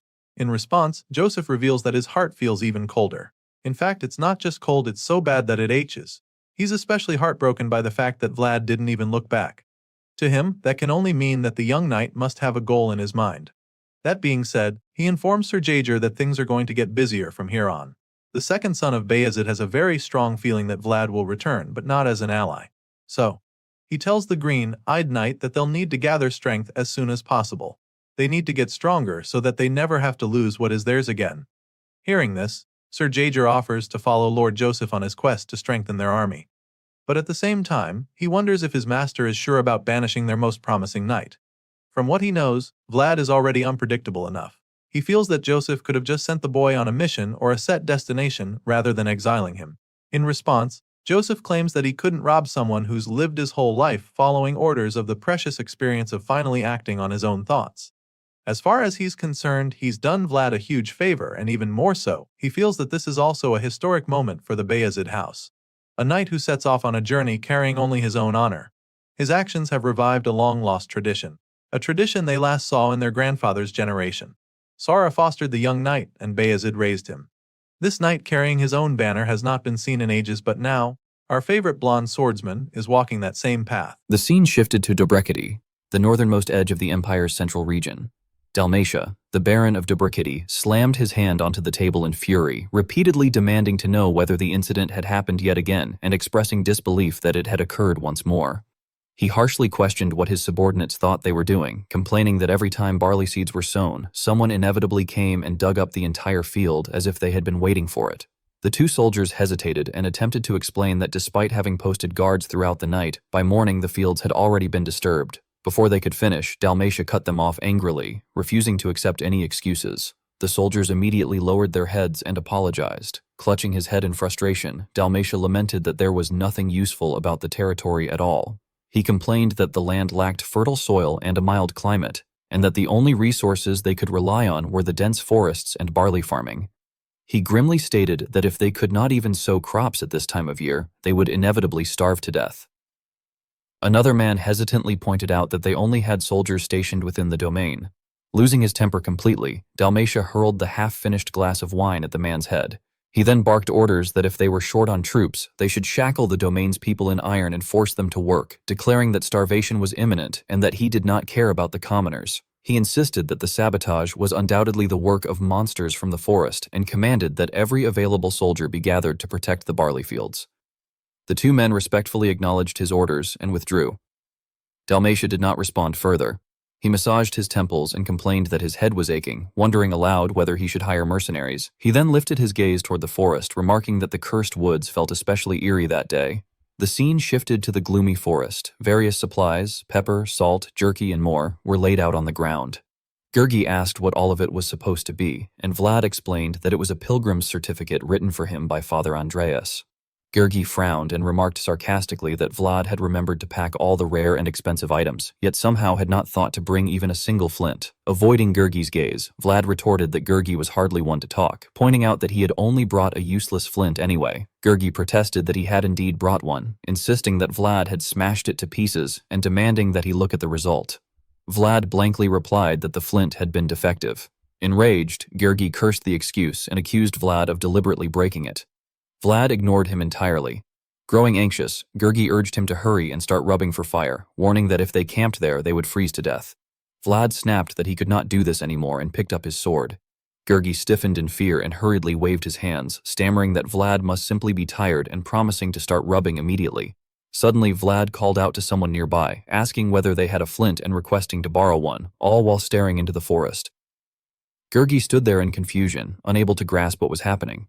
From within the dark woods came a provocative sound, and a large figure emerged, commenting that it seemed Vlad had sharp ears. Gurgi reacted in horror as he realized they were bandits. One of them remarked that if the pair had noticed them, they should have run away immediately instead of trying to act tough. His expression briefly shifted in surprise as Vlad locked eyes with him in silence. Growing even more intrigued, the bandit commented that with a face like Vlad's, they could sell him anywhere for a good price. One of the subordinates chimed in mockingly, asking which noble house Vlad belonged to and suggesting that if he revealed his parents' identities, they might be able to return him to his family in exchange for a reasonable ransom. Completely unfazed, Vlad calmly asked whether any of them had a flint, bluntly telling them to check and see if they had one at all. The bandit sneered contemptuously, demanding to know what Vlad thought he was even saying and questioning whether he had lost his mind. From the very beginning, Vlad had regarded the man with barely concealed disdain. Hanging from the bandit's body was jewelry fashioned from human fingers. Vlad slowly drew his sword, remarking coldly that it no longer mattered, for when he had left his hometown, he had already made his decision. His eyes flashed sharply, causing the bandits to frown in rising tension. Vlad steeled himself inwardly, vowing that he would reclaim the dulled resolve he had possessed at the start, and ordered them to hand over everything they had. At that moment, the leader of the bandits began to tremble. Vlad's voice turned icy as he added that their lives were to be surrendered as well, declaring that they were worth less than animals. In the end, nothing remained but the screams of the bandits as they cried out in agony, their suffering spreading throughout the forest. At the entrance to the area, two guards muttered uneasily about the cursed forest, remarking that it felt especially eerie that day. The other replied that it felt as though something might leap out at any moment, then quickly urged him not to joke about such things, noting that unpleasant rumors were already circulating. Suddenly, they noticed a figure approaching. The two guards raised their spears defensively and shouted in unison, demanding to know who was there. What they saw first was a pitch-black silhouette belonging to a noir steed, with piercing eyes and gleaming white fangs. The guards recoiled in horror, believing it to be a monster. From atop the creature's back, Vlad calmly commanded it not to bite them, Only then did the guards breathe a sigh of relief, realizing it was merely a horse. Vlad instructed them to lower their spears, explaining that he had captured the bandits who had been causing trouble in the area. The guards stared at him in disbelief, asking if he meant the vicious criminals who had massacred nearby villagers. At that moment, a group of people in ragged condition was led forward, tightly bound with chains and ropes. In their hands were the severed head of their leader, a sight so horrifying it sent chills down the spine. The guards gaped, unable to believe what they were seeing. Vlad then stated his intention to meet the Lord, introducing himself as Vlad of Sara, a knight of Bayezid. The scene shifted to a manor where Dalmatia welcomed him with cheerful laughter, expressing amazement that a knight who had proven himself would come to Debrecity. Vlad bowed respectfully and conveyed his gratitude for the hospitality. Dalmatia praised him for capturing the men who had been plaguing the territory, remarking that as the lord of the land, he could hardly refuse to welcome such a guest.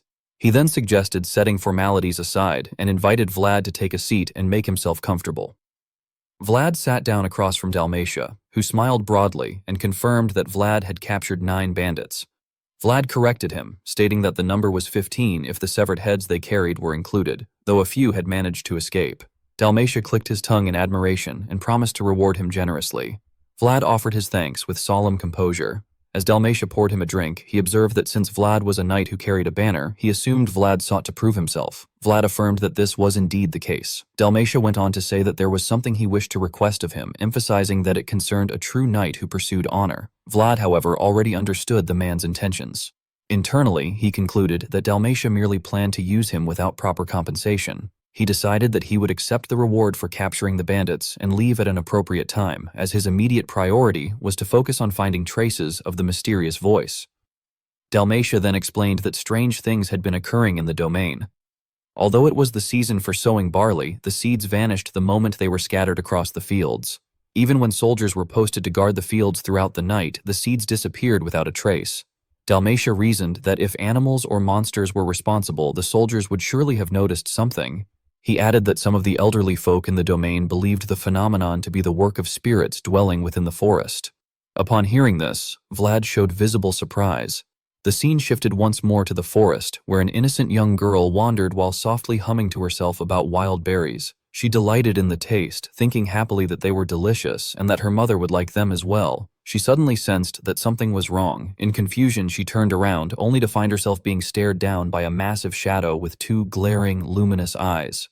Gergi remarked that something about the place felt wrong. He observed that the area was clearly impoverished, to the point where the people likely did not even have enough money to eat, let alone pay a bounty. He suggested that they should forget about any reward altogether. Vlad replied that the man had promised to reward them generously.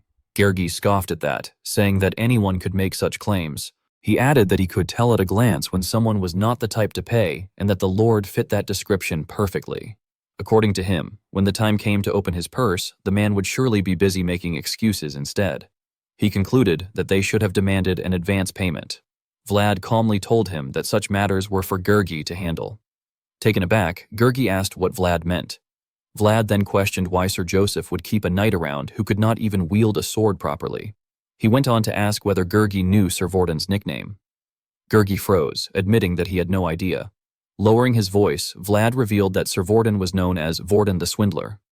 Gergi reacted in shock, asking if Vlad was referring to that shabby-looking lord. Vlad smirked slightly and remarked that perhaps the man's face worked to his advantage. In any case, he explained that Sir Joseph valued that particular trait of Vorden's, believing that everyone had their own use. Vlad then stated that whether it was an advance or a bounty, Gergi would be responsible for handling such matters from now on. Gergi pointed to himself in disbelief, asking if Vlad truly meant him. Raising an eyebrow, Vlad told him to go and show that baron from the central region the northern tongue he possessed, one that had been tempered through countless scams. At first, Gergi was startled by the idea, but once he understood Vlad's intention, he responded with an equally sinister expression. Later that night, in a deserted field, Vlad listened with a serious expression as a knight spoke at length.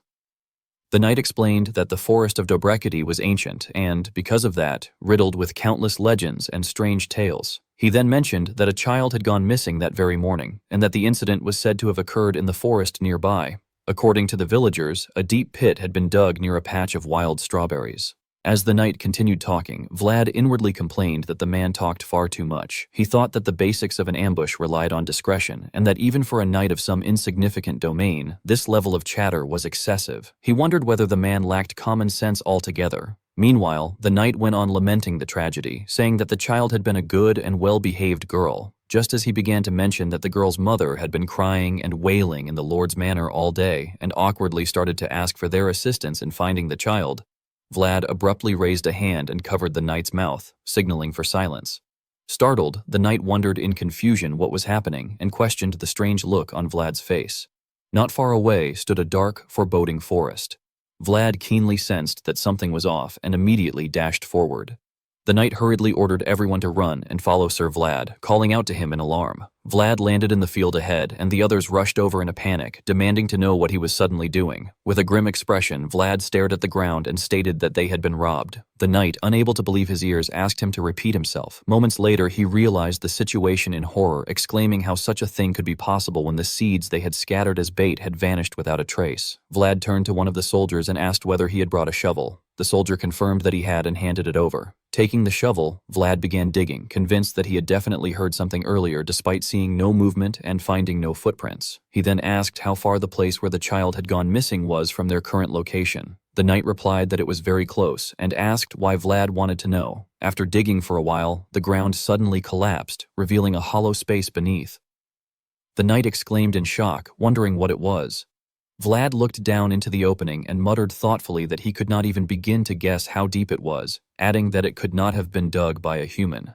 He then addressed the knight captain, asking him to lead the way and stating that they would need to go to the location where the child had disappeared.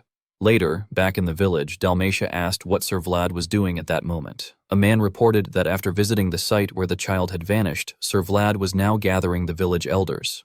Dalmatia frowned as he asked why the elders were involved. The knight replied that it seemed the man was trying to inquire about the past, specifically the traditions that had been passed down in that region. Hearing this, Dalmatia spoke in a sharp tone, expressing his concern over whether those old people might start spouting some bizarre nonsense. The knight countered by wondering whether they should not have grown wiser with age. Clearly dissatisfied, Dalmatia ran a hand through his hair and stated that the elders would not say anything that could be used against them in front of an unknown knight. He added that the banner bore the emblem of San Rosino, which meant the knight must have deep ties with the Vatican.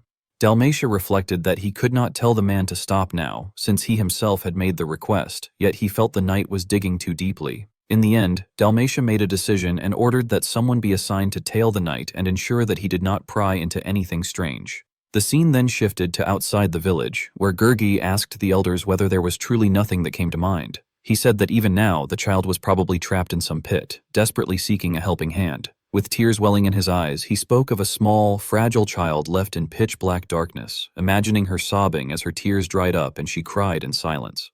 As he cried, Gurgi carefully observed the elders and insisted that surely something had to come to mind. He went on to say that this was not the first time such an incident had occurred, reminding them that Barley had disappeared before as well. Only then did one of the elders finally speak, recalling that when they were young, they used to hold certain rites, but after the Vatican came and forbade them, they stopped performing them, cursing the Vatican under his breath. Vlad then spoke up, pointing out that no child had ever been sucked into a pit back then, though some had been taken by wolves, and he asked what those rites had been for. The elders lifted their heads to look at him, but soon afterward, as if by unspoken agreement, they all lowered their heads and fell silent. Gurgi pressed them again, asking what kind of rites they had been, warning that if they did not speak, they would not be able to save the child. He emphasized that this winter was unusually cold and implied that if the little one froze to death, the consequences would be dire. After much hesitation, one old man finally admitted that the rites were for an earth spirit. Vlad probed further, asking him to explain in more detail. At that moment, Gurgi turned to Vlad and whispered that he should step outside for now, explaining that no matter how young he was still a knight, one who bore the Vatican's emblem. He cautioned that the elders were closely watching how Vlad reacted, and that if things continued this way, even those willing to share would shut their mouths. Vlad reluctantly agreed and stepped outside, telling Gurgi to find out everything he could. Outside, someone was already waiting for Vlad and politely asked if he might have a word with him, claiming that the rites were nothing strange.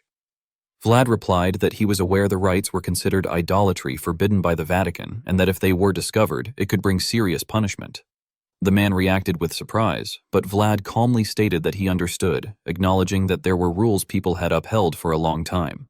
When the man hesitantly suggested what that might mean, Vlad continued by saying that he had heard nothing about earth spirits or rites in that village, swearing to God that he would focus solely on finding the missing child and the barley thief. He told the man to stop watching him and to make sure that message was clearly relayed to his lord as well. The man bowed politely, apologized for offending him, and thanked him for his consideration before leaving. Soon after, Gergi approached and addressed Vlad. Vlad asked whether he had found anything, and Gergi replied that the elders said it was not exactly a ghost in the frightening sense, but rather something that made the land fertile if rites were held for it. He explained that when farming, one often had to dig deep into the ground, and according to the elders, the earth spirit had done that for them. He dismissed it all as nonsense. Vlad, however, thought to himself that it might not be nonsense after all, reflecting that there were snakes that lived in trees. Gergi then leaned in closer and added the unsettling detail that the place where the ground had been dug was the forest where the rites had been held long ago. He added that the thing seemed to like barley and lived underground. Slightly surprised, Vlad remarked that if it lived underground, it probably liked dark places as well.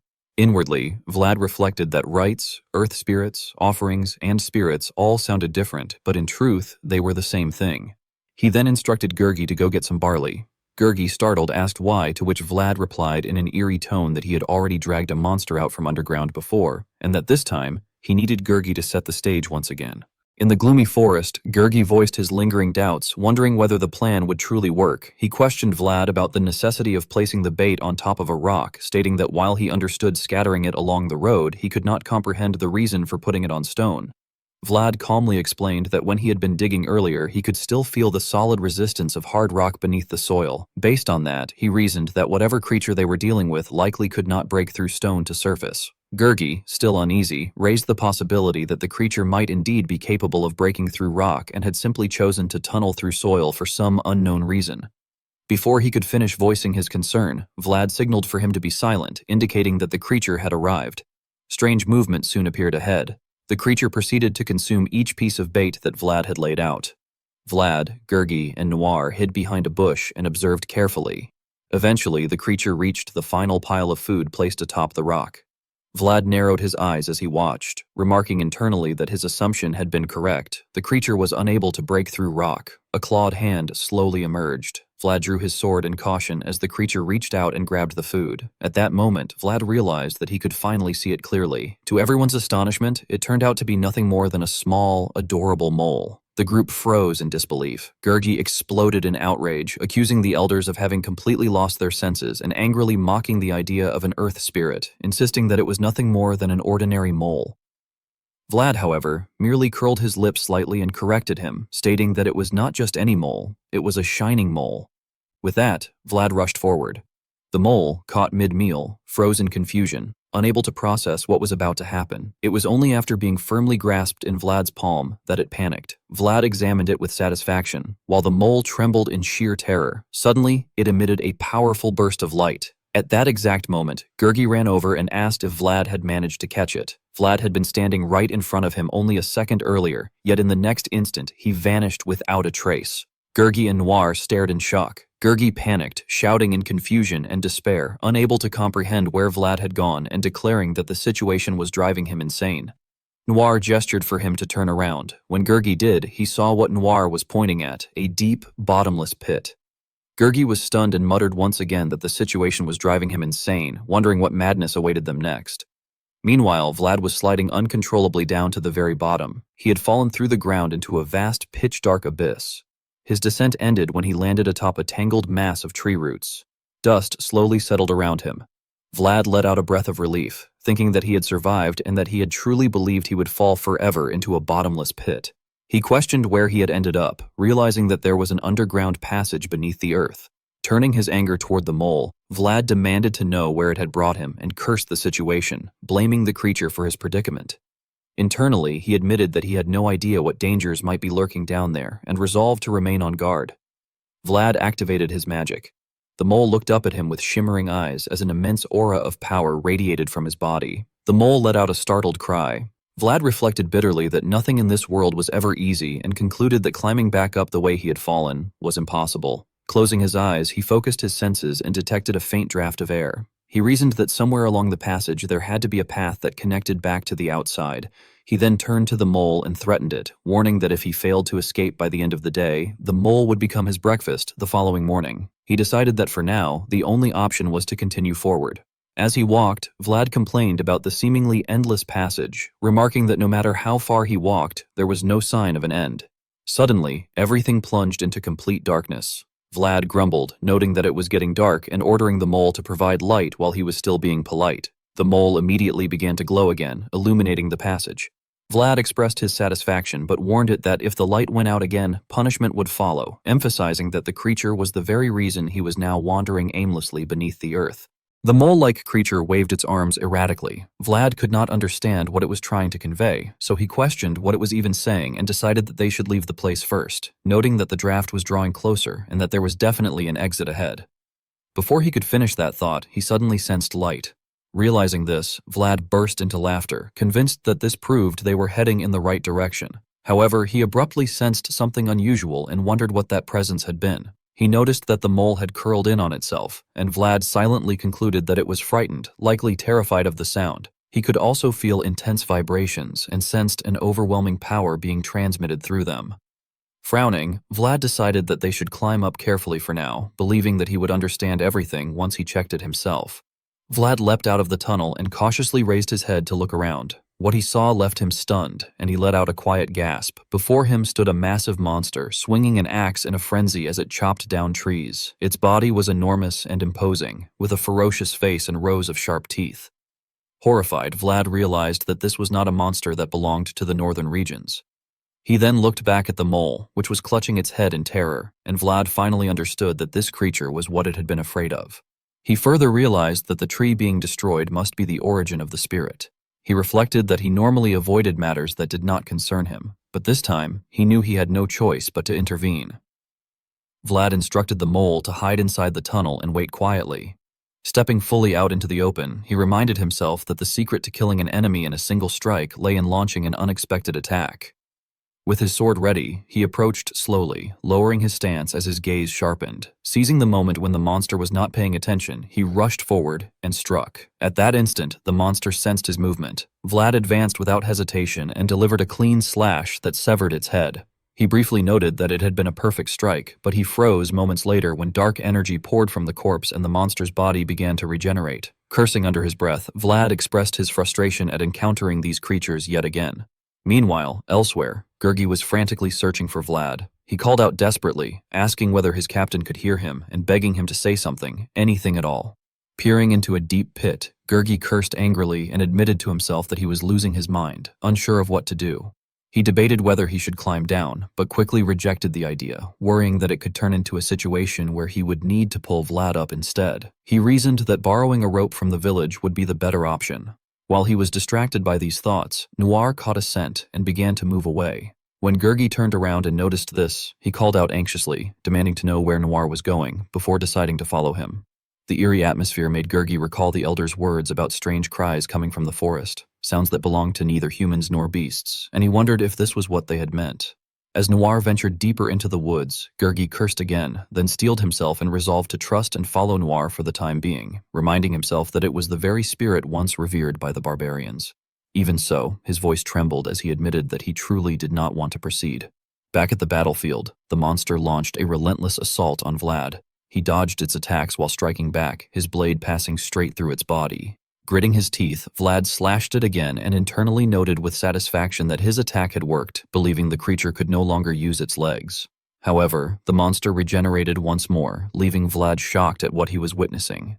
The creature retaliated with a powerful kick that sent Vlad flying backward. He forced himself to regain his balance and realized that the attack had been imbued with a sticky, malevolent aura, identical to that of a foe he had encountered before.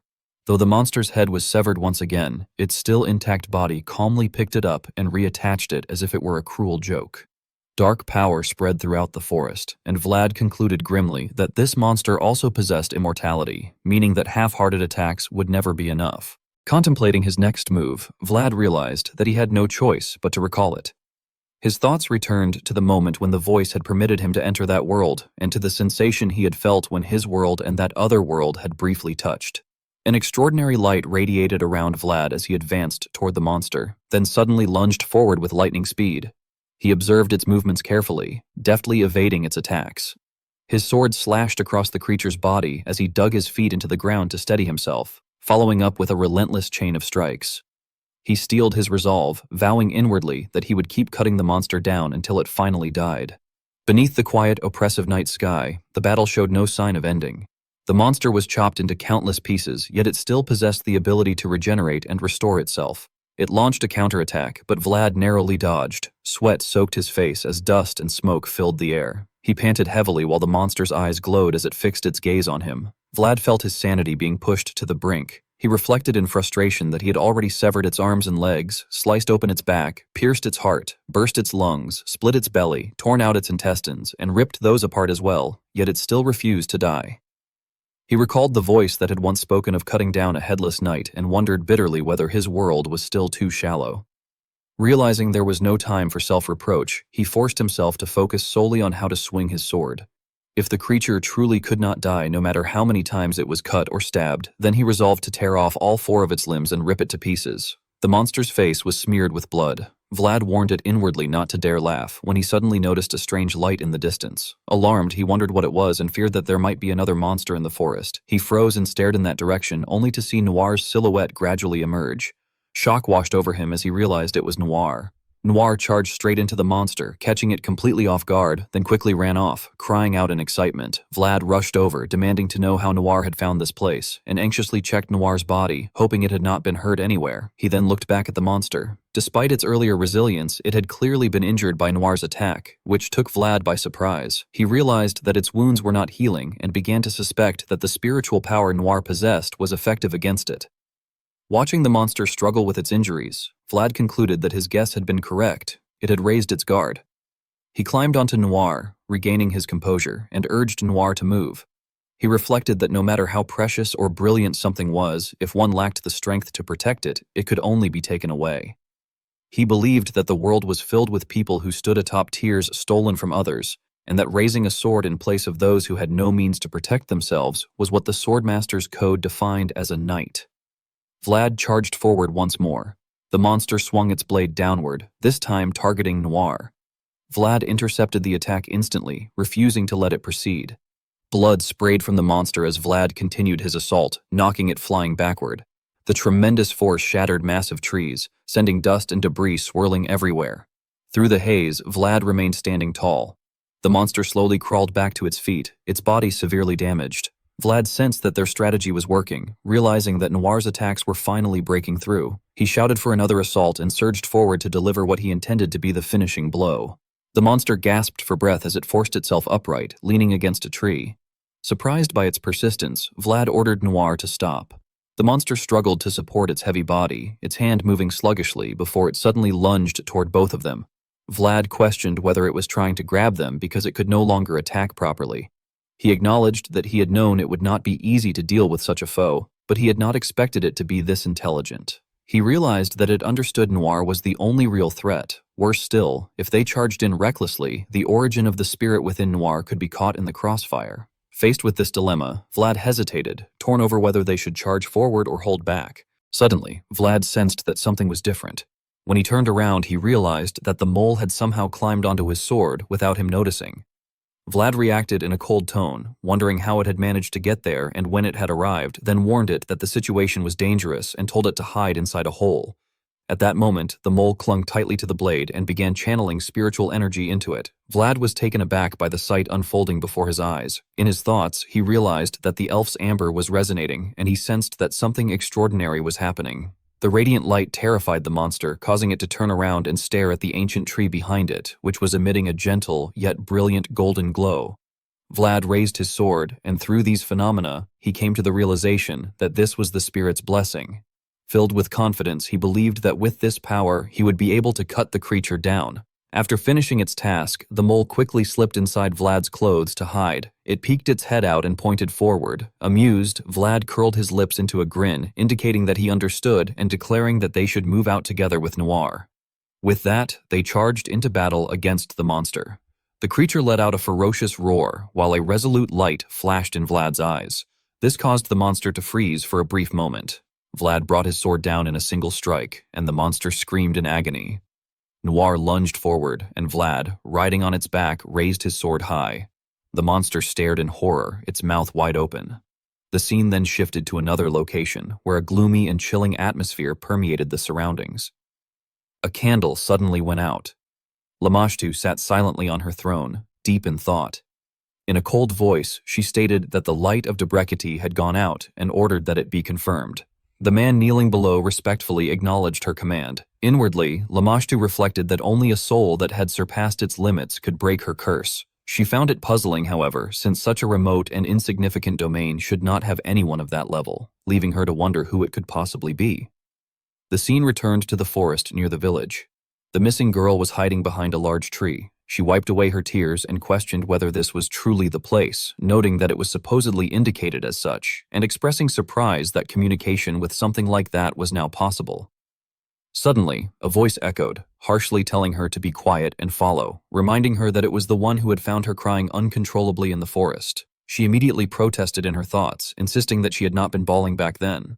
Peeking out cautiously, the girl noticed figures approaching and realized that the villagers seemed to have come looking for her. Her voice trembled as she almost called out, but she stopped herself midway. She reconsidered, worrying that she did not recognize their voices and that they might be bandits rather than villagers. She also feared that the monster could still be nearby. As the unfamiliar footsteps drew closer, she covered her mouth tightly in fear. Vlad suddenly leaned in and announced that he had found her. Startled, the girl screamed loudly, causing Vlad's group to stare in confusion. After calming herself, the girl took a closer look at Vlad and realized that he was the one who had saved her before. Meanwhile, the mole turned around and rummaged through something before handing her a handful of fresh, ripe raspberries. The girl stared at them in disbelief, tears welling up in her eyes as she was deeply moved. Vlad gently told her that they should take her back home. At that, the girl ran toward him and hugged him tightly. A narration followed, stating that anyone who possessed something that shined had to know how to protect it. Those who failed were left with nothing but miserable ruin, and in order to survive, they were forced to begin a never-ending wandering journey. In another scene, a young man stepped forward and remarked that the fire there had not yet gone out. An old man replied that someone needed to see it through to the very end. Relieved, the young man expressed that he had not arrived too late and stated that he had come to place a commission. The old man reacted with surprise, questioning whether it had to be done right now. The young man then produced a pouch of silver, leaving the old man stunned.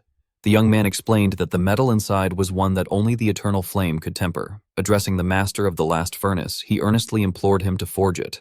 The old man asked in disbelief what exactly he was supposed to forge. The young man pulled down his hood and declared loudly that he wanted a dragon-slaying sword, proclaiming that he would slay the prime dragon of Perfection.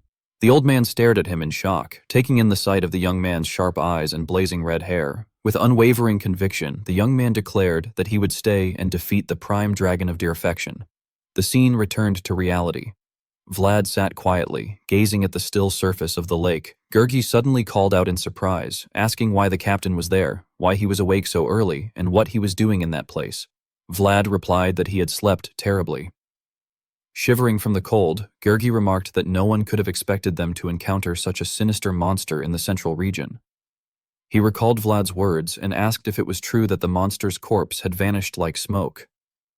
Lost in thought, Vlad reflected that it had left no trace. He concluded that it had clearly been a deliberate cleanup with an obvious intent, and there was no doubt it was connected to them. He then stated that they needed to report the matter to Sir Joseph. Gergi objected, pointing out that there were no mages nearby and asking whether they should send a courier instead. Vlad firmly responded that couriers would not work, as it was winter, travel was difficult, and it would take far too long. He then asked which city east of their current location might have a mage. After some consideration, Gergi suggested that if they were talking about the east, it would most likely be Tanovo in Vitskaya County.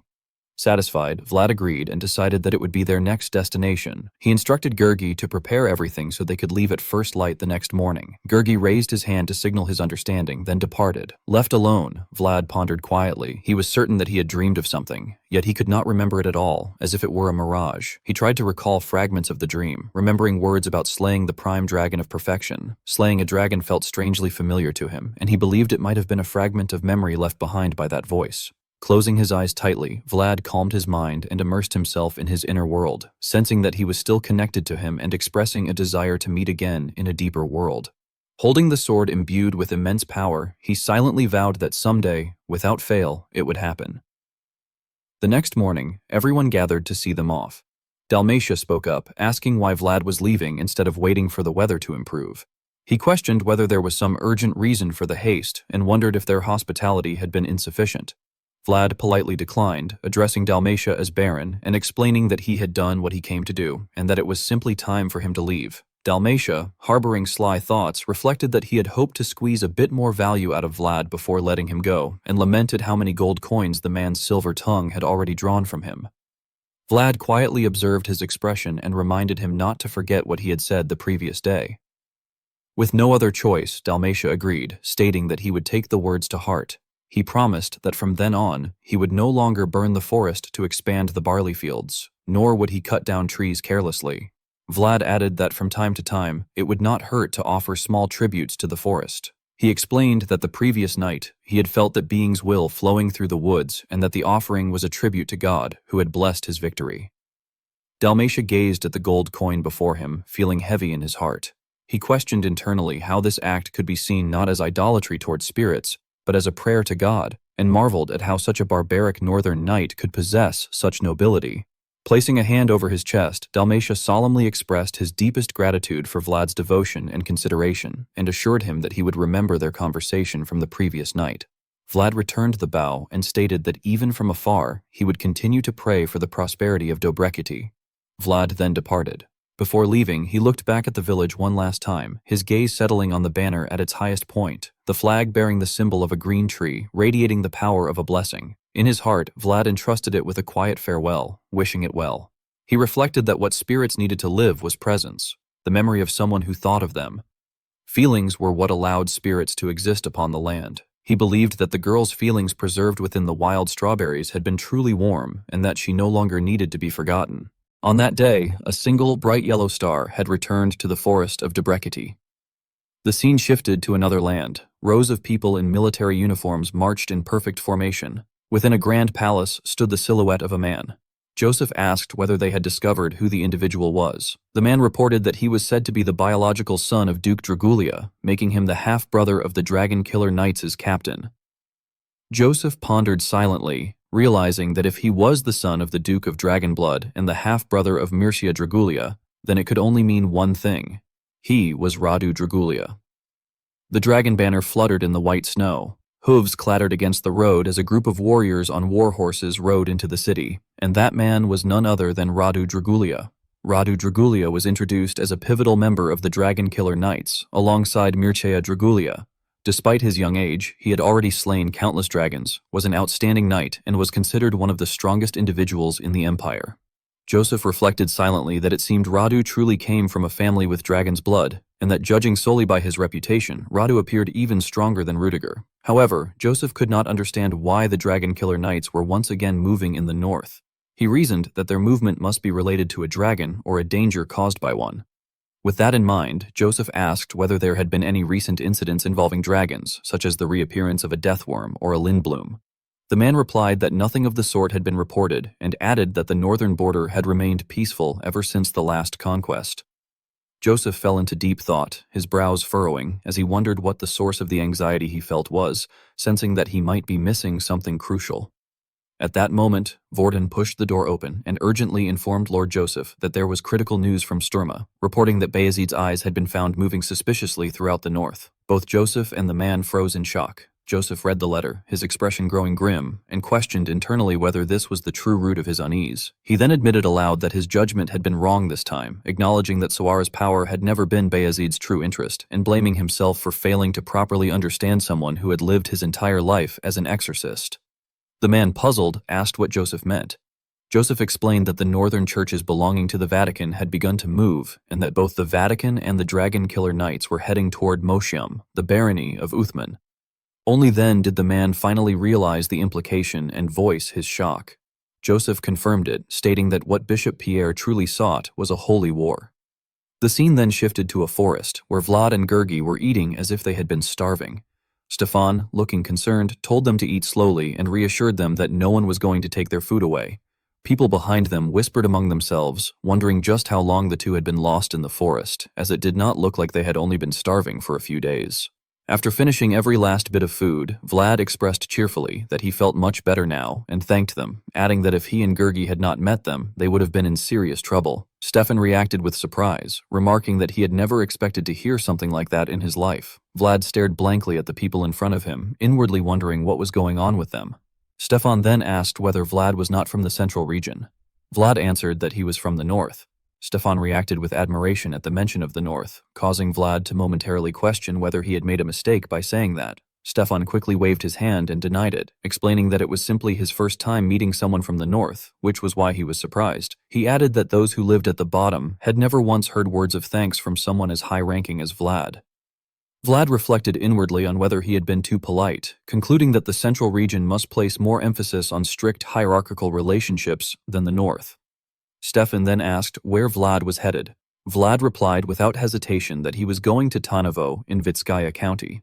Stefan responded that it was a coincidence, as they were also on their way to Tanovo.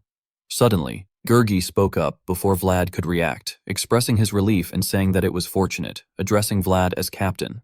He spoke casually, remarking that if they followed those people, they would eventually arrive at their destination. He admitted that he had thought they would get lost and starve to death in the forest. Vlad cursed inwardly, telling Gergi to shut up in his thoughts and calling him insane. He berated him mentally for falling for bait without knowing who those people were and questioned who it had been that insisted on trusting them, arguing earlier that looking like bumpkins would only make them targets of crime again. Gergi noticed the unpleasant expression on Vlad's face but did not understand the reason behind it. At that moment, Stefan stood up and introduced himself as Stefan of the Thorn Tree Mercenaries. Vlad politely returned the greeting, initially beginning to say his full affiliation before correcting himself and stating that his name was Vlad. Stefan expressed that it was an honor to travel with him and respectfully addressed him as Sir Vlad. The scene then shifted to the main capital of Vitskaya County, Tanobo, a city regarded as a trading hub with the Eastern Elves. Because of this, many mercenaries and merchants frequently passed through. Vlad scanned his surroundings while Stefan silently assessed him, thinking that despite his youthful appearance, Vlad was undoubtedly a knight and that it would be beneficial to build a relationship with him through a few bowls of soup and some kind words. One of the mercenaries asked whether he should look into finding some inns. Vlad replied that he already knew a few decent ones and only needed recommendations, adding that he planned to meet the lord of the area.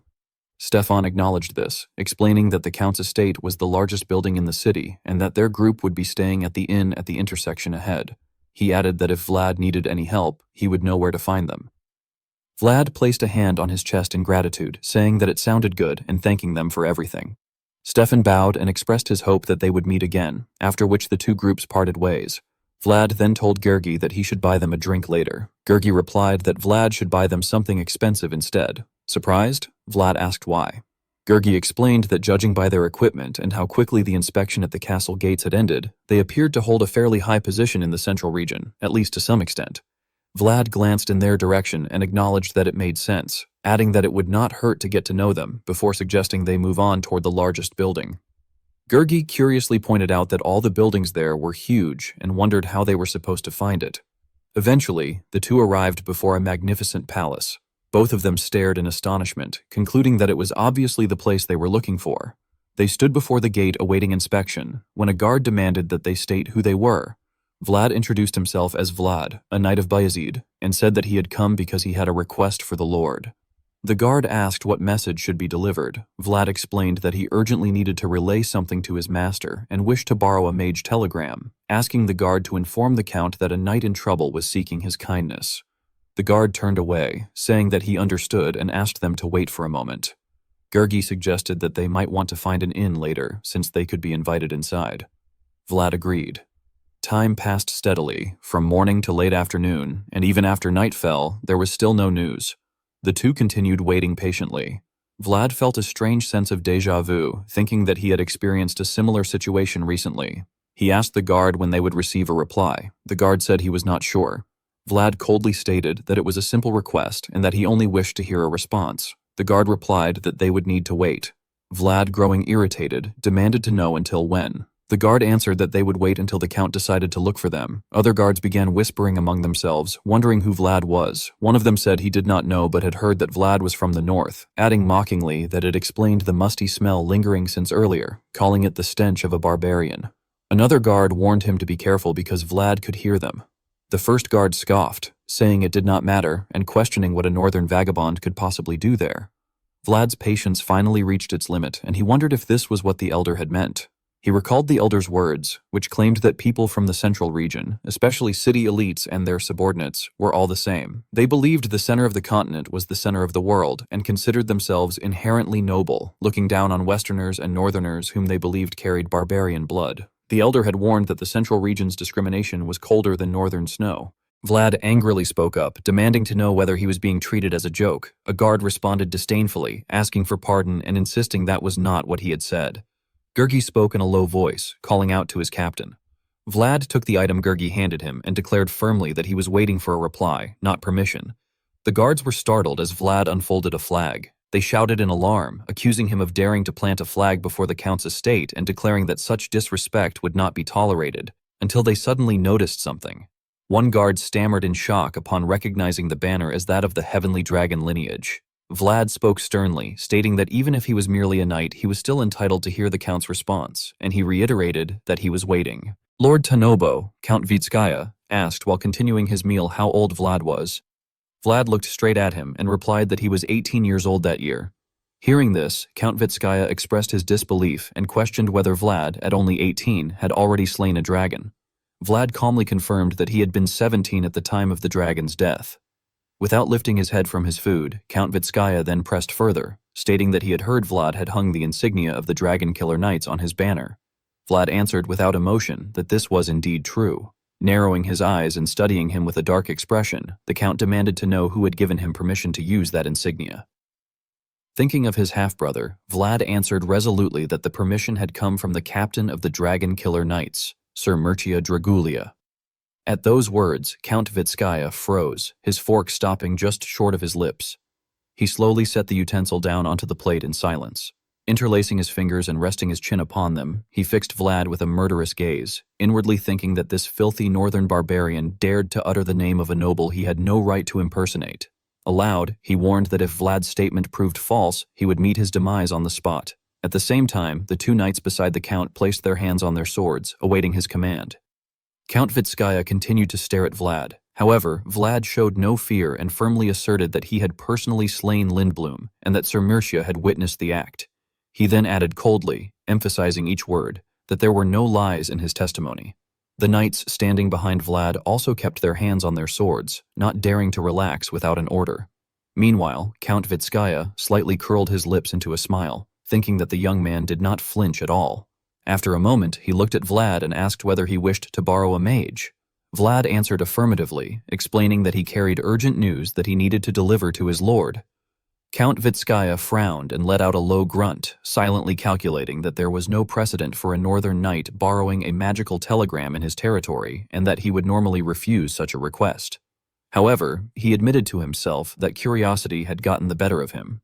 He then asked Vlad what he needed the telegram for, remarking that he seemed to be in great haste. Meeting the Count's gaze, Vlad explained that a few days earlier, in the forest of Debrecity, he had encountered a wicked existence. Recalling the monster he had stumbled upon, he stated that it was a creature unknown in the north, but that the locals had called it a troll based on his description. As if remembering something troubling, he continued that the creature was afflicted by a curse that prevented it from dying no matter how many times it was killed. Upon hearing this, Count Vitskaya began to sweat, his eyes filled with wary suspicion, and questioned what Vlad meant by saying it would not die even after being killed. Images of undead hordes flashed through Vlad's mind as he explained that a similar incident had occurred in the north in the past, leading him to suspect that something unknown was slowly beginning to stir.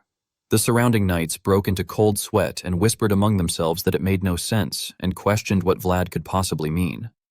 At that moment, Count Vitskaya lifted his wine cup and asked where this incident had taken place. With a cold gaze, Vlad replied that it had occurred in Debrecity of House Dalmatia and added that since it was the closest city to the location, he had traveled without stopping to reach it. Count Vitskaya maintained a composed expression as he casually took a sip of wine, yet countless doubts were already swirling in his mind. He wondered why Vlad, who clearly had his own matters to attend to, would still come here merely to warn him. As he observed Vlad more closely, the Count silently reflected that the look in the man's eyes made him feel as though Vlad was reproaching him for having treated him poorly. After a moment, Count Vitskaya waved his hand toward the captain of the guard beside him and instructed him to lend the crystal ball to their guest from the north. Upon hearing this, Vlad slightly bowed his head and expressed his gratitude. The Count then spoke again, stating that he apologized for having kept Vlad waiting outside. He explained that many knights had recently come seeking an audience, so he had assumed Vlad was simply one of them. When he told Vlad to proceed and make his report, Vlad stood up, placed a hand over his chest, bowed, and replied that he understood and would take his leave. With that, he turned around and departed from the Count's reception hall. Once Vlad had left, Count Vitskaya's expression darkened as he issued an order to find out the truth at once. The captain of the guard immediately acknowledged the command and said that they would send people to Dobrikety right away. However, before he could finish speaking, the Count erupted in fury, shouting that this was not what he meant and berating the captain as useless. He angrily demanded that they investigate whether Vlad had truly slain a dragon, whether he really was a knight of Bayezid, and to uncover everything related to that man. Seeing Count Vitskaya's explosive rage, the guards all bowed their heads in fear as he ordered them to get out immediately. Watching them leave, the Count snorted in irritation. He pressed his fingers to his temples and ground his teeth as he muttered bitterly, questioning the point of spending money when all he gathered were idiots. However, his expression soon turned sinister as he reflected that, although Vlad was rough around the edges, he possessed dignity. Recalling Vlad's deep blue eyes, like a vast galaxy, Count Vitskaya speculated that the man might not know his place and might be arrogant, yet he also had the confidence to back it up. Frowning and holding his forehead, the Count concluded to himself that Vlad could prove useful. Some time later, at the location where the crystal ball was kept, Vlad stared at it with wide eyes and asked in confusion if the explanation could be repeated once more. The caretaker of the crystal ball explained that sending a magic telegram cost 1 gold per character, and that the price would be even higher if the distance was great. Upon hearing this, Goethe rolled his eyes and whispered in disbelief, wondering if the man was insane, since they had barely squeezed 10 gold out of Baron Dalmatia. However, the caretaker narrowed his eyes and smiled reassuringly, telling them not to worry about the cost. He explained that since they were the Count's guests, they were allowed to use it for free. This immediately delighted Goethe, who exclaimed that the caretaker should have said that earlier, as he had thought a single telegram would leave them completely broke. The caretaker then placed his hand on the crystal ball and politely asked for Sawara's wavelength number. Vlad, however, looked utterly confused and apologized, asking what the word wavelength meant. The caretaker then explained that in order to send a magic telegram, one needed to know the wavelength number of the region. Vlad once again appeared baffled and turned to Goethe, asking if he knew it. Goethe, equally stunned, pointed to himself and questioned whether Vlad really meant him. Seeing this, the caretaker panicked internally, forced an awkward smile, and said that he would look it up himself and relay the information to them. After the matter was settled and the caretaker left, Goethe marveled that if they had gone to just any mage, they might have ended up completely stuck. Vlad, on the other hand, questioned why the whole process had to be so complicated. He then fell silent, reflecting that he now understood he had stepped outside Bayezid's fence, and that merely knowing how to swing a sword did not make one a knight. Vlad sighed inwardly, acknowledging that he still had a long way to go. Suddenly, Goethe spoke up and shared his thoughts, remarking that although their start here had not exactly been pleasant, he believed it was a good thing that they had become acquainted with the Count. Vlad looked at him in confusion and asked what he meant by that. Goethe then explained seriously that he had asked the attendants a few questions earlier, and they had told him that all the decorations were gifts from the elves. Hearing this, Vlad was startled and reacted with shock. Vlad came to a halt and surveyed the items displayed throughout the vast chamber, wondering whether everything in the room belonged there. Goethe gestured toward a painting hanging on the wall and remarked that it was said elves did not allow just anyone to enter their lands, which implied that the Count must have opened a trade route. In other words, that such access could not exist otherwise. The two of them stood before the gold-framed painting of a fairy, and Goethe went on to state that the Count was capable of communicating with the elves. Time passed quietly, and that night, within Count Vitskaya's manor, Vlad sat alone in his room, lost in thought. A green spiritual glow flickered within his eye as he stared intently at the brilliant golden gem embedded in the hilt of his sword. Suddenly, a powerful light illuminated his face as dense particles of spiritual energy burst forth from the gem. At that moment, Vlad beheld the vision of an ancient tree with golden leaves standing atop a hill, alive and vibrant. He questioned inwardly what kind of place it was, sensing that it was both powerful and beautiful, yet somehow tinged with sadness. Raising his sword, he reflected to himself that, as expected, it was still difficult to maintain that world for long, though at least he was able to glimpse it little by little. He noted that the vision was far hazier than when he had perceived it through the world of voices. After some time, sweat dripped down his face and Vlad let out a heavy breath. Sitting cross-legged on the bed while still holding his sword, he thought that if his own world were to grow deeper, he would eventually be able to see that place clearly. He closed his eyes tightly and focused his mind, silently reaffirming his resolve. A knock at the door suddenly drew his attention. The person outside respectfully asked whether Sir Vlad had a moment. Vlad opened the door and inquired what the matter was. He then saw the captain of Count Vitskaya's guard standing there with several men. The captain formally apologized for disturbing his rest and proposed that they have a sparring match. Vlad found the suggestion puzzling and questioned it, prompting the captain to explain that it was nothing serious, merely a light warm-up before going to sleep.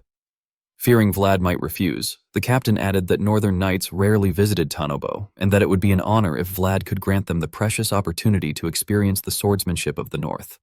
Though Vlad could not tell how sincere the words truly were, he hesitated slightly. Then he noticed the self-satisfied smiles worn by the soldiers standing behind the captain.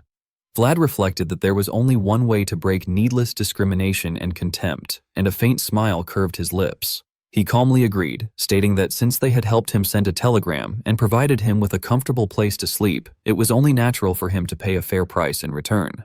However, as a powerful aura surged from his body, he emphasized each word, declaring that this was about proving oneself.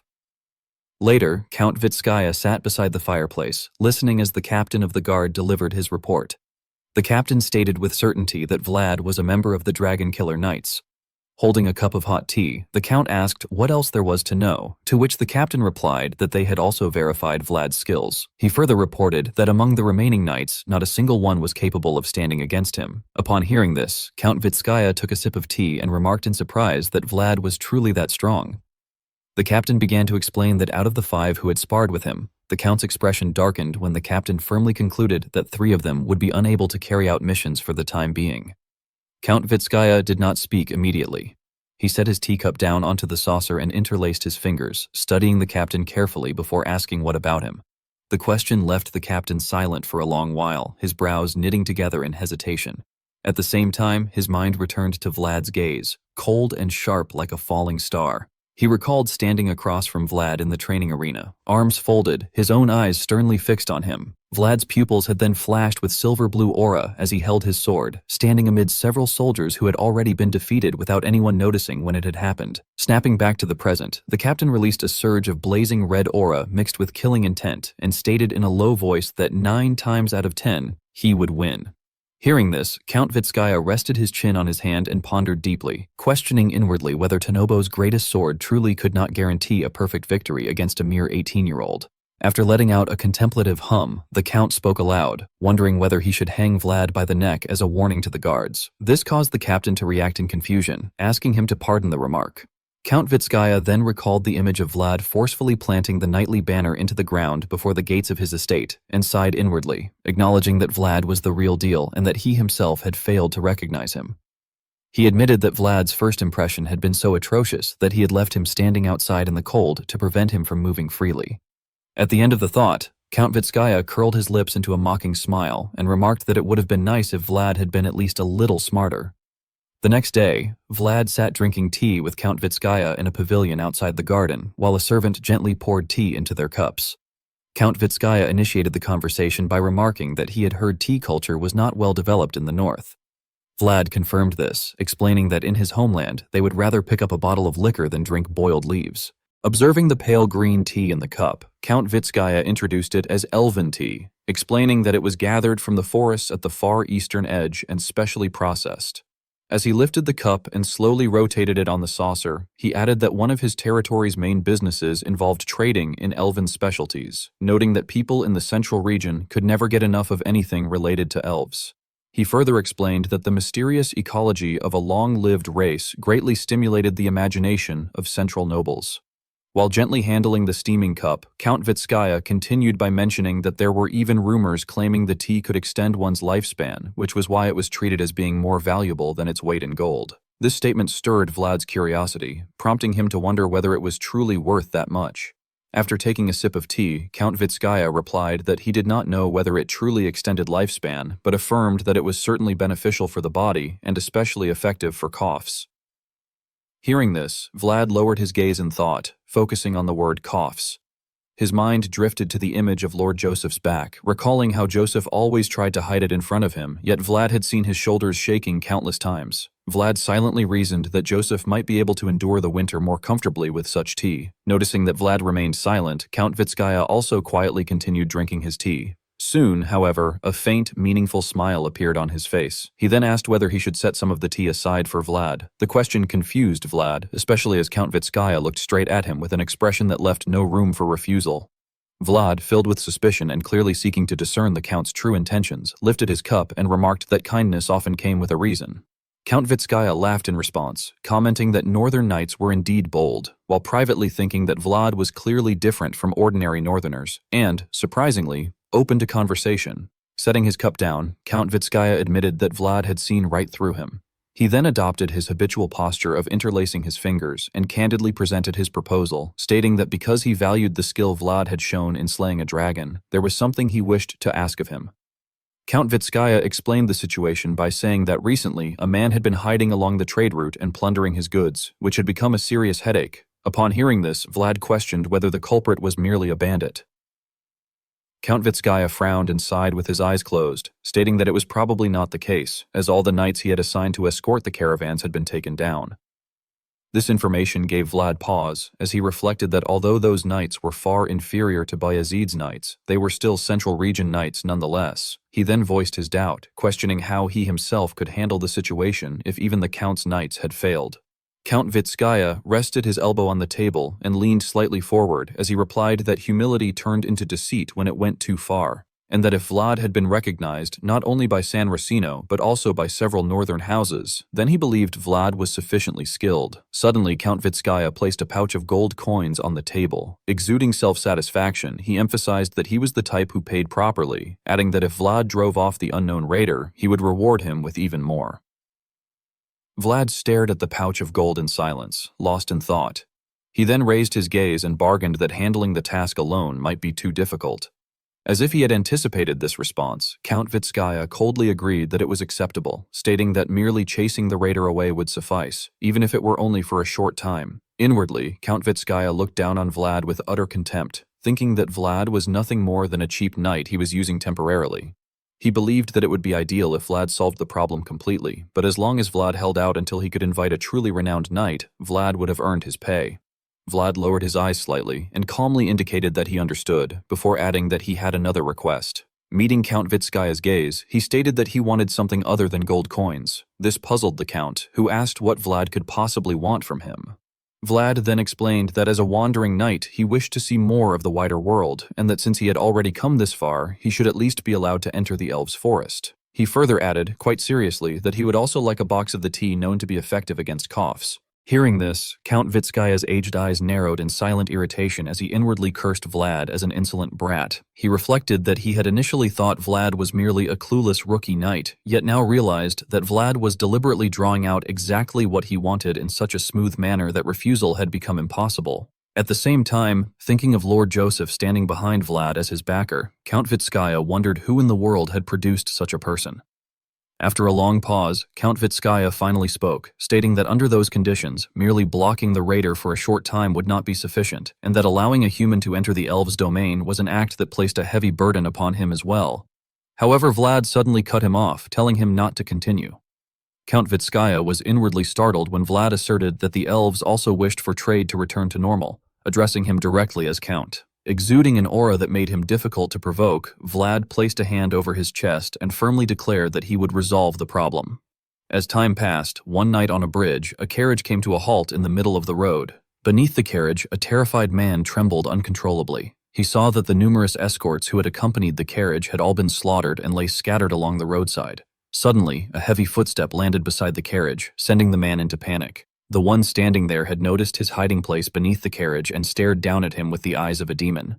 Standing against the light, the murderer demanded to know whether the carriage contained the elves' goods. The man crawled out from his hiding place, knelt on the ground, and desperately confirmed that it did, begging for his life to be spared. Having obtained the answer he wanted, the murderer moved to the rear of the carriage. Peering inside, he saw goods piled high, and his pupils flashed with a satisfied blue gleam. Not long after, the carriage plunged straight down into the abyss below. With the dawn of a new day, Vlad's group traveled along the road in a long line. Stefan rolled his eyes, sweat running down his cheeks, and complained that this was precisely why Vlad had brought him along. Riding his horse beside him, Vlad explained that it was something along those lines. Upon hearing this, Stefan sighed in realization, remarking that it was no wonder, since Vlad had even lent him a horse and offered such a large commission fee.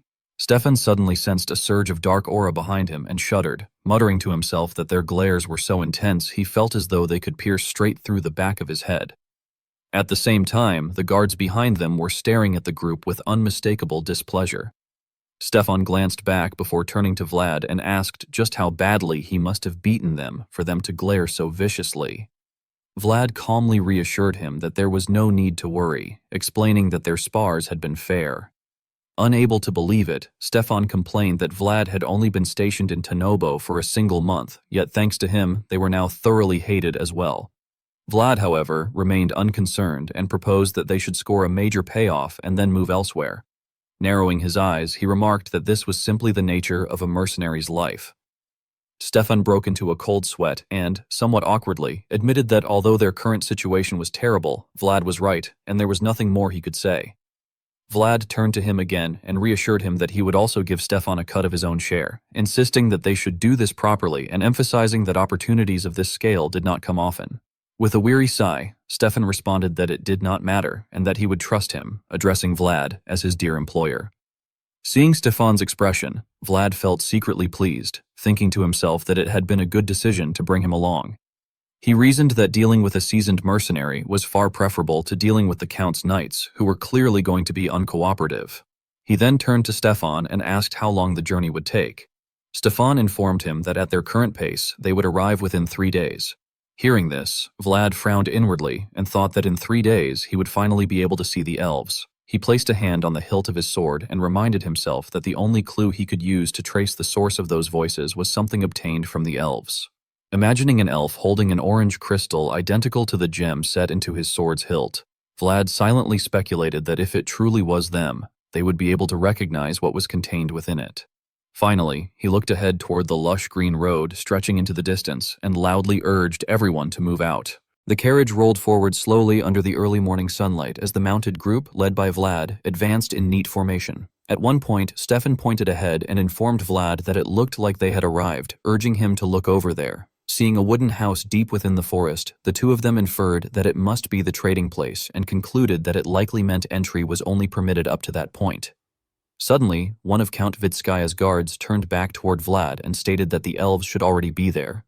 With clear displeasure on his face, the guard added that they would go ahead and return shortly, instructing Vlad to guard the luggage in the meantime.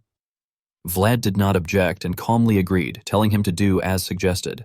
He then remained behind with Goethe and Stefan, watching as the others moved on until they disappeared from sight. Once they were gone, Goethe clicked his tongue and complained that the group was being far too obvious about preventing them from meeting anyone.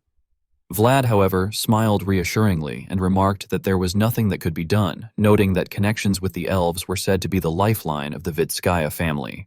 After that, Vlad climbed onto the roof of the carriage and told everyone to rest for the time being, explaining that raiders would not appear in a place like this. Sitting there, he gazed into the distance and reflected that the original contract had involved entering the elven forest, and that now that they had found the trading place, it would not be too late to return after finishing the mission. Placing his hands behind his head, he lay down and quietly resolved to observe how things unfolded for now and plan the next step afterward. As sunlight filtered through the tree canopy, Vlad thought idly of something else, then closed his eyes and relaxed his entire body, while remarking inwardly on how fresh the air felt. Feeling the gentle warmth of the shimmering sunlight, he noted to himself that it was the kind of air one would never experience in the north. Somewhere nearby, a cascade of golden hair suddenly fluttered in the wind. An elven woman with orange-colored eyes leaned forward attentively, standing on a tree branch as she watched Vlad sleeping atop the carriage. Meanwhile, at the trading house, the area outside was quiet and deserted. Inside, a guard of Count Vitskaya placed a small chest on the table on behalf of the group and told the elf before him that, for the moment, this was all they could pay. The elven representative's eyes flashed with cold hostility as he stared at the chest, then replied sharply that this was not what had been promised. The guard flinched and began to stammer in response, but before he could finish, the elven representative continued by stating that turning Tuzan leaves into tea required tremendous effort and could not be accomplished by just 1 or 2 people. Hearing this, the guard broke into a sweat and hastily tried to justify himself, acknowledging that they were well aware of that fact and addressing her as Lady Baratus, though he hesitated to continue. Lady Baratus interrupted him, stating that she already knew that raiders were blocking the trade route. Exposed so directly, the guard pressed his lips together in fear and silently admitted that she had known all along, realizing that the negotiation might collapse entirely. A heavy silence then fell between the two sides, with neither showing any intention of speaking. After a while, Lady Baratus finally asked whether the tea was selling well. The guard quickly answered that it was, adding that if they were granted just a little more time, they would be able to pay the full amount. However, Lady Baratus did not respond immediately and instead asked how the tea was being received in regions other than the central one, wondering whether those areas liked their tea as well. The Count of Vitskaya's guard looked at him and replied that since the product was popular among the central nobles, other nobles would surely like it as well, explaining that this was simply how trends worked. Upon hearing this, Lady Baratus's expression darkened, and she coldly remarked that, in that case, other lords would also wish to trade with them directly. Her words caused the Count of Vitskaya's guard to startle, and he stammered that such a thing was before he could finish. Lady Baratus's sharp gaze, heavy with pressure, left him no chance to continue, and she warned him that this was his last chance, adding that she hoped she would not have to go through the trouble of finding another seller. Sensing her concession, the Count of Vitskaya's guard immediately affirmed that he understood and would keep it in mind, assuring her that they would prepare the remaining half of the gold as soon as possible.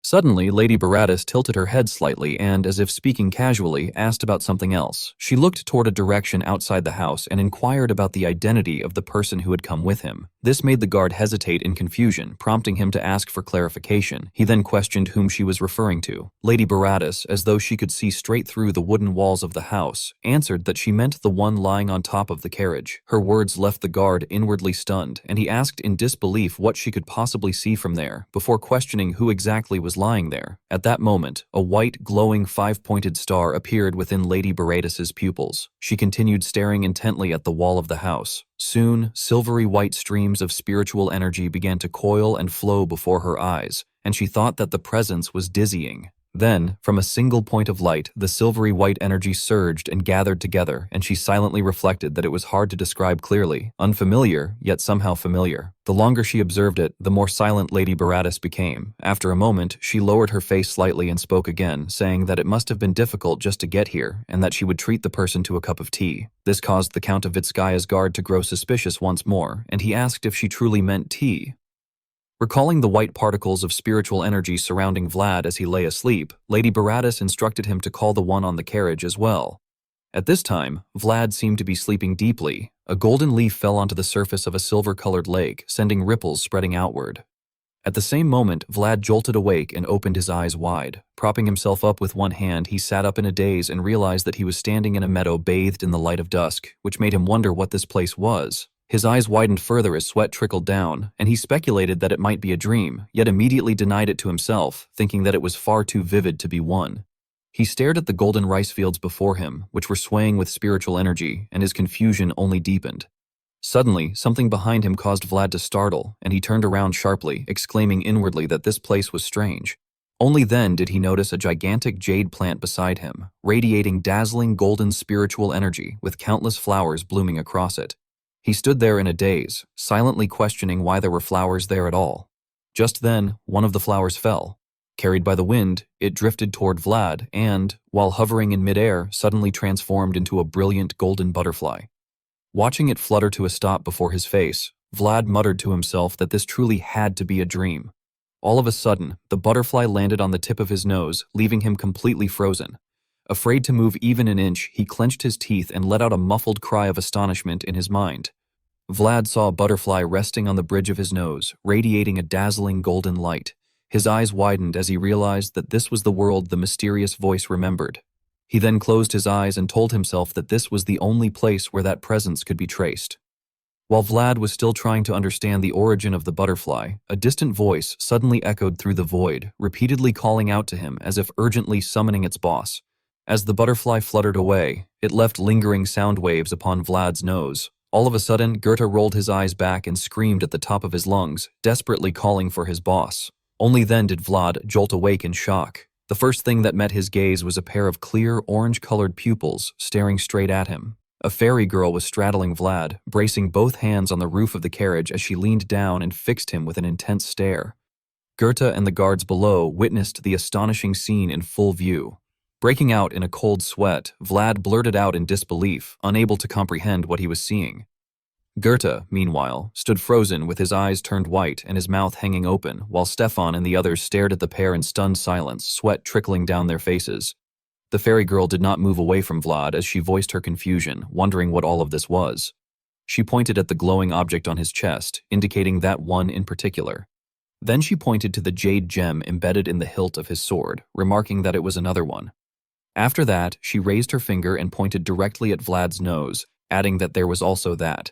In Vlad's eyes, the entire figure of the fairy girl was bathed in brilliant golden sunlight as she pointed curiously at him, as if emphasizing this very thing. At the same time, the golden butterfly, its whole body shimmering with metallic radiance, flapped its wings and hovered in the air. The elven girl hid behind Baratus and observed Vlad, which involuntarily made him wonder what it was this time. Facing the two elves sitting opposite him, Vlad inwardly lamented that there were now two of them. As he noticed their eyes rolling toward him, he began to sweat internally, finding the situation unbearable and wondering when the carriage would arrive. Suddenly, someone spoke up, drawing Vlad's attention to the title referring to the knight who had protected the children's breath. Baratus turned his gaze toward Vlad and asked what that meant. Vlad touched the engraved letters on his armor and explained that it was something the Northern Archdiocese of San Racino had engraved for him, adding that he had once saved children from a rather peculiar kind of being.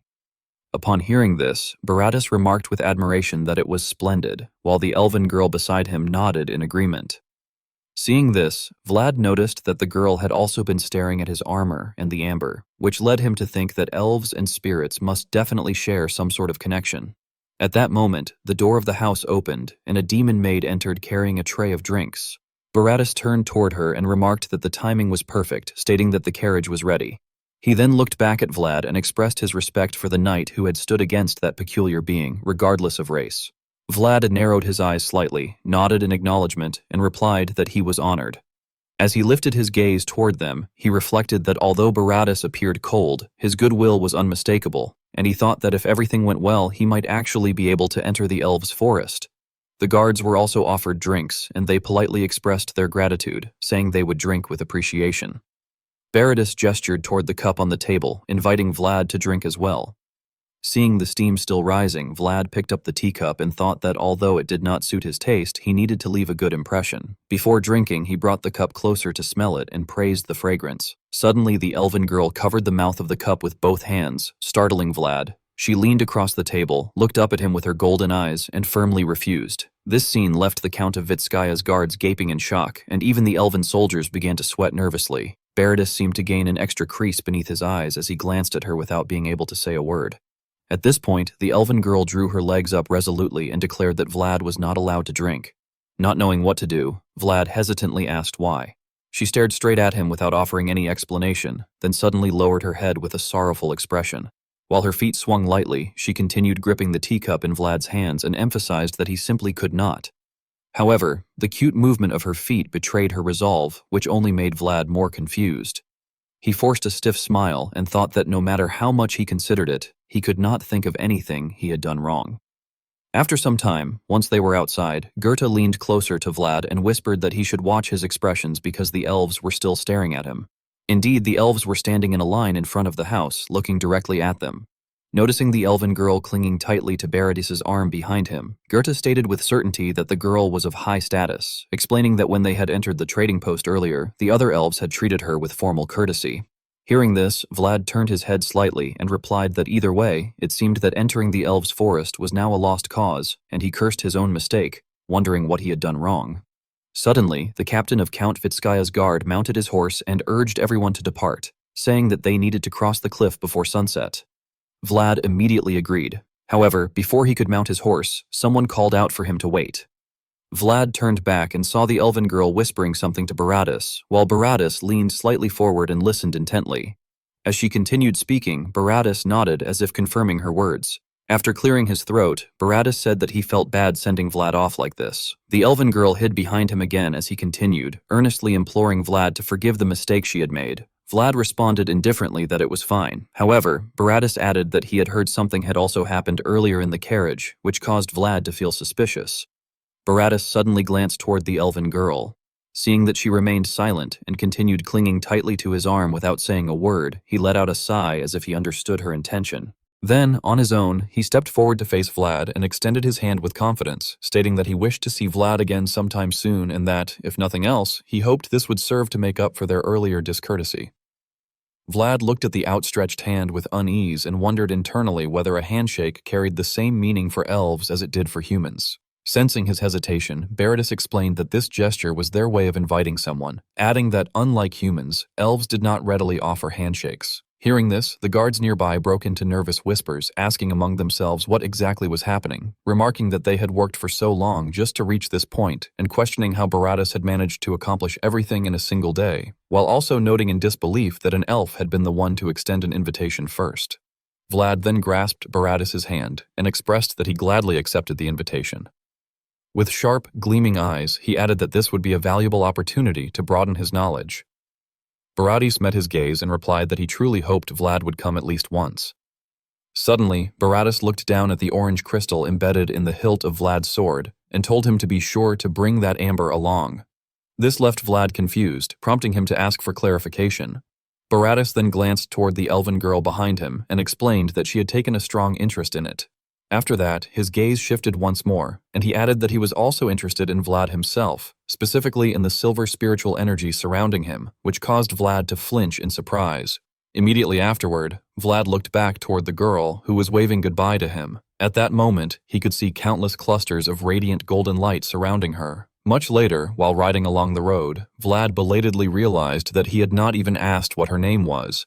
Goethe questioned him suspiciously about why that mattered, and Vlad replied that he wanted to know what to call her when they met again. Goethe laughed foolishly and remarked that she had been truly beautiful in a very elvish way, adding that if she grew a bit more, even looking at her would become a challenge. This comment made Vlad frown, as he questioned whether Goethe was seriously thinking that way when she appeared to be a child. Goethe responded with disdain, asking what Vlad was talking about and suggesting that she might already be over 100 years old. He emphasized that one could never guess an elf's age. Hearing this, Vlad darkened slightly and wondered how someone with such a face could already be 100 years old, before conceding that Goethe had a fair point. At that moment, the captain of the guard stepped forward and warned Vlad that he must stay alert from that point onward. He explained seriously that starting with the forest, past the cliff, and all the way to the bridge they would cross, everything ahead was considered a danger zone, adding that raiders usually appeared in that area. This information caught Vlad's attention, prompting him to remark that the stone bridge they had seen on the way in had looked the most dangerous. The captain confirmed this, stating that they had actually lost many carriages there. After observing the sun, Vlad noted that it would set soon and suggested that they spend the night there. The captain rejected the idea, saying it was not an option, as the forest was far too cold compared to the elven domain, and if they did not return quickly, the tea leaves would freeze solid. He then proposed that from that moment on, they would keep moving constantly, even at the cost of reducing their sleeping time. Hearing this, Vlad agreed and said that he understood. He then gave orders, stating that he would take the lead and instructing the others to cover the sides of the carriage. The captain immediately placed a hand on his chest and bowed, acknowledging the order. Goethe watched him turn and head toward the carriage with a faint smile, then covered his mouth and whispered to Vlad that they had been dismissed as northern drifters just moments ago, yet had suddenly become polite simply because Vlad had received an invitation from an elf. Vlad scolded him sharply, telling him to shut up and ordering him to move to the side of the pack carriage. He then turned and commanded Stefan to take position at the rear, to which Stefan responded promptly in affirmation. Only then did Vlad sink into his own thoughts, calculating that there were 6 knights including himself, and reasoning that no ordinary bandit would have the nerve to provoke such a group. He concluded that if an enemy still chose to appear, then that person must have a different objective altogether. Watching the sun gradually sink behind the mountains, Vlad silently assessed the situation and felt, for reasons he could not explain, that they were walking straight into a lion's den. As night fell, thick fog spread throughout the forest, yet the group continued onward. Vlad led the procession with vigilant eyes scanning the surroundings, while the captain of the guard and his men also carefully observed every direction. Goethe and Stefan walked on while scanning their surroundings.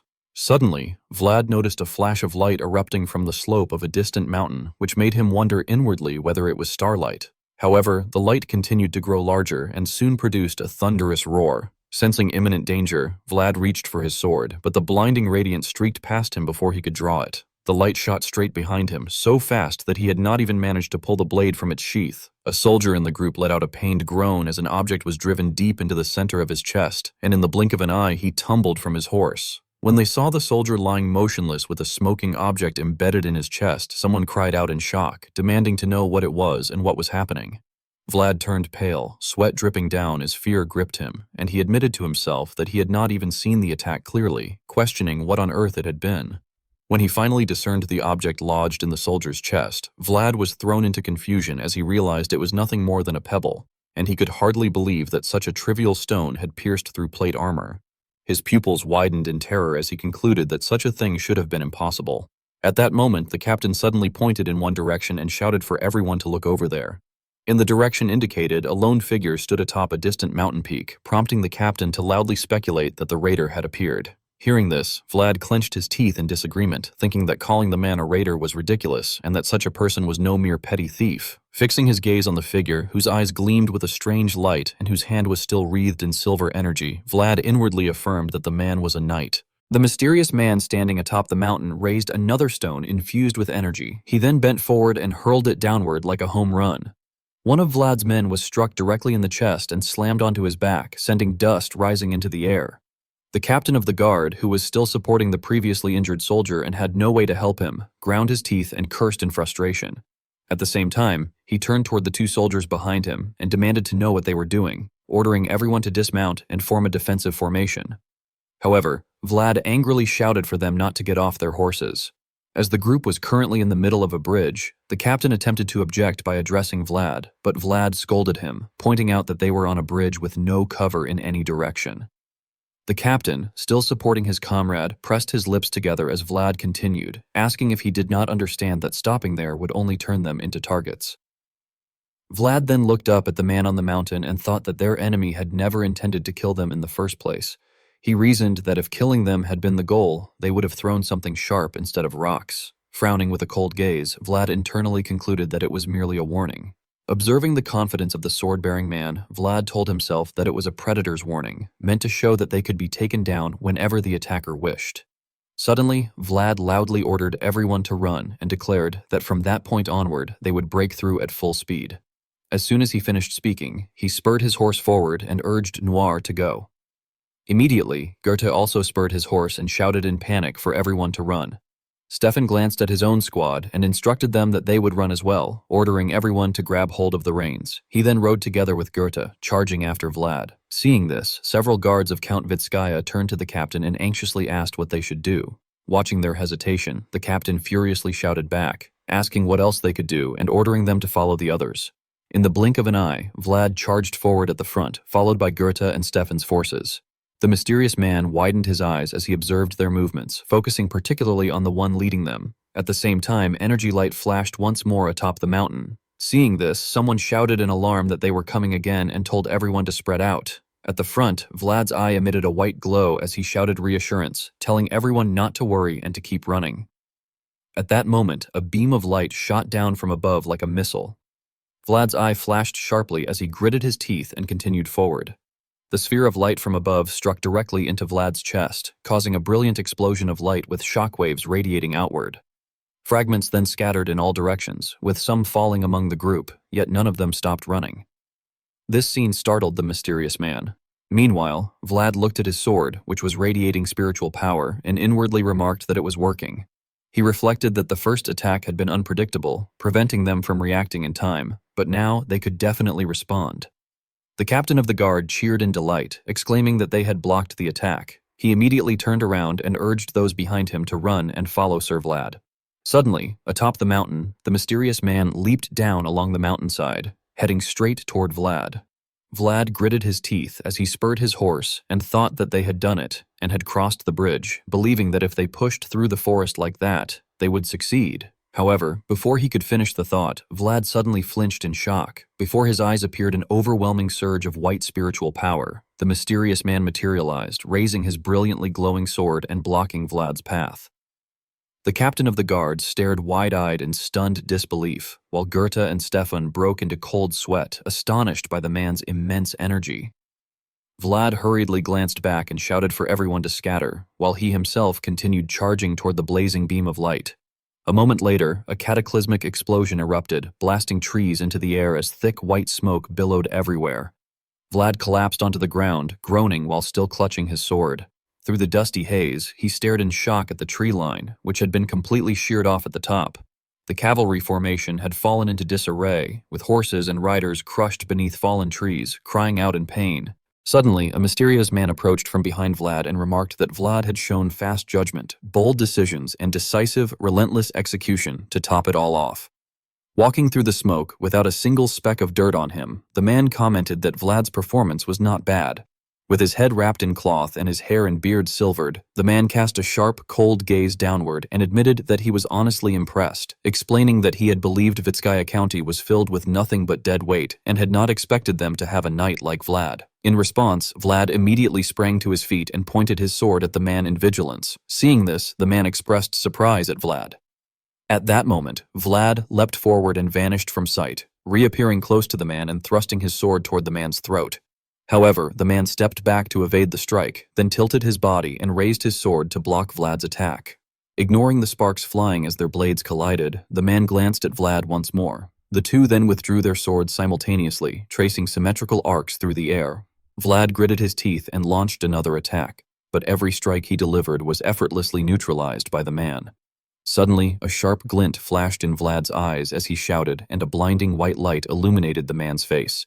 The man twisted his wrist backward to intercept Vlad's slash, electricity crackling between their clashing blades. The force of the blow pushed the man backward, his feet sliding across the ground, while Vlad remained rooted in place, his sword emitting arcs of lightning. He raised it beside his ear and fixed his gaze intently on the man.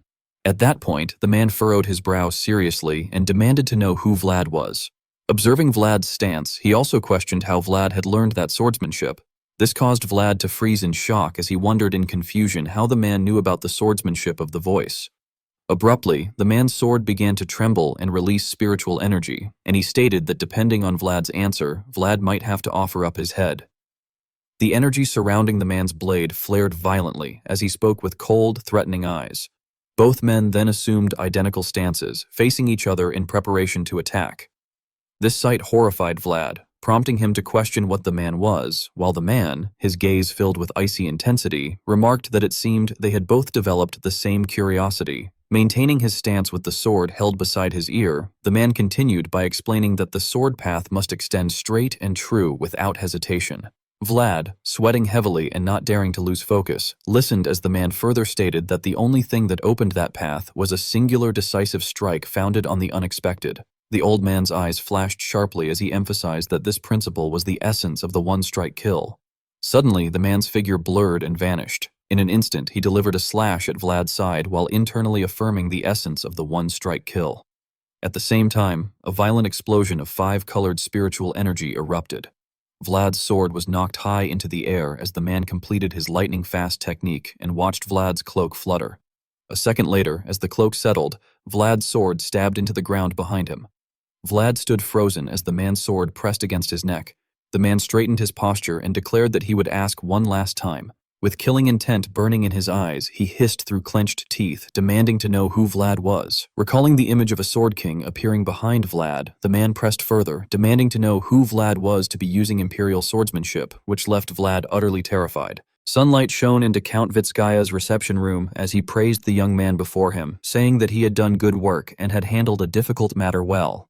After taking a sip of tea, he added that he had heard the duel had not been easy and that it was a shame Vlad had not been able to find his opponent's corpse. Hearing this, Vlad remained silent and contemplative as he recalled the night he had been ambushed, during which he had asked the mysterious swordsman about the imperial style. The man, noticing Vlad's astonishment, had asked whether Vlad had never heard of it before, and whether he had not even known what swordsmanship he had been using. At that moment, the captain of Count Vitskaya's guard had regained consciousness nearby. The mysterious man had lowered his sword and told Vlad that it seemed they would need a long conversation. As he turned to leave, he had told Vlad to wait for him in Tanobo. As he gradually disappeared into the darkness, he had reminded Vlad that it would be a matter of honor or his life, and that the choice was his. Returning to the present, Vlad responded to Count Vitskaya's praise by closing his eyes and stating that he had merely been lucky. The Count laughed and replied that luck had certainly played a part, and that Vlad would not know how much trouble that bastard had caused. After thinking briefly, Vlad remarked that the opponent had been extremely skilled. Count Vitskaya narrowed his eyes as Vlad continued, stating that even with the Count's knights accompanying him, there had been no way they could match the man. Vlad then coldly mocked that this must have been why the Count had not dispatched a knight captain, as he had known that even the finest sword he possessed would not have been enough against that unknown raider. Irritated, Count Vitskaya set down his teacup and diverted the topic, stating that anyone who bore responsibility must always think about what came afterward. Vlad did not relent and questioned whom the Count had been planning to call if he had failed. The Count pondered for a moment before answering that he had intended to summon the Dragon Killer Knights. As he thought about Mirsha Dragulia leading his forces with his sword, Count Vitskaya explained that to obtain their cooperation, one needed justification such as the appearance of a dragon or an enemy of similar caliber. He further stated that Vlad's failure would have served as perfect justification, since Vlad was a dragon slayer permitted to bear the emblem of the Dragon Killer Knights. Hearing this, Vlad gripped the cloth on his thigh and thought to himself that the Count had intended to make full use of him, the knights who followed him, and even his death. Suddenly, Count Vitskaya produced a pouch and, smiling, stated that he was truly relieved Vlad had resolved the matter and added that the Dragon Killer Knights were not cheap. He tossed the pouch onto the table and told Vlad to take it, saying that he had placed more inside than they had agreed upon. The Count then shifted to another matter, stating that since Vlad had already received an invitation from the elves, he would not need the Count's letter of recommendation, and that the payment also included compensation for that. After thinking for a moment, Vlad stated that he would be leaving. He stood up and prepared to depart, but Count Vitskaya suddenly asked whether it would not be a waste for Vlad to rot away in the north. The Count then took another sip of tea and said that he had heard Vlad had been exiled. He suggested that rather than serving the lord who had cast him aside, it might be better for him to work under someone who recognized his value. With a cunning gaze, the Count tempted him by promising treatment beyond anything Vlad could imagine in that insignificant north. However, these words caused Vlad's veins to bulge with anger. He silently restrained himself and addressed the Count respectfully, thanking him for the offer, but emphasizing that he wanted a lord he could trust. Hearing this, Count Vitskaya drank his tea and lamented that it was a great shame. Suddenly, Vlad added that he felt they would meet again someday, which made the Count raise his eyebrows in confusion. Vlad then stared directly at Count Vitskaya with a chilling glint in his eyes. The pressure from his gaze frightened the Count so much that he dropped his teacup. It shattered upon hitting the floor, scattering tea everywhere. Vlad glared silently, yet his expression alone made Count Vitskaya panic and break into a cold sweat. Seeing this, Vlad turned and walked away, thinking that he needed to collect a fair price for the Count's deception of him and the North. Ignoring the Count, who remained dumbfounded behind him, Vlad walked off coldly. As the sunlight slanted westward and filtered through the narrow streets, Vlad strolled along the empty road until a pebble suddenly struck his foot. He stopped and glanced toward the direction it came from, noticing that there was no one there, only an eerie silence. He stepped into a deserted alley where the sunlight fell across him and the only sound was his own footsteps. Suddenly sensing something, he halted without turning around and stated that no one was following him. At that moment, from a dark recess that appeared empty, a man stepped out and asked whether Vlad was not a knight of Vitskaya County. The mysterious man, whom Vlad's group had encountered in the mountains, added that if Vlad had been their knight, he would not have chosen honor.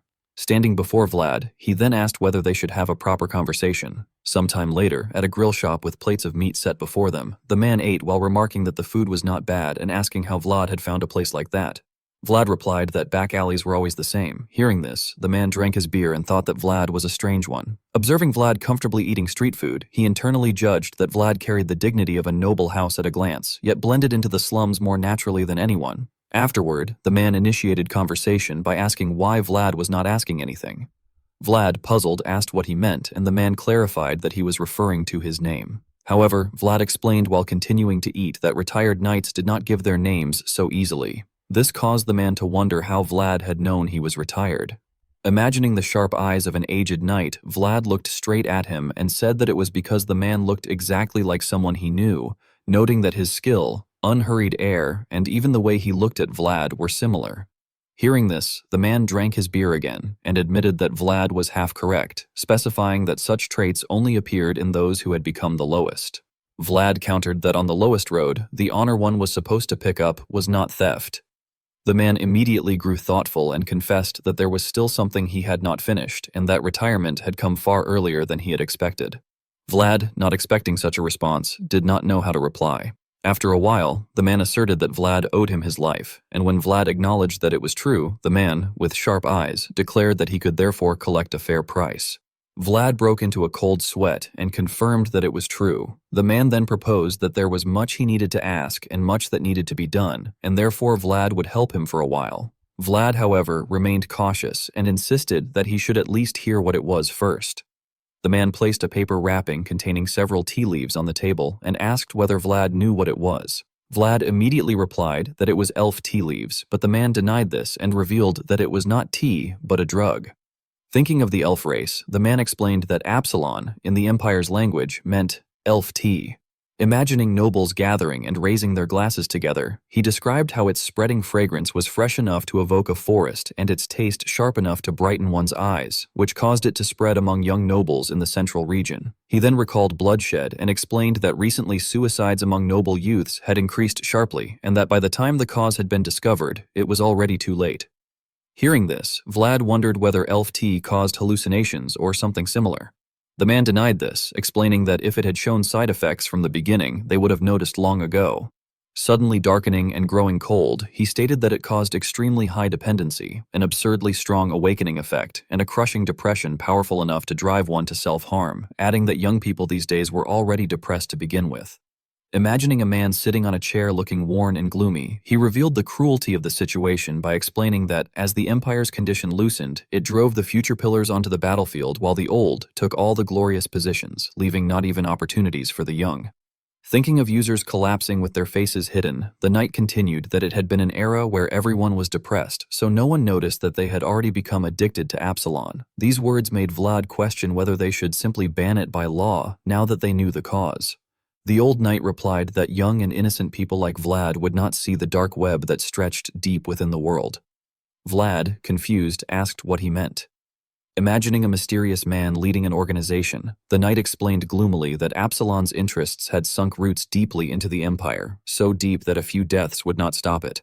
Thinking of heaps of treasure, he emphasized that Absalon generated money, money became power, and old power holders were gaining shining gold from the deaths of young people.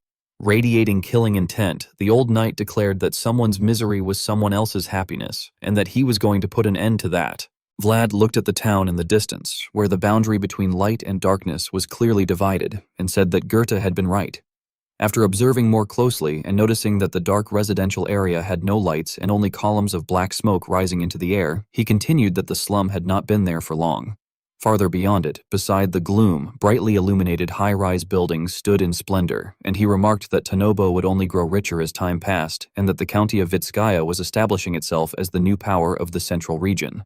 The old knight frowned and said in a low voice that the people of the domain did not receive a share of those benefits. As smoke continued to billow from the rooftops of the slum, he explained that more and more of the people were being pushed to the edge of the city and mobilized there to produce Absalon. Hearing this, Vlad reflected that that was why the man had been conducting raids, reasoning that the more tea he stole, the more lives he could save. A blue light flickered in his eyes as he thought how noble it was. Recalling the old knight's technique that radiated five-colored energy, he silently affirmed that it was just as noble as the world he had seen that day. He then lifted his gaze into the distance and declared that he ought to do it. As time passed, 2 stacks of gold coins were placed on the table. Folding his arms and looking at them, Vlad thought that 20 gold was an ambiguous price for a life, presumed to be the payment given by the count, and decided that he would simply record what the count still owed him as a debt. Suddenly, Vlad called out to Goethe, prompting him to turn around in confusion while packing his belongings. Vlad spread out 3 gold coins and told him that it was his pay. Upon receiving them, Goethe gaped in shock and exclaimed that Vlad was giving him 3 gold. Vlad then handed him another coin and said that it was for security, which made Goethe even more surprised. Vlad further instructed him to use the money to pay for their inn and also to cover the old man in the room next door. This time, Goethe was no longer pleased. He stiffened and questioned why they had to pay him, wondering if they were traveling with that old man. Seeing his attitude, Vlad cast him a glance and explained that it would be so, at least for a while. Goethe then asked whether the old man had a horse to ride, leaving Vlad sweating and momentarily speechless. Afterward, Vlad handed him 3 more coins and instructed him to find a decent horse, saying that it did not have to be fancy but must not be a complete wreck. Holding his now empty pouch, Vlad lamented that the lowest one was always broke and remarked that he had heard Lord Lamond had once wandered without a single coin to his name as well. He then put on his cloak and announced that he was going to see Stefan, which confused Goethe, who pointed out that Vlad had already paid the remainder when he returned.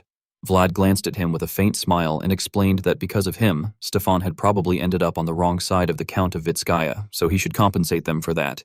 He added that not a single person had fled during the mission and that a mercenary band like that was rare and worth maintaining a connection with. Hearing this, Goethe widened his eyes and agreed that it was true. As he stepped out the door, Vlad told Goethe that they would leave as soon as he returned, and Goethe waved goodbye, assuring him that he would get everything ready. After Vlad left, Goethe suddenly became aware of something. Looking at Vlad's back, he wondered whether the captain's shoulders had always been that broad. He recalled how, when he first met him, Vlad had been merely a vicious punk who did not understand how the world worked, and now, seeing the sturdy and mature figure before him, Goethe reflected that he truly looked like a knight. Sometime later, 3 men were sitting by a fire in the forest while a pot of food simmered and sent up thick steam. The old knight raised his brows and asked whether Vlad was saying that he did not know who his master was. Vlad answered seriously that if he had known, he would have told him long ago, explaining that at that time, the sword had already been at his throat. Vlad looked straight at the old knight and firmly stated that he had come all the way there because he had wanted to know as well. The old knight observed him carefully and internally assessed that he was not lying, noting that his eyes had not wavered at all. He then crossed his arms and sighed that it was a headache, wondering who in the world it could be and insisting that it must never be allowed to leak. Vlad then curiously asked whether what he was using was truly the swordsmanship employed by the Imperial Knights. The old knight, imagining the glorious figures of the Imperial Knights, explained more precisely that it was the Imperial swordsmanship, and that the one-strike kill principle was passed down only to a select few even within the Imperial Knights. Hearing that, Vlad inwardly questioned whether it had really been that incredible, and then asked aloud whether he was not allowed to use it. The old knight narrowed his eyes and wondered if it could be that Vlad's father was the emperor or something similar. This left Vlad at a loss for words, while Goethe lowered his head and trembled as he tried to suppress his laughter. Seeing this, the old knight asked in confusion whether he was laughing. He then seriously speculated that he was not joking, and told Vlad to think carefully, suggesting that perhaps he had been born with imperial blood or had once been among the closest confidants of the imperial family. As Goethe continued shaking with laughter, Vlad helplessly replied that it was not the case at all. With that confirmation, the old knight cleared his throat and remarked that if it were true, it could become troublesome, since the one-strike kill principle ultimately belonged to the Empire. In the quiet atmosphere, he went on to explain that people in the north might not recognize it, but the closer one got to the central region, the more people there would be who knew of it. Vlad and Goethe were stunned when the old knight added that if things went wrong, Vlad could be dragged away for insulting the imperial family. Vlad hurriedly asked what he should do then, and the old knight calmly responded that it was not as though there were no way out at all. As Goethe began cooking, the old knight cautiously revealed that first of all, the one-strike kill principle Vlad used seemed to have been leaked a long time ago. Shocked, Vlad asked how it was different. The old knight then stated something even more astonishing, saying that Vlad's swordsmanship was closer to the original form. Looking at the bland stew they were eating, he compared it by saying that if that stew represented the one-strike kill principle Vlad was using, then the version currently used by the Empire would be like adding fresh meat to it. When Goethe suddenly saw him pick up a piece of fresh meat, he shouted in alarm that it had been meant for tomorrow, but the old knight ignored him, sliced the meat, and put it into the pot, explaining that this was like the one-strike kill principle the Empire currently used. As he stirred the pot, he elaborated that as time passed, anything with form was bound to change, and since it had been 300 years since the Empire was founded, the imperial swordsmanship had evolved again and again into what it was today. When the stew looked richer, he scooped up a spoonful and remarked that it had become tastier as well. While Goethe drooled at the sight, Vlad calmly prompted him to continue. The old knight then explained that the one-strike kill principle stemmed from surprise, and that surprise did not arise from polished rules but from unfathomable ideas. He suggested that Vlad should now try adding ingredients of his own into his swordsmanship, ingredients that would make even imperial people tilt their heads in confusion. As Vlad listened in growing astonishment and imagined himself standing at the center of circles of light, the old knight declared that it was time for him to do it on his own, that only he could create his complete world.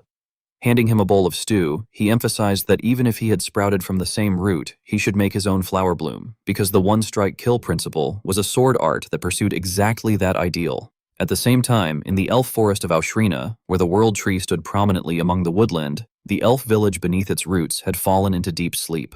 On the stairway leading into the tree's base, several figures appeared. Baratus frowned and ordered the guards to open up, and they nodded in acknowledgement. He stepped inside the world tree, where countless glowing spirit lights filled the air. Suddenly, Baratus caught sight of something and froze in astonishment. The Holy Maiden was floating in mid-air, her sleeves fluttering gently as she hovered above the ground. The aged elf Grand Elder, holding his staff, looked toward Baratus and told him that he had arrived. Standing behind him, Baratus wondered whether it was a revelation, and the Grand Elder confirmed that it was indeed so, adding that it had truly been a long time since they had last received a revelation. The Holy Maiden kept her eyes tightly shut, her body trembling as she groaned in pain. Baratus anxiously asked whether it was really all right. The elf Grand Elder stared intently at the Holy Maiden and explained that no matter what, it was bound to be a burden, since it was the first revelation from the World Tree since she had been appointed as priestess. Suddenly, the Holy Maiden's eyes flew open, and at the same moment her entire body radiated a brilliant golden energy. The elders gasped in astonishment. The Holy Maiden declared that it was coming. Within the darkness, she saw the indistinct form of a dragon, and behind it were additional red eyes. Gritting her teeth, she said that a dragon was coming. Abruptly, a crimson dragon's eye appeared right before her.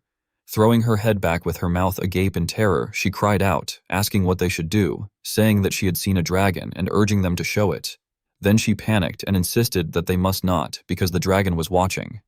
Baratus shouted in alarm, calling out to the Grand Elder, but the Grand Elder glared at him and ordered him not to intervene. At that moment, a 1,000-petaled flower appeared within the Grand Elder's pupil, and he thought to himself that she was still a young priestess who lacked experience, and that he would gladly offer up his world. Simultaneously, a 1,000-petaled floral magic circle flared to life beneath his feet, and spiritual power surged upward. Gripping his staff so tightly that veins bulged across his forehead, he muttered, asking what he should show it. Still arching her neck back in agony, the Holy Maiden screamed that it was the sword. At that time, the energy radiating from the Grand Elder formed only a small circle beside the Holy Maiden's vast and radiant one.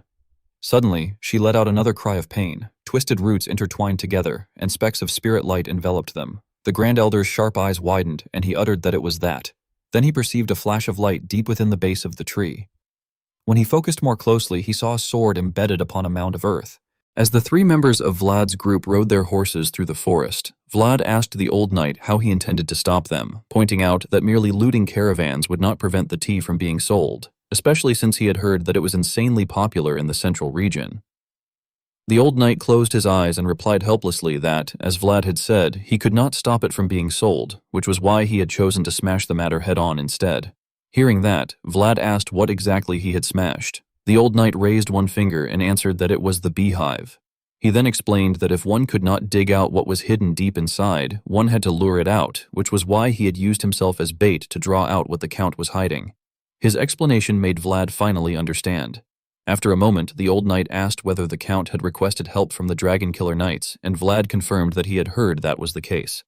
Vlad's straightforward answer made the old knight ponder. He remarked that the Count had asked Dragulia for help directly without going through the Empire, even though everything had its proper order and procedures. He also questioned whether House Vitskaya had ever possessed that kind of influence. A little later, Vlad asked why he had inquired about the Dragon Killer Knights. The old knight evasively replied that it was nothing and told him not to dig too deeply. His aged eyes gleamed with caution as he reflected that sometimes merely knowing something was enough to put one's life on the line. Suddenly, Goethe pointed in a certain direction in confusion and asked whether it was over there, and if that was the place, Captain. Vlad smiled and confirmed that it was indeed the place, adding with a sense of accomplishment that they had found it as he looked at the trading house connected to the elves. The next morning, bright sunlight streamed through the window into the house. The Holy Maiden, sitting at the table, turned and called out to her brother. Baratus, continuing his work, responded respectfully, addressing her as Holy Maiden. His formality displeased her greatly, and she asked whether he truly intended to call her Holy Maiden even when it was just the two of them. Baratus only smiled at her indulgently without replying, which left her feeling helpless as she turned her face away. Glancing at the basket of fruit by the window, she told him to take it along when he went out. Baratus looked puzzled and asked where. Without looking at him, she remarked vaguely that he had looked as though he were hungry. This only confused Baratus further, prompting him to ask who she meant. At that moment, a subordinate called out to Lord Baratus from the doorway and reported that they had found humans loitering at the forest boundary. Baratus immediately ordered him to drive them out. However, the subordinate hesitated and added that the intruders were looking for Lord Baratus and, more precisely, claimed that they had been invited by him. Confused, Baratus asked whether he had invited them. The subordinate then explained that one of them had introduced himself as Vlad of Sawara. Hearing that, Baratus glanced at the Holy Maiden as though he had realized something. He then turned back to the subordinate and asked whether the man had said that he was hungry. The bewildered subordinate asked him to repeat himself. At the same time, Vlad rubbed his growling stomach. Seeing this, the old knight let out a brief exclamation of surprise, while Goethe mockingly asked whether he was seriously hungry at a time like that. Faced with the reality that they had been locked in a jail cell, Goethe angrily reminded Vlad that he had said they were invited. He then recalled how arrows had been fired at their feet as a warning the previous night, and demanded to know whether it was elven etiquette to shoot arrows at someone who had been invited without a word. Vlad, turning pale, stammered that the arrows had not hit them and asked how he could have known they would act that way. Seated beside him, the old knight reminded him that he still had not repaid the price of his life. Vlad protested that he had at least managed to get him inside, had he not. The old knight sighed irritably and sarcastically wondered whether the North was always that shameless. Hearing that, Vlad's expression darkened, and as sweat dripped down his face, he wondered why they had invited him in the first place if they had intended to treat him like that. His gaze turned distant and sorrowful, and he thought to himself that, besides, remembering the sharp, cold eyes of the elven soldiers when they had fired arrows at them, they had seemed to be rather on edge. Suddenly, the prison door opened, and Baratus stepped inside, addressing him as Vlad of Sawara and welcoming him to their forest. Seeing him, Vlad pushed himself up from his knees and remarked that it seemed elves did their welcoming from a jail cell. Baratus handed him a basket of fruit, apologizing for what had happened and asking him to at least accept it. As Vlad took the basket, he asked whether they were not going to let them out. Baratus explained that he should wait just one day, as there were procedures they had to go through. He then added, with an awkward expression, that he hoped Vlad would understand, since everyone had been on edge lately. At that, Vlad fell silent for a moment before asking whether it was not because of them. He stared at Baratus and said that it had felt as though they had been truly wary of something. Baratus's perceptive eyes gleamed with curiosity as he thought that this was someone whom the Holy Maiden of the World Tree had taken notice of. Observing the motes of spiritual energy overflowing around Vlad, Baratus considered that it might not be a coincidence that he had come at such a time. After a pause, he admitted that it was true. However, the truth Baratus brought made Vlad stiffen, as Baratus revealed that a dragon was coming. Imagining a spiked dragon with red eyes turning toward the Tree of Life, Baratus explained that the young World Tree would soon be in bloom and that the sharpest dragon had always coveted the World Tree's potential. From outside the cell, his apologetic voice added that he was sorry they had received him at such a bad time. Vlad looked at him seriously and replied that it was fine, then asked whether there was anything he could do to help. But Baratus closed his eyes calmly and answered that even the offer was appreciated. A moment later, Baratus opened his bright eyes and observed Vlad, thinking that human souls were light and their mouths rotten, beings that could never be trusted. Yet noticing the letters engraved upon Vlad's armor, he reflected that the spirits surrounding him were speaking. His gaze then shifted to the crystal embedded in the sword's hilt. Imagining a white serpent coiling around Vlad, Baratus concluded inwardly that the spirits were saying this man was one who had been a protector. Sometime later, sunlight streamed into the room of Count Vitskaya. Holding a teacup, he asked in confusion why Mircea was there. Mircea, who had arrived with troops, replied sternly that the Count had been the one to request his presence. The overwhelming pressure made Count Vitskaya uneasy, and he stammered that he had only meant that, inwardly thinking that a noble knight whom even a duke would struggle to invite had actually come personally at his request, and wondering what was going on. Mircea said nothing further and merely stared at him, which only increased the Count's fear and confusion. Suddenly, the Count jumped to his feet and hurriedly welcomed him, inviting him to come this way. Mircea sat down in the seat of honor and crossed his legs comfortably. The Count then timidly asked whether he would like at least a cup of tea. Mircea refused, saying that elf tea did not suit his taste. The Count gave an awkward laugh and apologized, saying that of course it would not be worthy of someone as esteemed as him. He then loudly ordered his subordinate to bring black tea, the finest grade grown in the southern archipelago. Before the order could be carried out, Mircea stated that tea would not be necessary, which left the Count flustered as he began to suggest wine instead. Once again, Mircea declined and moved to the main issue, asking more importantly whether Absalon was being produced properly, since he had received a report about an unknown attacker. Understanding the matter, Count Vitskaya smiled and replied that it had been resolved, so production was continuing without any issues. Mircha repeated the phrase, "without any issues," in displeasure, and pointed out that it had been said there was a skilled fighter whom even the knights there could not handle on their own. The Count quickly explained that this had been true. However, by good fortune, they had received help from an outsider. Mircha echoed the word outsider suspiciously. The Count then informed him that a knight from the north had come. Mircea questioned with a hint of curiosity whether he meant the north. When the Count mentioned the familiar name Vlad, Mircea's eyes widened and a dense killing intent emanated from him. Unaware of the change in his demeanor, the Count continued by saying that he had been a dog abandoned by Bayezid, though the brat had possessed real skill. He then sighed with a laugh and added that, still, he had been a northerner, so his manners had been terrible, and he had spoken without knowing his place. Mircea even had to listen as the Count disparaged Vlad further, claiming that a barbarian's blood could never hide itself and that lowly blood always revealed itself wherever it was. Suddenly, Mircea asked whether he had truly looked that way to him, leaving the Count confused as he asked for pardon. With a chilling expression, Mircea emphasized the words, "blood that shows no matter where you look," then fixed the Count with a murderous glare and hissed through his teeth about the bloodline he claimed to have recognized. The overwhelming killing intent terrified Count Vitskaya, and sweat poured down his face as Mircea's dragon-like eyes bore into him and demanded to know whether it had truly looked lowly to him. The great elder of the elf tribe was astonished when he saw that the golden amber set into the hilt of Vlad's sword emitted a light identical to that of the tree of life behind him. Filled with curiosity, he remarked that Vlad was truly a rare guest and asked where he had obtained that amber. Vlad replied that he had been told it was an heirloom of the Heinel family. The great elder closed his eyes and murmured the name Heinel thoughtfully, repeating it as if confirming what he had heard. Then, to Vlad's surprise, he affirmed that it referred to the Swordmaster. He went on to recall that one of the knights who had followed that man bore the same surname. Remembering the figure of that young knight, the great elder said that he recalled clear eyes and sorrowful, water-colored hair. Hearing this, Vlad asked doubtfully whether the elder knew where the maple tree inside the amber was located. The great elder opened his aged eyes wide and questioned how Vlad had known that the scene inside was a maple tree. Vlad, confused, asked for clarification. Narrowing his eyes and scrutinizing Vlad, the great elder observed the tiny specks of light surrounding him and thought that they sparkled like starlight. Yet regardless of how they shone, he wondered how Vlad had managed to glimpse a world not permitted to humans. Sensing the unspoken tension among the elf elders beside him, Vlad fell silent and broke into a sweat, wondering how much he should reveal and feeling that it would somehow be wrong to lie.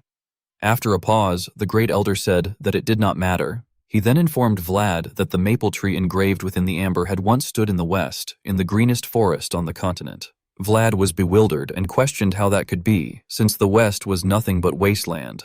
The great elder closed his eyes and replied that it had once existed, recalling the radiant two-tiered golden tree of life standing out amidst the lush green forest. He thought of their forest, Elvenheim, before the dragon had burned it down. Night descended upon the elf settlement. Sitting on his bed with his chin resting on his hand, Vlad pondered uneasily, sighing and wondering what they should do now and how they were supposed to find something that no longer existed. Suddenly, the old knight entered and declared that he would go examine the Tuzon leaves. Vlad reminded him that he had been told to stay in his room, but the old knight casually replied that Vlad should simply say he had been there. Vlad glanced at him and remarked that the atmosphere was already chaotic because of the dragon. Climbing onto the window of Vlad's room, the old knight reassured him that he would not get caught and that there was no need to worry, adding that he had done such things often in his younger days. He then paused with a soft exclamation and, while leaning halfway out the window, mentioned that Vlad's master seemed, after all, to be connected to the imperial family. Startled, Vlad asked if that was truly the case.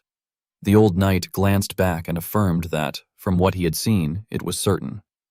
Recalling the throne positioned at the highest place in the castle, the old knight explained that the founding king, Prausen, had stepped down from the throne and become the lowest one. Imagining a silver-haired man turning his back on a sword and shield planted in the ground, he recounted that the king's glorious first step had continued for hundreds of years, and that, befitting the beginning of a legend, his end had also been mysteriously concealed. He further suggested that Vlad might be connected to Prausen's unknown final chapter. This left Vlad troubled. He then asked what that meant, saying that the trail ended there. The old knight, gazing outside, denied that it ended at all and stated that, from his perspective, this was merely the beginning. Puzzled, Vlad repeated that it was only the beginning. The old knight then turned fully toward him and said that if Vlad's master had inherited Prowson's will, it meant that Vlad himself ought to follow the traces he had left behind. However, Vlad raised another concern, saying that he had been told no one knew Lord Prowson's final moments. The old knight replied seriously that humans did not, then added that the elves might. With that, he gave Vlad a meaningful smile. A moment later, before leaping away, he said that he would be back. The old knight then shot off like an arrow and disappeared into the dense forest. Watching his figure vanish, Vlad muttered that he had disappeared in an instant and wondered whether he was a cat. He then fell into thought, reasoning that if the elves might know, that would make sense, and recalling that the old knight had recognized the scene inside the amber. Suddenly, Vlad's eyes widened as a startling thought crossed his mind. He wondered what if the voice had not seen that place directly either, and whether it had seen it through the amber just as he had. Yet he quickly let out a long sigh, scratching his head in frustration and wondering what kind of person the old knight really was. Just then, there was a knock at the door, and Vlad responded by telling whoever it was to come in. The elven saintess peeked in with a curious look, and upon seeing her, Vlad was taken aback. She asked whether he had a moment. After some time, the two of them made their way to the base of the world tree. Vlad felt dizzy and regretfully thought that he should have ignored it and stayed inside. Following behind the saintess, with two soldiers guarding them from the rear, he felt awkward and hesitated. With little enthusiasm, he asked where exactly they were going, but sensing the cold stares from the two guards behind him, he added the final word cautiously. Without turning back, the saintess replied that there was something she wanted to show him. Vlad asked what it was, and she answered that it was the amber. She then turned around with a mysterious smile and said that she truly wanted to show it. Despite this, Vlad remained unconvinced and wondered to himself why it was so sudden and who she intended to show it to. The saintess suddenly turned and explained that the world tree wished to see its mother at least once, as it had never seen its mother since it was born. Hearing this, Vlad speculated inwardly whether the maple tree inside the amber had been the world tree's mother. Standing along a path glowing with golden motes of light, she continued that the world tree would bloom with the coming spring, that this would be its first bloom, that it had been very anxious, and that Vlad had happened to arrive carrying its mother's memory. Her words left Vlad deeply shaken. She then walked deeper inside, explaining as they went that only a few of them could enter the interior of the world tree, that it was a secret place, and that without the world tree's invitation, no one could enter. After saying this, she placed her hand on the trunk and a brilliant light gradually appeared, opening into a space. The light grew larger and formed a radiant doorway. Witnessing this, Vlad stared in astonishment, beginning to say that this was...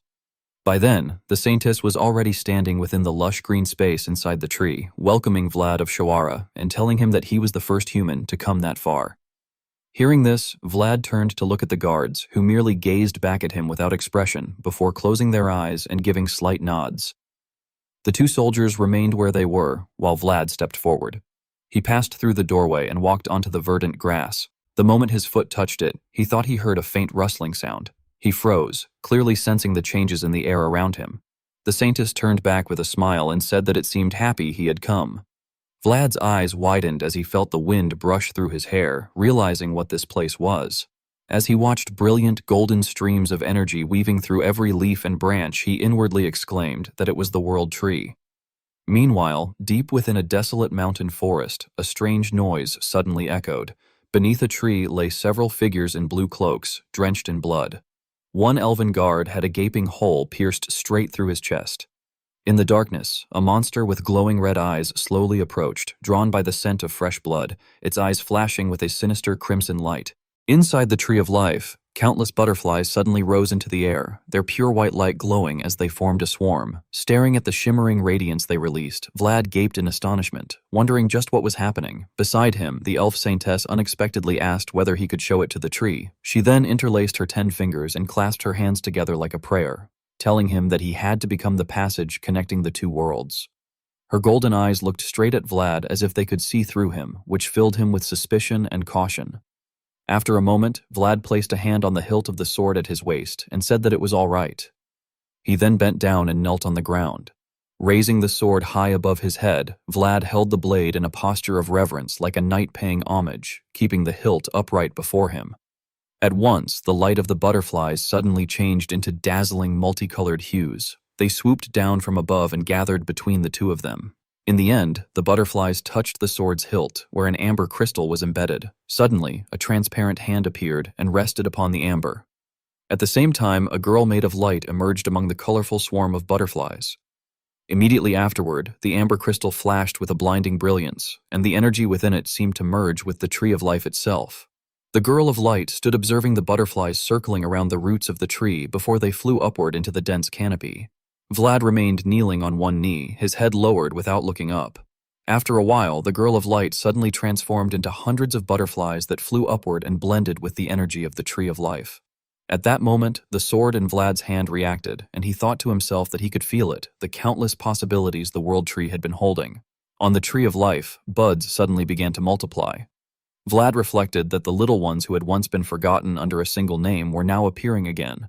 One bud began to glow brightly when a butterfly lightly touched it. Soon after, it burst open into a radiant flower. At the same time, the girl of light appeared once more, blooming amid the aura of the tree of life's energy. Meanwhile, a little girl opened her shining eyes and looked upward. At the same moment, the girl who had appeared from the tree of life looked down with a gentle smile on her lips and spread her arms to welcome the child flying toward her. Feeling the happiness of the two embracing each other, Vlad thought that they were blooming. Elsewhere, several elf elders saw the brilliant light shining out and exclaimed to the Grand Elder that this was something extraordinary.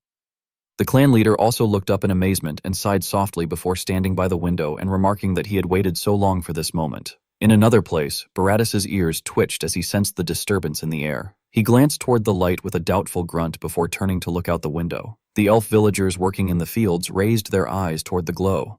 Forest guards stared in astonishment with their mouths open. Goeth, who had been grooming a horse, was startled by the sudden phenomenon. Even the old knight inspecting a tea leaf could not help but be drawn to the light of life. Vlad then thought that if a young world was being born, then someone had to protect it. As the flowers on the tree of life blossomed, he reflected that this was why the knight with blue eyes had never stopped gripping his sharp blade. The blade cut into Vlad's palm as he gripped it tightly, drawing blood. He continued thinking that the crimson descending to the earth, the red drops of blood falling onto the green grass, were the knight's gift for the children being born at that very moment, today. Each blooming flower gave birth to a spirit life in the form of white rabbits and small foxes. An old farmer stood stunned and stammered that at last it had happened, while the young woman beside him exclaimed happily that it had come at long last. Now the tree of life was no longer glowing only with golden light. Countless other colors were blossoming together, as if spring had come to Ashrina. After an unknown amount of time passed, a flower drifted down and landed on Vlad's head. He had sunk to both knees on the ground, and the sword in his hand had lowered. The hand cut deeply by the blade continued to bleed. The saintess reached out and touched Vlad's wound. Sitting down in front of him, she asked whether he was all right. Sweating heavily, Vlad asked whether the flowers had bloomed.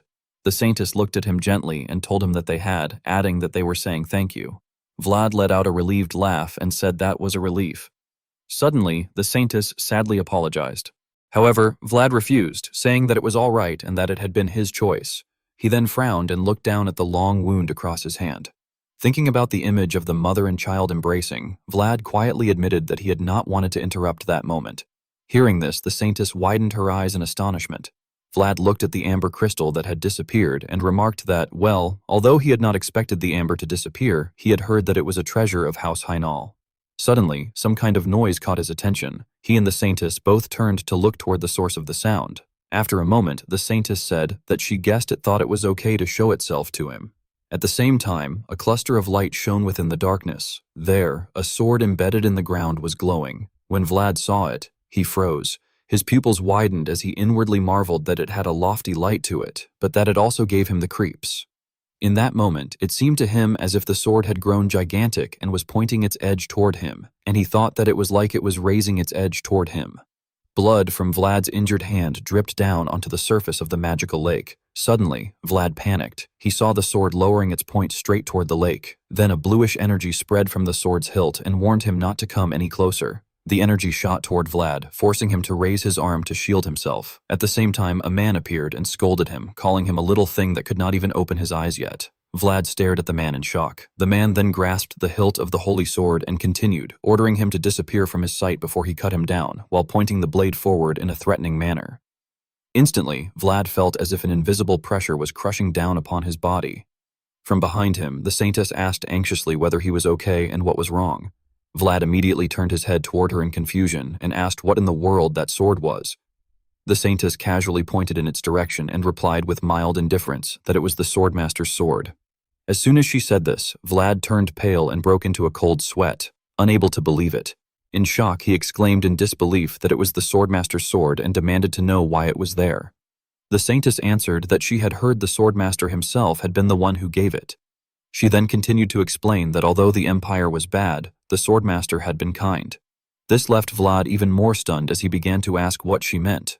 Imagining the holy sword surrounded by many other swords planted across a dense land, the Saintess went on to tell him that the sword was a guardian sword that had once protected someone, and also a sword of blood that had massacred countless enemies. She explained that it was the dragon-slaying sword that had pierced the heart of the prime dragon of perfection. Then she stood beside Vlad and looked toward the sword, adding that now it was a talisman guarding the world tree. Hearing this, Vlad raised his eyebrow and asked what it was guarding the world tree from.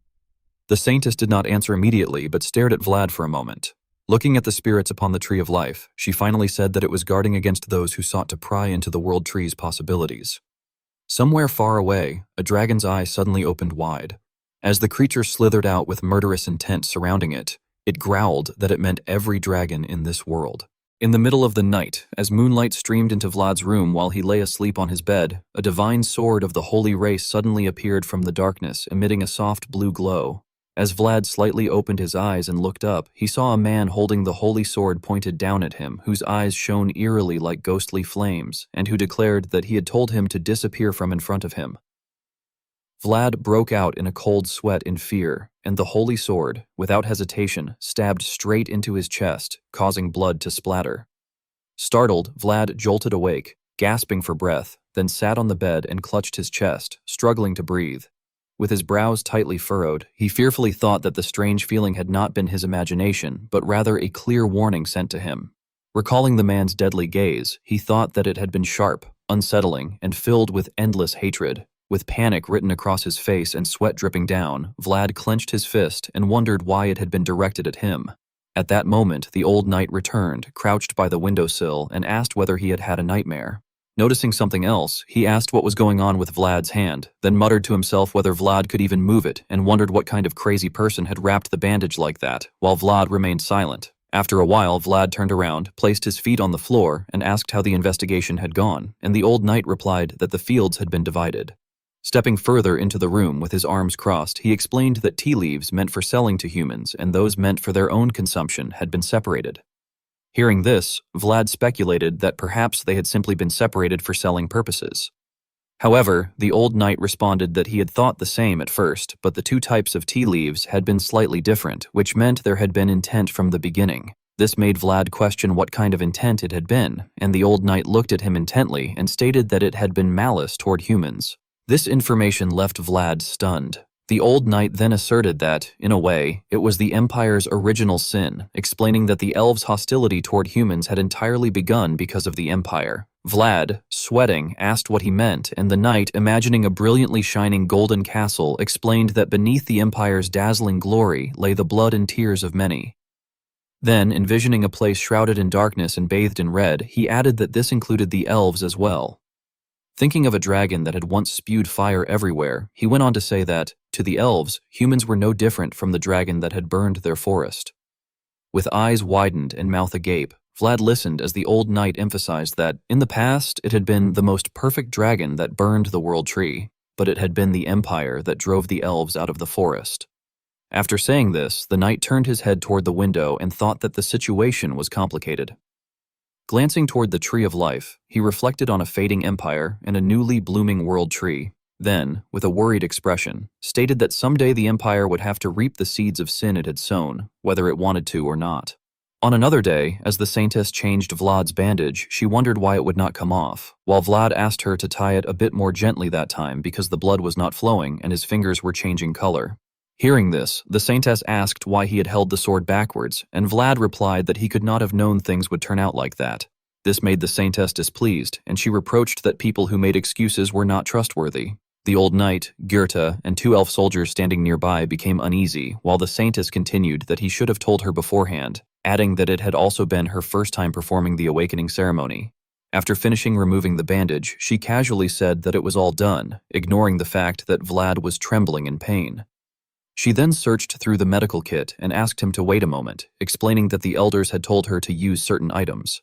Seeing this, Vlad blankly remarked that it looked like she had never actually done it before, but the saintess remained silent and continued working. Suddenly, she turned and smiled reassuringly, saying that it was fine because she had seen it from the side before, though Vlad inwardly thought that it was not fine at all. A moment later, the saintess held out her hand and asked for his hand, and Vlad presented both of his injured hands for her to examine. The saintess observed him for a while and remarked that it must have hurt. However, Vlad denied it, saying that it did not really hurt and that it was only a bit embarrassing to be a knight who had been cut by his own sword. The saintess then touched his hand and commented that it was something to be proud of, adding that it was a mark from helping the world tree bloom. After that, she took out a small vial containing a purple liquid and told him that the elders had prepared it for him to use and that it should work well. Suddenly, the hand holding the vial began to tremble uncontrollably. Seeing her lower her head, Vlad called out to her in confusion, addressing her as priestess. At the same time, lightning energy burst from both of his hands, leaving him shocked. He inwardly exclaimed in astonishment, wondering what that was. In that instant, he saw the image of a red dragon roaring with its mouth wide open, followed by a furious silver dragon, and finally the face of his older brother, Mircea. Meanwhile, the saintess, with her eyes glowing gold, spoke in the voice of a divine being, saying that it had arrived. Elsewhere in the forest under the moonlight, a monster raised its clawed hand. The elven soldiers, holding shields and weapons, prepared themselves for battle. However, before they could act, a blazing red energy slashed through them, scattering their formation. The monster, its red eyes gleaming with ferocity, swung another claw and struck the elven soldiers, sending another wave of energy that cut them down. It continued its frenzied assault against the elven forces. One frightened soldier glanced back and shouted to Lord Baratus that Nidhogg was much bigger than expected. In response, Baratus drew his bow and loudly ordered them not to fall back and to hold the line. Elsewhere, 3 elders knelt on the ground, forming a circular magic array as they heard him shout that they had to buy time for the magic circle to form. Immediately, the soldiers raised their spears and responded that they understood. The monster then opened its fang-filled mouth and let out a terrifying roar before slamming its tail into the ground, sending dirt flying everywhere. Alone, it faced the entire elven army, its red eyes fixed on them. Suddenly, arrows rained down from above, striking its body one after another, yet none of them could penetrate its thick hide.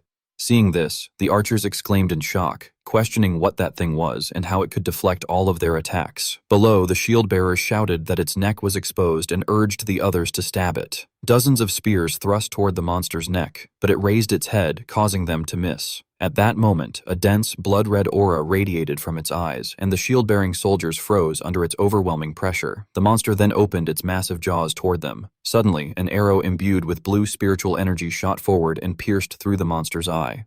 Struck by the attack, the creature roared in pain and fury.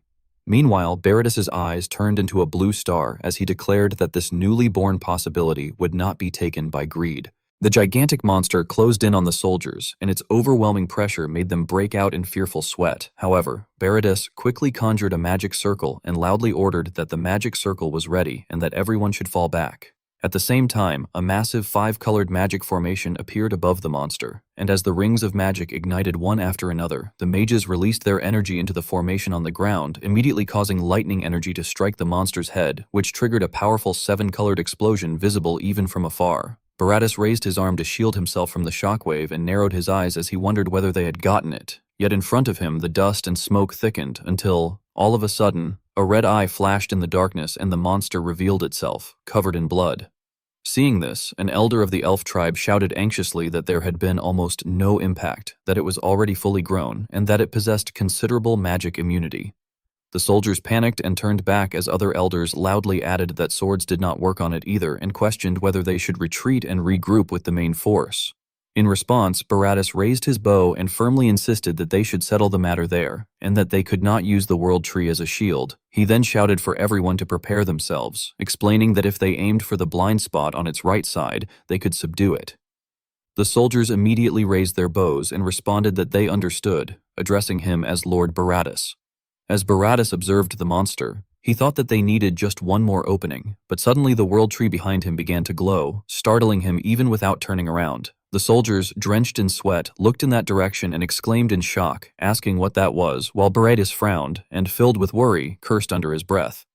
Meanwhile, the monster scraped the ground impatiently with its forelegs, drool dripping from its mouth as it growled with desire, its red pupils fixed solely on the brightly glowing world tree. As it rushed toward the tree, it seemed to sense that there was another one. At the same time, besides scattered barrels of potion, the holy maiden weakly cried for help before lowering her head, trembling all over as she pleaded for someone to help her. Vlad, standing nearby, was startled when she revealed that the dragon was coming, and as sweat formed on his brow, he looked at her condition and questioned what it was. A nearby elf soldier explained that it was a revelation, describing how the holy maiden would kneel in prayer before the world tree and stating that the world tree could perceive beyond mortal limits, that it conveyed revelations solely through the holy maiden, and that she was the conduit connecting the world tree and the elves. Another scarred soldier added that a revelation from the world tree must never be ignored, and that the fact it was asking for help meant it might have seen hope only through Vlad. Suddenly, the two soldiers knelt down and pleaded with him to protect that newly bloomed possibility. And at the same time, the holy maiden clung to Vlad's hand. Having come out of her trance, she tearfully begged him for help. Their actions left Vlad conflicted, and he glanced toward the old knight for guidance, asking what he should do at such a moment, but the old man crossed his arms and replied that Vlad should not look at him, calling him a fool and stating that he was neither his lord nor his senior knight.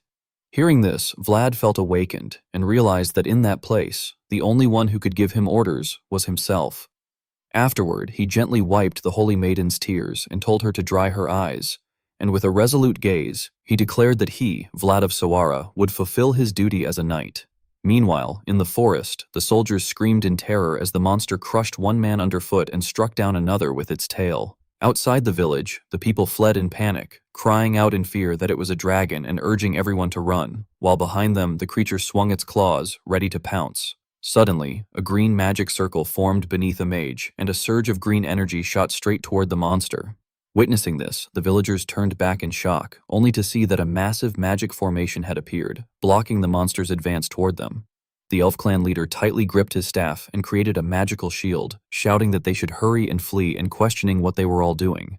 With resolute eyes and hair fluttering in the wind, he used his very life force to protect everyone. Seeing him, the people responded with relief that they understood. He then loudly ordered the warriors to quickly reorganize the battle lines, prompting the soldiers to raise their shields, step forward with their spears, and affirm that they would obey the Grand Elder. Outside, the monster clawed at the magic circle, causing cracks to spread across it, and before long, its claws were able to pierce through the barrier. This sight made someone cry out in fear that it had broken through the magic circle so easily.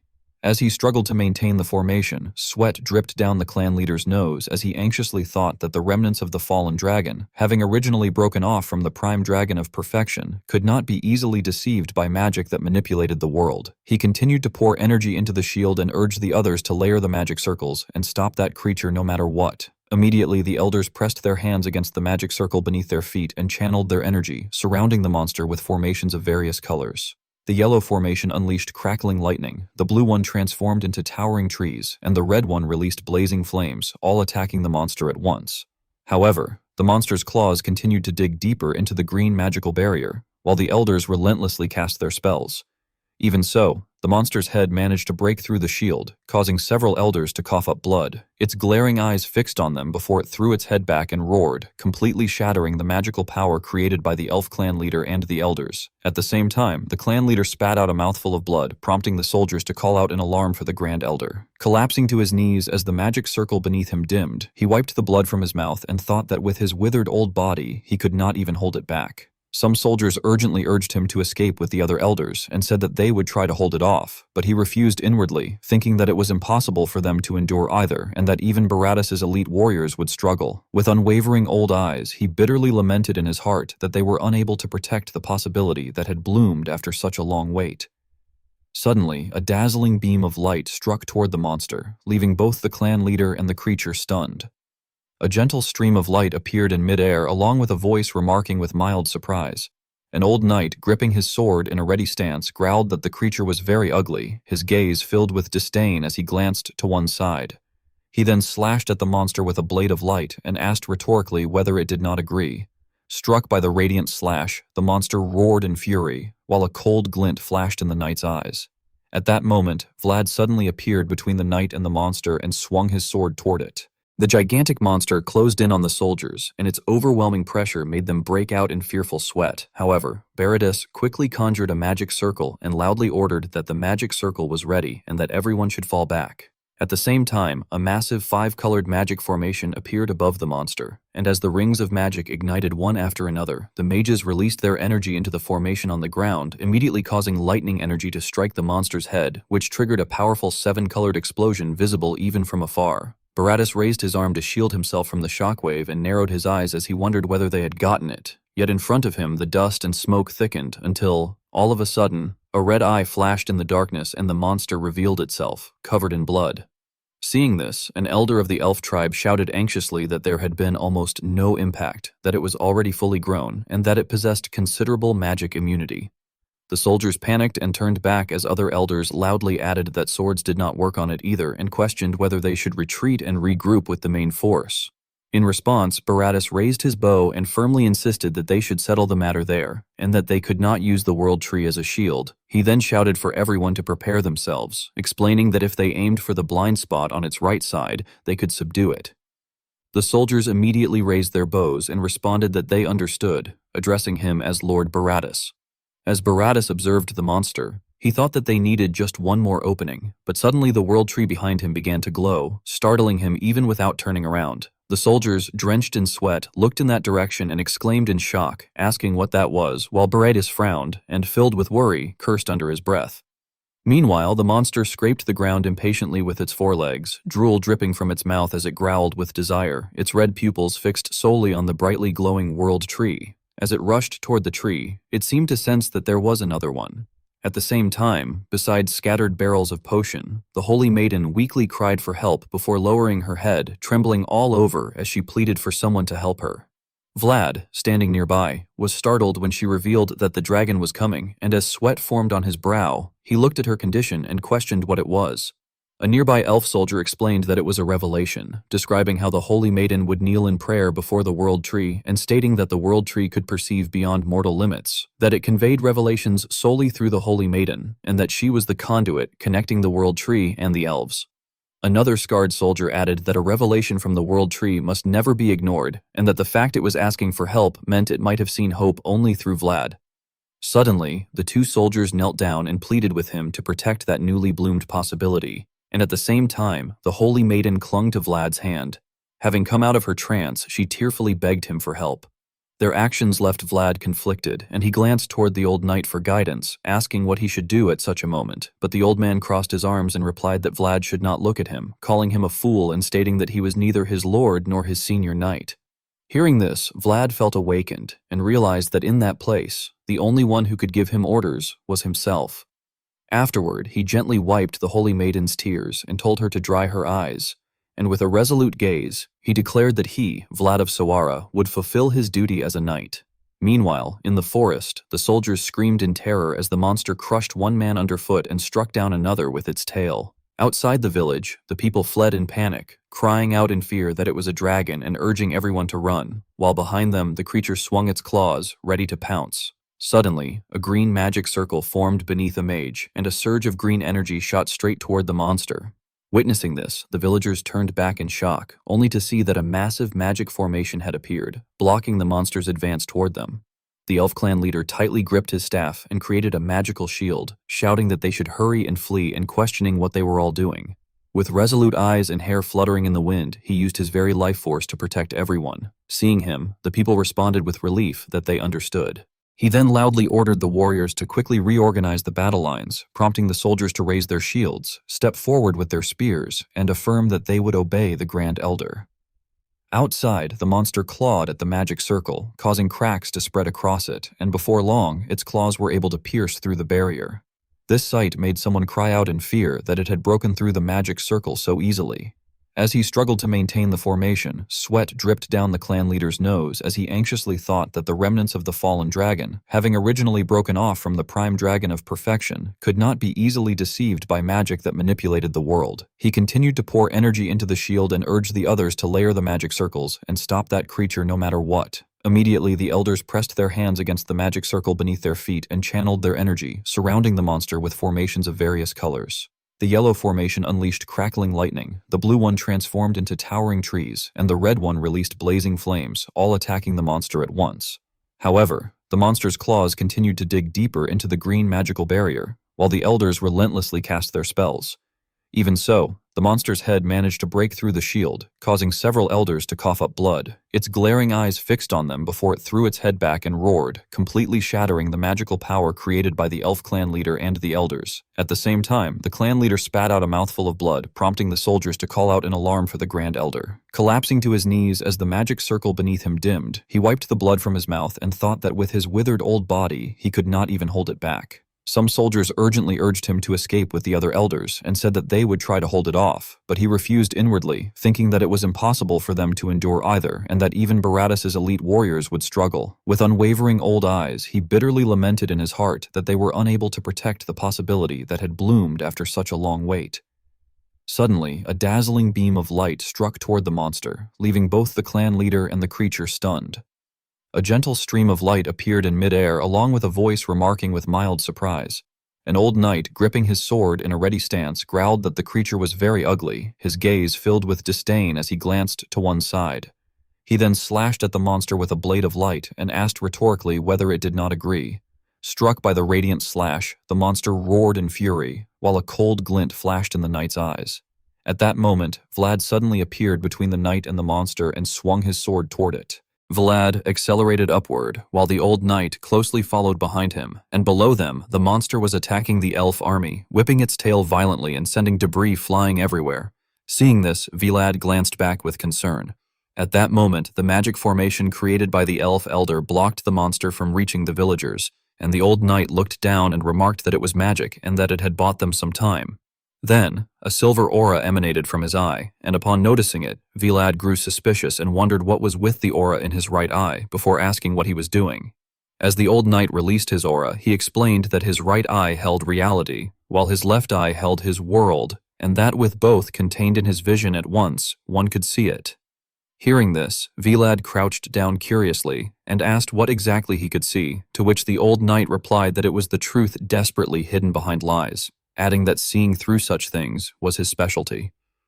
Suddenly, the old knight opened his eyes wide, and a radiance burst forth from them, forming a purple magic circle that focused on the monster below. At the same time, the monster appeared as a wave-like energy entity in his vision, prompting him to internally analyze where the flaw was, the weakness it desperately tried to conceal, the fatal point that could bring it down in a single strike. After a moment, the old knight identified a weak point beneath the monster's foreleg and informed Vlad to target the armpit hidden beneath the membrane. Then, turning to him, he instructed that he would draw its attention so that Vlad could strike there. Following those directions, Vlad unleashed all his strength in a powerful slash at the monster, and a massive explosion of aura erupted, sending shockwaves in all directions. Shielding himself from the dust, the old knight initially thought that Vlad had done it and that it was a perfect strike. But before he could finish that thought, he was shocked to realize that Vlad's sword had merely scraped the creature's tough hide without injuring it. The old knight, stunned, observed that the monster had blocked the attack with its tail, while the monster's eyes burned with fury, and Vlad, still maintaining his aura, kept his sword charged with energy. Suddenly, the monster threw its head back and roared, then slammed a powerful strike down on Vlad, shattering the ground beneath him. Raising its left claw with killing intent, it launched another frenzied attack. This time, Vlad's heel caught on uneven ground, causing him to lose balance slightly, and with a sharp glint in his eyes, he cursed in frustration that it was damn it, just as the monster's claw came crashing toward him. The direct hit sent Vlad flying back dozens of meters, his feet dragging along the ground and carving a deep trench, and amid the thick dust, he cried out in pain while sweating heavily and glaring at the monster, thinking that it was on a completely different level compared to Lindblom, and realizing that this was the power of a fully matured dragon. Meanwhile, the old knight charged toward the monster, which quickly noticed the incoming attack and turned to face him, roaring in rage. As the knight observed through his left eye, he grew suspicious upon seeing streams of energy arrows flying toward the monster, while from behind him, clusters of light shot forward, and as he advanced, those arrows converged in a coordinated assault. However, the monster shook its body and swept its tail, deflecting all the arrows and redirecting them back at the old knight, forcing him to evade, though one arrow still struck his shoulder, knocking him backward as he groaned in pain. Seeing this, Vlad shouted in concern, calling out to the old man. But suddenly, he collapsed onto the ground in shock, his eyes widening. Sensing something from behind, he thought that he was too late. Yet at that instant, a green magic formation created by the LF Elder blocked a fatal blow from the monster, shattering immediately afterward, though Vlad was still injured. The LF Elder, straining to maintain the formation, called out to Vlad, and witnessing this, the old knight broke into a cold sweat. Seizing the opportunity while the monster was restrained, he leapt forward, while Vlad was knocked away and landed far from the battlefield. The old knight rushed toward him, cursing under his breath, and hearing the commotion, the monster turned its head, but paid no real attention, instead baring its teeth and growling as it shifted its gaze toward the elf soldiers below. They looked up at its massive form in shock, frozen in place. At the spot where Vlad had fallen, trees were flattened and dust filled the air, and the old knight hurried over, seeing Vlad lying motionless, and urgently called for him to get a hold of himself. After a moment, Vlad gasped and regained consciousness. Relieved, the old knight exclaimed that Vlad had survived thanks to the Grand Elder's magic, while Vlad slowly sat up, groaning, and sensing something unusual in his chest, grew suspicious. Noticing this, the old knight asked about his condition and whether anything was broken, to which Vlad replied that he was all right, and asked about the old knight in return. The old knight glanced at his injured arm and said that he had barely avoided a direct hit and that swinging his sword a few more times would not be a problem, then frowned and asked if Vlad could continue fighting. Holding his chest with one hand and his sword with the other, Vlad assessed that the blessing from the white serpent still remained, albeit faint, and that although his sword was warped, it had not lost its sharpness. With determined eyes, he replied that he could do it and could probably endure one more exchange. Hearing this, the old knight smiled and said that it was good and that they would end it in that single strike before the creature reached the top. Meanwhile, the monster, its claws stained with blood, climbed upward along the wall using all 4 limbs, leaving a trail of corpses at the foot of the mountain. Its eyes glowed red as it advanced, while atop the tree of life, many spirits and beasts huddled together in fear. The monster extended its tongue, drooling greedily, and then suddenly let out a deafening roar, spraying saliva everywhere. Vlad and the old knight stood before a mountain of corpses, and Vlad remarked that they had all been taken out. He then looked toward the chieftain and the elders on the other side of the pile and added that the elders had still been protected. The old knight glanced around and, noticing the monster climbing in the distance, commented that it had climbed pretty high before asking whether Vlad could climb trees. Vlad, confused, questioned whether that was important. The old knight admitted that it was true that no matter how well one could climb, they would not catch up to that thing. Vlad frowned and wondered what they should do. At that moment, a green magic circle suddenly appeared beneath their feet, leaving both of them stunned. Off to the side, Vlad saw the elf chieftain and the elders placing their hands on the ground, channeling their power into the formation. Despite sweating heavily and bleeding from his nose, the chieftain firmly stated that he was counting on the knight who carried the memory of the world tree. As soon as he finished speaking, a root burst up from beneath Vlad and the old knight, lifting them high into the air. The old knight glanced at Vlad and shouted that it had worked and told him to get ready. The root then propelled them toward the monster high above. As they closed in, they soon saw the spikes on the monster's head. Suddenly, below, the chieftain collapsed, causing an elder to cry out in alarm for the great elder. At the same time, the magic sustaining the root began to falter. Vlad looked down anxiously as someone shouted that the magic was breaking and that at this rate things would go wrong. However, the old knight remained calm and declared that it was enough as he activated the power of his left eye. He then released a surge of energy and shot into the sky, leaving Vlad behind. The old knight flew behind the monster with his sword, but before he could strike, the creature noticed him. Reacting instantly, the old knight unleashed an attack and angrily called the monster a bastard. His strike cut into the creature, leaving a wound, but it only hit the tail. Landing on the tree, he looked up and cursed under his breath that it was not good enough. The monster, enraged, turned and lashed out at him with its claws, prompting the old knight to think that he had failed to cut it properly. In the next instant, a thunderous explosion rang out, and the old knight was struck, coughing up blood as he was thrown backward. After regaining his footing, he faced the monster's fury once more. Even with his injured arm, he raised his sword and remarked that the creature could go a little easy on him. He then activated the ability of his left eye again, releasing a brilliant 5-colored light just as the monster approached. The light forced the creature to shut its eyes tightly. Suddenly, Vlad leaped out from within that light, appearing like a god wreathed in lightning. With all his strength, Vlad brought his sword down in a thunderous strike that split into the monster's head, sending blood spraying. He followed up with another blow to its forehead, gritting his teeth as he attacked. The monster roared hideously, opening its grotesque mouth. At once, Vlad drew the dagger at his waist, his eyes blazing with fury as he shouted what it was laughing at and called it a bastard. He then drove the blade deep into the monster's eye. In agony, the creature thrashed wildly, trying to shake him off, but Vlad held on and released his energy, shouting for it to die. A burst of lightning exploded outward in all directions. The monster flailed violently, shattering the world tree's trunk into fragments, yet Vlad continued to cling tightly to his dagger embedded in its eye. To avoid being caught in the destruction, the old knight leaped back. However, realizing something was wrong, he cursed in alarm as the piece of wood beneath him broke apart. As he fell, he shouted for Vlad to be careful. He crashed repeatedly against layers of the tree as he fell, before finally landing face down on the ground amid dust and debris. Trembling, he struggled to stand and muttered that he really should retire already. Meanwhile, Vlad tightened his grip on the dagger and glanced downward, thinking that at least the old knight was safe, which was good, but now he had to face the monster alone. Suddenly, the monster shook its head violently again, trying to fling Vlad away. He gritted his teeth and clung on. Then the creature charged straight toward the tree trunk, slamming its head into it. The impact struck Vlad hard, causing him to spit out blood in pain. The monster let out a furious roar and slammed into the tree again, making the entire trunk tremble. After a moment, something seemed to crack. Then Vlad was finally thrown off and sent flying into the air. This time, he fell straight downward as the monster roared after him.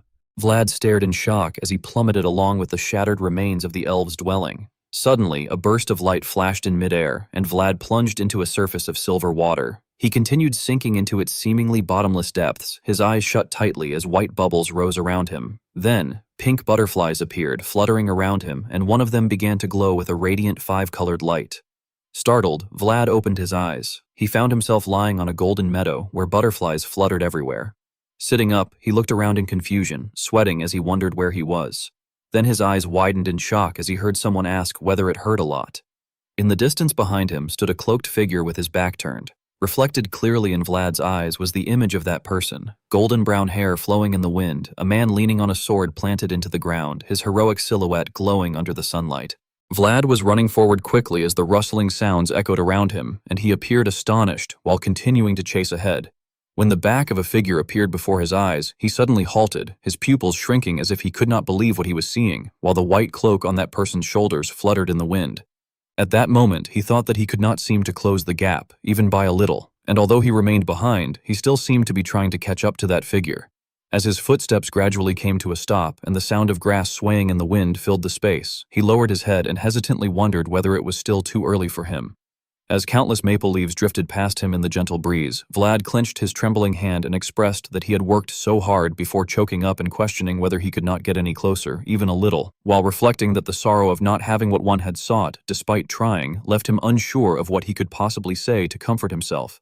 Suddenly, a gentle voice echoed through the space, telling him that regardless, he was someone to be proud of, explaining that the world was a place where there were more things one could not do than things one could. Yet, he had never stopped stretching his hand toward the stars, and adding that they were proud of him for continuing to look upward even when no one acknowledged him, and that therefore the place he gazed upon would soon become his world.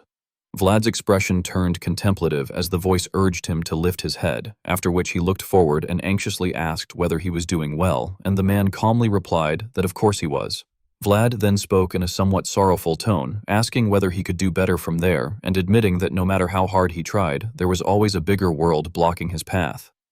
The man then asked Vlad whether he remembered the day he had asked to be taught the sword, and continued by recalling that at that time, Vlad had been extending his sword toward the blue moon that had been utterly beyond reach, but now his sword had already touched the moonlight.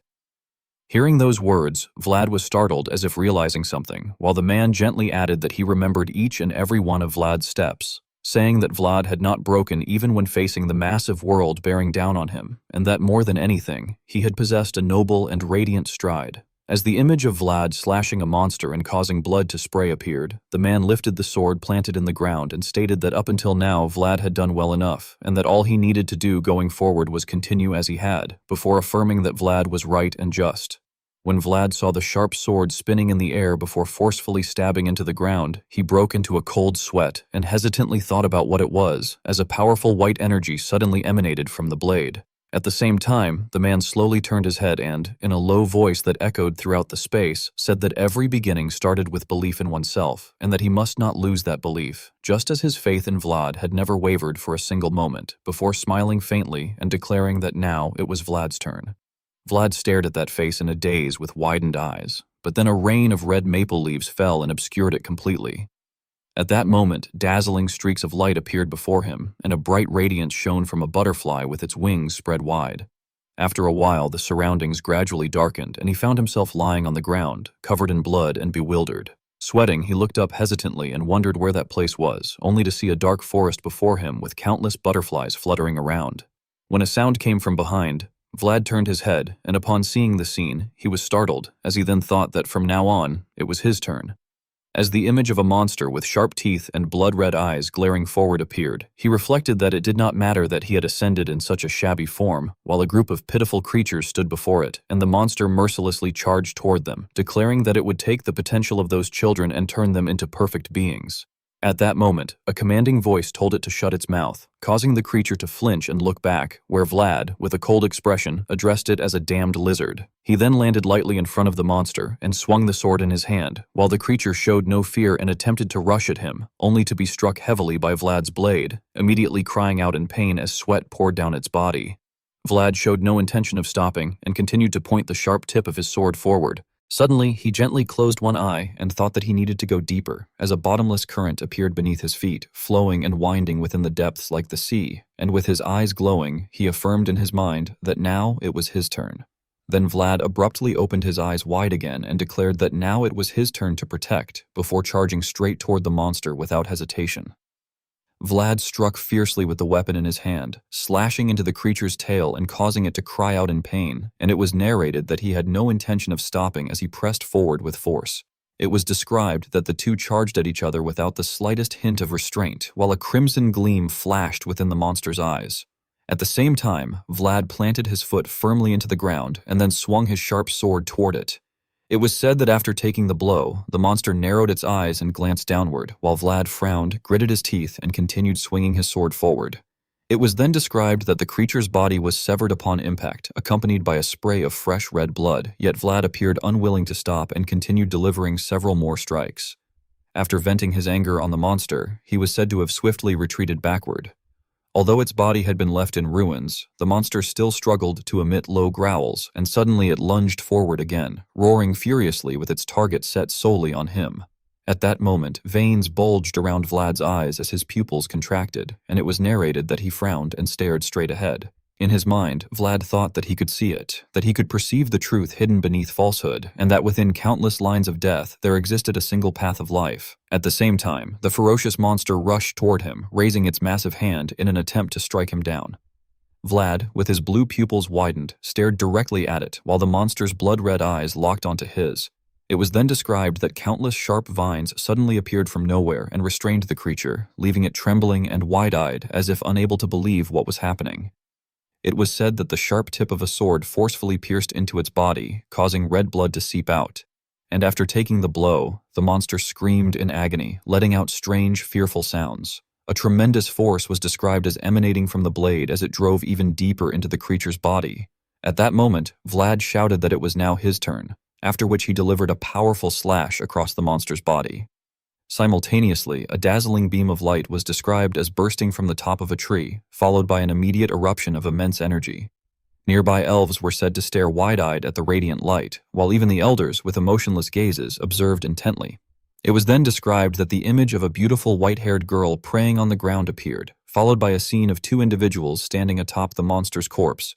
Berettis was said to break into a cold sweat as he wondered in shock what this was and what that overwhelming presence could be. Suddenly, his companion cried out in terror, exclaiming to Berettis that the dragon was falling. He was then described as immediately turning his gaze toward the Tree of Life and wondering who on earth had done that. At the same time, the sharp blade was slowly withdrawn from the monster's body, and Berettis was said to be startled as he realized what it was. Before his eyes appeared a figure with glowing eyes, and he firmly declared that it was the Swordmaster.